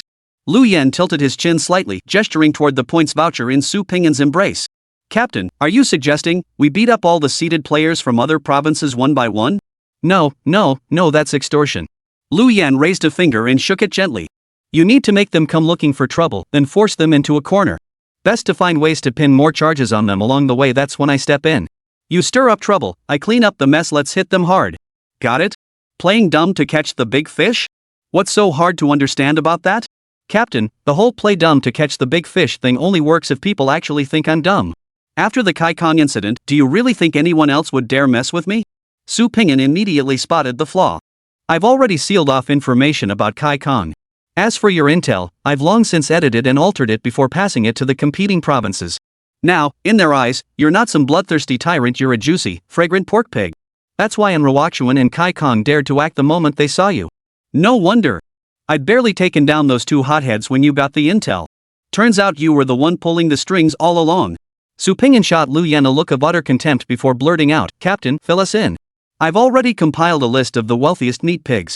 Their combat strength, intelligence, point voucher holdings, preferences, and aversions. I've organized it all. You better memorize it fast. As more contestants join, they'll start sharing intel among themselves. Once that happens, it'll be impossible to suppress the information. If we're going to strike, we need to move fast. When slaughtering pigs, target the fattest ones. The moment anything involving money came up, Lu Yan shed his lazy demeanor and instantly turned serious. His fierce demeanor made him look like he was about to charge into battle. Inside the private room, Su Ping'an and Lu Yan were still discussing matters. Bang! An awakened individual was sent flying backward, smashing through the private room's wall before crashing to the ground. Su Ping'an and Lu Yan both froze in shock. Kong Na reacted fastest, immediately scooping up her food and shoveling it into her mouth at an accelerated pace. What a bold claim from a mere provincial seed player. As the words fell, a young man in white calmly pushed open the private room door, a mocking smile on his face. The knocked-back awakened one was Ran Haolin. He'd merely commented on this year's Soul Combat Tournament candidates while eating, never expecting the Pingdo Province seed contestant to be dining nearby. Ran Haolin was truly wronged. It had been nothing more than a moment of loose talk, yet it nearly cost him his life. The top seeds from all 10 provinces earned their spots through brutal battles. Who do you think you are, trash like you, to casually criticize them? The young man sneered repeatedly. Remember this, the one who beat you up is Lu Yuping, Pingdo Province's seeded contestant in the martial soul competition. After watching Lu Yuping's show of bravado, Su Ping'an and Lu Yan exchanged a glance. Oh boy. This is like a gift delivered right to our doorstep? Chapter 110, two clowns playing abstract games. If you have the skills, then show them. Seeing Ran Haolin still glaring at him, Lu Yuping's gaze grew colder as a crooked smile curled his lips. What's the matter? Your expression seems rather unconvinced. If you're not satisfied, I welcome your challenge anytime. I will come. I've taken note of today's humiliation. I will find you again. Ran Haolin brushed the dust off his knees, rose slowly, and bowed with clasped hands. Ha ha ha ha. You? A worthless nobody? I was just spouting some empty rhetoric and you actually think you're something special? Lu Yuping couldn't hold back any longer and burst into laughter. A nobody like you? Forget 3 years give you 30, give you 300. Even when grass grows over your grave, you'll never stand a chance against me. Idiot. This insignificant nobody wasn't even a provincial-level seed contender. Lu Yuping hadn't even unleashed his full spiritual power. Mere combat experience alone allowed him to crush Ran Haolin effortlessly. No matter how hard Ran Haolin trained, he could never bridge the gap in innate talent. Was Ran Haolin training and striving while he, Lu Yuping, was just playing around and coasting? Ridiculous. Since you're so confident, how about we make a bet? Ran Haolin wiped the blood trickling from the corner of his mouth and said coldly. Sure. What's the wager? Lu Yuping actually perked up, crossing his arms with unhurried composure. 3 years from now, I'll come to Pingdo Province to challenge you. Let's see just how arrogant this so-called seed contender really is. Ran Haolin's eyes blazed with fury. You dare accept? Challenge me? Ha ha ha ha. Lu Yuping laughed so hard he could barely stand straight, looking at Ran Haolin as if he were nothing more than a piece of trash on the street. Fine. In 3 years, I'll personally come knocking. Then we'll settle this once and for all. Ran Haolin's voice crackled with fury, his tone growing increasingly intense. What goes around comes around. Shut up, both of you. Su Ping'an couldn't take it anymore. He slammed his hand on the table and leaped to his feet. He'd planned to wait until their farce ended before taking over, but these two clowns had to put on such a show. Su Ping'an was so embarrassed his toes nearly dug holes in the floor. 30 years of fortune shifting? What about don't mock the young and poor? Next comes, don't mock the middle-aged poor. Never underestimate the elderly in poverty. Respect the dead. And finally, the tears of grave robbers, right? What kind of Cloud Mist sect spin-off is this? The two clowns before me were one more abstract than the other. First, Lu Yuping. Knowing his enemy wasn't convinced, he didn't finish him off or just kill him outright. Instead, he kept blabbering on, showing off like there's no tomorrow. Even when he heard others were plotting revenge, he was still stuck in his own little world of grandstanding. Ha ha ha ha, what the hell are you laughing at? Were you a leech in your past life that you never laughed? Then there's Ran Haolin. If you can't beat them, just admit it. If you're truly angry, shut your mouth and train harder. No one's stopping you from seeking revenge. But what did you do? Instead of focusing on real work, you still have the nerve to spout threats? What's the deal? You wanna cosplay Xiaoyan and pull off some underdog comeback? Do you even have the strength to pull it off? Do you really think you can stumble upon all those rare treasures and extraordinary opportunities? Why would the heaven-blessed maiden ever set her sights on you? Just because you're a weakling? Just because you get kicked flying with one blow? You're out of your mind, aren't you? Do you really think you're the protagonist? Hearing Su Ping'an's thunderous roar, Lu Yupeng and Ran Haolin both whipped their heads around. The low-grade version of Xiaoyan wilted the moment he recognized Su Ping'an, shrinking into a ball like a frightened quail, not daring to utter another word. Ran Haolin might have dared to talk tough in front of Lu Yupeng, but he wouldn't dare exchange a single word of trash talk with the Crimson Tyrant. Every awakened in Linjiang province knew how the Scarlet Tyrant earned his fearsome reputation. Lu Yupeng, however, maintained his arrogant demeanor, narrowing his eyes as he looked at Su Ping'an. I recognize you. Su Ping'an, right? Linjiang province's top prospect? Taking a step forward, Lu Yupeng gripped the hilt of his sword at his waist, the fighting intent on his face growing ever more intense. I have no idea how you even became a seeded contestant. Facing a coordinated attack from 3 Tianhe Society cultivators at the Hua Realm stage, and you still ended up critically wounded? I could take down that sickly weakling with one hand. Su Ping'an froze. He instinctively glanced toward Lu Yen. Wait. What kind of twisted version of my intel did you feed them? In the eyes of these outsiders, am I no better than trash? A 3-month Hua Realm pill pusher could cripple me? Who do they think they're looking down on? Lu Yen smugly arched an eyebrow, his hand already reaching under the table for his phone to calculate how many points this job would net him. I've reviewed your background. Su Ping'an joined the investigation bureau 2 months ago. Used connections to become a special operations agent. Spend your days tagging along behind teammates, picking up easy kills from severely weakened enemies and passing them off as your own achievements, right? You're the scum who climbed the ranks through connections, yet you have the nerve to brag about slaying over 50,000 alien creatures during the Abyss Uprising? Do you think everyone else is stupid? 50,000? You're pulling our leg. The very thought that you and I were both seeded contestants makes me sick to my stomach. Lu Yupeng drew the long sword at his waist, pointing it directly at Su Ping'an. Didn't you boast that this year's top spot is yours for the taking, and that all the seeded players from other provinces are nothing but fish guts? Forget waiting for the Soul Combat Tournament, let's spar now and see what qualifies you, you good for nothing, to even be mentioned in the same breath as me. Lu Yupeng shared the same mindset as Kai Kong and Enroachuan since they were all seeded players, getting a head start on familiarizing themselves with each other couldn't hurt. If Su Ping'an was truly as weak as the rumors claim, he could go easy on him, no need to cripple the guy and ruin his chances in the tournament. Then, by pulling some strings, he could arrange to face this guy in the main tournament. Wouldn't that be like getting a bye in the first round? Pick the softest target. Even children knew that. Su Ping'an stared at Lu Yen with a look of utter exasperation. The intel the captain gave wasn't about some low-level minion. This practically paints him as a Teletubby. And the brain-dead version that fires map cannons all over the world. You're practically begging people to beat me up. Su Ping'an, you're not scared, are you? As the host, you don't even have the courage to face your opponent? If you don't have the guts, just drop out of the tournament right now and take the seeded player's name off the list. Save me the disgust. Lu Yupeng's taunts grew increasingly brazen. Su Ping'an took Alice's hand with one arm while reaching out with the other to restrain Kong Na, who was about to lunge forward and tear Lu Yupeng apart. Enough. Let's get this over with. Are you going to crawl over there yourself, or do you need my help? Lu Yupeng's eyes turned cold. You're pretending.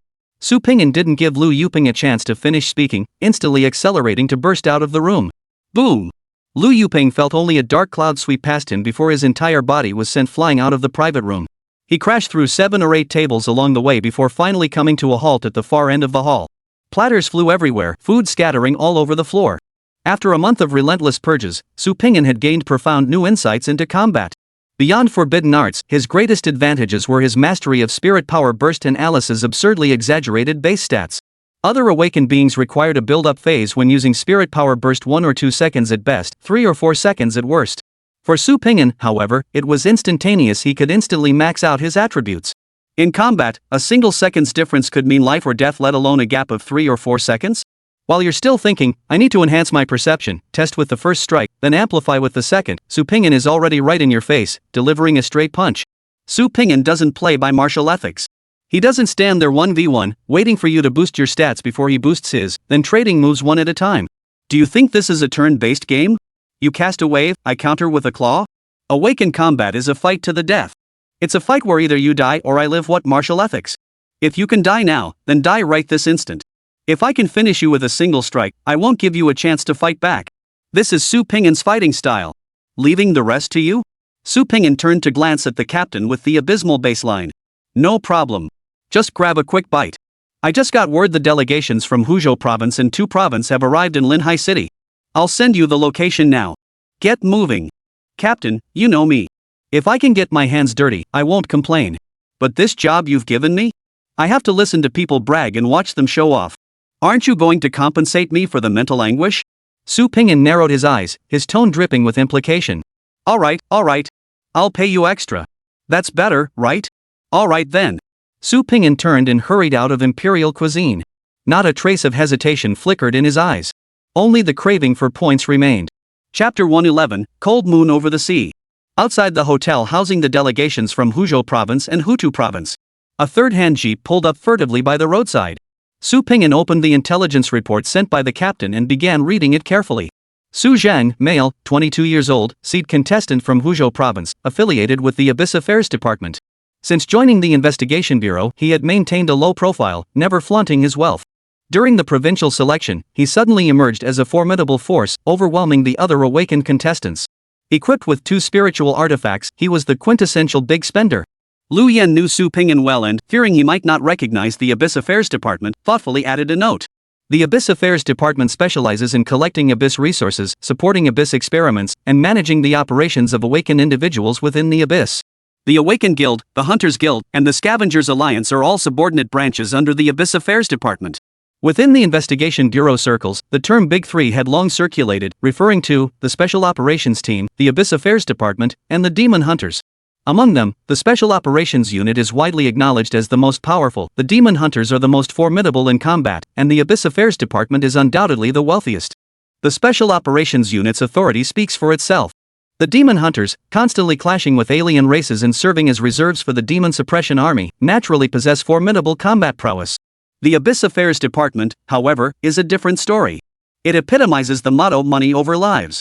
Those who join this department are all daredevils who believe that gamblers never lose every day, and the Abyss never fails to yield its spoils. To maximize their haul, they venture into the Abyss's most perilous zones, resulting in an absurdly high casualty rate. The authorities had no choice but to incorporate the Hunter Guild and Scavenger Alliance, 2 private organizations under the Abyss Affairs Department's jurisdiction. Otherwise, they'd truly have no one left. Su Zhang made his name in the Hunters Guild, which is why the Huzhou branch converted his contract status to full-time and even promoted him to a seed candidate. Lu Yan's assessment of him was spot on. Love-struck, naive, deep pockets prime target. Su Ping'an let out a couple of tisk sounds and continued flipping through the files. Speaking of Su Zhang's love-struck nature, one couldn't overlook the other seed candidate who arrived with him. Cold Moon Sige Xuanixuan, female, 19 years old, seed candidate from Tu province. Affiliated with the Demon Hunting Squad, she joined the Investigation Bureau at 16. Over 3 years, she completed 127 investigation missions, eliminating over 100 non-human entities. Her peak performance involved executing 37 consecutive missions in a single month, setting a new record for the Demon Hunting Squad. This woman was ruthless in her actions, spoke sparingly, and remained expressionless during operations. She was renowned throughout Tu province as an ice queen. Su Zhang hailed from Hu province, which bordered Tu province. Believing himself unrivaled in Hu province, he looked down on all other women as commonplace. Yet, he fell head over heels for Xuanixuan at first sight.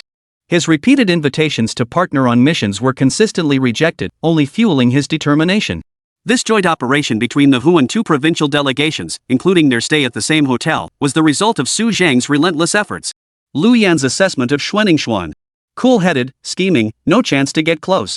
Meaning we should focus on the suck-up this time and ignore that ice queen. Su Ping'an muttered softly as he pushed open the car door. Hello, Su Ping'an. A call came from behind Su Ping'an, soft and cold. He turned to look.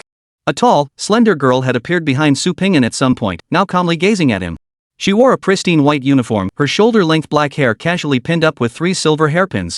A few stray strands fell near her ears, gently swaying in the night breeze. Beneath her plaid skirt, a pair of long, slender legs stretched out, their fair skin glowing even more radiantly under the moonlight. Her features were beautiful yet slightly immature. Had Su Ping'an not known her, he might have misjudged her age. Xuanixuan? Su Ping'an looked at the newcomer with some surprise. He didn't see an attribute panel above her head apparently, this girl wasn't carrying a soul artifact. That was a problem. She was naturally the calm type, and now without a soul tool, how could he provoke her into acting? While Su Ping'an was still pondering this, Xuanixuan spoke first. The information about you, it's fake, right? This question completely threw Su Pingyan off balance. The captain had said everything was taken care of. How come it fell apart with Xuan? The captain's intelligence work wasn't up to par either. How did you figure it out? Since she'd already caught on, Su Pingyan decided to drop the act and asked directly. Because of Lu Yan, Xuan continued expressionlessly. I heard stories about Black Yama from my elders. A man like him would never recruit a fool, a useless person, or someone who just talks big all day as a team member. A smart person. That was Su Pingyan's first impression of Xuan. Since you know I'm no pushover, why come looking for me alone without even bringing your soul artifact? Aren't you afraid I'll turn on you right now and cripple you? Su Pingyan had long since transformed Alice into her soul tool form for the sake of convenience. And this woman actually dared to come alone? Su Pingyan was genuinely curious, where did she get the nerve? Doing that wouldn't benefit you. It could even disqualify you from the grand competition. You wouldn't risk it, Xuan continued, her expression as cold and unchanging as ever. I came to make a deal with you. You could earn a lot of points. Elaborate, and I'll consider it. Su Pingyan's interest peaked, he replied ambiguously. Su Zhang. You know who that is, right? Su Pingyan nodded, but didn't respond. He's been stalking me. I hate it, but I can't get rid of him. Even now, Su Zhang is lurking in some corner, spying on me. You don't have to do anything. Just keep chatting with me. He'll soon get so frustrated he'll storm out to challenge you. All you need to do is play along a bit and we'll push him over the edge. Once he makes his move, we can beat him up fair and square. Su Zhang started it, he's in the wrong. This is your turf. If he wants to settle things, he'll pay dearly. I'll get my revenge, you'll earn some points win-win. Xuan sounded like an emotionless machine, her speech steady and monotone. Though discussing matters concerning her, she seemed utterly detached. Su Pingyan's expression turned peculiar. He even began to suspect whether Xuan had already seen through his and Lu Yan's plan. How else could they have arrived at the same conclusion? You're a renowned awakened after all. How could you not handle Su Zhang? Since their goals aligned, Su Pingyan didn't mind exchanging a few casual words. If Su Zhang showed up on his own, that would be ideal. If Xuan was just stringing him along, he could always find someone else later. The first time Su Zhang came for me, I took his manhood. He spent a fortune to get it fixed, but he never learned his lesson. After that, he spent a fortune on 2 specialized spiritual gear pieces designed to counter me. When he came back, I could still win, but it didn't hurt him. Every time his wounds healed, he'd come crawling back. It was incredibly annoying. Listening to Xuan's emotionless recounting, Su Pingyan felt a chill run down his spine and his head started buzzing. This Su Zhang is quite the character. Even at this point, he still wouldn't give up? To see a sucker lick like that was truly eye-opening. Chapter 112, How Can You Stand It? If you're not impatient, I am. Are you sure just chatting casually like this will make that jerk Su Zhang jump out? Su Pingyan had pushed his senses to the absolute limit, yet still detected no approaching presence. Yeah, he's got issues. Xuan remained as expressionless as ever. Su Pingyan was seriously tempted to lift up Xuan's uniform right now, just to see if she had any plugs or something hidden under there. Whether it was her tone or her expression, this girl seemed entirely controlled by code, maintaining perfect consistency from start to finish. Paired with that porcelain doll face, she looked far too much like a robot. Do you always speak like this? And keep that same expression? Su Pingyan couldn't resist asking out of curiosity. I wasn't always like this, Xuan shook her head. So she could shake her head after all? Su Pingyan thought to himself. I injured my nerves during a battle with an alien race. Since then, I haven't been able to make much of an expression. So you're literally a facial paralysis case? Su Pingyan silently muttered to himself, that doesn't make sense. Su Zhang could even reattach his manhood. With the Bureau's medical capabilities, your facial nerve issue shouldn't be that serious, right? It's already healed. I just got used to it during that period. Xuan clasped her hands behind her back and gave her shoulders a slight shake. She looks more human now. This is fine. Otherwise, whenever I smile, people swarm around me wanting to be friends. I don't like that. Dealing with people is too much trouble. It's nowhere near as fun as hunting down the alien race. Not making any expressions saves me a lot of time on pointless socializing. I quite like it. Wow, a purebred killer, huh? Others take bounties to slay demons for points. You're doing it purely as a hobby. No wonder joining the demon hunting squad wasn't exactly wasting your talent. Su Pingyan sighed, rubbing his temples in exasperation. This day felt like it was dragging on forever. Thankfully, a voice behind him cut through the awkwardness, a self-proclaimed cool call that sounded more like greasy cheesiness. Xian, don't be scared. I'm here. He turned his head. Su Zhang moved swiftly, appearing behind them the moment Su Pingyan sensed his approach. Name, Su Zhang. Level, Moonlight Realm. Experience, 0%. Vitality, 189. Spiritual power, 92. Weapon spirit attributes. Strength, 178. Speed, 202,606. Note 1. Defense, 78. Perception, 101. Reaction, 134. Max synchronization rate, 5%. Current grade, A. Weapon spirit ability 1, mountain shattering strength, instantly consumes all spiritual energy to grant the weapon spirit a massive temporary power boost. Soul weapon ability 2, windswept speed, after activating spirit power burst, increases the soul weapon speed by 10% per second, with a maximum cap of 100%. Soul weapon ability 3, speed enhancement tier 3, increases the base speed of the soul weapon by 100%. Holy crap! 3 soul artifact abilities? And there's even a holy soul component that boosts attributes? I remember holy soul components that boost base stats are ridiculously expensive. You're one hell of a rich bastard. But what's up with that 5% synchronization rate? I've never seen a single-digit sync rate before, okay? You equipped the Sword Maiden with 2 holy soul components, yet she still won't acknowledge you as her master. Proves how unwelcome a sycophant is. Even his own Sword Maiden looks down on him. At just one glance, Su Pingyan furrowed his brow. Su Pingyan, what the hell do you think you're doing cornering Xianxian, a young woman, here in the middle of the night? As he spoke, Su Zhang stepped forward, blocking the space between them. I'll give you one chance. Apologize to Xianxian, and I won't hold this against you. After all, I'm not the unreasonable type. Su Zhang flicked back the hair from his forehead, striking a pose he considered incredibly cool. Seeing Su Pingyan unmoved, staring at him with a look reserved for fools. Su Zhang's eyes narrowed slightly as his right hand gripped the hilt of his sword. I'll say this one last time, apologize, then get out of my sight. And never show your face to Xianxian again. Drawing his sword, Su Zhang's aura surged. As his speed escalated, his gaze grew increasingly icy. You should know your place. Don't think that just because you snuck into a seed spot by pulling strings, you can compete with me. If you don't take those dog eyes off me, don't blame me for being rude. Su Pingyan was already at his limit. This bootlicker just keeps yapping without lifting a finger, making it hard for him to claim self-defense. But if he listens to 2 more sentences, he might just burst from internal injuries. This must count as a work injury, right? I'm definitely going to ask the team leader for extra points later. Shut your filthy mouth, you dog. Don't you know you have halitosis? I already opened the room. If you'd been a second later, I'd have my pants down, you know? A bootlicker like you is only fit to listen outside the door. What good are you anyway? Su Zhang's pupils suddenly contracted. His mind felt like it had been struck by a sledgehammer, leaving him completely stunned. Impossible, impossible, it can't be. Su Zhang stumbled back 2 steps, muttering to himself as he turned to look at the goddess behind him. Xian. He's lying to me, right? Tell me. He's lying. You don't even know him, do you? He's not lying. He was going to get a hotel room. Since Xuanningshuan had chosen to cooperate with Su Pingyan, she naturally played along. No, you're lying to me. You absolutely are lying to me. Xian, you're just too mischievous. Su Zhang shook his head violently, as if doing so could shake the words he'd just heard out of his mind. Su Pingyan was already growing impatient. He'd seen his share of suck-ups in his past life and understood the dynamics of the clueless husband and clever wife. But what Su Pingyan truly couldn't fathom was this: even after becoming an awakened one, possessing power far beyond ordinary humans, how could their IQ remain so stagnant?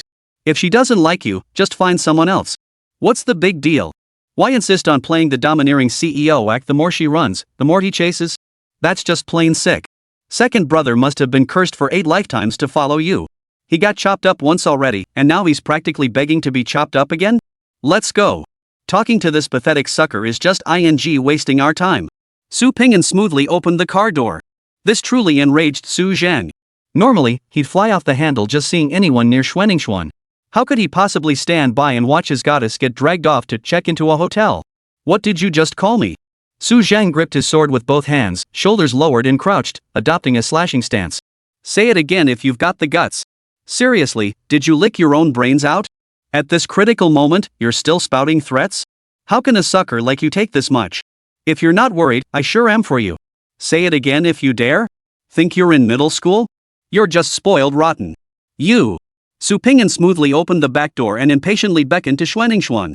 Seeing Xuanningshuan actually about to get in, Su Zhang finally couldn't hold back. You bastard. Stay away from Xianxian. A sword slash erupted, its fierce blade aura rippling outward. Su Pingyan had already heightened his senses to the max, effortlessly dodging the slash. But his third-hand jeep wasn't so lucky. Su Zhang's furious strike cleaved the big black rat in 2, while the sword's residual energy erupted outward, severing 2 roadside ornamental trees. Finally. Made me wait long enough? Su Ping'an's expression darkened as the Crimson Tyrant instantly activated. Su Zhang, you are suspected of assaulting a special operations agent, malicious destruction of property, and reckless felling of greenery. No more talk. Come with me to headquarters. The words had barely left his mouth when a cold gleam appeared. Instead of blocking with his sword, Su Zhang raised his left arm. As the slash connected, ripples rippled across the black armguard. The powerful, forceful strike was blocked with surprising ease. Boom! 5 paces behind Su Zhang, an invisible sword mark embedded itself into the road surface, carving out a shallow trench. Su Ping'an raised an eyebrow, glancing back with interest. Oh ho! So this is Su Zhang's spiritual equipment? Not bad. Note 1, in future panels, the symbol will indicate when spirit power burst is activated, making the interface cleaner. Chapter 113, did you report this? Daring to use forbidden arts in front of me? Su Ping'an. Is this all you've got? Su Zhang's eyes blazed crimson as his left arm surged with force, deflecting Su Ping'an's longsword. Simultaneously, he thrust his feet forward, charging several steps ahead. The moment he materialized, he activated Spirit Power Burst. After such prolonged amplification, Skill 2, Windrunner's swiftness had already reached its maximum stack. Su Zhang's speed now soared to a staggering 12 points. In terms of speed alone, he had reached the level of a Coronal Realm Awakener. His all-out assault unleashed a torrent of overlapping sword shadows, forming an impenetrable storm of blades. The spectacle was terrifying. Fortunately, Su Ping'an had invested heavily to upgrade Alice from D rank to C rank. When well fed, the little sword maiden's innate perception already reached 330 points. Combined with her master's spiritual energy burst, her perception soared to 990 points. Though still unable to match Su Zhang's speed, it was no longer a case of being completely blinded and seeing nothing. Clang! Clang! Clang! Watching the two battle on the street, Xuanningshuan calmly beckoned from a short distance away. Her artifact spirit, Sanni, sensing her master's call, leapt several times to her side, transforming into a dagger glinting with cold light. The instant she grasped the soul artifact, Xuanningshuan pushed her perception to its absolute limit. The battle, which had been blurred by speed, gradually revealed finer details. Master, should we intervene? Sanni transmitted. We were going to, Xuanningshuan replied, her tense body relaxing as she instinctively concealed the dagger within her sleeve. But now, it seems unnecessary. Master, Su Zhang's speed has reached the level of a Coronal Realm cultivator. Can Su Ping'an really handle him alone? It seems like he can't keep up with Su Zhang either. He's been hit several times already. Su Ping'an's speed is indeed slower than Su Zhang's, that's obvious at a glance, Xuanningshuan patiently explained. But Su Ping'an completely outclasses Su Zhang in every other attribute. Whether it's strength, defense, perception, or reaction speed, he holds an overwhelming advantage across the board. Su Zhang is an awakened with starkly defined strengths and weaknesses. He possesses extreme speed but lacks the perception and reflexes to match it. In his hands, Coronal Realm level speed becomes nothing more than reckless charging, utterly lacking in strategy. He's too fixated on boosting his speed alone, neglecting balanced development. An awakened one like that has two obvious weaknesses. Once he faces an enemy he can't instantly kill with speed, he's in serious trouble. If I were him, I'd definitely choose to enhance my perception and reaction speed. Even sacrificing a bit of raw speed would make him far more combat effective than he is now. Even an outsider like Xuanningshuan could grasp this. How could Su Ping'an, the one directly involved, fail to see it? The moment he saw his stats panel, Su Ping'an felt something was off. How could Su Zhang, with a mere 134 reaction points, possibly harness 12 speed points? Perception at 101 couldn't track Su Ping'an's movements, while reaction at 134 couldn't track his own. In a real fight, it would be like sparring with a blind man. It was like blindfolded, flailing about with wild punches. Whether they landed or not was purely a matter of luck. Any slightly larger movement from Su Ping'an caused Su Zhang to lose track of his target entirely. Beyond the initial burst of attacks, Su Zhang's subsequent combat was essentially a battle of wits against thin air.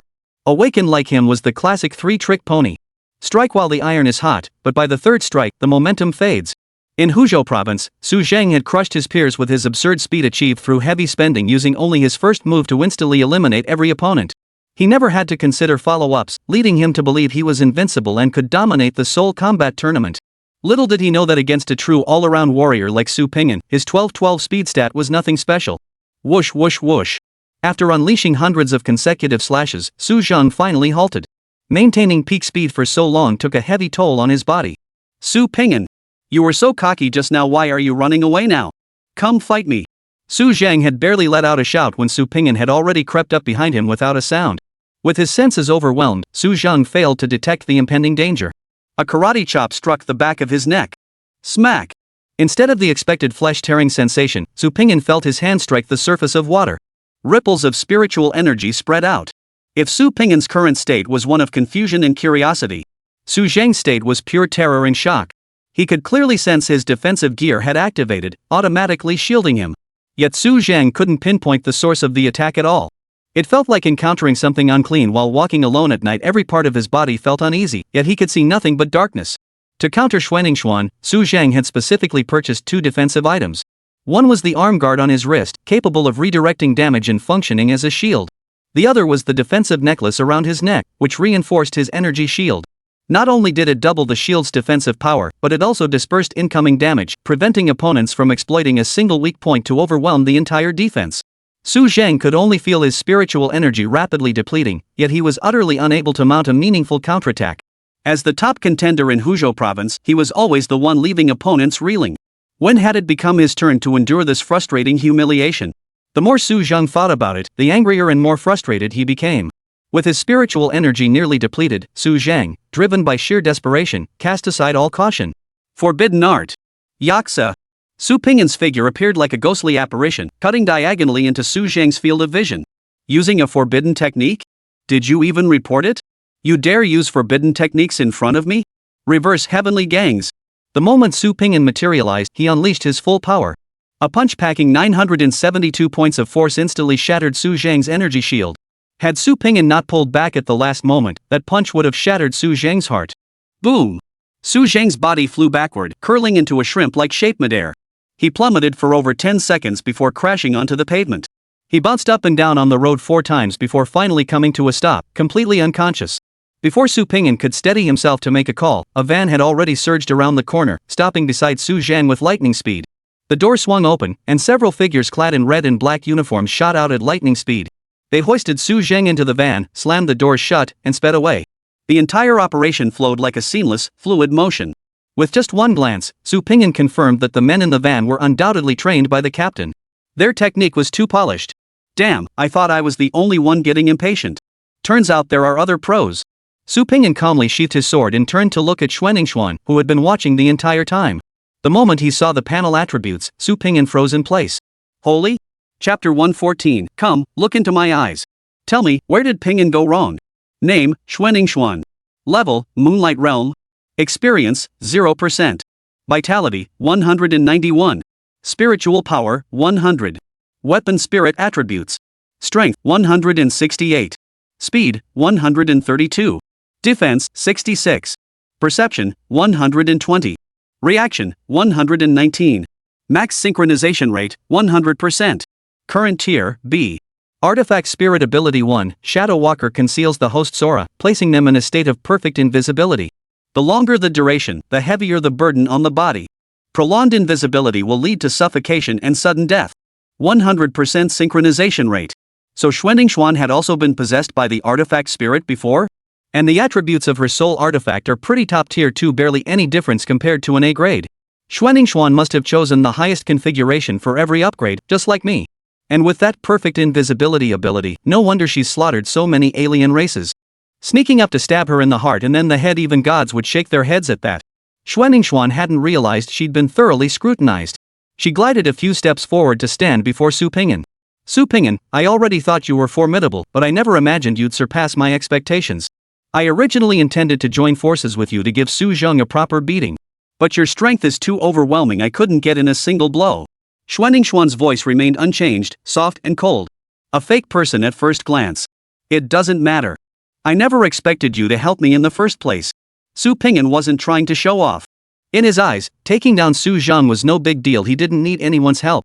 Even if Xuanningsuan and Su Zheng teamed up, he could crush them effortlessly. Su Ping'an, you're strong. Truly strong. Xuanningsuan concealed her hands behind her back, her expression as still as a lake. I look forward to facing you in the Soul Combat Tournament. I hope you won't hold back on the stage just because I'm a girl. Please bring the same fighting spirit you showed today. I'll give it my all too, I won't let you get bored. Su Ping'an stared at Xuanningsuan with surprise. The hunger for battle in her eyes seemed utterly serious. She just watched me knock Su Zheng flying, and now she's challenging me? You're stubborn as a mule, robot. As you wish. Su Ping'an actually respected this spirit of facing a formidable opponent head-on. If it were him, he'd never bother with any chivalry of the arena against someone vastly stronger. You think you're better than me, huh? Think I can't call for backup? If I can't beat you one-on-one, I'll gang up on you. If I can't gang up on you, I'll call for backup. If I still can't beat you even with reinforcements, I'll just drift around as a spirit, lurking behind your back every day, building up my power. You've gotta get sleepy sometime, right? When you're asleep, I'll show you just how treacherous this world can be. After bidding farewell to Xuanningsuan, Su Pingyan glanced at the three-wheeled jeep beside him. This big black rat had barely been rolled out, its seat hadn't even warmed up before it got wrecked. No wonder the captain scraps 100 or so vehicles a year, that casualty rate really is high. Su Pingyan activated the navigation system, pinpointing the garage near the division entrance. His toes lightly touched the ground, and his entire body instantly soared into the air. All that remained behind was the distant voice of the navigation system. Entering Huangshe road ahead. Speed limit 120 miles per hour.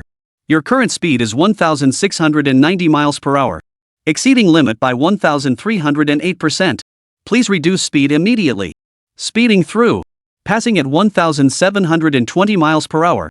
Over the next 2 weeks, Su Pingyan proceeded to visit or encounter the top contenders from each province one by one. Except for Xuanningsuan, nearly every one of them was pumped up like they'd been injected with adrenaline. The moment they met, they started picking fights, immediately launching into a barrage of complaints and accusations, as if desperate for Su Pingyan to let them soar. Moreover, Su Pingyan discovered during these encounters that each of them had received different intelligence briefings.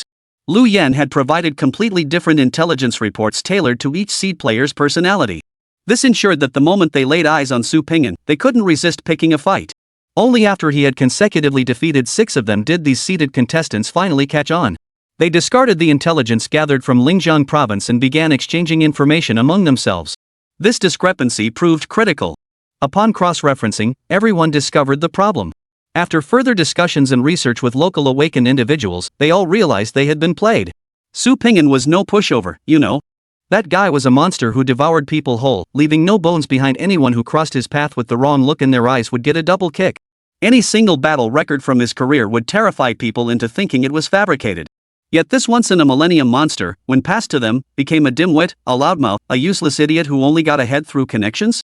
The more they compared notes, the angrier they grew, especially recalling the financial bloodbath they endured with Lu Yan. They finally saw the truth. This was the scheme set by the Black King of Hell. Not a single detail was out of place, it struck precisely at their weakest points. Every single one of those top-tier contestants was arrogant and self-important. Having just swept the provincial qualifiers and claimed the top spot, they were riding high on their success. Suddenly hearing that some nobody was ranked alongside them? Could they possibly tolerate it? Not one bit. The result? They all took the bait, hooked like fish. That day, delegations from every province crowded into the Lin Hai branch office, demanding an explanation from the organizers. Inside the minister's office. Commander Lu. Su Zhang merely wrecked a car and chopped down 2 trees. You locked him up in the branch office for 3 whole days. Who handles things like you? Is there no rule of law in Linjiang province? Su Zhang had taken the heaviest blow and paid the highest penalty, so the head of the Huzhou province delegation naturally led the charge. Merely damaged a vehicle? 2 trees? Lu Yan exhaled a smoke ring, calmly pointing at the visitor. Then let me ask you, according to the Investigation Bureau's disciplinary regulations, how should a public official handle a criminal who damages government property while on duty? And I ask you, according to the Investigation Bureau's environmental management guidelines, what is the penalty for indiscriminately felling trees designated for greening? And I ask you again, when a special operations team member is conducting a covert operation and comes under attack, are they permitted to retaliate without restriction until the enemy is incapacitated? Do you even know what incapacitated means? Chopping off your limbs and turning you into a human pig counts as incapacitation. Pingyan showed mercy out of respect for his colleague. Look me in the eye. Tell me, where did he go wrong? The head of the Huzhou province delegation was stumped by the question. Before he could formulate a response, the West province leader interjected, Commander Lu. Don't change the subject. You deliberately released false intelligence to mislead our contestants into making erroneous judgments. This is clearly entrapment. How do you explain this? Entrapment? Lu Yan stubbed out his cigarette, his voice rising. Did I force you to act? Did I put a knife in your hands and order you to attack Pingyan? You yourselves saw Pingyan as an easy target, someone you could manipulate at will. Yet you couldn't control your inflated egos and bit anyone who crossed your path.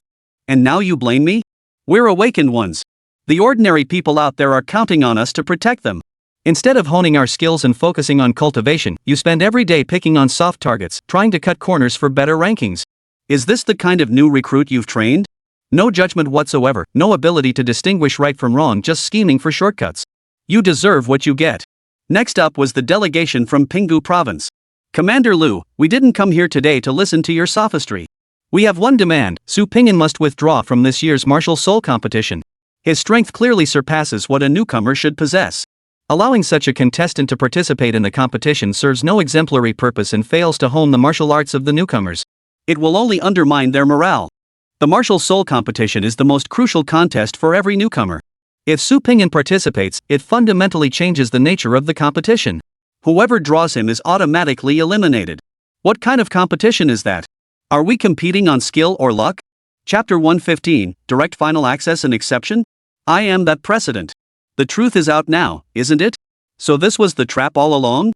Lu Yan tilted his head slightly, smiling faintly at the Pingo province team leader. The latter felt a chill run through his entire body, as if ants were crawling over him. He pulled out a cigarette and lit it. Ha! I see. You all know deep down that your contestant is in the wrong. You came to me today because you're afraid of being paired with Pingyan in the competition, which would hurt your own rankings, right? If that's the case, then we might actually have something to discuss. Lu Yan surveyed the room with relaxed ease, sealing the deal with just a few words. His stance was clear.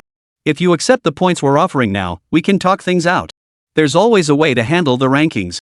But if you refuse to accept this and still think you can reach into my pocket for more, then I'm afraid we'll have to handle this strictly by the book. Just as I can release people, I can also arrest them again. It's no big deal.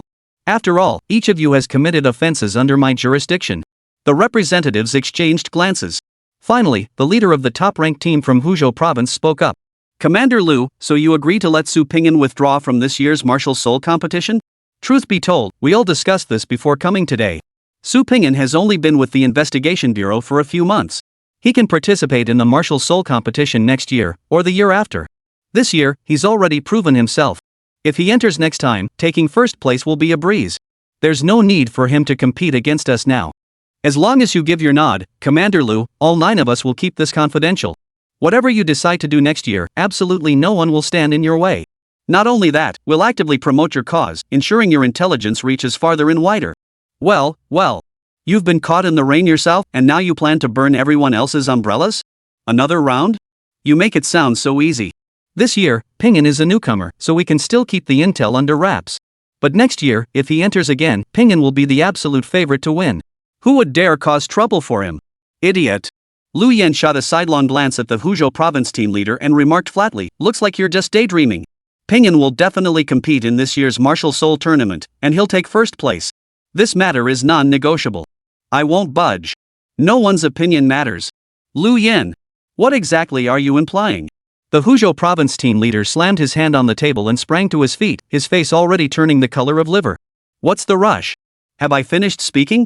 Why the urgency? Lu Yan stubbed out his cigarette, frowned, and glared at him. I'm a man who follows the rules and values reason. Pingyan's strength is indeed too formidable for this year's competitors. It's simply beyond what you can match. Considering the original purpose of the Soul Combat Tournament is to encourage newcomers and set examples, I propose allowing Pingyan to advance directly to the finals as the champion. Then, the winners from the other contestants can challenge the champion to determine the top spot. This way, everyone can witness the prowess of the strongest newcomer while reducing the element of luck in the competition. Even without the top prize, you'll still have the second place to compete for. The team leaders all froze in shock. Could it be handled this way? In truth, everyone present had reached an unspoken consensus. The top spot in this year's martial soul competition was undoubtedly Su Pingyan's. Forget competing with him, just lasting a full minute on the stage would be considered an extraordinary feat. Though they were all geniuses selected through rigorous provincial trials, the gap between geniuses can sometimes be wider than the difference between humans and dogs. Don't doubt it if you think you can, come up and prove yourself. Given Su Pingyan's style, he'd unleash a seamless combo without explanation, instantly leaving you in awe. Most team leaders had come to accept this arrangement. After all, they'd come here today to force the issue all for their own contestants to crack the top 10. As for the top spot? Just eat, sleep, and dream. Anything can happen in your dreams.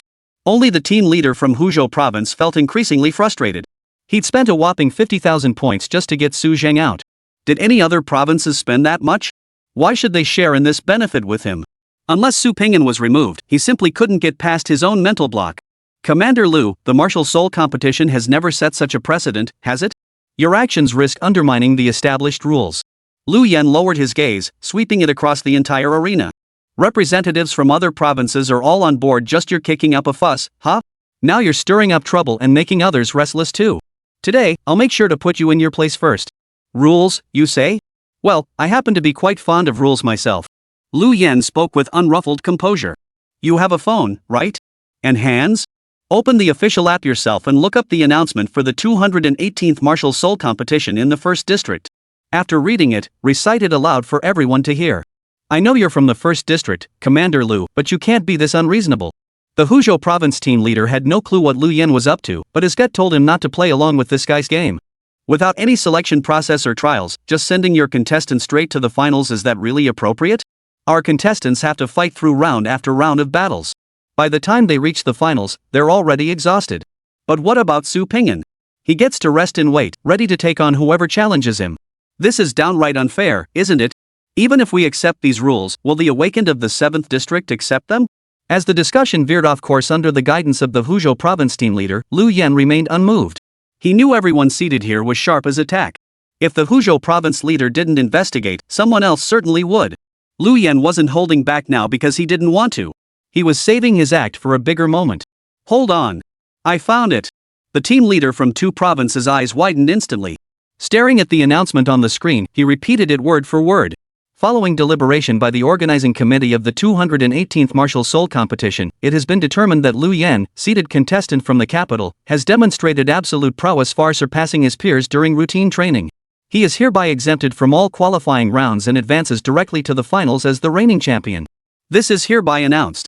A collective gasp rippled through the conference room. Lu Yen lit a cigarette with a showy flourish, his voice dripping with unbridled arrogance. Now you know why I dared say Pingyan would go straight to the finals? Because back then, that's exactly how I did it. If you're not convinced, go back and check the new rules for the Soul Combat Tournament. Article 3, Clause 7 states it clearly: the organizing committee has the authority to make special arrangements for competitors demonstrating absolute dominance. Oh, and this rule was added after the 218th Martial Soul competition. The team leader from Huzhou province slumped back into his chair, his molars grinding audibly.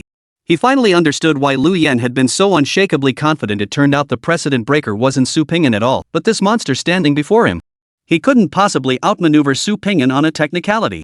But Lu Yen wasn't done yet. He rose calmly and walked up to the Huzhou province team leader. I've been thinking, he said. Actually, the Huzhou province leader does have a point. Since you have objections to the direct finals, I'll have Pingyan start from the first round of the elimination tournament instead. His first opponent will be your very own Su Zheng from Huzhou province. After a pause, Lu Yen leaned forward slightly, his gaze intense and oppressive as he fixed it on the Huzhou province team leader. You wanted fairness? I'll give you fairness. If Su Zheng can even get off the stage on his own 2 feet. I'll write my name Lu Yen backwards. The Huzhou province team leader instantly lost his temper.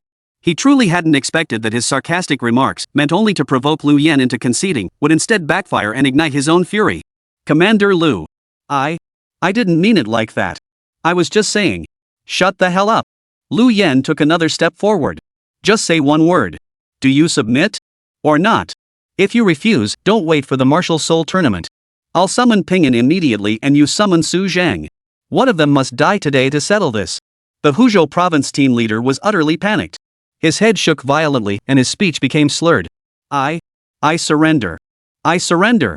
Lu Yen maintained his predatory stance, his gaze sweeping fiercely across the assembled crowd. Is there anyone here who refuses to concede? Who dared speak up now? Heads shook violently in unison. After waiting a full 10 seconds, confirming no one would be the first to speak up, Lu Yan's expression shifted like a Sichuan opera mask, replacing his earlier fury with a warm smile as he addressed the group. Since no one objects, then it's settled. It's just a shame we're safe now. Skipping straight to the finals means we'll miss out on so many chances to spar with our peers. I think we should all chip in for some kind of spiritual compensation, don't you? The thought of what he was about to say made Lu Yen unable to suppress the smile curling at the corners of his mouth.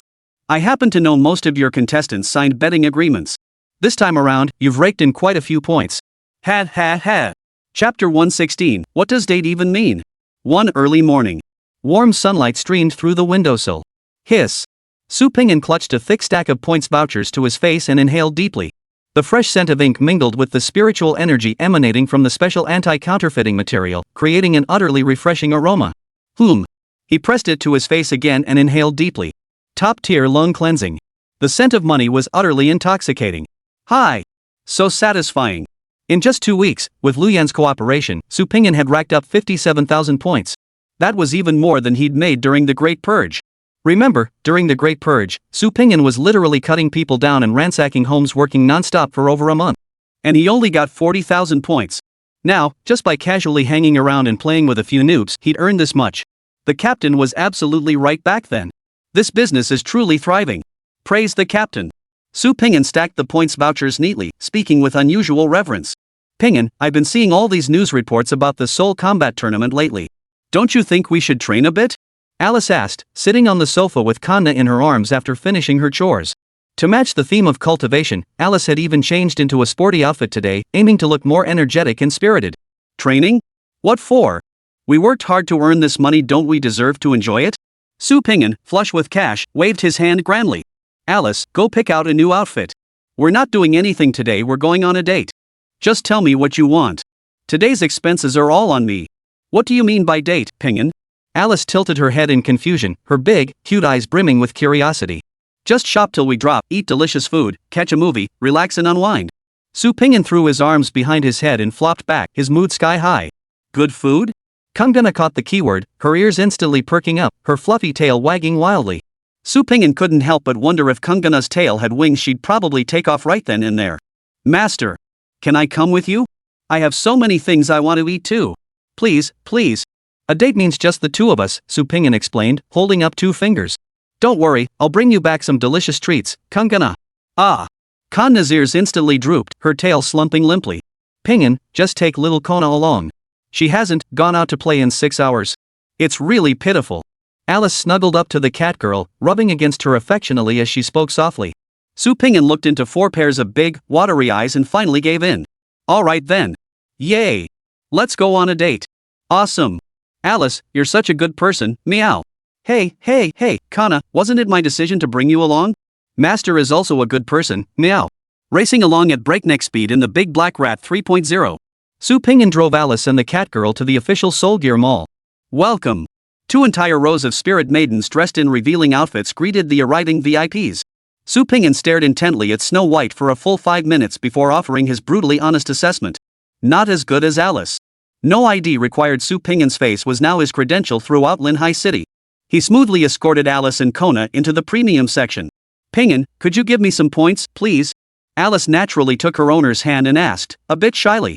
Su Pingyan had noticed long ago that ever since Alice entered the boutique area, she'd been staring intently in the direction of the Soul Gear clothing store.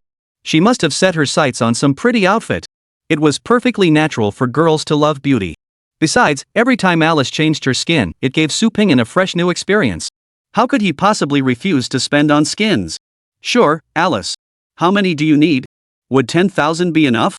Alice's eyes widened suddenly, her hand trembling slightly. Pingyan, I don't need that much. I've already picked one out.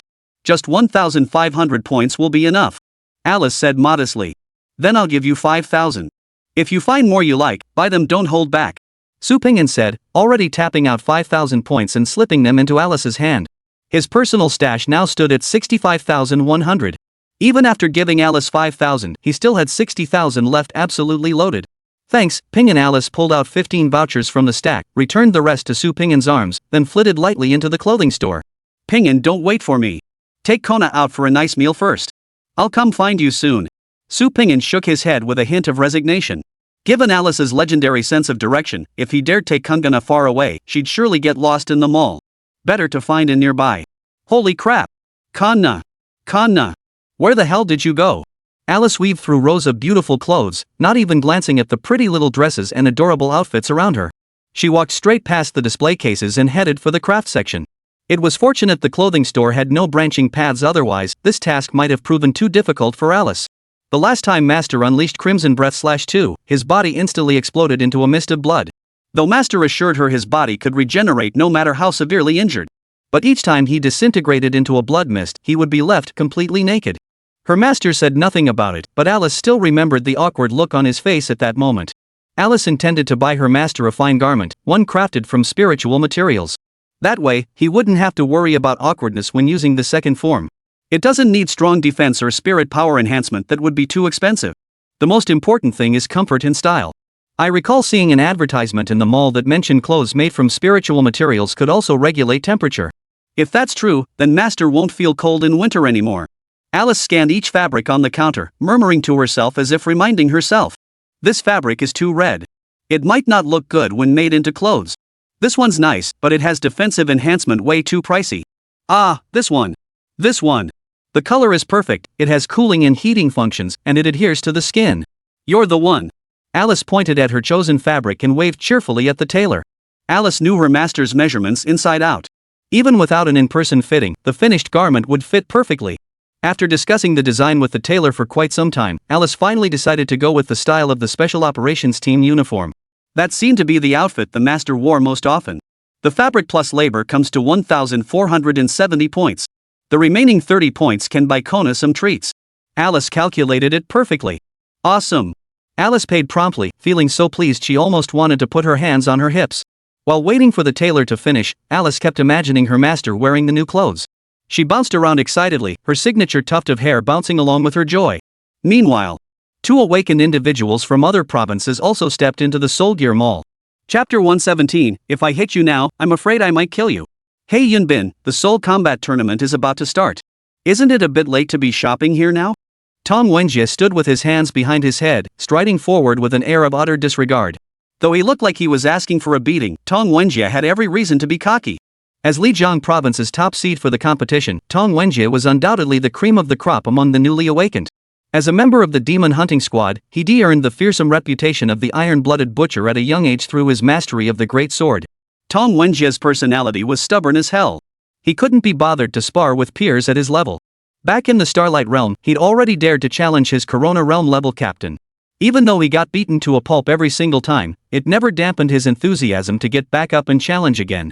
Now, over a year after advancing to the Moonlight Realm, he could hold his own against the captain for over 100 rounds without showing weakness.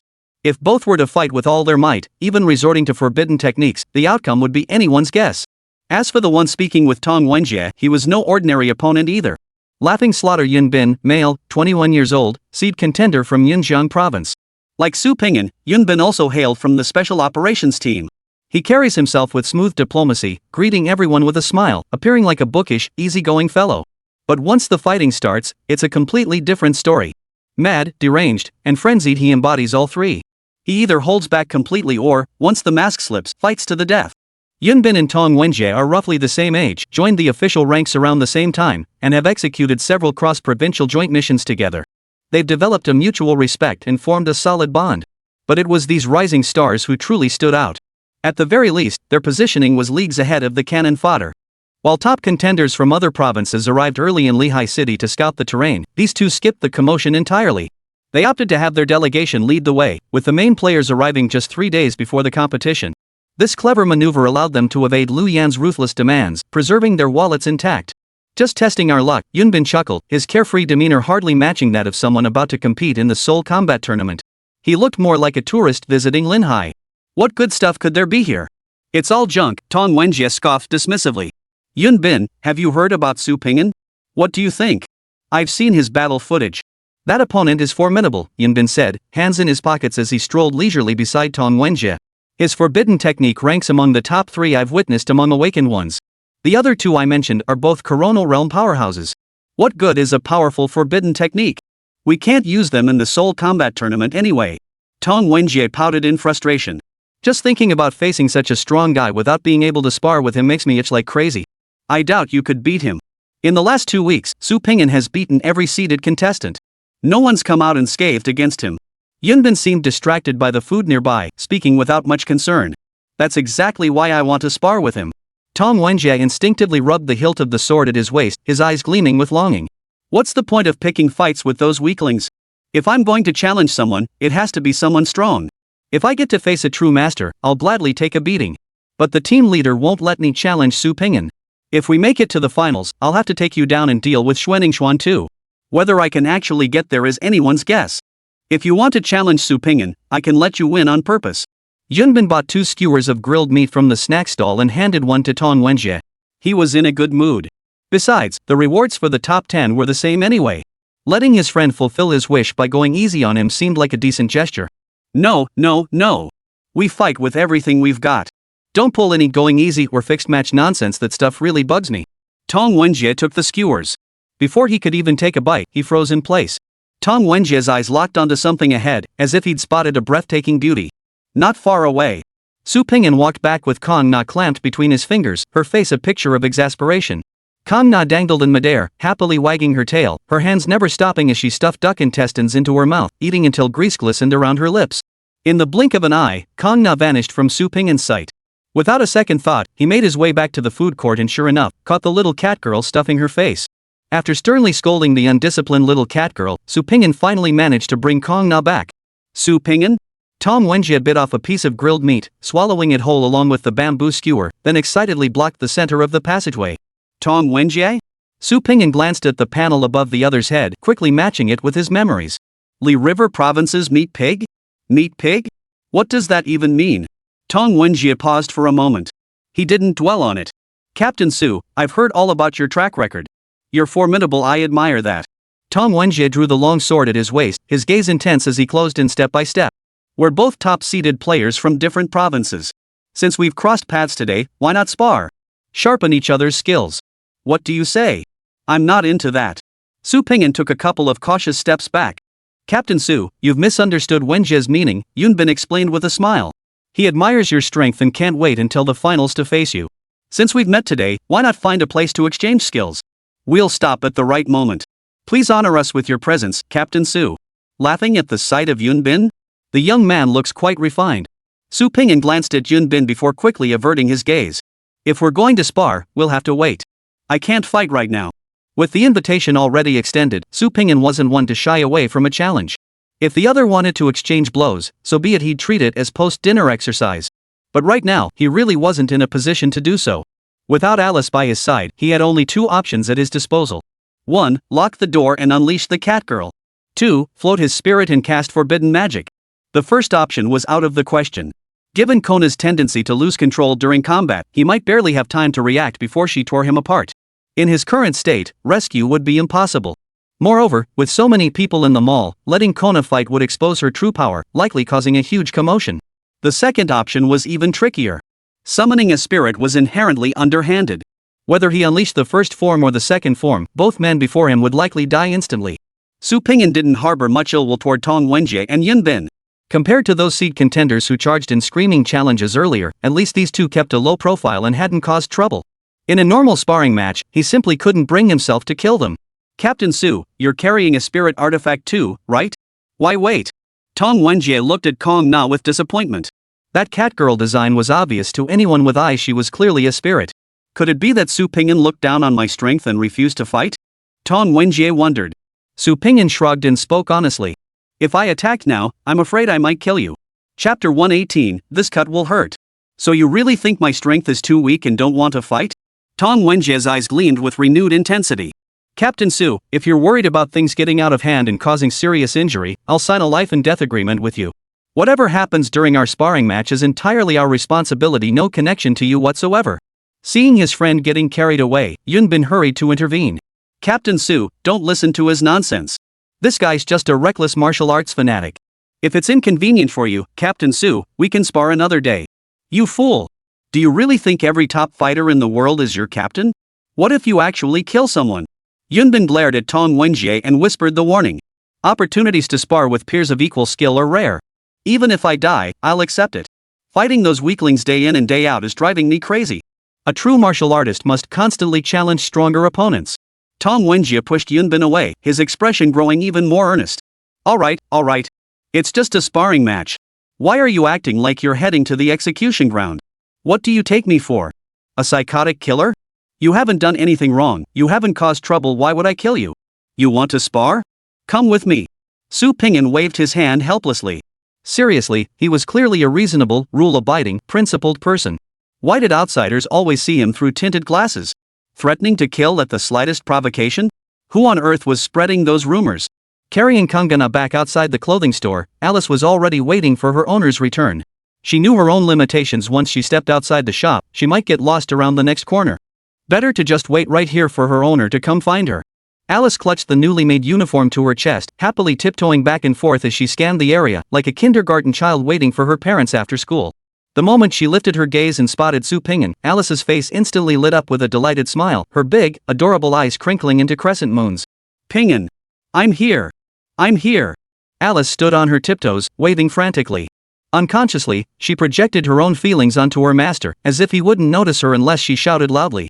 Pingin, I made you a great uniform. It adheres to your body and can regulate temperature, cooling or heating. That way, you won't feel so embarrassed when using Type 2. Take a look, do you like it? Alice's eyes sparkled with anticipation. Ha! Alice, you bought this for me instead of yourself? Su Pingin froze for a moment before realizing his words were misplaced. Now wasn't the time to dwell on that. Alice, thank you. You're the first person to ever give me a gift. Su Pingin wasn't lying. Since his transmigration, he'd been a lone wolf. Thanks to his golden finger, he barely interacted with others, making it even less likely he'd receive gifts from anyone. The clothes Alice gave him were truly the first gift he'd ever received in this life. Most crucially, Su Pingin hadn't even realized uniforms could have this kind of function. He wasn't one to fuss over trivialities. When facing life and death, who had time to worry about appearances? Su Pingin had never even researched such merchandise. It was little Sword Maiden who, after catching a glimpse of her master's expression, quietly committed it to memory and had been thinking about it ever since. I really like it, and it fits perfectly. Su Pingin held the uniform up to himself, adjusting it gently as he spoke softly. As long as you like it, Pingin. Little Sword Maiden took the uniform from her master's hands, carefully folded it, and placed it into the shopping bag, muttering to herself, new clothes really should be ironed before wearing them for comfort. Alice's eyes sparkled like stars, her brows and eyes crinkling with joy. Her world was simple. As long as her master was happy, she was happy. Su Pingin felt a tender warmth stir within him. He reached out, drew Alice close into his embrace, and whispered again into Xiao Jianyang's ear. Alice, thank you. He. In this tender moment, Tong Wenjie spoke up at the most inopportune time. Captain Su, we. Yun Bin, still wearing his auntie-like smile, instantly turned sour at his friend's poor timing. He pressed a hand over Tong Wenjie's mouth and gritted his teeth. Did you have to speak up at this exact moment? Can't you see I'm enjoying the show? Would keeping quiet for a minute kill you? Ha! Could it? Whoa! Tong Wenjie wasn't sure if a minute of silence could kill him, but he was certain that if Yun Bin didn't let go soon, he really would suffocate. Noticing the sound behind him, Su Pingin instinctively released his embrace. Taking Alice's hand, he said softly, Alice, I'll take you shopping later. I promised this stubborn kid I'd fulfill his wish first. Okay. Starlight shimmered as a crimson longsword materialized. Su Pingin beckoned to Tong Wenjie. Find a quiet spot. The three humans and one cat made their way to an open area outside the mall. Su Pingin glanced up at the interface. Name, Tong Wenjie. Level, Moonlight Realm. Experience, 0%. Vitality, 200. Spiritual power, 109. Weapon spirit attributes. Strength, 179. Speed, 112.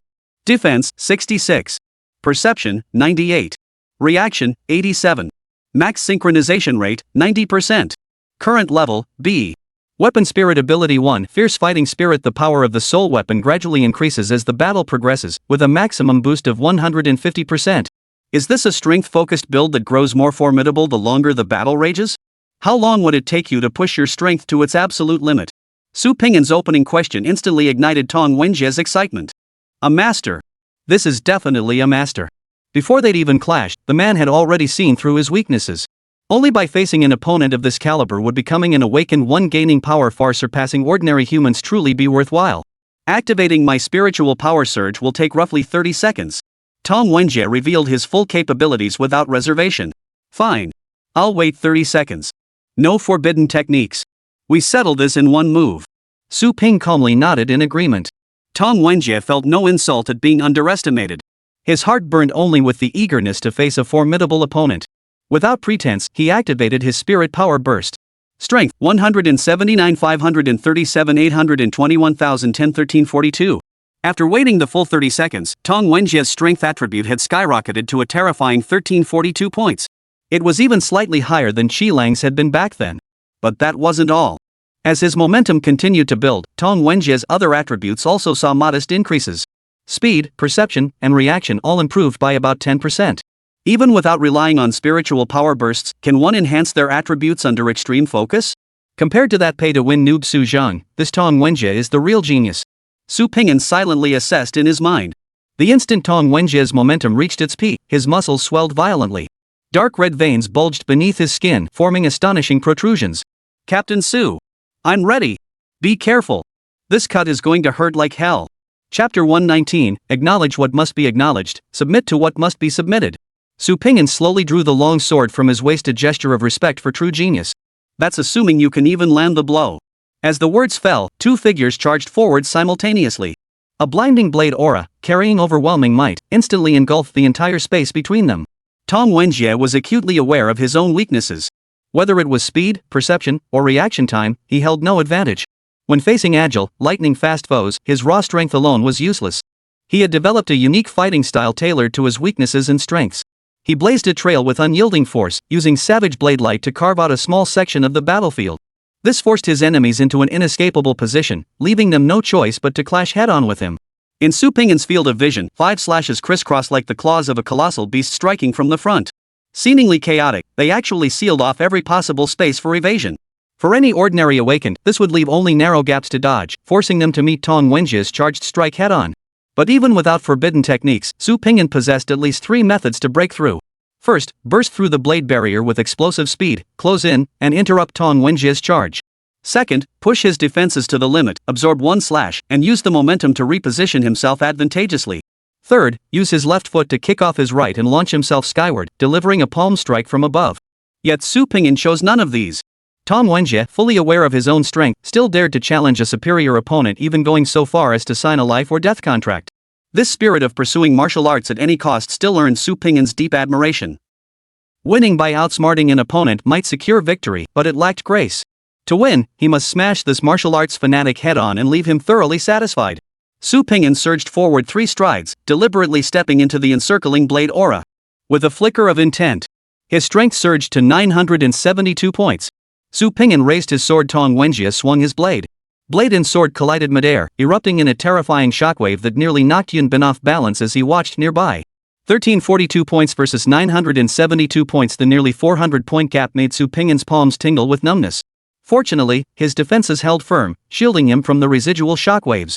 Judging by the first strike alone, if it was just a contest of brute strength, Su Ping'an truly couldn't take down this brute. But his strength wasn't his only advantage. With 246 points in speed paired with 345 points in reaction time, Su Ping'an could easily swing his sword 5 or 6 times in the time it took Tong Wenjie to deliver a single strike. And he could maintain both force and precision while doing so. Tong Wenjie only held a slight advantage with that first strike. The ensuing battle became a one-sided rout. Su Ping'an practically pinned Tong Wenjie down and beat him senseless. RIP. In just one exchange, Su Ping'an sliced through Tong Wenjie's energy shield and sent a corner of his robe flying. Thud. Thud. Thud. Tong Wenjie stumbled back 5 steps before halting his movements. He stared in disbelief at his side. A thin trail of blood on his thick right arm stood out starkly in the sunlight. Sheathing his sword, he bowed deeply. Tong Wenjie bowed deeply to Su Ping'an. Captain Su, I've lost. This time, I concede. Please grant me another chance to challenge you. Once I return, I'll train twice as hard. I won't let you down, Captain Su.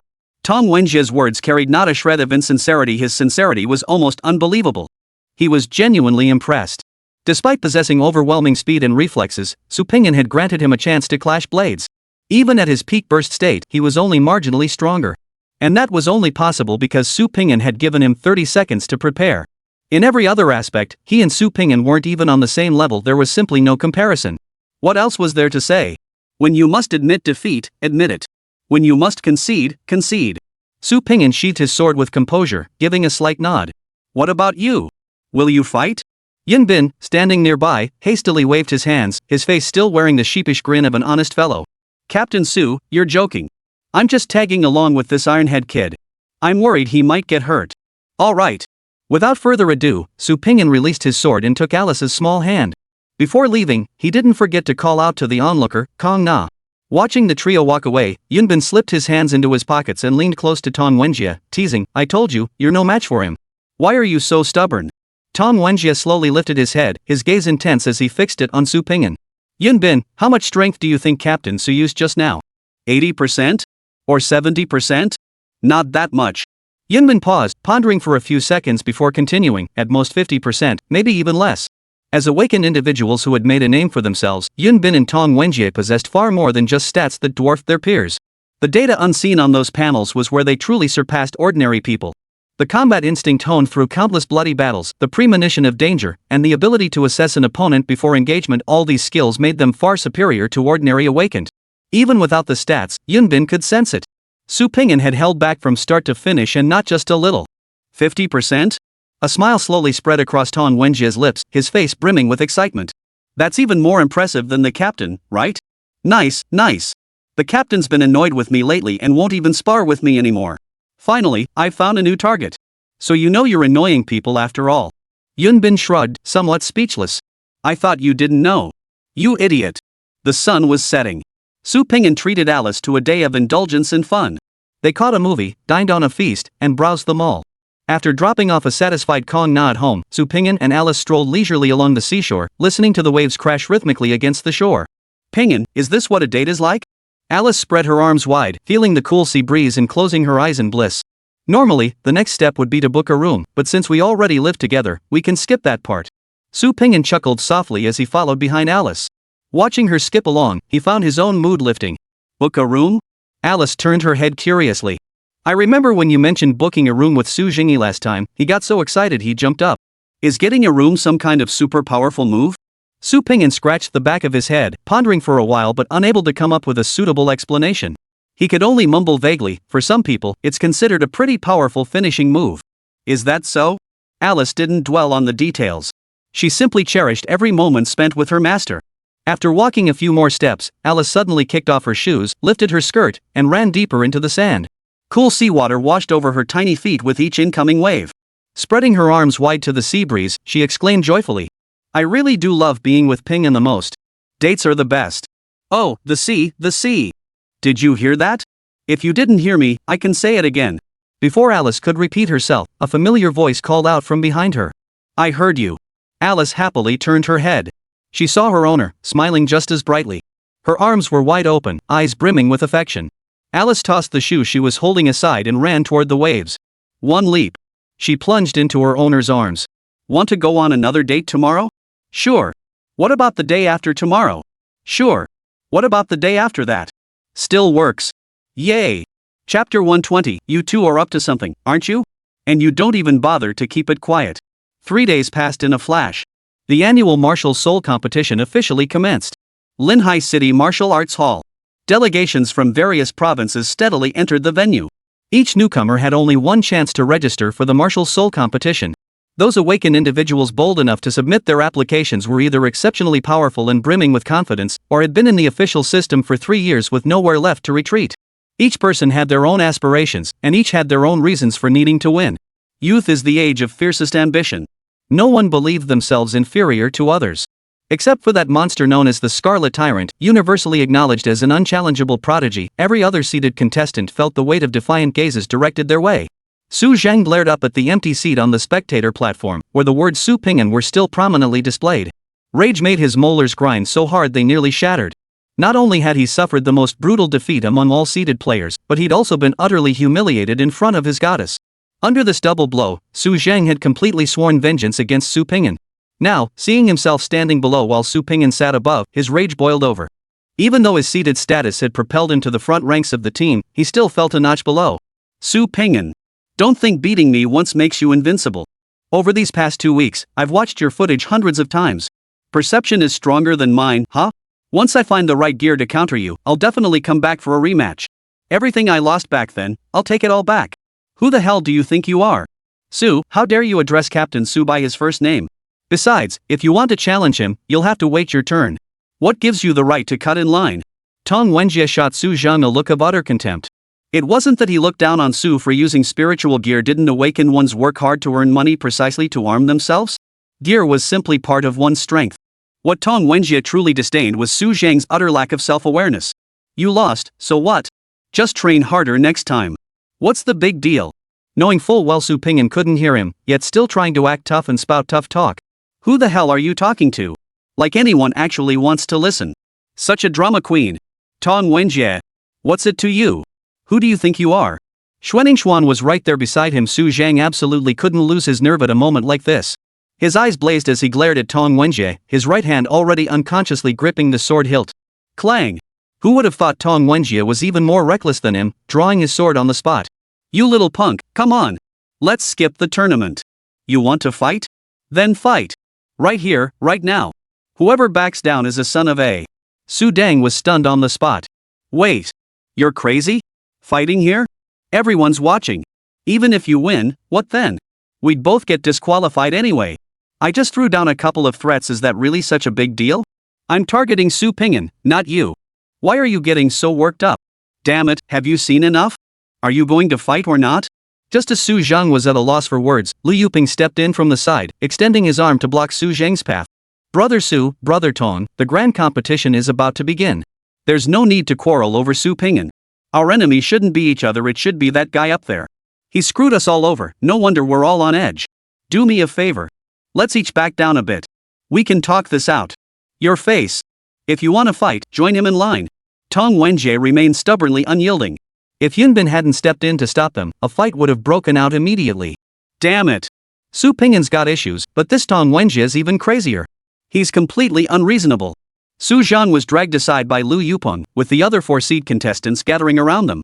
All 6 of them had been humiliated by Su Ping'an, harboring intense resentment toward both him and Lu Yan. Lu Yupeng had precisely exploited this shared grievance to unite these prodigies.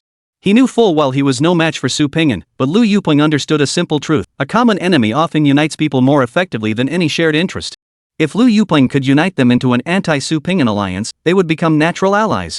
Since we're all allies, there's plenty of room for maneuvering during the grand competition. Thanks to Lu Yupeng's maneuvering, the field was sharply divided into 2 distinct camps. Tong Wenjie, Xuanningsuan, and Yunbin, 3 rising stars who had already made a name for themselves, stood on one side.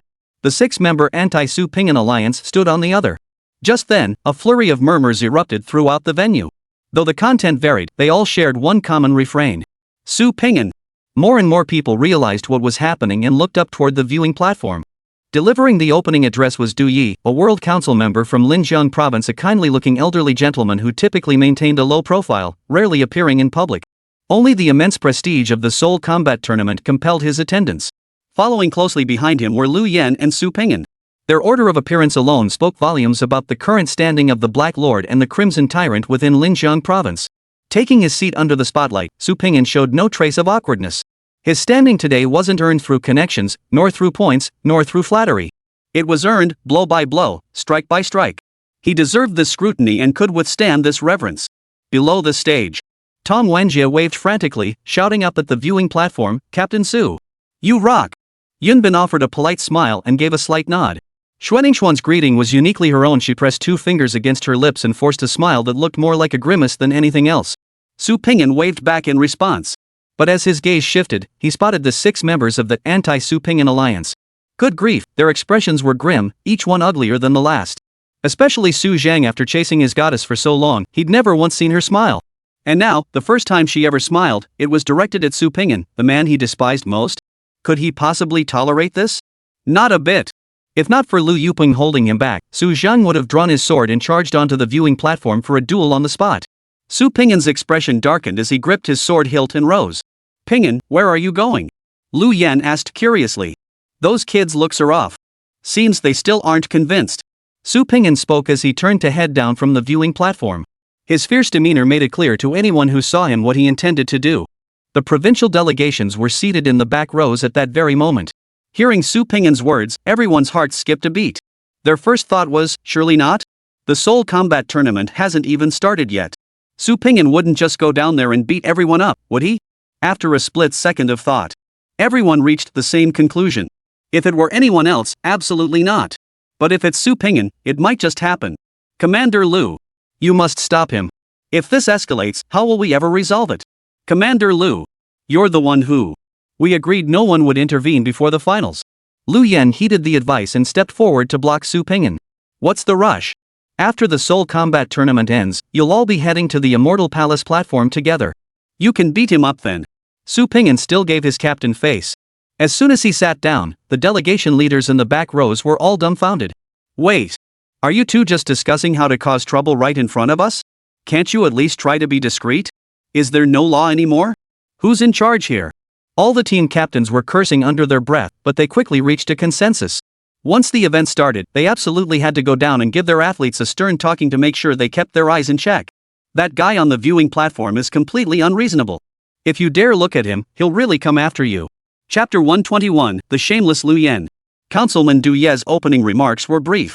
After briefly running through the formalities and offering his best wishes to the contestants, he declared the grand competition officially open. With that, he rose and hurriedly left the stage. Su Ping'an thought he even caught a glimpse of the provincial governor's eagerness to clock out on his face. inside the VIP viewing box. Is this how old man do always is? He seems so, well, old school, Su Ping'an inquired curiously. He's been in the same position for over 40 years. If it were you, you'd be bored stiff too, Lu Yen shrugged, pulling out a cigarette, lighting it, and taking a satisfying drag. Earlier on the viewing platform, as a representative of Linjiang province's officials, he hadn't been able to indulge in the aroma, it had been unbearable. Exhaling a smoke ring, Lu Yen continued, Old Master Du's a decent guy, just not very hands-on. But thankfully so if we'd had a meddlesome World Council member back then, dealing with Fu Jijia wouldn't have been nearly as easy. We'd have had to jump through a lot more hoops. Don't they say power is like poison, it gets addictive? How can a World Councilor become so numb? This Old Master Du is quite an interesting character. Su Ping'an felt no need to hold back around Lu Yen, speaking his mind freely. People have different aspirations. Everyone thinks differently. Back in his youth, Old Master Du was a figure whose every move sent shockwaves through Linjiang province. Maybe age has brought him to see things differently, or perhaps the power struggles at the top have grown too fierce. He doesn't want to get involved, so he's just given up. Anyway, these aren't our immediate concerns. My goal remains securing the chief commander position. You can start familiarizing yourself with the commandant's duties. At this point, Lu Yen suddenly seemed to recall something. Pointing at the stage below, he said, You haven't recruited any team members yet, have you? Perfect timing. You can scout the Soul Combat Tournament for promising prospects. If you spot anyone suitable, recruit them to join your team. You don't have a single soldier under your command. Is that acceptable? Being a captain with no troops is like being a commander with no army. Once you become a commander, will you still be a commander with no army? Can I just poach awakened warriors from other provinces? Su Ping'an genuinely hadn't considered that angle. But even top contenders like Kai Kong and Su Zhang are still weaklings. The other competitors are probably even worse. I'm not exactly eager to recruit members of that caliber. You're recruiting teammates, finding subordinates. Don't just focus on what's right in front of you, look at their potential too. Take those 3 renowned seed contenders as examples. These guys are all freakishly gifted. And once they enter the Immortal Palace platform, these monsters' cultivation speeds will explode even further. You'll hardly find more promising recruits among the newcomers. Lu Yen cited himself as an example. When I first met you, I saw your potential too. Look at you now, haven't you blossomed? Back then, the level I saw in you wasn't even as high as the level you see in Kai Kong now. Give others a chance, you might just discover a hidden gem. Look at the example you're using. I'm cheating, Captain. You think everyone's like me? Su Ping'an silently rolled his eyes internally, but nodded nonetheless. Being a one-man show really was a waste of his position. The captain had a point. If he kept selecting people based solely on his own standards, he'd likely struggle to find suitable teammates. As long as they stand out among their peers, whether through potential or other strengths, it was worth lowering the standards a bit. Recruiting during the Soul Combat Tournament, that's actually a decent approach. The Soul Combat Tournament's assessment method was simple and brutal. All participating awakened individuals are divided into 10 arena zones. No frills, no shortcuts. Step onto the platform. Fight. Only 3 rules applied. First, killing is forbidden. Second, forbidden techniques are prohibited. Third, spiritual equipment is barred. Losing consciousness, falling to the ground, or being knocked off the platform for over 10 seconds results in elimination. The top contender from each arena advances to the top 10, where they compete in a ranking tournament to determine the ultimate champion. The other 9 battle zones held little suspense. If an ordinary awakened could defeat a seeded contender, they'd have already won during the provincial qualifiers. All eyes were fixed on the first arena. Originally Su Ping'an's designated arena, its owner's early advancement to finals left this zone unclaimed. Unlike the one-sided blowouts on other stages, this one became the most anticipated contest. Ping'an, who do you think will win this round? Lu Yen asked lazily as he took the coffee Nina handed him and sank into the executive chair. On the large screen before him, 2 awakened beings were locked in combat. In the lower right corner of the screen, their real-time data was clearly displayed. Bai Jipeng's spiritual power burst reaches 150%, with a burst speed of 4 seconds. Gu Huiyang's spiritual power burst is only 120%, with a burst speed of 5.5 seconds. Based on the numbers, Bai Jipeng should come out on top. A 1.5 second lead in burst speed is a massive advantage, and the numerical superiority is overwhelming. After a moment's thought, Su Ping'an reached his conclusion. The data statistics for the Martial Soul Grand Tournament utilized the most cutting-edge technology available on Blue Star. Yet compared to the data displayed on the interface, it seemed incredibly rudimentary. Had Su Ping'an been watching the match live, his conclusion would have been even more precise. I don't see it that way. I think Gu Huiyang will win. Lu Yen gave Su Ping'an a knowing wink. As if to validate Lu Yan's hunch, Bai Jipeng, who had been overwhelming Gu Huiyang throughout the fight, suddenly committed a shockingly basic mistake, leaving himself wide open. Gu Huiyang seized this sole opportunity to turn the tide, landing a decisive strike to the neck that sent his opponent flying backward, knocking him unconscious on the spot. Even as the countdown ended, confirming Gu Huiyang's victory for the round, Bai Jipeng remained in a daze. He had no idea how he'd managed to win. "Wow, Captain, you're so awesome. I thought Bai Jipeng would win too." His swordplay was clearly more disciplined, hardly showing any openings throughout. Alice clapped enthusiastically, her emotional investment fully invested. "Pinyin, admit defeat?" Lu Yan raised an eyebrow at Su Pinyin with smug satisfaction. Su Pinyin turned his head with a dark look on his face, glaring at his captain who had no boundaries whatsoever. "How much did you pay Bai Jipeng?" 3,000 points. "So how much did you make off him?" 9,500 points. "You're shameless. Didn't you just say the Soul Combat Tournament is sacred? You know nothing." Bai Jipeng's strength is passable, but he's still far from the top 10. He's only participating because this is his third year. I gave him a job opportunity. He got 3,000 points for free. He should be thanking me. Oof. You're just jealous. I won't tolerate your contempt. Alice sat beside her master, propping her chin in her hand. She glanced back and forth between her master and Lu Yan. After pondering for a while, she still couldn't make heads or tails of what the two were talking about. Since she couldn't understand it anyway, Alice stopped trying. She unconditionally sided with her master. She stuck her tongue out at Lu Yan. "Captain, you're so shameless." Chapter 122, Su Pinyin finally takes the stage, an overwhelming victory. The Martial Soul Tournament wasn't a commercial event. With no need to cater to audiences or profits, there was naturally no reason to artificially prolong the schedule. After all, sustained combat capability was one of the crucial battle metrics for awakened individuals. Within a single day, champions were crowned on all 10 battle stages. The seeded contestants from the 9 provinces won without surprise, but the victor of the first arena completely defied everyone's expectations. The obscure Gu Huiyang staged an incredible underdog run, snatching the top spot as a dark horse. Even Gu Huiyang himself was left questioning his own reality. Could he truly be a prodigy? But as the ranking matches began, Gu Huiyang was quickly brought back to reality. After just one round on stage, he was knocked flying by Yun Bin. He hadn't even seen his opponent's moves before his vision went black. The top 10 of the martial soul competition were all seeded players. The gap between these prodigies and ordinary awakened individuals was simply too vast. Apart from this meaningless match, the level of play in the other rounds of the rankings shot up immediately. Unlike the previous clashes between amateurs, provincial seeds unleashed their full arsenals. Tactical battles unfolded in endless variations, delivering thrilling spectacles that had spectators cheering. Whether Su Zhang was unlucky or fortunate, he drew Xuanningsuan in the first round. Already recovering from severe injuries and with his spiritual equipment sealed, he faced a formidable opponent. While Su Zhang could still overpower ordinary awakened individuals with his 3 soul artifact abilities, he was no match for true prodigies. Before he could finish his oily remarks, Xuanningsuan delivered a direct headshot. Yes, that head up there. In stark contrast, Tong Wenjie's draw was disastrous. Round after round, he faced formidable opponents. He even fought Yun Bin to the point of exhaustion, though the battle itself was exhilarating. But ultimately, exhaustion cut him down in the semifinals, where he was overturned by Xuanningsuan, who had conserved her strength throughout the tournament. The final matchup was set. Xuanningsuan vs Su Pinyin. The next day. As the highlight of this year's Martial Soul Tournament, the match had already captured everyone's attention before it even began. The martial arts arena, designed to hold 150,000 spectators, was instantly packed to capacity. Even the open-air stands were packed with awakened individuals. Even ordinary people without soul artifacts sat glued to their televisions, fixated on this showdown. Everyone wanted to see who would emerge as the strongest newcomer of the 7th District, representing this year's Martial Soul Tournament.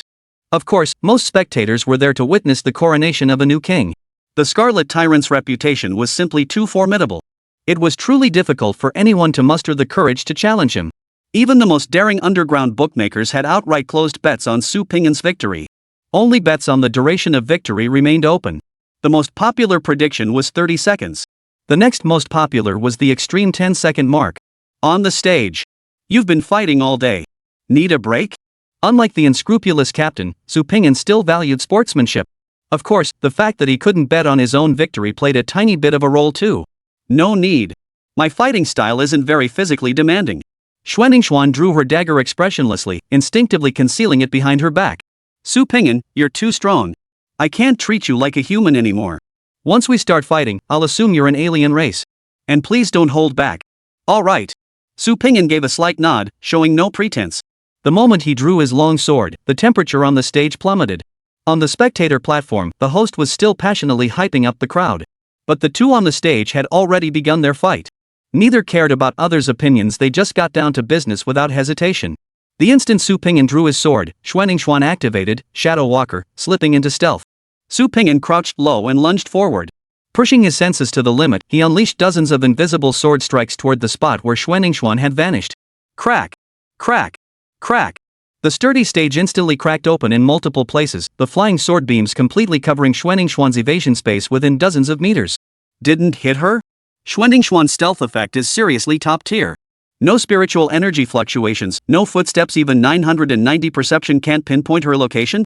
No wonder Su Zhan wants to buy auto-defense spiritual gear. Against an enemy like this, sneaking up for a backstab is truly unbearable. Thoughts raced through Su Pingyan's mind, yet his hands never paused. Arm raised, sword swung. Invisible sword beams slashed in all directions, carving a vacuum zone around Su Pingyan. Xuanningsuan, concealed in the shadows, vanished like a phantom beneath the arena, silently counting down the seconds in her mind. Every 10 seconds, she would return to the stage to reset the countdown, then slip back out from beneath it. This cycle repeated endlessly. Xuanningsuan held Su Pingyan's combat prowess in extremely high regard. She never fantasized about going head-to-head. Her strategy from the outset was to wear down Su Pingyan's stamina through stealth. She waited for her opponent to show a weakness.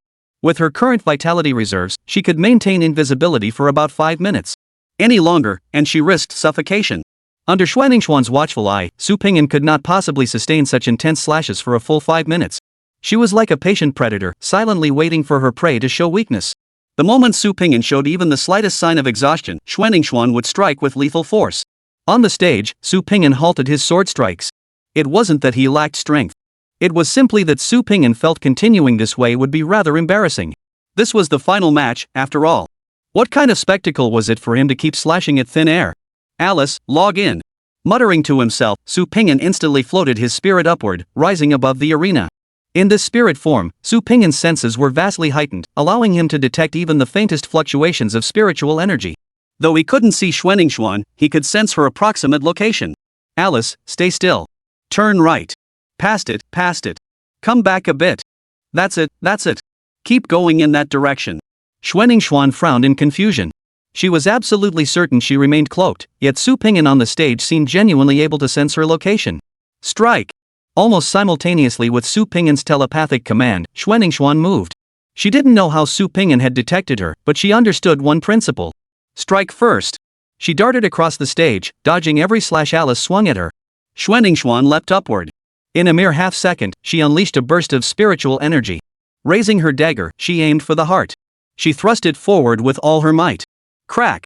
The energy shield shattered instantly. The strike, channeling all of Xuanningsuan's strength, was about to pierce the target's heart.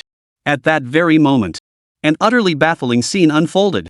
The instant Xuanningsuan materialized, Su Pingyan, as if he had eyes in the back of his head, shifted his body slightly to the side. Dodging the fatal blow, he raised his right arm and delivered an elbow strike straight to Xuanningsuan's face. Thud! Xuanningsuan was knocked backward, tumbling head over heels and crashing to the ground. Excruciating pain shot through her nose, and tears streamed down her face uncontrollably. The fight wasn't over yet. Just as Xuanningsuan hadn't treated Su Pingyan as a human being, striking directly at his vital points.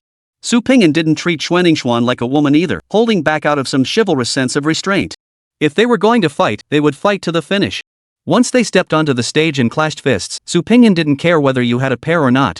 If we're fighting, we fight with everything we've got. The principle was simple, even a lion gives its all when hunting a rabbit.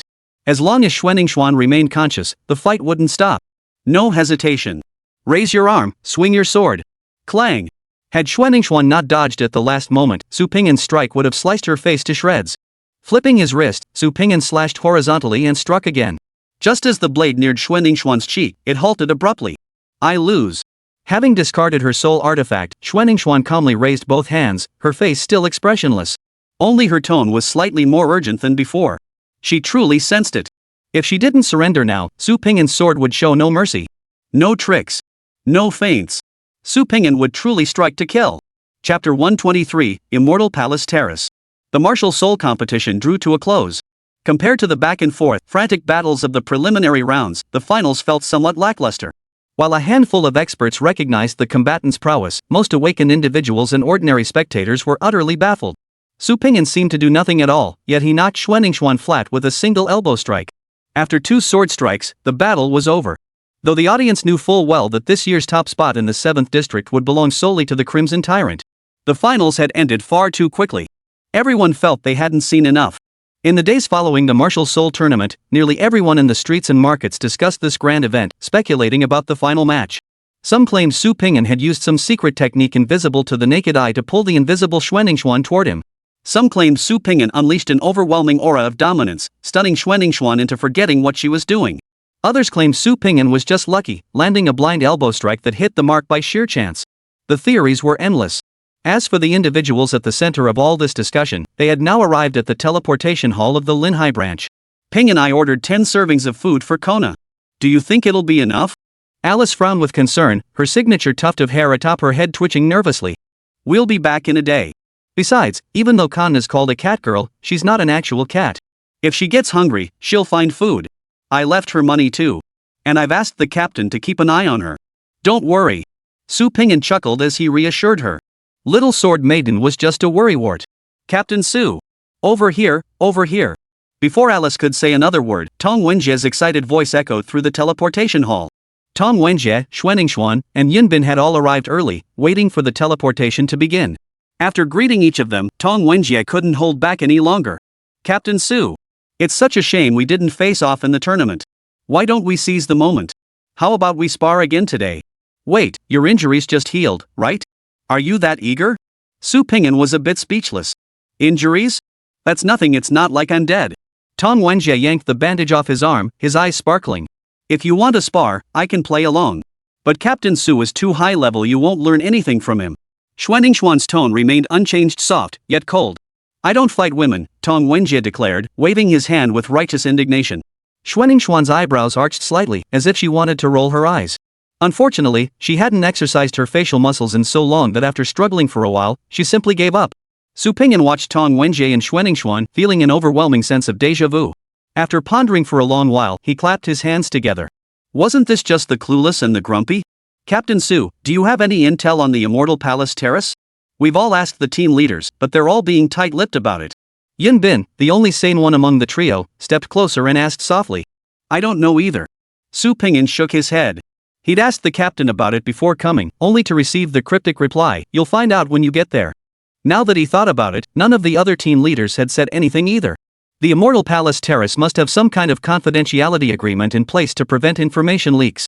As they chatted idly here, the anti-Su Ping'an alliance over there quietly cast their eyes their way. Noticing the stares, Su Ping'an turned his head to look. Led by Lu Yupeng, the others all turned their heads and averted their gazes. 6 people looked in 6 different directions. Only Su Zhang remained stubbornly fixated, stealing glances from the corner of his eye. After the opening ceremony concluded, all 6 had received a stern warning from their team leader. Under no circumstances were they to provoke Su Ping'an. This monster had been biding his time to deal with them, and they couldn't give him any excuse. Su Zhang knew he was no match for Su Ping'an, yet he couldn't control his jealousy. He couldn't help but stare at the goddess. Su Ping'an, however, stood directly in front of the goddess. Now he was caught between wanting to look and needing to look away, forced to steal glances from the corner of his eye. To mask his inner turmoil, Su Zhang whistled to himself in a futile attempt to deceive himself. The result only made him look more like a clown. As long as this group didn't provoke trouble, Su Ping'an wouldn't bother with these clowns. He wasn't some psychopathic killer who'd murder someone for a single glance. That was just nonsense spread by others. As long as these guys backed down and showed submission, he couldn't be bothered to mock or provoke them further. Bullying others by leveraging power was beneath Su Ping'an. As the teleportation array activated, Su Ping'an stepped in first, followed closely by the trio. Only after confirming Su Ping'an's figure had vanished completely did Su Zhang's side erupt into heated discussion. Damn it! What's he bragging about? None of us have activated our talents yet. What good is temporary bravado? We're looking at the long game. Exactly. Once we're inside the Immortal Palace platform, if we encounter someone with top-tier talent, the gap between them and those who've broken through to the Corona realm will be like heaven and earth. Don't judge by the current commotion, who knows who'll come out on top later. You know what? Judging by Brother Su's current abilities, his activated talent will definitely outshine that other guy's. Add your wealth to the mix, and it won't be long before you're racing ahead. Listening to the sycophant's flattery, Su Zhang's previously low spirits soared once more. Exactly. What does failing at the Moonlight Realm matter? Let the Corona realm show its true worth. Having entered the Immortal Palace Terrace, my journey as an awakened one has only just begun. Why dwell on a momentary setback? One day, Xian will understand my true feelings. She's just been temporarily blinded by that guy. Like all sycophants, Su Zhang swiftly completed his self-hypnosis. A group of people comforted each other, flattered each other, and fantasized together as they stepped into the teleportation array. Unlike Su Ping'an, the solitary tiger, little lambs always prefer to stick together in a pack. The light faded. Su Ping'an's vision gradually returned as the figures behind him began leaving the array. A woman clad in an ink-colored robe had been waiting quietly outside the teleportation array to greet them. Greetings, everyone from Sector 7. My name is Yunmeng. I'm a staff member of the Immortal Palace Terrace, here specifically to welcome you. Considering it was everyone's first visit, Yunmeng stepped aside gracefully to make room. Behind her, a colossal magic array stood towering upon a vast platform. Its scale was terrifyingly vast, its edges invisible even at a glance. Looking up, milky white clouds brushed against the array's edges, resembling soft cotton candy.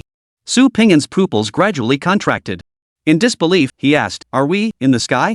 Yunmeng seemed utterly unfazed by the stunned expressions on everyone's faces. It would be unusual for anyone entering the Immortal Palace Terrace for the first time not to be astonished. "Yes," she replied. "The entire island we stand upon floats in the air. You won't find this place on any map. This is a paradise reserved solely for the victors of the Martial Soul Grand Tournament. A land of miracles. Everyone." Yunmeng turned slightly, waving her hand gently toward the vast magical formation. "Welcome to the Immortal Palace Terrace." Chapter 124, Greatest Spiritual Equipment. Su Ping'an, having been to the heavens, was the first to grasp the situation. "So, this massive formation and this floating islet are the Immortal Palace Terrace?" Yunmeng nodded. "To be precise, Immortal Palace Terrace is the name of this island. But it's not as simple as you imagine. Helping you activate your talents is merely one of its insignificant abilities.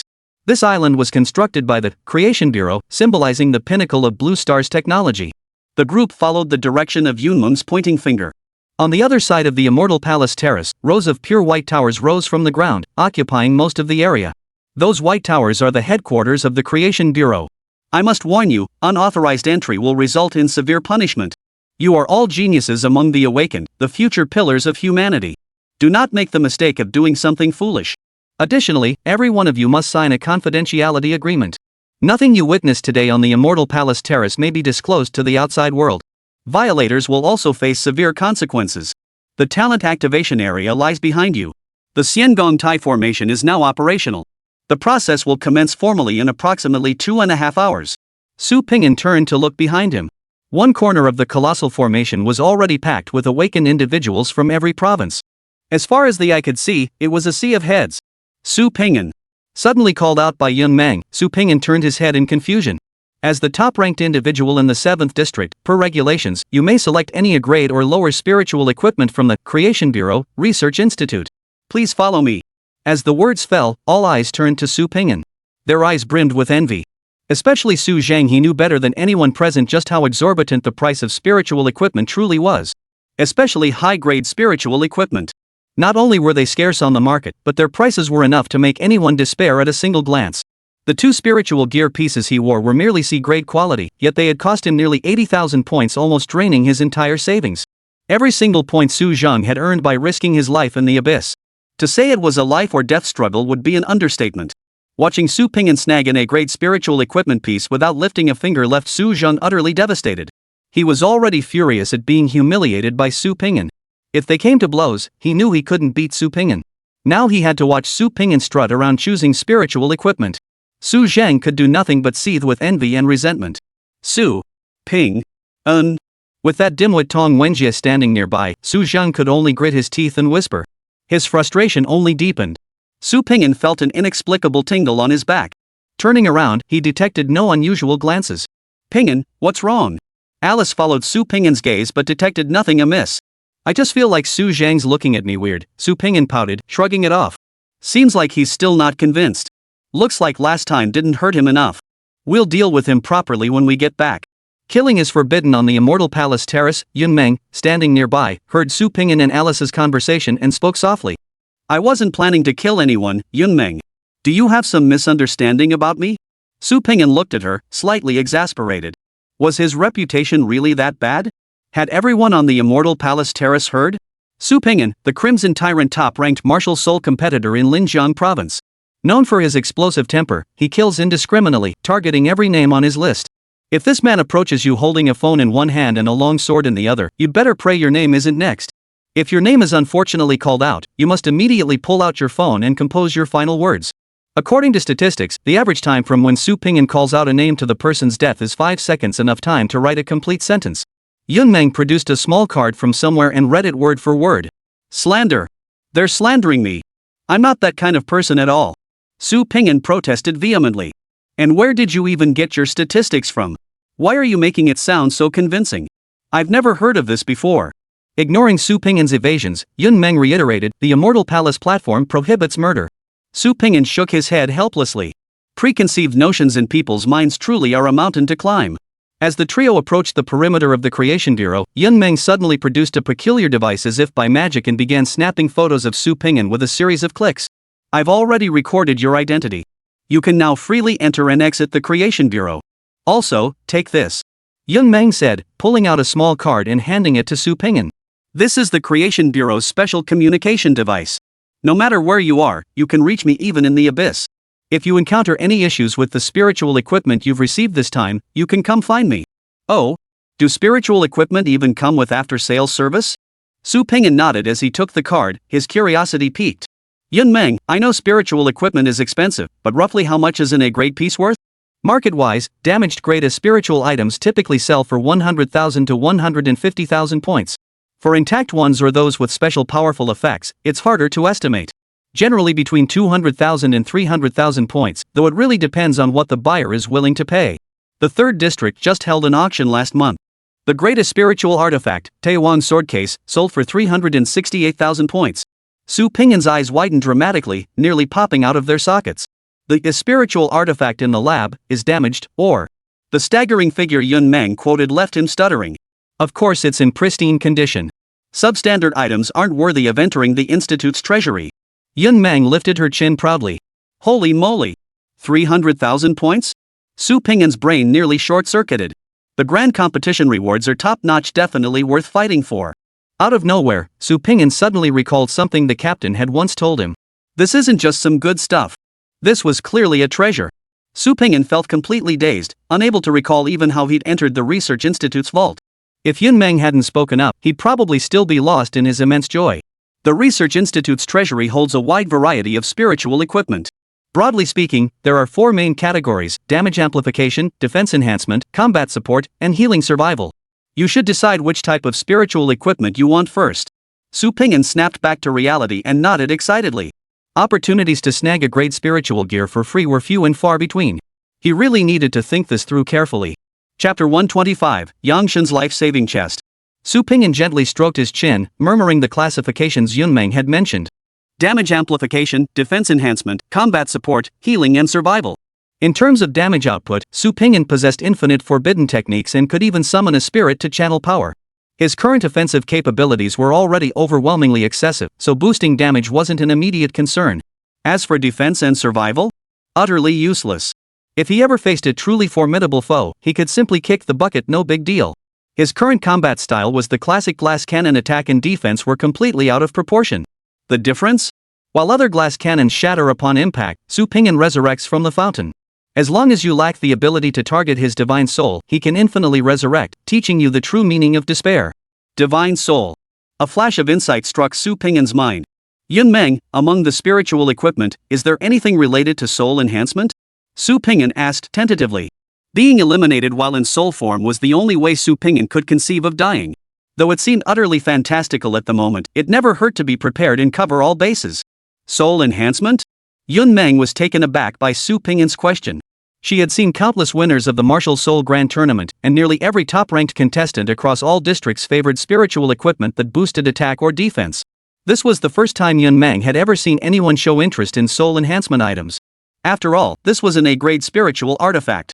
If chosen wisely, it could fetch an astronomical price on the open market. By classification, it should fall under combat support. Let me think. Su Pingyan wasn't in a hurry. While Yun Meng pondered, he wandered around on his own. Though he could only exchange for one spiritual item, gathering more intelligence couldn't hurt. If any of his future enemies ever claimed a spiritual artifact, he'd recognize it instantly. At least he wouldn't end up killing them along with their points. He didn't know how much time had passed. Only after Su Ping'an had perused nearly every description of the high-grade spiritual equipment on display did Jin Meng approach him and speak up. I remember now, there is indeed one piece of spiritual equipment that could meet your needs. Yun Meng gestured subtly toward the display. From the museum-like vault, a crisp whistling sound echoed. A cluster of golden light points flashed from the depths of the vault and landed in Yun Meng's hand. Greatest spiritual equipment, combat support type, Yangshan Life Protecting Box. It possesses 4 distinct abilities. 1. Soul Guardian, significantly enhances the host's resistance to psychic, illusory, and soul-based attacks. 2. Soul Barrier, greatly reduces the host's soul spiritual energy fluctuations, lowering the probability of being detected by enemies. 3. Soul Shockwave, releases a psychic attack capable of stunning enemies into a rigid state. Effect varies based on the target's resistance to psychic assaults. 4. Soul Puppet, forcibly controls the target's body with psychic power, making them act as you will. During the casting of Mind Puppet, the target will sense an overwhelming sense of danger. Using it after control with Soul Shockwave yields better results. This is it. Su Ping'an's eyes lit up, his entire body brimming with excitement. Setting aside other factors, just the first and second skills of the Yang Spirit Life Saving Box were enough to captivate Su Ping'an. And to top it off, it came with both stun and mind control abilities. Those were the noble control skills. Paired with Su Ping'an's monstrous attack power, enemies wouldn't stand a chance. No escape, no defense. The motto was simple: if they came, they'd be buried. Have you thought this through? Spiritual equipment demands immense mental fortitude from its host. If your psychic power falls short, its effects will be negligible at best. It'll function as a defensive item, and a rather one-dimensional one at that. Yun Meng explained patiently.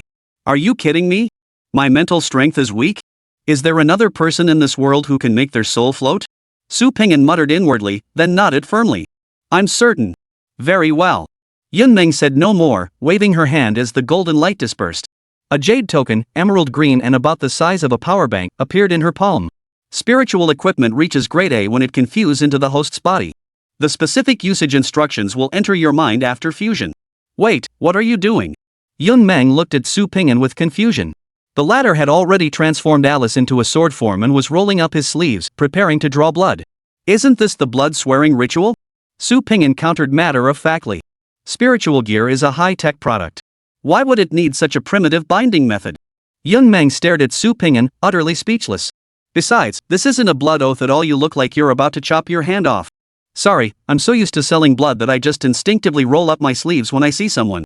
Su Ping'an sheepishly sheathed his sword. Stick out your hand, Yun Meng sighed helplessly. A chill touched his palm. Su Ping'an stared at the jade token in his hand, growing more fond of it with every glance. 300,000 points. He. Circulate the spiritual energy within your body and guide it toward the jade token. Yun Meng continued her instructions. As the spiritual energy circulated, the Yang Spirit Life Protecting Box slowly sank, sinking into Su Ping'an's palm. Simultaneously, a surge of inexplicable information flooded his mind. The instant the jade token vanished, Su Ping'an understood its purpose. If you wish to trade it, you'll need to remove the master binding. You can come find me. No way I'm selling it. Su Ping'an was utterly satisfied with his reward. There was no chance he'd part with it. It's yours now anyway. You decide.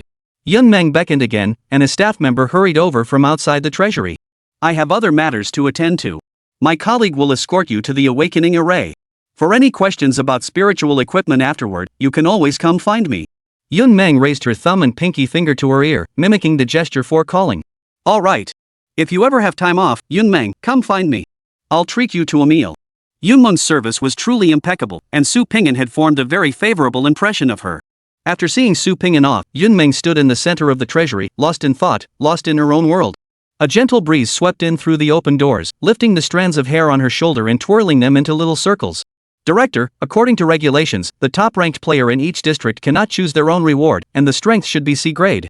You directly gave him an A-grade spiritual equipment and even let Su Ping'an browse the entire vault inventory for selection. What if other districts raise objections? A shadowy figure materialized out of thin air, cloaked entirely in a black robe, hovering beside Yun Meng like a ghost. Objections? Hoof. Yun Meng crossed her arms, gazing in the direction Su Ping'an had departed. Her sweet, gentle demeanor vanished instantly, replaced by the domineering authority of a superior. Who dares? The cloaked figure hastily bowed his head, replying in a deferential tone. This subordinate spoke out of turn. Yun Meng didn't even bother to glance at the figure. She moved lightly to the entrance of the treasure vault, all to catch one more glimpse of Su Ping'an's retreating figure. A gentle breeze swept by, carrying away a whisper soft as a dream. Are you the one chosen by the prophecy? Su Ping'an. Chapter 126, a one-on-one challenge turns into a brawl, no shame left. On this side of the magic formation, Tong Wenjie kicked the awakened individual before him flying, then advanced with his knife, pressing it directly against the man's throat. His left arm was a bloody mess, his uniform torn to shreds. Licking the blood from his lips, tasting the metallic iron flavor on his tongue, Tong Wenjie panted, "What's the answer? You still wanna fight?" At his feet lay 9 awakened ones, sprawled haphazardly. These were all elite warriors selected through the Martial Soul Grand Tournament, geniuses forged in bloody battles. As for why they were now lying prone, the story had to rewind. When the 7th District champions first arrived at the formation, the atmosphere was actually quite harmonious. Though all were proud and ambitious, they gathered without causing trouble. Most focused their energy on the upcoming awakening, discussing topics related to talent. But among the winners from the 12 great regions, there was one hothead who locked eyes with Tong Wenjie the moment they met. Both had fiery tempers and loved challenging others to duels. "One, you up for it? One, let's go." And just like that, they drew their blades. The duel itself was nothing to write home about. Tong Wenjie utterly dominated from start to finish. The matter should have ended there. But another awakened from the same 12th district couldn't stand by and watch. He rushed over to challenge Wenjie, hoping to save face. The result? More fighters joined the fray, turning the one-on-one duel into a round-robin brawl. Tong Wenjie figured that while waiting for Su Ping'an, sparring with fellow top-tier talents from his cohort wouldn't hurt. So he proceeded to knock all 10 awakened ones flat on their backs. The entire District 12 championship winners were now sprawled on the ground, clutching their wounds and groaning. "My friend, you're quite the fighter." A mocking voice drifted from the crowd, sounding neither male nor female. Tong Wenjie sheathed his blade and looked up, following the sound. A fair-skinned man with blonde hair and blue eyes strode slowly over the groaning awakened, his suit impeccably tailored from exquisite fabric. "Allow me to introduce myself." He hooked the hem of his suit with his pinky finger, hands tucked into his pockets. "Ludwig von Krausen, top-ranked in the 2nd District of the Martial Soul Grand Tournament. You in?" Tong Wenjie, battered from consecutive grueling battles, was in a dire state, yet the fighting spirit in his eyes burned fiercely. Kraus was taken aback by the question. As the top-ranked competitor from the 2nd District, he was supremely arrogant. He held no regard for participants from any district other than the 1st. Originally, everyone was chatting within their own circles, with occasional visitors from other districts coming over to greet him out of admiration. Clausen was still basking in the glory of his recent triumph. But the moment the 7th District started fighting, everyone's attention shifted to that side, leaving him completely ignored. The sudden sense of loss was too much for Clausen to bear. He had come here looking for trouble in the first place. Seeing Tong Wenjie speak up, he no longer held back. "Fine. I'm actually eager to see just how capable the winner of the 7th District is, to cause such a huge stir. Before coming to the Immortal Palace platform, I always believed that apart from the 1st District, the rest of the awakened were all terrible. They weren't worthy of sharing these benefits with the 1st and 2nd Districts. Looks like there are a few capable fighters after all." Tong Wenjie spat blood from his mouth onto the ground beside him, then stepped forward excitedly. Yunbin rushed forward to restrain his friend. "You've already fought so many battles. Going back in now would be too much of a disadvantage. I'll take your place." "I'm fine." He's challenging the 7th District. "This isn't just your fight anymore, understand?" Yunbin's calm gaze met his, the warm smile vanishing from his face, replaced by cold, deathly stillness. Tong Wenjie knew Yunbin's temperament. This guy always seemed cheerful and agreeable, as if everything could be negotiated. But once he decided to act, he instantly switched to another mode: cruel, brutal, and utterly lethal. It was like a split personality. Tong Wenjie scratched his head, pondered for a few seconds, and ultimately kept his mouth shut. Yunbin was right, his current condition was far from ideal. If he lost in a fight, wouldn't that bring shame upon his own district? "No problem. If you're not confident, you can both come at me together. I don't mind. At your skill level, 1 or 2 opponents won't make much difference to me anyway." Clausen relished the spotlight, grinning confidently. As he finished speaking, Xuanningshuan emerged from the crowd and stood beside Yunbin. Her expressionless face didn't mean she couldn't get angry. Being mocked like that would make anyone furious. For some reason, the moment Clausen saw Xuanningshuan, a chill ran down his spine, and his heart skipped a beat. A skilled fighter always senses danger, but this time, Clausen truly couldn't decipher what this sense of foreboding was hinting at. "Miss, are you sure you want to fight me? I don't like putting girls in awkward situations." Clausen's words were met with a figure darting toward him like a bolt of lightning. A cold gleam sliced through the air, sending a chill down Clausen's spine. His primal survival instinct kicked in, forcing him to dodge backward at all costs. Rip! Xuanningshuan's dagger shattered Clausen's energy shield. The fabric between his legs ripped instantly, missing by a hair's breadth from sending little Clausen spiraling skyward. "Ward off!" Clausen was genuinely panicked. He wasn't a noob, nor was he some combat inexperienced fool, otherwise he wouldn't have dared challenge the 7th district. But this was the first time he'd ever seen someone go straight for his crotch. And the target of the attack was such a beautiful girl. This is just utterly unrefined. Before Clausen could steady himself, Yunbin's long sword swept in from the side, aiming straight for his face. Since this brat had declared he'd take on 2 or even 3 opponents, Yunbin would grant his wish and teach him the price of arrogance. Clang! Clausen hastily drew his western sword, using a deft flick to parry the blade. Stop watching. Charge! The awakened of the 2nd district froze for a moment before snapping into action, charging forward in unison to join the fray. Seeing his teammates at a disadvantage, Tong Wenjie ignored his own severe injuries, drew his sword, and charged into the crowd. The members of the anti-Su Ping'an alliance froze in place. Their emotions were complex. On one hand, as awakened from the 7th district, they were naturally incensed by such blatant mockery. But on the other hand, the thought of having to assist these 3 individuals who were so closely allied with Su Ping'an filled them with a profound sense of unease. Su Zhang, the only one with a legitimate reason to intervene, now harbored his own ulterior motives. If he jumped into the fray now, the goddess would only assume he was forced by circumstances to intervene. But if he waited until the goddess was at a disadvantage, then made his heroic entrance to turn the tide of battle, wouldn't that earn him both prestige and the chance to win the beauty's heart? On the battlefield, it was 3 against 10, and all their opponents were top-tier peers from their own class. The trio was gradually struggling to keep up. In a one-on-one duel, their combined strength could hold their own against anyone in the 2nd district. But ganging up on someone was entirely different from a fair fight. Enemies didn't need to worry about defense. If their attacks missed, their teammates would simply follow up with finishing blows. Without overwhelming superiority, facing a mob attack from equally matched opponents left them little choice but to defend, with scarcely any opportunity to counterattack. Watching the trio steadily retreat, Xuanningsuan was now surrounded by 3 attackers, her defenses on the verge of collapse. Su Zhang drew his long sword, about to bellow at the top of his lungs, "Let go of that girl." A cold, low growl echoed from behind him. Prohibited art. Crimson Breathless / First Form. Chapter 127, next time, just say so. Crimson sword energy shot forth from behind Su Zhang, slicing through the air in a crescent arc. PSSSH. PSSSH. PSSSH. Furious energy surged like a raging dragon unleashed, sweeping through the heart of the chaotic battle. In an instant, severed arms flew through the air. With a single strike, the crimson sword she severed over a dozen arms. Not only that, but a deep gash was carved into the ground at the battlefield's center. Shattered stone mixed with blood splattered outward in all directions. Wails of agony erupted. A terrifying aura of power shook the entire field, causing nearly everyone to turn their heads toward the direction from which the crimson sword energy had come. A figure clad in red and black uniform, wielding a crimson longsword, charged forward with overwhelming ferocity. Captain Su. These people. Tong Wenjie, his #1 fan, was the first to react, but before he could finish speaking, Su Ping'an raised his hand to silence him. Just these few? What about the others? Su Ping'an didn't need to know the reason behind the fight. He had eyes in his head. 10 of them against 3 of his teammates. That alone was enough to send them sprawling. Bullying the weak, huh? Thinking you can bully the outnumbered? You like to fight, huh? Then let's fight. The onlookers met Su Ping'an's fierce glare and felt a chill run down their spines. Yet, constrained by their own status, they forced themselves to stand their ground despite their fear. That's it. These are all awakened from the 2nd district. We agreed to one-on-one duels, but they started ganging up right away. Put. Don't play innocent. Tong Wenjie mentally dismissed Yunbin and Xuanningsuan's actions. Clausen himself said he'd take on 2 at once, so that didn't count as ganging up. All right. No need for further details. Su Ping'an charged forward with his sword, pinpointing the most arrogant-looking opponent. Before Clausen could recover from the shock of the crimson sword aura, he looked up to see a specter charging toward him. 2 of his 3 souls fled in terror on the spot. Elegance was the last thing on his mind now. He just wanted to get the hell away.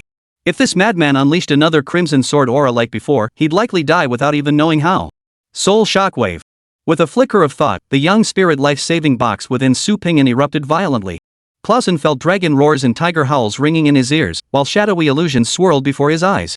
His entire body froze in place, as if struck by lightning. The special effects of an A-grade spiritual artifact were terrifying enough on their own. Combined with Su Ping'an's soul power, which bordered on the level of an immortal cultivator, the overwhelming control effect nearly caused Clausen to lose control of his bladder. Had Su Ping'an not still needed to question him, Clausen would have soiled himself right then and there. This new skill is pretty damn impressive. It's got this dumb goose so shaken. I feel numb all over. But how am I supposed to communicate with this white-skinned pig? I gave my English back to the teacher ages ago. I can't just start with "how are you?" That would be way too dumb. While Su Ping'an was still agonizing over it, Clausen couldn't hold back any longer. What are you doing? Holy! I almost forgot. Everyone on Blue Star speaks the same language now. English, French, Yami, and Sima have all become dialects and slang. If communication wasn't an issue, then it was simple. I'm gonna you. Clausen's pupils suddenly contracted. Before he could utter another word, Su Ping'an's heavy fist was already upon him. Thud! The immense force surged from his midsection, instantly bending Clausen double. A spinning elbow strike connected squarely to his back. Crack! This time, Clausen was completely down for the count. As for the other awakened in the second district with intact limbs, Su Ping'an spared none. He sent them all flying with a single punch each. Again, it was a battle of the few against the many. In fact, Su Ping'an was alone. Yet the battle's momentum shifted dramatically. Faced with overwhelming power, Su Ping'an's fight resembled an adult beating a child devoid of any technique or aesthetic appeal. All that remained was one punch, one black screen. After dispatching the second district's awakened with the ease of slicing through vegetables, Su Ping'an immediately turned his attention to his teammates.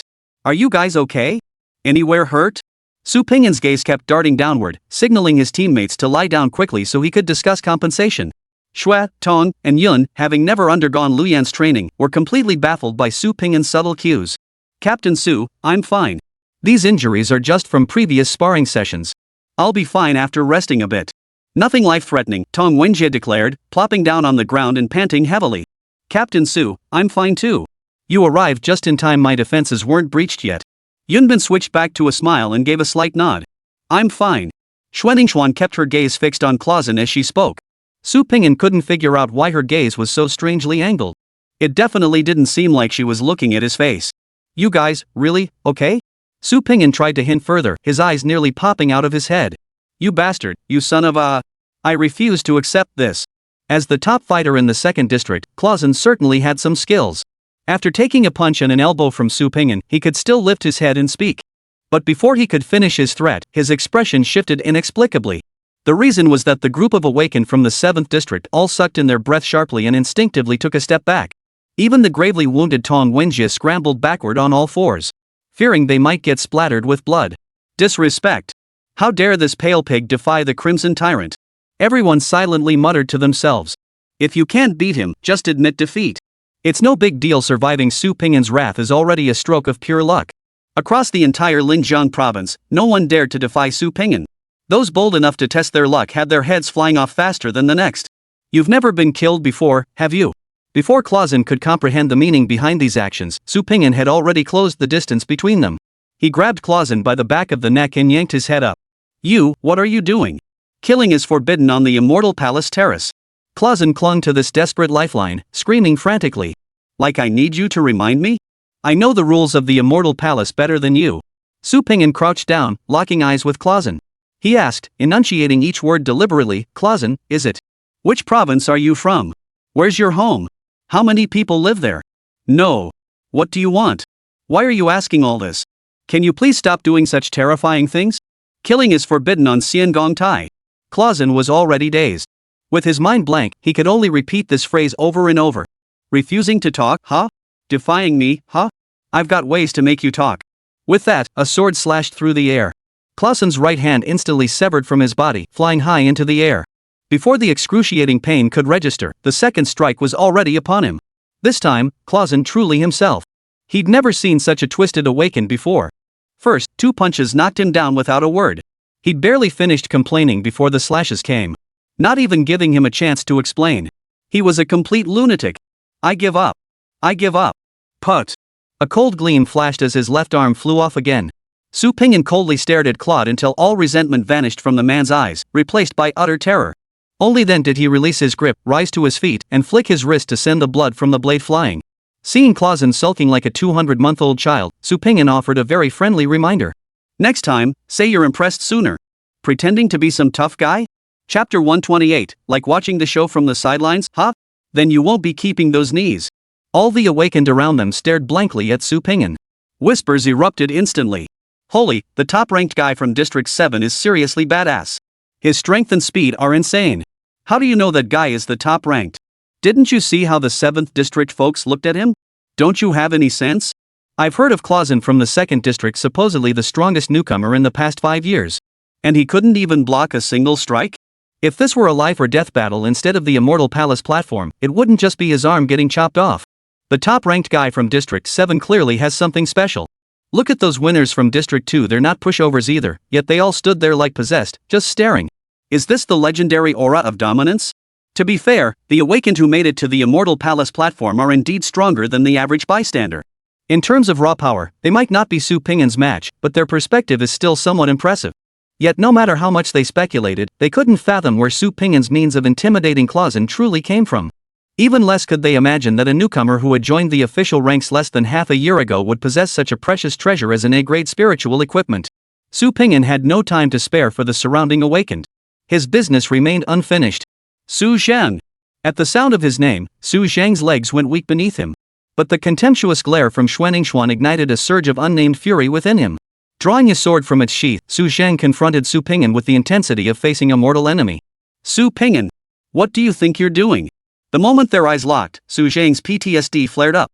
Even though Su Ping'an hadn't made a move, merely approaching calmly, Su Zhang was already terrified enough to unleash a burst of spiritual energy. Even his blistering speed couldn't quell the terror gripping his heart. Su Zhang felt his breath catch, his heart pounding so hard it seemed ready to leap from his throat. Calm down. Stay calm. Su Ping'an used a forbidden technique just now, I heard it clearly. His current state must be unbearable. I have 2 defensive artifacts. Against a weakened Su Ping'an, at least I won't be taken out instantly. Plus, we're on the Immortal Palace terrace, he can't go all out against me here. If it comes down to a fight, I might just have a chance. Su Ping'an snatched away my chance to play the hero and rescue the damsel in distress. If I seize this opportunity now and take him down, everything I've lost before will be mine again. Su Zhang grew more and more excited the more he thought about it, convinced he was onto something. For a fleeting moment, he even imagined Su Ping'an kneeling on the ground, begging for mercy. Just as his speed surged to its peak, poised to strike first. Stand still. Su Ping'an barked coldly. Soul Shockwave, activated simultaneously. A tingling sensation erupted from Su Zhang's soles, instantly spreading throughout his entire body. His vision blurred with shadowy figures, while the crowd's mocking jeers echoed in his ears. To an outsider, Su Zhang had seemed ready to go down fighting just a moment ago, determined to tear down all barriers for one last big heist. Yet Su Ping'an's single shout had reduced him to a frightened little bird. Against an awakened individual like Su Zhang, hard control skills proved remarkably effective. So you're fast, huh? You can run and jump, huh? Then stand in the corner. Without giving anyone time to react, Su Ping'an lunged forward in a single stride. With a swift swing of his sword, he severed Su Zhang's knee. Knowing Su Zhang's defenses were formidable, he held nothing back this time. The strike, packing 972 strength, shattered the defenses and sliced through flesh and bone alike. Both legs severed. Put. Su Zhang collapsed onto the ground, excruciating pain shooting straight to his skull, nearly causing him to faint from the agony. The excruciating agony snapped Su Zhang out of the soul-shocking control effect. Clutching his thigh, which gushed blood relentlessly, he wailed in agony, his face as pale as paper. Witnessing Su Zhang's agony, Lu Yupeng, Kai Kong, and the rest of the anti-Su Ping'an alliance allies were all filled with dread. Not only did they dare not approach to help, but they hastily scanned their surroundings, terrified of locking eyes with that monster. Lu Yupeng, come here. Su Ping'an lowered his sword to the ground and beckoned Lu Yupeng with a raised hand. At the sound of his name, Lu Yupeng instantly bristled, goosebumps rising all over his body. Captain Su. I wasn't looking at you. Either you come over, or I'll come to you. Su Ping'an's voice was cold, leaving no room for negotiation. Forget it. What else could he say?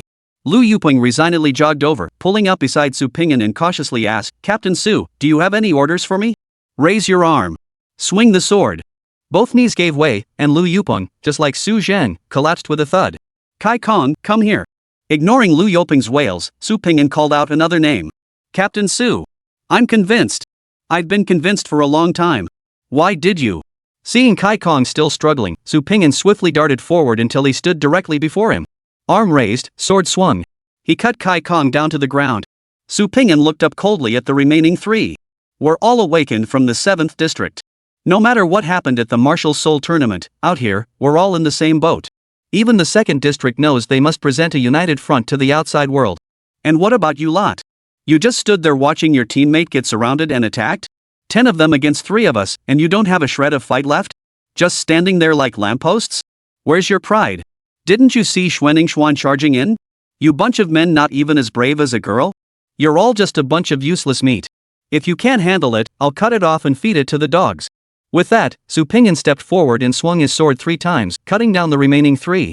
Enjoy watching the show, huh? Then you won't be keeping those knees. From now on, you'll be kneeling to watch. With that, the crowd, who had been wailing moments before, clenched their teeth and fell silent. They were all elite fighters who had fought their way through provincial tournaments. It was impossible for them to lack fighting spirit. Su Ping'an's words left them all hanging their heads in shame. Even Su Zhang, who despised Su Ping'an the most, clenched his fists in agony. For the first time, he felt unworthy to even look upon his goddess. Su Zhang and the others knew full well that their refusal to help the trio, citing their close relationship with Su Ping'an, was nothing but an excuse. They simply couldn't fathom how the trio could coexist peacefully with Su Ping'an after he'd beaten them so badly. Were they somehow inferior to the trio? Unworthy of being Su Ping'an's equals?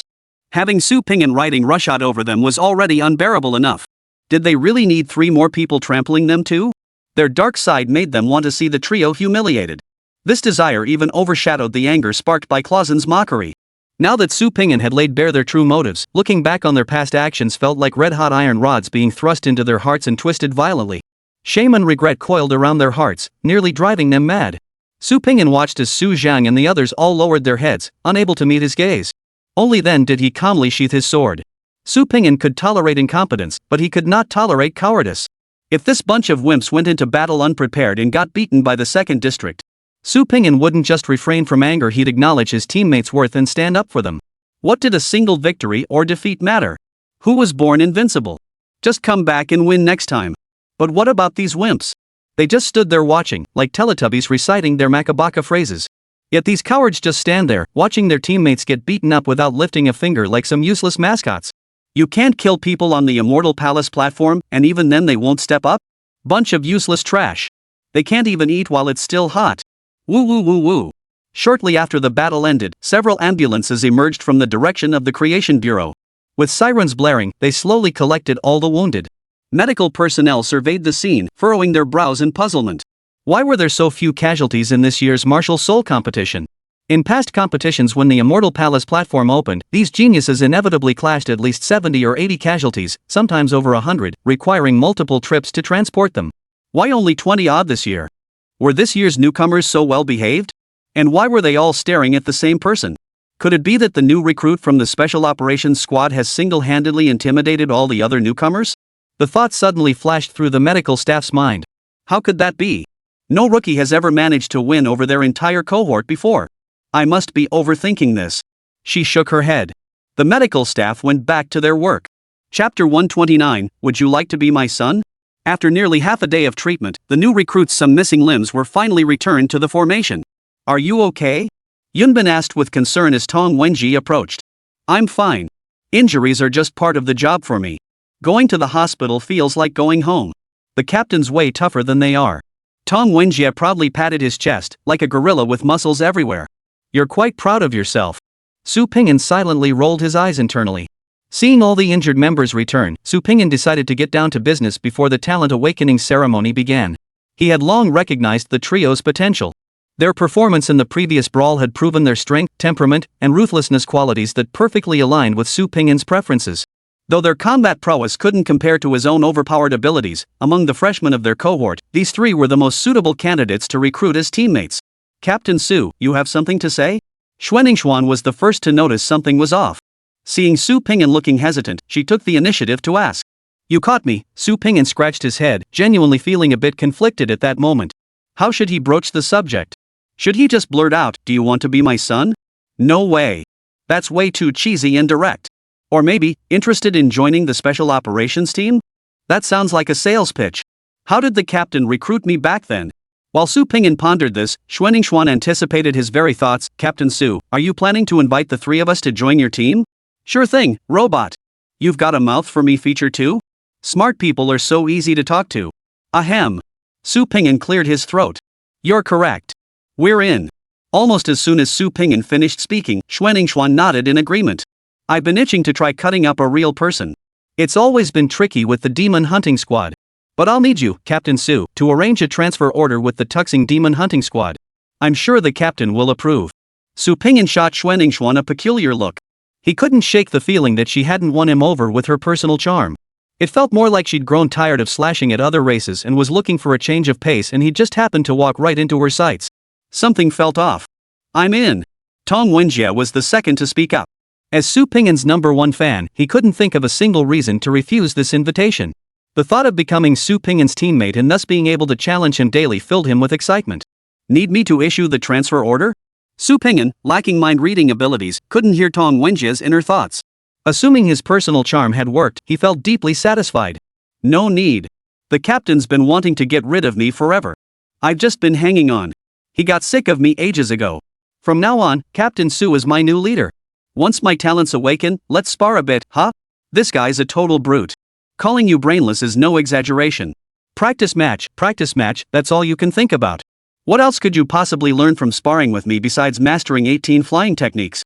Su Ping'an rolled his eyes in exasperation and turned to look at Yun Bin. Captain Su, I've heard of your exploits and witnessed your skills. I'd still be honored to follow you, but... Yun Bin paused regretfully. I have some unfinished business I must settle. Once they're settled, if team leader Su doesn't mind, I'll come join you then. Alright. I'll save a spot for you. Su Ping'an didn't press the matter, waving his hand with casual indifference. Securing 2 out of 3 was a win. Though both had peculiar reasons for joining, Su Ping'an remained satisfied. Yun Bin didn't seem to be just paying lip service. If he joined later, so be it. No big deal. His team had plenty of openings to spare anyway. 1 spot left? So be it.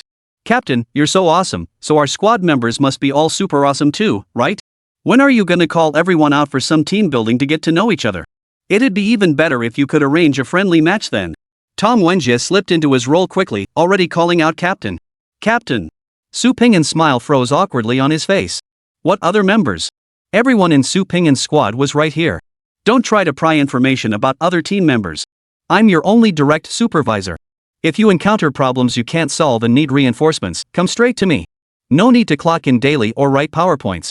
Just report to me once a week. I'll set the time and notify you in advance. During non-task periods, you're free to do as you please, take on missions or sleep in. I won't interfere. But don't slack off on your cultivation. If you die, don't blame anyone else. Su Ping'an mimicked a certain captain with rock-bottom standards, practically reciting his lines verbatim. It must be said, Lu Yan's spiel worked like a charm. Su Ping'an's squad instantly shed their puppy-like image and took on an air of mystery. The aura of masters was palpable. Tong Wenjie couldn't help but wear an expression that screamed, this guy's got something, then he really does have something. The small talk didn't last long. The staff responsible for activating the awakening array approached the group and began explaining the rules. Hello everyone. The core array of the Immortal Palace platform is now fully charged. I will now activate the Talent Awakening Array. According to the Talent Awakening Array usage guidelines, there are several important precautions I must explain to you all. First, once the Talent Awakening Array activates, it will directly connect to the Awakener's soul for deep activation. The effect is similar to signing a soul contract with a spirit artifact. Those unfamiliar with this need not panic. Depending on individual talents, the entire process will last between 30 seconds and 5 minutes and will not cause any physical harm. Second, after talent activation, relevant information will be directly transmitted into your consciousness. Under normal circumstances, this knowledge will not be forgotten. Awakened individuals with memory issues or those who have suffered severe head trauma may manually record the information after activation. Third, the Celestial Palace platform records 299 talent sequences. Upon activation, a ranking notification will appear. Talents ranked within the top 100 are considered favorable. Those ranked 50th and above are classified as advanced talents. Should any participant discover multiple talents after the awakening ceremony begins, they may use the talent rankings to prioritize selection. Of course, the talent best suited to you will always outweigh a higher ranked one. Additionally, I must remind everyone, should any talent ranked within the top 10 appear, you must prioritize selecting it regardless of suitability. Each of these top 10 talents possesses absolutely irreplaceable attributes that cannot be surpassed through any amount of effort later on. That concludes the rules explanation. May you all awaken your desired talents and advance further along the path of the awakened. Now, please remain in your current positions and do not move. The Talent Awakening Array is about to activate. After hearing the rules, Su Ping'an stood calmly in place. Tong Wenjie and Xuanningsuan, however, each requested a pen and paper from the staff. What are you doing? Su Ping'an asked curiously. I have a terrible memory. My brain suffered severe trauma. Wait. So the rules were made just for you too? Before Su Ping'an could voice his complaint, the array beneath his feet glowed with a faint light. In an instant, Su Ping'an's vision was engulfed in a blinding white light. Chapter 130, Talent Sequence 0, Destiny. Su Ping'an had signed a soul contract.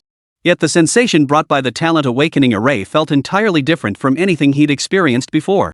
Su Pingyan felt as though a giant hand was trying to pull his soul out, yet it couldn't budge it no matter how hard it tried. Is it because my divine soul is too powerful? Come to think of it, it makes sense. An ordinary person could never pull off a skill like soul drift. But this stalemate can't go on forever. I'll come out myself. With his mind made up, Su Pingyan willingly let his soul drift away. The blinding white light dimmed instantly. Countless beams of light shot toward him from all directions. Su Pingyan could sense these beams attempting to pierce his soul form, yet their power proved far too feeble. Beyond causing a slight tingling sensation, they couldn't breach the defenses of his divine soul. After waiting a long time, Su Pingyan still couldn't discern any information. Left with no choice, he reached out and grasped a beam beside him. In an instant, a line of text appeared within Su Pingyan's pupils, as if shot from afar, gradually enlarging. Su Pingyan stared intently. The text boldly declared, Talent Sequence 30, Windbreaker. A talent ranked 30th among 299 sequences? Not top tier, but still a high-level sequence. Good enough for now. Anyway, as long as he had his golden finger, the exact rank didn't matter. As long as he could advance to the Corona realm without delaying the activation of Skill 4, it was fine. Su Pingyan's mindset remained fairly positive. He hadn't forgotten his roots, still remembering what his greatest trump card truly was. Just as he was about to examine the talent details, another line of text swept in from afar, displacing the previous one. Talent Sequence 17, Sword Domain. Oh my? Dual talents? This time it was rank 17th sounded way more impressive. Guided by the principle that a high rank shouldn't belong to a fool, Su Pingyan promptly discarded Windbreaker from his mind. But the moment he reached out, the text before his eyes vanished like a game of hide and seek. Then, a flood of text surged toward him like a horde of zombies, relentlessly closing in. Talent Sequence 13. Talent Sequence 7. Talent Sequence 4. Talent Sequence 1. Countless talent sequences appeared before his eyes, instantly leaving Su Pingyan utterly bewildered. Wait, what does this even mean? He'd heard of dual talents and triple talents, but what on earth did over 100 talents mean? Dense layers of text piled on top of each other, crowding Su Pingyan's vision. He was too scared to even reach out now. Who knew if he might accidentally trigger some crappy talent? Su Pingyan had clearly seen the top-ranked sequence earlier. What if his hand slipped and he selected the wrong one? Who would be responsible for that? What if it couldn't be changed after selection? That would be a huge loss. During the agonizing 10-second struggle, the text before him suddenly began to stir. Like a flock of lost lambs sensing a hungry wolf sensed the emergence of a mighty dragon. The densely packed text instantly scattered, fleeing in all directions. Su Pingyan saw no other sequences before him now, only a line of dazzling text slowly drawing nearer. Talent Sequence 0, Destiny. Before Su Pingyan could even utter a word of amazement, he instinctively reached out his hand. Regardless of anything else, just judging by the sheer prestige of this sequence, it was bound to be far more impressive than the others. Besides, who knew if hesitating might make it vanish again? The moment his fingers touched the text, the interface activated automatically. Panel updated. Name, Su Pingyan. Level, Moonlight Realm. Experience, 0%. Health, 200. Spiritual power, 105. Skill 1, Life Source Stream, omitted. Skill 2, Forbidden Art Specialization, omitted. Skill 3, Divine Soul Descent, omitted. Skill 4, Fate's Power unactivated, accumulates Fate's power by altering others or the host's destiny. Consuming all accumulated Fate's power allows one reversal of destiny. Note, the destined one shall ultimately wield fate, and he who wields fate may be called a god. Holy? Did this just give me a god mode cheat? Alright, past assimilations were one thing, but now you've assimilated me? How am I supposed to activate this talent? You haven't even given me the upgrade blueprint yet. Hey! This is glitched. Su Pingyan shut down the interface, utterly baffled. Thankfully, the talent awakening array was still active. Information about the talent continued pouring into his mind. Talent Sequence 0, Destiny activation requires strengthening the host's vitality, spiritual energy, mind, and soul. Compatible class path, Prophet. Required activation potions, Dragon Blood Pill X10, Spirit Void Pill X10, Neuro Enhancer X10. Calculated by the Talent Awakening Array, activation requires soul strength at the 3 enclosures tier or higher, and simultaneous consumption of all listed pills to potentially complete activation. Talent Awakening Array recommendation: this sequence possesses only theoretical activation potential. It is advised to abandon this sequence and activate other talents instead. Confirm selection of this talent? Su Pingyan fully agreed with the array's recommendation. Let's not even discuss whether a normal person would explode from swallowing 30 pills at once. Soul strength surpassing the 3rd enclosure realm alone is already a pipe dream, right? You can't even break through the Corona realm. Where would you possibly get a 3 enclaves realm soul strength? But then again, Su Pingyan wasn't exactly a normal person. With the life source stream, he wouldn't even bat an eye at 300 pills, let alone 30. As for the soul strength requirements of his fate talent, Su Ping'an couldn't care less. The interface never assimilates skills he can't utilize. Otherwise, he wouldn't have been able to use Crimson Breath Cutting Strike 2 until after advancing. Since the power of fate had been assimilated by him, it meant Su Ping'an's soul strength was sufficient to bear it. If he still hesitated to choose the fate talent at this point, he might as well find a snow-white rock and smash his head against it. After all, this was Sequence 0 ranking above even Sequence 1. Who in their right mind would pass up the most powerful talent and settle for a lesser one? Wouldn't that be foolish? I confirm. As Su Ping'an retreated back into his true form and shouted his confirmation, everything before his eyes rapidly blurred and faded. As his senses gradually returned, Su Ping'an turned to look around. He found No Brain, Grumpy, and Yunbin all excitedly discussing his talents. I awakened dual talents. And one of them is the perfect fit for me, Sequence 16, Blade God. I knew I was a genius. Once we get back, I'm breaking through to the Corona realm as fast as I can and giving the captain a proper fight. Listening to Tong Wenjie's rebellious outburst, Su Ping'an finally understood why his former captain had been so annoyed with this guy. Having a subordinate who constantly plotted against you was a headache just to think about. Captain Su, have you completed your talent activation too? Xuanningshuan turned to look at Su Ping'an, who had opened his eyes. Unlike Tong Wenjie, she couldn't quite bring herself to call him captain just yet. Yeah. How about you guys? Su Ping'an asked curiously. I awakened 3 talents and ultimately chose Sequence 19, Shadow Walker. The recommended class path is Assassin. Xuanningshuan paused before adding, the recommended class path for Brute is Warrior. Like Wenjie, I awakened dual talents and chose Sequence 23, Wind and Thunder. The recommended class path is Sorcerer. Yunbin, having already confirmed he would join Su Ping'an's squad, saw no reason to hide this information.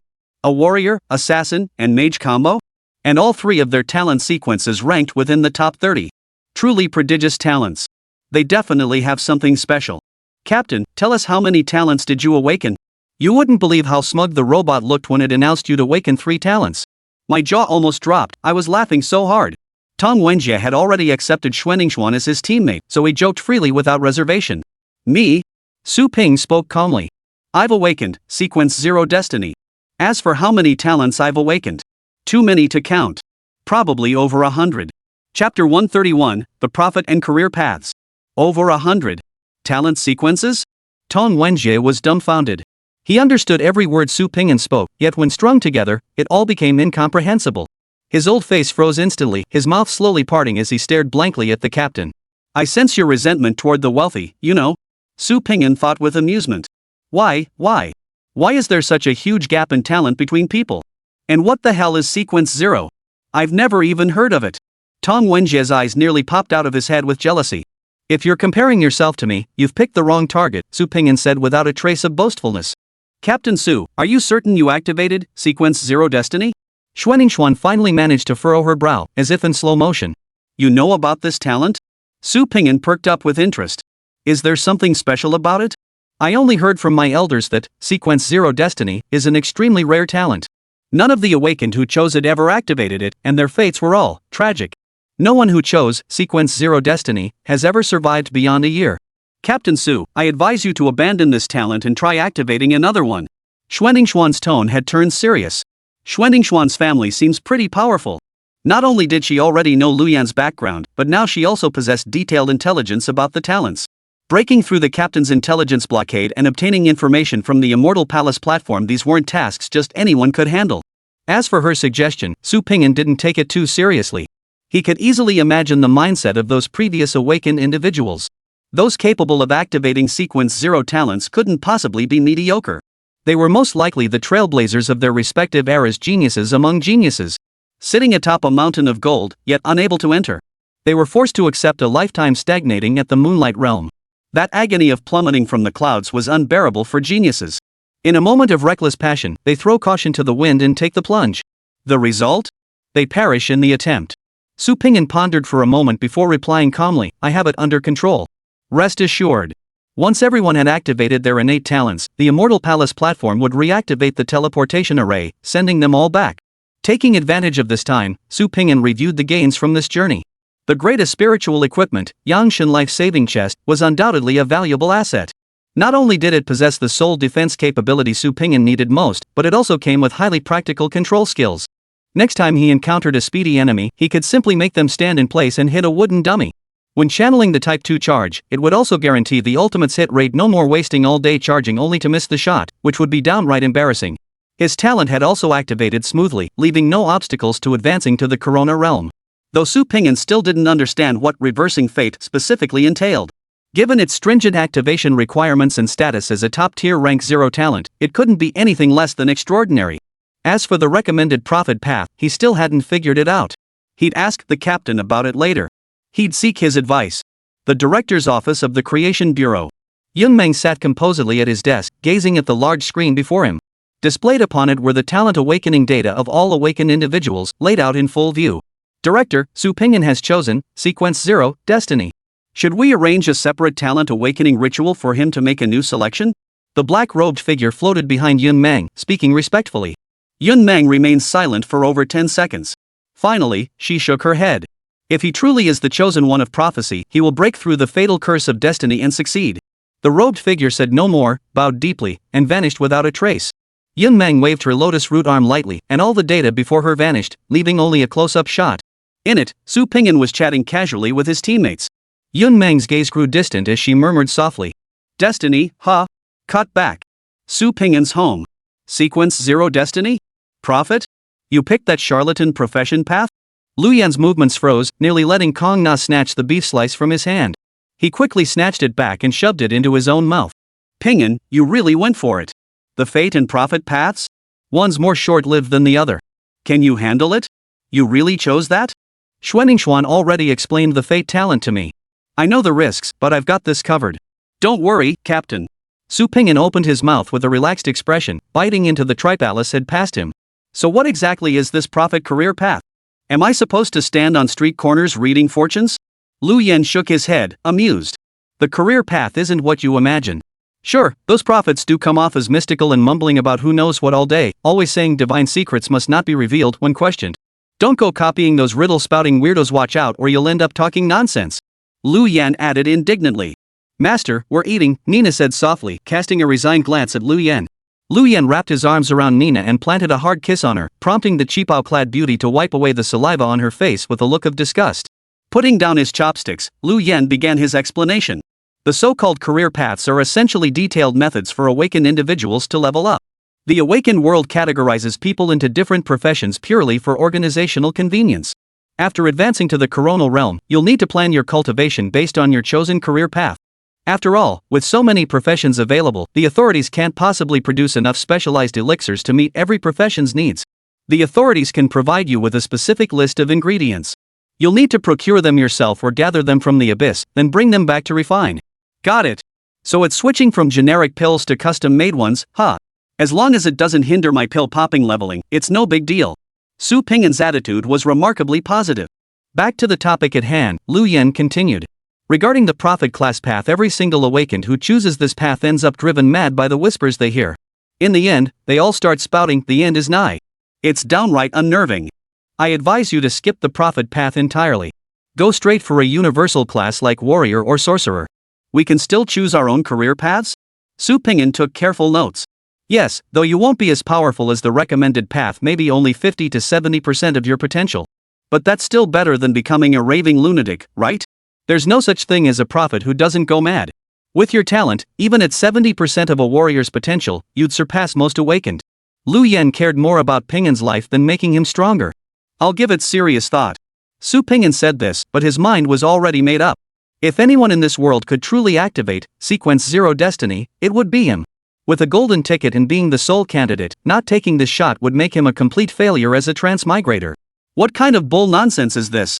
If you dare show up, I'll summon my spirit and have a real man-to-man 1v1 showdown with you. We'll strap our dicks together and see who's the real badass. Lu Yan nodded and continued, I've already sent out the transfer order you requested under the authority of the Lingjiang province commander. Tong Wenjie replied instantly, as if afraid we'd change our minds. No word yet from Xuanningshuan. If she doesn't respond by tomorrow, I'll follow up. These two teammates are solid, great potential. Don't worry about it, I'll handle it. Also, Lu Yan paused briefly, his expression turning serious. You should prepare yourself. I might be transferred to another province. I don't know where exactly yet, but rumors are already circulating. See if there are any loose ends to tie up in Linjiang province. Get them handled quickly. If you need to say goodbyes to anyone, do it soon. Hey! Captain, I've finally made a name for myself in Linjiang province. I've spent my whole life fighting battles I haven't even had a chance to enjoy it yet, and now I have to leave? You're making decisions for me without even asking? What's that about? I never agreed to go with you. Su Pingyan protested sternly against this unilateral decision-making. So are you coming or not? Give me a straight answer. I'm going. Then why even ask? I just like making my own decisions. Damn it. Go eat your tripe. Kung Gana's about to clean out the whole pot. Holy. Kung Gana. Put that hot pot down. Chapter 132, The Chief Executive Meeting. Capital City. Headquarters of the Supernatural Affairs Investigation Bureau. In an office with simple, traditional decor. Special Operations Team Chief Mo Fong sat before a tea table, leisurely boiling water and brewing tea. His sideburns were sharply defined, his sword-like eyebrows framing piercing eyes that held a calm, inwardly focused intensity. His deep black stand collar uniform had the top 2 buttons left undone, lending him an air of relaxed ease. Only the 5-day sky emblem pinned to his left breast reflected a cold, piercing glint with each movement, lending him an unsettling aura. Since the Special Operations Unit's inception, the position of its chief had been regarded as one of the most powerful on Blue Star. Mo Fong, moreover, was the only man besides the founding chief to be elected as a world counselor for the capital. To describe him as possessing immense power would be no exaggeration. Those seated as equals with Mo Fong were naturally no ordinary figures. The 2 men facing him wore identical 5-day soaring badges pinned to their chests. Commander, the situation in Liangzhou province has deteriorated significantly. The position of Commander-in-Chief cannot remain vacant any longer. The Special Operations Unit is being sidelined in Liangzhou. If we don't send reinforcements soon, chaos may erupt across the land.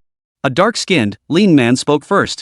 His name was Feng Rui, 52 years old, a World Council member representing Liangzhou province. Decades ago, Liangzhou province was a thriving place. Rich in resources, boasting developed industries, and offering stable living conditions, its citizens enjoyed a vibrant life. But everything changed after the abyss descended from the heavens. The demon-suppressing army had been fighting in Liangzhou province for over 10 years, yet they still couldn't take that abyss. They couldn't completely wipe it out and make it disappear, nor could they stop its expansion and turn it into a permanent abyss. A decade of war has turned the once peaceful Liangzhou province into a complete mess. Years of relentless warfare, coupled with the crushing burden of logistics and the need for scorched earth tactics to counter the abyss's advance, have left the province's environment in a state of constant decline. The once peaceful and stable homeland is now unrecognizable. To describe present-day Liangzhou province in one sentence, it embodies all 3 traits: poverty, lawlessness, and chaos. Covert organizations and civilian factions sprang up like mushrooms after rain suppressed one, and 2 more would emerge. Feng Rui's visit to Mo Fong today signaled genuine desperation. The previous Special Operations Commander had been eliminated a week ago, yet headquarters still hadn't appointed a successor. Already in turmoil, Liangzhou province was now descending into utter lawlessness. Feng Rui had made up his mind: if Mo Fong didn't give him a definite answer today, he wasn't leaving. That godforsaken place, Liangzhou province? Let whoever wants it have it. No way. Those lunatics dared to kill the commander today. Who knows what they'll do to him tomorrow? How could Feng Rui risk his own life? Facing Feng Rui's urging, Mo Fong remained expressionless. He merely lifted his gaze slightly, turning to Lei Yao on the other side. Lifting his teacup for a sip, Lei Yao cleared his throat. Counselor Feng, you mustn't be so impatient. You understand the situation in Liangzhou province better than anyone. If we casually send an incompetent commander there, he'll likely meet the same fate as his predecessor the moment he arrives.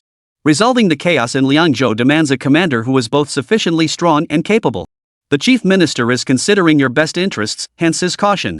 You're in Pinggu province, sheltered deep inland where everything's perfectly stable. How could you possibly grasp the urgency here? Why don't we swap positions? You take over as world counselor for Liangzhou province? Easy for you to say. Feng Rui and Lei Yao held equal rank, so there was no need to give each other face. Seeing him still making snide remarks, Lei Yao shot back immediately. No need to get worked up, Lei Yao replied without anger, his voice light and refined. Regarding the choice for commandant, I do have a suggestion. Feng Rui furrowed his brow, puzzled by Lei Yao's intent. You know that Linjiang province borders my Pinggu province. My understanding of Linjiang is no less than my knowledge of Pinggu. The current Linjiang province commander, Liu Yan, is a highly capable awakened. He's tough, unafraid to draw his sword, decisive in his actions, and leaves no loose ends. You're well aware of Linjiang province's reputation before. Since he took office, it's been transformed beyond recognition. If he were assigned to Liangzhou province, he could likely achieve the results you seek, Representative Feng. Feng Rui didn't respond, instead turning his gaze toward Mo Fong. He understood perfectly well that this decision rested not with Lei Yao, but solely with Mo Feng, who alone held the authority to appoint commanders. Without the chief's approval, all this talk was meaningless. I know Lu Yan. He handles matters with great care. Since he still carries the acting title, I'll send him to Liangzhou province. If he executes the task well, I'll remove the acting designation. I trust he'll give it his all. Mo Feng's face bore a warm smile as he swiftly settled Lei Yao's proposal with just a few words. Feng Rui narrowed his eyes slightly, quickly bowing and clasping his hands. Then I offer my deepest gratitude to the chief minister. Anyone who made it to world councillor wasn't a fool. Feng Rui grasped the essence of today's conversation with just a few words. In the capital, any awakened individual with even a modicum of insight knew that Black Yama Lu Yan was Mo Feng's man and a new recruit he held in exceptionally high regard. Had Lu Yan not committed a grave error back then, he would likely have already secured the position of capital commandant. In truth, Mo Feng had long planned to send Lu Yan to Liangzhou province to earn military merit and build his reputation. But he knew that if he personally proposed it, it would inevitably look like nepotism. It would look too blatant. That's why he called upon Lei Yao to use Lei Yao's voice to bring Lu Yan into the picture. They were all seasoned foxes who had cultivated their cunning over centuries. Some things were better left unsaid, and Feng Rui naturally had no intention of exposing the truth. After all, Feng Rui wanted nothing more than a formidable commander. As long as his goal was achieved, he didn't mind serving as a stepping stone for others. If they worked well together, Feng Rui and Lu Yan could even cut a chicken's head, burn yellow paper, and swear brotherhood. High-level power games, at their core, were simply exchanges of interests. As long as all parties involved were satisfied, no matter how absurd the outcome, the deal would be done. Conversely, even if everyone knew it was the right thing to do, if it threatened too many interests, forget about it happening. After finalizing the arrangements and exchanging a few more polite pleasantries, Feng Rui rose to take his leave. Only Lei Yao and Mo Feng remained in the office, sipping tea. What do you want in return for this? Mo Feng understood the art of beating around the bush, but that didn't mean he enjoyed it. Most of the time, he preferred a straightforward style of conversation. Minister, I believe the position of provincial commander of Pinggu might be up for reconsideration. They were both intelligent men. Certain things didn't need to be stated explicitly. Mo Feng instantly grasped Lei Yao's meaning, calmly pouring himself more tea. With your standing, replacing someone is merely a matter of a single word. Is it truly necessary to make a special trip to the capital? Removing someone is easy, but finding a suitable replacement is the hard part, my chief minister. Lei Yao extended both hands and accepted the teacup. Seeing Lei Yao lay his cards on the table, Mo Feng said no more. Calling Lei Yao to act as an intermediary wasn't a major matter to begin with, and the request he made was straightforward. Overall, the deal was fair enough. I understand. Give me the name later. Mo Feng spoke ambiguously, then poured the hot water from the pot onto the tea table and set aside the cup. Very well. I shall take my leave now. I'll pay another visit to the chief when I have the chance. Very well. Watching Lei Yao's departing figure, Mo Feng grabbed the phone and dialed a number. Do as I say. Also, check if there's anything wrong with the list Lei Yao provided. If it's clean, we'll handle it together. Chapter 133, Ascending to the Solar Corona Realm, Activating Innate Abilities. The day Lu Yan's transfer order arrived, Su Ping'an learned of it. Learning he would soon be stationed in Liangzhou province, Su Ping'an was utterly bewildered. He had never studied in this world, being practically a semi-illiterate. His only familiarity with Liangzhou province was that he could locate it on a map. He knew absolutely nothing about the local customs or culture. But that wasn't a problem. With the cunning captain around, intelligence gathering would be handled. Su Ping'an just needed to keep doing things his usual way. Wherever he ended up, it was all the same. Take life and death in stride, and if you don't like it, fight it. With that mindset, he'd fear nothing, no matter where he went. The transfer orders for Tong Wenjie and Xuanningsuan were settled, and Su Ping'an arranged to board the flight with them tomorrow. Su Ping'an was an undocumented immigrant with no family or connections in Linjiang province. Taking Alice and Catgirl with him, he could simply pick up and leave. Before departure, however, he had two matters to attend to. First, he needed to boost his own strength. Su Ping'an had already checked the prices of the required pills: Dragon Blood Pill at 1,800 points, Lingshu Pill at 2,000 points, and Nerve Enhancer at 1,200 points. Purchasing all three would cost 50,000 points. The cost was outrageously high, but compared to the potential boost to his own strength, it was nothing. Money earned was meant to be spent out with the old, in with the new. Besides, if you don't use your points for military expenses, are you just waiting to hand them over as reparations? Taking up this cross-province post, it's crucial to make a strong start as the new boss. The stronger his capabilities, the smoother his work will be. Besides, he's developed quite the knack for making money now. With a little training for the dim-witted and the grumpy, he could easily expand into more ventures. Thinking about it that way, it didn't sting quite as much. As for the second matter, it was about meeting an old friend in Linjiang province. Su Ping'an's execution was swift. The very day the plan was finalized, he dashed to the logistics department and purchased all the required elixirs. The logistics staff, staring at the staggering list, nearly suspected Su Ping'an intended to wholesale them on the black market. Had the buyer not been the Crimson Tyrant, they would have reported it to the Special Operations Unit for investigation. Back home, Su Ping'an plunged headfirst into the bathroom, treating it as his personal training chamber. Alice and Catgirl had already made thorough preparations, sealing the bathroom airtight with plastic wrap. Now, each clutching half a watermelon, they crouched by the door, waiting to witness Su Ping'an's performance.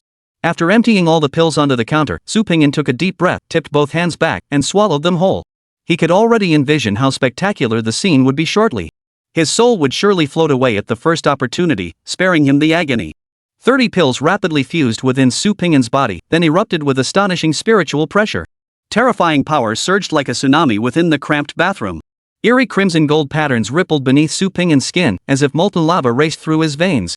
The energy unleashed by the pills tore his muscle tissue into shreds, only to be instantly repaired by the life source stream in the next second. The entire process looked exceptionally gruesome, blood splattering everywhere. Alice, master seems to be glowing. So awesome, meow. Kona, who rarely stopped her gossiping, stared wide-eyed with admiration. Kona, that doesn't look like glowing. It seems like the blood inside Ping'an is being squeezed out. His skin can barely withstand the pressure, causing it to swell like that. It looks so painful. Alice dropped the watermelon and approached with a worried expression, her words coming fast. Ping'an, let me take control of your body. Su Ping'an was currently in a state of soul separation, with extremely weak control over his physical body. He could only struggle to lift his arm like a marionette, waving it weakly. Crack! Su Ping'an's body could no longer withstand the immense force within, instantly shattering. Flesh, blood, and bones sprayed everywhere, leaving only a torso somewhat intact, barely recognizable as human. Alice quickly covered Kona's eyes, her own brow furrowing in anguish. She had witnessed her master's abilities firsthand, yet she couldn't help but worry, what if his powers failed? It looked so painful. Little Sword Maiden didn't know that Su Ping'an's thoughts at that moment were entirely different. Holy! I'm in the state of activating life source stream, and that nearly blew my head off. If this happened to a normal person, wouldn't they be sent straight to heaven with one bite? Su Ping'an watched his physical body being repeatedly battered, still finding the energy to make a sarcastic remark. The terrifying effects of the potion lasted a full 10+ minutes before slowly fading away. Su Ping'an's body, which had been shattered, ruptured, and collapsed countless times, restored itself once more. Perhaps from being repaired so many times, Su Ping'an even felt his skin had grown paler. It had that soft, pinkish glow reminiscent of a newborn baby. After waiting another 10-odd minutes to confirm everything was in order, Su Ping'an finally slipped back into his own body. The instant his soul merged with his body, the interface automatically opened before his eyes. Experience, 0% 100%. Congratulations, host, on successfully advancing to the Corona Realm. Panel updated. Name, Su Ping'an. Level, Corona Realm. Experience, 0%. Vitality, 200 437. Spiritual power, 105 198. Awakened talent, Force of Destiny activated. Awakened ability, Spiritual Power Burst Amplification Ratio 200% 500%. Skill 2, Forbidden Art Specialization. Host may override the artifact spirit's will to forcibly activate forbidden arts. Detecting new forbidden art, Forbidden Art. Crimson Backflow. Su Ping'an scanned the interface word by word, unable to suppress his astonishment. Holy moly! This Corona Realm truly can't be compared to the Moonlight Realm. Spiritual power output more than doubled, and it even directly activated innate abilities. The crucial part is a new forbidden technique. Su Ping'an quickly rinsed off and changed into clean clothes. He grabbed Alice and plopped down on the sofa. Alice, tell me, what exactly does Crimson Backflow mean? The Little Sword Maiden had grown somewhat accustomed to it.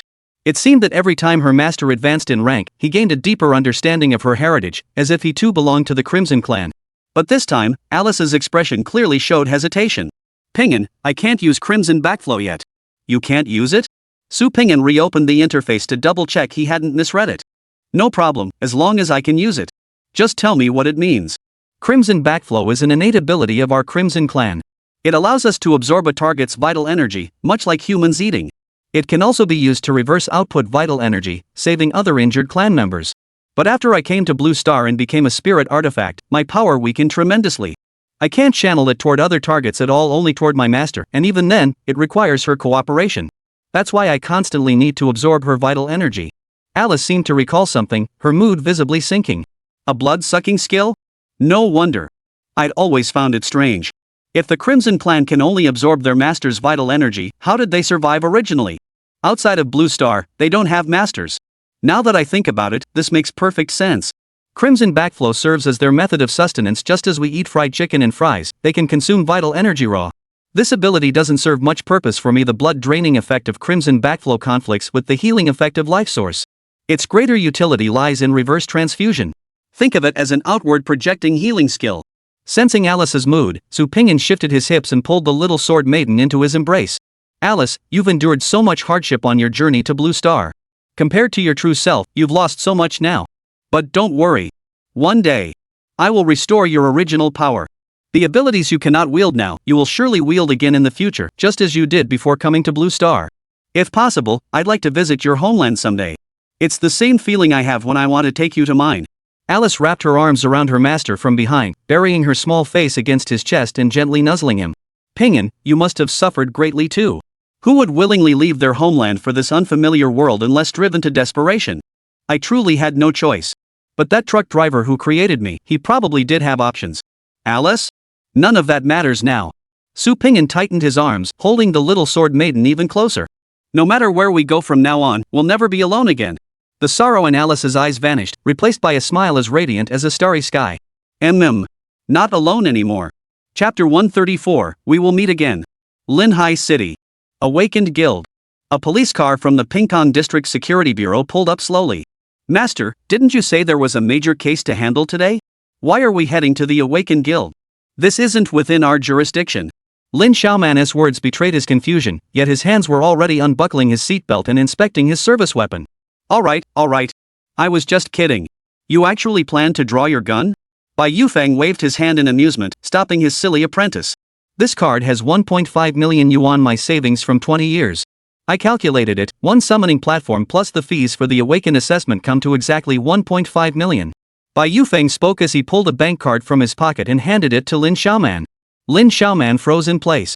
Her hand instinctively reached out, but she quickly pulled it back. After a moment of hesitation, she snapped out of it and waved her hands frantically.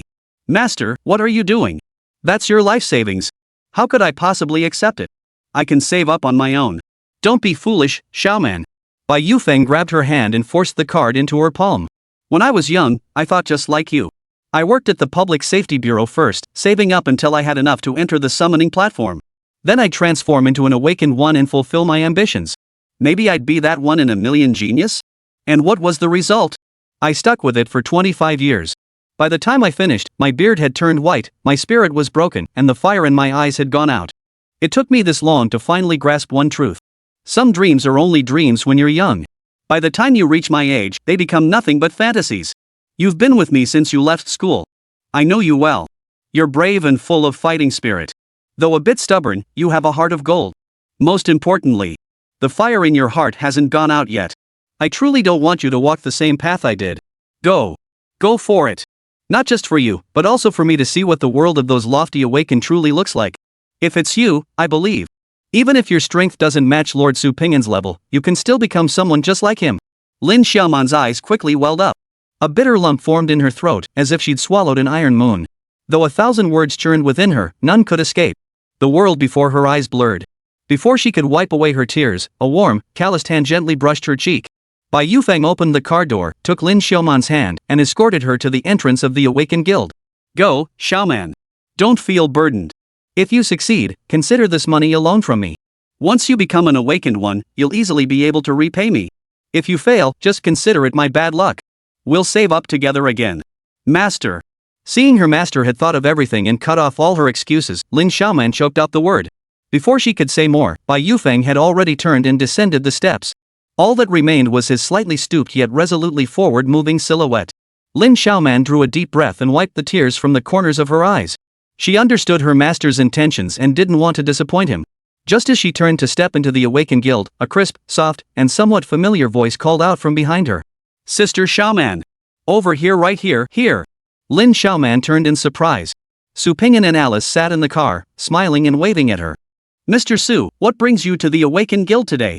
Is there a case to handle here? Lin Xiaoman sat in Su Pingyan's car, instinctively speculating. No, I came specifically to find you today.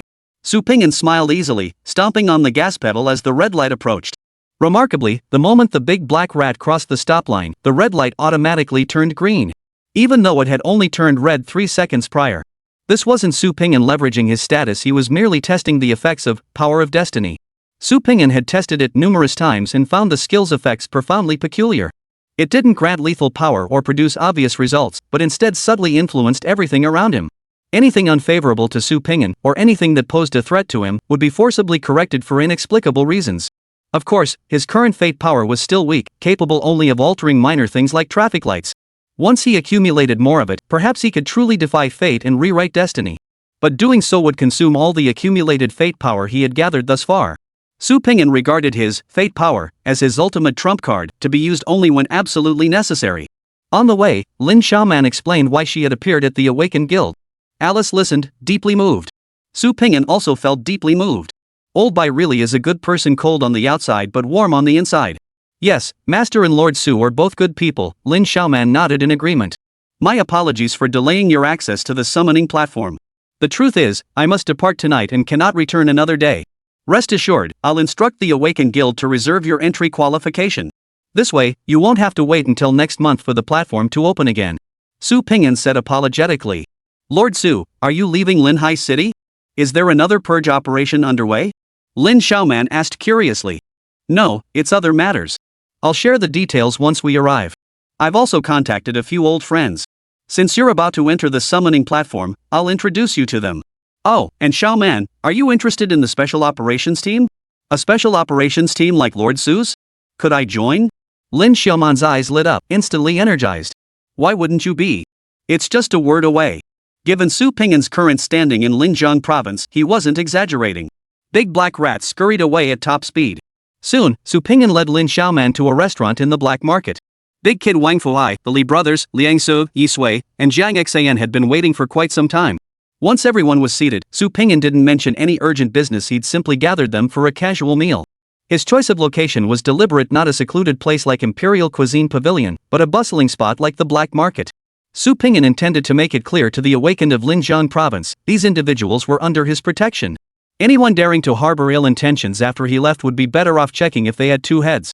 After 3 rounds of wine and 5 courses of food, Su Pingyan formally recommended Lin Xiaoman and Jiang Xan to join Liang's squad. Once the latter gave his approval, he urged everyone to drink freely. They drank well into the night before Su Pingyan excused himself, citing a flight to catch, and bid farewell to each person. From start to finish, he never mentioned his transfer nor that he might not return to Linjiang province for a very long time. Su Pingyan wasn't one for sentimental farewells. He'd gathered his friends tonight simply to share one last meal before his departure. Sitting in the second-hand jeep heading to the airport, Alice asked with some confusion, Pingyan, Jiang Xan is an awakened one, and Sister Xiaoman will become one soon too. Since we still have openings in our team, why not bring them both along? I don't think they'd refuse. When you mentioned having Sister Xiaoman follow Captain Liang earlier, I saw the disappointment in her eyes. Su Pingyan, having drunk, didn't drive. Seated in the passenger seat, he watched the scenery rush by and patiently explained, Alice, the captain and I earned our reputations through battle. Our partnership symbolizes strength and ruthlessness. Normal people wouldn't want colleagues like that. If outsiders don't understand our reputation, do you think their higher-ups would? The fact that Liangzhou province still dared to let us in speaks volumes about their stance. They want ruthless, cold-blooded operators who aren't afraid to get their hands dirty. At this point, Su Pingyan posed a question, then why do they need people like that? Because there are a lot of bad guys over there? Alice guessed, sounding unsure. Excellent, Alice. You're absolutely right. Su Pingyan encouraged the young sword maiden before continuing, it means the situation over there has reached a point where drastic measures are necessary. Jiang Xan and Xiaoman, one's a Starlight Realm Awakener, the other isn't even at Firefly Realm. Taking them to a place like that is far too dangerous. I don't have time to babysit them either. It's better for them to stay with team leader Liang, they'll get a much better environment for growth. And of course, there's the most crucial point.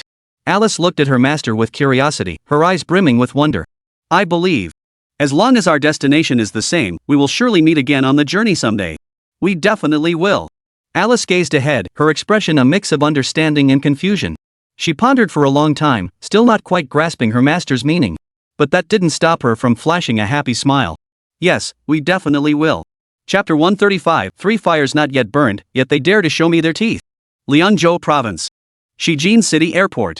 The group strolled leisurely out of the airport, dragging suitcases and bags. Su Pingyan led Xiao Jianyang and Kong Na, while Xuanningshuan and Tong Wenjie had their artifact spirits transform into human forms. To project a unified front, everyone donned the Special Operations Team's red and black uniforms. Even the cat girl wore a specially tailored version. At first glance, they looked quite formidable. Yet the glances they received from passers-by felt oddly off. Unlike the reactions of the awakened in Linjiang province, the first response here to the red and black uniforms wasn't awe, but rather expressions of amusement mixed with a hint of pity. The martial spirit here in Shiji City is quite strong. Almost every awakened walks the streets with their soul artifacts. Seems right up my alley. Tong Wenjie scanned the surroundings with delight, unfazed by any peculiar stares.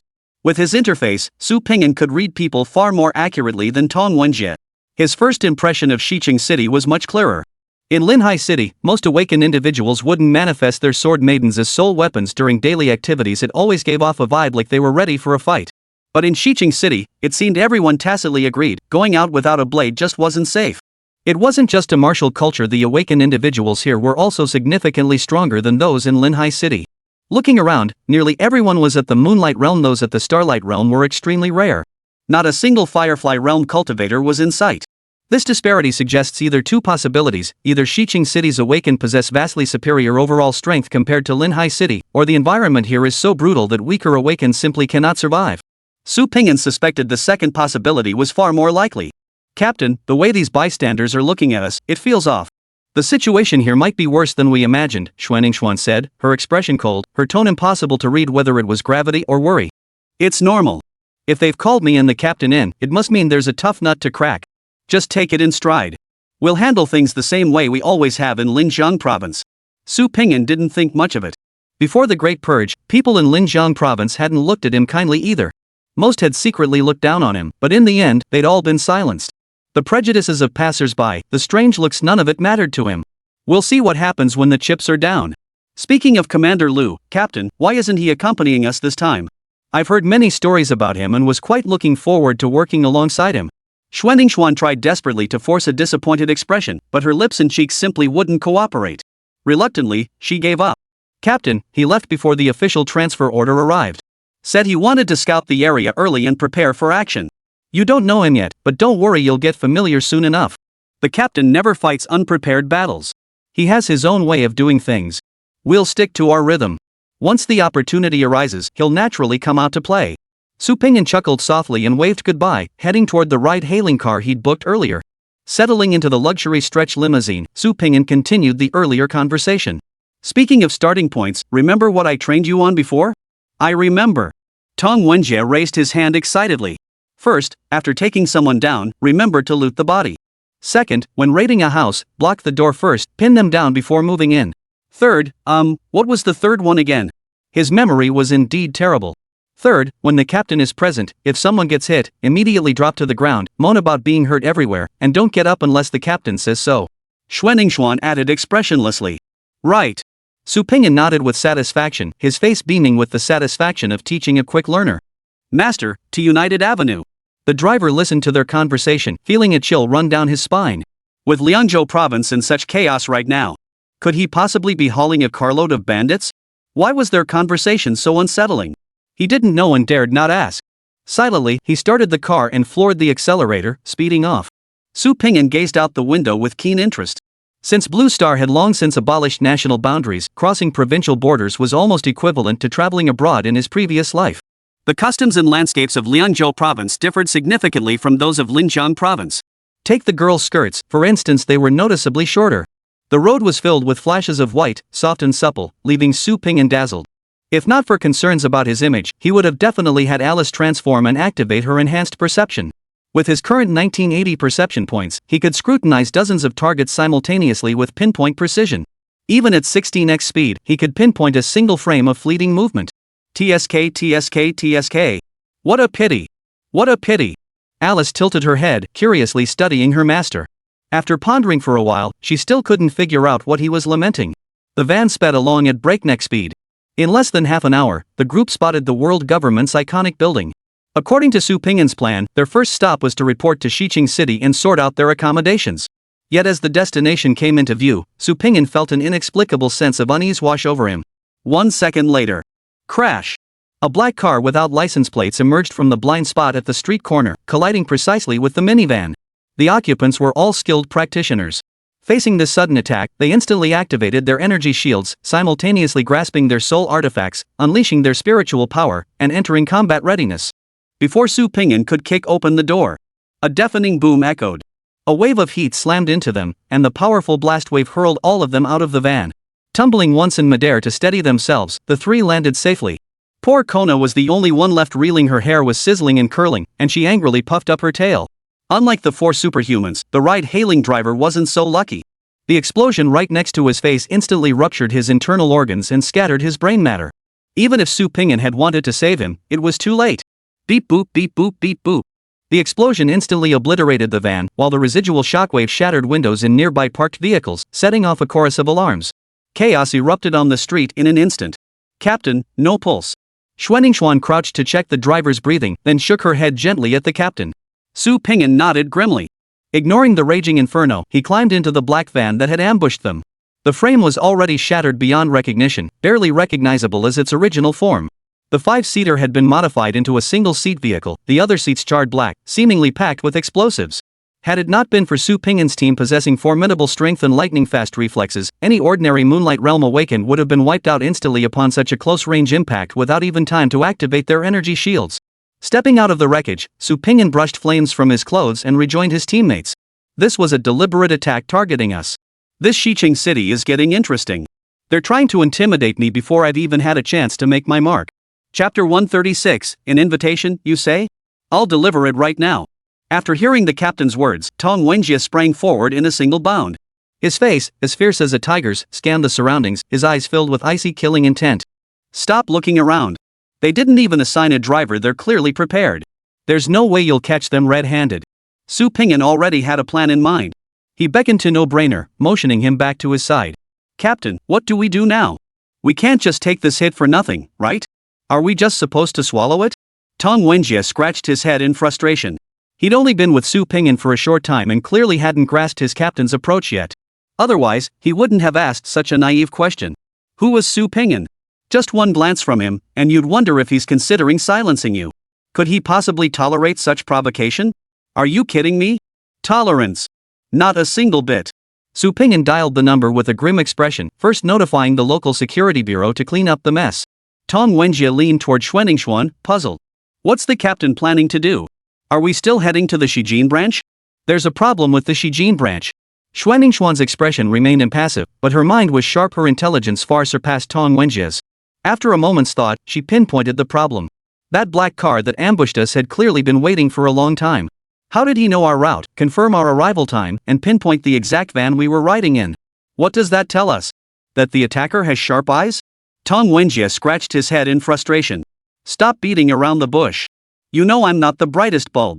Only the authorities knew our itinerary, you brute. Xuanningshuan turned to stare at Tong Wenjie with a look reserved for fools. The Shijin branch is compromised. Or rather, the entire Liangzhou province government has a problem. There's a mole within the authorities. Then what do we do? Without the Shijin branch's intel, we outsiders would be blind and deaf. Tong Wenjie was completely at a loss. We still need official intelligence, but we can't trust it completely. Su Pingyan had finished his call and smoothly took over the conversation. To avoid being played like fools, we need more intelligence sources. At this point, Su Pingyan turned to look at Xuanningshuan. Ningshuan, you must have done your homework before coming to Liangzhou province, right? Su Pingyan hadn't probed into Xuanningshuan's background, but from previous hints, it was clear she had some resources in the intelligence field. Being sharp as she was, she'd undoubtedly done some groundwork before setting out. Noticing the captain's expectant expression, Xuanningshuan nodded in agreement. In Shiji City, aside from official channels, the most powerful intelligence network belongs to an awakened family called the Han clan. They maintain solid relationships with local factions across Liangzhou province's 13 cities. They're classic information brokers. Alright, let's go find this Han family. Su Pingyan nodded in satisfaction, sealing the decision. Captain, but we're not familiar with this Han family. Will they cooperate with us? Tong Wenjie asked doubtfully. Wenjie, don't approach this with the mindset of the demon hunting squad. Your current role is as a special operations team member. Our team never consults others before acting, nor do we need to beg for cooperation. If he plays along, I'll let the Han family continue to exist. If he refuses to cooperate, I have plenty of ways to deal with him. Let's go. Tong Wenjie listened to the captain's arrogant speech, and his heart suddenly surged with emotion. During his time with the Lijiang Province Demon Hunting Squad, he had collaborated with the Special Operations Team before. Yet their interactions had always been marked by mutual respect, never this kind of terrifying, overbearing dynamic. This was the first time he'd ever felt. The Special Operations Team was this badass? This time, they'd really come for real. Shizhou City. Han family residence. Han Ming, the family head, was rapidly tapping away at his phone. Hang Song, Taiyuan, heard the news? The new commander for Liangzhou province has been confirmed. Apparently he's from Linjiang province, some guy named Lu Yan. He used to be from the capital, and word is he's a real tough guy. Shijin, Zhou Ruiting, wonder if this Lu Yan is handsome. Want to meet him. Want to sleep with him. Shijin, Han Ming, all you know how to do is talk. What else can you do? Last time we agreed to sleep together, you bolted faster than a rabbit. At Shijin, Zhou Ruiting. Shijin, Meng Hanen, tough guy? Wasn't the last commander, Du Xiu, supposed to be tough? What happened to him? Got taken out. I bet this Lu Yan won't last long either. With how things are in Liangzhou province now, anyone who sticks their neck out is as good as dead.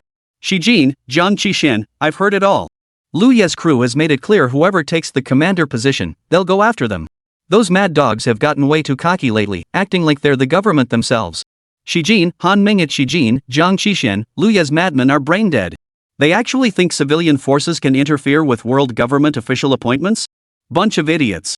Hang Song, Taiyuan at Shijin, Han Ming, Old Han, spill the beans. What's the deal with this Lu Yan sent by the higher-ups? Share any intel you have on him. Shijin, Han Ming, I don't do freebies. Want intel? Scan the QR code. Shijin, Zhou Ruiting, damn it. Shijin, Zhang Qixin, damn it. Shijin, Meng Haonen, damn it. Hong Song, Taiyuan, keep your formation, damn it. Han Ming smirked triumphantly, about to tease these guys some more, when a clamor erupted outside the door. At the main gate. Su Pingyan and his three companions had already kicked open the Han family's main gate. Several awakened guards eyed the strangers and aggressively closed in. Special Operations Unit. Your master must come out. Tong Wenjie produced his credentials, putting the captain's training to immediate use. The guards froze. Soon, a leader stepped forward. He scrutinized the group from head to toe before finally fixing his gaze on the credentials. Never seen you lot before. Newcomers? Let me tell you, the Special Operations Team might be big shots in other provinces, but here in Liangzhou province, they're nothing. The Han family estate isn't some place you can run wild in. Don't get cocky. You newbies don't know the ropes, so let me fill you in. Forget the Special Operations Team. Any awakened being who wants to sleep soundly in Liangzhou province will have to come begging our family head sooner or later. Seeing you're new and clueless, we'll let this slide. Next time you come calling, remember to send a formal invitation first. Don't barge in like such fools. Go on, go play somewhere else. Waving his hands like shooing flies, the guard tried to dismiss Su Pingyan and his group. Su Pingyan reached out to restrain Tong Wenjie, who was about to explode. He drew his long sword and stepped forward. You're looking for a fight? The lead guard showed no sign of backing down, immediately drawing his sole weapon. The other guards behind him followed suit. The atmosphere instantly became tense and confrontational. The invitation, huh? I'll deliver it to you right now. Su Pingyan lifted his head slightly, gazing at the landscape garden before him. He had made up his mind it was time for Liangzhou province to experience Su Pingyan's way of saying hello. Spiritual power burst activated instantly. In the blink of an eye, his power surged to a monstrous 1944 points. Forbidden Art. Crimson Breath Cutting / First Form. Chapter 137, I'll slash you whenever I damn well please, no need to pick a day. The terrifying spiritual pressure stunned not only the guards but even Tong Wenjie and Xuan. Empowered by nearly 2,000 points of strength, Crimson Breath / underwent another iteration. Crimson Sword Chi roared like crashing waves, slicing through the air in a frenzied surge. All that met the eye was crimson. Boom! The exquisitely decorated, luxuriously understated landscape courtyard was instantly crushed by this crimson wave, reduced to a pile of debris. Before striking, Su Pingyan had already stretched his senses to their limit, confirming the aura emanating from the buildings. This strike was merely a greeting. He had no intention of killing it. He simply severed the heads of the three villas before him. Alright. My forbidden technique skills have surpassed Alice's. Pingyan, I've upgraded too. If I were to unleash it now. Alice. Pingyan is the best. Su Pingyan sheathed his sword with satisfaction, unable to hide the smug grin spreading across his face. Meanwhile, the Han family was suffering greatly. Countless servants, guards, and direct relatives were all startled by the deafening explosion. Who could believe it? They were minding their own business at home when suddenly the ceiling vanished. Looking up, they saw terrifying crimson sword chi obscuring the sky. If someone claimed the apocalypse had arrived, 80% of the Han family would likely believe it. After a brief moment of terror and stillness, a thunderous shout erupted from the depths of the courtyard. Enemy attack! Dozens of figures shot out from the depths of the Han residence, surrounding Su Pingyan and his companions. The lowest ranked among them were at the peak of the Moonlight Realm, while several others radiated an aura so dense and heavy they appeared on the verge of breaking through. Han Ming emerged from the rear ranks, slowly advancing to the forefront. A formidable aura surged from him, reaching the level of the sun's corona realm. Captain, you just unleashed a forbidden technique. You should rest first. These guys are tough. I'll hold them off for now. Tong Wenjie recognized Han Ming's formidable power, yet he showed no sign of backing down. Corona realm? So what? This wasn't his first fight. He stepped forward decisively, positioning himself in front of the captain. Xuan remained silent, yet her actions spoke volumes. She concealed her dagger behind her back, her gaze icy as she fixed it on Han Ming. Should he take another step forward, she would vanish into the shadows, striking first at the head before moving to the body.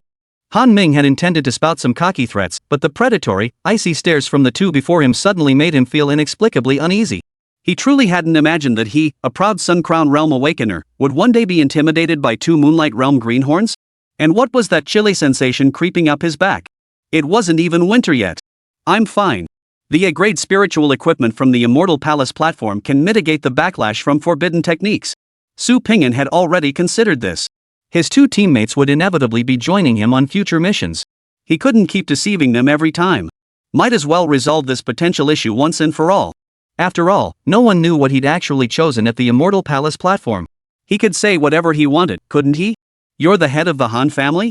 Su Pingyan stepped forward, his gaze fixed calmly on Han Ming. It seemed as though it wasn't him who was surrounded, but rather the Han family head standing before him. Han Ming's heart clenched violently, goosebumps erupting all over his body. If Tong and Shui earlier had felt like two ravenous wolves, then the Su Pingyan before him felt like a terrifying beast lurking in the darkness. Merely opening its eyes was enough to send shivers down the spines of ordinary mortals. Who are you? How dare you attack my Han family? Han Ming was no novice in the ways of the world.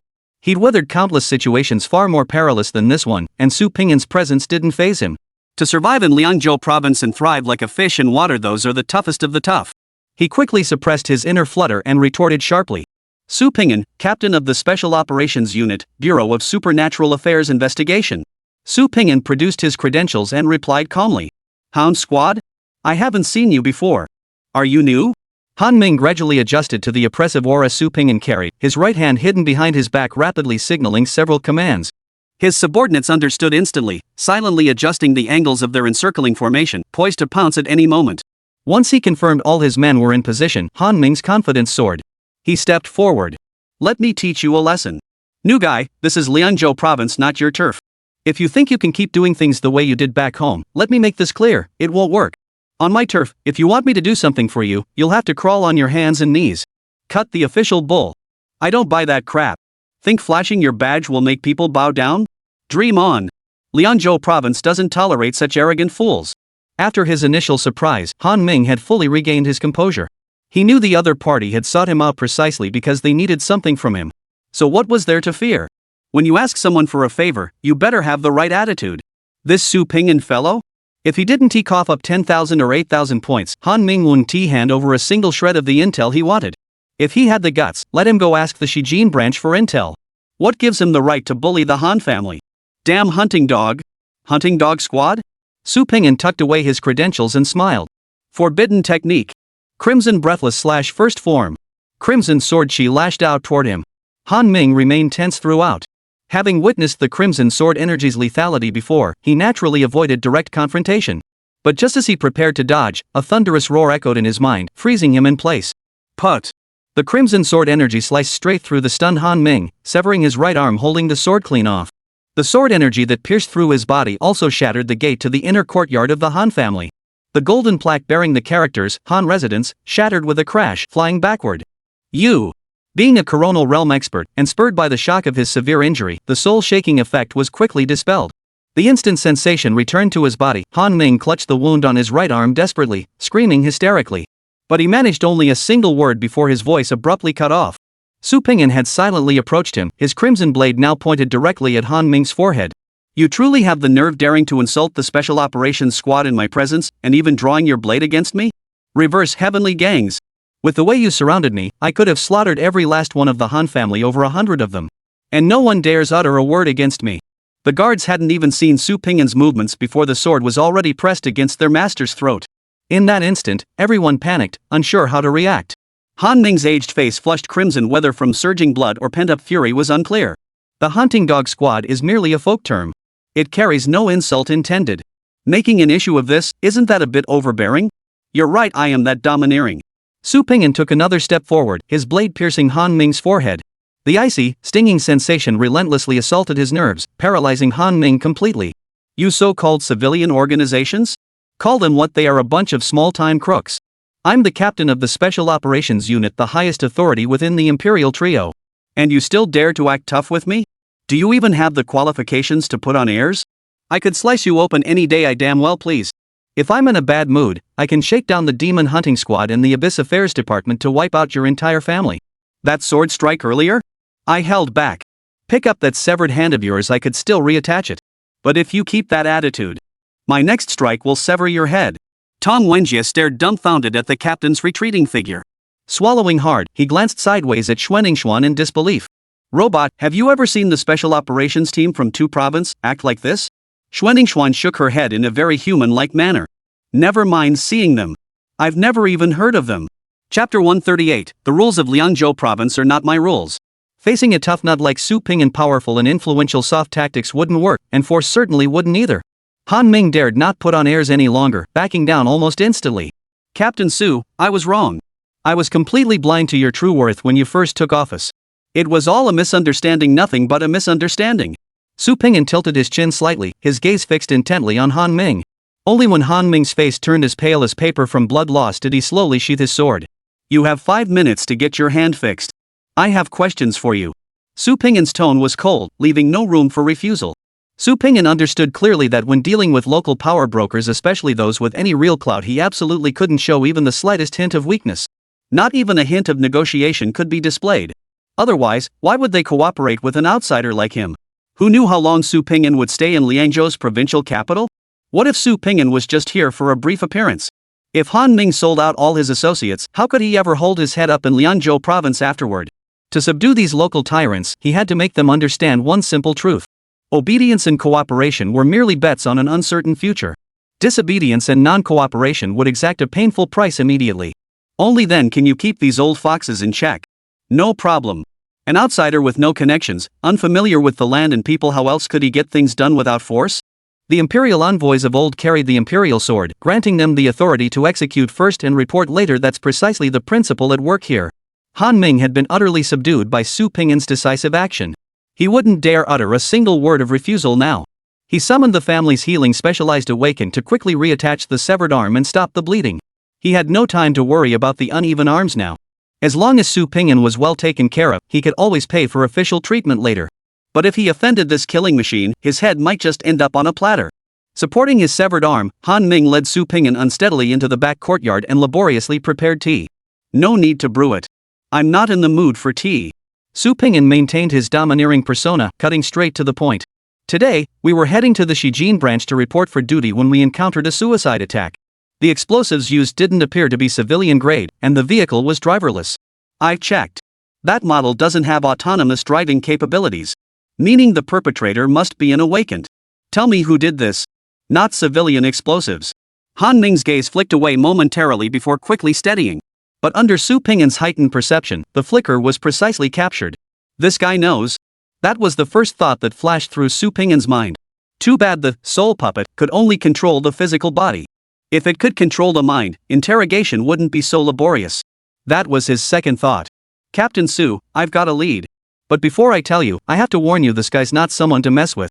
If he really did this, you'd better swallow your pride for now. Otherwise, next time it might not be a bomb. Han Ming said with obvious apprehension. I don't need you telling me how to do my job. Just give me the intel, Su Ping'an replied coldly. Han Ming glanced at Su Ping'an and the two door gods flanking him on either side. The coldness in all three pairs of eyes was terrifying. If the lights were turned off now and a flashlight shone on them, one might mistake them for three ghosts. Only the catgirl-shaped artifact spirit seemed somewhat normal. From start to finish, it never showed any frightening expression, as if it were here just to play. I suspect Lu Yi orchestrated this. Han Ming had already issued his warning. Since Su Ping'an refused to listen, he saw no point in further discussion and proceeded with his report. Lu Yi, male, 27 years old. To introduce this man, one must mention the power behind him. Though he appears idle, spending his days drinking, carousing, and chasing women, his real backer is a colossal entity spanning the entire Liangzhou province, the Wanqing Merchants Guild. The predecessor of this Wanqing Merchants Guild was actually Shijin City's underground black market, specializing in shady deals. But somehow, the previous guildmaster hooked up with the demon-suppressing army and transformed overnight into a military supply and logistics provider. Even the Shijin branch needs the Wanqing merchants' favor to do business with the demon-suppressing army. If they're unwilling, you can forget about it. Captain Su should know that our Liangzhou province has been at war for a decade now. How much the Wanqing Merchants Guild has profited during this time is impossible to say, but it's absolutely astronomical. The crux is that the demon-suppressing army backs the Wanqing Merchants Guild. No one dares touch them. This Lu Yi has close ties with the Wanqing Merchants Guild, often doing their dirty work and heavy lifting. My suspicion stems from his brazen threats on the streets long before Commander Lu took office. He boasted, whoever Lu Yi wants in that commander's seat will get it. If he opposes someone, not even the Heavenly King himself could change it. Given his temperament, seeing Commander Lu take power and squad leader Su arrive with him would likely feel like a blow to his pride. That's why he orchestrated this attack. And given his connections to the Wanqing Merchants Guild, procuring military explosives wouldn't be difficult. For such a ridiculous reason? Su Ping'an narrowed his eyes, his voice tinged with skepticism. This Lu Yi dares to target the Special Operations Unit? Han Ming sighed, his voice resigned. He's completely mad. In Liangzhou province, what we have in abundance are madmen, fanatics, and ruthless individuals. On this land, if you're not ruthless, you won't stand firm. If your reputation is strong, you can get by. If it's weak, everyone wants a piece of you. Risking your life for face might sound like a fairy tale elsewhere, but in Liangzhou province, it's an everyday occurrence. Give me intelligence on Lu Yi. Tell me where he is now. Su Ping'an had no desire for further small talk. He and Han Ming had no friendship to speak of. Rather than listen to Han Ming's speculations, he'd go take the man himself. Once Lu Yi was in Su Ping'an's hands, he had plenty of ways to make him talk. Then, the truth would come out. Captain Su, you're unharmed. Let's just drop this matter. You're new here. If you completely alienate Lu Yi, you'll find yourself unable to move an inch in the future. Han Ming's words weren't out of concern for Su Ping'an. He was purely worried. He feared Su Ping'an hadn't dealt with Lu Yi properly and would get himself killed. Afterwards, Lu Yi would surely come looking for him, blaming him for meddling and feeding him false intelligence. Given that madman's style, he wouldn't rest until he'd swallowed up most of the Han family. Forget it? Then the driver who drove me here died for nothing? Su Ping'an's question left Han Ming momentarily flustered.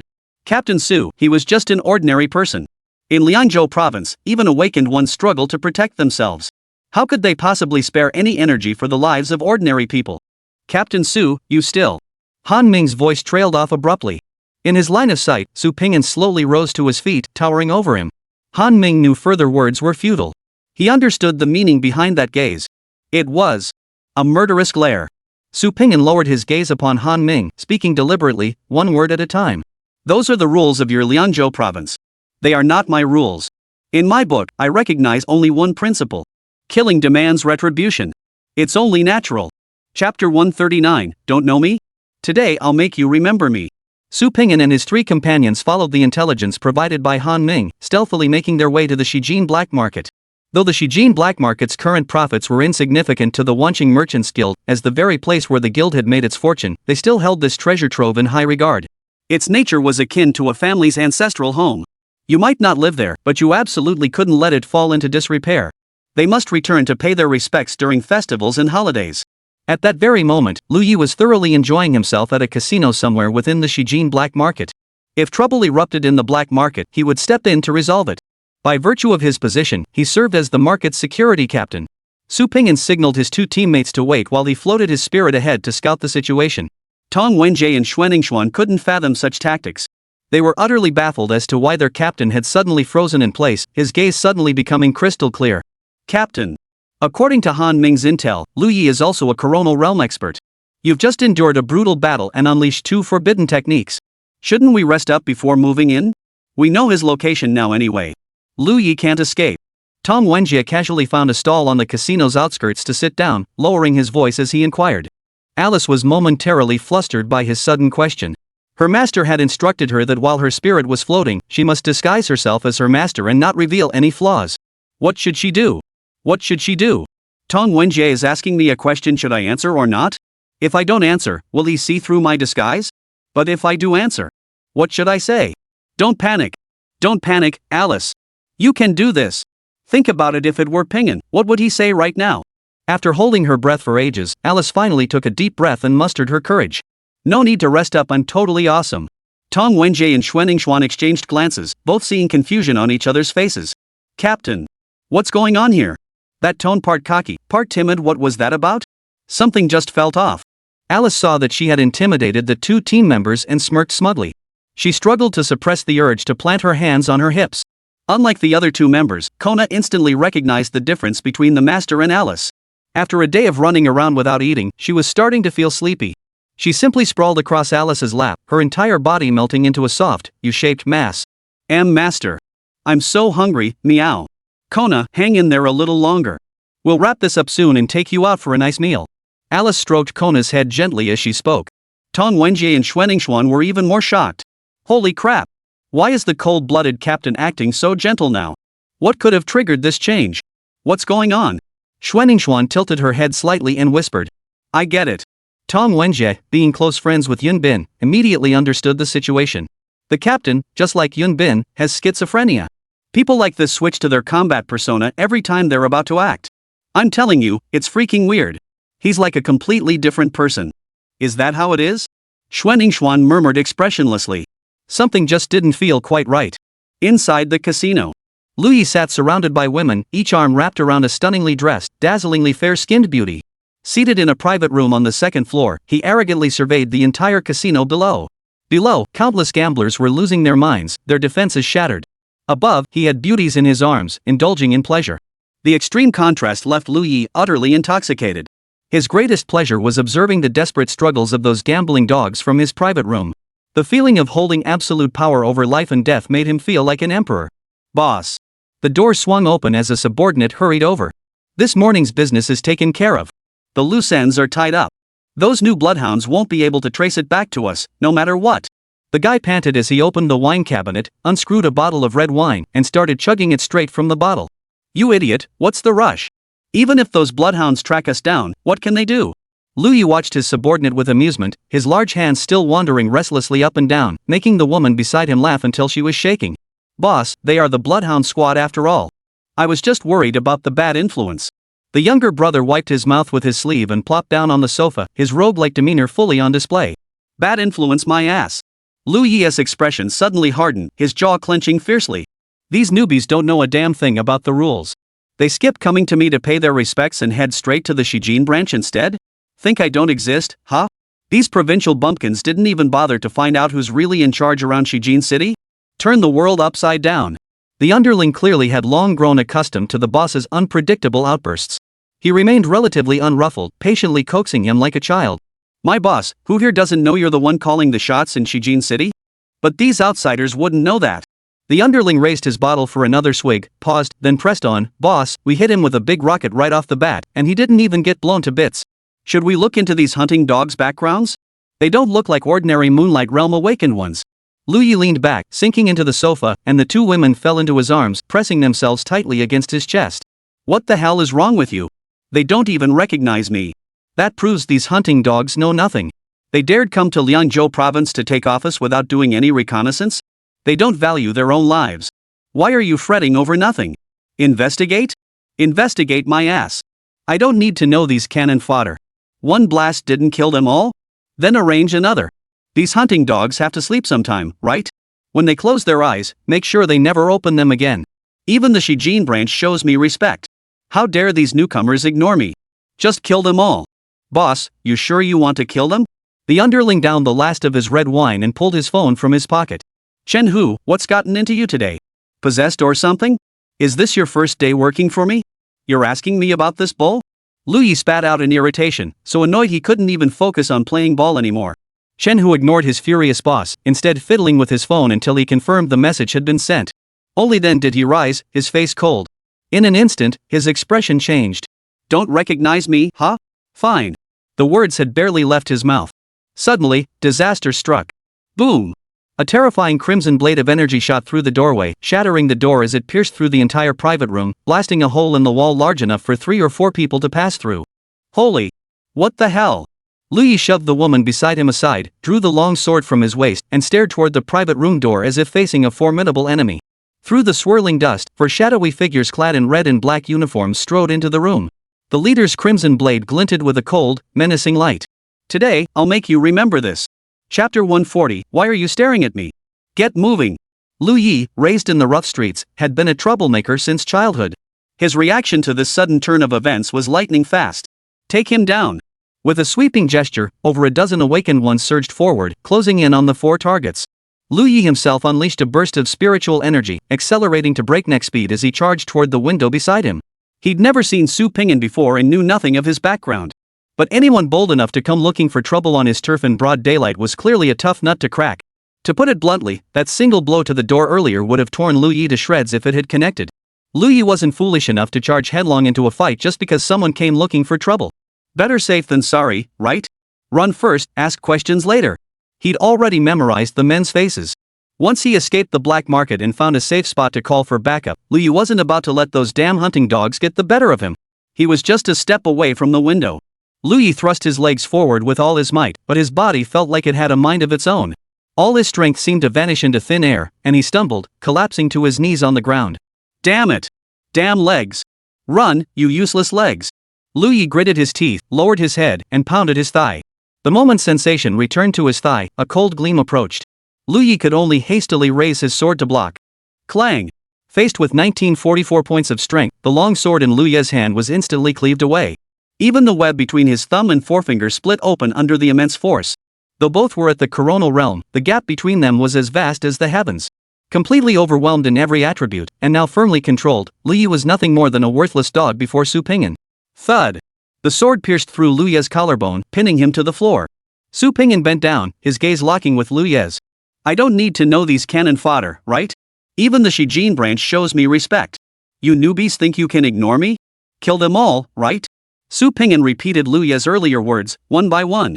With each utterance, Lu Yi's heart trembled twice. By the end, he was utterly bewildered. Wait. This casino is packed with my people inside and out. Where the hell did you eavesdrop from? Could it be, these newcomers installed a bug in my office? But that doesn't make sense either. Didn't these hounds just show up today? Lu Yi genuinely couldn't fathom how Su Pingyan had overheard his words. And he certainly hadn't expected that right after he'd finished showing off, the real deal would come knocking? In broad daylight? This is like running into a ghost. What do you want? Lu Yi swallowed repeatedly, his last shred of hope now resting solely on his men. If his men could take out the other three intruders, he might just have a chance to escape. For now, stalling for time was paramount. Answer me one question. Get it right, and I'll let you live. Su Pingyan's lips curled into a chilling smile. You ask. Why did you send people to assassinate me? Su Pingyan asked bluntly. No. I didn't send anyone to assassinate you. Those were my subordinates acting on their own. They didn't get my permission, they just went off on their own. I knew nothing about it. These hunting dogs must sleep sometime, right? When they close their eyes, make sure they never open them again. Su Pingyan played the recording on his phone with one hand while twisting the sword hilt with the other. The blade slowly rotated against the wound, making Lu Yi grimace in agony. Lu Yi glared fiercely at Chen Hu. That bastard, how dare he betray him? No wonder this bastard had been acting shady ever since they entered the private room. So he was the snitch all along. Agonizing pain surged through him once more. After all, Lu Yi had ruled like a local tyrant in Shijin City for years and was used to getting his way. Suddenly being treated like a dog, how could he stand it? Since he couldn't talk his way out of it, he might as well go all out and fight to the death. You! In Liangzhou province, no one has ever dared to treat me like this. You filthy hunting dog, you're lucky I didn't finish you off. You'd better finish me off today, or you'll regret it. Got family? People close to you? Women at home? I'll make sure they end up in the filthiest brothels, forced to serve customers till they drop dead. If you touch me, your entire family will pay with their lives. Su Pingyan drew his long sword in one swift motion. Lu Yi completely misread his intent, lifting his head to sneer. But then a footprint loomed larger and larger in his pupils. Thud! Su Pingyan kicked Lu Yi unconscious, calmly sheathing his sword as he turned to look behind him. The battle over there was also drawing to a close. Tong Wenjie fought two-peak Moonlight Realm Awakened one single-handedly, still holding his own. At his feet lay four defeated opponents, each taken down with a single decisive strike. Over at Xuanningshuan's end, the scene was downright bizarre. Every enemy she had dispatched now lay on the ground, clutching their lower bodies and writhing in agony. Their wails and curses were so unbearably shrill they were practically deafening. The expressions on these awakened ones' faces were uniformly grim. Each looked utterly devoid of will to live, wishing death were the better option. The two remaining enforcers first glanced at Tong Wenjie, who seemed pumped up on adrenaline. They realized they weren't nearly as crazed or as formidable as him. Then they glanced at the blood-dripping dagger in Xuaningxuan's hand. Even the second enforcer was visibly trembling. Facing this widowmaker? They'd much rather confront the bloodthirsty Tong Wenjie. After circling back and forth, their gazes finally settled on the catgirl slumped over the table, stealing food. They stared at her soft, floppy ears and her tail, which wiggled incessantly. They exchanged a glance. They couldn't defeat Tong Wenjie, they dared not face Xuaningxuan. Could they really not handle this catgirl? With a silent agreement, they charged forward in perfect unison. Swift as the wind, their attack was fierce and relentless. Sword and blade, front and back, they closed in on the little catgirl. Kanna! Watch out, Kanna! No-brainer and Grumpy froze in shock. Forgetting the enemies they were fighting, they immediately leaped toward Kanna. But the moment they took a step, they froze in place. Boom! Boom! Two sonic booms echoed. Tong Wenjie and Xuaningxuan hadn't even caught Kanna's movement before the two thugs' heads vanished into thin air. A spray of blood mixed with brain matter splattered across the walls and ceiling. The two headless bodies slumped to the floor. Their taut muscles twitched twice before falling completely still. Ha! Kanna retracted her delicate little fists, hunched her back, and revealed her adorable little fangs. She positioned herself in front of the food, her tail bristling in alertness, looking just like a kitten guarding its meal upon seeing a rival trying to steal it. Tong Wenjie and Xuaningxuan froze in unison, a chill running down their spines. They hadn't even seen Kanna's movements clearly. They couldn't even be certain she'd actually struck. It was over before they knew it. At this level of combat prowess, she was likely no less formidable than the captain. In that instant, both shared the exact same thought. Never, ever, ever compete with Kanna for food again. Hey, you two, is this how you handle things? Su Pingyan sheathed his long sword, glaring at the two teammates with displeasure. The pair spun around at lightning speed, each swiftly taking down one of the two who had been entangled with Tong Wenjie. Only then did they reluctantly turn back, looking somewhat sheepishly at their captain. Su Pingyan surveyed the scene. Of the 13 thugs, all but the two Kanna had dealt with remained alive.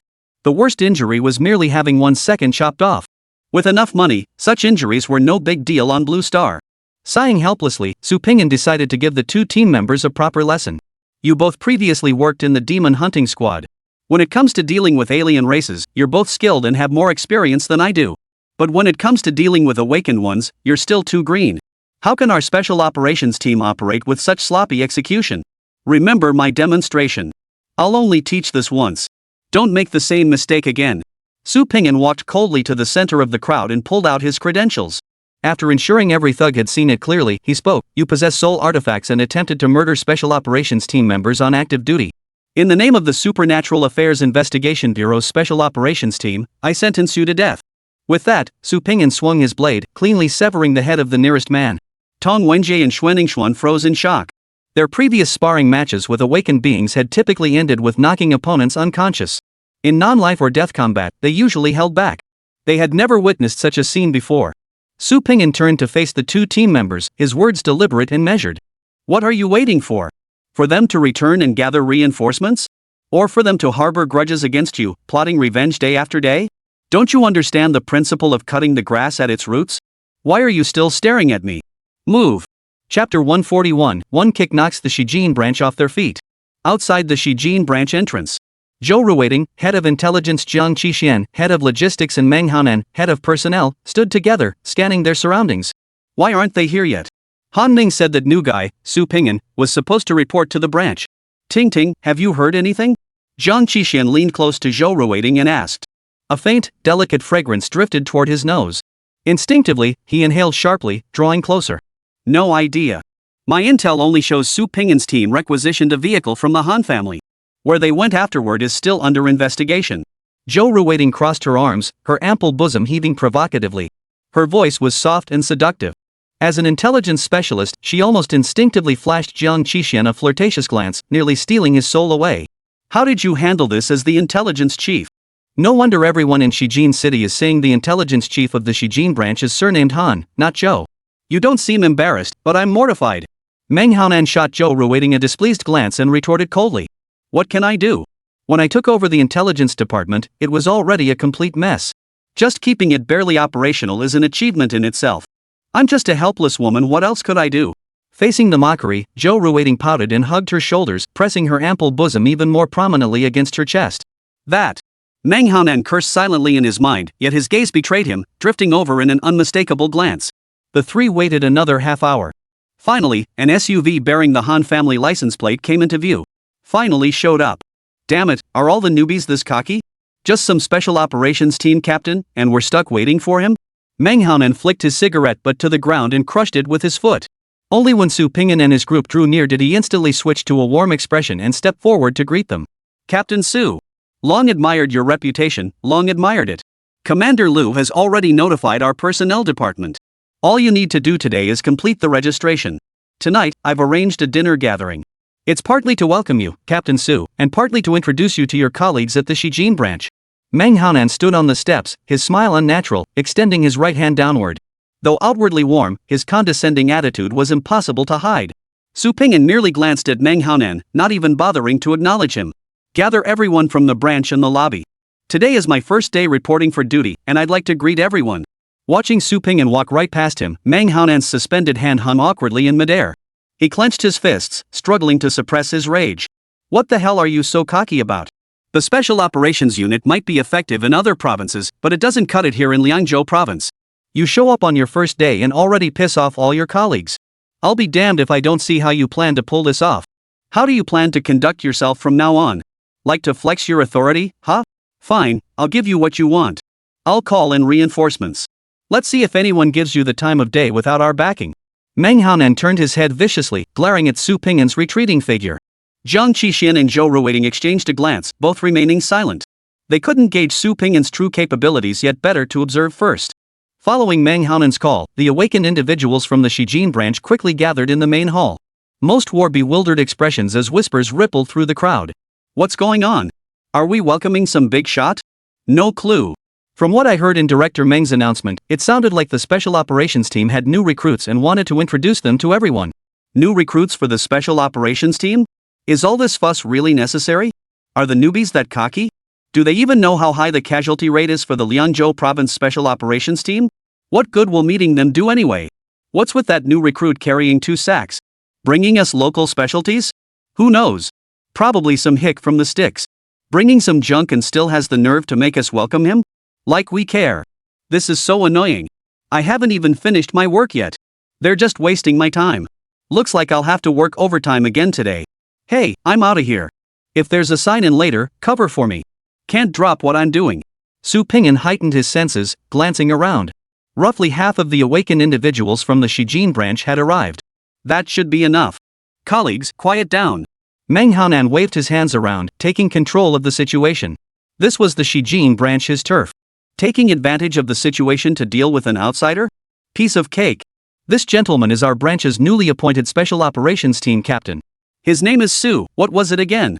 Captain Su, forgive me my memory isn't what it used to be at my age. Would you mind repeating your full name? Meng Haonan smiled at Su Ping'an, his tone flawlessly neutral. Su Ping'an could certainly detect the sarcasm in Meng Haonan's voice, but he had more pressing matters to attend to now. He'd deal with this guy later. He waved to his 2 team members. Tong Wenjie and Xuanningsuan stepped forward, dropping the burlap sacks they'd been carrying onto the ground. 2 living people tumbled out of the sacks, struggling desperately. A collective gasp of shock rippled through the Shijin branch. Whispers erupted once more. Ha! That guy writhing like a maggot, he looks familiar. Let me think. Isn't that Liu Yi? Holy! It is Liu Yi. How did he get beaten up like this? Covered in blood, his face is ashen. Who was bold enough to pick a fight with Liu Yi? No wonder the new guys were acting so cocky. Turns out they're just a bunch of clueless hotheads. They've really pissed off Liu Yi. Think they'll get away with this? Bringing him here to show off? Looks like they really don't know anything. They just close their eyes and charge in. Enough with the nonsense. What if Liu Yi takes it personally and comes back for revenge? He's the most prideful guy around.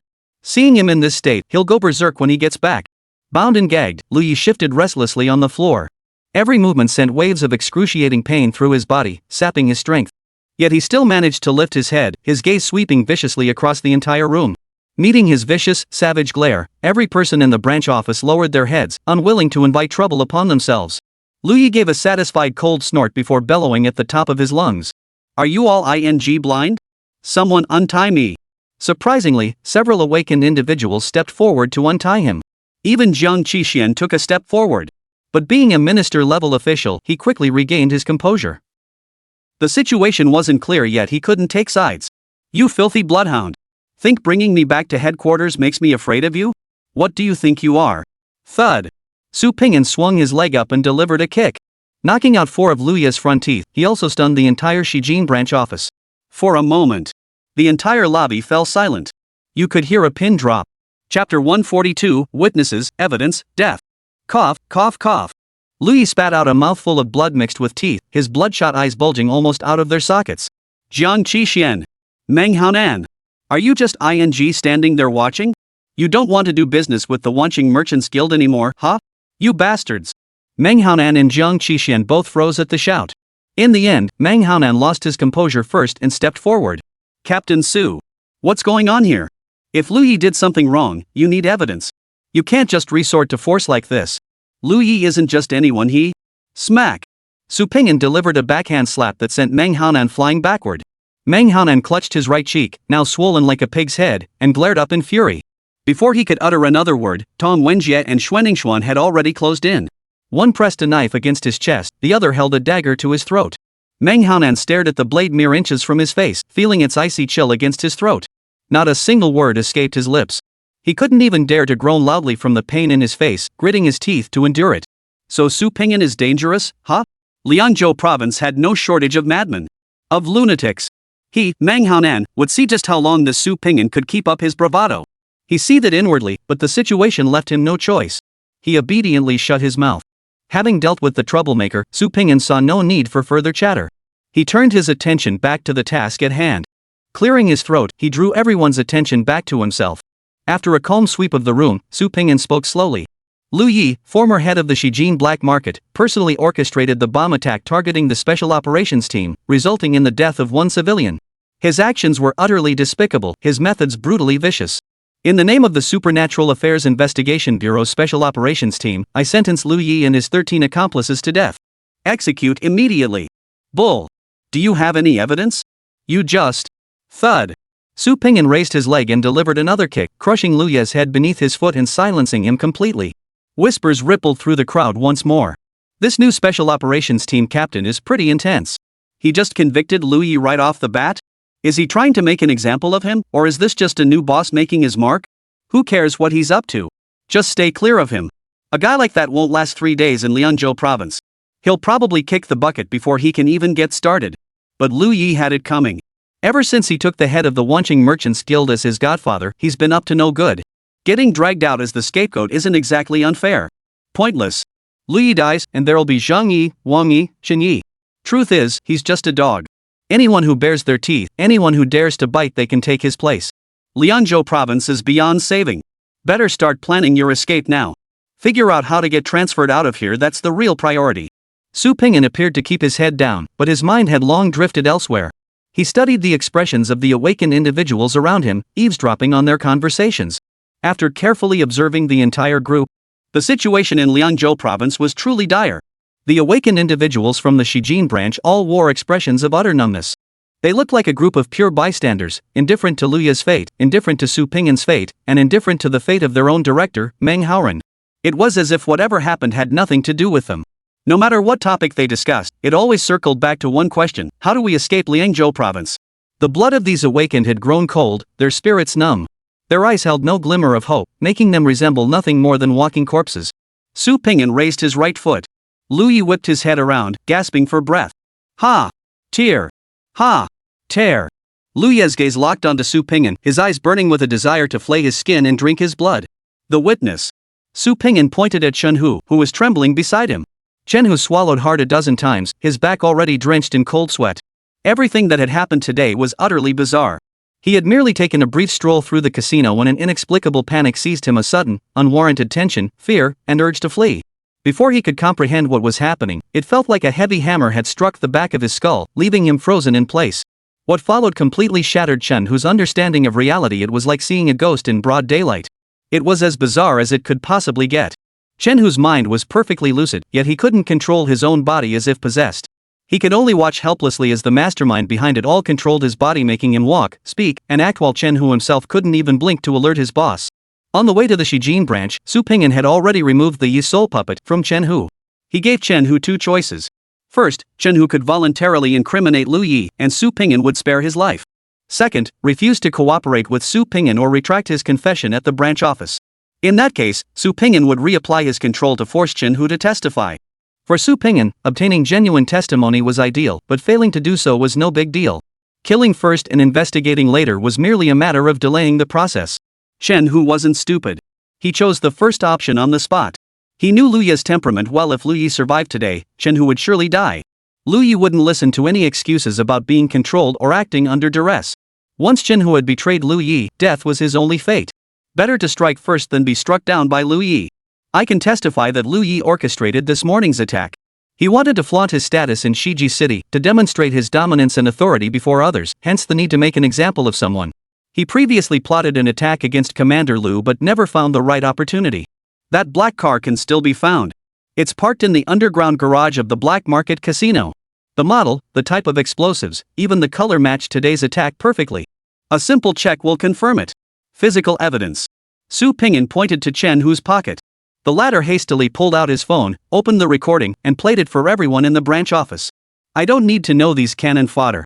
One blast didn't kill you? Fine, I'll arrange another. Chen-Hu. You son of a. You've got some nerve. You. Su Pingyan delivered a flying kick, pinning Lu Yi's head under his foot to silence him. He drew the long sword from his waist, gripped it with both hands, and aimed it at Lu Yi's back of the head. I hereby declare, the death sentence is to be carried out immediately. Anyone who objects, step forward. As the words fell, Su Pingyan's spirit floated up once more. He scrutinized the surroundings meticulously, focusing especially on the expressions of Zhou Ruiting, Zhang Qixian, and Meng Haonan. On the way here, Su Pingyan had already tried to pry information from Lu Yi about who had provided their intelligence. But the bastard was as stubborn as a mule. Even with his balls chopped off, he still spewed nothing but filth, completely insane. As for Chen-Hu, his rank was too low to understand the inner workings. To catch the mole, Su Pingyan would have to rely on himself. After lingering in the lobby for several full minutes, long enough for Lu Yi beneath his feet to nearly suffocate, Su Pingyan finally retreated back into his own body. He had memorized every expression and filed away his first impressions of each person. The mole. You better. Watch this closely. Soon, this will be your fate. Su Pingyan silently repeated these words in his mind. He thrust his hands forward with all his might. A single strike split his skull, blood splattering everywhere. Warm crimson blood sprayed outward in all directions. It not only soaked the floor but also struck a thunderous blow within the numb minds of these awakened ones. They couldn't help but begin to imagine, to ponder. In this dark and chaotic world, what if there were more special operations team captains as resolute as Su Pingyan? Would Lianzhou province truly hold hope? Chapter 143, Those who dare offend shall be slain. Sheathing his long sword, Su Pingyan strode over to stand before Meng Haonan. He waved his hand. Tong Wenjie and Xuanningsuan simultaneously sheathed their weapons and retreated behind their captain. You're the head of human resources, right? Well then, since today is my first day reporting for duty, why don't you introduce me to everyone? Meng Haonan's Adam's apple bobbed rapidly. Cold sweat soaked his back as his scalp tingled and his body went limp. He had imagined Su Pingyan taking out his frustration on Lu Yi, perhaps staging some dramatic show of authority. But in Meng Haonan's imagination, Su Pingyan would at most cripple Lu Yi by disabling one arm and one leg, then lock him up to extract benefits. He never imagined Su Pingyan would literally blow someone's head off in front of everyone. After all, today was Su Pingyan's very first day on the job. He'd barely set foot in Shiji City, hadn't even figured out the local dynamics, and already he'd gone and killed the local kingpin? Even making an example of someone doesn't work like this. You kill someone before you even understand the situation? Still standing there? Su Pingyan took another step forward, his gaze calm as a lake, his expression cold as a ghost. You wouldn't actually be. Forgot my name already? Meng Haonan's pupils suddenly contracted. He clearly saw undisguised murderous intent in Su Pingyan's eyes. I remember. Captain Su, forgive my forgetfulness. I recall it now, everything. It must be said, Meng Haonan's memory recall technique was quite impressive. Stepping forward into the center of the hall, his gaze cleared. Meng Haonan announced in a clear voice, colleagues, this is Su Pingyan, transferred from Linxiang Province Captain Su. In the days ahead, Captain Su will lead the Shijin City Special Operations Team. I ask everyone to cooperate fully with his work, offer proactive assistance, and let Captain Su feel the warmth of our Shijin branch family. Everyone, give him a round of applause. With that, Meng Haonan led the applause. The sheer intensity of his effort was genuinely startling. Listening to the sparse applause, Su Ping'an raised his eyebrows in resignation.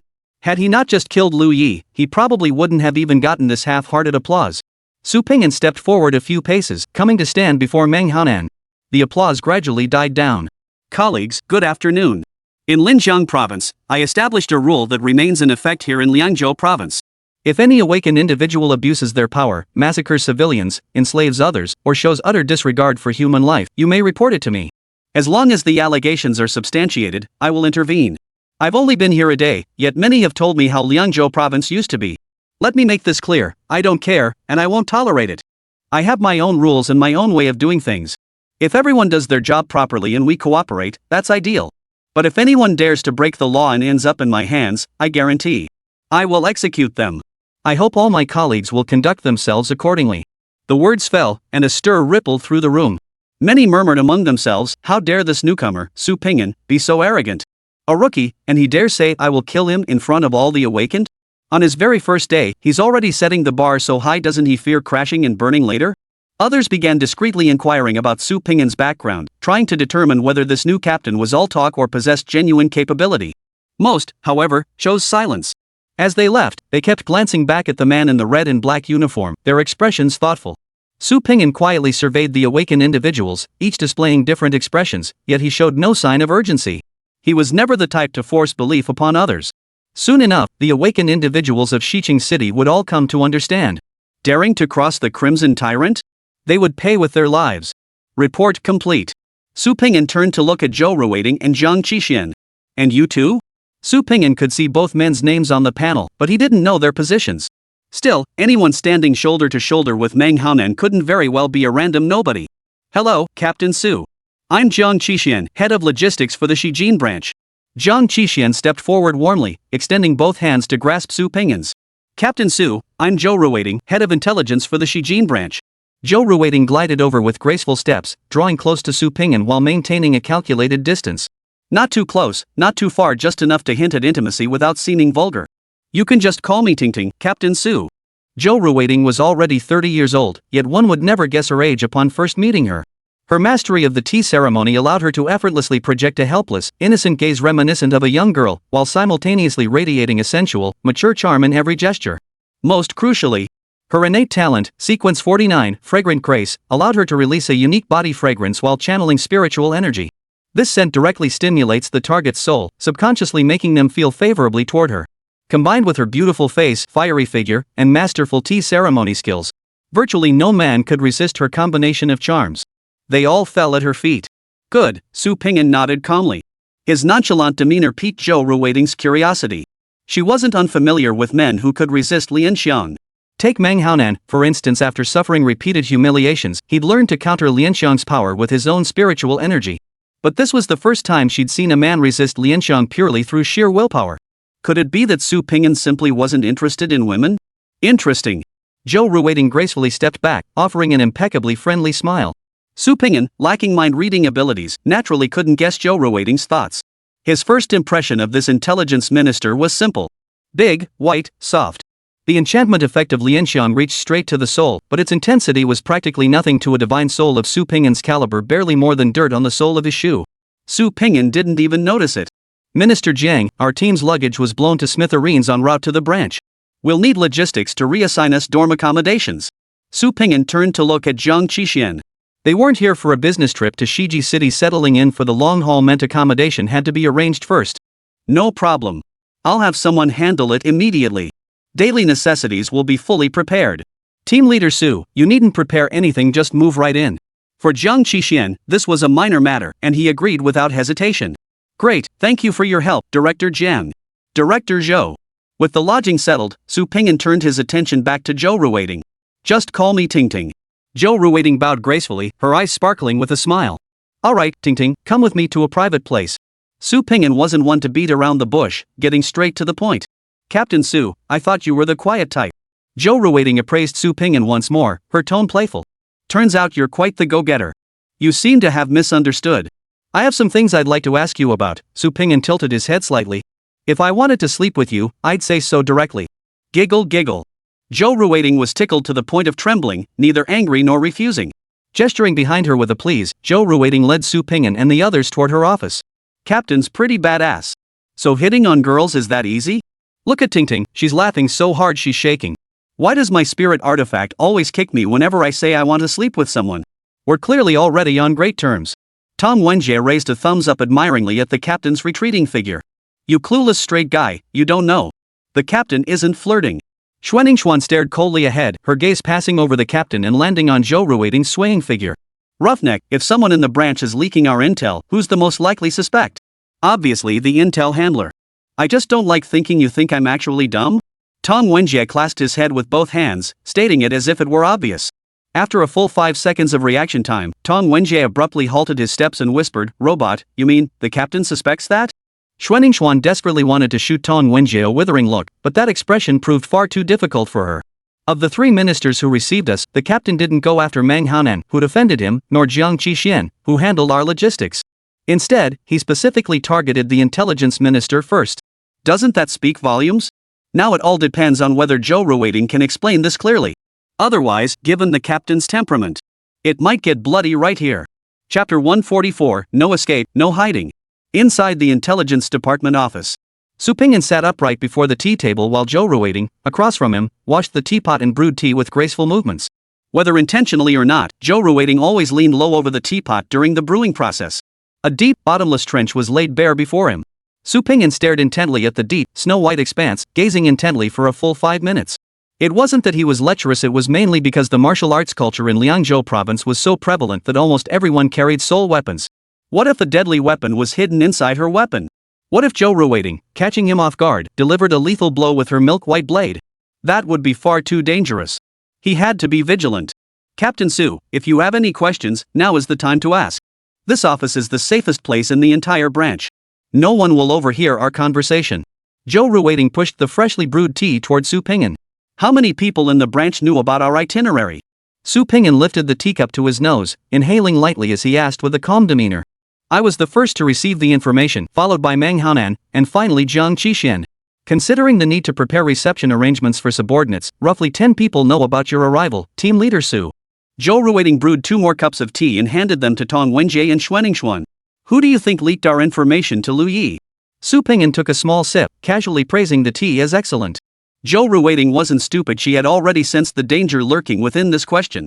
Though a strong sense of crisis had already risen within her, her professional training allowed her to remain perfectly composed. Anyone in the branch could be responsible, Zhou Ruiting explained softly, setting down her teacup. The Shijin branch has long been a house divided. Here, everyone is scheming, everyone is planning their escape route, everyone is thinking about how to get out. The difference lies in their greed or cowardice. Some are greedy, wanting to cash in before they leave. Others are cowardly, content just to survive. Anyone with even a passing familiarity here knows. Liangzhou province is a ticking time bomb. Any moment, it could go boom and send everyone skyward.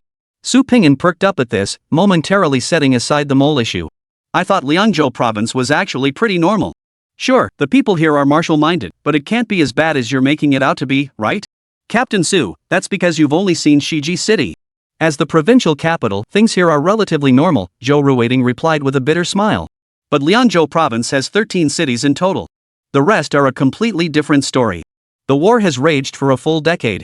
Far from shrinking, the abyss has only intensified. To date, it has swallowed 3 cities whole. What lies within remains utterly unknown. Citizens who couldn't escape in time are trapped inside, no sign of life, no remains found. To supply the demon-suppressing army, we can't evacuate. We've had to establish logistics bases nearby. But no one knows when the abyss will expand next, or in which direction. A sword of Damocles hangs over each of our heads. There's no escape, no hiding. The sword of Damocles, ha! No wonder the awakened here are more volatile than the next. Living beside an active volcano that erupts every other day, anyone would go mad. Fear and chaos are inseparable companions. When no one knows if tomorrow will come, the darkness within humanity is magnified beyond measure. If death comes sooner or later, why not strike while the iron's hot? Once such thinking spreads like wildfire, the situation spirals completely out of control. Su Ping'an drained his cup of tea and spoke softly. How many cities in Liangzhou province remain under official control? Zhou Ruiting visibly startled, but quickly regained her composure, her smile as warm as spring breeze returning. Officially speaking, all 13 cities operate under the world government and are managed by the Investigation Bureau. But if we're talking about actual control, Only Hangsong City and Shijin City remain under Liangzhou Province's control. In the other cities, we must collaborate with local factions to operate smoothly. Su Ping'an's brow furrowed deeply. 13 cities minus the 3 consumed by the abyss. Only 2 remain under direct official control? The other 8 are all in a state of obeying orders but ignoring directives? Damn! Captain, you've really picked a hellish difficulty level. After chatting with Zhou Ruiting for a while and getting a general sense of the current situation in Liangzhou Province, Su Ping'an rose to take his leave. Watching that red and black figure gradually recede into the distance, Zhou Ruiting finally let go of the composure she'd maintained all along. She slumped backward, feeling the icy chill against her back. Only then did Zhou Ruiting realize her back had long been soaked through with cold sweat. Outside the Shijin branch office. Captain, you're seriously impressive. Just a few casual words, and you've already confirmed Zhou Ruiting is trustworthy? Tong Wenjie said with obvious admiration. He hadn't grasped the subtleties of the conversation between the captain and Zhou Ruiting at all. He was just in awe without really understanding. When did I say Zhou Ruiting was okay? Su Ping'an shot a slightly exasperated glance at the scatterbrain. I didn't confront her about her methods. I just didn't see the need. Just like Zhou Ruiting said, the entire Shijin branch is already riddled with infiltrators. If we go around hunting for moles with a big show, it'll only create panic, push everyone against us, and gain us absolutely nothing. Our true purpose for being transferred here isn't even clear yet. Acting forcefully is just to establish authority. It doesn't mean we should be reckless. Besides, with the captain, that Sly Fox Commander Lu here, he's far more skilled at hunting moles than I am. Messing around might just disrupt his rhythm. Tong Wenjie pondered for a moment, seemingly understanding yet not quite, before finally deciding to drop the matter. He was a hothead. Why bother thinking? Just follow the captain's orders and get it done. Captain, are we wrapping up the Lu Yi case next? Should I draft the report? Xuanningshuan clearly thought more deeply. We haven't even finished the job yet. What report? Su Ping'an's lips curved upward as he lectured in a tone of someone who'd been there before. From now on, all of you better pay attention and watch closely. The name of this lesson. It's called Seizing Assets. Top floor of the Shijin branch. Inside a lavishly decorated office. Commander Lu, your eye for talent is truly sharp. This Captain Su has quite the same flair you had back in your day. Feng Rui held 2 wine glasses, offering one with a light chuckle. I was far too young and inexperienced back then, nothing but youthful arrogance. I'm afraid I'd given Counselor Feng cause for amusement, Lu Yen replied with remarkable humility as he accepted the glass. Guiding Lu Yen to sit beside him, Feng Rui gently swirled the wine in his glass, speaking with apparent casualness. Commander Lu, before the chief director sent you here, did he give you any specific instructions? The chief minister said nothing. He only instructed me to do my job well, cooperate fully with Counselor Feng, and not disgrace his esteemed reputation. Facing the probing, Lu Yen answered flawlessly, his expression impeccable, a true master of deception. Feng Rui scrutinized him repeatedly, yet still detected no cracks in Lu Yen's facade. Strange. They say the Black King is ruthless and merciless, devouring people whole. But this one seems quite polite, doesn't he? This Lu Yen and Su Ping'an seem to be from entirely different worlds. Is this really the same Lu Yen who terrorized the capital, striking fear into all who heard his name? Could years of suppression have truly blunted this sharp blade? Can such a gentlemanly figure really handle the chaos in Liangzhou province? He wouldn't get his ass kicked the moment he steps out, would he? Feng Rui shook his head, banishing the strange thought from his mind. Commander Lu, let's discuss your future duties. Lu Yen set down his wine cup and sat up straight, adopting the posture of a diligent student ready to absorb instruction. This left Feng Rui even more bewildered. This seems pretty straightforward, right? Where was the catch? Rumors really shouldn't be taken at face value. People change, after all. With the new map and many new characters introduced, I need to organize my thoughts and refine the character profiles. Temporarily updating twice a day, but will resume 3 updates soon. Chapter 145, House Raid Training. Outside a lavishly decorated standalone villa in the Shijin Black Market. Tell me, what are the 3 most crucial elements of a raid? Speed. Speed. Speed. Tong Wenjie raised his hand eagerly. Exactly.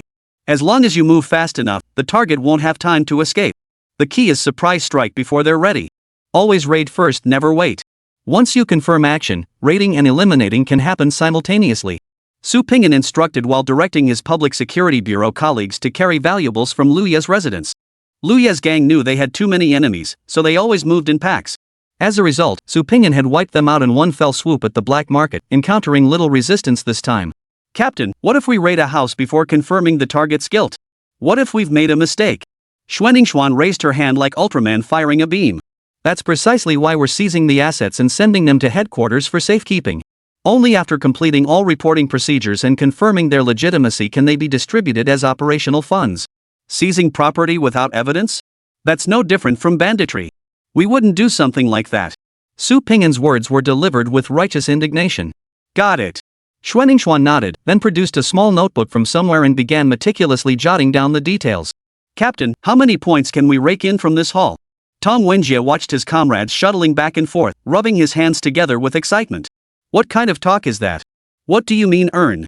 I already explained our process is reasonable, legal, and compliant. We're not earning money, it's event funding. Su Ping'an shot Tong Wenjie a disapproving glare. So how much of that funding do we get to split? Tong Wenjie quickly learned his lesson and rephrased his question. From my experience, we'll probably get around 5 or 6,000. That Luyi crew is classic live for today, they don't keep much spare cash on them. 5 or 6,000? Tong Wenjie's eyes widened in shock. Back in Lijiang province, earning 5 or 6,000 points meant risking his life to snatch bounties. Sometimes a single 1,000-point bounty would attract hundreds of awakened. It was a mad scramble, far too many people chasing far too few rewards. But now, after joining the special operations team, just tagging along with the captain and fighting battles without lifting a finger could earn him 5 or 6,000 points? The difference was staggering. Captain, you've misled me for years. Tong Wenjie pounded his chest in anguish. Xuanningshuan, however, remained remarkably composed. 5 or 6,000 points barely registered on her face. Of course, her expressionless face played a tiny part in that. Taking a step forward, Xuanningshuan leaned close to Su Ping'an. Captain, that group has been staring at us for a while now. Their gaze seems a bit strange. She subtly tilted her chin toward the area behind Su Ping'an. Su Ping'an followed her gesture. A group of awakened slumped lazily in rocking chairs outside a street-side milk tea shop. To them, the special operations team's uniforms meant absolutely nothing, not a shred of respect or awe. The leader was tall and thin, with prominent cheekbones. A tuft of green hair fluttered in the wind atop his head, while the rest of his forehead and face were covered in tattoos. If encountered at night, he could easily be mistaken for a walking skeleton soldier. Noticing Su Ping'an's gaze, Chen Fei offered a friendly smile. Yet against the backdrop of his tattoos, it looked somewhat bizarre. This man is Chen Fei, 32 years old. He's another thug scraping by in the black market. Though constantly suppressed by Lu Yi, he's never been eliminated. In terms of strength, Chen Fei's crew ranks as the second largest power in the Shijin black market. Xuanningshuan pressed close behind Su Ping'an and whispered the explanation. They had received detailed intelligence from Zhou Ru waiting en route, and Chen Fei, a well-known awakened individual, was naturally included in the report. Hey, Ningxuan, it's fine to speak up, but could you please stop this habit? Suddenly hiding behind me and speaking in that icy tone, it really makes you look like a ghost. Su Ping'an complained with a hint of exasperation. My apologies, Captain. I'm accustomed to concealing my presence before taking action. Xuanningshuan offered her apology verbally, yet her body showed no sign of moving. Instead, she gradually crouched lower, making her appear even more ghostly. Su Ping'an shook his head helplessly. What's wrong with him? Hey!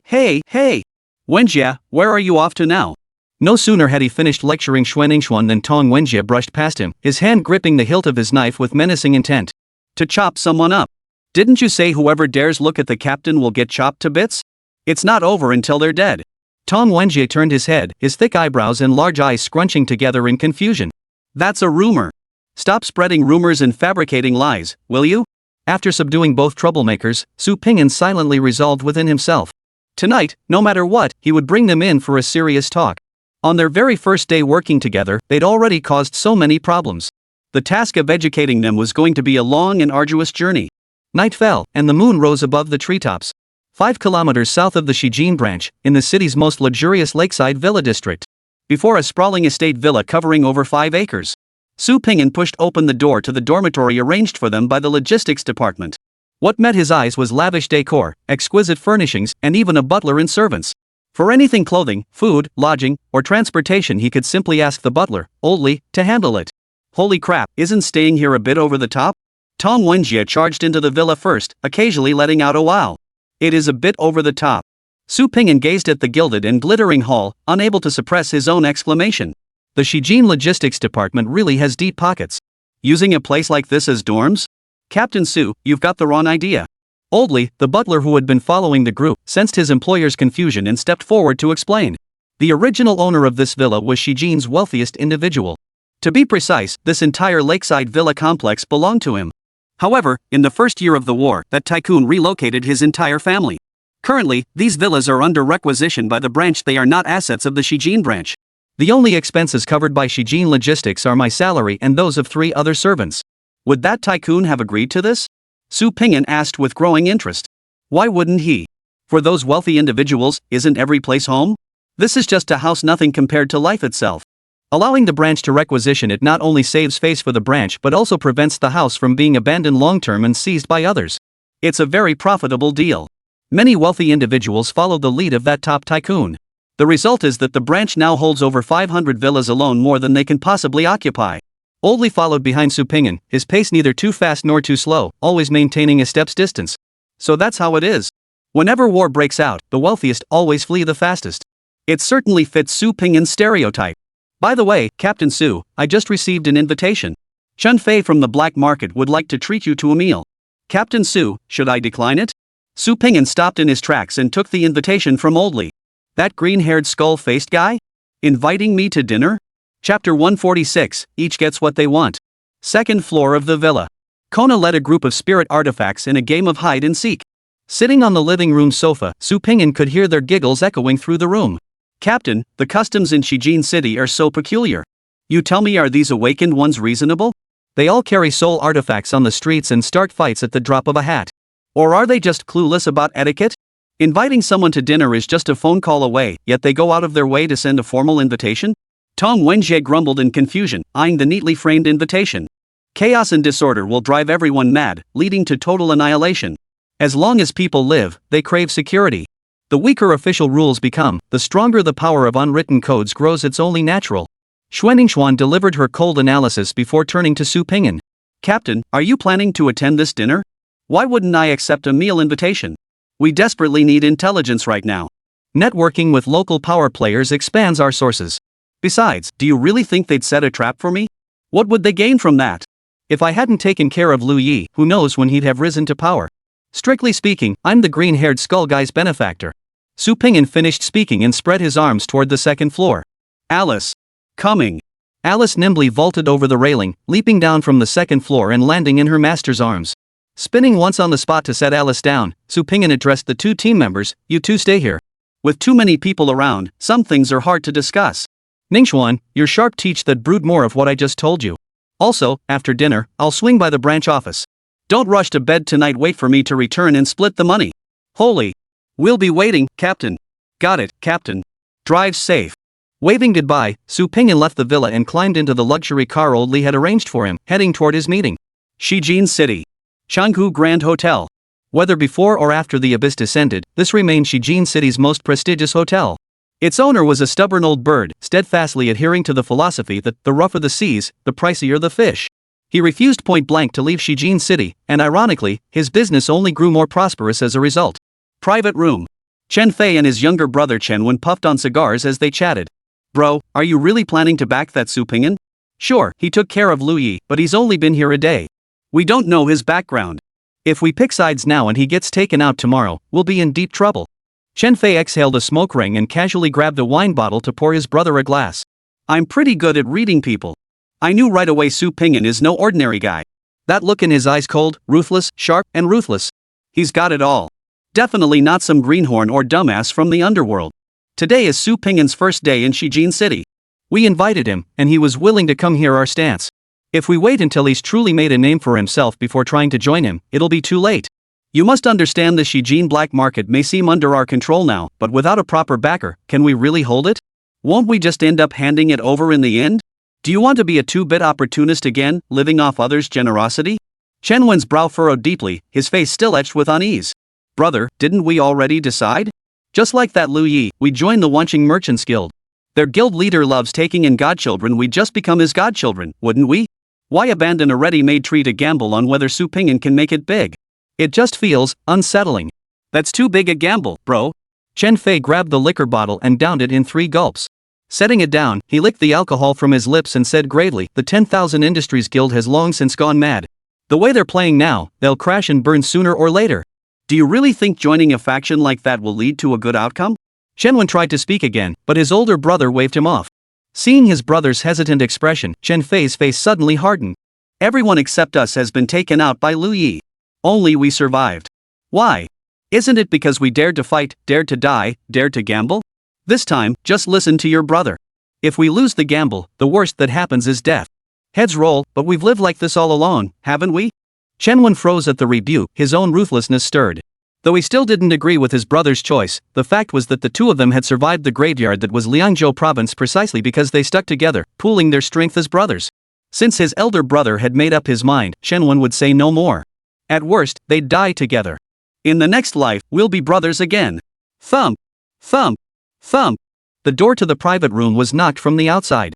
Su Pingyan and Alice entered the private room, led by a waiter. Captain Su. Chen Fei scrambled to his feet, jogging forward to extend both hands. We brothers were genuinely worried that inviting you so abruptly might leave a bad impression. On your very first day in office, you eliminated Lu Yi, that cancer-infesting Xiqing city, and avenged the citizens. Your brother and I hold you in such high esteem that we plucked up the courage to present our calling cards. So, shall we discuss things over dinner? Su Ping calmly took his seat and got straight to the point. I don't care for pleasantries. I'm here today to ask you a few questions. You answered well. I can tacitly approve your management of the black market provided, of course, that you operate it properly. If you don't understand what proper operation means, send someone to study the black market in Linhai City, Linjiang Province. Su Pingyan laid his cards on the table right from the start. It wasn't that he didn't understand negotiation tactics, he simply didn't need them. If the Chen brothers play along, Su Pingyan wouldn't mind keeping an eye on them. If they didn't know their place, he could easily elevate another black market leader at any time. This was the confidence born of power and force. Chen Fei and Shenwen exchanged a glance. Far from anger, their expressions lit up with amusement. Joking aside, Su Pingyan, the esteemed captain of the Special Operations Squad, could crush these two black market hustlers with a single word. He merely wanted to ask a few questions and gather some information. This deal was ridiculously profitable, right? Captain Su, please ask away. We brothers are locals here in Xiqing City. Without getting into other matters, we do have some insight into both the legitimate and underworld circles of this city. Chen Fei bowed obsequiously, respectfully filling Su Pingyan's glass to the brim. Su Pingyan grabbed his cup, took a small sip, and fired off his first question, one that froze the brothers in their tracks. First, tell me how the previous commander died. Starting tomorrow, 3 updates per day will resume. Also, a favor to ask of our esteemed readers, please don't hoard chapters this August, keep up with the latest updates. With over 300,000 words already, we're aiming for Starfire status. Note that Starfire requires consistent readership. I'll strive to post 3 chapters daily in August. By month's end, the novel will hit 500,000 words. The chance to claim the 300,000 Starfire reward is a one-time opportunity. Your support means everything. That's 1,200 points, folks. Maybe not a big deal for top authors, but it means a lot to me. Thank you all. Chapter 147, Stealing Alice? Stealing my Alice. Su Pingyan and Lu Yan ended up in Liangzhou province because, at its core, the previous commander had been killed. Both the Han family and Zhou Ruiting's faction claimed it was an ambush and accidental death. But neither could pinpoint who was responsible. Ever since arriving in Xiqing City, Su Pingyan had a nagging premonition that the chaos in Liangzhou province might be connected to Du Xiu's attack. He just didn't know if this premonition had anything to do with the so-called Prophet's Path. His decision to attend tonight's banquet stemmed from a desperate attempt to grasp at straws. Perhaps the Chen brothers might hold more intelligence? Captain Su, regarding the cause of death for Commander Du Xiu, the official announcement states he died in an attack.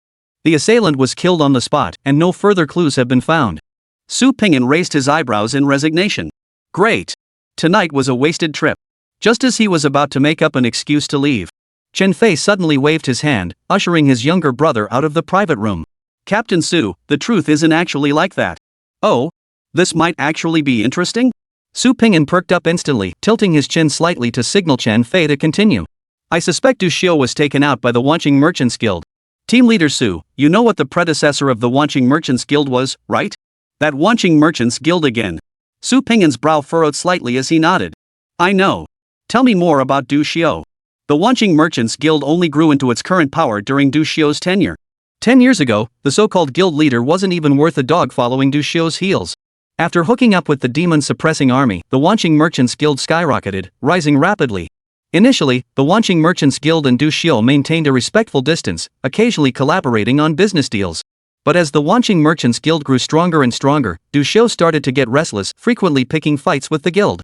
The Wanqing Merchants Guild couldn't tolerate this and launched a counterattack. Over 3 years, at least 100 members of Liangzhou Province's Special Operations Unit were attacked, assassinated, or went missing. The situation was especially dire in those cities beyond official control. Though Du Xiu died in an attack, every awakened in Liangzhou Province knew the truth. The ones who took out those special operations team members, the ones who took out Du Xiu, there's a high probability it was the Wanqing Merchants Guild. But the Wanqing Merchants Guild is too powerful, no one dares speak out. Su Pingyan set down his wine glass and frowned. But no matter how powerful the Wanqing Merchants Guild is, they're still just a civilian organization. How dare they act so brazenly? Is there really no one who can rein them in? Captain Su, you don't know the Wanqing Merchants Guild. Chen Fei instinctively glanced around before lowering his voice. They never handle matters personally. Instead, they use points to manipulate things from afar. In Liangzhou province, what we have in abundance are desperate men.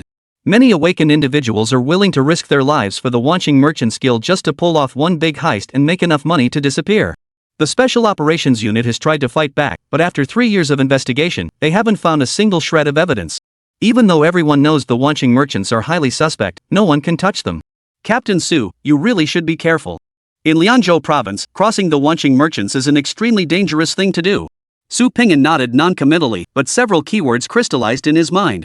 Wanqing Merchants Guild. Wealthy. Potentially linked to Du Xiu's death. If we raid the Wanqing Merchants headquarters. I'll discuss this with the captain later. What a deal. I'm aware of the situation. Regarding Du Xiu's case, continue using your channels to gather details. Report any new intelligence to me immediately. With that, Su Pingyan took Alice's hand and prepared to leave. Captain Su, wait. Chen Fei hurriedly stood up and blocked Su Pingyan's path. Is there something else? Captain Su, it's best not to let Sword Maiden transform into her spirit form while in Liangzhou province. It's not safe. What? Are you suggesting someone might try to steal the soul artifact? Su Pingyan retorted jokingly. Well, actually, there are. Chen Fei's words made Su Pingyan halt instantly. What do you mean? Chen Fei instinctively gripped his sword hilt as he explained earnestly. Have you heard of the Tianhe Society, Captain Su? The one that demands blood for blood? Su Pingyan certainly remembered. It was the first group to openly declare their intent to kill him. Chen Fei nodded. On Blue Star, the Tianhe Society thrives wherever chaos reigns, and Liangzhou province is no exception. Those bastards have committed numerous major crimes in Liangzhou province, killing countless awakened. Their favorite tactic is murdering their victims to seize soul weapons. Otherwise, how could a bandit-like organization like theirs have so many members armed with soul weapons? It's precisely because these bastards set this trend that awakened individuals in Liangzhou province live in constant fear. Whether out in public or at home, they transform their sword maidens into soul device form. They'd rather die fighting than let their devices fall into enemy hands. I heard wind of it days ago. The Tianhe Society, upon learning new leadership was coming, has already begun planning to seize the Special Operations Team's soul weapons. Of course, they're always making these kinds of threats. Who knows what's real and what's bluff? Noticing Alice's small hand tighten around his, Su Pingyan's expression hardened instantly. The murderous intent in his eyes was impossible to suppress. Steal Alice? Steal my Alice. Where'd you hear this? Where are those bastards from the Tianhe Society? Chen Fei stared at that terrifying glare, his legs suddenly weakening. He had to brace himself against the table leg to steady his stance. Captain Su, there's no need to worry too much. After the Lu Yi incident, those mad dogs should have abandoned this plan. They were just fantasizing. I was just giving you a heads up. Just thinking? They won't even get that far. Alice was Su Pingyan's Achilles heel, his greatest vulnerability in this world. Anyone who dared touch her would die. Not even the heavens themselves could save them. Su Pingyan took another step forward, his voice almost gritted through clenched teeth. Where are those bastards now? Chen Fei felt every hair on his body stand on end. An invisible force seemed to grip his throat, making it hard to breathe. Su, I only know the location of one of their hideouts. Send me the address. As soon as he finished speaking, Su Pingyan immediately called Han Ming and Zhou Ruiting to request all available intelligence on the Tianhe Club. Even so, he still felt uneasy. He dialed again. Pingyan, I know what happened today. Let's discuss it when we meet. I've got some things to handle right now. Captain, I need your help. Silence fell on the other end of the line. This was the first time Lu Yan had ever seen Su Pingyan ask for his help. His team member never asked for favors. For Su Pingyan to reach out meant he must be facing serious trouble. Lu Yan's tone turned serious. Speak. The Tianhe Society is trying to take my Alice. A distinct gasp echoed on the other end. After a full 3 seconds of contemplation, Lu Yan spoke again. Do you need me to send reinforcements? The Demon Hunters? The Abyss Affairs Department? Or my own people? Give me the address, and I'll be there immediately. No. Su Pingyan fought to suppress the rage boiling inside him, afraid he might crush the phone in his hand. Captain, I need your intelligence network. I need information on every Tianhe Society member. I need information on every single member. Chapter 148, The Elder, huh? Bring him here. I'll be waiting right here. Night deepened, evening stars shone brightly. In an old residential neighborhood somewhere in Shijin City. Big brother, didn't 15th say he'd bring us some girls tonight to have some fun? What the hell time is it now? Are you kidding me? Why even bring it up? He can't deliver, so what's the point? Old 9 tossed and turned on the hard bed frame, unable to sleep. The more he thought about it, the angrier he got. Finally, he leaped off the bed and shouted at Ada. The Tianhe Society operated under a strict code of secrecy. Each action team member was identified only by a numerical code. Aside from Big Brother, no one knew the true identities of the other members. They addressed each other solely by these numerical designations. Can you stop obsessing over what's between your legs? If you can't hold it in, go play with your spirit artifact. Don't bother me. Ade angrily stubbed out his cigarette and yelled at Lao Jiao. A new commander had arrived in Shijin City, meaning future operations would demand greater caution. Ade was already planning ahead. He had no time to spare for Lao Jiao's complaints. Ade, you know my soul artifact was stolen. I signed the contract through threats and bribes. If I so much as touch her, she'll tear up the contract. She's ready to die rather than submit. What am I supposed to do? Seeing her every day but never getting to have her, you have no idea how much that hurts. Ade waved his hand impatiently. Get lost. Go find old 15 yourself. Don't bother me with this nonsense. I have tried. I've called him countless times, but he won't pick up. Lao Jiao said, dialing Lao Shiwu's number once more. Ring ring ring. Ring ring. The crisp ringing came from outside the house. Like a vengeful spirit haunting the midnight hour, it grew louder and closer. Damn it. 15's back. Thank God I waited this long. Unaware of anything amiss, old 9 dashed out excitedly, flinging open the door in a flurry. What met his eyes was a blood-soaked cell phone. On the shattered screen, Lao Jiao's phone number still flashed. Lao Jiao's brow furrowed as his gaze slowly shifted upward, taking in the figure holding the phone. The blood-soaked red and black uniform radiated a chilling aura, while the handsome face bore an icy expression. Especially those eyes. What kind of gaze was that? Was that truly a gaze capable of being displayed by a human? How could it resemble that of a ghost? The primal urge to survive made Lao Jiao instinctively reach for his waist, only to realize his soul artifact was still in the inner room. He hadn't brought it with him. Before Lao Jiao could turn around, the visitor's words froze him in place. Wang Ruiqing. Ha! It had been ages since anyone had called him by his real name. The sudden mention of his full name nearly caught him off guard. Forbidden technique. Crimson breathless / first form. Scarlet sword energy erupted toward him, instantly reducing Lao Jiao to dust. A spray of blood mist gushed through the shattered wall, dripping down onto the floor below. Damn it! Enemy attack! The blast made Ada's eardrums ache. He whipped his head toward the entrance while simultaneously drawing the long sword at his waist. The moment their eyes locked, the monster spoke again. Wu Ku! Hearing his name called by the Grim Reaper, Ada's heart skipped a beat. With Lao Jiao's fate before his eyes, he dared not respond. 7th brother, 8th brother. Unleash the forbidden technique. Quickly. Prohibited technique. Crimson breath cutting / first form. Crimson sword energy coiled and twisted through the air, carving a crescent-shaped arc. Boom!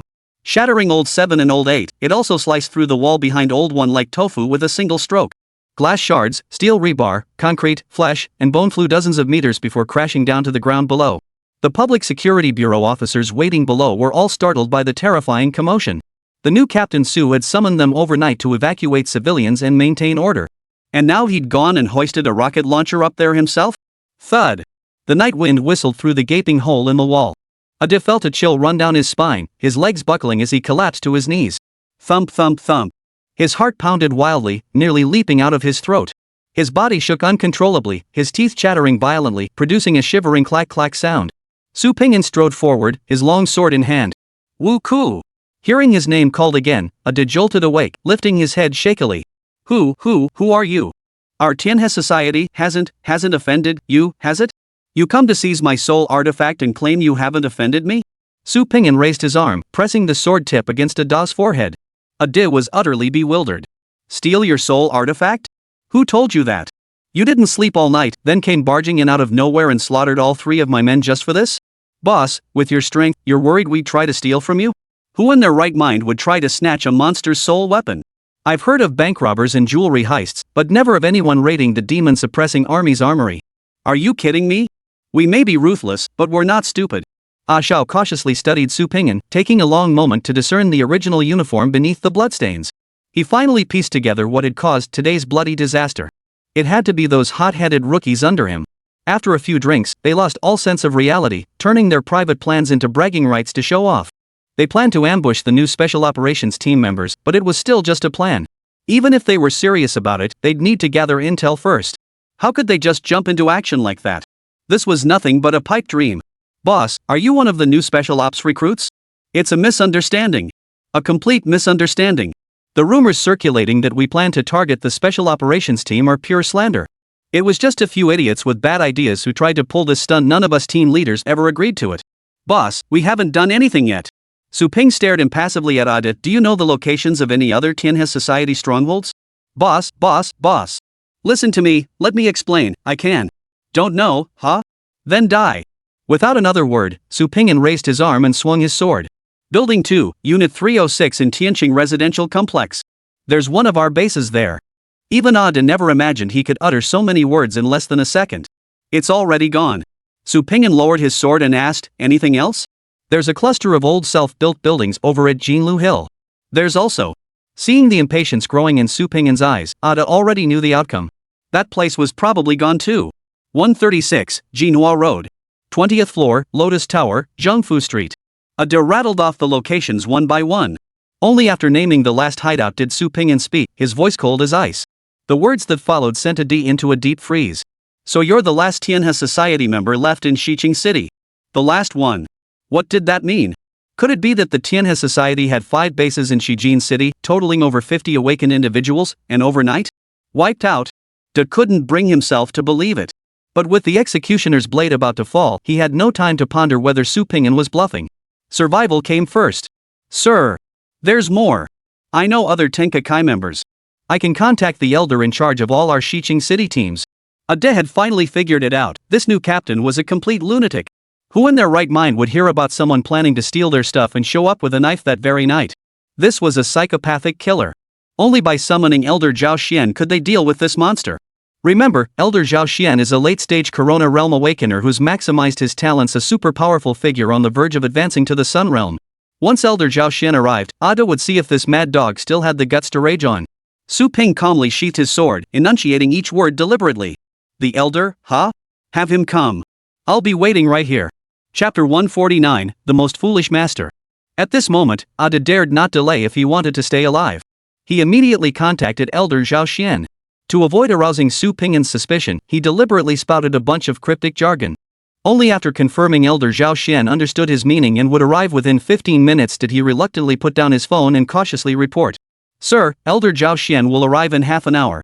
The moment Ada finished speaking, a terrifying surge of psychic energy slammed into his temple, nearly knocking him to the ground. After restraining Ada, Su Ping's thoughts flickered. He began casting Soul Puppet. Ada's heart began pounding violently.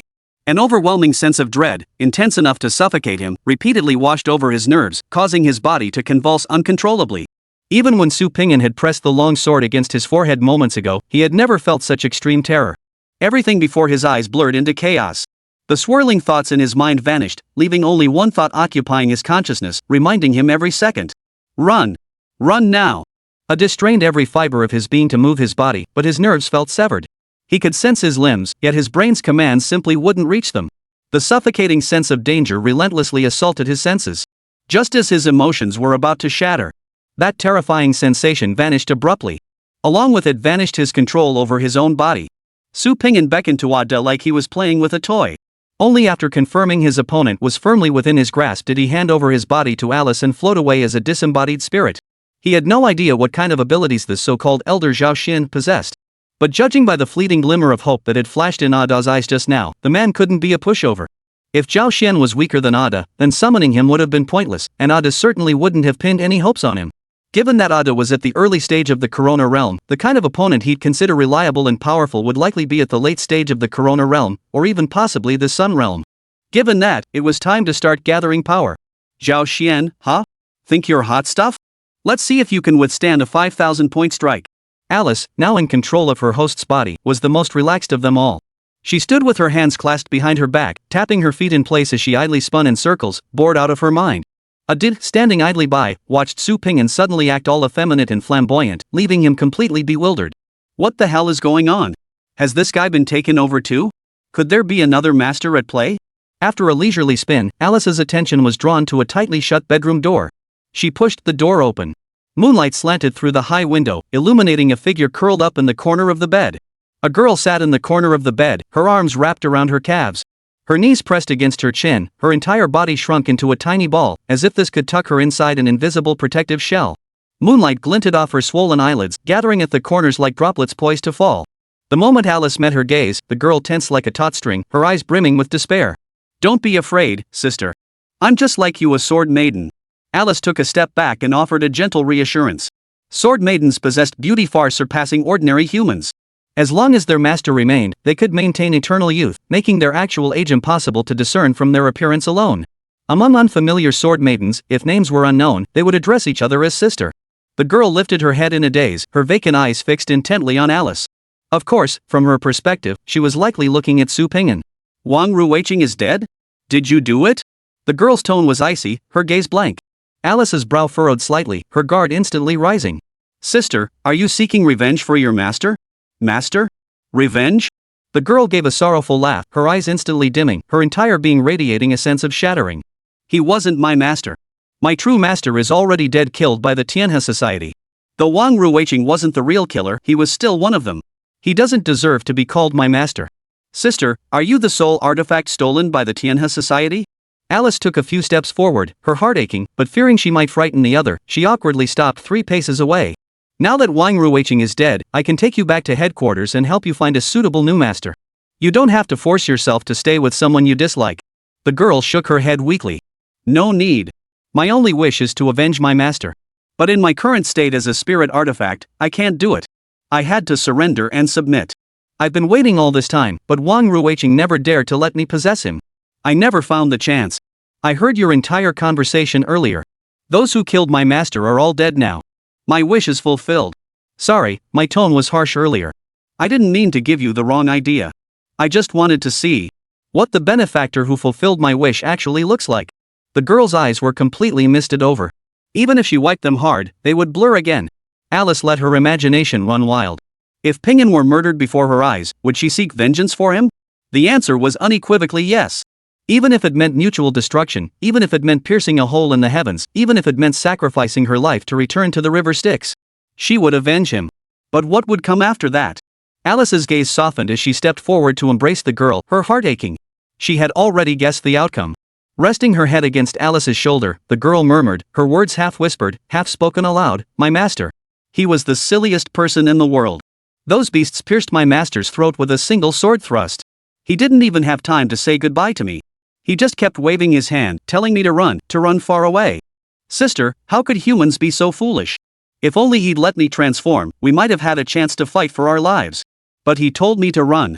Isn't a soul weapon just a weapon? And isn't a weapon meant for battle? Why would anyone value a blade more than their own life?" Alice's eyes gradually welled up. She blinked frantically, struggling to hold back the tears. At the same time, she clung tighter, as if letting go would make the girl before her vanish into thin air. "Truthfully, I've always hated myself for not dying alongside my master in battle. That kind of death is good, not lonely at all." Her voice grew fainter, yet the light in her eyes grew brighter. "But it's okay.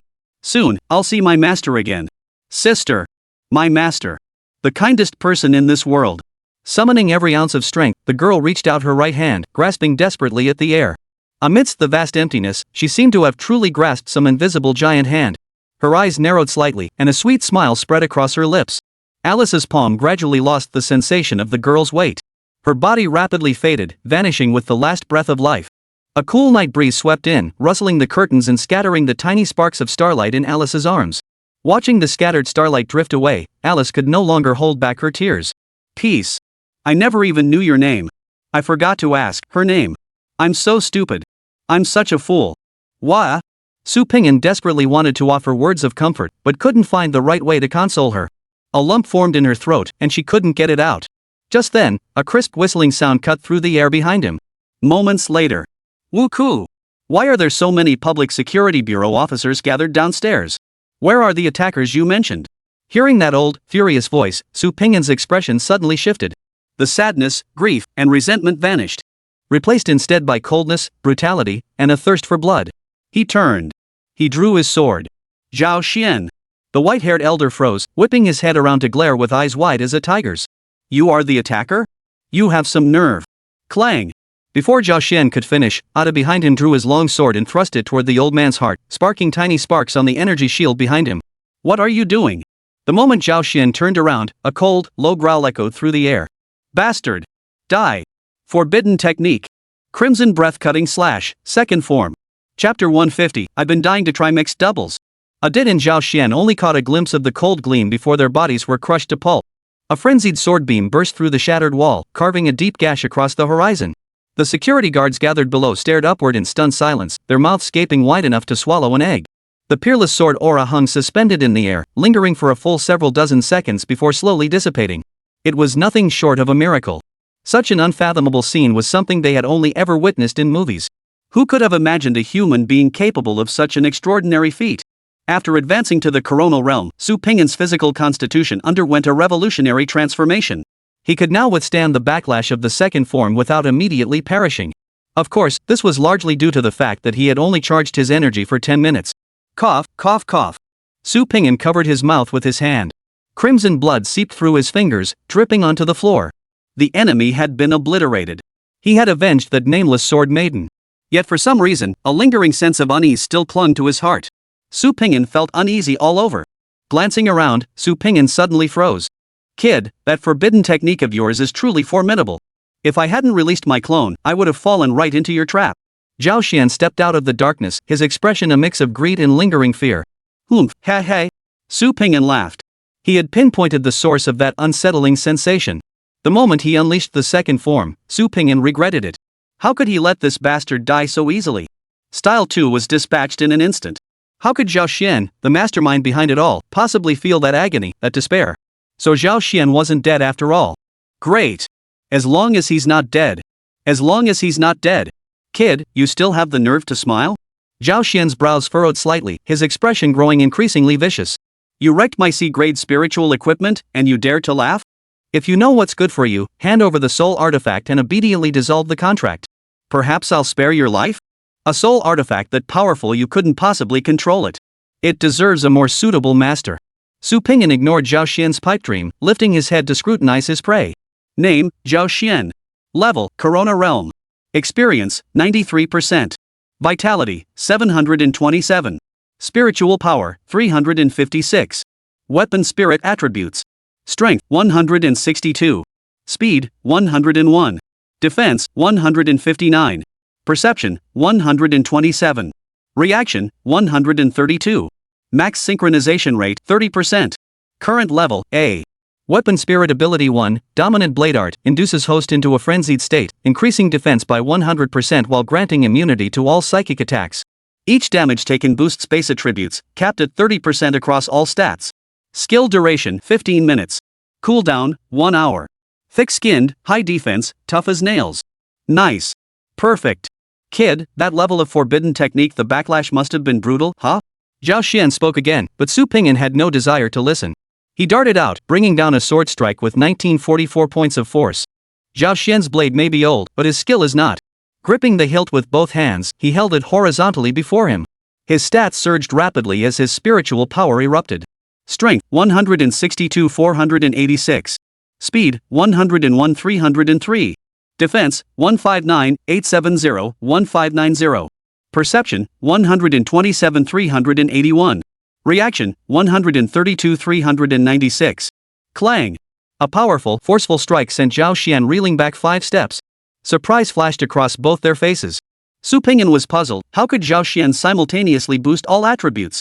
He could understand the primary attribute surging tenfold under spiritual energy explosion, but the other attributes each increasing roughly threefold was beyond his comprehension. Recalling his sparring experience with Tong Wenjie, Su Ping'an speculated, could it be that the warrior class's unique trait allowed other attributes to surge alongside spiritual power during an outburst, achieving a full attribute boost? Zhao Xian, however, was bewildered. This blood-soaked figure before him looked as if he could collapse and die at any moment. How, then, could he unleash such a terrifying strike? Logically, forbidden techniques of that caliber should carry equally terrifying backlashes. Could it be that the soul artifact in his hand possessed properties that mitigated the backlash? At this thought, greed flared even brighter in Zhao Xian's eyes. Such a treasure falling into the hands of a mediocre person was simply too wasteful. Not seizing it would be a betrayal of himself. Without further hesitation, Zhao Xian activated the soul artifact skill, Overlord Blade Art. His defense soared once more, from 1590 to 3180. With just a few more exchanges against Su Ping'an, his stats would rise again.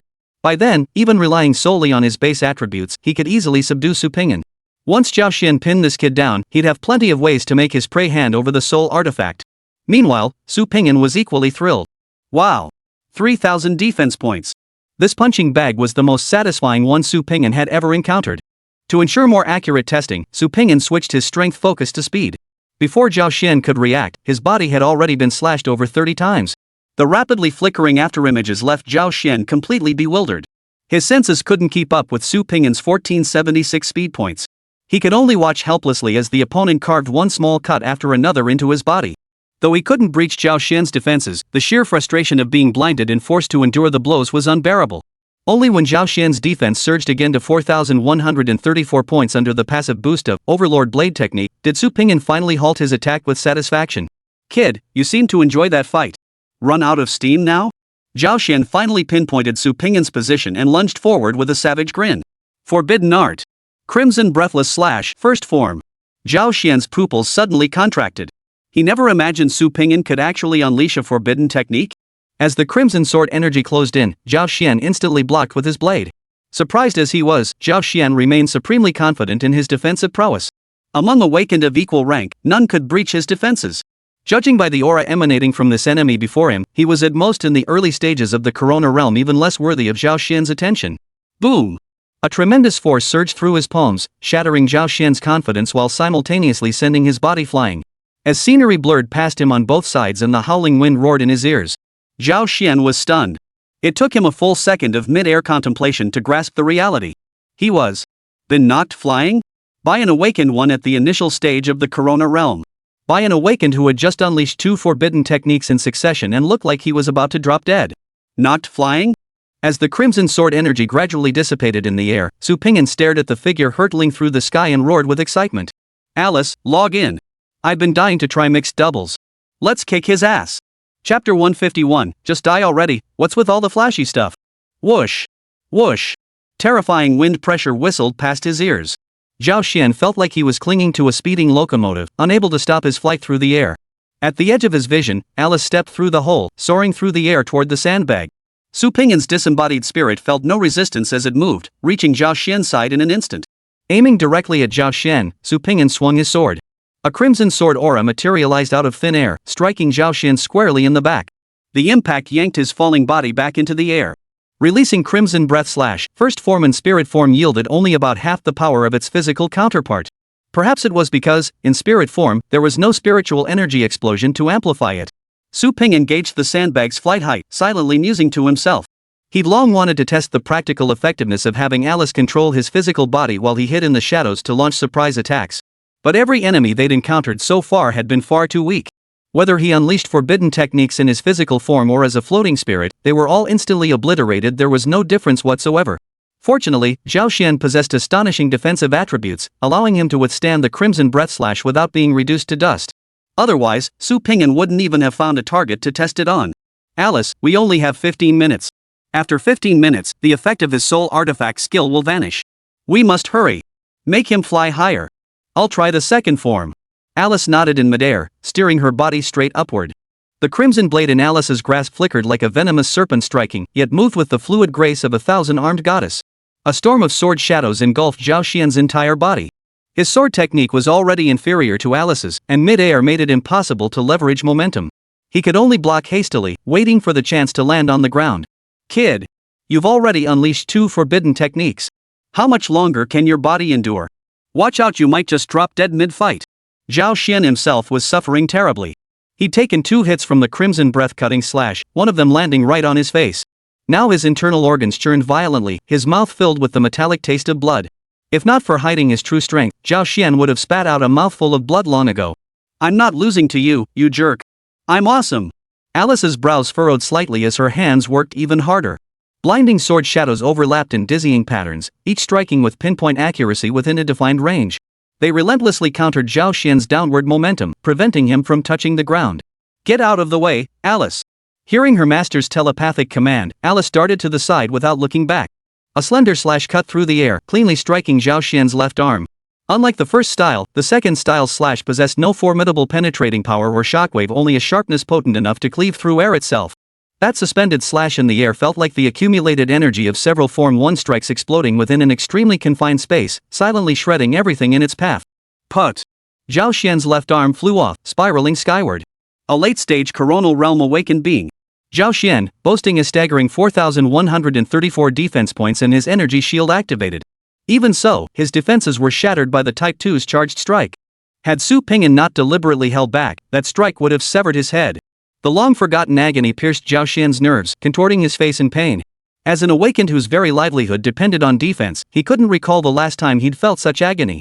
Along with his severed left arm, his enigmatic confidence was also torn away. Zhao Xian finally understood. The enemy before him had backup. That crimson sword energy that appeared out of nowhere, along with the terrifying slash that severed his left hand, neither was unleashed by Su Pingyan. No wonder Su Pingyan dared to engage him so brazenly.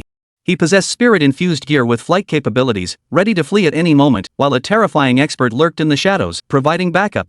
This was the source of his confidence in facing Zhao Xian.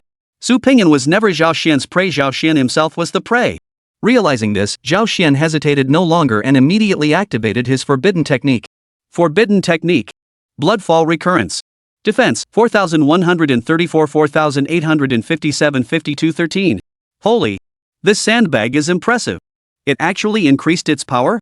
Su Pingyan narrowed his eyes, veering mid-air to trail Zhao Xuanfei as he landed. Like a shark that had caught the scent of blood, he kept his distance, neither too close nor too far. With Su Pingyan acting as her stealth drone scout, Alice didn't even need to land. Maintaining low-altitude flight, Alice followed her master's guidance and unleashed several forbidden techniques toward the ground. But Su Pingyan wasn't idle either. Though the power of the first form in his soul state couldn't match the real thing, its advantage lay in stealth. Sneaking up on you for a shot? Nothing beats that thrill. Boom! Boom! Boom! Zhao Xian, clutching his severed arm, sprinted frantically across the open ground. No matter how he sought cover, zigzagged, or shifted speed to evade, the crimson sword chi above him clung to him like maggots on bone, relentlessly pursuing his every step. It felt like a limping rabbit, locked in the sights of a hawk above. Truly, he couldn't outrun it, nor could he fight it off. There was nothing left to do but wait for death. Zhao Xian was nearly driven mad by this relentless, unyielding assault. What kind of human bomber was this? How could someone unleash so many forbidden techniques and still be as unscathed as ever? He, a peak-level warrior at the Corona realm, wouldn't dare unleash forbidden techniques so recklessly.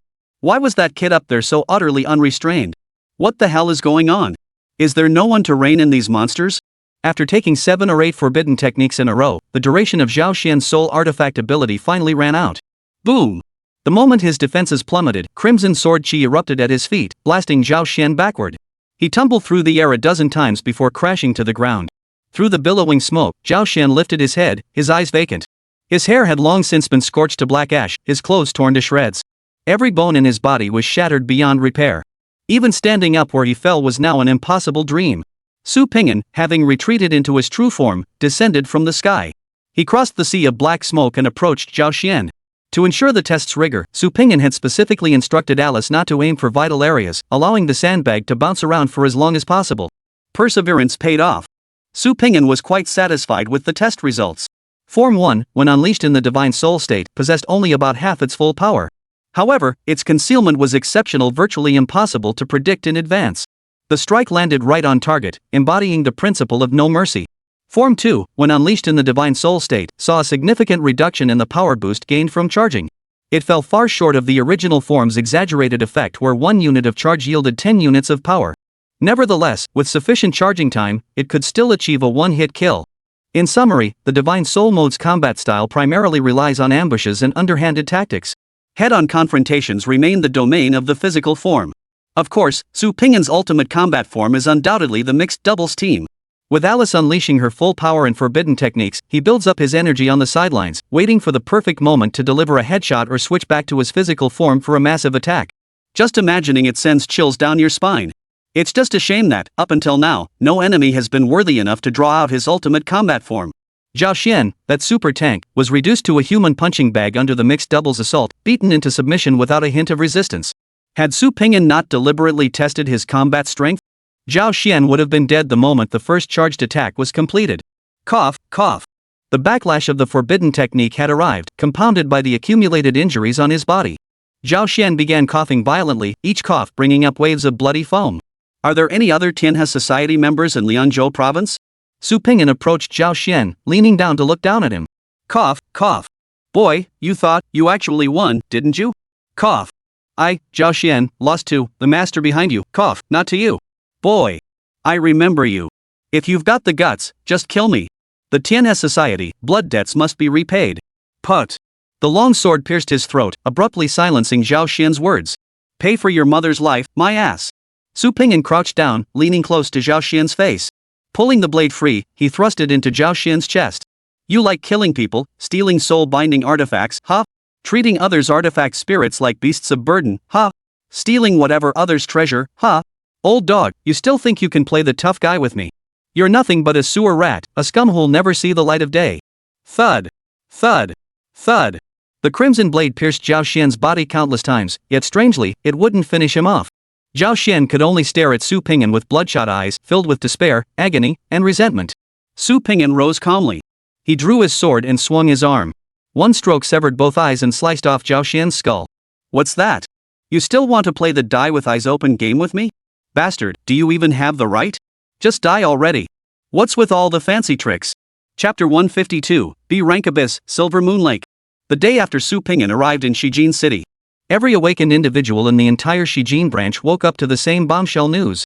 On his very first night reporting for duty, the newly appointed Special Operations Team Captain Su Ping'an had wiped out every single member of the Tianhe Society across the entire city of Shijin with lightning-fast precision. According to Public Security Bureau personnel who participated in the operation, the scene was utterly horrific. Those who could still be vaguely recognized as human were considered the lucky ones. Most Tianhe Society members were found in pieces when located. This new captain had swept from south to north, east to west overnight. At times, the commotion was so intense it felt like an earthquake, jolting sleeping citizens awake and sending them fleeing from their homes. After a day of inquiries, the awakened within the branch gradually learned of the Scarlet Tyrant's past exploits. Coupled with last night's events, all manner of speculation and rumors began spreading like a virus. Stories circulated, a Starlight Realm cultivator single-handedly facing 1,000 Moonlight Realm assassins, remaining unflappable in the face of danger, charging in and out 7 times. That a Moonlight Realm cultivator had single-handedly slaughtered 50,000 alien creatures in the abyss, leaving rivers of blood in his wake. Another claimed he single-handedly annihilated a special operations squad simply because their captain dared to look at him twice. The list went on and on. Whether it was the branch offices or civilian groups, it seemed like not discussing this Scarlet Tyrant when meeting up was now the height of being out of touch. And the man at the center of all this buzz? Was now climbing out of a bed large enough to sleep 10 people. Rich folks sure know how to live, beds this big, feel so empty sleeping in it. Su Ping'an stretched lazily as he climbed out of bed, sprawling his limbs like a useless lump to form a giant character while Alice dressed him. Last night had kept him busy all night long, leaving him utterly exhausted. Where's Kona? Ping'an, you slept in too late. Kungana couldn't wait any longer, so she went downstairs to play with the other sisters. Alice gently adjusted her master's collar and cuffs, nodding with satisfaction only after confirming his appearance was impeccable. Indeed, Little Sword Maiden was the best. Su Ping'an took Alice's hand and strolled downstairs. Living room. On the sofa, 2 figures sat side by side, their movements perfectly synchronized. One after another, the points cards fluttered through their hands, and Tong Wenjie couldn't help but let out an occasional exclamation. Ping'an, you're awake? Captain? Have you finished your business? Su Ping'an looked at Lu Yan, who had just pushed open the door, without a hint of surprise. Yesterday, when collecting the funds from the logistics department, he had already taken the captain's share as well. With the captain's dog-like nose for trouble, Su Ping'an didn't even need to notify him he'd sniff his way over on his own. What are you thinking about? We've only just arrived. There's plenty of to deal with. Lu Yan took the activity funds Su Ping'an handed him with perfect ease, tucking them into his chest. His practiced ease put the 2 inexperienced team members to shame. Tong Wenjie and Xuanningsuan both froze as they watched the captain slip activity funds to the commander right in front of them. Shouldn't such matters be handled discreetly? The captain truly didn't treat them as outsiders. I've drafted the wanted notice for the Tianhe Society. I'll get Counselor Feng to stamp it when I meet him later, and that'll wrap things up. But don't get your hopes up too high. Outside of Xiqing City and Hangsong City, our orders don't carry much weight in Liangzhou Province. Lu Yan shot the 2 newcomers an amused glance before settling back into his seat. No problem. Having this wanted notice is enough. It'll make my future actions smoother, no need to invent charges. Su Ping'an had already made up his mind to eliminate all Tianhe Society members across Liangzhou Province. All he needed was a legitimate reason to act. Alright, let's get down to business. Seeing the commander and captain getting down to business, Xuan tactfully rose to leave, not forgetting to pat Tong Wenjie on the head before departing. No problem. You're Shuping's people, so you're family. Stay and listen. Lu Yan waved at the two of them. Nina promptly brought over a tray with 4 cups of coffee and Alice's yogurt. Tong Wenjie shrugged, took the coffee without ceremony, and sat down. Xuan, however, seemed a bit nervous. She'd heard plenty of stories about the Black King of Hell, each one sounding almost too fantastical to be true. Now that she was finally meeting the real deal, she couldn't help but feel a little excited. What's your take on the situation in Liangzhou province? With only allies present, Lu Yan cut straight to the chase. Chaos. Everyone's looking out for themselves, trying to make a quick getaway. Morale is completely shattered. At this rate, it's only a matter of time before the government loses control entirely. Su Ping'an paused for a few seconds before sharing his assessment. Lu Yan nodded, set down his coffee, and unfolded a map before the group. It's not a matter of time, chaos will erupt very soon. Lu Yan pointed to the 3 cities at the southernmost tip of the map. The root of all chaos in Liangzhou province lies right here. Designation BC 271, Grade B Abyss, Silver Moon Lake. Lu Yan's finger shifted slightly northward. According to the world government's projections, Silver Moon Lake will expand again within 3 months at most. There's a high probability it will engulf Hengsong City. Then it will be Shiji City. His finger moved again, pausing at the center of Liangzhou province. I've discussed this with Representative Feng. The higher-ups have largely reached a consensus. Once Shiji City, the heart of Liangzhou province, falls, the province will be utterly finished. At that point, the world government will elevate the conflict to a global war. Under that level of warfare, the entire Blue Star will become one massive Liangzhou province, with everyone mobilized to serve the war effort.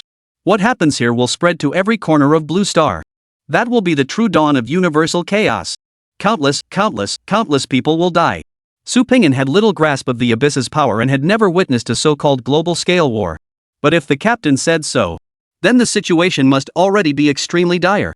Xuan raised her hand in the same pose as Ultraman firing his beam. Commander Lu, in terms of difficulty, AB rank Abyss isn't the strongest or most formidable type. The strength of the alien species within shouldn't exceed tier 6. While challenging for us, the Demon Suppression Army should possess extensive experience dealing with abysses of this caliber. In my recollection, abysses requiring global-scale forces for subjugation have only appeared 3 times in the history of the world government, and all 3 were S-rank abysses. Then why has this B-rank abyss held the Demon Suppression Army back for a full decade, even allowing it to grow larger? Lu Yan observed Xuan's eternally unchanging icy expression and nodded with satisfaction. Turning his gaze back to Su Ping'an, however, only made him more and more exasperated. Can't you learn from your teammates? Everyone else knows to address me as commander. What about you? Not a shred of decorum. I promise I will next time, Su Ping'an vowed earnestly. Captain, tell us what's really going on here. Is what Ningxuan said true? Lu Yan shot Su Ping'an a speechless sideways glance. Xuan is correct. The Silver Moon Lake Abyss, there's definitely something wrong with it. Chapter 153, Money's dirty, let's clean it up. Captain, what exactly's wrong with it? Su Ping'an took the breakfast Alice handed him and began wolfing it down. I don't know. I only arrived a few days before you guys, so my understanding of many things is still superficial. But I've already made contact with the Demon Suppressing Army. By the day after tomorrow at the latest, I'll be heading into the abyss with them. We should have more intel by then. Lu Yan finished his coffee and spoke calmly. His demeanor was so nonchalant, it seemed as though he wasn't heading into a terrifying abyss that devoured its victims whole, but rather some famous scenic spot in Liangzhou province. Commander Lu, based on our intelligence, the Silver Moon Lake Abyss is extremely treacherous. Not a single person has ever escaped from the cities it swallowed. Going in alone like this, isn't it too dangerous? Wouldn't it be better to send a team in first to scout the area? Though Xuan spoke with concern, her expression remained as cold as ice. No. Lu Yan shook his head calmly. I must go in personally to make the most accurate assessment. Reviewing reports in an office and assessing the situation on site are entirely different matters. The situation in Liangzhou province is now a race against time. I can't afford to waste any more time analyzing the authenticity of intelligence. I must see it with my own eyes to be certain. As the commander of Liangzhou province's Special Operations Unit, certain tasks fall to me, and certain risks must be borne by me. Compared to Xuan's concern, Su Ping'an remained remarkably composed. He placed complete trust in his captain, who operated with remarkably low moral boundaries. Once Lu Yan decided to act, he had undoubtedly made thorough preparations. Captain, should I go in with you? Xuan and Tong Wenjie froze simultaneously, turning to look at their captain. Wait. Did these two even realize what they were saying? The awakened individuals from Liangzhou province had turned pale at the mention of the abyss. Why were these two practically throwing themselves into it? For a moment, both were utterly baffled. Was it that the special operations team was just particularly reckless? Or is it just their squad leader who's particularly reckless? No need. More people just complicate things. Lu Yen waved off Su Ping'an's offer, then shifted gears. You know about the mole in the Shijin branch, right? They're already targeting me, how could I not know? Su Ping'an nodded. I'm handling this matter. If the mole doesn't make any further moves, just pretend you don't know anything. Keep doing what you're doing and don't tip them off. I suspect it's not that simple. It might involve some civilian factions. Su Ping'an had already planned to proceed this way, so he naturally didn't object. He saw no need to hide anything from Lu Yen. Speaking plainly was best. Captain, when you mention civilian forces, are you referring to the Wanqing Merchants Guild? Lu Yen didn't answer directly. Instead, he asked with interest, what's your take on this Wanqing Merchants Guild? The two exchanged glances, their expressions growing increasingly unrestrained as their lips curled into almost simultaneous smirks. Rich, X2. Corrupt, X2. Let's hit M, X2. You're shameless. You're shameless. They spat at each other, then both broke into wide grins. Tong Wenjie and Xuan blinked, exchanging a glance. They'd only just joined Su Ping'an and couldn't quite keep up with the captain and commander's thought processes yet. They only sensed that the villa was suddenly permeated with the scent of points. Alright, let's discuss this after I emerge from the abyss. That Wanqing Trading Guild isn't as straightforward as you imagine. To take them down without wasting points, we need a long-term strategy. Don't you dare screw things up while I'm gone and scare off the meat pigs. You'll take the full blame. Lu Yen gave a final, uneasy reminder before rising to leave. Wait, Captain. Before you go, bump up my permissions. I can't even see Coronal Realm content now, this is just holding me back. Su Ping'an swallowed the last piece of bread and hurriedly called out to the captain. You're already the Special Operations Team Captain. You have the authority to upgrade your own permissions. Once you advance to the Coronal Realm, just go to the branch office to update your registration information and the relevant permissions will be activated. That includes your team members, you can activate their access too. Lu Yen whipped his head around. Spiritual energy surged through his body. Between his narrowed eyes, faint ripples of energy flickered. Ping'an, you advanced to the Corona Realm? You activated the Destiny talent? Yes. Su Ping'an nodded calmly. Just a few days ago. Lu Yen. Tong Wenjie? Xuan? The air froze solid in an instant. After a long silence, 3 distinct gasps echoed through the villa's grand hall. Lu Yen, are you trying to get yourself killed, leveling up this fast? Plotting a coup, are you? Or how about I hand over my commander's position to you? Xuan, Captain, how did you do that? The Destiny talent, it can actually be activated? Tong Wenjie, let's spar, Captain. Shijin branch. Tong Wenjie dangled his left arm limply, his right hand pressed against his mouth as blood seeped through his fingers. His head was swollen like a pig's, yet his mismatched eyes still gleamed with excitement. Captain, once I'm healed up, let's keep going. Shut up, you brute. You've got teeth knocked out and your breath whistles through your mouth and you still want to fight again? Xuan propped Tong Wenjie up with one hand, her voice icy. Captain, I'll take the brute for treatment first. We'll meet up in the branch hall later.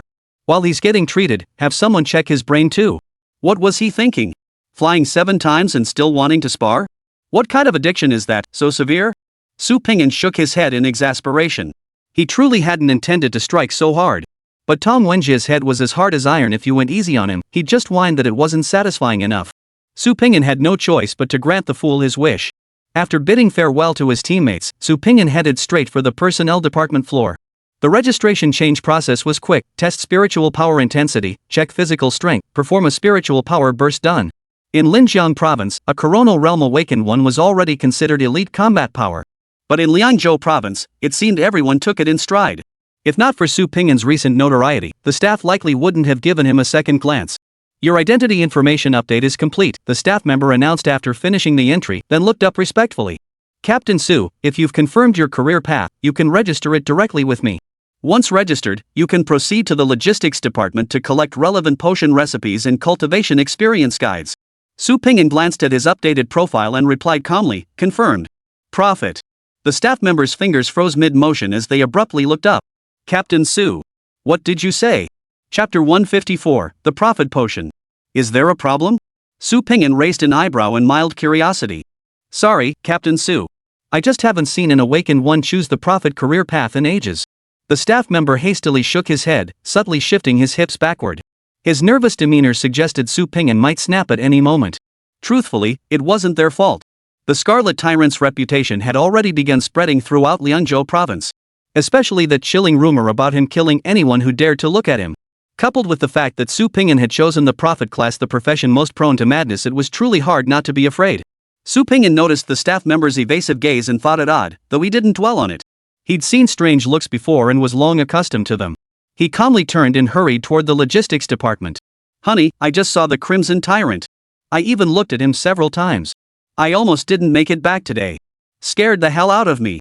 The staff member exhaled a long breath of relief before swiftly composing a text message to his wife. "Honey, maybe we should just quit.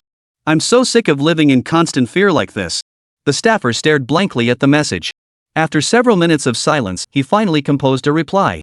"Let's see how things go. Without official jobs, how would we even make a living?" He didn't dare check his wife's reply.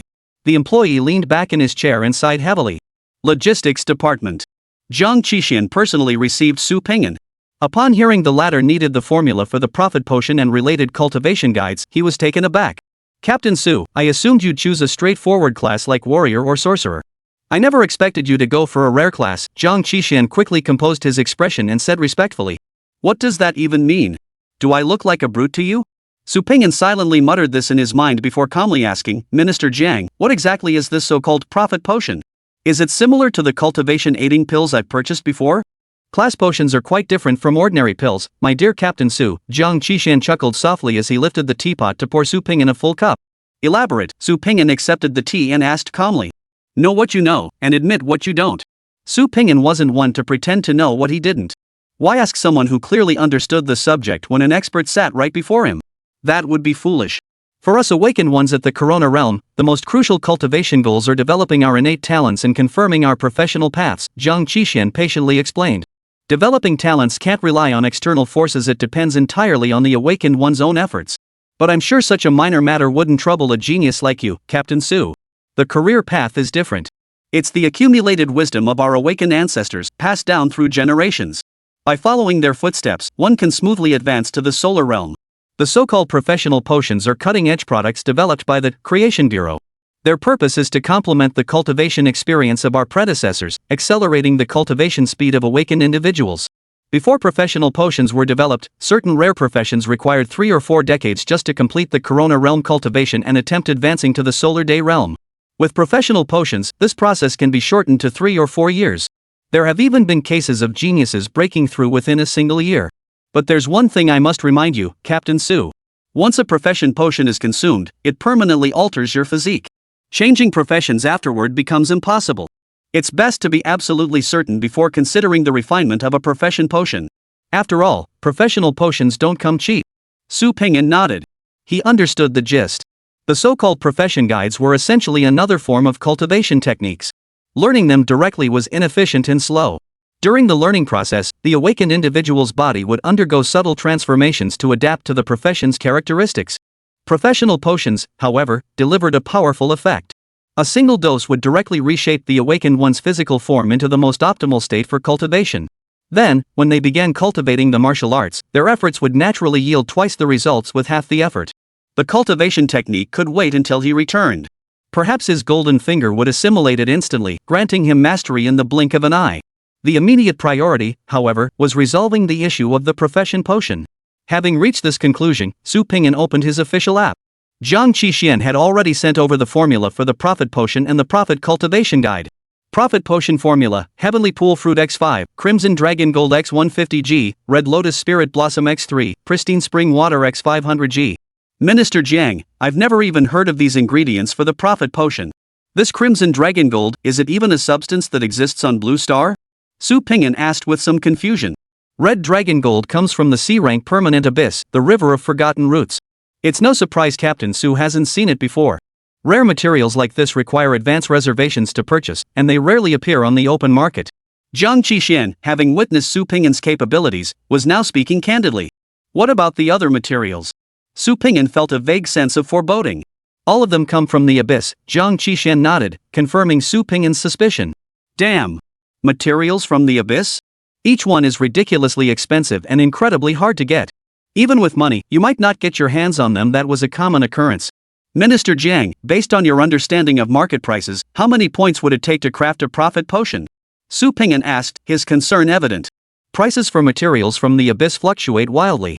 The real issue is that when certain materials go out of stock, market prices skyrocket. Let me think. Jiang Qixuan silently calculated in his mind for several minutes before speaking. Based on current market rates, it would cost roughly 60,000 to 150,000 points. If we hit a shortage, it's anyone's guess it could easily double. 120,000 to 300,000? Holy! My Yangshan life-saving box only sold for around 300k points. A single potion could cost me my entire A-grade spiritual equipment? Su Ping'an's eyes widened in shock. He was completely floored. Every penny he earned was hard-earned blood money. Scraping together points wasn't easy. Su, team leader? Seeing the waving hand before him, Su Ping'an snapped back to reality. What? I was saying, there happens to be a materials auction tonight hosted by the Abyss Affairs Department. They might have the materials you need, Captain Su. You could try your luck there, you might just snag a bargain. Jiang Qixuan repeated the words he'd already said 3 times. Auction? Su Ping'an muttered thoughtfully. That auction where whoever's got the strongest fists takes the treasure? That auction where if anyone dares to compete with me for an item, I'll beat them up? That auction where if someone buys something I want, I can just kill them and take it? Jiang Qixuan listened to Su Ping'an's mutterings, his scalp prickling with unease. He cautiously inquired. Captain Su, our auction is officially organized. Might be a bit different from what you're imagining. Su Ping'an was completely lost in his own world, oblivious to Jiang Qixuan's words. Auctions are great. Auctions are absolutely fantastic. Jiang Qixuan watched Su Ping'an, whose eyes were glowing with excitement, and felt a shiver run down his spine. He confirmed once more. Captain Su, our auction is completely legitimate. It's really not what you're thinking. Chapter 155, the auction begins. Lakefront Villa District. Su Ping'an, dressed in a crisp uniform, lay lazily on the sofa, eyes glued to his phone screen.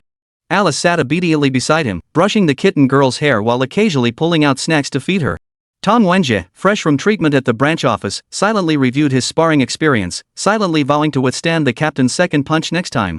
Xuan, however, wore a cold expression as she began discussing tonight's auction strategy with deliberate precision. Captain, are we really going to go all out tonight? I can go invisible and sneak into the auction hall first to take out the guards. The problem is we don't know the exact location of the auction items. Su Ping'an shut off his phone and rubbed his slightly sore eyes. I was just a bit carried away thinking about those points earlier. How could I actually go rob the auction house? That'd make me no better than bandits. If tonight's auction really has what I want, I'll just bid for it. Su Ping'an's words sounded unusually weak. After advancing to the coronal realm, his personal funds had dwindled significantly. Even counting the 5,000 points he'd snatched from Lu Ye's house, he only had 18,600 points left, not even 20,000. According to Jiang Qixuan, the cheapest raw materials for the profit potion would cost at least 60,000 points. Splitting that evenly, the minimum cost for all 4 ingredients would be 15,000 points. If no one competed with him, it would be manageable. But if others bid up the price even slightly, Su Ping'an would be powerless to do anything. He sighed helplessly. Never mind. He'd go take a look around first. Maybe he'd stumble upon a bargain? Night fell. Su Ping'an's team entered the Shijin branch one after another. The official auction was held on the 7th floor of the branch, accessible only to awakened individuals with invitation cards. Of course, Su Ping'an and his group's credentials proved far more useful than any invitation. Inside the venue, Su Ping'an encountered several familiar faces. Zhou Ruiting was the first to greet Su Ping'an, followed closely by Jiang Qixuan and Meng Haonan.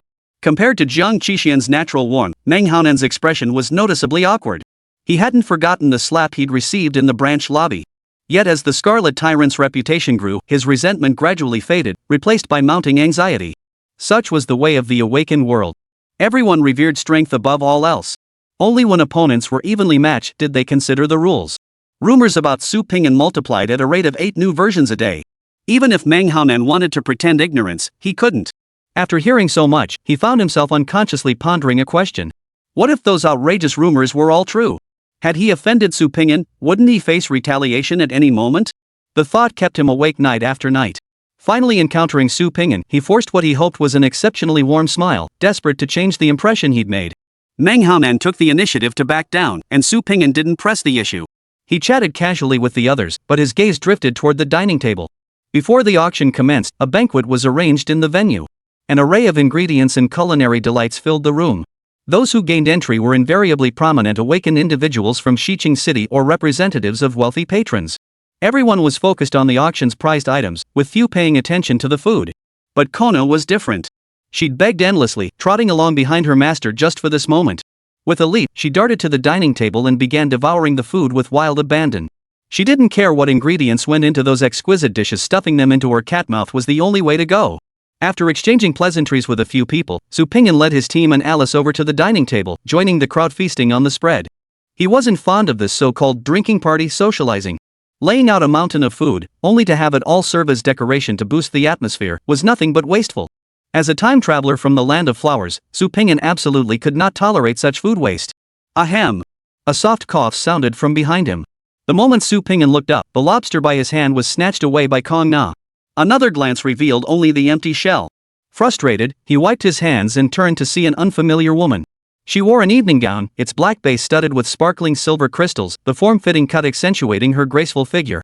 A deep V neckline revealed her alluring collarbone, while the high slit in the skirt hinted at her long, elegant legs, both seductive and refined. A tailored blazer covered her most alluring asset, yet the glimpse of snow-white skin peeking through the seam only fueled the imagination. After staring at that snowy expanse for a full 30 seconds, Su Pingyan was certain he didn't know the woman before him. Assuming she had mistaken him for someone else, he turned away and rejoined the crowd devouring their meals. The woman ignored by Su Pingyan was Bai Wei, dispatched by the Wanqing Merchants Guild to Xiqing City to replace Lu Yi. She had specifically come over to greet Su Pingyan, eager to see what kind of formidable figure had taken down her predecessor. Yet despite spending hours meticulously dressing to maximize her appearance's appeal, she was undoubtedly the most dazzling gem in the entire room, yet this Su Pingyan didn't even glance her way before heading straight for the dining table. Even when she approached him, he remained indifferent. How could Bai Wei possibly tolerate this? Was she less than a lobster? Ahem! The cough grew louder. If it's phlegm in your throat, swallow it. If it's a motorcycle, start it up. Can't you stop whining already? Su Pingyan turned his head in annoyance and glared at Bai Wei. Go on, go on. Don't bother me while I'm eating. If you've got to cough, do it somewhere else. What's your problem? Bai Wei froze at the retort, her fists clenching tightly. It took her a full 5 minutes to quell the rage boiling within her. I'm a representative of the Wanqing Merchants Guild. I must be elegant, generous, and well-mannered. Before Bai Wei could finish her self-talk, Su Pingyan's team had already devoured the entire table of food like a whirlwind and charged off to their next battle. Bai Wei was left standing there alone, looking like a complete fool. Su Pingyan. Fine. I gave you face, but you refused it, huh? At tonight's auction, I guarantee you won't get a single hair. I'll make you pay dearly for ignoring me. Kong Na polished off 3 entire tables of food before reluctantly calling it quits. It wasn't that the cat girl couldn't eat anymore. It was simply because the branch never imagined anyone would go all out and show off at a formal dinner like this. Just as Su Pingyan approached a server with Kong Na to ask for more food, the lights throughout the venue dimmed simultaneously. Spotlights focused on the central stage, where a woman in a tailored skirt stood poised. Her figure was curvaceous, her expression aloof. Good evening, everyone. I'm Wan Qi, your host for tonight. On behalf of the Xiqing City Abyss Affairs Department, I welcome you all and hope you find the items you desire tonight. And now, I hereby declare, the Shijin Branch Quarterly Auction is officially open. Chapter 156, this isn't just a spiritual item, it's a lifesaver. Wan Qi bowed gracefully, her ample bosom tracing an alluring curve that left many men in the audience staring wide-eyed.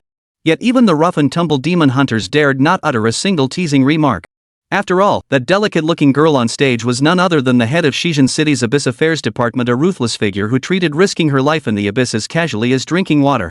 Anyone daring to make a pass at Wan Qi even just verbally would have to seriously consider whether her pack of gambling dogs would storm their home overnight, drag them off, and feed them to the abyssal beasts. After the opening ceremony concluded, Wan Qi gracefully exited the stage, leaving the proceedings to the professional auctioneer. Cutting straight through the crowd, Wan Qi approached Su Pingyan. If I were to call up that roughneck from the demon hunting squad, then the 3 major families of Shiji City would be all gathered here, Wan Qi said with a light chuckle, delivering her opening line. Extending her slender right hand, Wan Qi smiled lightly. Hello, Captain Su. Abyss Affairs Department, Wan Qi. Special Operations Team, Su Pingyan. This wasn't a hand for playing the cheen. This was a hand for gripping blades. Captain Su, have you found anything to your liking at this auction? Wan Qi stood beside Su Pingyan, her posture straight and upright, striking up a casual conversation. I haven't even seen the auction catalog. Just here to see what luck brings. Compared to other departments stuck in offices, Su Pingyan held the Abyss Affairs Division and the Demon Hunters in considerably higher regard. These were the ones who gambled their lives for tomorrow, carving paths through mountains of corpses and seas of blood. That very spirit, unafraid of formidable foes, unafraid of bloody battles, was enough to earn their respect. Didn't you get the auction catalog, Captain Su? Just a moment. Wan Qi beckoned with a flick of her hand toward the shadows beside her. Moments later, an auction list was retrieved and handed to Su Pingyan. After a quick scan, Su Pingyan frowned in disappointment. Tonight's auction held none of the materials he sought. Captain Su, is there nothing that catches your eye? Wan Qi, bold yet observant, immediately noticed the disappointment in Su Ping'an's expression. She also had an interest in befriending this newly appointed Special Operations Team captain, so she offered, if there's any material you need, Captain Su, just let me know. The Abyss Affairs Department might not be great at capturing people, but we're pretty good at procuring materials. Since she had extended goodwill, Su Ping'an saw no need for pretense and stated his requirements directly. Heavenly Pool Fruit. Crimson Dragon Gold. Red Lotus Spirit Essence. Pristine Spring Water. Wan Qi murmured the list to herself, then nodded solemnly. Captain Su, I'll remember. Should I come across any related materials in the future, I'll find a way to secure them for you. My sincere thanks, Director Wan. Su Ping'an returned the nod. That was Su Ping'an's nature, treat him with courtesy and respect, and he wouldn't play dirty tricks.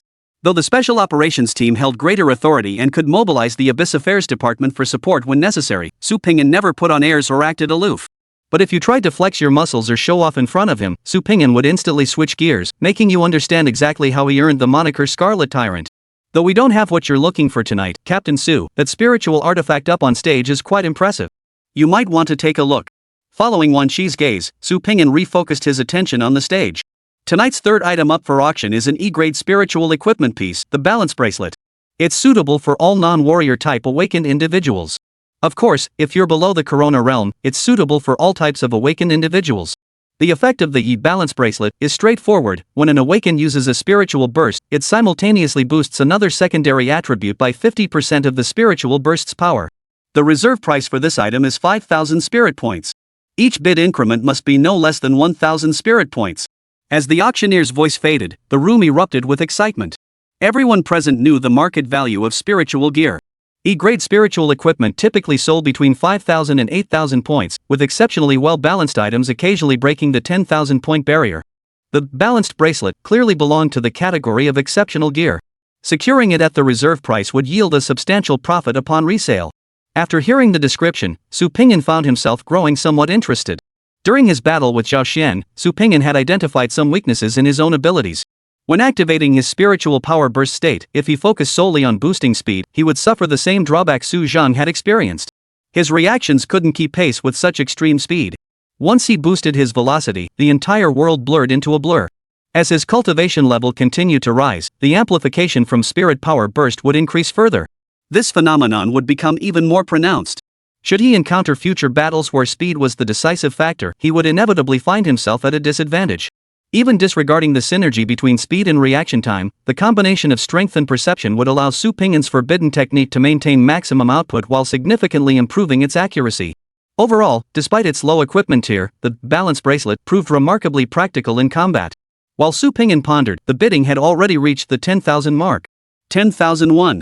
Su Ping'an wasn't one to hesitate. If he liked it, he'd bid. 12,000. Before Su Ping'an could even lower his hand, Bai Wei raised the bid again. 13,000. 14,000. 18,000. After Su Ping'an called out his reserve price, the entire crowd erupted in murmurs. Is it really worth spending that much on an E-grade spiritual item? With that budget, you could even consider upgrading to a D-grade item. Wasn't this just pure waste of points? 19,000. Bai Wei raised the bid without batting an eye. Facing Bai Wei's competition, Su Ping'an didn't get angry. Auctions are all about the highest bidder. If someone else likes it and can afford it, why not let them have it? The Equilibrium Bracelet was nice, but it wasn't something he absolutely had to have. Seeing Su Ping'an stop bidding, Bai Wei felt a surge of secret satisfaction. But her joy was short-lived as the pain of parting with the money began to set in. 19,000 points. That amount could buy 2 E-grade spiritual equipment pieces. To vent her frustration, Bai Wei had practically thrown away 10,000 points for nothing. That was 10,000 points, not 10,000 blue star coins. Just then, another bid rang out. 20,000. A collective gasp rippled through the crowd. Who on earth was this sucker? Bai Wei instinctively glanced at Su Ping'an. Seeing it wasn't him bidding, she instantly relaxed. As long as the item didn't end up in Su Ping'an's hands, she couldn't have been happier to see another sucker take the bait. Chen Wen, caught in the crowd, grabbed her brother's arm urgently. Brother! Are you out of your mind? Spending 20,000 on an E-grade spiritual equipment? Are you just burning through your money? You know nothing. Chen Fei glared at his younger brother, finally letting out a heavy sigh of relief only after the auctioneer's hammer fell on stage. Didn't you see Bai Wei? What do you think the Wanqing Merchants Guild sent her to Shijin for? Can't you figure it out? That's exactly why we shouldn't be throwing money around, bro.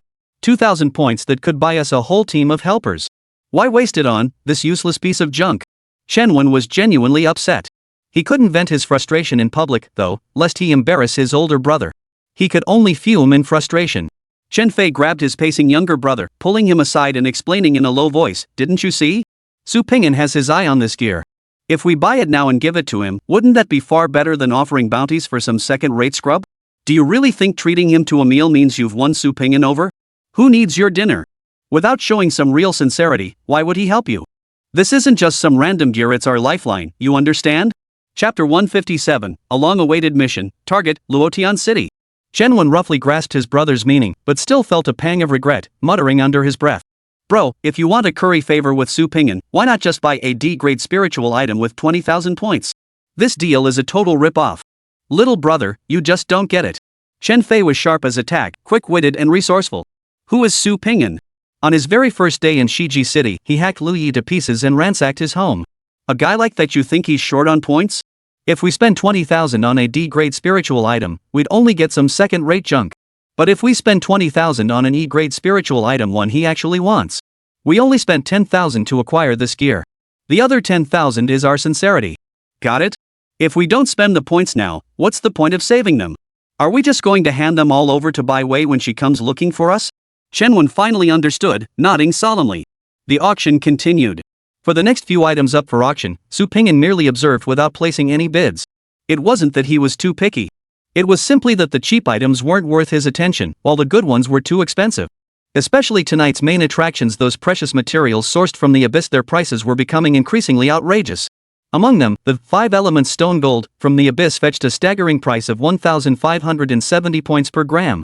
A mere 100 grams of 5-element stone gold fetched a staggering 157,000 points. It became tonight's undisputed top-selling item. It was Su Ping'an's first time attending an auction, and he spent nearly the entire event muttering in astonishment. Whenever he witnessed bidders fiercely outbidding each other, he couldn't help but mutter under his breath. Spirit equipment capable of creating a 1:1 puppet with a spirit essence. Alice has twins now? Once I've copied everything from the 10,000 Lines Guild, I'll get one too, just to see how it works. This sacred soul component is great, it enhances the spirit core's sensitivity.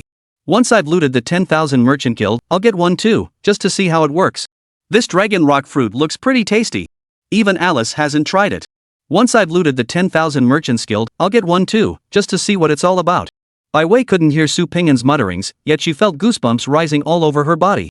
The icy glint on her back made her feel like she was sitting on pins and needles. With her head full of question marks, Bai Wei instinctively glanced up at the overhead air vent. Was the air conditioning in the venue set too cold? Su Ping'an's two teammates also secured their desired gear at this auction. Tong Wenjie acquired a sacred soul component that boosted amplification speed. His brute force playstyle relied heavily on those first 3 strikes. The faster his spiritual energy surged and skills amplified, the more devastating his initial assault became. Xuanningsuan, meanwhile, secured a D-grade spiritual gear piece, further amplifying her damage output. After the auction, both teammates saw significant increases in their combat effectiveness. Back at the lakeside villa, Su Ping'an casually scolded the overconfident Tong Wenjie before lazily flopping onto the sofa to continue studying the Prophet's cultivation guide. Following the senior practitioner's advice, he tried numerous times, yet the interface showed no reaction whatsoever. His experience points remained frozen at 0%, not budging an inch. As for skills, he hadn't even caught a glimpse of them. It seemed the path of self-cultivation was just too slow. He had to resort to potions. Captain, tonight's auction drained my entire stash. When are we going to raid another house? Tong Wenjie pressed his swollen cheek, leaning excitedly toward the captain. Having tasted the thrill of looting, he was hooked, his mind and eyes fixated on the next operation. Raiding is merely a means, not the end goal. Don't confuse the means with the end. Su Ping'an sternly reprimanded his teammate. Then what's the point? Without any coins in my pocket, I feel restless. I can't even focus on my training. Taking the ice cube Xuanningsuan handed him, Tong Wenjie pressed it skillfully against his cheek. This time, the captain's hand was much lighter, not even a tooth was knocked out. That meant he wouldn't need to go to the branch office for treatment. Tong Wenjie hadn't started his reimbursement lessons yet. In his mind, getting treated at the branch office cost money too. If you're out of credits, just take on bounties. A living person can't be killed by holding their pee, right? So how did you guys make money before me? Su Ping'an said, seamlessly switching to the bounty interface on the official app. He hadn't taken on any tasks in ages. Figuring it was about time to meet his KPIs. He was a rule-abiding person. He had to handle his responsibilities. The bounty missions available in Liangzhou province were far fewer than Su Pingyan had anticipated. After 3 heads pored over the options for a while, they finally settled on one. Luotian City Alien Race Investigation Mission. August 7, Lianji Village, Luotian City, a family of 5 was attacked by alien creatures, leaving only 1 woman alive. Preliminary investigation reports from the Public Security Bureau indicate the victims were ambushed without warning. Severe bite marks were found on the victims' heads, leading to a preliminary determination that the attack was carried out by alien creatures. Following a request for assistance from the Public Security Bureau, the Investigation Bureau dispatched personnel to the scene for forensic examination and established a cordoned-off area. After half a month, no traces of the alien race have been found. Mission objective: locate and eliminate the alien species responsible for the Lianji village attack. Mission reward: 1500 points. Note, this mission may be accepted by multiple participants. Rewards will be divided equally among all awakened individuals involved. Hunting alien races is right up my alley. Let's see what you've got. Su Pingyan accepted the mission and gave his 2 teammates a nod. Leave it to me, Captain. With this nose of mine, I can smell aliens from blocks away. Tong Wenjie patted his chest confidently. Xuanningshuan remained silent, merely turning her head mechanically toward Su Pingyan. Captain, if we split this mission reward evenly, each of us would only get 500 points. I thought. You thought I was here just for the money? That I wouldn't bother with such peanuts? Su Pingyan chuckled softly, finishing Xuanningshuan's unspoken words. MHM. Xuanningshuan nodded honestly. This mission's been posted for days with no takers, Su Pingyan patiently explained.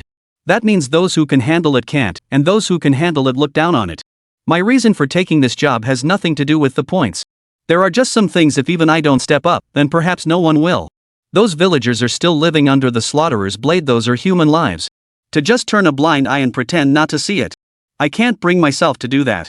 And I can't stand to see it happen either. Xuanningshuan stared expressionlessly at Su Pingyan.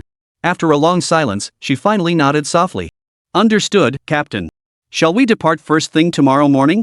Su Pingyan shook his head and stood up. Why wait until tomorrow? Since I received the assignment today, we'll get it done today.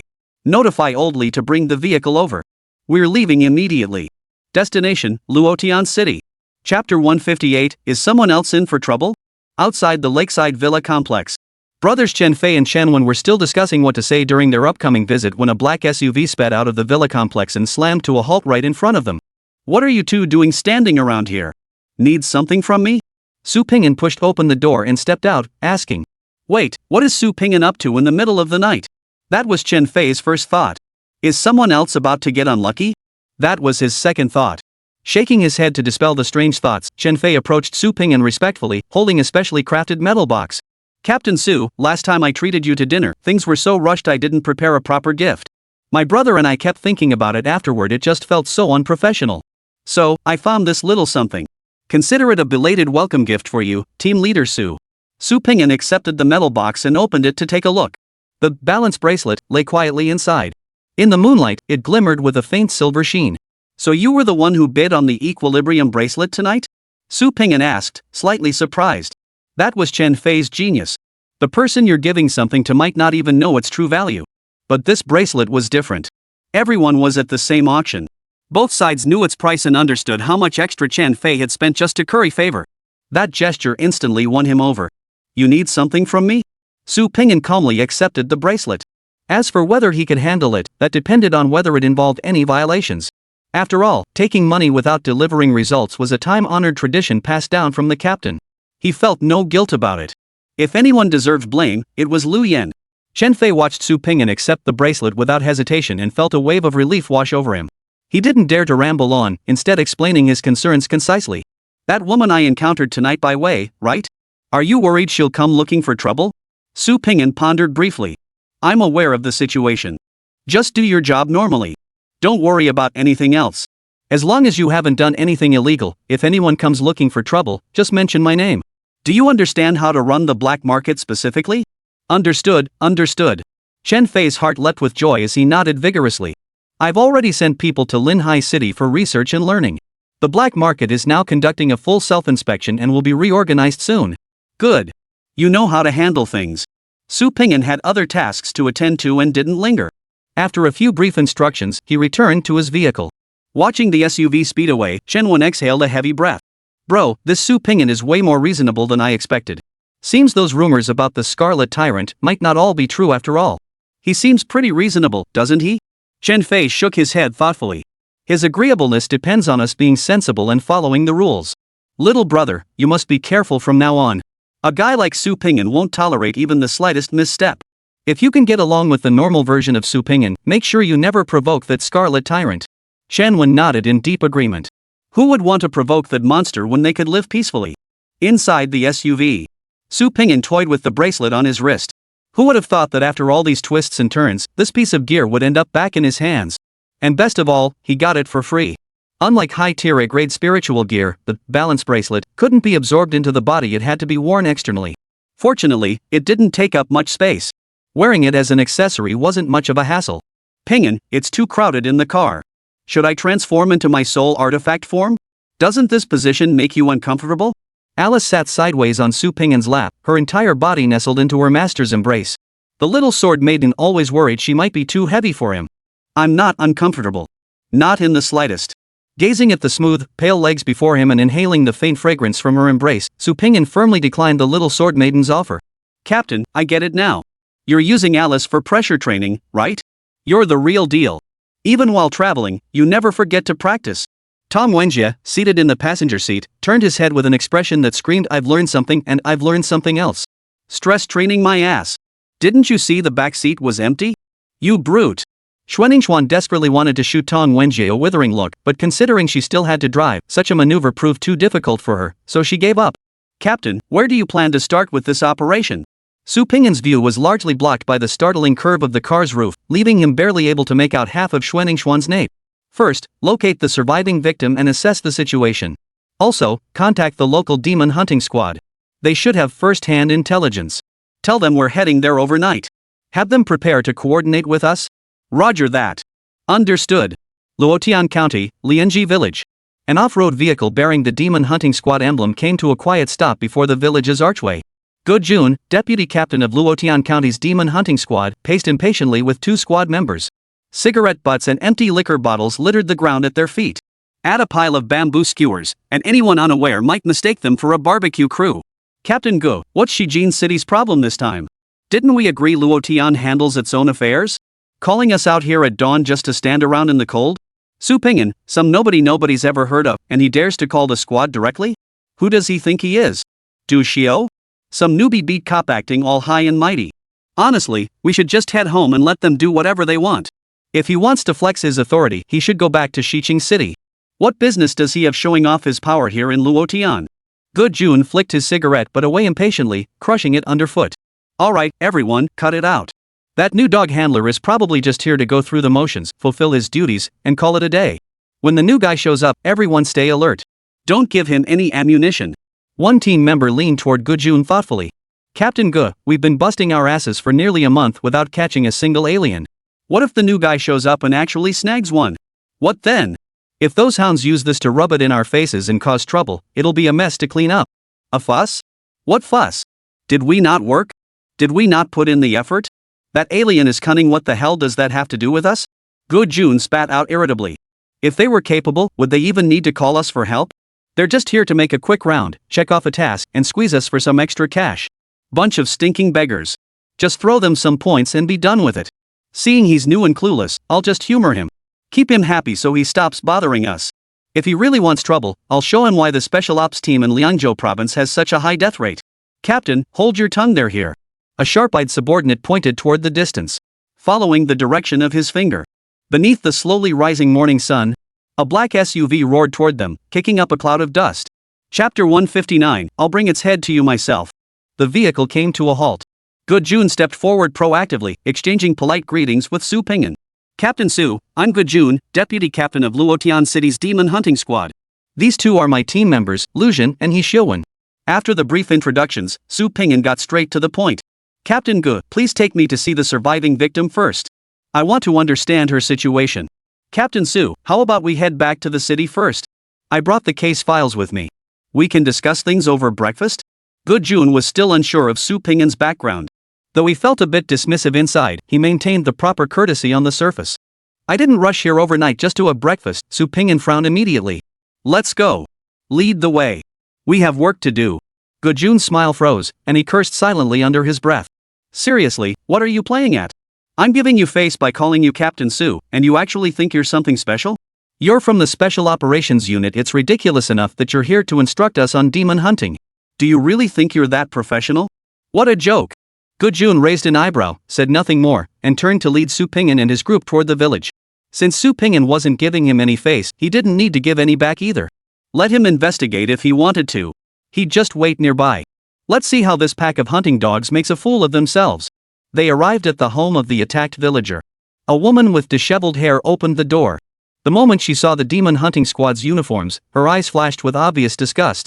Her entire family had been slaughtered by the alien race, yet these demon hunters merely strolled around the village twice before telling her they couldn't find any trace of the aliens. They hadn't even left the village entrance. The woman instinctively reached to close the door, but Su Ping'an's words stopped her in her tracks. Don't be afraid. We're here to kill the alien race. She was just an ordinary person, incapable of discerning the strength of awakened individuals. But she had eyes. She recognized the look in Su Ping'an's eyes. Old Zhang, the butcher at the village entrance, always lit a cigarette before slaughtering pigs. His eyes held the same expression. Could it be that in this officer's eyes, killing the alien race was no different from slaughtering pigs? She had lived an honest, dutiful life her entire existence. In the past, even slaughtering a chicken required her husband's help. But after losing every loved one overnight, she changed completely. What she needed wasn't soft words of comfort, nor empty sympathy. She wanted only 2 words. Revenge. She hadn't lost her mind. She hadn't followed her husband and children into the afterlife. She endured this world's suffering, waiting for the day when blood would be repaid with blood. Sir, please come in. Gojun frowned in surprise. This wasn't his first visit to Luo Yunfang. At first, she had been somewhat cooperative. But after a dozen or so visits, the woman now turned them away the moment she saw their demon hunting squad uniforms.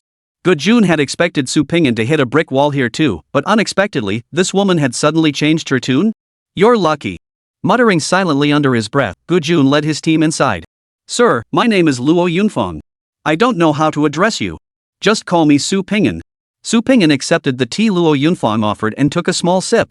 The tea had already turned slightly sour. Understood, Lord Su. Luo Yunfang downed the tea in one gulp. Her tongue had long since lost all sensation. Eating and drinking were now mere necessities for survival. Su Ping'an lifted his cup and drank it in one go, his tone gentle. Rest assured, since I've come, I won't leave until the foreign tribe is dealt with. Could you tell me what happened back then? Luo Yunfang nodded slowly, her response somewhat sluggish. I've been married into Lianji village for nearly 20 years. My husband runs a repair shop in the village, and I do odd jobs at a factory in the nearby town. Life isn't wealthy, but we've enough to eat and keep warm. On the 7th of last month, the factory had an urgent shipment. The boss offered double pay, so I thought I could earn a bit extra and stayed for overtime. Around 8 p.m., my husband suddenly called, telling me to leave early if I could. He asked me to pick up some snacks on my way home since we had guests over. I was busy working and ended up snapping at him. But when I got home, my husband, my in-laws, and my child, they were all gone. Luo Yunfang's tone was numb, her words flat and matter-of-fact. She couldn't recall how many times she'd repeated these words. Yet, as she spoke again, the hatred in her heart remained undeniable. She hated the foreign tribe that had slaughtered her family, and she hated herself for chasing that extra bit of money, for missing her last moments with them. Su Ping'an waited over 10 minutes until Luo Yunfang's breathing gradually steadied before continuing his questioning. What time did you return that night? Did your husband mention who the guest was? No. My husband only mentioned a guest had come. From his tone, it sounded like someone quite close. I returned at 9:17 p.m. I'll never forget that time, not until the day I die. Could it be an alien race capable of altering appearances or influencing mental states? Su Ping'an silently noted this in his mind. He stood up. Before leaving, Su Ping'an addressed Luo Yunfang solemnly. I understand the situation now. Stay home and wait. I will personally bring the head of that beast to pay respects to your family. Until then, please take care of yourself and live well. Watching the figure in the red and black uniform gradually recede into the distance, Luo Yunfang's legs gave way, and she collapsed to her knees. Her hands clamped tightly over her bowed face as tears instantly streamed down. Sobs echoed through the small room. They lingered long, walking along the village path. The atmosphere was somewhat somber. Su Ping'an's expression was as calm as a lake, as if none of what had just happened had affected his emotions. Only Alice knew that the pressure of his hand on hers was much, much heavier than usual. Captain, there's something off about these outsiders. Xuanningshuan silently slipped beside Su Ping'an, deliberately slowing her pace to create distance from Gojun and the others leading the way ahead. Tell me about it. When it came to understanding the alien race, Su Pingyan knew he couldn't match Xuanixuan's expertise. According to the victims, these aliens knocked on doors in human form and even disguised themselves as mature adults. This doesn't align with the typical behavior of low-tier aliens. Those low-tier beasts may retain some human features, but fundamentally, they're no different from wild animals. They struggle to suppress their bloodthirsty nature. If a low-tier alien had committed this crime, they wouldn't have gone to such lengths. They'd have simply broken down the door with brute force, slaughtered everyone, and left. To disguise their identity and avoid drawing attention, these aliens must be at least 4th tier or higher. 4th tier, equivalent to an awakened one at the Corona realm? Su Pingyan murmured softly. In terms of raw combat power, 4th tier alien beings might even surpass awakened ones at the Corona realm. They can alter their physical forms and possess far greater tolerance for forbidden techniques. Only martial artists can truly match them in this regard. Awakened ones of other professions would suffer from forbidden techniques when facing these aliens. If we really have to fight, we should proceed with caution. Su Pingyan shook his head calmly. You needn't concern yourself with that aspect. We have only one mission. Find that beast. Cut off its head. Chapter 160, If I ever catch you, you'll be in for a world of hurt. Lianji village wasn't large. At Su Pingyan and the others' pace, they searched the entire place in less than a morning. That outsider isn't in the village. Su Pingyan checked each villager one by one but saw no panel information above their heads. This search method had Gujun thoroughly amused. Seriously, what are you even pretending for? Who are you putting on a show for? Just come around for a token inspection and say so. Why put on this fierce, accusatory act? You're just doing the same thing we do, going through the motions to get it over with. Though Gujun didn't say it aloud, he had already begun to look down on Su Pingyan a little more. Captain Su, should we take another look? Maybe we'll find some new clues? Gujun chimed in, clearly relishing the drama. What do you all think? Ignoring Gujun, Su Pingyan turned to his own team members. No trace of alien species scent. It's been ages since any appeared in the village, Tong Wenjie confirmed, rubbing his nose. If we want to investigate the creature's whereabouts, we'll need to return to the demon hunting squad to check some records, Xuanixuan added. Still pretending? You're the special operations team's hunting dogs, what do you know about demon hunting? You never stop putting on airs. I could open the demon hunting squad's gates for you, and you still wouldn't know where to find the intel. A bunch of country bumpkins. Gujun said smugly, Captain Su, if we're not getting anywhere today, why not take a break? You've been traveling non-stop, rest up before tackling this again. Xuanixuan stepped forward, glancing questioningly at the captain before speaking. Compared to Tong Wenjie, she understood social etiquette better. If she pushed too hard before the captain spoke, she might put him in an awkward position. Su Pingyan didn't dwell on such nuances. He firmly adhered to the principle, professionals handle professional matters, outsiders shouldn't meddle in experts' work. Seeing Xuanixuan about to speak, he calmly nodded. We need to review the historical records of the demon capturing devices from the day of the incident. We also need to access the abnormal energy detection data from intersections near Lianji village. Finally, I need to confirm whether the Luotian City demon capturing team deployed any information detectors in the uninhabited area near Lianji village. If so, I also need to review the relevant data. Gujun's eyes widened. Demon traps, information detectors, anomaly energy collectors, all creations of the Bureau of Artifacts. Ordinary people wouldn't even have the chance to hear about them, let alone see them. Among them, the demon-catching device could trace the escape routes of alien races after an incident, with effectiveness increasing the sooner it was deployed. Information detectors could pinpoint specific areas to identify alien energy fluctuations. Abnormal energy collectors, installed at key urban intersections and concealed within surveillance cameras and traffic lights, continuously captured alien energy fluctuations, enabling demon hunting teams to detect and apprehend threats promptly. Gujun was well aware of these devices, and he understood perfectly that Xuanixuan was describing the standard investigative procedures of the demon hunting squad. Professional to a fault. Gujun was completely dumbfounded. He had assumed from the very beginning that Su Pingyan and his group were complete amateurs who knew nothing. Surely they'd be easy to manipulate? How could he have imagined they were so well versed in the demon hunting squad's affairs? How to describe that feeling? It felt like they could shed those red and black uniforms at any moment and slip straight into demon hunting squad gear. Gujun's smug superiority evaporated instantly. Staring at Xuanixuan in disbelief, he stammered, You're a colleague from which team? Is there something wrong with your eyesight? Xuanixuan glanced down at her uniform, confirming she hadn't put on the wrong outfit. Only then did she lift her head and say coldly, Special Operations Unit. But, if you have nothing to say, don't bother. Lead the way and bring out all the materials Ningxuan requested. Su Pingyan had no time to wait for Gujun to process his shock, giving the order decisively. Gujun froze at Su Pingyan's sharp rebuke, unable to find any reason to refuse. He slunk back into his car and drove toward headquarters. Captain Gu, what should we do? That Su Ping'an has someone knowledgeable by his side. If he really returns to headquarters and investigates, won't our cover be blown? And if Su Ping'an discovers we know the alien race's whereabouts but dared not pursue them, might he? Bull. What do you mean dare? Gu Jun roared, cutting Lu Jin off. That beast's escape route overlaps with Silver Moon Lake. We're not the demon suppression army. What authority do we have to enter a place like that?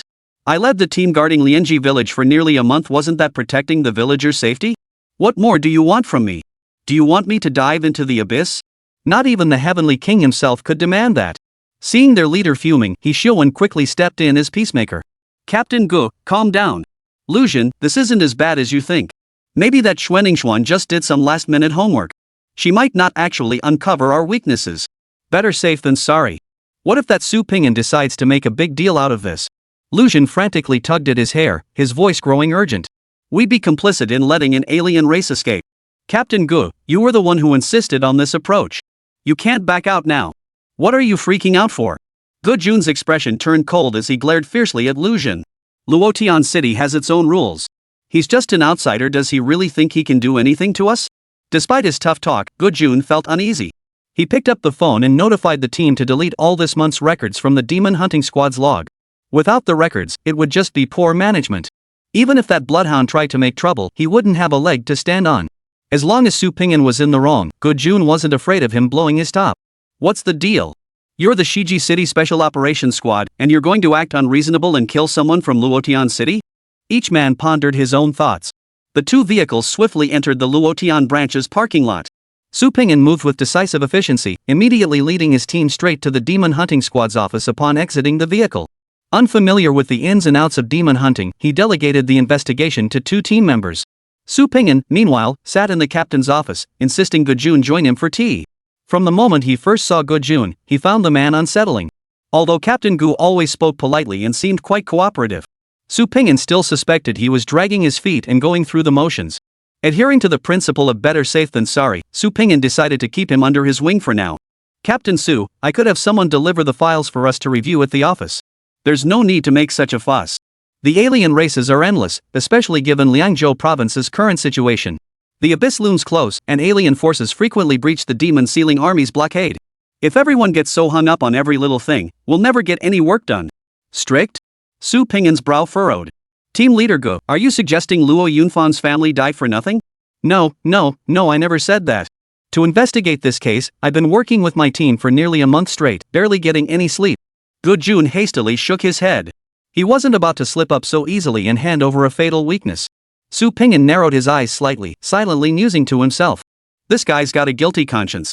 Kid, you'd better start praying right now that you haven't done anything wrong. If I catch you red-handed, you're in for a world of pain. Chapter 161, You talk your talk, I do my thing. After chatting idly with Gu Jun for a while longer, Xuan and Tong Wenjie pushed open the office door, carrying a tablet-like device.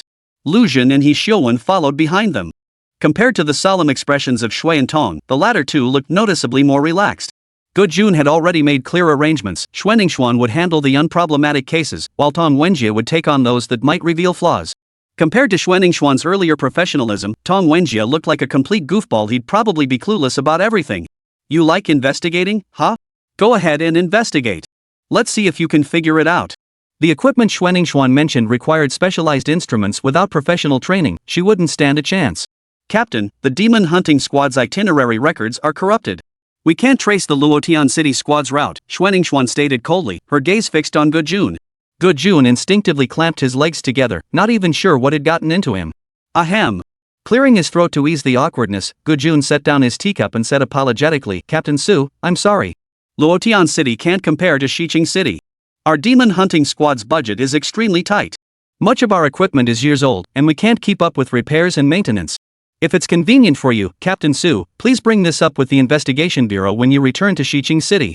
Request more funding from higher-ups. We guarantee we'll repair the equipment immediately and ensure this never happens again. After speaking, Gu Jun deliberately glanced at Tong Wenjie, his gaze conveying a very clear message.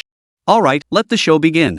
Tong Wenjie plopped down beside the captain, grabbed the teapot, and took a big gulp before opening his tablet. Captain, I've checked. According to the data from the demon catching device, that beast's movement trajectory connects to the abyss. It's possible it's already retreated back there. Tong Wenjie's opening statement left Gujun speechless. Wait, you actually know how to use this thing? The demon-catching device was highly specialized equipment. Most people would stare blankly at the crisscrossing energy lines on the screen and struggle to even match them to a map location. And this seemingly dim-witted guy actually knows how to use it?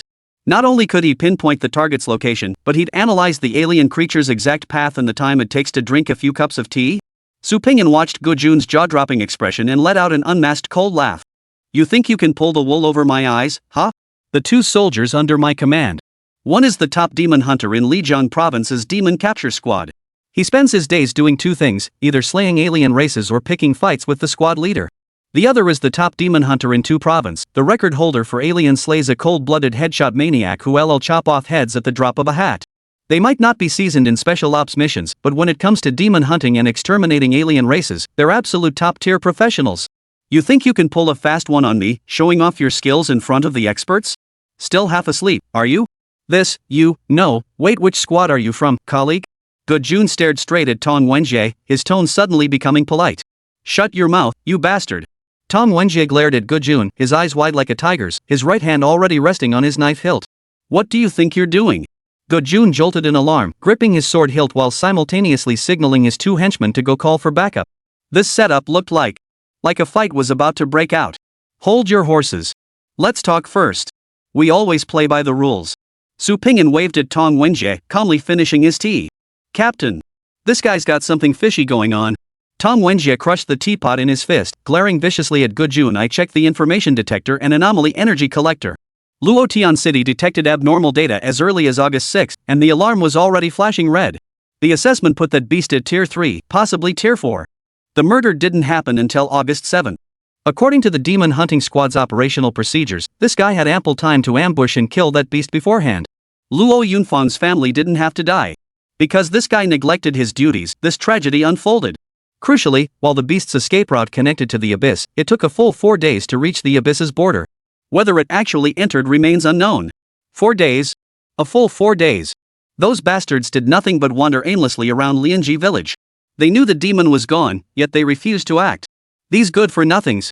As members of the Demon Hunting Squad, they stood by while people died, refused to kill demons when confronted, and were cowardly in battle. They don't deserve to wear that uniform. Ever since becoming an Awakened One, Tong Wenjie had been a member of the Demon Hunting Squad. He held a strong sense of collective pride for the demon hunters. Seeing someone wearing the demon hunter's uniform yet tarnishing its reputation, one bad apple spoiling the whole bunch, made his blood boil. If the captain hadn't held him back, Tong Wenjie would have charged straight at Gujun, that scum, beaten him senseless, stripped him of his uniform, and kicked him out of the demon hunters. Su Pingyan's eyes instantly turned cold upon hearing this. How do you explain this? Explain? Explain what? Do you even know how to read a demon-catching device? You're just spouting nonsense. Gujun was completely panicked. With his true colors exposed, what explanation could he possibly offer?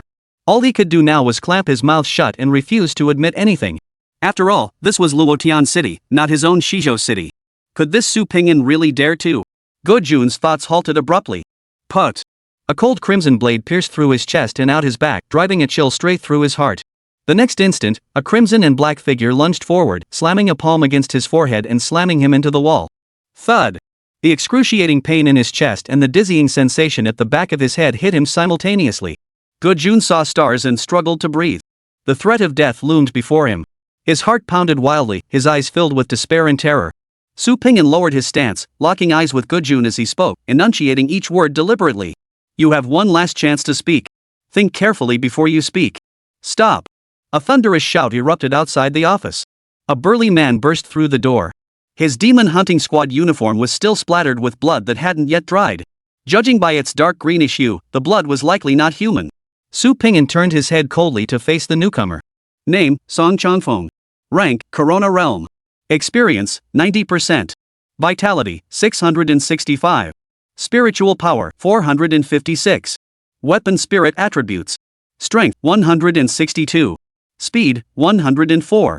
Defense, 68. Perception, 130. Reaction, 112.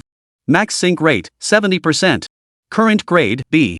Weapon Spirit Ability 1, Serpent Bind Strike, transforms the longsword into serpentine form, altering its attack pattern while enhancing the wielder's speed, reaction, and perception by up to 100%. Late Corona Realm, ha? Su Ping'an took only a glance to gauge the newcomer's strength.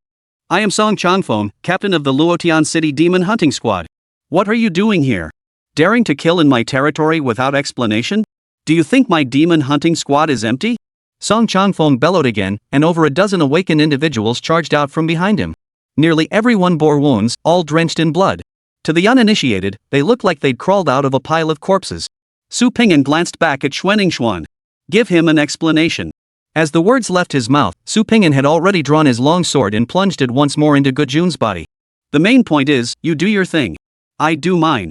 Chapter 162, regretting it now? Too late. Arrogant. Song Changfeng drew the long sword from his waist in one swift motion.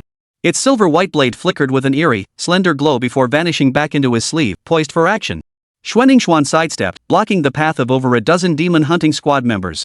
Her expression was icy, her gaze detached. Captain Song, Gujun allowed the alien race to escape. He discovered their trail yet turned a blind eye, letting them enter Lianji village to slaughter its people.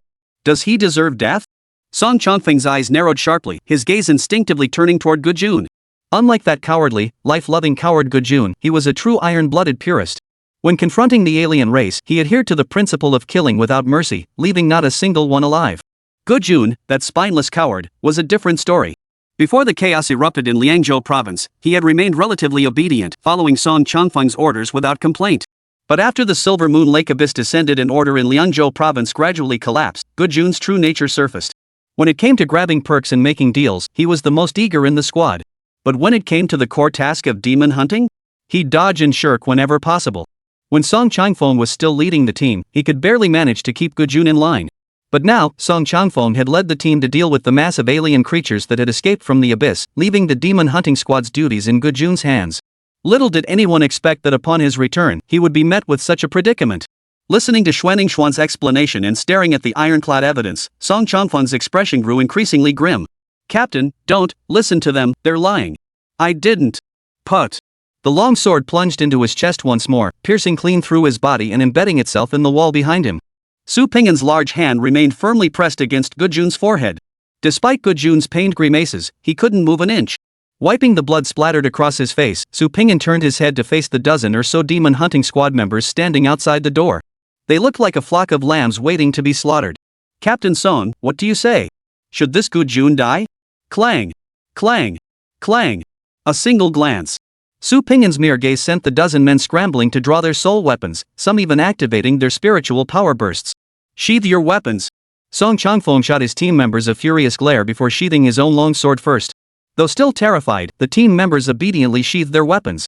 It seems Song Changfeng still commands considerable prestige within Luotian County's demon hunting squad. Sir, how should I address you? Song Changfeng inquired, bowing his hands toward Su Ping'an. Su Ping'an met Song Changfeng's fierce gaze and spoke calmly, Captain of the Shiji City Special Operations Team, Su Ping'an. Captain Su, I implore you to show mercy and spare Gujun for now. Before leaving the Luotian branch, I secured a backup of the Demon Hunter's mission logs. Grant me a few minutes to verify Gujun's movements. If he truly disregarded civilian lives and allowed alien forces to advance unchecked, as this officer claims, I will provide you with a satisfactory explanation. Song Changfeng didn't exploit his numerical advantage to favor his own people. Instead, he negotiated with Su Ping'an with solemn gravity. Wasn't he here to take charge?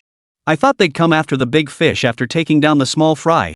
Su Ping'an silently grumbled to himself before nodding lightly. When someone approached him with reason and rules, he knew how to play by the rules. If Song Changfeng tried to backtrack and get tough afterward, he wouldn't back down either. If it came down to it, they could just have another bloody night like the one at the Luotian branch. If reason fails, force prevails. Thanks, team leader Su. Song Changfeng beckoned to one of his men, signaling him to tend to Gujun first and save the bastard's life. Better not let the bastard kick the bucket before the main business was settled. Su Ping'an didn't mind. He drew his long sword and stepped back a few paces, making room for the trembling demon hunting team member. Song Changfeng worked swiftly, pulling out his phone and tablet. After a quick cross-check of the information, he pinpointed the altered sections. Using his authority, he quickly retrieved the original data. On August 6, the demon hunting squad received an alert. It was escalated through the chain of command to the captain's office and received by Deputy Captain Gujun. The alert was received at 3:22 p.m. on August 6. There were no duty records for the squad members on standby that day. On August 7, at 10:45 p.m., a report was received from the Lianji District Public Security Bureau confirming the case involved alien species. Gujun led 7 team members, departing at 11:17 p.m. and returning to headquarters at 12:25 a.m. Over the following 17 days, Gujun assigned demon hunters to take turns searching Lianji village for alien traces. The longest search lasted 1 hour and 17 minutes, while the shortest took only 39 minutes. There were no other duty records during this period, and Gujun did not conduct searches outside Lianji village. Song Changfeng held nothing back, reciting the historical itinerary verbatim in front of Su Ping'an. Setting down the tablet, Song Changfeng abruptly looked up, glaring at Gujun as he roared, "Gujun! Is this how you do your job? While I'm risking my life at the abyss's edge, this is how you guard the home front? I'll kill you." Song Changfeng lunged forward, yanking Gujun up by the collar with one hand. Song Changfeng, are you insane? Helping outsiders against your own people? After brief treatment, Gujun had regained some strength. Knowing his end was near, he entered a state of delirium fueled by a final surge of energy. That's a 4th-tier alien race. I'm only at the early Corona realm. What the hell was I supposed to do? How much does the Luotian branch pay me a month? Am I supposed to risk my life for that? Song Changfeng furiously tightened his grip on Gujun's collar. So what if it's a 4th-tier alien? Haven't we killed them before? You can't handle it? Can't you call for backup? According to regulations, when high-level alien threats appear and the demon hunting squad lacks an awakened of matching rank, they can request reinforcements from neighboring provincial squads. At the very least, you could seek help from the reserves or go straight to the demon suppression army. You just stand there watching? Do you even recognize the uniform you're wearing? Are you out of your mind? Gujun had nothing left to lose. Facing certain death, he no longer cared about trivialities. If I request reinforcements, won't I have to follow that beast and give away our coordinates? If it goes berserk and kills me, where the hell do I go to complain?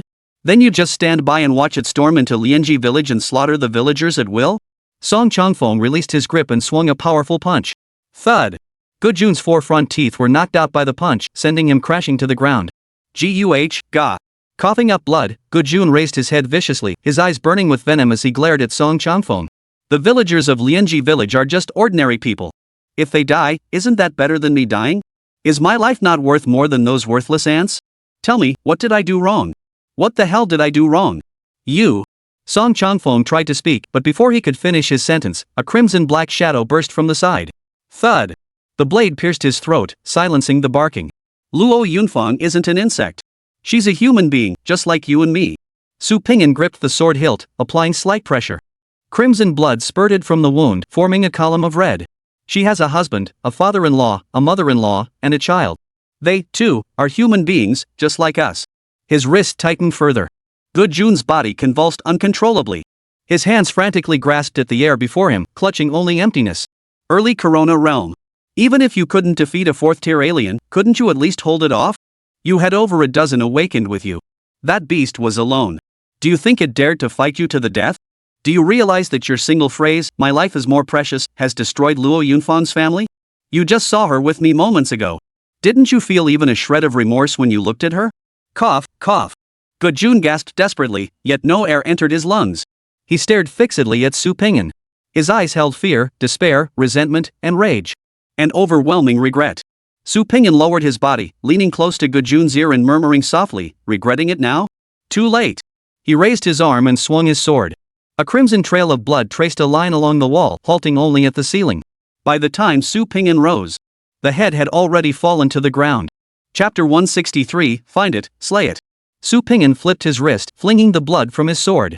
She sheathed the blade, calmly produced her credentials, and surveyed the room. Gujun, former deputy captain of Luotian City's demon hunting squad.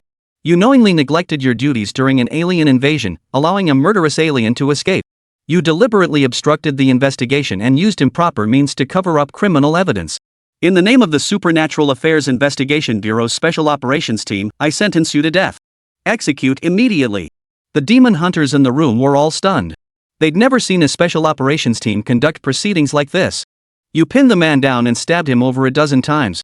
The captain had barely finished questioning him before you stepped in and severed his head. Then you announced the charges? Is that even reasonable? Song Changfeng was the first to snap out of it. He sighed softly and waved to his team members, signaling them to dispose of Gujun's body. The team members who operated alongside him were all battle-hardened veterans who'd rolled in piles of corpses. They certainly weren't afraid of dead bodies. They were merely stunned by Su Ping'an's approach. Prompted by their captain's reminder, they quickly snapped out of it and began clearing the office. "Captain Su, this place is too messy. Let's find somewhere else to talk." Song Changfeng gestured behind him with a please sign, stepping aside willingly. As the strongest awakened within Luo Tian's demon hunting squad, having reached the late Corona realm, Song Changfeng could see things others might miss. This new Captain Su, though his aura during combat suggested only early Corona realm cultivation, could unleash a burst of spiritual energy in an instant. With his physical prowess alone, he had completely overpowered Gu Jun, a martial artist renowned for his physical strength. Such terrifying physical prowess and such monstrously fast spiritual energy bursts were things Song Changfeng had never heard of or seen before. To his knowledge, achieving an instantaneous spiritual power burst required at least reaching the Sunday realm, the ability to materialize one's spiritual energy and project it outward, storing it outside the body. Yet here stood Captain Su, achieving this feat at the very beginning of the coronal realm, utterly beyond comprehension. Whether considering strength or position, Song Changfeng resolved to treat Captain Su with utmost courtesy. After ushering Su Pingyan's team into a clean office, Song Changfeng made no attempt to hide the presence of the girl inside. He promptly stripped off his blood-soaked uniform and changed into a fresh set. Xuan didn't seem to mind. She wasn't the delicate type. If she were injured in battle and needed to remove her clothes for treatment, she wouldn't hesitate for a second. How else could one tend to wounds without removing clothing? The fabric was stuck to the flesh. Besides, would anyone actually enjoy looking at blood-soaked bodies? That's nowhere near as thrilling as slaughtering the alien race. Captain Su, I'll hand you Gu Jun's case report shortly. For now, let's focus on this 4th-tier alien threat. If we don't track it down promptly, it might strike again. Song Changfeng's no-nonsense approach, prioritizing efficiency over bureaucratic formalities, was right up Su Pingyan's alley. He nodded in agreement and promptly voiced his concern. It's been nearly a month since that alien creature committed its crime. Can we still track it down using the data from our previous surveillance? Song Changfeng nodded firmly. The demon catching device records highly accurate data within 24 hours of an alien's activity. It's like our personal identification. As long as that beast appears within a certain range, we'll definitely catch it. But our biggest problem now is that its movement trail leads into the abyss. If it really hid itself there, we'd be in trouble. Su Pingyan shook his head calmly. Its ability to conceal and disguise itself proves this beast possesses some intelligence and understands how to seek advantage and avoid harm. Having gone to such great lengths to escape the abyss, it has no reason to return. Plus, nearly a month has passed since the crime, and no one's come looking for it. That beast is bound to have let its guard down. It's quite possible it's hiding right now in the area between Lianji village and the abyss, lying low and waiting to strike again. Song Changfeng rubbed the back of his head, a touch of shame evident. If it weren't for that scoundrel Gu Jun, how could that beast have evaded justice for so long? A few seconds of silence passed. Song Changfeng voiced the most critical question. Captain Su, I agree with your assessment, but there's always that one what if dot. I mean, what if? If that beast really did retreat back into the abyss, what do you plan to do? Su Pingyan slowly rose to his feet, hands braced on his knees, and led his 2 team members toward the exit of the branch office. As his hand closed around the office door handle, he spoke in a voice utterly devoid of emotion. What else could we do? If it really hid in the abyss, I'll storm the abyss. Find it and cut off its head. Song Changfeng froze in place. He instinctively wanted to say, blindly entering the abyss without reporting to the demon-suppressing army is extremely dangerous. The Silver Moon Lake Abyss is a meat grinder. Every demon-suppressing army soldier sent in has left a farewell letter, and fewer than 1 in 10 ever return alive. But watching Su Pingyan push open the gate and walk away with unwavering resolve, Song Changfeng swallowed those words. There was no reason. He simply trusted Su Pingyan. He trusted this special operations team captain he'd known for less than 10 minutes. If that beast truly hid within the abyss, Su Pingyan would truly charge into the abyss alone and cut off its head. Until that beast was dead, this matter would never be settled. The convoy raced along the highway outside Lianji village. Su Pingyan glanced curiously at Xuan in the passenger seat. In her palm, she held a palm-sized circular compass. Various points of light and data floated across its surface, giving it an incredibly professional look. Ningxuan, can we really catch that escaped alien creature with this little gadget? MHM. Ningxuan nodded mechanically. Captain, this is the information recorder for the demon catching device. As long as that beast appears within a kilometer radius of us, it will register. I hear there are even more advanced detectors that can cover dozens of kilometers and track hundreds of targets simultaneously. But only the demon suppression army has access to that kind of equipment. 1 kilometer? That beast's activity range was at least hundreds of square kilometers. No wonder Song Changfeng wanted to spread out the search party and conduct a thorough sweep. If we had to rely on just one person to find it, who knows how long it would take? The off-road vehicle beneath them continued racing forward. Just as Su Pingyan and 2 team members were chatting idly, a dark speck gradually rose on the horizon. The chatter inside the vehicle died down. After a long silence, Tong Wenjie finally snapped his jaw shut. Holy! Is that the abyss? This is my first time seeing it from the outside. This is way too crazy, right? Chapter 164, I'll be damned if a mousetrap can catch a mountain tiger. As the convoy continued racing forward, the dark speck on the horizon gradually revealed its terrifying full form as it drew nearer. Su Pingyan stared blankly ahead. His previous entries into the abyss had always been through teleportation arrays. This was the first time he'd ever seen it with his own eyes from the outside world. At first, Su Pingyan thought he was merely seeing a mountain. But as they drew nearer, he realized it wasn't a mountain range at all. It was a black curtain descending from the heavens. The sky-darkening black mist churned between heaven and earth, resembling the visceral organs of some living creature. The fog was thick enough to be almost tangible, slowly oozing and shifting like asphalt being kneaded by an invisible giant hand. Holy! Tong Wenjie, whose vocabulary was limited, could only repeat this phrase over and over. Following his trembling finger, crimson lightning flickered intermittently deep within the black fog. With each strike, large splotches of dark purple light exploded from the fog, like pus and blood oozing from a festering wound. As the vehicle drew nearer, a foul, putrid stench filled the air. Looking up, the entire sky seemed swallowed by the black fog, with only a few remaining rays of sunlight refracting into eerie gray glints within the mist. This abyss, it looks like a living thing, like some enormous monster cloaked in black mist. Xuanixuan's heart trembled with awe, yet her expression remained largely unchanged, only her tone carried a hint of human emotion. Su Pingyan nodded in agreement. His first impression upon seeing the abyss had been the same. It felt like a living thing. Just then, Song Chongfeng's voice crackled over the walkie-talkie. Captain Su, if we proceed further, we'll enter the outer perimeter of the abyss. We need to report to the Demon Suppression Army. Let's search the uninvestigated areas first. If we find nothing, then we'll explore it. Su Pingyan glanced at Xuanixuan first. Seeing her nod, he picked up the walkie-talkie and confirmed, understood. With that, the convoy turned around and continued exploring other areas. Through the window, Su Pingyan watched the dark mist grow smaller and smaller in the distance.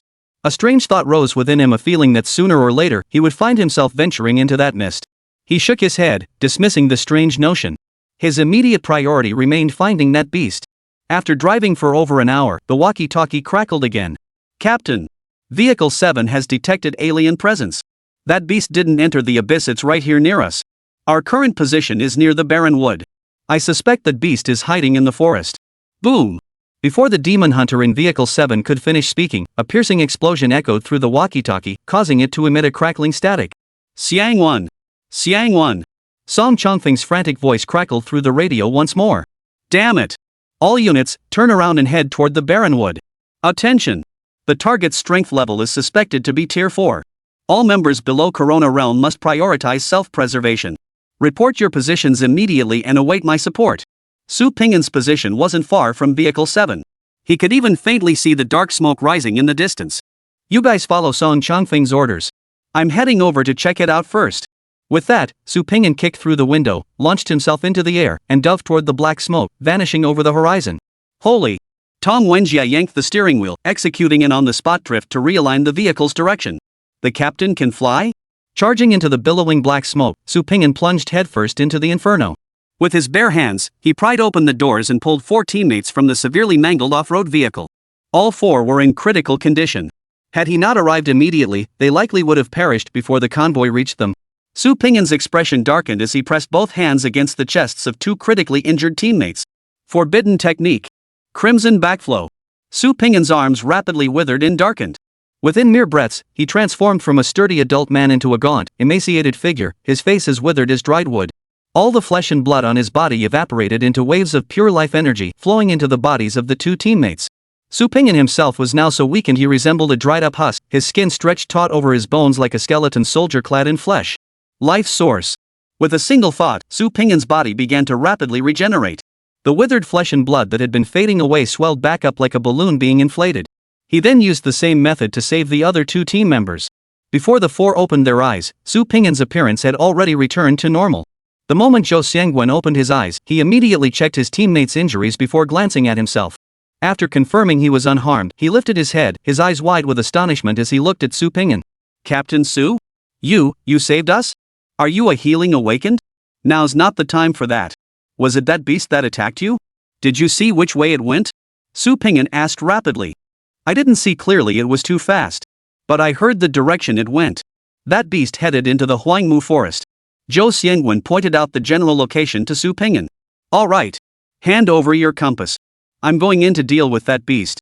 You bastard. You didn't run when you saw me, and you even dared to fight back? Reverse heavenly gangs. Without waiting for Zhou Xiangguan to respond, Su Pingyan snatched the compass and shot into the dense forest. Zhou Xiangguan scrambled to his feet in panic, shouting urgently after the receding figure, "Captain Su! Going alone is too dangerous. Captain Su!" Watching the rapidly vanishing figure, Zhou Xiangguan stamped his feet in frustration, utterly helpless. He truly never imagined that a special operations team captain would one day charge in more fiercely than the demon hunters. Weren't the special operations team members supposed to be good for nothing except raking in cash? How could he be more reckless than them, who rolled around in piles of corpses every day? Besides, Su Pingyan was just a healing type awakened.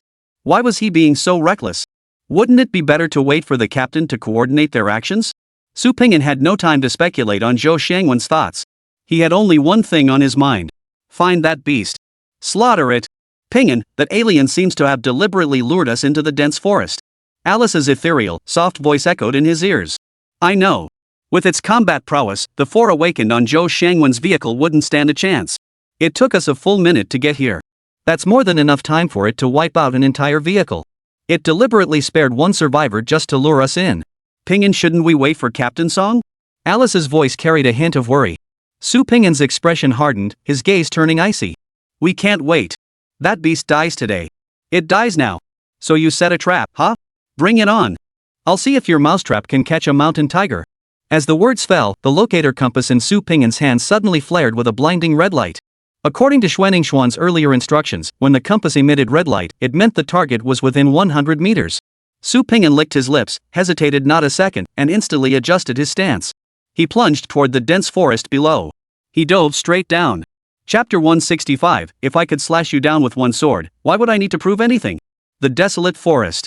Amidst the white mist enveloping the forest, Su Pingyan descended from the sky and landed steadily. Guided by his locator compass, he continually adjusted his direction, searching for the target's trail. The faint mist obscured his vision, making it difficult for ordinary people to walk without stumbling. Yet to Su Pingyan 1980's senses, this obstacle was nothing. Even in pitch black, enclosed spaces, he could restore his vision in mere moments and see everything around him clearly, let alone this minor mist. After searching the woods for several minutes, Su Pingyan's brow gradually furrowed. That beast seemed to have sensed Su Pingyan's presence as well. Its own perception wasn't weak either at such close range. It had managed to evade Su Pingyan's senses and was now playing hide and seek with him. Should I take to the skies and unleash a palm strike from above? Anyway, that beast is nearby. Shouldn't a direct forbidden technique plow right through it? Su Pingyan murmured softly, his hand resting on his chin. Just as he pondered, a rough voice suddenly echoed through the mist. Team leader Su. Why did you come in alone? It's far too dangerous. Song Changfeng leapt forward in a few bounds, his face etched with worry and tension. Su Pingyan glanced sideways, taking Song Changfeng in from head to toe, then back up again. His brow furrowed even deeper. Captain Su, this place is too dangerous. You should come with me. Forbidden technique. Crimson breathless / first form. Without warning, a crimson blade of light erupted toward him. It shattered Song Changfeng's body while carving a trench half a man's height behind him. The violent sword energy surged nearly 100 meters before gradually dissipating. Song Changfeng's head, severed from its body, plopped to the ground and rolled into the trench. Why? The mud-covered head spun on the ground, staring blankly at Su Pingyan. Its expression held no sorrow or joy, only a fleeting hint of confusion in its eyes. Su Pingyan took a step forward and leaped into the ravine. He raised his foot and stomped down. The head exploded. Emerald green blood spurted forth, filling the air with a pungent, foul stench. Is this the little trap you set? Pretending to be an acquaintance right in front of me? Your health bar's already flashing. What the hell are you pretending for? Su Pingyan sneered. His interface was far more advanced than even the most sophisticated alien detection devices in the world. The moment they met, Su Pingyan had already seen the imposter's name panel. Not only did this guy not run, he actually dared to come over and try to cozy up. He clearly didn't know the meaning of the word death. Glancing down, the compass still flashed a blinding crimson. Su Pingyan's target remained intact. The creature he just crushed underfoot was merely a lowly minion. He curled his lip in disdain and stepped out of the ravine. Before he could continue exploring, a familiar voice echoed from behind. Again? Su Pingyan turned around, amused. But this time, the person who appeared left him utterly stunned. Captain, are those alien creatures really that fierce? Even you can't handle them? We actually need to come help? Tong Wenjie charged ahead, constantly waving his hand to clear the mist before him. The moment he spotted Su Pingyan, he froze in his tracks. You brute! If you have something to say, just say it. Don't just stop like that. Xuan grumbled in annoyance, but the moment she saw Su Pingyan, she too halted in her tracks. Behind them, a doppelganger identical to Su Pingyan hung suspended beside the two team members. Captain? Tong Wenjie asked tentatively. Then, he blinked rapidly, rubbed his eyes hard with the back of his hand, and finally turned to stare behind him. Captain? What captain? That guy's an imposter. Are you blind? Can't you tell? The imposter drew the long sword from his waist and accused them first, shouting angrily. Xuan glanced at the imposter, then at Su Pingyan, instinctively taking a step back to ensure both captains remained within her attack range. Which one of you is the real one? The imposter forced a furious expression, his words rapid fire. What nonsense are you spouting? Don't you remember who led you here? If I were the fake, I would have attacked you already, okay? If you don't believe me, let that imposter and I both deactivate our soul weapons. Just look at our weapon spirits, won't that prove who's real and who's fake? The imposter had been trailing Xuan and Tong Wenjie without making a move, not because it didn't want to, but because it couldn't. As an alien entity, it possessed an innate sense of danger toward powerful adversaries. It knew full well that unless it tricked these two into deactivating their soul-binding artifacts, it stood absolutely no chance of victory. That was why it had tailed them all the way here. As for encountering the genuine Su Pingyan, that was something it hadn't anticipated. Knowing that prolonged conversation would expose its true nature, it promptly proposed they deactivate their soul-binding devices together. Once Su Pingyan fell into the self-incrimination trap and deactivated his soul device, it could strike suddenly and eliminate him in one fell swoop. Even if it likely wouldn't survive itself, so what? Taking one down would satisfy it. If it could take down two, that would be a huge win. What do you say, imposter? I dare to release my soul binding. Do you dare to release yours too, and prove your identity? Xuan and Tong Wenjie turned their questioning gazes toward Su Pingyan, awaiting his defense. Prove my ass. As the words fell, soul shockwave activated simultaneously. The imposter's body stiffened abruptly. Seizing the moment of rigidity, Su Pingyan leapt past his two teammates in a single stride, his sword slicing cleanly through the imposter's head. Su Pingyan genuinely couldn't understand. What the hell were these alien races thinking, trying to pull off some fake Monkey King trickery? The six-eared macaque could mimic the real Monkey King through sheer power and divine abilities that matched the original. What do you outsiders have? Do you possess my strength? Can you even stand toe-to-toe with me? You have nothing. What gives you the right to impersonate me? And you expect me to prove you're not? Do you think I'm some brain-dead soap opera protagonist? With the upper hand clearly in my grasp, would I suddenly stumble over my words after some fake spouts a few nonsense lines? Would I sulk in a corner drawing circles? Would I endure humiliation, get kicked out of my own home, and wander the world? I'll cleave you in two with my sword. Whoever survives is the real deal. Why bother with that bull self-justification? The Xuanwu Gate duel winner becomes crown prince, loser gets banished. Our ancestors understood this long ago. Would Su Pingyan not know this? Still watching? You two aren't seriously expecting me to summon Alice, are you? Su Pingyan glared at the dumbfounded and sullen pair. Robot. I can't tell. I really can't tell, Aya. Xuan, her face twisted in exasperation, smacked Tong Wenjie hard on the back of the head. I knew something was off earlier. How could the captain lose and come back for help? Xuan calmly sheathed her dagger. Killing with a single glance? Besides our captain, who else operates like that? Chapter 166, Forbidden Technique Plow. Carpet bombing. I've told you countless times it's just a rumor. Su Pingyan frowned in annoyance. Xuan ignored the captain's evasive words, transforming into a blur as she lunged forward. With one hand, she pinned the imposter's head down. Just as the three were chatting idly, the severed head of the imposter suddenly extended six slender, pink legs, attempting to slip away in the chaos. Let go of me. You lowly insect. You weak, despicable, damned vermin. Thud. Xuan's fist smashed the alien's jaw, silencing its rant. They keep repeating the same few lines over and over. I'm starting to wonder if these aliens all went to the same school. Su Pingyan silently muttered to himself. Ningxuan, have you seen this type of alien before? Su Pingyan approached a few steps closer, curiosity piqued. MHM. Xuan nodded slowly, then turned the head back with a flick of her wrist, revealing what had been the neck area. From this angle, it was clear that what they called facial features were merely a layer of skin. Where the neck should have been, six translucent, pale pink tentacles now writhed. Each tentacle ended in three-lobed pads oozing viscous, pale yellow fluid. These tentacles weren't directly attached to the head but emerged from vascular-like tissue extending from the severed neck. They resembled some kind of deformed larva parasitizing a human body. This alien species is called the mother-child beast. The one we captured is the child, Xuan pointed at the writhing tentacles. The child uses these to pierce into the mother's body and connect to its nervous system. Normally, they exist in a symbiotic relationship. Only under special circumstances do they act separately. No wonder it didn't attack you, it's far too weak. Su Ping'an murmured softly. To his eyes, the alien creature in Xuaningxuan's grasp was only a third-tier entity, and a low-tier one at that. If we interrogated under duress, could it reveal the mother's location? Su Ping'an spoke as he raised his long sword, gesturing over the alien creature. It's useless, Captain. While these offspring can act independently, their neural control originates from the mother. That beast can abandon them at any moment. Xuaningxuan declared, her palm suddenly surging with force. Like this. The alien offspring, lively and wriggling moments ago, now resembled a shriveled piece of cured meat. Xuaningxuan effortlessly crushed it into a pulp. It appeared to have been dead for some time. Su Ping'an sighed, lowering his gaze to the compass in his hand. The red light still flickered, yet despite the target being within reach, it remained elusive. His patience was wearing thin. Tell Song Changfeng to lead his men out of this area, he said, his voice tinged with irritation. I don't have time for this hide-and-seek game anymore. In a moment, I'll conduct a carpet bombing of this area. Song Changfeng and his men had better keep their distance. Xuaningxuan nodded and immediately pulled out her walkie-talkie to make the call. Tong Wenjie, however, approached Su Ping'an with a look of curiosity. Captain, isn't our special operations team supposed to have no jurisdiction over the demon-suppressing army? How come you have such influence that you can mobilize their bombers? Not the demon-suppressing army, Su Ping'an shook his head calmly, his expression composed. The reinforcements I called in are no less formidable than the demon-suppressing army. Just do as I say.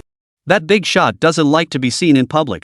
With you two standing there, he won't be able to do his thing. Tong Wenjie couldn't make heads or tails of Su Ping'an's words. He could only nod in vague admiration. No-brainer and unhappy moved swiftly. Working together, they quickly notified all of Song Changfeng's men to their positions. After confirming no friendly forces remained nearby, Su Ping'an decisively entrusted his physical body to Alice, then sent his spirit soaring upward into the sky. What he intended to do next was far too extravagant. If he relied solely on his great spiritual equipment as an excuse, it wouldn't suffice. So why not just unleash a soul bombardment? After all, no one could see a divine soul. If anyone asked, Su Ping'an could easily make up an excuse, claiming he'd contacted some mysterious expert. Come to think of it, this idea had actually come from Zhao Xian. That old fool clung to the belief until his dying breath that Su Ping'an's soul was some reclusive master providing support from the shadows. Outside the Huanglin forest, Song Changfeng looked at Xuaningxuan in confusion, his voice rising with urgency. Did your captain really say that? He wants to take on that fourth-tier alien alone? I thought he encountered an emergency and wanted us to assemble outside before charging in. Instead, he wants to duel that beast one-on-one? Isn't that just reckless? A fourth-tier alien, especially one that's clearly highly intelligent, isn't that easy to deal with. If it dared provoke Xiang Wen and lure us into the wasteland forest, it must have something up its sleeve. If we just stand by and watch, your captain could be taken out at any moment. Xuaningxuan remained as cold as ever, her expression utterly unreadable. Captain Song, rest assured. If the captain says he has a solution, he will find one. He's not the type to make empty promises. Besides, the captain has already called for backup. He knows what he's doing. If our captain had to call someone big shot, that person must be incredibly powerful. Captain Song, you're just being ignorant. Tong Wenjie chimed in from the side. Who do you think my captain is? Ever heard of the Crimson Tyrant? Just look at him the wrong way, and he'll jump at you to cut you down. The captain despises bullies who trample on civilians and show no respect for life. That beast has crossed the captain's ultimate line. Today, either he or the captain will die before this is settled. The one who can take down my captain hasn't even been born yet. Tong Wenjie's adoration for Su Ping'an was every bit as intense as any brainless fan's obsession with their idol. In his eyes, his big brother was the strongest awakened being in the world. What's a fourth-tier alien race? What's some bull mother and child beast? In front of his captain, they're all trash. Nonsense. Is this how you two serve as squad members? Song Changfeng instantly lost his temper, his bell-like eyes nearly popping out of their sockets. Watching your own captain fight up front, and you're standing here shooting your mouths off? You're comrades in arms, partners who depend on each other for life and death. You just abandon your captain like this, and you still think you're in the right? I'll have you know. Boom! A piercing explosion cut off Song Changfeng's words. The entire demon hunting squad instinctively raised their heads and drew the soul weapons at their waists. Boom! Before they could react, a second explosive blast echoed. Then came a dizzying barrage of explosions. Boom! Boom! Boom! Countless crimson sword energies materialized out of thin air in the sky, then plummeted downward at breakneck speed. Centered around Su Ping'an's physical form, a frenzied plowing operation commenced. The crimson sword energies danced across the sky, firing relentlessly like a cluster rocket launcher. The land within the desolate forest was pockmarked with craters. Dirt, vegetation, and branches flew everywhere. Song Changfeng stared blankly into the depths of the wilderness forest, struck dumb as if by lightning, frozen in place. This Captain Su. Did he summon the demon-suppressing army? Chapter 167, Cunning Humans, No Honor in Battle. Crimson sword chi poured down like a torrential downpour, each blade trailing a blood-red trail of flame. Within a 100-meter radius, the wilderness forest was sliced into a fragmented chessboard. Soil vaporized under the intense heat, and the rising gray-white smoke columns mingled with the acrid scent of scorched tree sap, like miasma rising from hell. Massive ancient trees were cleaved clean in half by the sword chi. As their crowns crashed down, the flying wood chips were pulverized into dust mid-air by the relentless onslaught of subsequent sword chi. Deep craters exploded across the ground, layering upon each other as earth surged outward like boiling magma. In areas subjected to repeated bombardment, the soil had vitrified. Alien offspring concealed within the thickets were crushed into indistinct masses of flesh by the torrent of sword energy before they could even utter a cry, their remains flung through the air alongside splinters of wood and pebbles. Song Changfeng's words caught in his throat. Staring at the battle's epicenter not far away, he instinctively stumbled backward in fear. The wind pressure from the relentless bombardment scattered the forest mist, simultaneously forcing all the team members to squint against the blinding glare. Tong Wenjie shielded his eyes with his hand, edging closer to Song Changfeng and squinting. He bellowed at the top of his lungs, "Captain Song. Just tell me. In this situation, do we still need help? What did you say?" Song Changfeng's eardrums were throbbing, he couldn't make out a single word. Tong Wenjie didn't dwell on it. He simply turned his head, covered his ears with both hands, and watched the captain's performance with pure excitement. The captain hadn't lied to him. The captain was seriously awesome. In soul-bound state, Crimson Breathless Slash Form was less powerful than when unleashed by the real person. But its strength lay in its stealth, no need to worry about onlookers. Su Pingyan let himself go completely, swinging the soul-forged longsword through the air, getting more and more into it with every strike. While his master was having a blast, Alice below was working herself to the bone. Not only did she have to max out her perception to pinpoint enemy locations, but she also had to listen carefully to her master's cues to dodge the bombing zones in advance. If not for their telepathic link, Alice would have heard not a single word amid the deafening roar. The earth-shattering bombardment raged on for over 10 minutes. Su Pingyan had literally leveled dozens of meters of elevation in that area. Once the bombardment ceased, Su Pingyan guided his divine soul down to survey the area before launching another round of strikes. At that moment, the alien creature, which had been hiding deep underground, could no longer contain itself. It burst violently from the earth, revealing its true form. "Are you kidding me? If you don't run now, when will you run?" Bombers were overhead. "If I wait too long, I might not even know how I died." Amidst the smoke-filled battlefield, that flash of red panels stood out starkly. Su Pingyan spotted his target immediately. Name, Alvarez. Race, mother and child beast. Level, Tier 4 Corona Realm. Vitality, 1216. Spiritual power, 972. Strength, 398. Speed, 212. Defense, 490. Perception, 561. Reaction, 298. The instant he locked onto his target, Su Pingyan commanded his divine soul to return to his physical form. Without a moment's hesitation, he strode forward, crimson longsword in hand, charging straight ahead. Upon the scorched earth where gunpowder smoke still lingered, the writhing mass of flesh resembled a rotting mountain of flesh crawling from the depths of hell.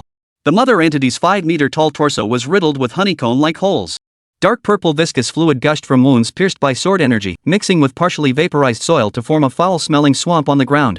23 offspring had once been embedded like tumors along the mother's spine, now only 7 clung to life. The watermelon-sized flesh orbs, each covered in crystalline compound eyes, had now shriveled to grayish-brown shells in half their number. Jagged, serrated inner teeth protruded from the cracked fissures. The surviving offspring frantically gnawed at the rotting flesh around the mother's wounds. With each bite, they spewed blue-green corrosive fluid, etching fresh scorch marks across her surface. The mother creature scrambled across the pitted battlefield, but Su Pingyan's speed far outstripped its own. It couldn't gain any distance. Seeing escape was hopeless, the mother offspring beast turned vicious. It spun on its heels. The mother suddenly emitted a high-pitched shriek as its remaining 7 offspring simultaneously exploded their crystalline compound eyes. From the empty blood-soaked cavities along its spine, flesh tumors rapidly crawled forth, filling the gashes completely.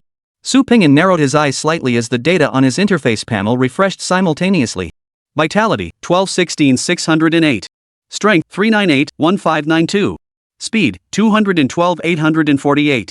Defense, 490 1960. Perception, 561 2244. Reaction, 298 1192. Are the base stats this high? And he sacrificed half his health to gain a 4-fold boost to all attributes? Did he activate a forbidden technique? This must be the peak form of a 4th-tier alien race, right? 2244 points in perception, and it was hiding underground. No wonder it evaded my detection earlier.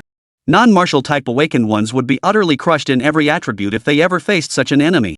To deal with such an enemy, leave the offense to forbidden arts.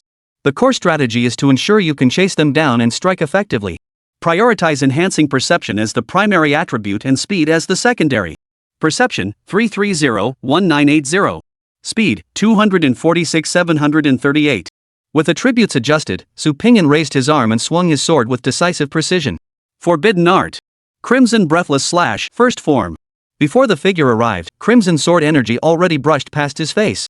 The mother and child beast had already experienced the effects of the Crimson Sword Chi before, and now dared not take any chances. Its massive body twisted with surprising agility, arching beneath itself to form a U-shaped space that somehow evaded the Crimson Sword Chi streaking toward its face. Holy! This fat beast is actually agile. Su Pingyan's lips curled upward, his eyes blazing with even greater fighting spirit. Missed one shot, huh? Then how about 10 shots? 20 shots? 100 shots? He refused to believe that such a massive hulk of flesh could dodge every single one of his forbidden techniques. When Su Pingyan got serious, a tidal wave of shock surged through the mother-child beast's mind. It had never encountered an awakened like this before. Shouldn't forbidden techniques of Crimson Breath-cutting Slasher's caliber be saved as the ultimate trump card? According to standard procedure, shouldn't both sides first exchange probing attacks, then each reveal one trump card, and only begin the life or death struggle at the very end? Why was this awakened one going all in from the very start? Did he even understand combat? The primal instincts that had just surged within the mother and child beast were instantly blunted, its rationality regaining control. Human brat. Wait. From the beast's belly, a pale human face emerged from the flesh, its expression filled with apprehension. Speak. Su Pingyan lowered his sword, his gaze unusually calm as he spoke. Truthfully, we bear no deep grudge against each other. Why fight to the death? Your reckless battle, even if victorious, will only lead to fatal backlash. Why not? Forbidden technique. Crimson Breath-cutting Slash first form. Crimson Sword energy erupted violently. In the very instant the mother and child beast spoke, Su Pingyan had already adjusted the attributes of his spiritual energy explosion. This sneak attack was a power-enhanced version. The mother and child beast's eyes widened in shock. Damn it! Weren't we supposed to talk? What the hell is wrong with you? Why turn on us so suddenly? Cunning humans! You're not playing fair. Chapter 168. What kind of legendary tough guy is this? Though the mother-child beast's perception, speed, and reflexes far surpassed Su Pingyan's when he launched his ambush, its skin was clearly not as thick as his, nor its heart as dark. It never anticipated such a twist. Caught off guard by the sudden arrow, the mother-son beast couldn't dodge in time, and the Crimson Sword Chi grazed past it. With a single strike, a third of the massive flesh mountain was sliced away. Blood mist sputtered skyward as the Sword Chi plowed through its body, continuing its path for over 100 meters before finally halting. You despicable human! I respected you as a strong opponent and negotiated with you, yet you resort to ambush? Do you deserve the power you wield? Do you honor that heart of a warrior you claim to possess? Beasts remain beasts. We're fighting for our lives. What martial virtue are you talking about? Fair or unfair? Go ask the King of Hell to judge that. With that, Su Pingyan fell silent, his sword the only voice. Forbidden technique. Crimson Breath-cutting Slash, first form. In the alien world, the higher the aliens' rank, the more they revered rules and adhered to the natural hierarchy of life. If I am stronger than you, I have the right to enslave you. If I am weaker, I must obey your commands. In the eyes of the mother-son beast, Su Pingyan had already reached its level. That was why it hadn't constantly referred to him as insect or vermin. Yet it truly never imagined if we're all respectable beings, why must we resort to such vile, shameless acts? This human was more beastly than any of their own kind. If you bare your teeth at him, he'll pounce and tear you apart. Negotiate? Discuss? Resolve things peacefully? Not a chance. This monster won't give you a chance to communicate. After dodging 7 or 8 forbidden techniques in quick succession, the mother and child beast finally abandoned its naive notions. This human before them showed no fear of the forbidden technique's backlash. Or rather, the backlash rules themselves seemed to cease to exist when applied to him. Crucially, this human's attribute switching speed was absurdly fast. If you tried guerrilla tactics, he'd burst into speed and chase you down. If you gambled on taking a forbidden technique head-on to close in, he'd switch to power mode, making you dare not endure it. The mother beast had even tried to flee, but that freak behind her, he could actually fly. He could actually fly. Boom! A ground-hugging forbidden technique shattered the ground beneath the mother and child beast, forcing it to leap high into the air. How could Su Pingyan pass up the chance to hit a live target? Instantly switching to power mode, he unleashed another forbidden technique at the mountain of flesh. Cornered, the mother and child beast unleashed its primal fury. You despicable humans. I offered you a peaceful resolution, but you refused to listen. Now you want to fight to the death? Fine. Then we'll die together. The mother beast retracted its core organ deep into the flesh mountain while releasing 23 offspring. Crack. Crimson sword energy sliced a long, diagonal gash across the mother beast's midsection. The exposed flesh was scorched black and charred. 23 offspring unfurled their bee-like wings mid-air, darting toward Su Pingyan from all directions like 23 hyperspeed drones, streaking through the air at bizarre angles. Su Pingyan had witnessed these offspring's combat prowess before and paid them no mind, dismissing them as nothing more than a swarm of buzzing flies. His attention remained fixed on the frantically fleeing mother creature. At that very moment, a sudden change occurred. The alien offspring swarming around him suddenly began to swell. In the blink of an eye, they turned crimson and exploded. Boom! Boom! Boom! A torrent of violent energy erupted around Su Pingyan. His energy shield was instantly torn to shreds.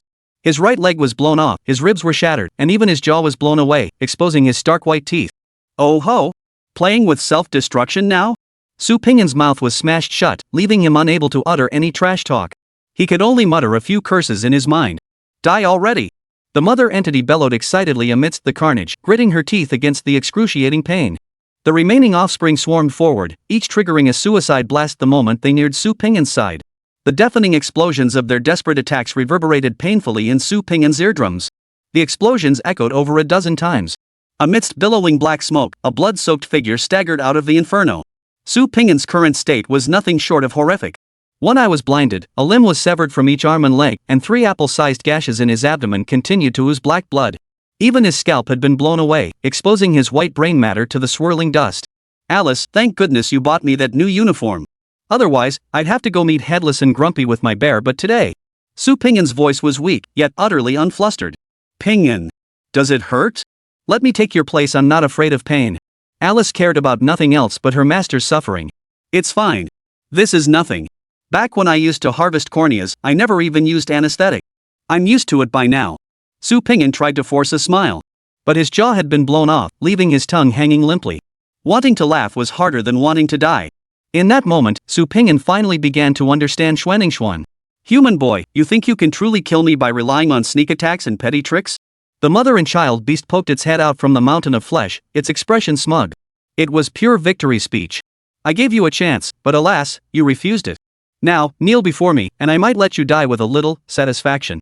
Before he could finish the word quickly, the mother and child beast's eyes bulged dramatically, its mouth gaping wide for an eternity. Right before his eyes. Right under his gaze. Su Pingyan activated Life Source Stream. From the severed limbs, crimson energy coiled like threads, twisting in the air to form the shape of limbs. At first, only nerves swirled within the energy form. Then came bones, flesh, and skin. Even the scalp that had been torn away regrew bone and hair. Within the blood-soaked eye sockets, the newly formed eyeballs exerted a slight force, pushing the original shriveled, severely deformed eyeball out of its socket. Witnessing this miraculous speed of recovery, the mother and child beast was utterly dumbfounded. It couldn't even begin to describe its current state of mind. What kind of legendary tough guy is this? How could a human walk forward so calmly after having their entire skull blown off? Are you the freak, or am I? Have humans on Blue Star truly evolved to this level? In the alien world, there were indeed beings capable of regenerating flesh in the blink of an eye. Yet those were either ancient monsters who had survived for millennia or prodigies nurtured as trump cards by entire clans. The mother and child beast truly hadn't expected this. After risking its very head to escape the abyss, barely enjoying a few days of peace without constant dread only to encounter such a monstrosity now? If it had known this would happen, it would have rotted in the abyss. Anything was better than facing a monster of this caliber. The mother-son beast abruptly retracted its head. Its voice trembled with fear, muffled within the mountain of flesh. Master, may I ask, to which race do you belong? You descended upon Blue Star to infiltrate the human world and plot something grand. Right? Chapter 169, if you say off with their heads, off with their heads. When questioning someone, why would you cower like that? Stick your head out, and I'll tell you. Su Pingyan advanced with a savage grin, his long sword hanging slightly toward the ground. Had he not promised Luo Yunfang to sever this beast's head clean off, Su Pingyan would have long since activated his ultimate combat mode, unleashing forbidden techniques to utterly annihilate his foe. Su Pingyan was a man of his word. If he said he'd chop off its head, then chop off its head it would be. Seeing the mother and child beasts misunderstand, he seized the moment to tease them. What if he could trick it out? Unnoticed by Su Pingyan, the remaining 4 offspring silently burrowed underground, creeping steadily toward their target. The mother-child beast wasn't foolish enough to stick its head out. Hiding its vital organs within its mountain of flesh, it opened only a slit the size of a navel and wailed pitifully, "Master, I've only just arrived on Blue Star. Surely I haven't offended you? Why must you exterminate us so completely? I have bargaining chips. We can make a deal. Care to hear me out? A deal?" Su Pingyan chuckled as he approached the flesh mountain, his gaze roaming over it without restraint. "Sure. Stick your head out, and we'll talk." "Stick it out? Stick it out and you won't chop it off with a sword? Do you take me for a fool?" The mother-child beast possessed exceptional intelligence even among alien races. After reaching the 4th stage, its intellect rivaled that of humans. It excelled at reading expressions, analyzing battle situations, and making strategic decisions. "My lord, don't you wish to know the current situation in the abyss?" The mother and child beast was dead set on playing turtle. Even the opening it made in the flesh mountain to speak closed immediately after it finished. "Of course I do. Come out and tell me, and I'll let you go." Su Pingyan's face remained adorned with a gentle smile, his voice dripping with unmistakable friendliness. Yet the more he acted like this, the more panic gripped the mother and child beast. If not for its formidable control over its own body, it would have likely wet itself in terror by now. "Master, the situation in the abyss is far more complex than you imagine. Trust me, keeping me alive will be infinitely more valuable than killing me," the mother-child beast pleaded while guiding its offspring. I know it's dangerous. So why not stick your head out?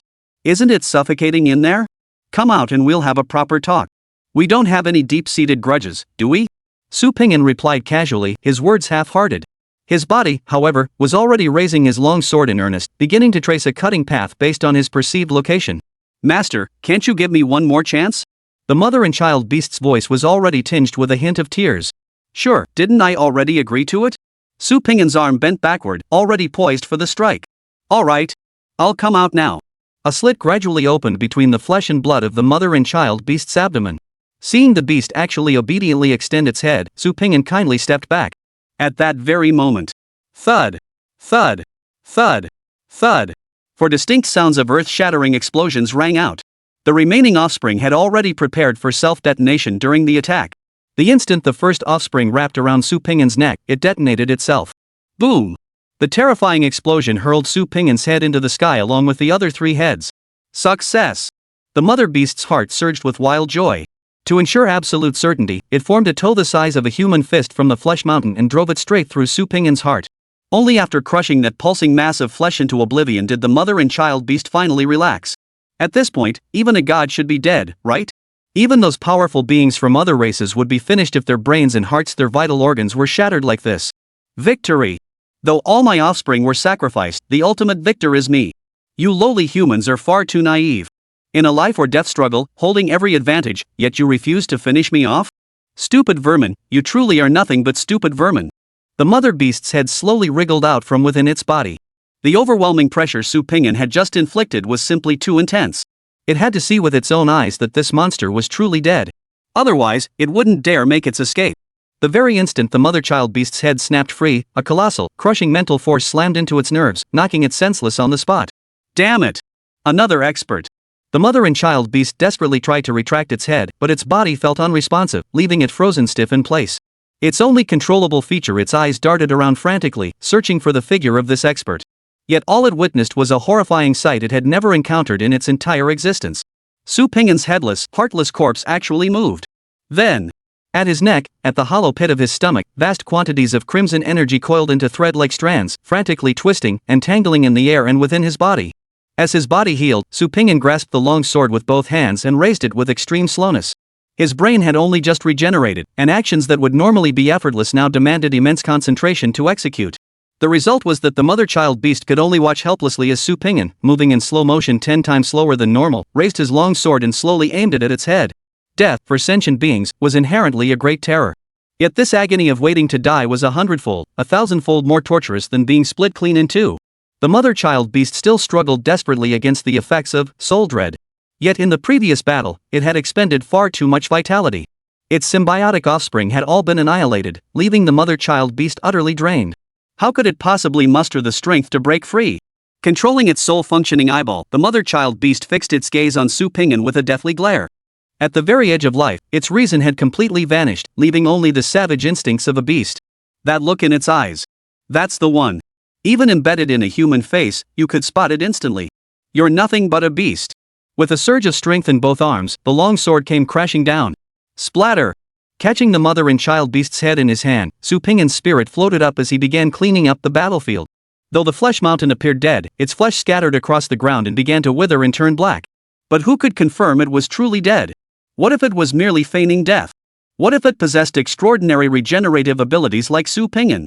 What if its corpse emitted pheromones that would attract other alien races seeking vengeance? What if it had hidden offspring waiting to reclaim their mother?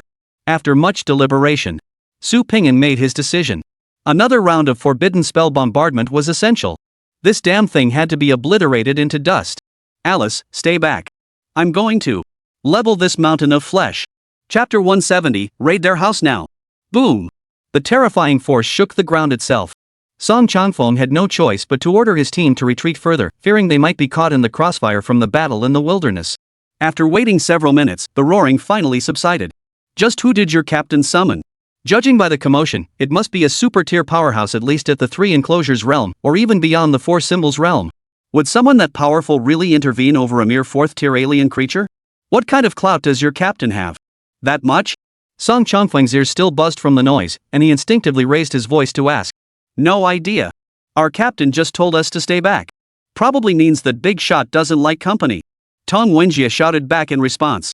Song Changfeng was about to ask more, but a figure had already soared over the desolate forest and descended from the sky. Dust couldn't conceal the bloodstains on his crimson-black uniform. Su Ping'an held the mother beast's head aloft as he handed over the locator compass. Ningxuan, confirm, is this the one? If I'm wrong, I won't be keeping this head. Ningxuan paused briefly before regaining her composure. Taking the compass, she began cross-referencing the information. The surrounding demon hunters all stared at Su Ping'an as if he were a deity, their faces etched with shock and envy. An awakened at the initial stage of the sun's corona realm could summon help from powerhouses at the 3 enclosures realm or even the 4 symbols realm. Such connections were truly enviable. Many demon hunters shared the same thought. So this was someone favored by the big shots. No wonder he became captain of the special operations team at such a young age and dared to take on the mess that was Liangzhou province. He really is something special. Captain, we've cross-referenced the demon hunting device's records, it's this beast. Confirming he hadn't made a mistake, Su Ping'an nodded. I'll meet with Luo Yunfang first. You all follow Captain Song back to headquarters. We'll regroup there shortly. With that, Su Ping'an activated the navigation system. Captain, is it that urgent? You just fought a 4th-tier alien. Take a break. It won't take long to drive back. Tong Wenjie asked with puzzled concern. I'm not in a hurry, but Luo Yunfang is. She's been waiting far too long. With that, Su Ping'an soared into the sky, carrying the mother and child beast's head. Only the navigation system's voice lingered in the air. Navigation initiated. Total distance, 143 kilometers. Estimated time, 1 hour 36 minutes. Detecting alternative routes, recalculating your path. A streak of rainbow light sliced across the sky. Only after Su Ping'an landed did the navigation update finally arrive. Current speed, 1820 kilometers h. Speeding through. Exceeded speed limit.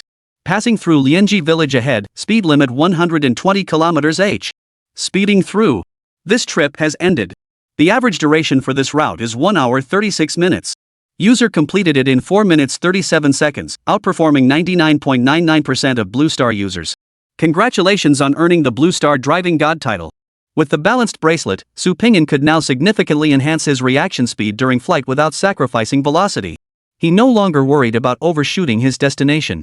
The longer he remained in Awakened 1, the more Su Ping'an realized that every attribute held immense value.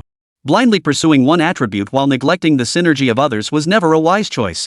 Hovering outside Luo Yunfang's courtyard, Su Ping'an drew in a breath and exhaled slowly.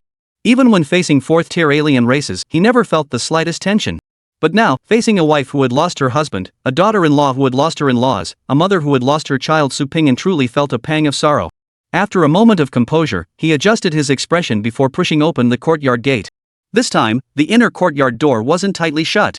Luo Yunfang had been sitting on the steps by the entrance for quite some time, her eyes fixed unblinkingly on the gate. Su Ping'an's gaze froze, his right hand clutching his head, nearly slipping from his grasp. Though only hours had passed since they parted, Luo Yunfang's once tangled black hair had turned entirely white. So the saying about hair turning white overnight was true. Lord Su, what is this? Luo Yunfang had wept so much her eyes were clouded. She could barely make out the crimson and black uniform, but couldn't discern what Su Ping'an held in his hand. I found that beast. Su Ping'an stepped closer, coming to stand before Luo Yunfang. He raised his right hand, allowing her to see more clearly. I cut off its head and brought it to you. Luo Yunfang's Adam's apple bobbed rapidly as tears streamed uncontrollably from her eyes. Clutching her knees, she rose shakily to her feet.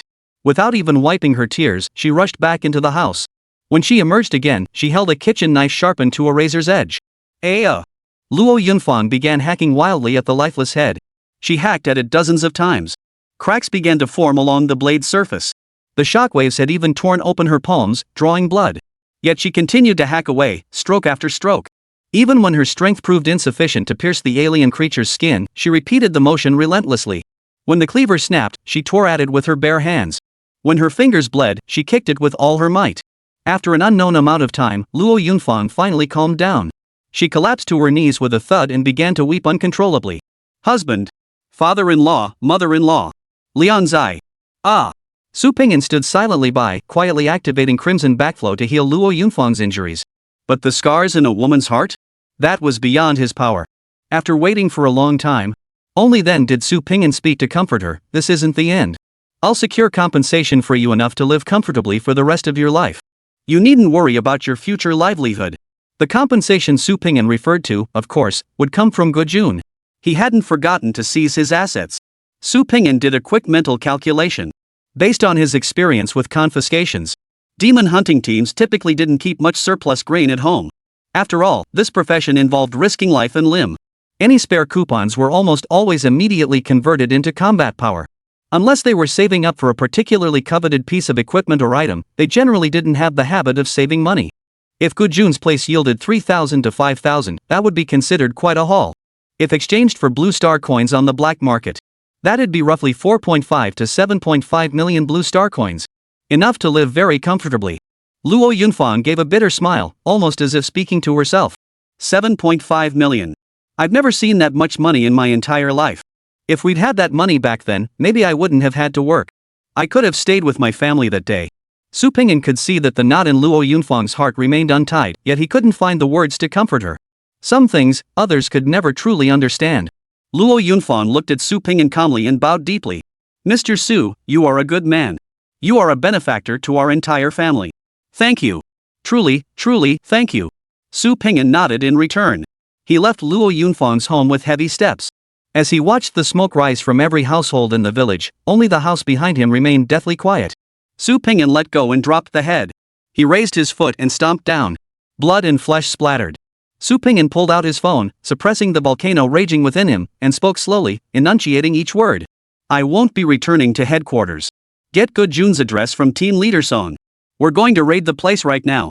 Chapter 171, we need to give the Divine Soul a badass name. Outside a high-end residential complex in Luotian City. Leaning calmly against the SUV, Su Pingyan crossed his arms, silently observing the bustling crowd before him. Tong Wenjie and Xuanningsuan directed their public security bureau colleagues as they shuttled back and forth carrying items. This was their second time participating in a raid, and Su Pingyan was trying to let them take the reins. After all, training team members required giving them hands-on experience. If Su Pingyan had to hover over them constantly, wouldn't he just become their personal assistant?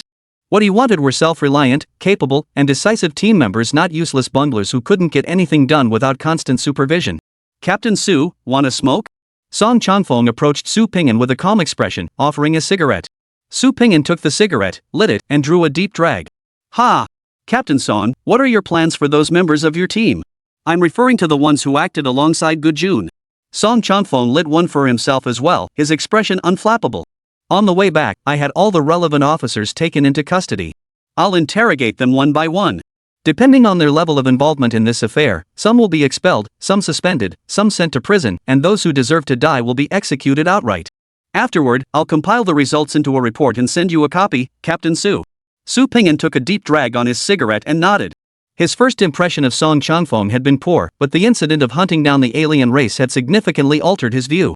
Though this demon hunting squad captain kept saying things like, "We can't venture deep into the abyss, it's too dangerous," his actions spoke louder than his words. He hadn't backed down during the pursuit of the alien race. Even when Su Pingyan ordered him to retreat, Song Changfeng still wanted to enter the wasteland forest to help. This clearly showed he wasn't a coward. Captain Song, I trust you'll handle this matter fairly and impartially, Su Pingyan said, exhaling a smoke ring as he casually changed the subject. By the way, Captain Song, before coming to Luotian City, I heard some rumors. They were quite interesting. Since you're here, I thought I'd ask you about them. Ask away, Su. Though I've only been in Luotian City for 3 years, I still know more about the local situation than you do. Su Pingyan watched the bustling security bureau staff moving back and forth ahead of him, lifting his chin slightly. I heard that in Liangzhou province, aside from Shijin City and Hangsong City, the other cities aren't particularly keen on following Shijin City's orders. But on this trip, whether it's you, Captain Song, or my colleagues at the Public Security Bureau, everyone seems quite reasonable and cooperative. I wonder if the rumors I heard were wrong, or if there's more to the story. Song Changfeng visibly stiffened at the remark. He took a deep drag, letting the cigarette burn a long way back before exhaling a thick smoke ring. You should know, Su, that in every branch, the most powerful units are the big three. Nearly all major operations are spearheaded and executed by them. Su Pingyan nodded, offering no reply. Song Changfeng flicked his cigarette butt to the ground, crushing it underfoot. His voice carried a hint of melancholy. In Luotian City, aside from the demon hunting squad, both the Special Operations Team and the Abyss Affairs Department are practically crippled. The death rate in Liangzhou Province's Special Operations Unit is too high. Personnel keep disappearing inexplicably. Replace one person, and within days, they're gone too. Over time, only the cowardly and self-preserving remain in the unit. Almost all of them have been corrupted. The Abyss Affairs Department faces even greater challenges. With the Silver Moon Lake Abyss right before their eyes, they must enter and exit the abyss frequently, whether for personal gain or organizational needs. This leaves them little time to attend to matters within Luotian City. In Luotian City, among the three great families, only my demon hunting squad still fulfills its duties, though we're already stretched thin. War rages within the abyss, and they constantly come here to draft our men. With no reinforcements coming in, if this continues, we'll have to rely on local forces in Luo City to complete our missions. So it's a manpower shortage. No wonder the government's influence over these cities has weakened so much. Without sufficient military might, trying to restrain awakened ones through rules alone is simply too difficult. Compounded by the overall pessimistic atmosphere in Liangzhou province, it only made it easier for some civilian organizations to grow larger. A burning sensation on his fingertip snapped Su Pingyan back to reality. He flicked away the cigarette butt, now reduced to a smoldering ember, and withdrew his thoughts. Glancing up, he saw the property confiscation operation was nearing its end. Su Pingyan was about to turn and head back to the Luotian City branch to tie up loose ends.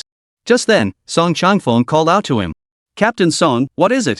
Song Changfeng hesitated, pausing for several seconds before asking earnestly, before we began the operation, you said that if that beast hid in the abyss, you would storm it. Is that? That's true. Su Pingyan anticipated Song Changfeng's question and replied decisively. Why? Aren't you afraid of dying? Song Changfeng's brows furrowed deeply, forming a pronounced character. There's no need for all that why. I simply did what I had to do. Everything else is insignificant to me. What's there to fear about death? I've already died twice today. Su Pingyan silently added in his mind. Hearing Su Pingyan's carefree reply, Song Changfeng froze. After becoming an awakened one, he joined the demon hunters. While he didn't risk his life daily, he lived by the blade's edge, rolling in piles of corpses. Song Changfeng considered himself a hardened individual. Yet he couldn't match Su Pingyan's ability to face death's threat with such utter composure. Among all the people Song Changfeng knew, there was only one who could truly defy death, acting solely for the sake of his convictions. Only Su Pingyan. At that moment, Song Changfeng finally understood. Why would the master behind Su Pingyan take such an interest in this young man? He shone like a newly risen sun, clearly visible even in the deepest darkness of night. Taking 2 steps back, Song Changfeng respectfully clasped his hands and bowed deeply to Su Pingyan. Captain Su, I've learned my lesson. I am no match for you. Not even close. Su Pingyan? Why the sudden seriousness? This can't be sarcasm, right? It sounds pretty sincere. Could it be, my aura of dominance has finally awakened? Just a couple of casual remarks, and people bow down in submission? Does that mean I can start using my words as a weapon from now on? Scratching the back of his head, Su Pingyan sat down in the SUV heading back to headquarters, still a bit confused. Captain, looks like you've gained another little fanboy. The way Song Changfeng was staring at you just now? It was practically identical to that brute's. Xuan started the SUV expressionlessly, flooring the accelerator and speeding off like the wind. So what if he's a little fanboy?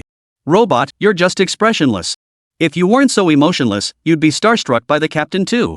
Tong Wenjie set down the confiscation log and teased. Then he turned around, his face lit up with excitement as he looked at Su Pingyan in the back seat. Captain, I was busy working earlier. Is that big shot you called still around? Could you get him to come out and spar with me? I've never fought an awakened of that caliber before. Hey, what's that big shot's name? Tell me, Captain. Maybe I've heard of him. Su Pingyan was momentarily flustered by Tong Wenjie's questions. He'd almost forgotten about that. What to do? I hadn't even made up a name yet. I can't exactly call him Doggy, can I? And I might need to bring back that big shot for a limited time comeback. I really need to come up with a more badass name. Chapter 172, if I don't steal from them, they should be thankful. And they dare come steal my points? Floating Life Heavenly Lord? Tong Wenjie followed behind Su Ping'an, his eyes gleaming with excitement. Never heard of this big shot, but just the nickname alone sounds so badass. Captain, I don't recall ever hearing of such a high-tier awakened being. Am I just that out of the loop? Xuan raised 2 fingers to pinch her eyebrows into a frown. Never heard of him? Exactly. I just made that name up 5 minutes ago. If you'd heard of him before, that'd be a miracle. Su Ping'an smirked triumphantly, waving his hand with supreme authority. Best not pry into Floating Life Heavenly Lord's affairs. His temper's not exactly pleasant, he'll literally chop you down for so much as a glance. Got it. Captain, you must have been trained by the Floating Life Heavenly Lord, right? Tong Wenjie slapped his forehead as if struck by sudden insight. No wonder. Only a big shot like that could produce a monster like you, Captain. Realizing he was digging himself deeper, Su Ping'an felt a pang of frustration and quickened his pace. Ping'an, so when you kept saying letting your soul drift away, you meant going to see Fuxing Tianzuan? Is he a boy or a girl? Can I meet him? Su Ping'an couldn't decide whether to call Little Sword Maiden naive or adorably clueless. It was one thing for others not to understand, but how could even Alice have been fooled? Floating Life Lord is just the name I gave to Floating Soul. Keep it a secret from others, Alice. This is our big secret, don't tell anyone. Su Ping'an never harbored any intention of keeping secrets from his Little Sword Maiden. She was the one he would die for, the only person in this world he could trust completely. Wow, I know I'll definitely keep it a secret. After giving Alice a heads up, Su Ping'an arrived at the floor belonging to Luo Tian's logistics department. On the way over, he'd already had Xuan draft the report for his approval. At the logistics department, he simply stated his identity and collected the activity funds. It was straightforward. Yet today, this simple task hit a snag. Already withdrawn. What does that mean? Tong Wenjie leaped up abruptly, surged past the logistics counter, and confronted the staff member. Wenjie, she's just a clerk. Don't give her a hard time. Su Ping'an waved his hand at Tong Wenjie, calming his fiery temper. Hello, I'm Su Ping'an, captain of the Shijin City Special Operations Team. Presenting his credentials, Su Ping'an calmly inquired, could you please double-check if there was a mistake in the name entry? All members of our squad participating in this operation are accounted for here. It's impossible for another team member to have taken them. Must be a system glitch, right? The staff member, intimidated by Tong Wenjie's fierce demeanor, nervously shrank back. After a flurry of keystrokes, the staff member looked up awkwardly and said softly, Captain Su, your activity funds and bounty rewards have indeed been claimed. The recipient was team leader Wu. Didn't he contact you? Su Ping'an's expression visibly stiffened. He truly hadn't expected this. Who would actually dare to take credit for his work? He had accepted the bounty mission, killed the alien, investigated Gujun, and led the raid on the house. And what was the result? The bounty reward was snatched away, and the funds for the raid were stolen too? Upside down world. Su Ping'an smashed the counter in front of him with a fist. They should count themselves lucky I didn't come after them. Now they're stealing from me? You bastards, dare to steal from me? Dare to steal from me? Fine. Fine. Fine. Captain, don't lose your temper. Don't lose your temper. He's just a clerk. Don't make things difficult for him. Seeing the captain was genuinely furious, Tong Wenjie rushed over to calm him down, afraid he might tear the Luotian branch apart. Who is this Wu Jin? What's his background? Where is he now? Get him. Su Ping'an glared viciously at the staff member, who trembled in fear. Wu Jin. Captain Wu is the head of Luotian City's Special Operations Team. Captain Su, perhaps this is just a misunderstanding. Captain Wu might have just picked it up for you. Yes, just picking it up for you. Just clear things up between yourselves. Whatever you do, don't start a full-blown fight. Having obtained the information he needed, Su Ping'an didn't press the matter further. He waved to his team and rushed out of the branch office. On the way, he dialed Han Ming and Zhou Ruiting's numbers. I need intelligence on Wu Jin. Find out where he is right now. Yes, Wu Jin, the captain of Luotian City's Special Operations Team. When do you need the intel? I need it now. After hanging up, Su Ping'an muttered through gritted teeth. They're robbing me right out of my own house. Don't they realize they might have the guts to steal it, but not the guts to spend it? Luotian County. Qingchuan Street. At the street's end, a sprawling clubhouse exceeding 1,000 square meters buzzed with revelry. Once a den of iniquity for the wealthy, it now served as the Luotian City Special Operations Team's regular hangout. Seductive melodies flowed endlessly, mingling with women's coquettish whispers and men's unrestrained laughter. Everyone indulged in pleasure, utterly oblivious to tomorrow's responsibilities. Captain, today's been a real stroke of luck. That greenhorn from out of town just handed us a huge gift, 8,500 points. Wow, it's been ages since we saw that much cash. One of the officers in the red and black uniform sat beside Wu Jin, his words dripping with flattery, yet his gaze had already drifted toward the stage. He stared intently at the scantily clad dancers, his eyes burning with desire, his breathing becoming ragged. Just wonder if those outsiders will cause trouble. Heard that Su Ping'an's got a good relationship with the new commander. Another team member set down his glass, flopped back onto the sofa behind him, and pulled the woman beside him close. What the hell are you scared of? This is Luotian City, not his Shiqing City. Wu Jin pulled the woman beside him onto his lap, his hands roaming freely up and down her body. They don't know the first thing about respect. They come over to our Luotian City to do business, and don't even bother to say hello? Killing foreign tribes?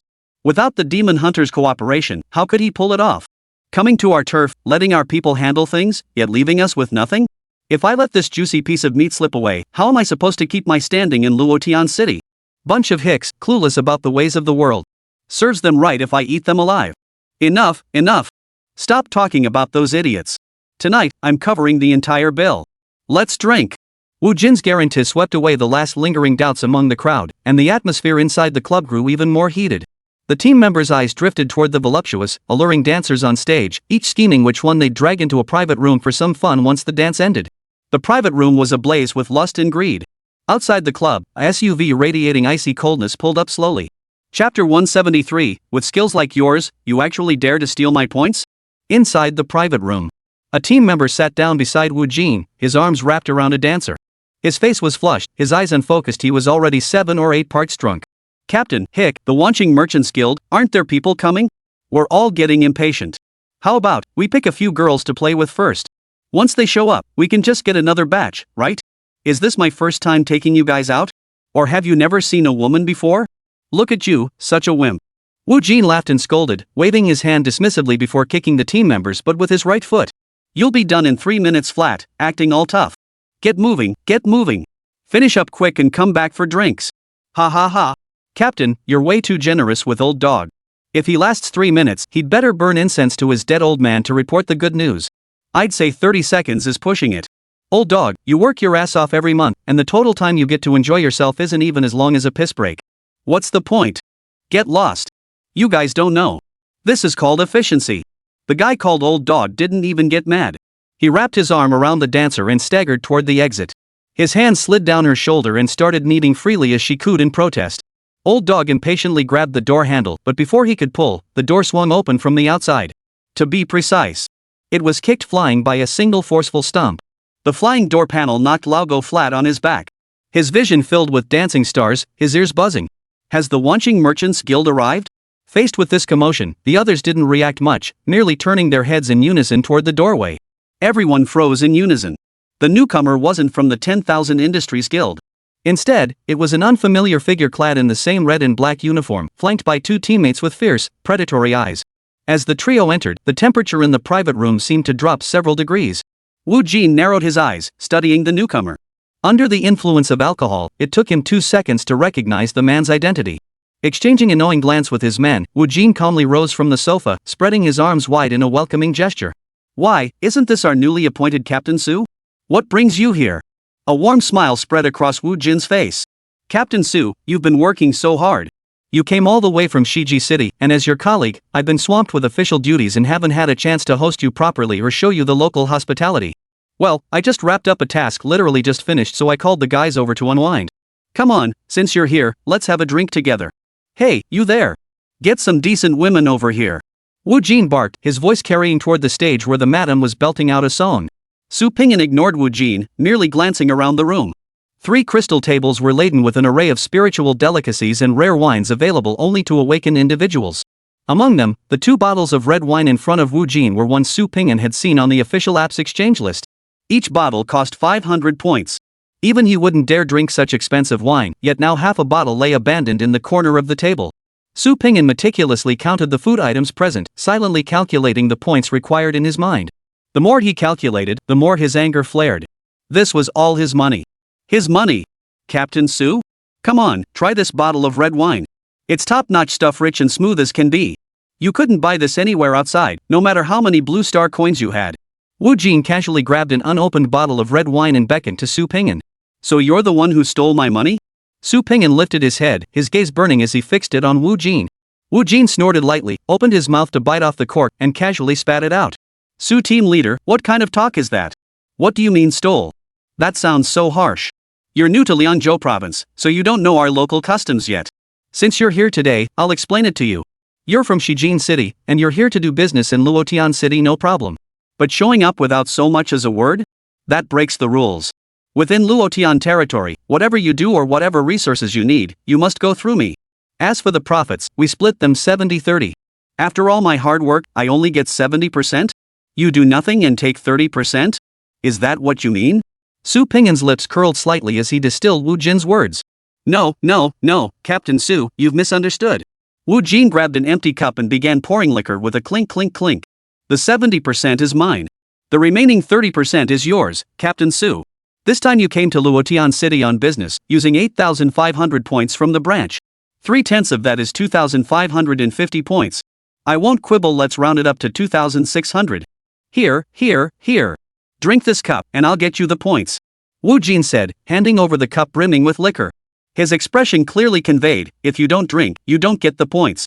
So you're saying that for every bounty mission I take from the authorities in Luotian City, I have to give you 70%? Su Ping'an didn't take the cup, just stared straight at Wu Jin. Wu Jin felt uneasy under that calm gaze, and with the alcohol taking effect, his tone grew harsher. Forget official bounties. If you pick up a single copper coin in Luotian City, you owe me 70%. Got it? Captain Su, I'm giving you face here. You'd better be able to handle this. This is Luotian, not Shijin. Don't wait until we've completely fallen out. It won't end well for either of us. With that, Wu Jin tilted his head and raised his wine glass a notch higher. Su Ping'an ignored Wu Jin, instead pulling his phone from his pocket to check if the recording was running. Damn it, playing games with me? Wu Jin smashed his glass to pieces. Looks like you really don't want to go back to Shijin City, huh? Give me that phone. You. Thud. Wu Jin didn't even see how his opponent moved before a tremendous force slammed into his abdomen. The next second, he slammed into the wall of the private room. Excruciating pain shot through his stomach. Blood mixed with alcohol gushed out as he vomited. Everyone froze, their pupils suddenly contracting. The thunderous impact instantly sobered them, dispelling every trace of alcohol from their systems. The dancers, sensing trouble, screamed and fled the private room. Facing a dozen hostile stares, Su Ping calmly stepped forward, picking up the freshly opened bottle of red wine and studying it for a moment. I thought whoever dared to steal my points would at least be a dozen late-stage coronal realm awakened ones, or perhaps led by a Sunday realm big shot. But instead, just a bunch of punks. With your level of skill, you actually dared to try stealing my points? Setting down the bottle, Su Ping'an smiled lightly as he surveyed the room. If you don't cough up my 85,000 points today, this is what you'll be. Su Ping'an raised his thumb. If you can't pull off a gold drop and I let you walk out of this room in one piece, I'll be this. Su Ping'an flipped his thumb upside down and pointed downward. Wu Jin's entire team froze in place, stunned by his words. Wait, what? Wasn't it supposed to be 8,500 points? When did it become 85,000? And you dare accuse us of stealing points? Playing like this, who could possibly outdo you? Sliding down the wall, Wu Jin clutched his aching back and struggled to raise his hand, bellowing at his subordinates. Still watching? Take him down. Facing the onslaught of over a dozen awakened, Su Ping'an didn't even bother drawing his weapon. Take them down. We haven't got the points yet, don't kill them. The words barely left their lips before Xuanningsuan and Tong Wenjie, already seething with pent-up rage, charged forward. Like two tigers starved for days. They plunged headlong into the flock of sheep. Chapter 174, a one-sided battle, as easy as cutting melons and vegetables. Most of those who entered the clubhouse to revel together were special ops personnel under Wu Jin's command. The other half comprised local underworld figures operating in Luotian City, some running flesh trade businesses, others dealing in arms, and still others specializing in trafficking abyss goods. Having collaborated with Wu Jin for years, these relationships were mutually beneficial. Now that Wu Jin had suffered a setback, they were naturally willing to lend a hand. Of course, the ones charging at the forefront were undoubtedly Wu Jin's own operatives. Tong Wenjie couldn't care less about their identities or what they wore. When the captain ordered him to act, he intended to knock every last one of them flat. Don't be fooled by the dozen or so awakened charging in with fierce momentum. When it came to fighting, Tong Wenjie had never backed down. Otherwise, he wouldn't have earned the moniker Iron-Blooded Butcher. As Tong Wenjie's blade sliced through the air, Xuanningsuan's dagger already skimmed along the marble floor. Come on, he roared, his blade spinning in his palm to form a crescent moon. The fierce, domineering blade aura split into 3 segments, like the claws of a predatory bird, plunging into the crowd. The sheer terror of his attack instantly cowed the onlookers. The encircling formation of awakened ones instantly scattered. How could Tong Wenjie miss such a golden opportunity to pick off enemies one by one? He hoisted his blade and leapt high into the fray. Unlike that cheat Su Ping'an, Tong Wenjie and Xuanningsuan were genuine cultivation prodigies. Ever since confirming their talents on the Immortal Palace platform and clarifying their future paths, their cultivation progress had been nothing short of meteoric. They had lingered at the early stage of the Moonlight Realm for far too long. Once the suppressed potential was unleashed, coupled with cultivation-enhancing pills, their advancement speed was like a calf touching an electric fence soaring to the heavens. This was the advantage of long-term accumulation finally paying off. Compared to his first sparring session with Su Ping'an, Tong Wenjie's combat prowess had more than doubled. Coupled with his research into his innate talent, the Blade God, and the development of its practical applications in combat, it could be said that if an ordinary early-stage Corona Realm Awakened one were to fight Tong Wenjie to the death, with both sides unleashing all forbidden techniques in a fight to the finish, Tong Wenjie would have at least a 70% chance of victory.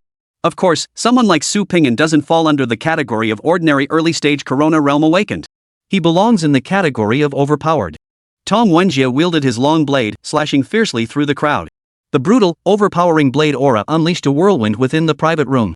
Weaker awakened ones, unable even to hold onto their soul weapons, had their arms blown away. Dozens of cuts appeared on their bodies as if by magic.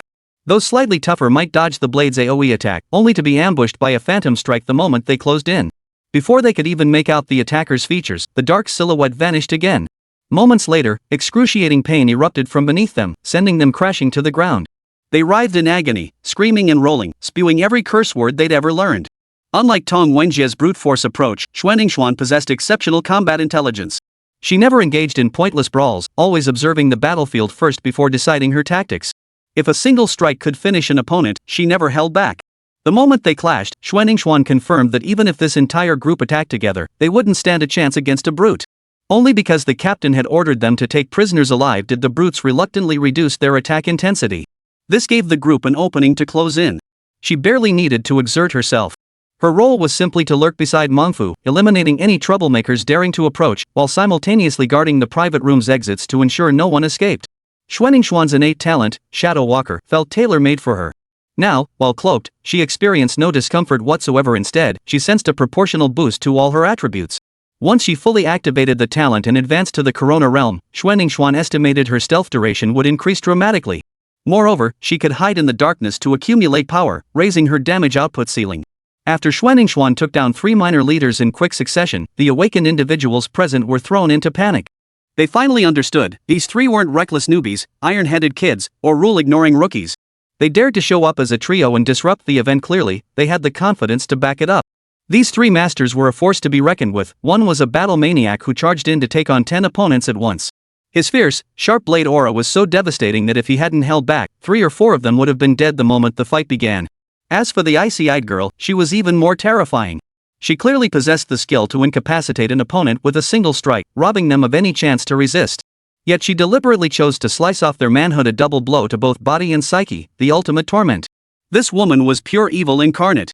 The most crucial point was that even before Su Ping'an, the strongest among the 3, had even moved, they were already finished. If he were to exert even a fraction of his power, the situation would become utterly one-sided. At this point, what's the point of fighting? Just admit defeat. Perhaps they could still preserve their bodies intact. With this thought settled, they all discarded their soul artifacts and retreated to the wall. Like ostriches, they crouched against it, clutching the back of their heads. Their posture was textbook perfect. Mid-fight, the enemies who had been so fierce moments ago suddenly wilted. This left Tong Wenjie thoroughly annoyed. He turned back with a frown, first glaring at the robot that had materialized. Then his gaze shifted to Su Ping'an. No way, this wasn't satisfying at all. He'd have to spar with the captain again later. Otherwise, he wouldn't be able to sleep tonight. Su Ping'an hadn't realized he'd caught the Ironhead kid's attention again. He simply strolled calmly over and sat down beside Wu Jin.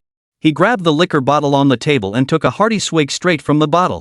Mellow, sweet, with a lingering aroma and an endless aftertaste. This really is some fine liquor. I'm too stingy to drink this stuff myself, and you're chugging it? Are you even sober? Just drinking? Su Ping'an licked his lips, then slowly turned his head to look at Wu Jin. His eyes were filled with coldness. Captain Su. Captain Su, Captain Su. It's all a misunderstanding. We're both part of the Special Operations Unit. We'll inevitably cross paths again. Look, why make such a scene? Seeing his men knocked out in under 2 minutes, Wu Jin lost all his earlier arrogance and quickly adopted a submissive tone. His only hope now was that the Wanqing Merchants Guild would arrive in time. Given their years of cooperation, he prayed they'd come to his rescue. Give me back my stuff. Su Ping'an had no time for Wu Jin's word games. He simply reached out and hooked his finger. Faced with the choice between losing money and losing his life, Wu Jin knew which was the lesser evil. Gritting his teeth against the searing pain, he fumbled frantically for a thick envelope and presented it respectfully with both hands. Su Ping'an took it with one hand and began counting the bills one by one in front of everyone. For a moment, the private room echoed only with the rustle of bills and the wails of a man mourning the loss of his best friend. 84. 85. He counted twice, confirming the amount was correct. Su Ping'an tucked the vouchers into his robe. Wu Jin had just exhaled in relief. But Su Ping'an's next words made his heart leap back up again. I've received the 8,500 points. The remaining 76,500 points. Where are they? Chapter 175, 85,000 points. Not a single penny less. I'll take your lives. Wu Jin's pupils suddenly contracted. Cold sweat trickled down his temples and cheeks, yet he dared not even wipe it away. Captain Su, you must be joking. I only took 8,500 points. Where would 85,000 come from? Demanding this money from me now, even if you sold me, I wouldn't be worth that much. Well, it's better than nothing, right? Su Ping'an smiled, picking up Wu Jin's thread. But the next second, the mood shifted abruptly. Su Ping'an drew his long sword in one swift motion, pointing the blade directly at Wu Jin's eyes. Wu Jin, already a coward, gasped as the blade came into view. Staring at the razor-sharp edge inches from his face, his mind went blank and his entire body trembled. 100,000 for a pair of corneas. The sword slowly slid down Wu Jin's sternum, its icy edge slicing a fine tear through his shirt. Kidneys are valuable 350,000. Su Ping'an suddenly chuckled softly. But judging by your lifestyle, your kidney function probably isn't too great. I'll give you a discount 250,000. The blade slid down his rectus abdominis toward his left ribcage. Spleen, 200,000. The blade moved again, its icy touch grazing Wu Jin's lower abdomen. Liver, 120,000. The heart is the most valuable 500,000. With each price quoted, Su Ping'an traced the corresponding location on Wu Jin's body. Had a medical student been present, they would have been astonished to see how precisely Su Ping'an marked each spot, outlining them at the most convenient angles for incision. One word. Professional. Dark wet patches had already soaked through Wu Jin's crotch, yet Su Ping'an sheathed his sword as if he hadn't noticed. Full body organ package price, 2.17 million. After deducting surgical fees and depreciation costs, your current value is 1.98 million blue star coins. Which means, Su Ping'an quickly converted the ratio, 1,980 points. I won't quibble. Let's skip the black market rate and stick to the official exchange. That's 2,000 points for you. After returning Wu Jin's earlier words verbatim, Su Ping'an leaned forward slightly, gazing down at the terrified Wu Jin. So, Captain Wu, do you want to find a way to scrape up the money now, or should I dismantle you piece by piece and sell you off? Wu Jin's Adam's apple bobbed frantically, too terrified to utter a word of plea. His hands trembled as he grabbed his phone, entering the passcode 3 times before finally unlocking it. Without hesitation, Wu Jin dialed a number from his contacts. Before the ringtone could reach his ear. Outside the private room, the phone's ringtone already echoed. Pushing open the door as the ringtone played was a heavy-set man wearing a loose floral shirt. The man was Qian Chang, 41 years old, the representative dispatched by the Wanqing Chamber of Commerce to Luotian County. Of course, the Wanqing Chamber of Commerce would never publicly acknowledge his work for them. He was a classic front man. To facilitate his work for the guild, Qian Chang had connected with Wu Jin after arriving in Luotian City. Leveraging the dual advantages of the Special Operations Team and the Wanqing Guild, the two had conducted numerous deals together, forging a solid friendship. Seeing the devastation in the private room, several awakened ones writhing in pools of blood on the floor, Qian Chang's brow instantly furrowed. Hey, old Wu, what's with this? We're having fun, but why did it have to get so extreme? Where'd all the girls go? And who's this? Never seen him before. All 3 members of Su Ping'an's squad wore Special Operations Team uniforms, which initially prevented Qian Chang from grasping the situation. Old Qian. Save me. The moment Wu Jin spotted Qian Chang, his eyes lit up like a drowning man seeing a lifeline. His legs had gone weak, forcing him to crawl on all fours toward Qian Chang. Tong Wenjie instinctively reached out to intervene, but Su Ping'an raised his hand to stop him. Su Ping'an didn't care who the person was as long as they could produce some points. If he couldn't get gold coins out of him, Wu Jin could call his ancestors to help. This matter wouldn't be settled today. Wu Jin raced through the entire story at breakneck speed. Of course, from his perspective, his actions were entirely justified. He'd followed the rules of the underworld to the letter. If anyone was in the wrong, it was Su Ping'an. After listening to Wu Jin's explanation, Xiancheng finally grasped the full picture. Xiancheng chuckled softly, patting Wu Jin on the shoulder and giving him a reassuring look. In his view, dealing with a new, hot-headed rookie was hardly a big deal. Cultivating an obedient special operations team captain was no easy feat for the Wanqing Merchants Guild.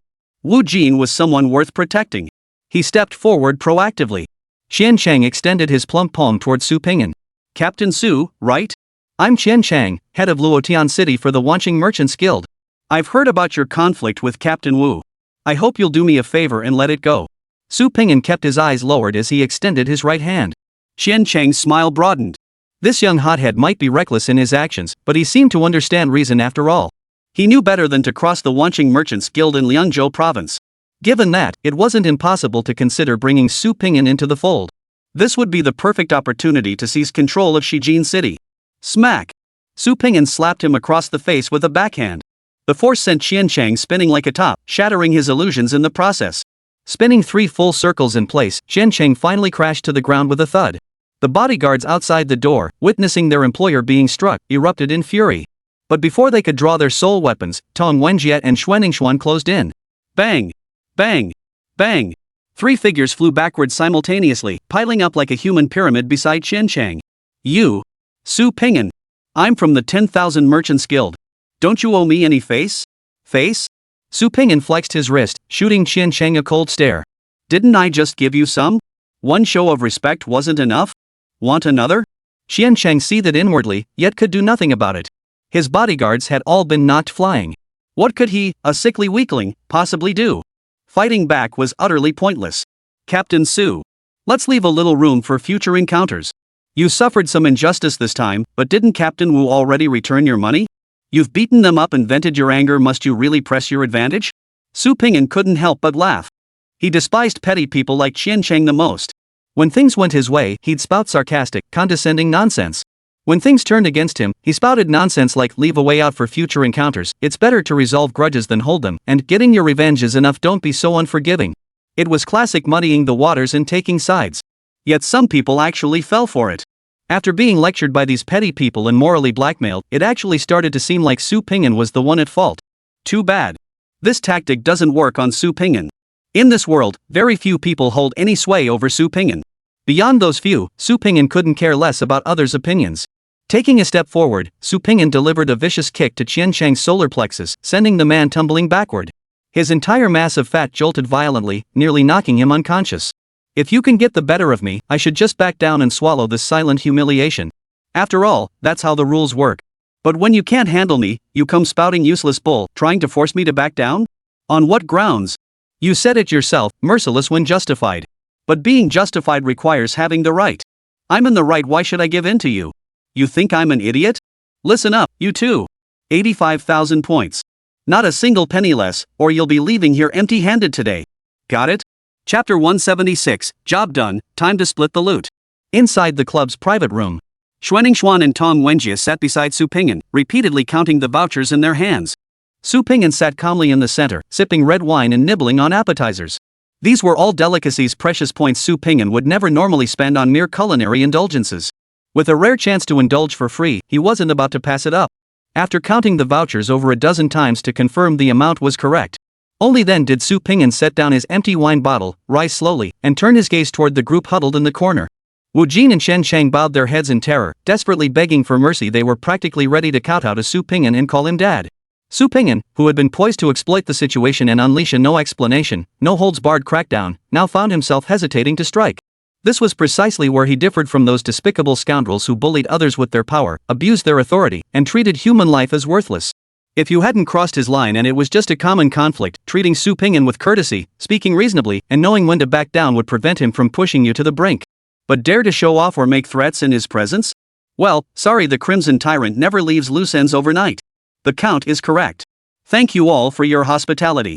Next time such a good opportunity arises, remember to contact me again. Su Ping'an waved at the crowd with genuine warmth, his eyes holding no trace of contempt, only gratitude toward the top-ranked player.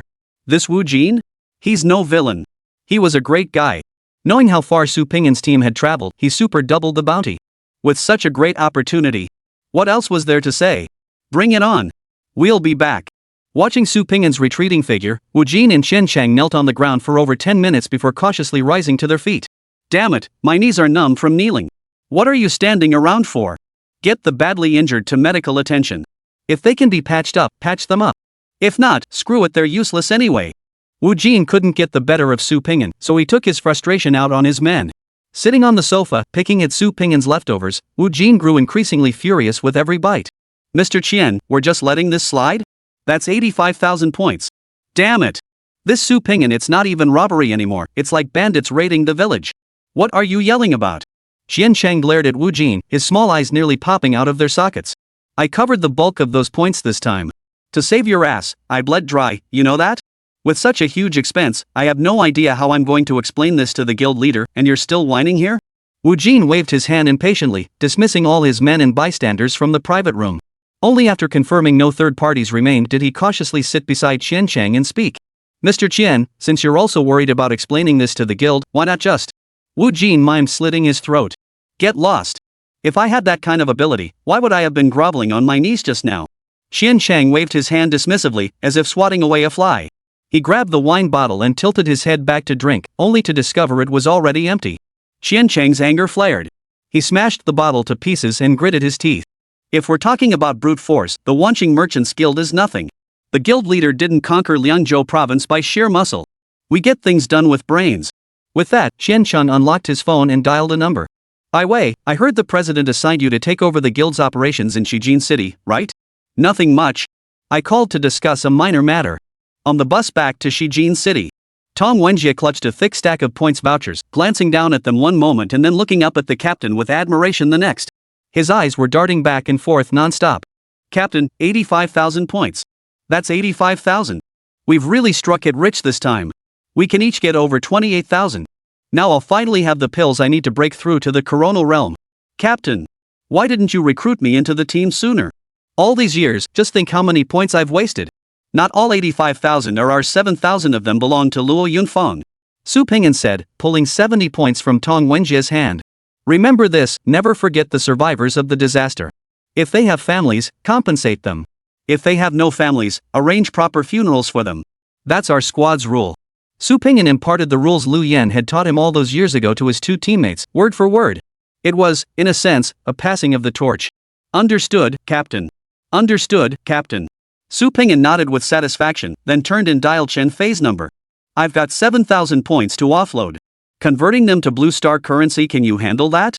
Captain Su, no problem. I can handle it. The current black market exchange rate is 1:1500. Captain Su, I'll give you 1:1600. How does that sound? Chen Fei's voice on the other end was exceedingly respectful. All right. Transfer the Blue Star coins from those 7,000 points to an account under the name Luo Yunfang. It must be done discreetly, no one should be able to trace it. Can you arrange that? Su Ping'an feared that Luo Yunfang suddenly receiving such a large sum might attract unwanted attention from unscrupulous individuals. That was why he bypassed official channels and sought Chen Fei's assistance instead. Those who operated in the black market typically had connections to underground money exchanges. Funds flowing through these channels were relatively harder to trace. It can be done, Captain Su. Rest assured, I'll handle this personally. If a third person finds out about this, you can have my head. Chen Fei made no hesitation, pledging his word on the spot. You have to admit, black market operators know how to get things done. Often, you don't even need to spell it out, they just handle it for you. Wang Fuhai had been like that back then, and now Chen Fei was no different. Su Ping'an nodded in satisfaction. Good. I'll send you Luo Yunfang's details shortly. After the captain hung up, Xuan spoke softly, Captain, this time we, acquired 76,500 points from Wu Jin and Chen Chang. 600,000 of that came from Chen Chang alone. They probably won't let this slide. Don't worry about that. If the rumors we've heard are true, our relationship with the Wanqing Merchants Guild is bound to sour sooner or later. It makes no difference whether we offend them now or later. I haven't moved against them yet, partly because I haven't found concrete evidence, and partly because I promised to wait for you to return. If they don't come looking for trouble, I'm happy to keep things quiet. I'll just wait for the captain to provide the list. But if they do come looking for a fight, I won't mind having a little soup before the meat. Ningxuan, remember this one thing. When trouble arises, seek the truth. As long as the truth is on our side, no matter how powerful they are, don't be afraid. I've got your back. If I can't handle it, there's the captain. If even the captain can't handle it, I'll call upon the celestial lord of floating life. Let's see who can stand up to that. Xuan nodded obediently, looking more human by the second. I'll remember that, Captain. Tong Wenjie, standing nearby, hadn't heard a word of their conversation. He was completely immersed in the sea of points. TSK, 78,000 points. That's 30,000 each. 30 grand. He. You idiot. 78,000 divided by 3 is 26,000 per person. Where'd you get 30,000? Is your brain fried? Can't you do math? Xuan shot back with a cold glare. 30,000 each. He. 30,000 each. Captain, the brute seems to have lost his mind. Should we beat him up to snap him out of it? Forget it. Let him enjoy himself. Su Ping'an chuckled lightly and waved his hand. We really hit the jackpot this time. This trip wasn't for nothing. Not for nothing. Alice looked at Tong Wenjie, who was grinning foolishly, then glanced at Xuan, who was trying hard to lift the corners of her mouth but only managed half a smile. Finally, she shifted her gaze back to her master. She saw him gazing at her with a gentle smile. Alice wrapped her arms around Su Ping'an's neck and happily nuzzled his cheek. Big win. Chapter 177, I'm my own father? Shijin City. Lakefront Villa District. Su Ping'an stretched lazily on the large bed. Opening his eyes, he saw Xiao Jianyang, who had woken up early, propped up beside him with her hands supporting her chin. Her eyes sparkled with amusement as she gazed at him. His gaze drifted down her straight shoulders, where her full, ripe fruit was pressed into a soft mound. They looked as if they were about to burst forth. Su Ping'an stared unblinkingly for 5 seconds before pulling Xiao Jianyang into his arms and taking a deep breath. Fragrant, soft, springy. He was hooked. Alice didn't get angry, letting her master hold her close. Ping'an, you barely slept at all these past 2 days. Want to sleep a little longer today? I can stay here with you. Under the covers? Ha! What would we do under the covers? Hearing Alice's soft, innocent voice, Su Ping'an couldn't bring himself to say something as ridiculous as, I'll show you a big treasure. This little sword maiden was perfect in every way, except she was a bit too clueless about matters of the heart. Su Ping'an refused to exploit his master's position to deceive or sneak attack this adorably clueless little sword maiden. Even if you eat it, it still feels weird. It feels like I'm trying to trick a child. It'll just have to be developed slowly. But thankfully, Su Ping'an was thoroughly enjoying the process. Turning a cute little sword maiden into, just thinking about it was thrilling. Su Ping'an refused to believe Alice could escape his clutches when they shared a bed night after night. With his, Lifestream's regenerative power, wouldn't they battle night after night until dawn? He. Ping'an, what are you laughing about? Nothing. He gave Alice's sword hilt a light pat. Plump, round, and springy. Perfect feel. Su Ping'an rolled over and sat up. The captain's already gone into the abyss. He probably won't be back anytime soon. Alice, hold on tight. Today, I'm taking you out for a delicious meal. We've been in Shiji City for days now, and I still haven't tried any of the local specialties. Let's go try some today and see if it's authentic. Alice knelt on the bed, her small, pert bottom tucked under her knees. A sweet smile blossomed on her flushed cheeks. Really? Of course. Otherwise, if I just keep hacking people to death every day, people might actually think I'm a psychopathic killer. But I'm clearly a reasonable, rule-abiding, well-mannered person. Those people just don't understand me. They don't. Alice bounced off the bed happily, dashing toward the walk-in closet like a whirlwind to change into her going-out outfit. Su Ping'an strongly suspected little sword maiden hadn't actually heard what he said. She'd only registered the words going out to play. While little sword maiden changed, Su Ping'an went downstairs alone and took care of breakfast first. Now that there were 3 maids in the house, Alice no longer had to handle the cooking duties. Looking at the empty dining table, Su Ping'an called over the butler, Oldly, with a hint of curiosity. Where did Wenjie, Ningxuan, and Kanna go? Oldly maintained his impeccable politeness, bowing as he replied, Mr. Tong and Mr. Shui left early this morning to purchase supplies from the logistics department. As for Miss Kungana, she spent the entire morning playing games with the maids. Judging by the time, they should still be playing in the garden. This Kong Na. Are 3 maids really enough to entertain her? Su Ping'an shook his head with a hint of resignation. Miss Kungana does have boundless energy. Oldly echoed with sympathetic understanding. Fortunately, the 3 maids can rotate shifts. Otherwise, juggling both Captain Su's meals and entertaining Miss Kungana would be truly overwhelming. Su Ping'an glanced toward the garden. Kanna, blindfolded, stood arms outstretched like a tyrant, groping wildly around her. 2 maids darted nimbly around her, occasionally calling out to signal their positions. Thank you for your hard work. Thank you, Captain Su. This is all part of our duties. Normally, the 4 of us would be responsible for an entire full-strength squad. With only 4 people under your command, it's actually quite manageable. Miss Kong Na probably counts as 10 people, but it's still easier than other squads. Oldly silently added in his mind. Looking after Kungana isn't easy. She has a childlike spirit and boundless energy. I'll head back to headquarters shortly and have the logistics department arrange a pay raise for you all. Su Ping'an wasn't the type of boss who made empty promises. No amount of sweet talk could ever match the tangible impact of a pay raise. People come to work seeking nothing more than a few pieces of silver. Friendship, responsibility, collective pride, hard work, all that stuff takes a backseat to pay. Without the money, everything else is bull. Can 3 hours of corporate culture lectures really compare to one pay raise? Wouldn't that extra pay be better spent buying a nice bag for their wife? Or splurging on a top-of-the-line graphics card for gaming? Or maybe calling up two 1988s from the third floor? Which of these things isn't more useful than your crappy corporate culture? Thanks a ton, team leader Su. Old Lee bowed gratefully. Su Ping'an nodded in return. Look at that attitude, so earnest. How could he not give a raise? Team leader Su, this morning several households sent calling cards inviting you to gatherings. How should we handle these? Old Lee composed himself and returned to his duties. Which companies are they?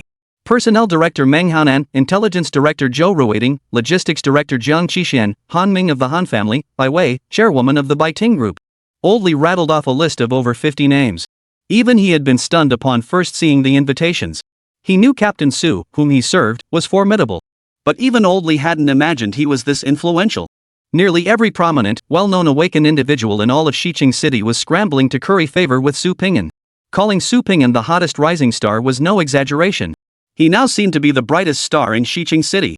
His brilliance even overshadowed that of the newly arrived Commander Liu. By the end, Su Ping'an grew impatient. Is Wan Qi here? You know, the head of the Abyss Affairs Department. No, Old Lee replied promptly, his memory sharp as ever. Then all these others are useless. Push them all aside. I'm busy today and need to step out. Su Ping'an had promised little Sword Maiden he'd take her out for a nice meal today, and he couldn't go back on his word. Understood, Old Lee nodded respectfully. Also, Team Leader Su, there's been some new talk circulating in Xiqing's awakened community lately about you. Care to hear it? Go ahead. Su Ping'an finished his breakfast, casually wiping his mouth as he spoke. Old Lee followed behind Su Ping'an at a leisurely pace. Ever since your trip to Luotian County, a rumor has been circulating that you have a powerful backer. Some say it's Commander Liu secretly following you, while others claim it's a reclusive master. More outlandish theories suggest you're the illegitimate son of some powerful figure, someone so concerned about your safety that they're secretly shadowing you. Su Ping'an rolled his eyes in exasperation. These people sure know how to spin a yarn.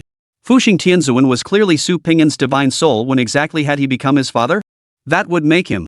Me being my own dad? Chapter 178. What kind of monster calls this the Moonlight Realm? Captain Su, should we address the rumors? Old Lee noticed the peculiar expression on Su Ping'an's face and asked proactively. Forget it. The more we clarify, the more chaos we'll stir up. We might even end up dragging Grandpa into this. Su Ping'an waved his hand dismissively. His original idea had been purely for future convenience.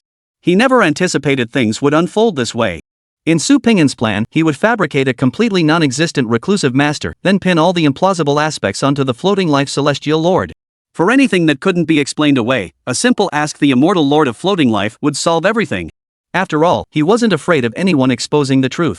Others pretended to have powerful backers, which is why they feared exposure. Su Ping'an was his own powerhouse. You're not convinced, are you? Want to meet the celestial lord of floating life?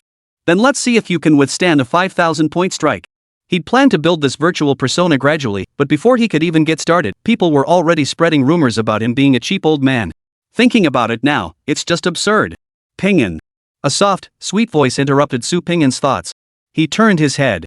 As Alice skipped over, lifting her skirt, Su Ping'an felt as though a moving cherry blossom had drifted before his eyes.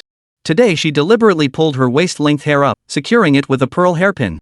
The ends bounced lightly against her snow-white nape with each step. Her pale pink chiffon dress featured three-dimensional floral embroidery at the neckline, with a matching satin ribbon tied playfully into a bow at her slender waist. The skirt rippled with each movement, revealing lace-trimmed shorts beneath. Ping'an, have you been waiting long? Alice tilted her small face upward, her lashes fluttering lightly, her eyes brimming with anticipation. Su Ping'an stood a head taller than Alice, and from this angle, he could clearly see her full, snow-white curves and her long, slender, perfectly proportioned legs. Faced with such a breathtaking sight, he froze in place. Ping'an, is there something wrong with what I'm wearing? Alice followed Su Ping'an's gaze downward and realized she couldn't see her lower half. Just as she was about to bend down to check, she felt warmth on her hand. It's fine. You look beautiful. Su Ping'an took Alice's soft little hand and stepped outside the villa. Bright sunlight spilled across their shoulders, bathing them in a warm glow. A gentle breeze swept by. It lifted the strands of hair at Alice's temple, making her glow even more radiantly. With a beauty by his side and the warm sun shining, only then did Su Pingyan understand what it meant to be riding high on the winds of fortune. When one obtains the very thing they've longed for in their youth, it was truly hard not to feel elated. Even without mastering the prophet's path, Su Pingyan could make precise predictions. Whatever happened today would not spoil his good mood. Shijin City. Baiting Tower. Sis, that Su Pingyan rejected our calling card. A young man stormed into the chairman's office, flung a neatly framed invitation onto the desk, and plopped down on the sofa in a huff. Rejected? Bai Wei lifted her head from the mountain of documents, glanced at the invitation card, then lowered her gaze again. Then send another. Bai Hongyu was stunned, his eyes widening in disbelief. He genuinely couldn't comprehend it. His sister had returned from the auction that day, furious and insisting that Su Pingyan had humiliated her. How could she now be rushing to send him a calling card? Having lost his parents at a young age, Bai Hongyu had grown up under his sister's protection. He was a naive young man with little social experience. To him, Bai Wei was both sister and mother. Seeing his sister humiliated, he should have been content just not seeking revenge on Su Pingyan. How could he possibly go groveling to deliver an invitation? Sis, I can't do this. Find someone else. I won't stand for this humiliation. Bai Wei lifted her head again, her gaze cold as ice. Fine. I'll deliver it myself. Sis. Bai Hongyu leapt up from the sofa. Why? Why the hell not? We're backed by the Wanqing Merchants Guild, the most powerful force in Liangzhou province. Why should we fear this Su Pingyan? Just like back in Hetian, if we didn't like someone, we'd just issue an order to have them taken care of, right? Bai Wei removed her glasses, stepped forward to face her brother, and raised the calling card to smack it against his face. Smack! Bai Hongyu froze in shock.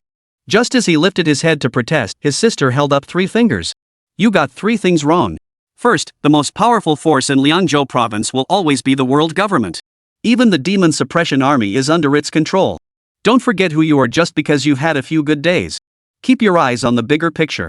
Second, this is Shijin City, not Hetian. Our current status is that of outsiders. We're no better off than that Su Pingyan fellow. Third, the powerful entity is the Wanqing Merchants Guild, not us siblings. Bai Wei pressed her brother's head, forcing him to turn and look at the desk. We are Bai Ting Group, not the Wanqing Merchants Guild. Got it? Don't think just because you call the chairman godfather, he'll actually treat us like his own children. Have you ever seen the chairman's own flesh and blood become a city ambassador? Daddy uses us for his work precisely because we're disposable pawns. If we perform well, we can climb the ladder and enjoy all the glory. If we screw up, just look at Luya's example right before your eyes. Don't you get it? Did you see anyone from the 10,000 Industries Association stick up for Lu Yi or cause trouble for Su Pingyan? Why are you getting so worked up? Bai Hongyu was rendered speechless by his sister's words, unable to think of a rebuttal for a long while. Knowing her brother cared, Bai Wei's heart softened at the sight of his stubborn gaze. She sat beside him and explained softly, Do you think I'm willing to swallow my pride? I've told you this many times. Whether it's the Wanqing Merchants Guild or us siblings, force isn't our strong suit. Since we can't win in a direct confrontation, shouldn't we build a good relationship with Su Pingyan? Even if it's only superficial? That way, if we ever need to take action in the future, we can distance ourselves from suspicion. That's the very foundation of the Wanqing Merchants Guild's enduring presence in Liangzhou province. The chairman never leaves any loose ends. And before acting, he always gathers every detail about the enemy. That's how he ensures a decisive strike. Upon hearing this, Bai Hongyu finally grasped his sister's meaning. It wasn't that they wouldn't act, they simply needed to gauge Su Pingyan's true capabilities first before deciding how to proceed. In Liangzhou province, there was no shortage of men willing to risk their lives. Even a big shot like Du Xiu, a late-stage coronal realm cultivator just a step away from the solar realm, was still taken out despite being surrounded by layers of security. Sis, so what are you suggesting? Bai Hongyu's lips curled into a smirk, his eyes darkening with growing ferocity. Su Pingyan crossed that fatso Qiancheng in Luotian City a few days ago, and not just a little, Bai Wei said, picking up the visiting card beside her and fingering it lightly. He paid a hefty sum to acquire genuine intelligence on Su Pingyan. Not hearsay or rumors, but actual combat footage. As Bai Wei spoke, she opened her phone. The screen played a rolling feed of footage from the Blood Knight tournament in the final round of the martial soul competition. According to Qian Chang, this Su Pingyan is already awakened at the initial stage of the Solar Crown realm. Judging by this, his strength is only average even among Solar Crown realm practitioners. Bai Hongyu leaned closer to the screen, analyzing it frame by frame. Who said the Su Pingyan in the video is already at the Solar Corona realm? Bai Wei shot her brother a slightly exasperated glance. I've told you time and again to learn the rules of the awakened world. When have you ever seen a coronal realm awakened participate in the martial soul tournament? After hearing his sister's explanation, Bai Hongyu watched the video again, finding it increasingly unsettling. So, sis, you're saying Su Pingyan was still at the Moonlight Realm back then? Watching his sister nod firmly in confirmation. Bai Hongyu's eyes widen, his expression growing increasingly vivid. So, this monster who blasted a gaping hole through the headquarters with a single strike, who crushed people into mincemeat with a single sword, is a Moonlight Realm awakened? Holy! What kind of Moonlight Realm is this monster? Chapter 179, come on, I'll take you to see the sea. After watching the video over a dozen times, Bai Hongyu was completely done for. He flopped onto the sofa with a sigh. Sis, no wonder Su Pingyan dares to be so aggressive. He's already stirred up such a storm right after taking office. Judging by his Moonlight Realm strength as a benchmark, Su Pingyan at his current Solar Corona realm might only be countered by someone who's awakened to the Sunlight Realm. Then what's the point of fighting? Not necessarily, Bai Wei replied with a confident smile, tucking her phone away. Sis, do you have connections to recruit a Sunday Realm awakened? Isn't that something only the guild leader can command? What I mean is, we don't need a Sunday Realm awakener to deal with Su Pingyan. Bai Wei rose slowly and paced to the floor-to-ceiling window. Surveying the cityscape below, she declared with assurance, Su Pingyan's strength is undeniable, but he still falls short of the late coronal realm. His two personal combat experiences prove the point. The first was against Zhao Xian of the Tianhe Society, and the second was when he single-handedly took on a fourth-tier alien race in Luotian City. Both battles clearly involved a second force intervening, one far, far above Su Pingyan's level. I know about this. The underworld is buzzing with rumors that Su Pingyan has a powerful backer. Bai Hongyu nodded, yet still didn't grasp his sister's meaning. Whether or not Su Pingyan got help from others, he did indeed take down a late-stage Corona realm enemy. Doesn't the strength of one's backer count as strength? Su Pingyan doesn't have a damn patron. Bai Wei snorted disdainfully. I've already investigated his background, just an ordinary family. His parents died young, leaving him little inheritance. He only became an awakened a few months ago by sheer luck, joining Lu Yan's faction as his enforcer. Apart from Lu Yan, he doesn't know any big shots. Whether it's Zhao Xian or that fourth-tier alien race, it's all Lu Yan pulling strings behind the scenes. He's just trying to build Su Pingyan a persona, making everyone think he's got someone backing him. Lu Yan had it all planned out, build Su Pingyan up before entering the abyss, so he wouldn't get taken out on his first trip down there. Now that Lu Yan is in the abyss, I'm curious to see who Su Pingyan can call upon next. Bai Honyu's expression grew increasingly excited.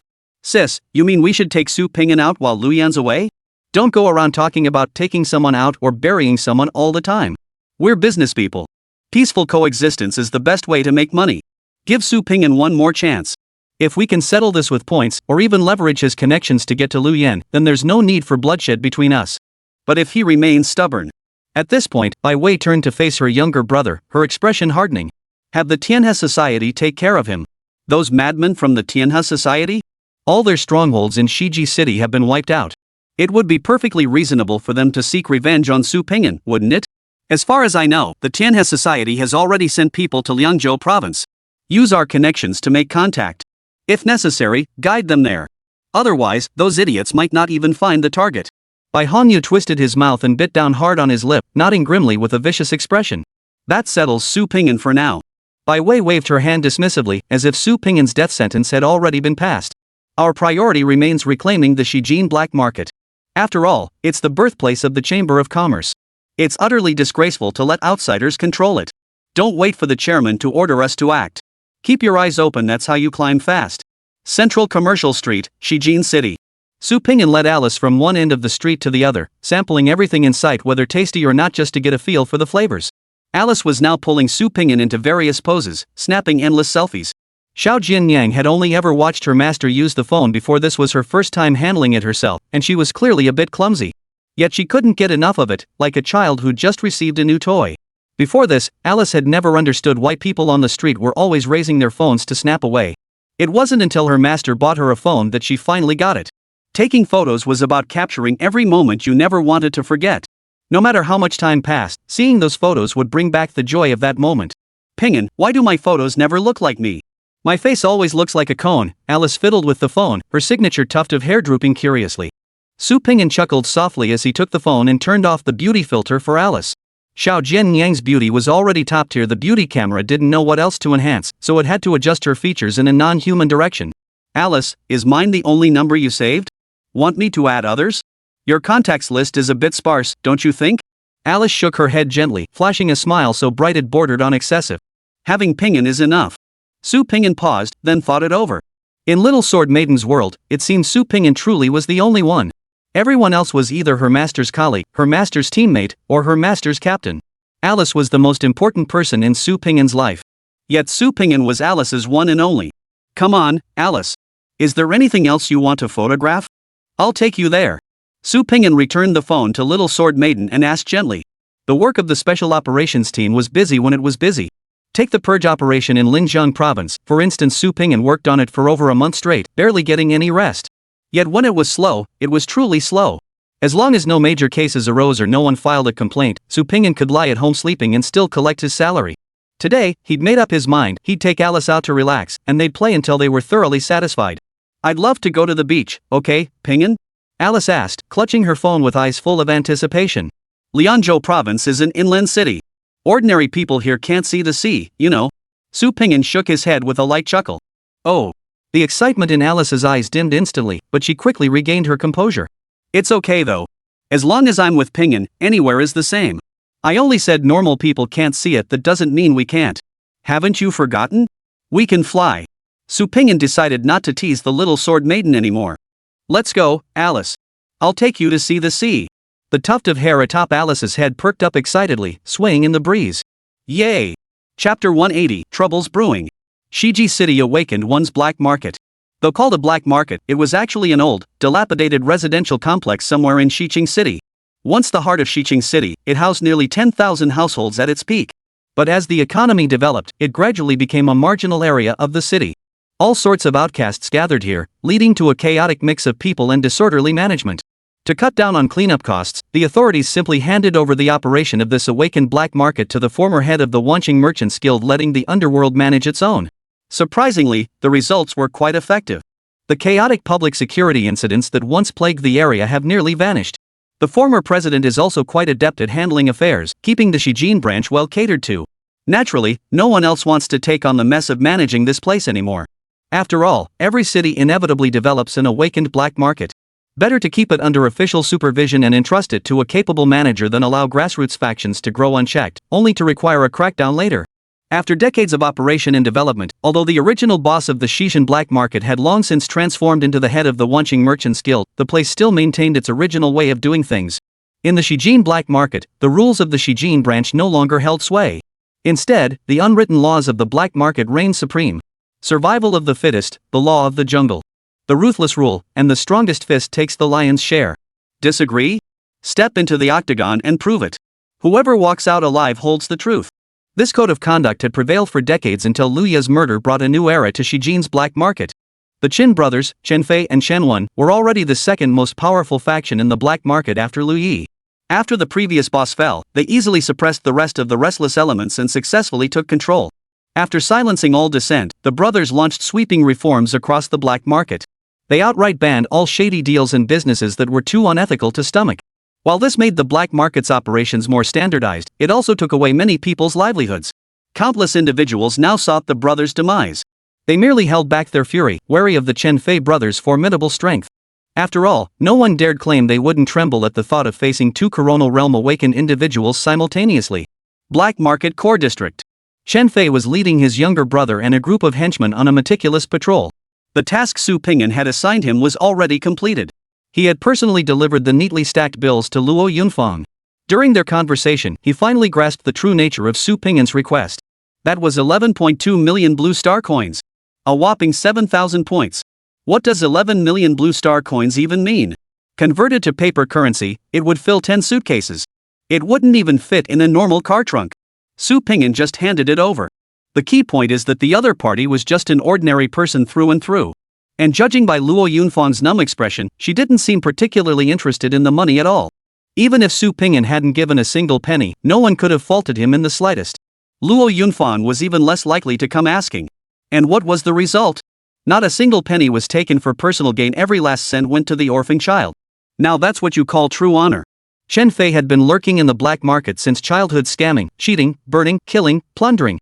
What hadn't he seen? Everyone in this underworld claims to live by honor, swearing lifelong brotherhood. Just focus on the job, they say.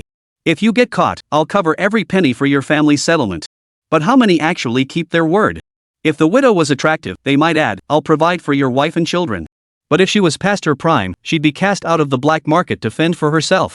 Sometimes, to avoid hassle or tarnish their reputation, silencing them altogether isn't unheard of. Brothers? Loyalty? Honor? Bull. More often than not, it's good brothers are in the heart, but when you need them, their phones never ring. Chen Fei had been navigating the black market for years, but he'd never encountered someone like Su Ping'an before.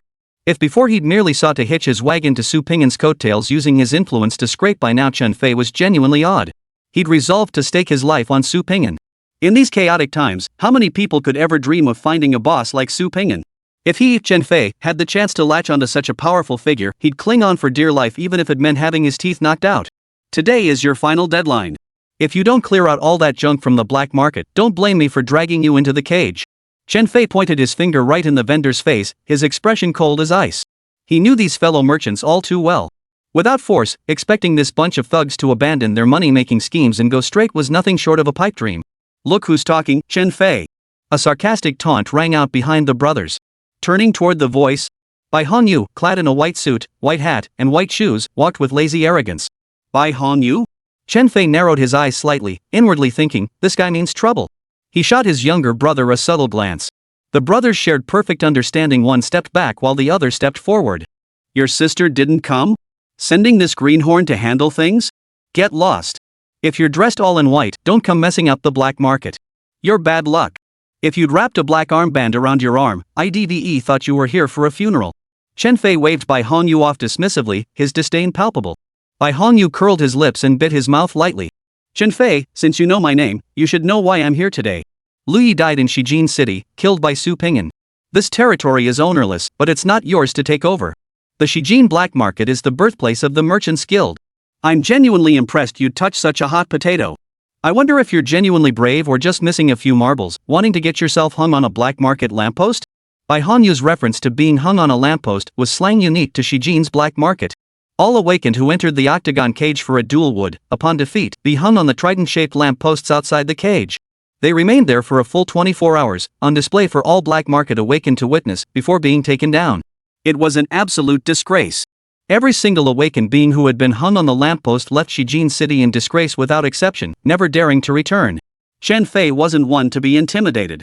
Having cut his teeth in the black market since childhood, he'd heard enough threats to compile a handbook for his underlings. Why would he fear some wet behind-the-ears brat like Bai Hongyu?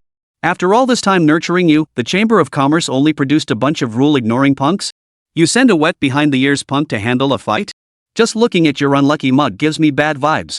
If you have something to say, send by way. That woman looks hot enough I might actually want to chat with her. You're not even worthy. Bai Hongyu was indeed young, and Chen Fei's provocation made him lose his temper instantly. He was a total sister-obsessed guy. How could he stand Chen Fei badmouthing his sister right in front of him? Bai Hongyu gritted his teeth, clenching the hand hidden behind his back into a tight fist. Several imposing figures shot out from behind him. The leader, wielding no sole weapon, forced Chen Fei to draw his sword in defense with a single palm strike. After retreating 7 or 8 steps, Chen Fei steadied himself.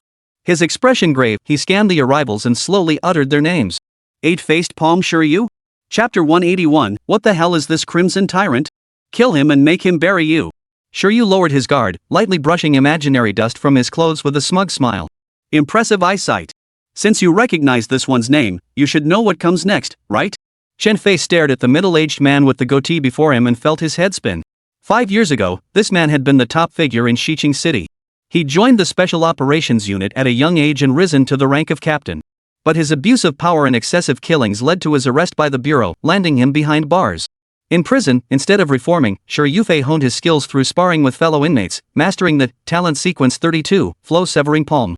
Through dedicated practice, he managed to break through to the coronal realm without consuming any elixirs, becoming a major news sensation in Shiqing City at the time. After that, all traces of Shiryu vanished. Who would have thought that the next time they saw him in person would be 5 years later? Chen Fei strained his senses to the limit, narrowing his eyes as he scrutinized Shiryu. Sure enough, the man had reached the late stage of the solar corona realm. Facing such a notorious veteran, Chen Fei wasn't about to pick a fight. Our Shijin black market deals in legitimate business. If you're here to trade, you're welcome. But if you're looking for trouble, let me remind you this place is under the protection of the Crimson Tyrant. If you choose to act like a thug, be prepared to face the consequences. Shiryu froze, genuinely surprised that Chen Fei would bring up his backing. Ever since he'd been taken away by the Bai siblings in prison 5 years ago, he'd devoted himself to cultivation. His understanding of Liangzhou province was still stuck 5 years in the past. How could he possibly know anything about some bloody scarlet tyrant? Today, Bai Wei had summoned him to handle a job, instructing him only to force Chen Fei into the octagon cage. Beyond that, she'd given him no further details. In Shi Yu's worldview, his patron was the Wanqing Merchants Guild. Why would they bother with other nobodies? Come on, in Liangzhou province, was there any patron more powerful than that? What bloody scarlet tyrant? You think I'd be scared just because you slapped some fancy title on it? I've been resting for a few years, and now some random nobody dares to make a name for themselves? Scarlet tyrant? Oof. Does he even deserve such an arrogant name? The last guy who dared to call himself that? I tore off his limbs and turned him into a human pig. Stop showing off. No need to wait for your backup. Once I've dealt with you, I'll go meet that so-called scarlet tyrant myself and send him to join you in the afterlife. Crazy. Go ahead and be mad. Chen Fei's seen his share of madmen. But how mad could you be compared to that Lu Yi? He was pretty badass, right? He even tried to assassinate the newly appointed Special Operations Commander. Ordinary folks got the wrong look from him and ended up hanging from the lampposts. And what happened? Su Ping'an pinned him down at the Shijin branch and slaughtered him like a pig. The more Chen Fei understood Su Ping'an, the more he realized just how formidable his boss truly was. Those who crossed the Scarlet Tyrant weren't just a few, or most every single one of them was eliminated. Dare to act cocky in front of him? You'd better brace yourself. Chen Fei fought to stifle his laughter, forcing a look of extreme caution onto his face, ready to back down at any moment. He shifted his stance imperceptibly, allowing the younger brother behind him to capture a clearer shot. Meanwhile, hundreds of kilometers away from Shiji City, on a beach, Su Ping'an stared at his phone's livestream, his brow furrowing deeper by the second. Stop acting all high and mighty here. No need to wait for your backup.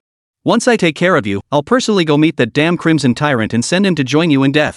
Chen Fei had thoughtfully pinned an earpiece to his body, with his younger brother providing remote covert filming, allowing Su Ping'an to witness the live footage firsthand. The veins on Su Ping'an's forehead throbbed violently. This bastard wasn't just a little cocky. He was beyond arrogant. Chen Fei had already blurted out his full name Su Ping'an and still had the nerve to rant like that?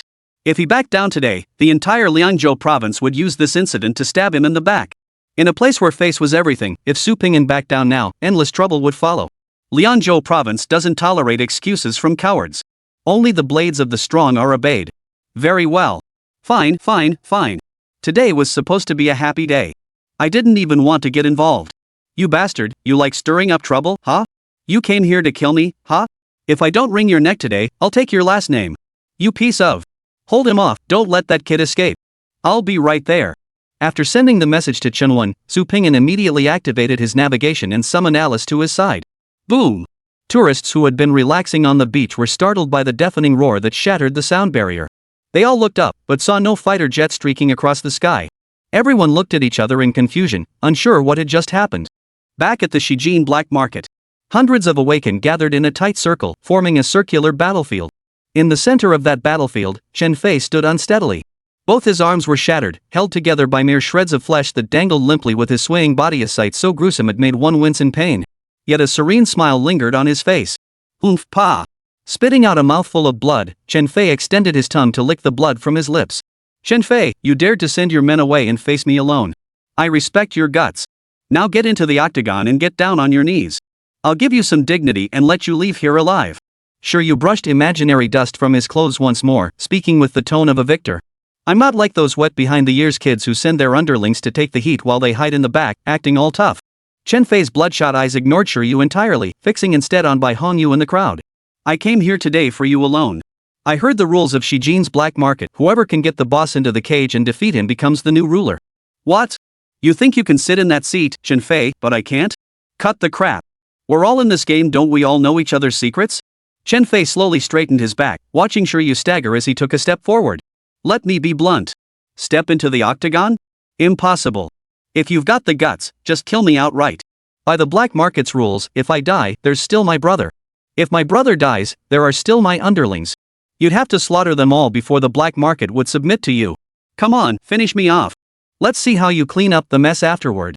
As soon as Chen Fei finished speaking, over a dozen awakened ones including Chen Wen charged forward. Not a single one backed down or fled. Oof.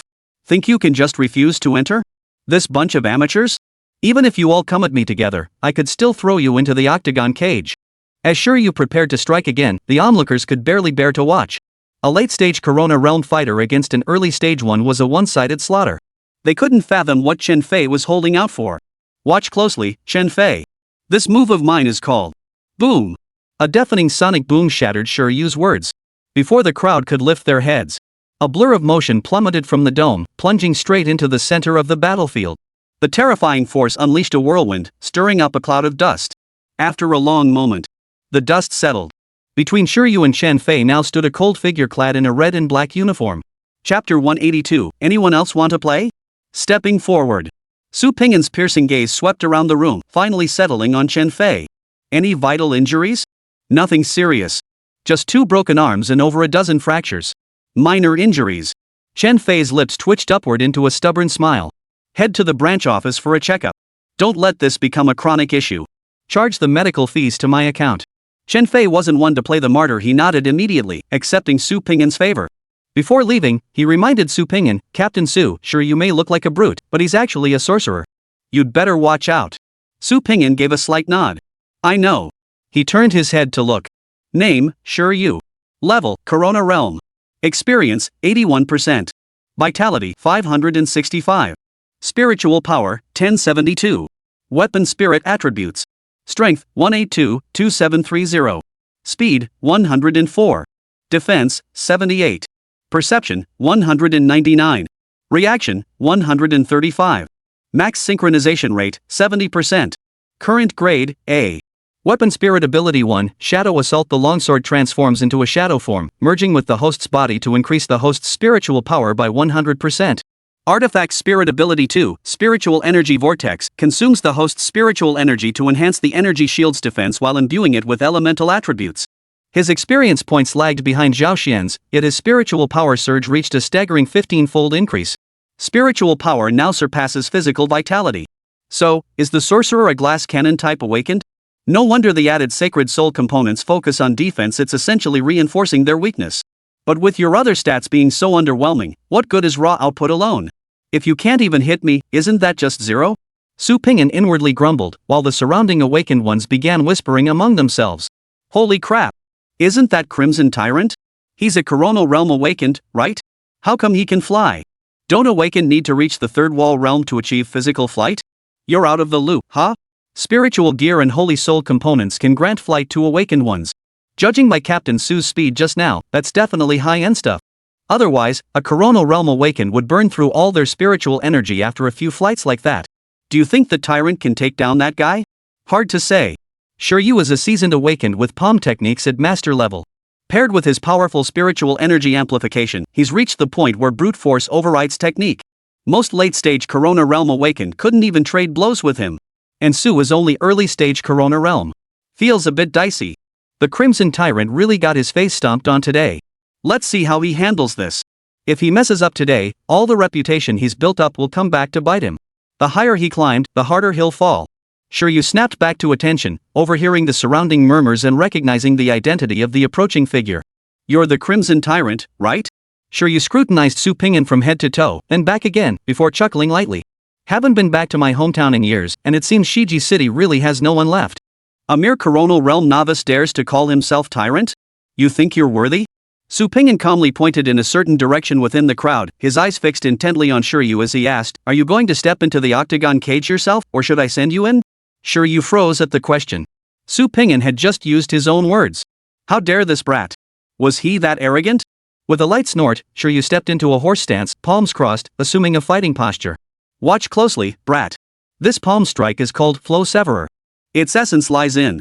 Shiryu held his breath, his eyes blazing with combat intent, ready to thoroughly explain the secrets of this palm technique to this arrogant junior. Forbidden technique.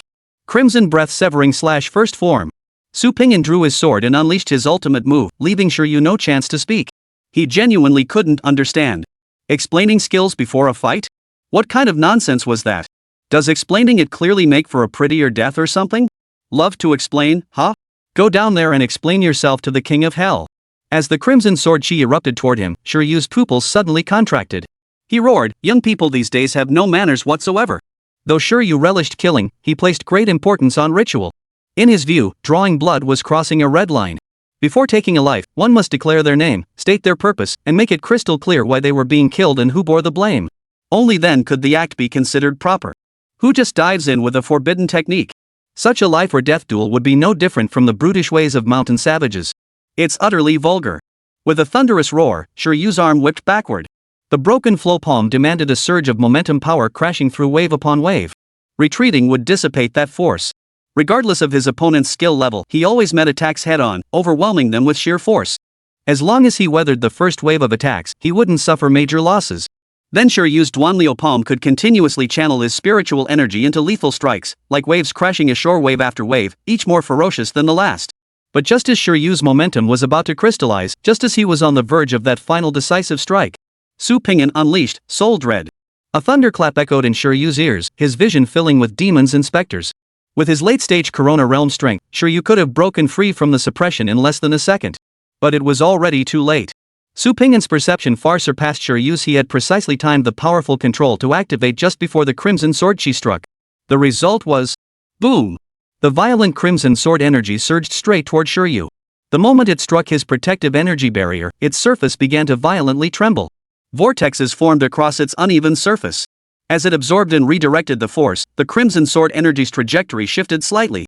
What should have been a direct strike through his chest was instead deflected onto his right shoulder. The crimson sword energy surged upward. Piercing Shiryu's right shoulder, it simultaneously ripped the roof off a black market shop. The immense force surged from his shoulder, sending Shiryu flying backward. Without giving Shiryu any chance to react, Su Pingyan instantly switched to the speed plus reaction combo. His figure shot forward like an arrow released from its string. After an instant overtake, Su Pingyan steadied himself behind Shiryu and switched attributes once more. This time, he selected the strength plus perception combination. He grabbed Shiryu by the back of the neck. Su Pingyan spun him around like a chicken.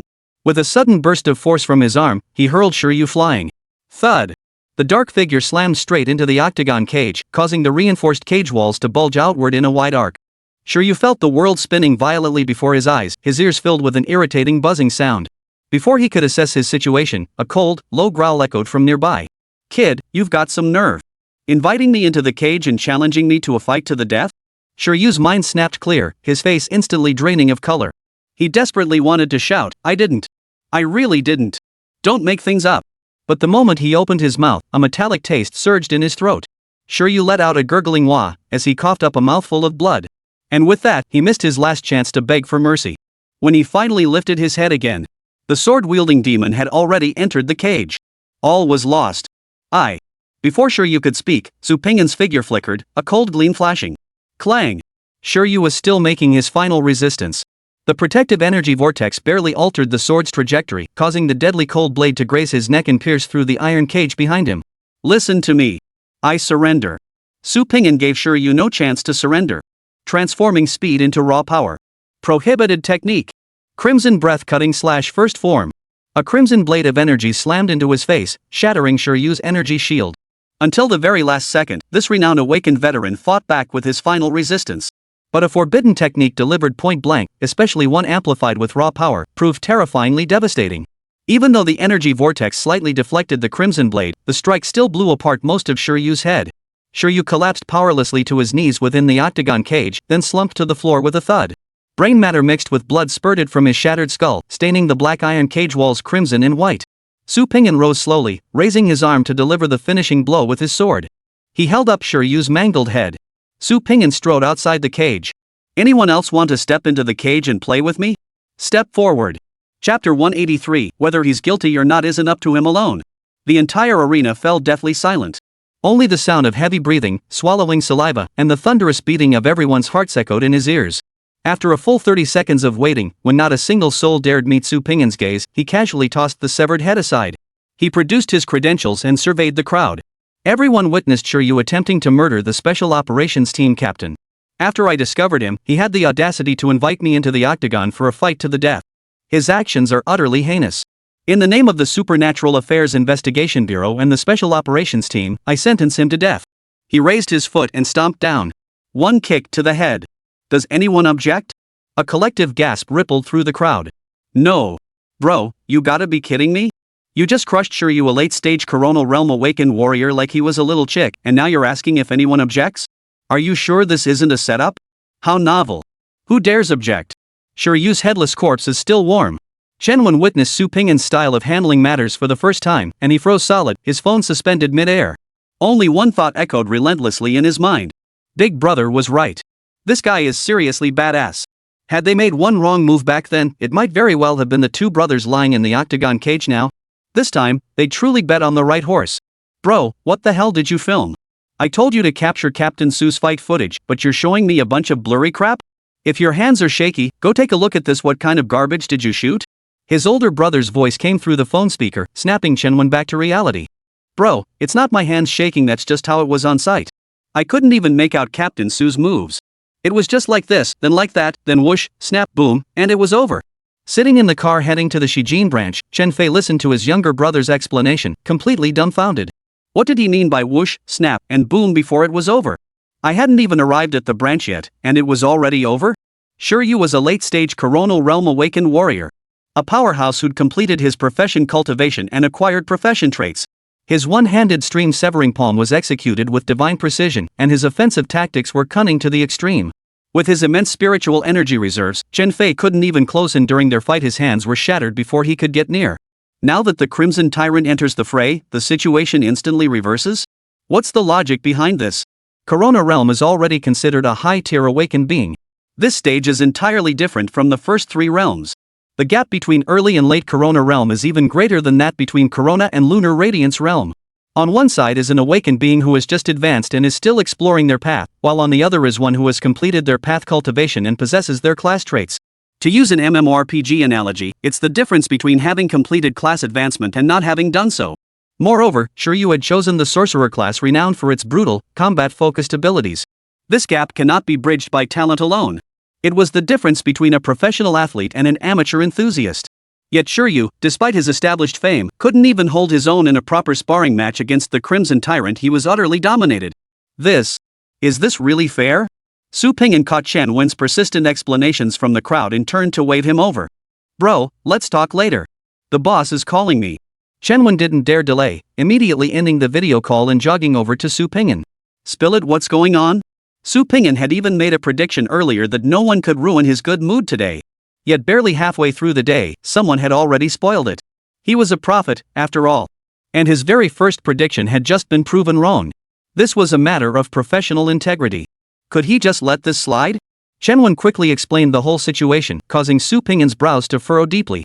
So you're saying this Shiryu was brought in by Bai Hongyu? Boss, that's the situation. But the Bai family operates with extreme caution. Shiryu never admitted to being part of their group until his death. I'm afraid we can't use this as grounds to confront the Bai family. Chen Wen desperately hoped Su Pingyan would take action, but he knew all too well the Bai family's modus operandi. Without timely warning, if Su Pingyan stormed in without proper justification, it would easily give them ammunition. Got it. Where's Bai Hongyu? Su Pingyan scanned the surrounding area but found no trace of Bai Hongyu's name among the densely packed nameplates. That kid saw the writing on the wall and probably took off long ago. Anyone working for the Wanqing Merchants Guild has at least some sense of self-preservation, Chen Wen said through gritted teeth. All right. Su Pingyan turned and headed straight for the exit of the black market. Boss. Let's just drop this matter. Big Brother didn't suffer any serious injuries. That Bai Hongyu will never admit any connection to this incident. Besides, if he dared to come looking for trouble, he must have been fully prepared.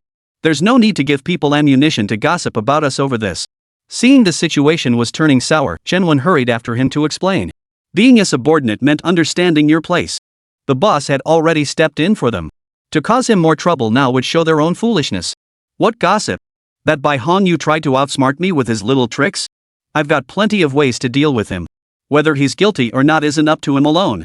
Su Pingyan finished speaking, then shot upward like an arrow, soaring into the sky. Chen Wen narrowed his eyes and looked up, watching the crimson and black figure grow smaller and smaller. A thought stirred inexplicably within him. Shijin City was about to see another major incident. Xiqing City Ring Road. A black car sped recklessly down the road. Bai Hongyu clutched the phone, his face ashen, speaking at breakneck speed. Sis, what should I do? That Su Pingyan is like a ghost, you know? I didn't even see what happened. Shiryu was already kicked into the octagon like a soccer ball. That useless piece of trash Shiryu. Our Bai family poured so much effort and sacrifice into raising him, only for him to turn out to be worthless garbage. We painstakingly hid his identity for 5 whole years, and this is the pathetic loser we get in return. Enough. Stop ranting. What's done is done. I'll analyze how Shiryu lost, whether he underestimated his opponent or Su Pingyan's strength far surpasses late-stage Corona Realm. On the other end of the line, Bai Wei's voice sounded relatively composed. Answer me this first, did you slip up during this incident? Did you give anyone ammunition to use against us? Bai Hongyu briefly recalled the sequence of events and replied with certainty, no, sis. This isn't my first time handling things. How could I not know what's important? I'm perfectly clear on what should and shouldn't be said. Bai Wei's tone immediately relaxed. Good. As long as we haven't left any leverage in Su Ping'an's hands, we shouldn't have to worry about the fire burning us. Head back to the company first and fill me in on the specifics. Chapter 184, Trying to outsmart me with underhanded tricks? Not gonna fly. Shijin City. Top floor of Bai Hall building. Sis, I'm telling you, that Su Ping'an is like a damn ghost he just dropped out of the sky. Before sure you could even make a move, he was already yelling about getting into the octagon. Then, before I could even catch Shiryu's reply, they were already at each other's throats. Bai Hongyu pulled a bottle of fine liquor from the cabinet, twisted off the cap, and downed it in one gulp. Only after downing nearly half the bottle did he wipe his lips, still shaken, and continue, Sis, are you sure that ghost won't come looking for trouble? You should have seen the look in his eyes. It was absolutely terrifying. Bai Wei sat poised across from her brother, elegantly crossing one leg over the other, her custom-made high heels dangling slightly in the air. What good is being strong? No matter how powerful or influential Su Ping'an becomes, could he ever match Du Shou back then? Don't concern yourself with this matter. Just rest for a while. I'll have something for you to do later. If Su Ping'an dares to show up, I'm not afraid of him. Let him make a big scene. That's best. Make it so big the chairman can't tolerate him, then he'll be the next Du Shou. Bai Wei finished speaking and rose to leave her brother's office. In her view, Su Ping'an had absolutely no reason to target her and her brother. Having served the chairman for years, Bai Wei never left loose ends. Though her brother was impulsive, he'd learned his lesson well enough on this front and wouldn't make such a rookie mistake. Without a pretext, even if Su Ping'an suspected the Bai family's involvement, what could he do? What would he dare to do?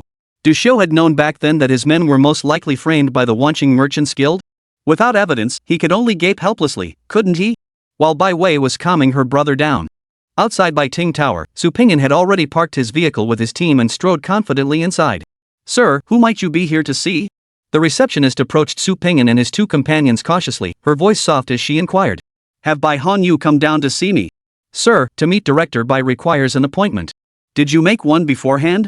Su Ping'an didn't want to put an ordinary person in a difficult position, so he promptly produced his credentials. Tell Bai Hongyu that Su Ping'an is here. Either he comes down, or I'll go up. I'll give him 1 minute. Though the front desk attendant wasn't an awakened, she recognized the words Special Operations Unit. Please wait a moment, sir. I'll connect you immediately. The receptionist scurried back to her desk and frantically dialed the phone. Captain, didn't you say we wouldn't bother the Wanqing merchants unless they came looking for trouble? So what's the deal today? Tong Wenjie flexed his hands, warming up. Given his captain's temperament, a fight might break out any minute. Of course Bai Hongyu provoked the captain. Xuanningshuan clasped her hands behind her back, unconsciously shrugging her shoulders. If an exclamation mark appeared above her head, Su Ping'an would have considered chatting with her to see if there were any missions available. Captain, is Bai Hongyu really that cocky? Is the guy that skilled? Captain, let me go first. I've been training hard lately. Tong Wenjie's eyes lit up as he leaned in excitedly. Su Ping'an gave a slight wave of his hand, choosing not to respond. Across from them, a large group of awakened emerged from the elevator in a steady stream, surging toward Su Ping'an. Behind them, the security guard closed the gate with perfect timing. Captain Su, I've long admired your reputation and wanted to invite you to dinner, but your official duties have kept you far too busy, Bai Hongyu said, striding through the crowd to extend his hand to Su Ping'an. Ignoring Bai Hongyu's outstretched hands, Su Ping'an crossed his arms and asked coolly, when you brought your men to my Shijin black market, didn't you bother to find out who protects it? Bai Hongyu's heart skipped a beat. This guy really is here to pick a fight. How reckless. You just show up like this with no evidence? Captain Su. I think there's been a misunderstanding. My visit to the Shijin black market today was purely incidental. I had absolutely no intention of causing trouble. Sure, you and my Bai family? We have absolutely no connection whatsoever. If you have evidence, Captain Su, feel free to take me in. I'll fully cooperate with the Special Operations Team's investigation. Bai Hongyu maintained his smile, replying without a flicker of emotion. Su Ping'an delivered a swift kick, striking Bai Hongyu squarely in the abdomen and sending him reeling backward. He grabbed Bai Hongyu by the collar and yanked him upright. Playing games with me, huh? No connection, huh? What exactly are you trying to pull? Whether it's related or not, that's not for you to decide. Come with me to headquarters. I'll strip you down to your underwear. Then I'll give you all the evidence you want. Clang! Clang! Clang! From behind came the sound of soul weapons being drawn. Halt! A sharp shout rang out from behind the crowd. The awakened individuals surrounding Su Pingyan automatically parted to form a human wall. Bai Wei, her face icy, strode swiftly to Su Pingyan's side, her high heels clicking urgently on the floor. Sheathe your weapons. Captain Su is the special operations team leader. Who gave you the audacity to draw blades in his presence? Is there no respect for protocol anymore? Only after watching her subordinates obediently sheath their soul weapons did Bai Wei shift to a respectful expression. Captain Su, she inquired, I don't know where my younger brother crossed you. I beg you to consider his youth and ignorance, and give him a chance. I offer my sincere apologies on his behalf. Does the special operations team need to explain its actions to a bystander like you? Su Pingyan stared calmly at Bai Wei, not even bothering to explain. Captain Su, are you saying you'll take my brother away without any evidence? Bai Wei's tone remained respectful, though a flicker of displeasure crossed her eyes. That's not by the book, is it? Captain Su, are you trying to bully us with your authority? Su Pingyan delivered a flying kick that sent Bai Wei flying backward, her body bending into a C shape. She crashed into 4 or 5 awakened individuals before finally coming to a halt, kneeling on the ground. What's the deal? Just because Su Bai Hanyu came to the Shijin black market to stir trouble, I can't come looking for trouble? You two siblings sure play the double standard game well. Let me make this crystal clear, the only reason Bai Hanyu isn't dead yet is because I haven't found his crime. Otherwise, you'd already be taking his body home for cremation. Sis. Bai Hanyu struggled violently in her palm. Su Pingyan showed no mercy, silencing him with a single blast of soul dread. He turned to face Bai Wei. Su Pingyan spoke coldly, don't think that just because you've covered your tracks and I have no evidence, I can't do anything to you. Playing clever tricks and resorting to dirty tricks might work on others. But with me, none of it will work. If I can bring someone back, I have plenty of ways to make them talk. Bai Wei struggled to lift her head, her heaving chest rising and falling with each labored breath. You? Bai Wei was stunned. Ever since arriving in Shiji City, she'd heard of this Scarlet Tyrant's notorious reputation. After the incident at the auction, she'd intensified her intelligence gathering. She believed she understood Su Pingyan thoroughly. But Bai Wei truly hadn't anticipated that this Crimson Tyrant would completely defy all conventional logic. Even during the fiercest clashes between the Wanqing Merchants Guild and Du Xiu, everyone operated within the established rules. No matter how intense the private battles became, they maintained a facade of cordiality in public. She had never witnessed anything like this before. Seizing someone without a shred of evidence? A surge of pent-up frustration rose in Bai Wei's chest, neither swallowed nor expelled. She wanted to explode in fury, but Su Pingyan's power was undeniable. If she dared to act, she'd likely give the Crimson Tyrant a perfect excuse to unleash a bloodbath. Shut up. You've been holding your breath for ages and still can't produce a decent fart. You'd better pray you haven't gotten your hands dirty. If I get my hands on you, I'll deal with you too. Su Pingyan dragged Bai Hanyu by one arm toward the main gate. The group of awakened ones, intimidated by that fierce aura, instinctively stepped back several paces, clearing a path. Bai Wei watched her brother's pleading gaze, her entire body trembling with rage. She practically gritted her teeth as she uttered 3 words. Su. Ping. Chapter 185, I have special interrogation techniques, watch closely, learn well. Shijin branch. Outside the interrogation room. Captain, I thought you were just using an excuse to bring the guy back and then kill him. You're actually planning to interrogate him? Tong Wenjie stared at the one-way glass in front of him, sounding somewhat surprised. Of course not. How many times have I told you? I'm not some psychopathic killer. Why would I murder someone the moment I see them? Su Pingyan rolled his eyes at Tong Wenjie. Captain, you plan to complete the interrogation process before taking action, right? That makes sense. It's harder for anyone to pin anything on you. Xuanningshuan's consideration was clearly much more detailed. Just how deeply do you all misunderstand me? Su Pingyan frowned in annoyance. I've always been the most rule-abiding person, okay? I get it. Captain, is your alter ego out there? Tong Wenjie clenched his fist and smacked his palm. Hey! This isn't the time to be playing around. Come out later, okay? Captain's got work to do. Su Pingyan raised his hand and delivered a sharp smack to the back of Tong Wenjie's head, sending him crouching down, clutching his head and wailing. How dare you talk back to me? You've got the nerve. Su Pingyan sighed helplessly. Think about it carefully. Everything we know about the Wanqing Merchants Guild comes from hearsay. Even Sure Yu's relationship with the Bai family, we've only heard the Chen Fei brothers' one-sided account. We haven't a shred of concrete evidence to back any of this up. Killing people on a whim, you'll never know when someone will use you as a pawn. Captain, the problem is evidence isn't that easy to come by.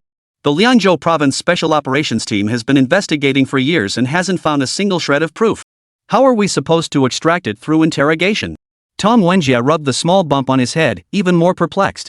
Relax. I have special interrogation techniques. Watch and learn. Su Ping'an gave a mysterious smile and pushed open the interrogation room door. Captain Su. Captain Su. The two interrogators quickly stood up and greeted Su Ping'an respectfully. How's the interrogation going? Su Ping'an asked, tilting his chin slightly upward. Chief Su, we've done our best, but this kid is as stubborn as a mule. Nothing seems to work, not business, background, or personal connections. Nothing. The officers lowered their heads awkwardly, avoiding Su Ping'an's gaze. It's fine. You've done well. You can step out now. I'll handle the rest. Su Ping'an hadn't expected much from two colleagues accustomed to desk work. Captain Su, I told you before I'm a law-abiding citizen and a major taxpayer. I've never been involved in any illegal activities. Bai Hongyu stood up with a light chuckle, spreading his hands in triumph. His face screamed, what are you going to do about it? Su Ping'an closed the door with his right hand and switched off the recording with his left. He took a step forward, and a punch landed squarely across Bai's face. Smack! Bai Hongyu was sent spinning 3 times in the air before crashing heavily to the floor. Did I tell you to get up? You dare to stand? Su Ping'an. You dare hit me? You. Su Ping'an's punch flew out, knocking out 3 of Bai Hongyu's front teeth. His leg swept straight into the midsection, sending Bai reeling and doubled over. He swung his arm in a folding motion, landing an elbow strike squarely in Bai Hongyu's solar plexus, knocking him flat on his back. Su Ping'an rose to his feet, steadied himself against the wall, and delivered a swift kick. After Bai Hongyu was brought to the branch office, his soul artifact had been confiscated. Su Ping'an struck with precise control this time, ensuring it hurt without actually killing him outright. Thud! Thud! Thud! After a dozen consecutive kicks to the solar plexus, Bai Hongyu was already knocked senseless. Blood mixed with foam seeped from the corners of his mouth, and his body began to convulse uncontrollably. Su Ping'an aimed for the back of his head and delivered a kick that sent Bai Hongyu crashing to the ground, unconscious. Bending low, crouching down, raising his hand. Forbidden technique. Crimson backflow. Bai Hongyu struggled to open his eyes, looking every bit the picture of a man nursing a hangover. Every inch of his body ached, yet when he touched his skin, he found no wounds. After about 10 seconds, the pain eased slightly, and he finally scanned his surroundings. Damn it! What the hell happened to me? Before Bai Hongyu could process the situation, Su Ping'an's kick to the gut came again. Thud! The excruciating pain shot straight to his nerves, and tears, still wet on Bai Hongyu's face, began to flow once more. Still talking tough? Are you going to talk? Are you going to talk or not? Su Ping'an demanded, kick after kick, while Bai Hongyu wailed in agony. In the observation room next to the interrogation room, Tong Wenjie and Xuanningsuan were both stunned. This wasn't an interrogation, it was pure dog training. Captain, you just kicked his teeth out with that one blow. How is he supposed to talk now? If you want to play games, just say so. There are no outsiders here. Why use interrogation as an excuse? The brutal, inhumane beating lasted a full 2 hours. After enduring countless beatings, Su Ping'an had grown increasingly skilled. He knew exactly how hard to strike to cause pain without knocking someone unconscious, and he understood Bai Hongyu's limits perfectly. Su Ping'an's best record was kicking Bai Hongyu 27 times in a row before finally knocking him unconscious. Ha ha! Bai Hongyu was utterly defeated. Snot and tears smeared his face, and he could barely form coherent words. Bro, stop hitting me. If you have questions, just ask them. If you don't ask, how am I supposed to tell you? So, is sure you connected to you? Su Ping'an flicked the blood from his hand and asked calmly. Yes, we are. Su Ping'an kicked Bai Hongyu hard, sending him crashing into the corner. Yes? What do you mean yes? I don't understand. Bai Hongyu was truly on the verge of breaking down. If Su Ping'an was merely torturing him for a confession, he wouldn't even bat an eyelid. At worst, he'd die. What could be worse than that? Bai Hongyu knew full well that if anything happened to him at the Shijin branch, his sister would absolutely avenge him. If he could eliminate a major threat for her, he'd die with purpose. But Su Ping'an had no intention of giving him the chance to die for a noble cause. His healing technique was nothing short of baffling. Bai Hongyu remembered clearly that just moments ago, his spleen had been ruptured, over a dozen ribs shattered, and his eyes gouged out. But he closed his eyes, had a nightmare, and when he woke up, guess what? He was fine. Damn it, he was fine. Under Su Ping'an's miraculous healing, Bai Hongyu's defiant, iron-willed tough guy act suddenly seemed like a joke. He wasn't the protagonist of this world. He was just a lowly mob in an online game, the kind that respawns after being killed. Anyone who spotted him would beat him senseless, and no one gave a damn how tragic his death might have been. By the end, he even began to suspect that Su Ping'an didn't care about the truth or any confessions at all. Su Ping'an just wanted to beat the crap out of him. Chapter 186. This isn't an abyss, it's a gold mine. Su Ping'an draped his jacket across the seat, took the ice-cold Coke Xuanningsuan handed him, and chugged it down in one gulp. Ah. That's better. Across from him, Bai Hongyu crouched in the corner, hugging his legs. His eyes were vacant, his body trembling, his face etched with utter despair. Staring at the pool of blood pooling at his feet like a small stream and the scattered front teeth littering the floor, Bai Hongyu had completely broken down. His mouth kept muttering, "Just die already. Why won't you die? When will you finally die?" Seeing the moment was right, Su Pingyan set down his coke, opened the recording, and tilted his chin slightly toward Bai Hongyu. "Tell me.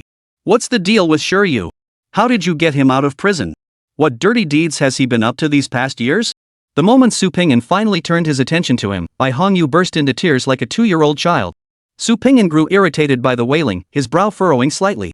That single gesture was enough to silence Bai Hongyu, leaving only his nostrils twitching. "Can't remember, huh?" Seeing Su Pingyan reach to turn off the recording, Bai Hongyu's eyes widened instantly. He blurted out rapidly, "Shiryu was bailed out 5 years ago. I asked Du Xiu to pull the strings. His soul artifact upgrade, the sacred soul component, the sorcerer's potion, I got them all for him. That's why Shiryu willingly works for me.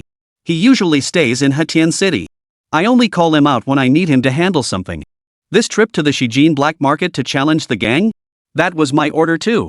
Captain Su, stop hitting me. Stop. I'm sorry. I admit it, I'll take full responsibility." Su Pingyan raised an eyebrow and nodded. "So you're implying I hit you earlier? Should I file a report on that?" "Ha? No. Bai Hongyu shook his head frantically, tears and snot streaming down his face. "Nobody hit me. I was confused. I was wrong just now. I was wrong. I was talking complete nonsense." As he spoke, Bai Hongyu hastily stripped off his clothes, exposing his body to the camera. All right. Su Pingyan waved his hand to stop Bai Hongyu from taking off his pants. "Just explain it clearly. Tell me about Du Xiu. Isn't the Wanqing Merchants Guild on bad terms with Du Xiu? And you managed to get him to help you?" Holding his clothes, Bai Hongyu explained with a pout, Du Xiu and the Wanqing Merchants Guild actually started off on good terms. After all, the old chairman originally worked for Du Xiu. At least 5 years ago, we could still ask Du Xiu for favors. As long as the price was right, he usually wouldn't refuse. Du Xiu would dare handle something like getting someone out of prison? Su Pingyan was genuinely intrigued now. His knowledge of this former commander Du Xiu had always been limited to rumors. This was the first time he'd heard of any specific deeds attributed to him. Du Xiu is incredibly greedy and has no scruples?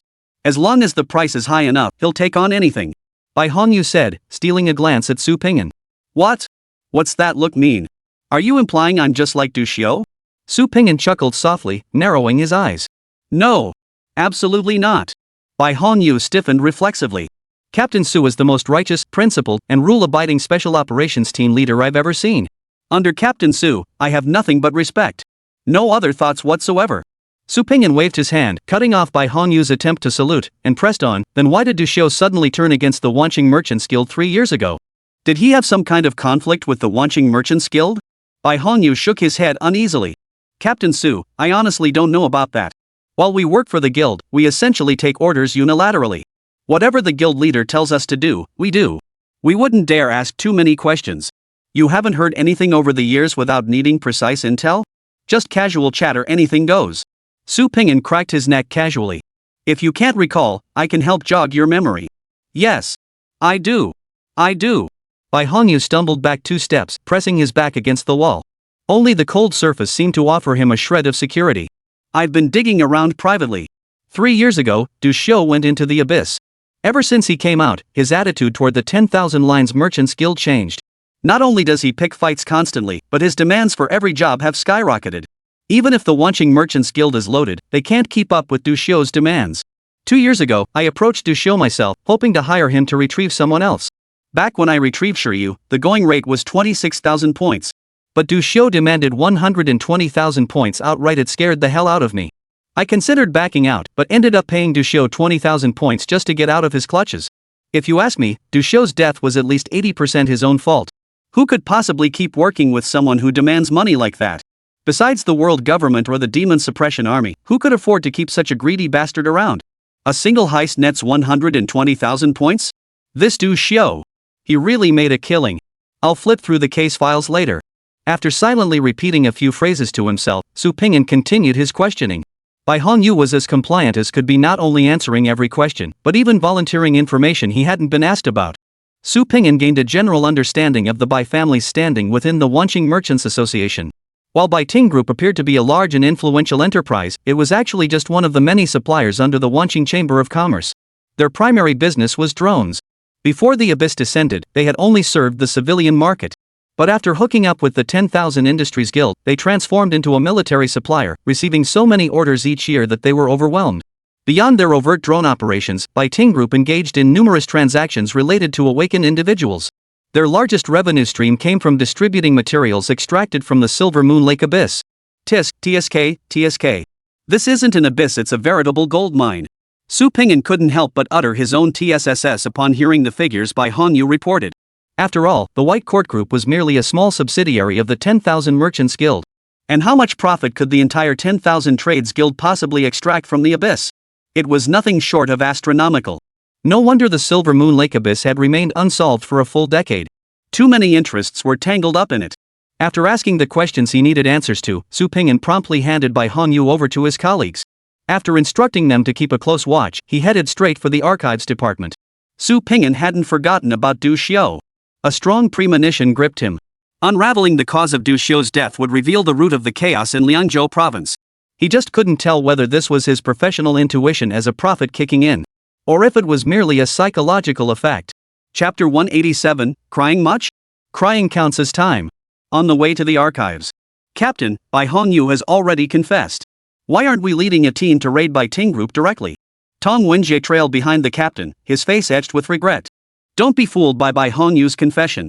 Whether it's Ting Group's core operations or distributing abyss supplies, everything follows proper procedures. Strictly speaking, he only has one charge, abducting Shiryu. And that was done by Du Xiu. No one can prove it now. His backer, Bai Wei, hasn't committed any crimes, at least not ones we can pin on her. Su Ping'an patiently explained, don't be fooled by Ting Group's grand appearance. They're merely the tip of the iceberg under the Wanqing Merchants Guild. We could use the Special Operations Unit's authority to force our way in, but doing so would alert the big backer behind them, making it counterproductive. 10 years.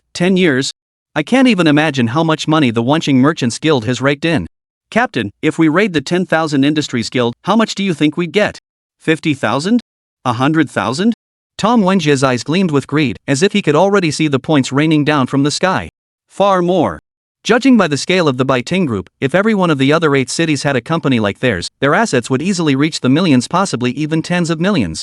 Xuan remained expressionless, though her small hands fidgeted restlessly, pinching her cheeks one moment, rubbing them the next. Stop overthinking it. We'll know when the time comes. Su Ping'an, having weathered a major purge before, remained relatively composed. Besides, it won't just be the 3 of us splitting it. To handle a faction of this scale and prevent them from escaping, we'll need to mobilize the entire province's special operations teams. The Demon Hunting Squad and the Abyss Affairs Department will likely be deployed too. With so many people involved, the share won't be that big. But with the captain in charge, we don't need to worry. He won't let even a penny under the bed slip through his fingers. The numbers won't be small. Amidst their casual conversation, Su Ping'an and his group had already made their way to the archives department. I need to review all files related to Du Xiu, not just those from the attack, but every recorded detail of his life. Su Ping'an calmly presented his credentials to the archive staff. The staff member recognized him immediately, nodded hastily, and without even glancing at Su Ping'an, practically jogged into the archives room. His frantic haste made it seem as though he'd be trapped if he delayed another step. Hold on, I'm just here to request some files. What's with that panicked, fleeing from disaster look on your face? What kind of rumors are they spreading about me at the Shijin branch now? Why does it sound like I'm some kind of monster? Su Ping'an couldn't help but roll his eyes inwardly. Snap! The abrupt sound of shattering glass pierced the air. Su Ping'an's gaze followed the sound. A sheet of paper shot through the air like a blade, hurtling straight toward his face. For an ordinary person, this letter's speed would have been enough to slice off their scalp. But for Su Ping'an's team, such a sneak attack couldn't even breach their defenses. Calmly extending his hand, Su Ping'an caught the letter, which flew like a dagger. His fingers flipped it open to read. A line of faint black text appeared silently. This far and no further. One step closer, and you seek your own demise. You've got some nerve. Threatening me? Su Ping'an instantly recognized the paper's texture identical to the communication paper used by the fairy sister when she had contacted him before. But unlike last time, this sheet had been projected directly from a distance. Which meant the messenger was definitely nearby. What nerve? Threatening me and not even hiding properly? Playing ghost tricks, and stop here? Seeking your own demise, huh? I'll beat the out of you today, or else you're clean. Su Ping'an crumpled the letter in his hand, lightly tapped his foot, and soared into the air. Slap! Watching the crimson and black figure dart away, the archives department staffer froze in place, clutching a thick stack of documents. Captain Su, what's going on? Nothing. Someone wanted a look at the captain. He's handling it. Small potatoes. Tom Wenjie took the files with a light chuckle, his tone as calm as a summer breeze. So the rumors were true after all. This isn't just about catching a glimpse, it's about taking someone down. They're going to attack just for a glance? Must notify the others when I get back. Better watch what we say during private chats from now on. The Crimson Tyrant is terrifying. The staff member instinctively swallowed hard, repeating the warning to themselves several times in their mind. Outside the Shijin branch, Su Pingyan maxed out his perception and speed, then instantly transferred his physical form to Alice. He then floated his spirit upward, scanning the vicinity at an astonishing speed. Soon, he spotted a shadowy figure lurking within a building across from the Shijin branch. The figure froze upon seeing Su Pingyan break through the window, then whipped around and began fleeing. But those targeted by the floating life Heavenly Lord never escaped so easily. Su Pingyan instantly transformed into an invisible drone, locking onto the target's position. Two dark figures careened wildly through the building, leaving chaos and commotion in their wake. Realizing he couldn't shake Su Pingyan, the man grew desperate.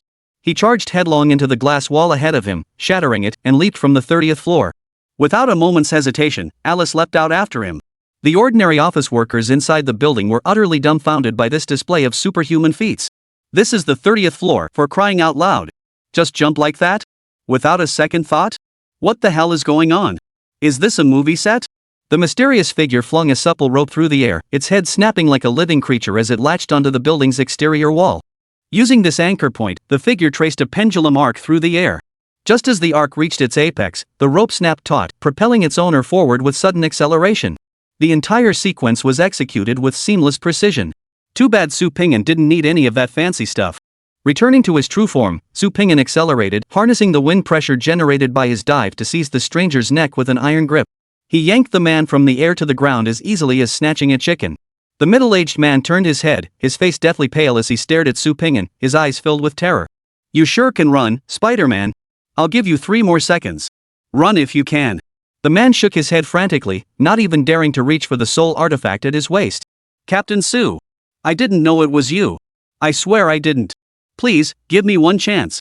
The man's voice was already breaking into sobs. Su Pingyan grinned. His hand was already gripping the sword hilt. "You like to cry, huh? Crying counts as time." Chapter 188, Assassination Mission. Li Qingjing stared at the Crimson Tyrant mere inches away, his legs trembling uncontrollably. His presence here today stemmed entirely from a lucrative job he'd picked up at the Hunters Guild a week prior. The price offered by the employer was incredibly tempting, and the job itself seemed straightforward. Li Qingjing was staying at a hotel across from the branch office, with all his expenses, food, drink, and entertainment fully covered. His sole task was to eliminate an awakened one upon receiving the signal. Regardless of whether he succeeded or not, as long as Li Qingjing stayed for the full duration, he would receive the full commission. If he chose to act, an additional bonus awaited. For Li Qingjing, a master at the early stage of the coronal realm, taking out a person or two was no big deal. He felt nervous for a few days after accepting the job, but after a week of carefree living, he was left with nothing but relief. Thank goodness he acted fast, or he would missed out on this lucrative deal. Then today, a call from a hidden number arrived. He was instructed to pull back the curtains, locate the archives section, and toss the pre-prepared letter out the window. With Li Qingji's perception, he could only make out the general locations of 3 people. He genuinely couldn't make out their specific features. Otherwise, even if you gave him 100 guts, he wouldn't dare throw anything at those red and black uniforms. Who in all of Shiqing City didn't know by now? The Special Operations Unit had undergone a major shakeup. Walking the streets, you'd be wise not to cross those in red and black uniforms, or you might not even know how you died. After tossing the letter, Li Qingji wondered if he'd received the order to strike. But before the call could come, a figure had already burst out from the other side. It circled through the air and charged straight toward him.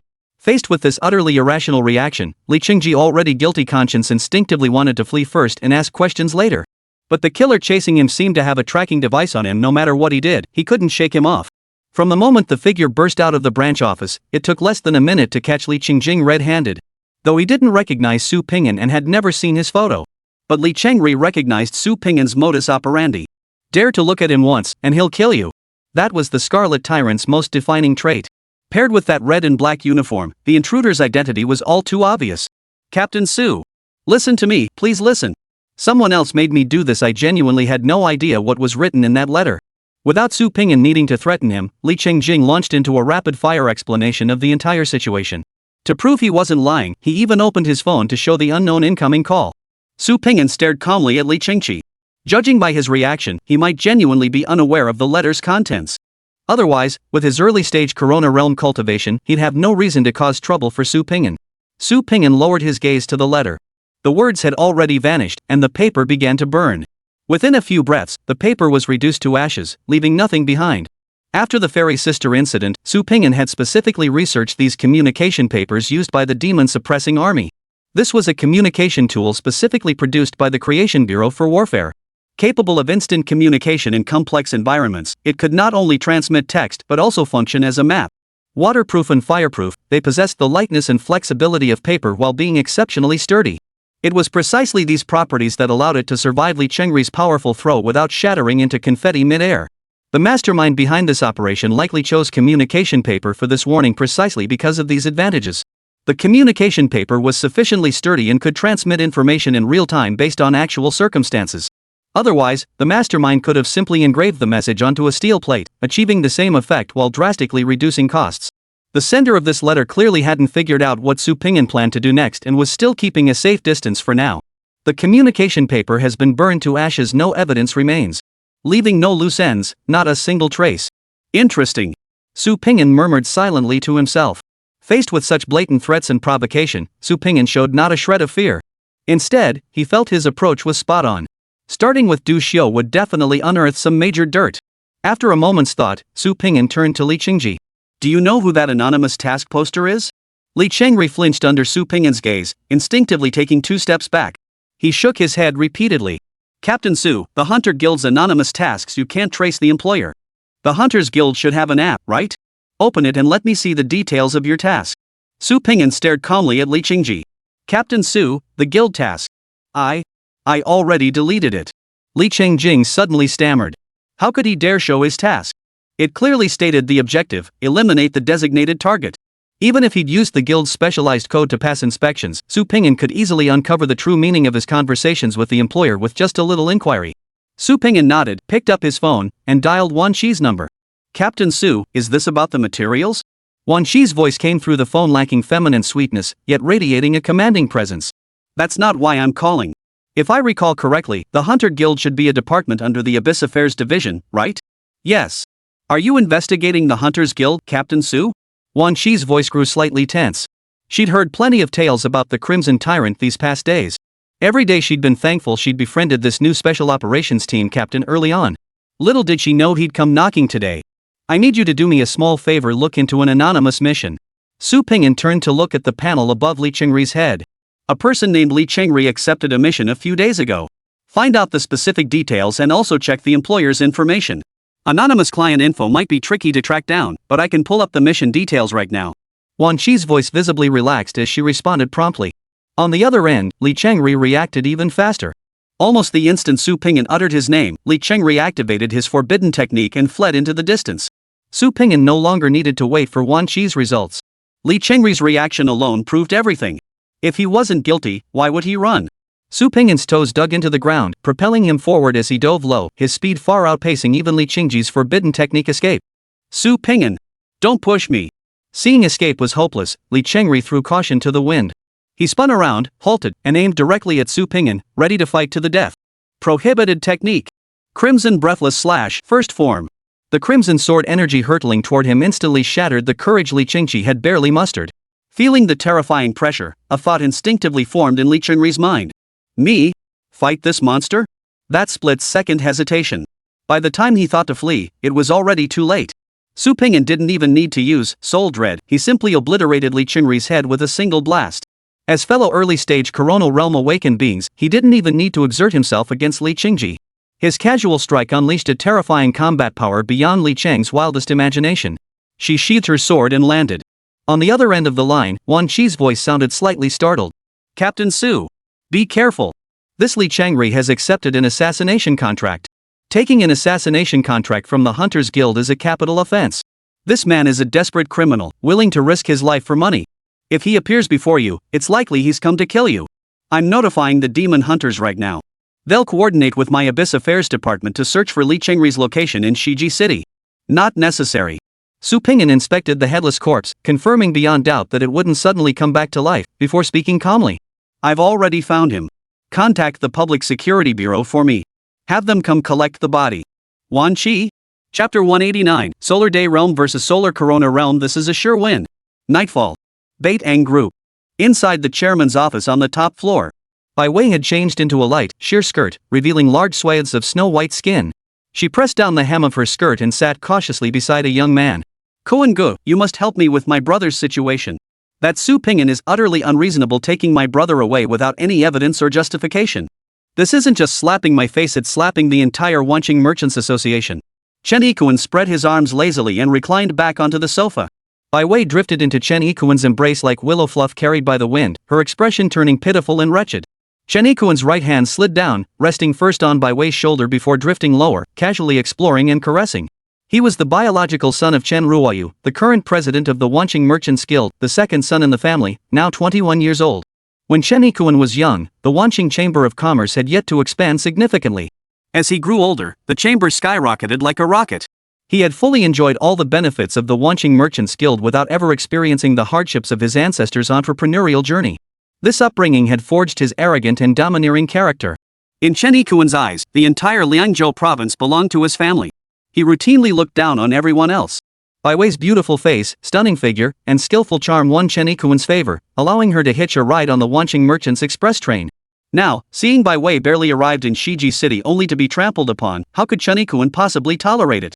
That very day, he chartered his private jet to Shijin City to stand up for her. Chen Yikuan swirled the liquid in his glass, sipped it lightly, and spoke with languid indifference, "As long as your brother keeps his hands clean. Even if he gets taken in by the branch office, he'll be fine. I'll make arrangements with the Shijin branch. In time, we'll find some excuse to get him out. As for this Su Ping'an..." Before Chen Yikuan could finish, his phone rang. Glancing at the caller ID, Chen Yikuan gave Bai Wei's pert behind a firm pat before rising and heading into the bathroom. He turned the faucet on full blast, ensuring the water would drown out the call, before answering. "If it's not important, shut up." Chen Yikuan was still waiting to battle Bai Wei for 300 rounds. He had no patience for this right now. "What did you say? Someone's investigating Du Xiu's death? Who? Who's so reckless? Su Ping'an? Su Ping'an again? Doesn't he know Du Xiu is a taboo across the entire Liangzhou province? Anyone who investigates him dies. This Su Ping'an guy must never have faced real danger before, huh? Enough. I'm aware of this." Leaving the bathroom, Chen Yikuan sat back down with a face as cold as ice, violently yanking Bai Wei toward him. "That bastard Su Ping'an is asking for it." Bai Wei winced in pain, her brows furrowing slightly, but she dared not utter a sound. Instead, she pouted pitifully, "Koen Good, did Su Ping'an cross you too? Don't ask what you shouldn't." Chen Yikuan made no mention of Su Ping'an's investigation into Du Xiu. Du Xiu had been silenced after discovering the Chamber of Commerce's secrets. Though the entire Liangzhou province knew the Wanqing Merchants Guild was the likely culprit, they would never admit it. Killing the commander of a province's special operations force was a crime punishable by extermination of the entire clan. Chen Yikuan was arrogant and tyrannical, but he wasn't stupid. Some things could be done, but never spoken of. Bai Wei wriggled her body, nestling deeper into Chen Yikuan's embrace. "Brother Koen, this Su Ping'an really doesn't hold us in any regard. On his very first day here, he killed Lu Yi. Then it was Qianchang in Luotian City. And now he's come for my brother. What do you think? Could he be targeting our Wanqing Merchants Guild? Whether it's intentional or not, this Su Ping'an has already crossed the line." A flash of ferocity flickered in Chen Yikuan's eyes. "If we don't take him down, Liangzhou province will think our Wanqing Merchants Guild is finished. Then every ghost and human under the sun will jump out to bite us. That's when the real trouble starts." Seeing Chen Yikuan's murderous intent, Bai Wei felt a surge of secret delight. She quickly suggested, "Why don't we let the Tianhe Association handle this? I've heard they've already made it known they intend to retaliate against Su Ping'an for what he did in Shiji City. The leader of this expedition is Bai Qian. He reached the late coronal realm over a decade ago. His current strength likely surpasses the solar realm." Solar Day Realm? Chen Yikuan's face betrayed his astonishment. The Tianhe Society would actually send an awakened of that caliber for this job? "I don't know the exact details, but it seems Bai Qian has a personal grudge against Su Ping'an. He volunteered to take this job." Chen Yikuan wore a look of schadenfreude. "Su Ping'an has offended far too many people. It actually saves us a lot of trouble. That's what they call pride comes before a fall. Let the Tianhe Society handle this. I'll arrange for someone to meet them. A Sun's Day realm against a Sun's Corona realm? This is a sure win. This Su Ping'an." Chen Yikuan paused, exchanging a glance with Bai Wei. Both wore smug expressions. "He's dead meat, X2.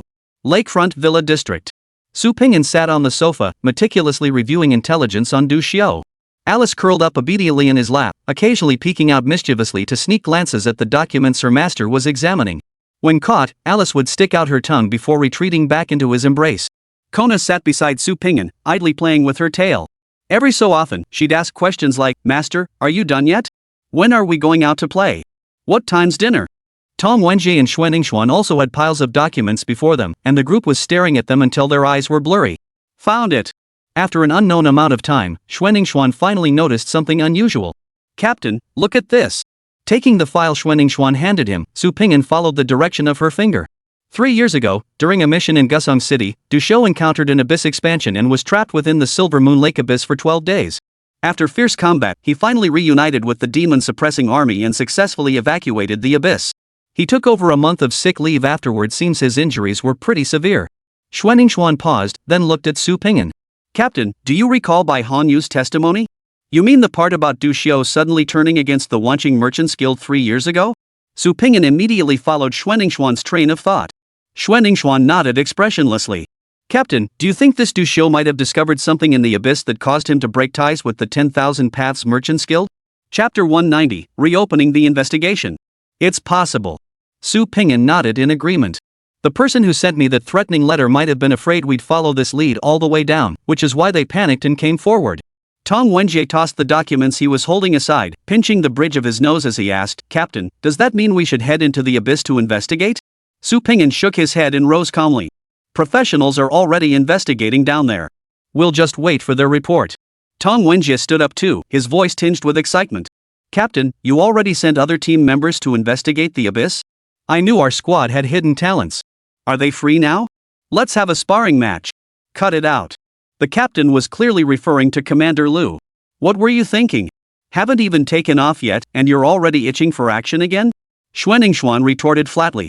Su Ping'an shot Xuanningsuan an appreciative glance. This team member might be expressionless, but she was incredibly sharp and quick-witted. Compared to Tong Wenjie, the dimwit whose brain was filled with nothing but fighting him, Xuanningsuan's intelligence was light years ahead, easily circling the city ring road twice over. Shooting Tong Wenjie a dismissive glance, Su Ping'an waved his hand. "We can wait for updates on the abyss situation, but outside matters are up to us. We can't just dump everything on the captain. I have this feeling there's definitely something fishy behind this Du Xiu case. Everyone get some rest tonight. Tomorrow, you'll be coming with me to the branch office. We're going to make sure the entire Liangzhou province knows about this. I'm reopening the investigation into Du Xiu's assault case. Didn't those rats behind the scenes fear my investigation? Didn't they rush over to warn me in a panic? I'll go right against them. If they crawl out of their sewers, I'll stomp them all flat." The night passed without incident. Early the next morning, Su Ping'an arrived early at the Shijin branch.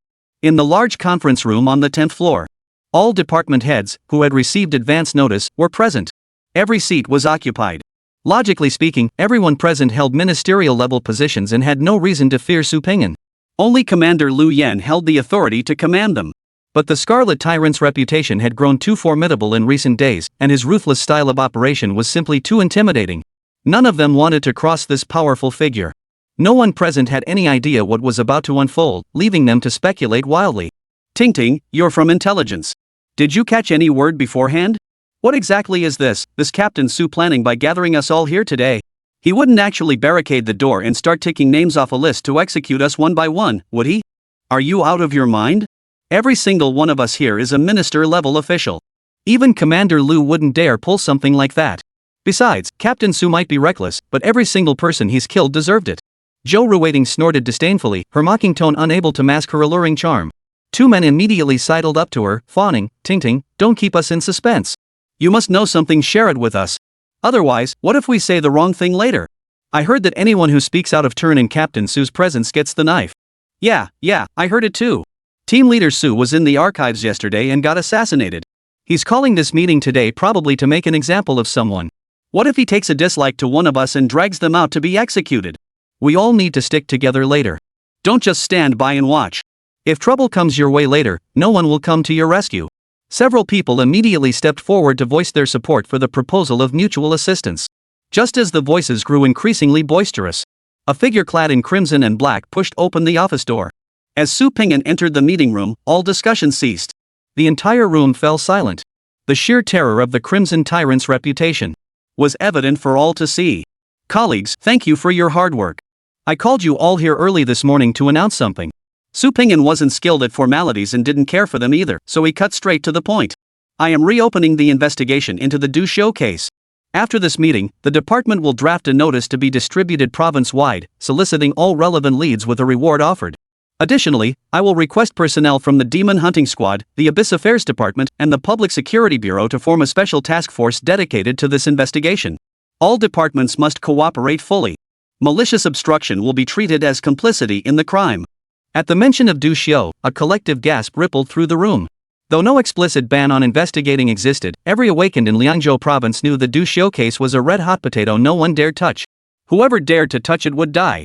Had Su Ping'an merely conducted a private investigation, it might have been tolerable. At least he'd have kept matters under the surface, leaving room for reconciliation with the Wanqing Merchants Guild. But now Su Ping'an had brought the matter out into the open, making such a grand show of stirring things up. It was tantamount to dancing on the blade's edge of the Wanqing Merchants Guild. Do you really think they'll let Su Ping'an off the hook? Did he really think the Wanqing Merchants Guild had no teeth? Su Ping'an surveyed the room calmly. Seeing the others' troubled expressions and hesitant glances, he could guess their thoughts. He wasn't afraid of the Wanqing Merchants Guild. In fact, he saw them as a juicy target. But Su Ping'an couldn't expect everyone to share his perspective. These officials were veterans of Liangzhou province. They had witnessed the Wanqing Merchants Association grow step by step and had seen its ruthless tactics firsthand. Expecting them to change their minds and follow him with just a few words was asking too much. Su Ping'an spoke again. Once the task force is established, I will serve as its leader. All specific matters need only be reported to me personally. If you have any questions, now is the time to ask. The statement left the entire room frozen for several seconds. Eyes darted around the room, each meeting another's gaze with equal surprise. Su Ping'an's stance was now crystal clear. The matter had been initiated by Su Ping'an. If the Wanqing Chamber of Commerce sought accountability, they would seek it from Su Ping'an. It had nothing to do with them. With just one sentence, he had transformed these department heads from participants into bystanders. If Su Ping'an wanted to investigate, then let him investigate. They simply needed to remain neutral. Whichever side won, they would cheer for that side. Even at this point, hesitation lingered among them. Wan Qi, also from the Imperial Trio, was the first to speak up, aligning with Su Ping'an. Team leader Su, I understand. I'll arrange personnel to coordinate immediately after the meeting. With that lead, the others gradually came to their senses. Department heads declared their full support for the investigation. Only one icy voice cut through the room from the far end, shattering the lively atmosphere. Captain Su, my demon hunting squad won't be involved in this case. We've got plenty on our plate and no time to play your power games. Su Ping'an turned toward the voice. A burly man sat sprawled across two chairs directly opposite him. His arms were crossed over his chest, the bulging muscles covered in scars. A scar embedded into his skull crawled across most of his face like a centipede, spanning his left eye. The cloudiness of his eye and the scar tissue revealed that scar had literally shattered his left eye. A brutal man. That was Su Ping'an's first impression of him. Chapter 191, Storm clouds gather, smoke signals rise. Su Ping'an looked up at the burly man's interface. Name, Xiao Tianyang. Level, Corona Realm. Experience, 95%. Vitality, 718. Spiritual power, 492. Weapon spirit attributes. Strength, 202. Speed, 134. Defense, 78. Perception, 132. Reaction, 145. Max synchronization rate, 90%. Current level, A. Weapon Spirit Ability 1, Phantom Blade Edge, consumes spiritual energy to generate powerful sword chi surrounding the blade, significantly increasing attack range. Weapon Spirit Ability 2, Raging Blood Fury, greatly reduces the host's pain perception. When taking damage, boosts the host's strength, speed, perception, and reaction by up to 200%.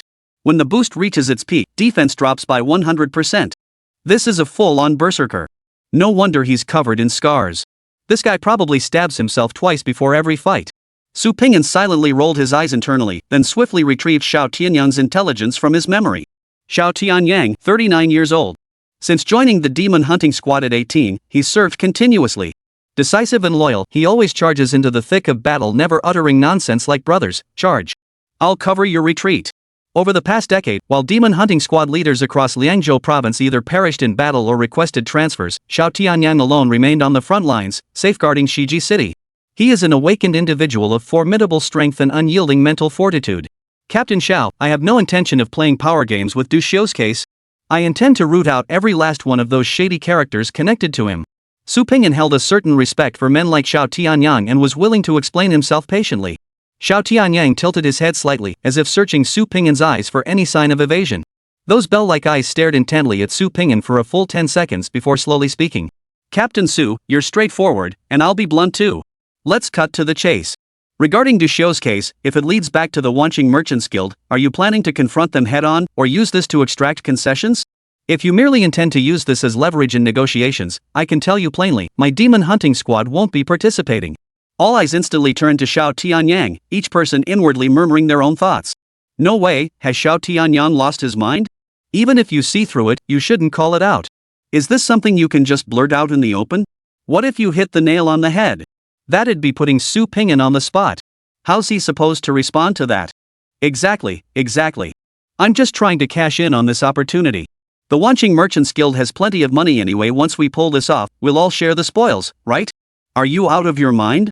A brute is a brute, no sense of social etiquette whatsoever. No wonder after 20-odd years in Xiqing City, he's still just a squad leader and hasn't secured a single official position in the demon-suppressing army.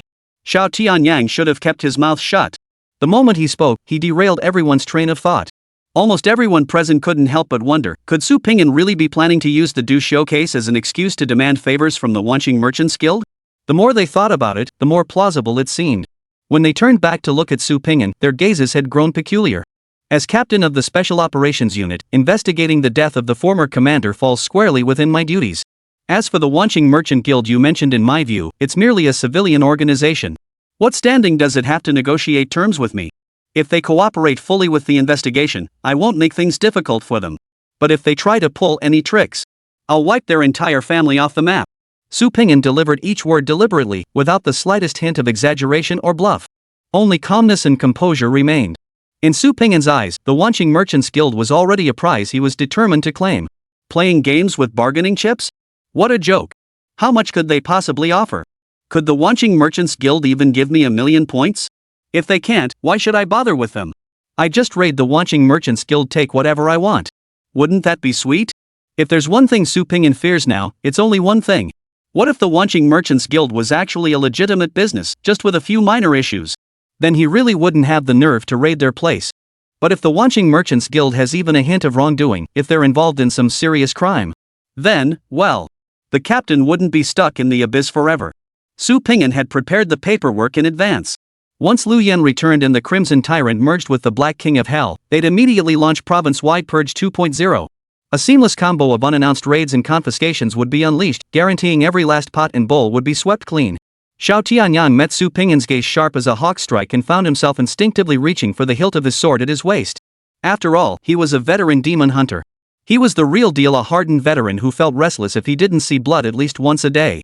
Yet, after locking eyes with Su Ping'an, he found himself unexpectedly on edge. Xiao Tianyang clenched his fists tightly, suppressing the urge to draw his sword.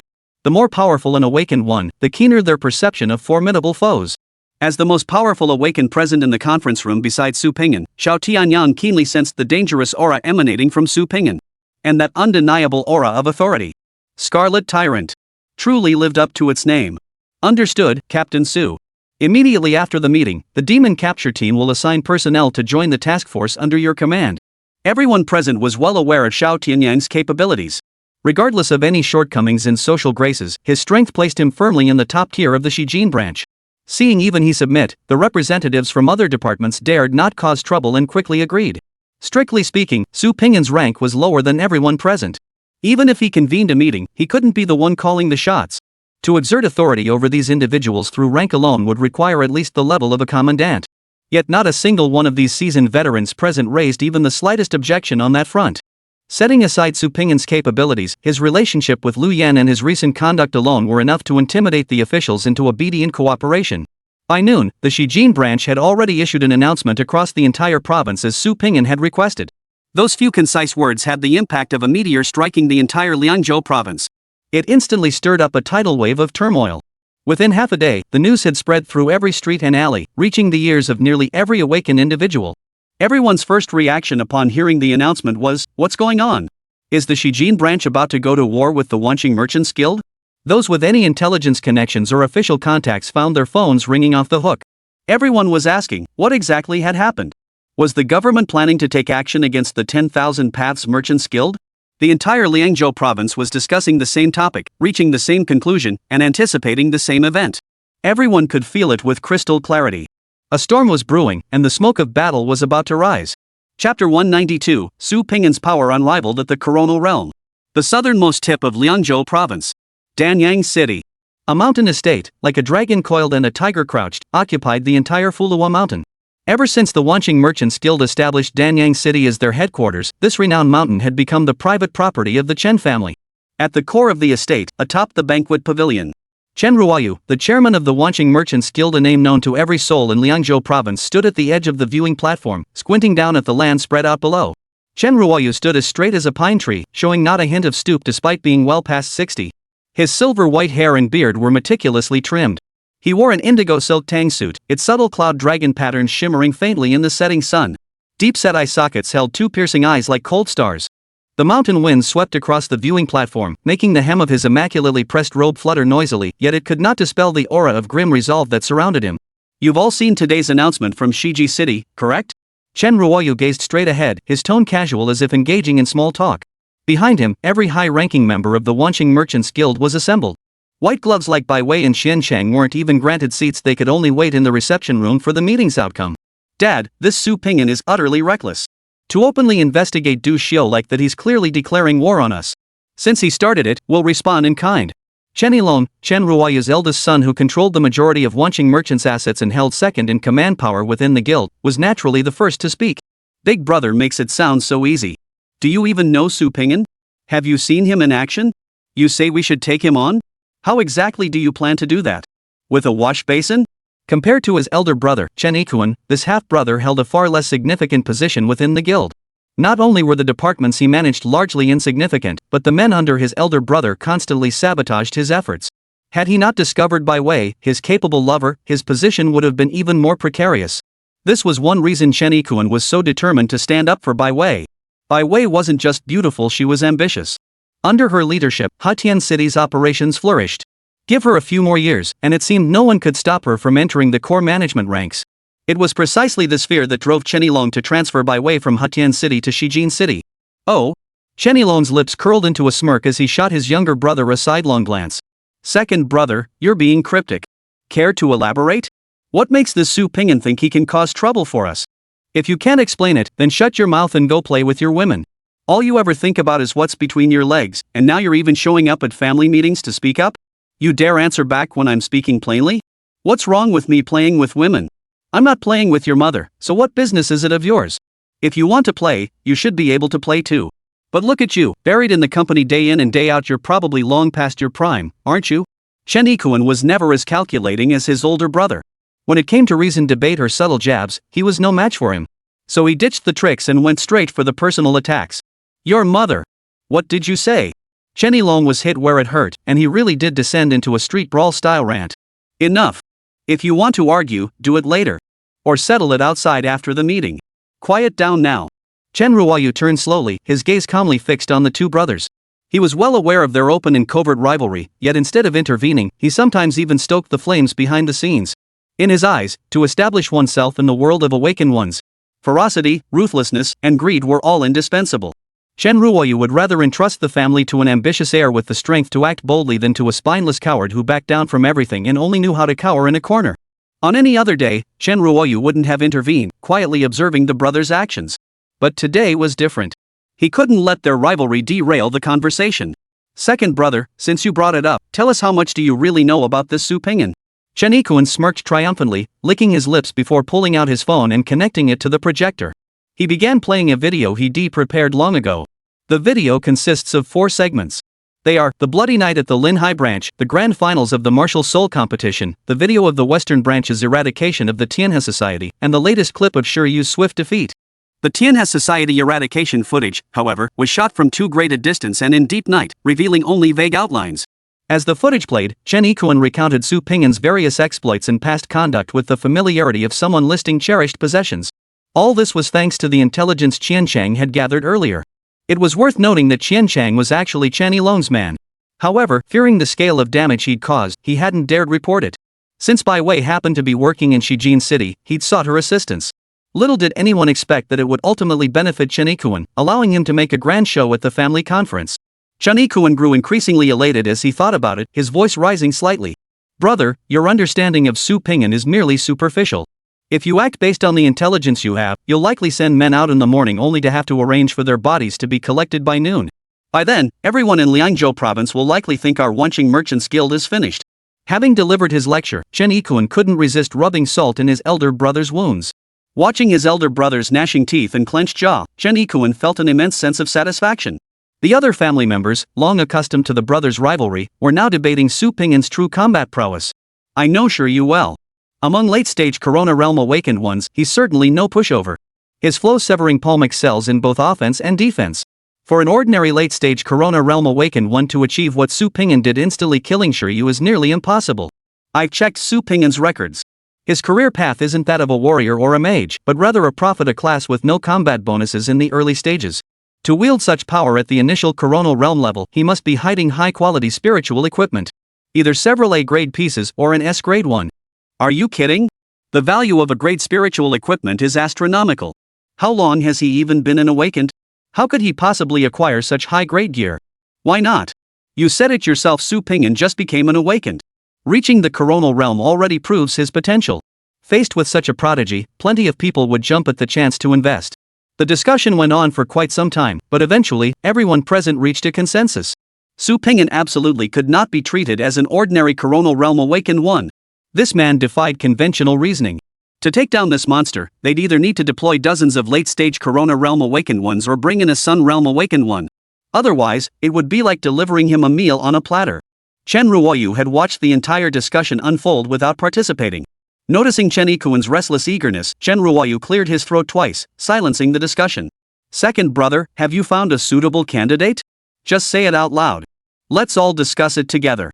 Chen Ikuan shot his older brother a sidelong glance before rising with a smug expression and addressing the group. Haven't we all discussed this? To deal with Su Ping'an, we definitely need an awakened at the Sun-Moon realm to lead the team. I've already made the arrangements. We just need them to arrive, then we can move. Take Su Ping'an's life.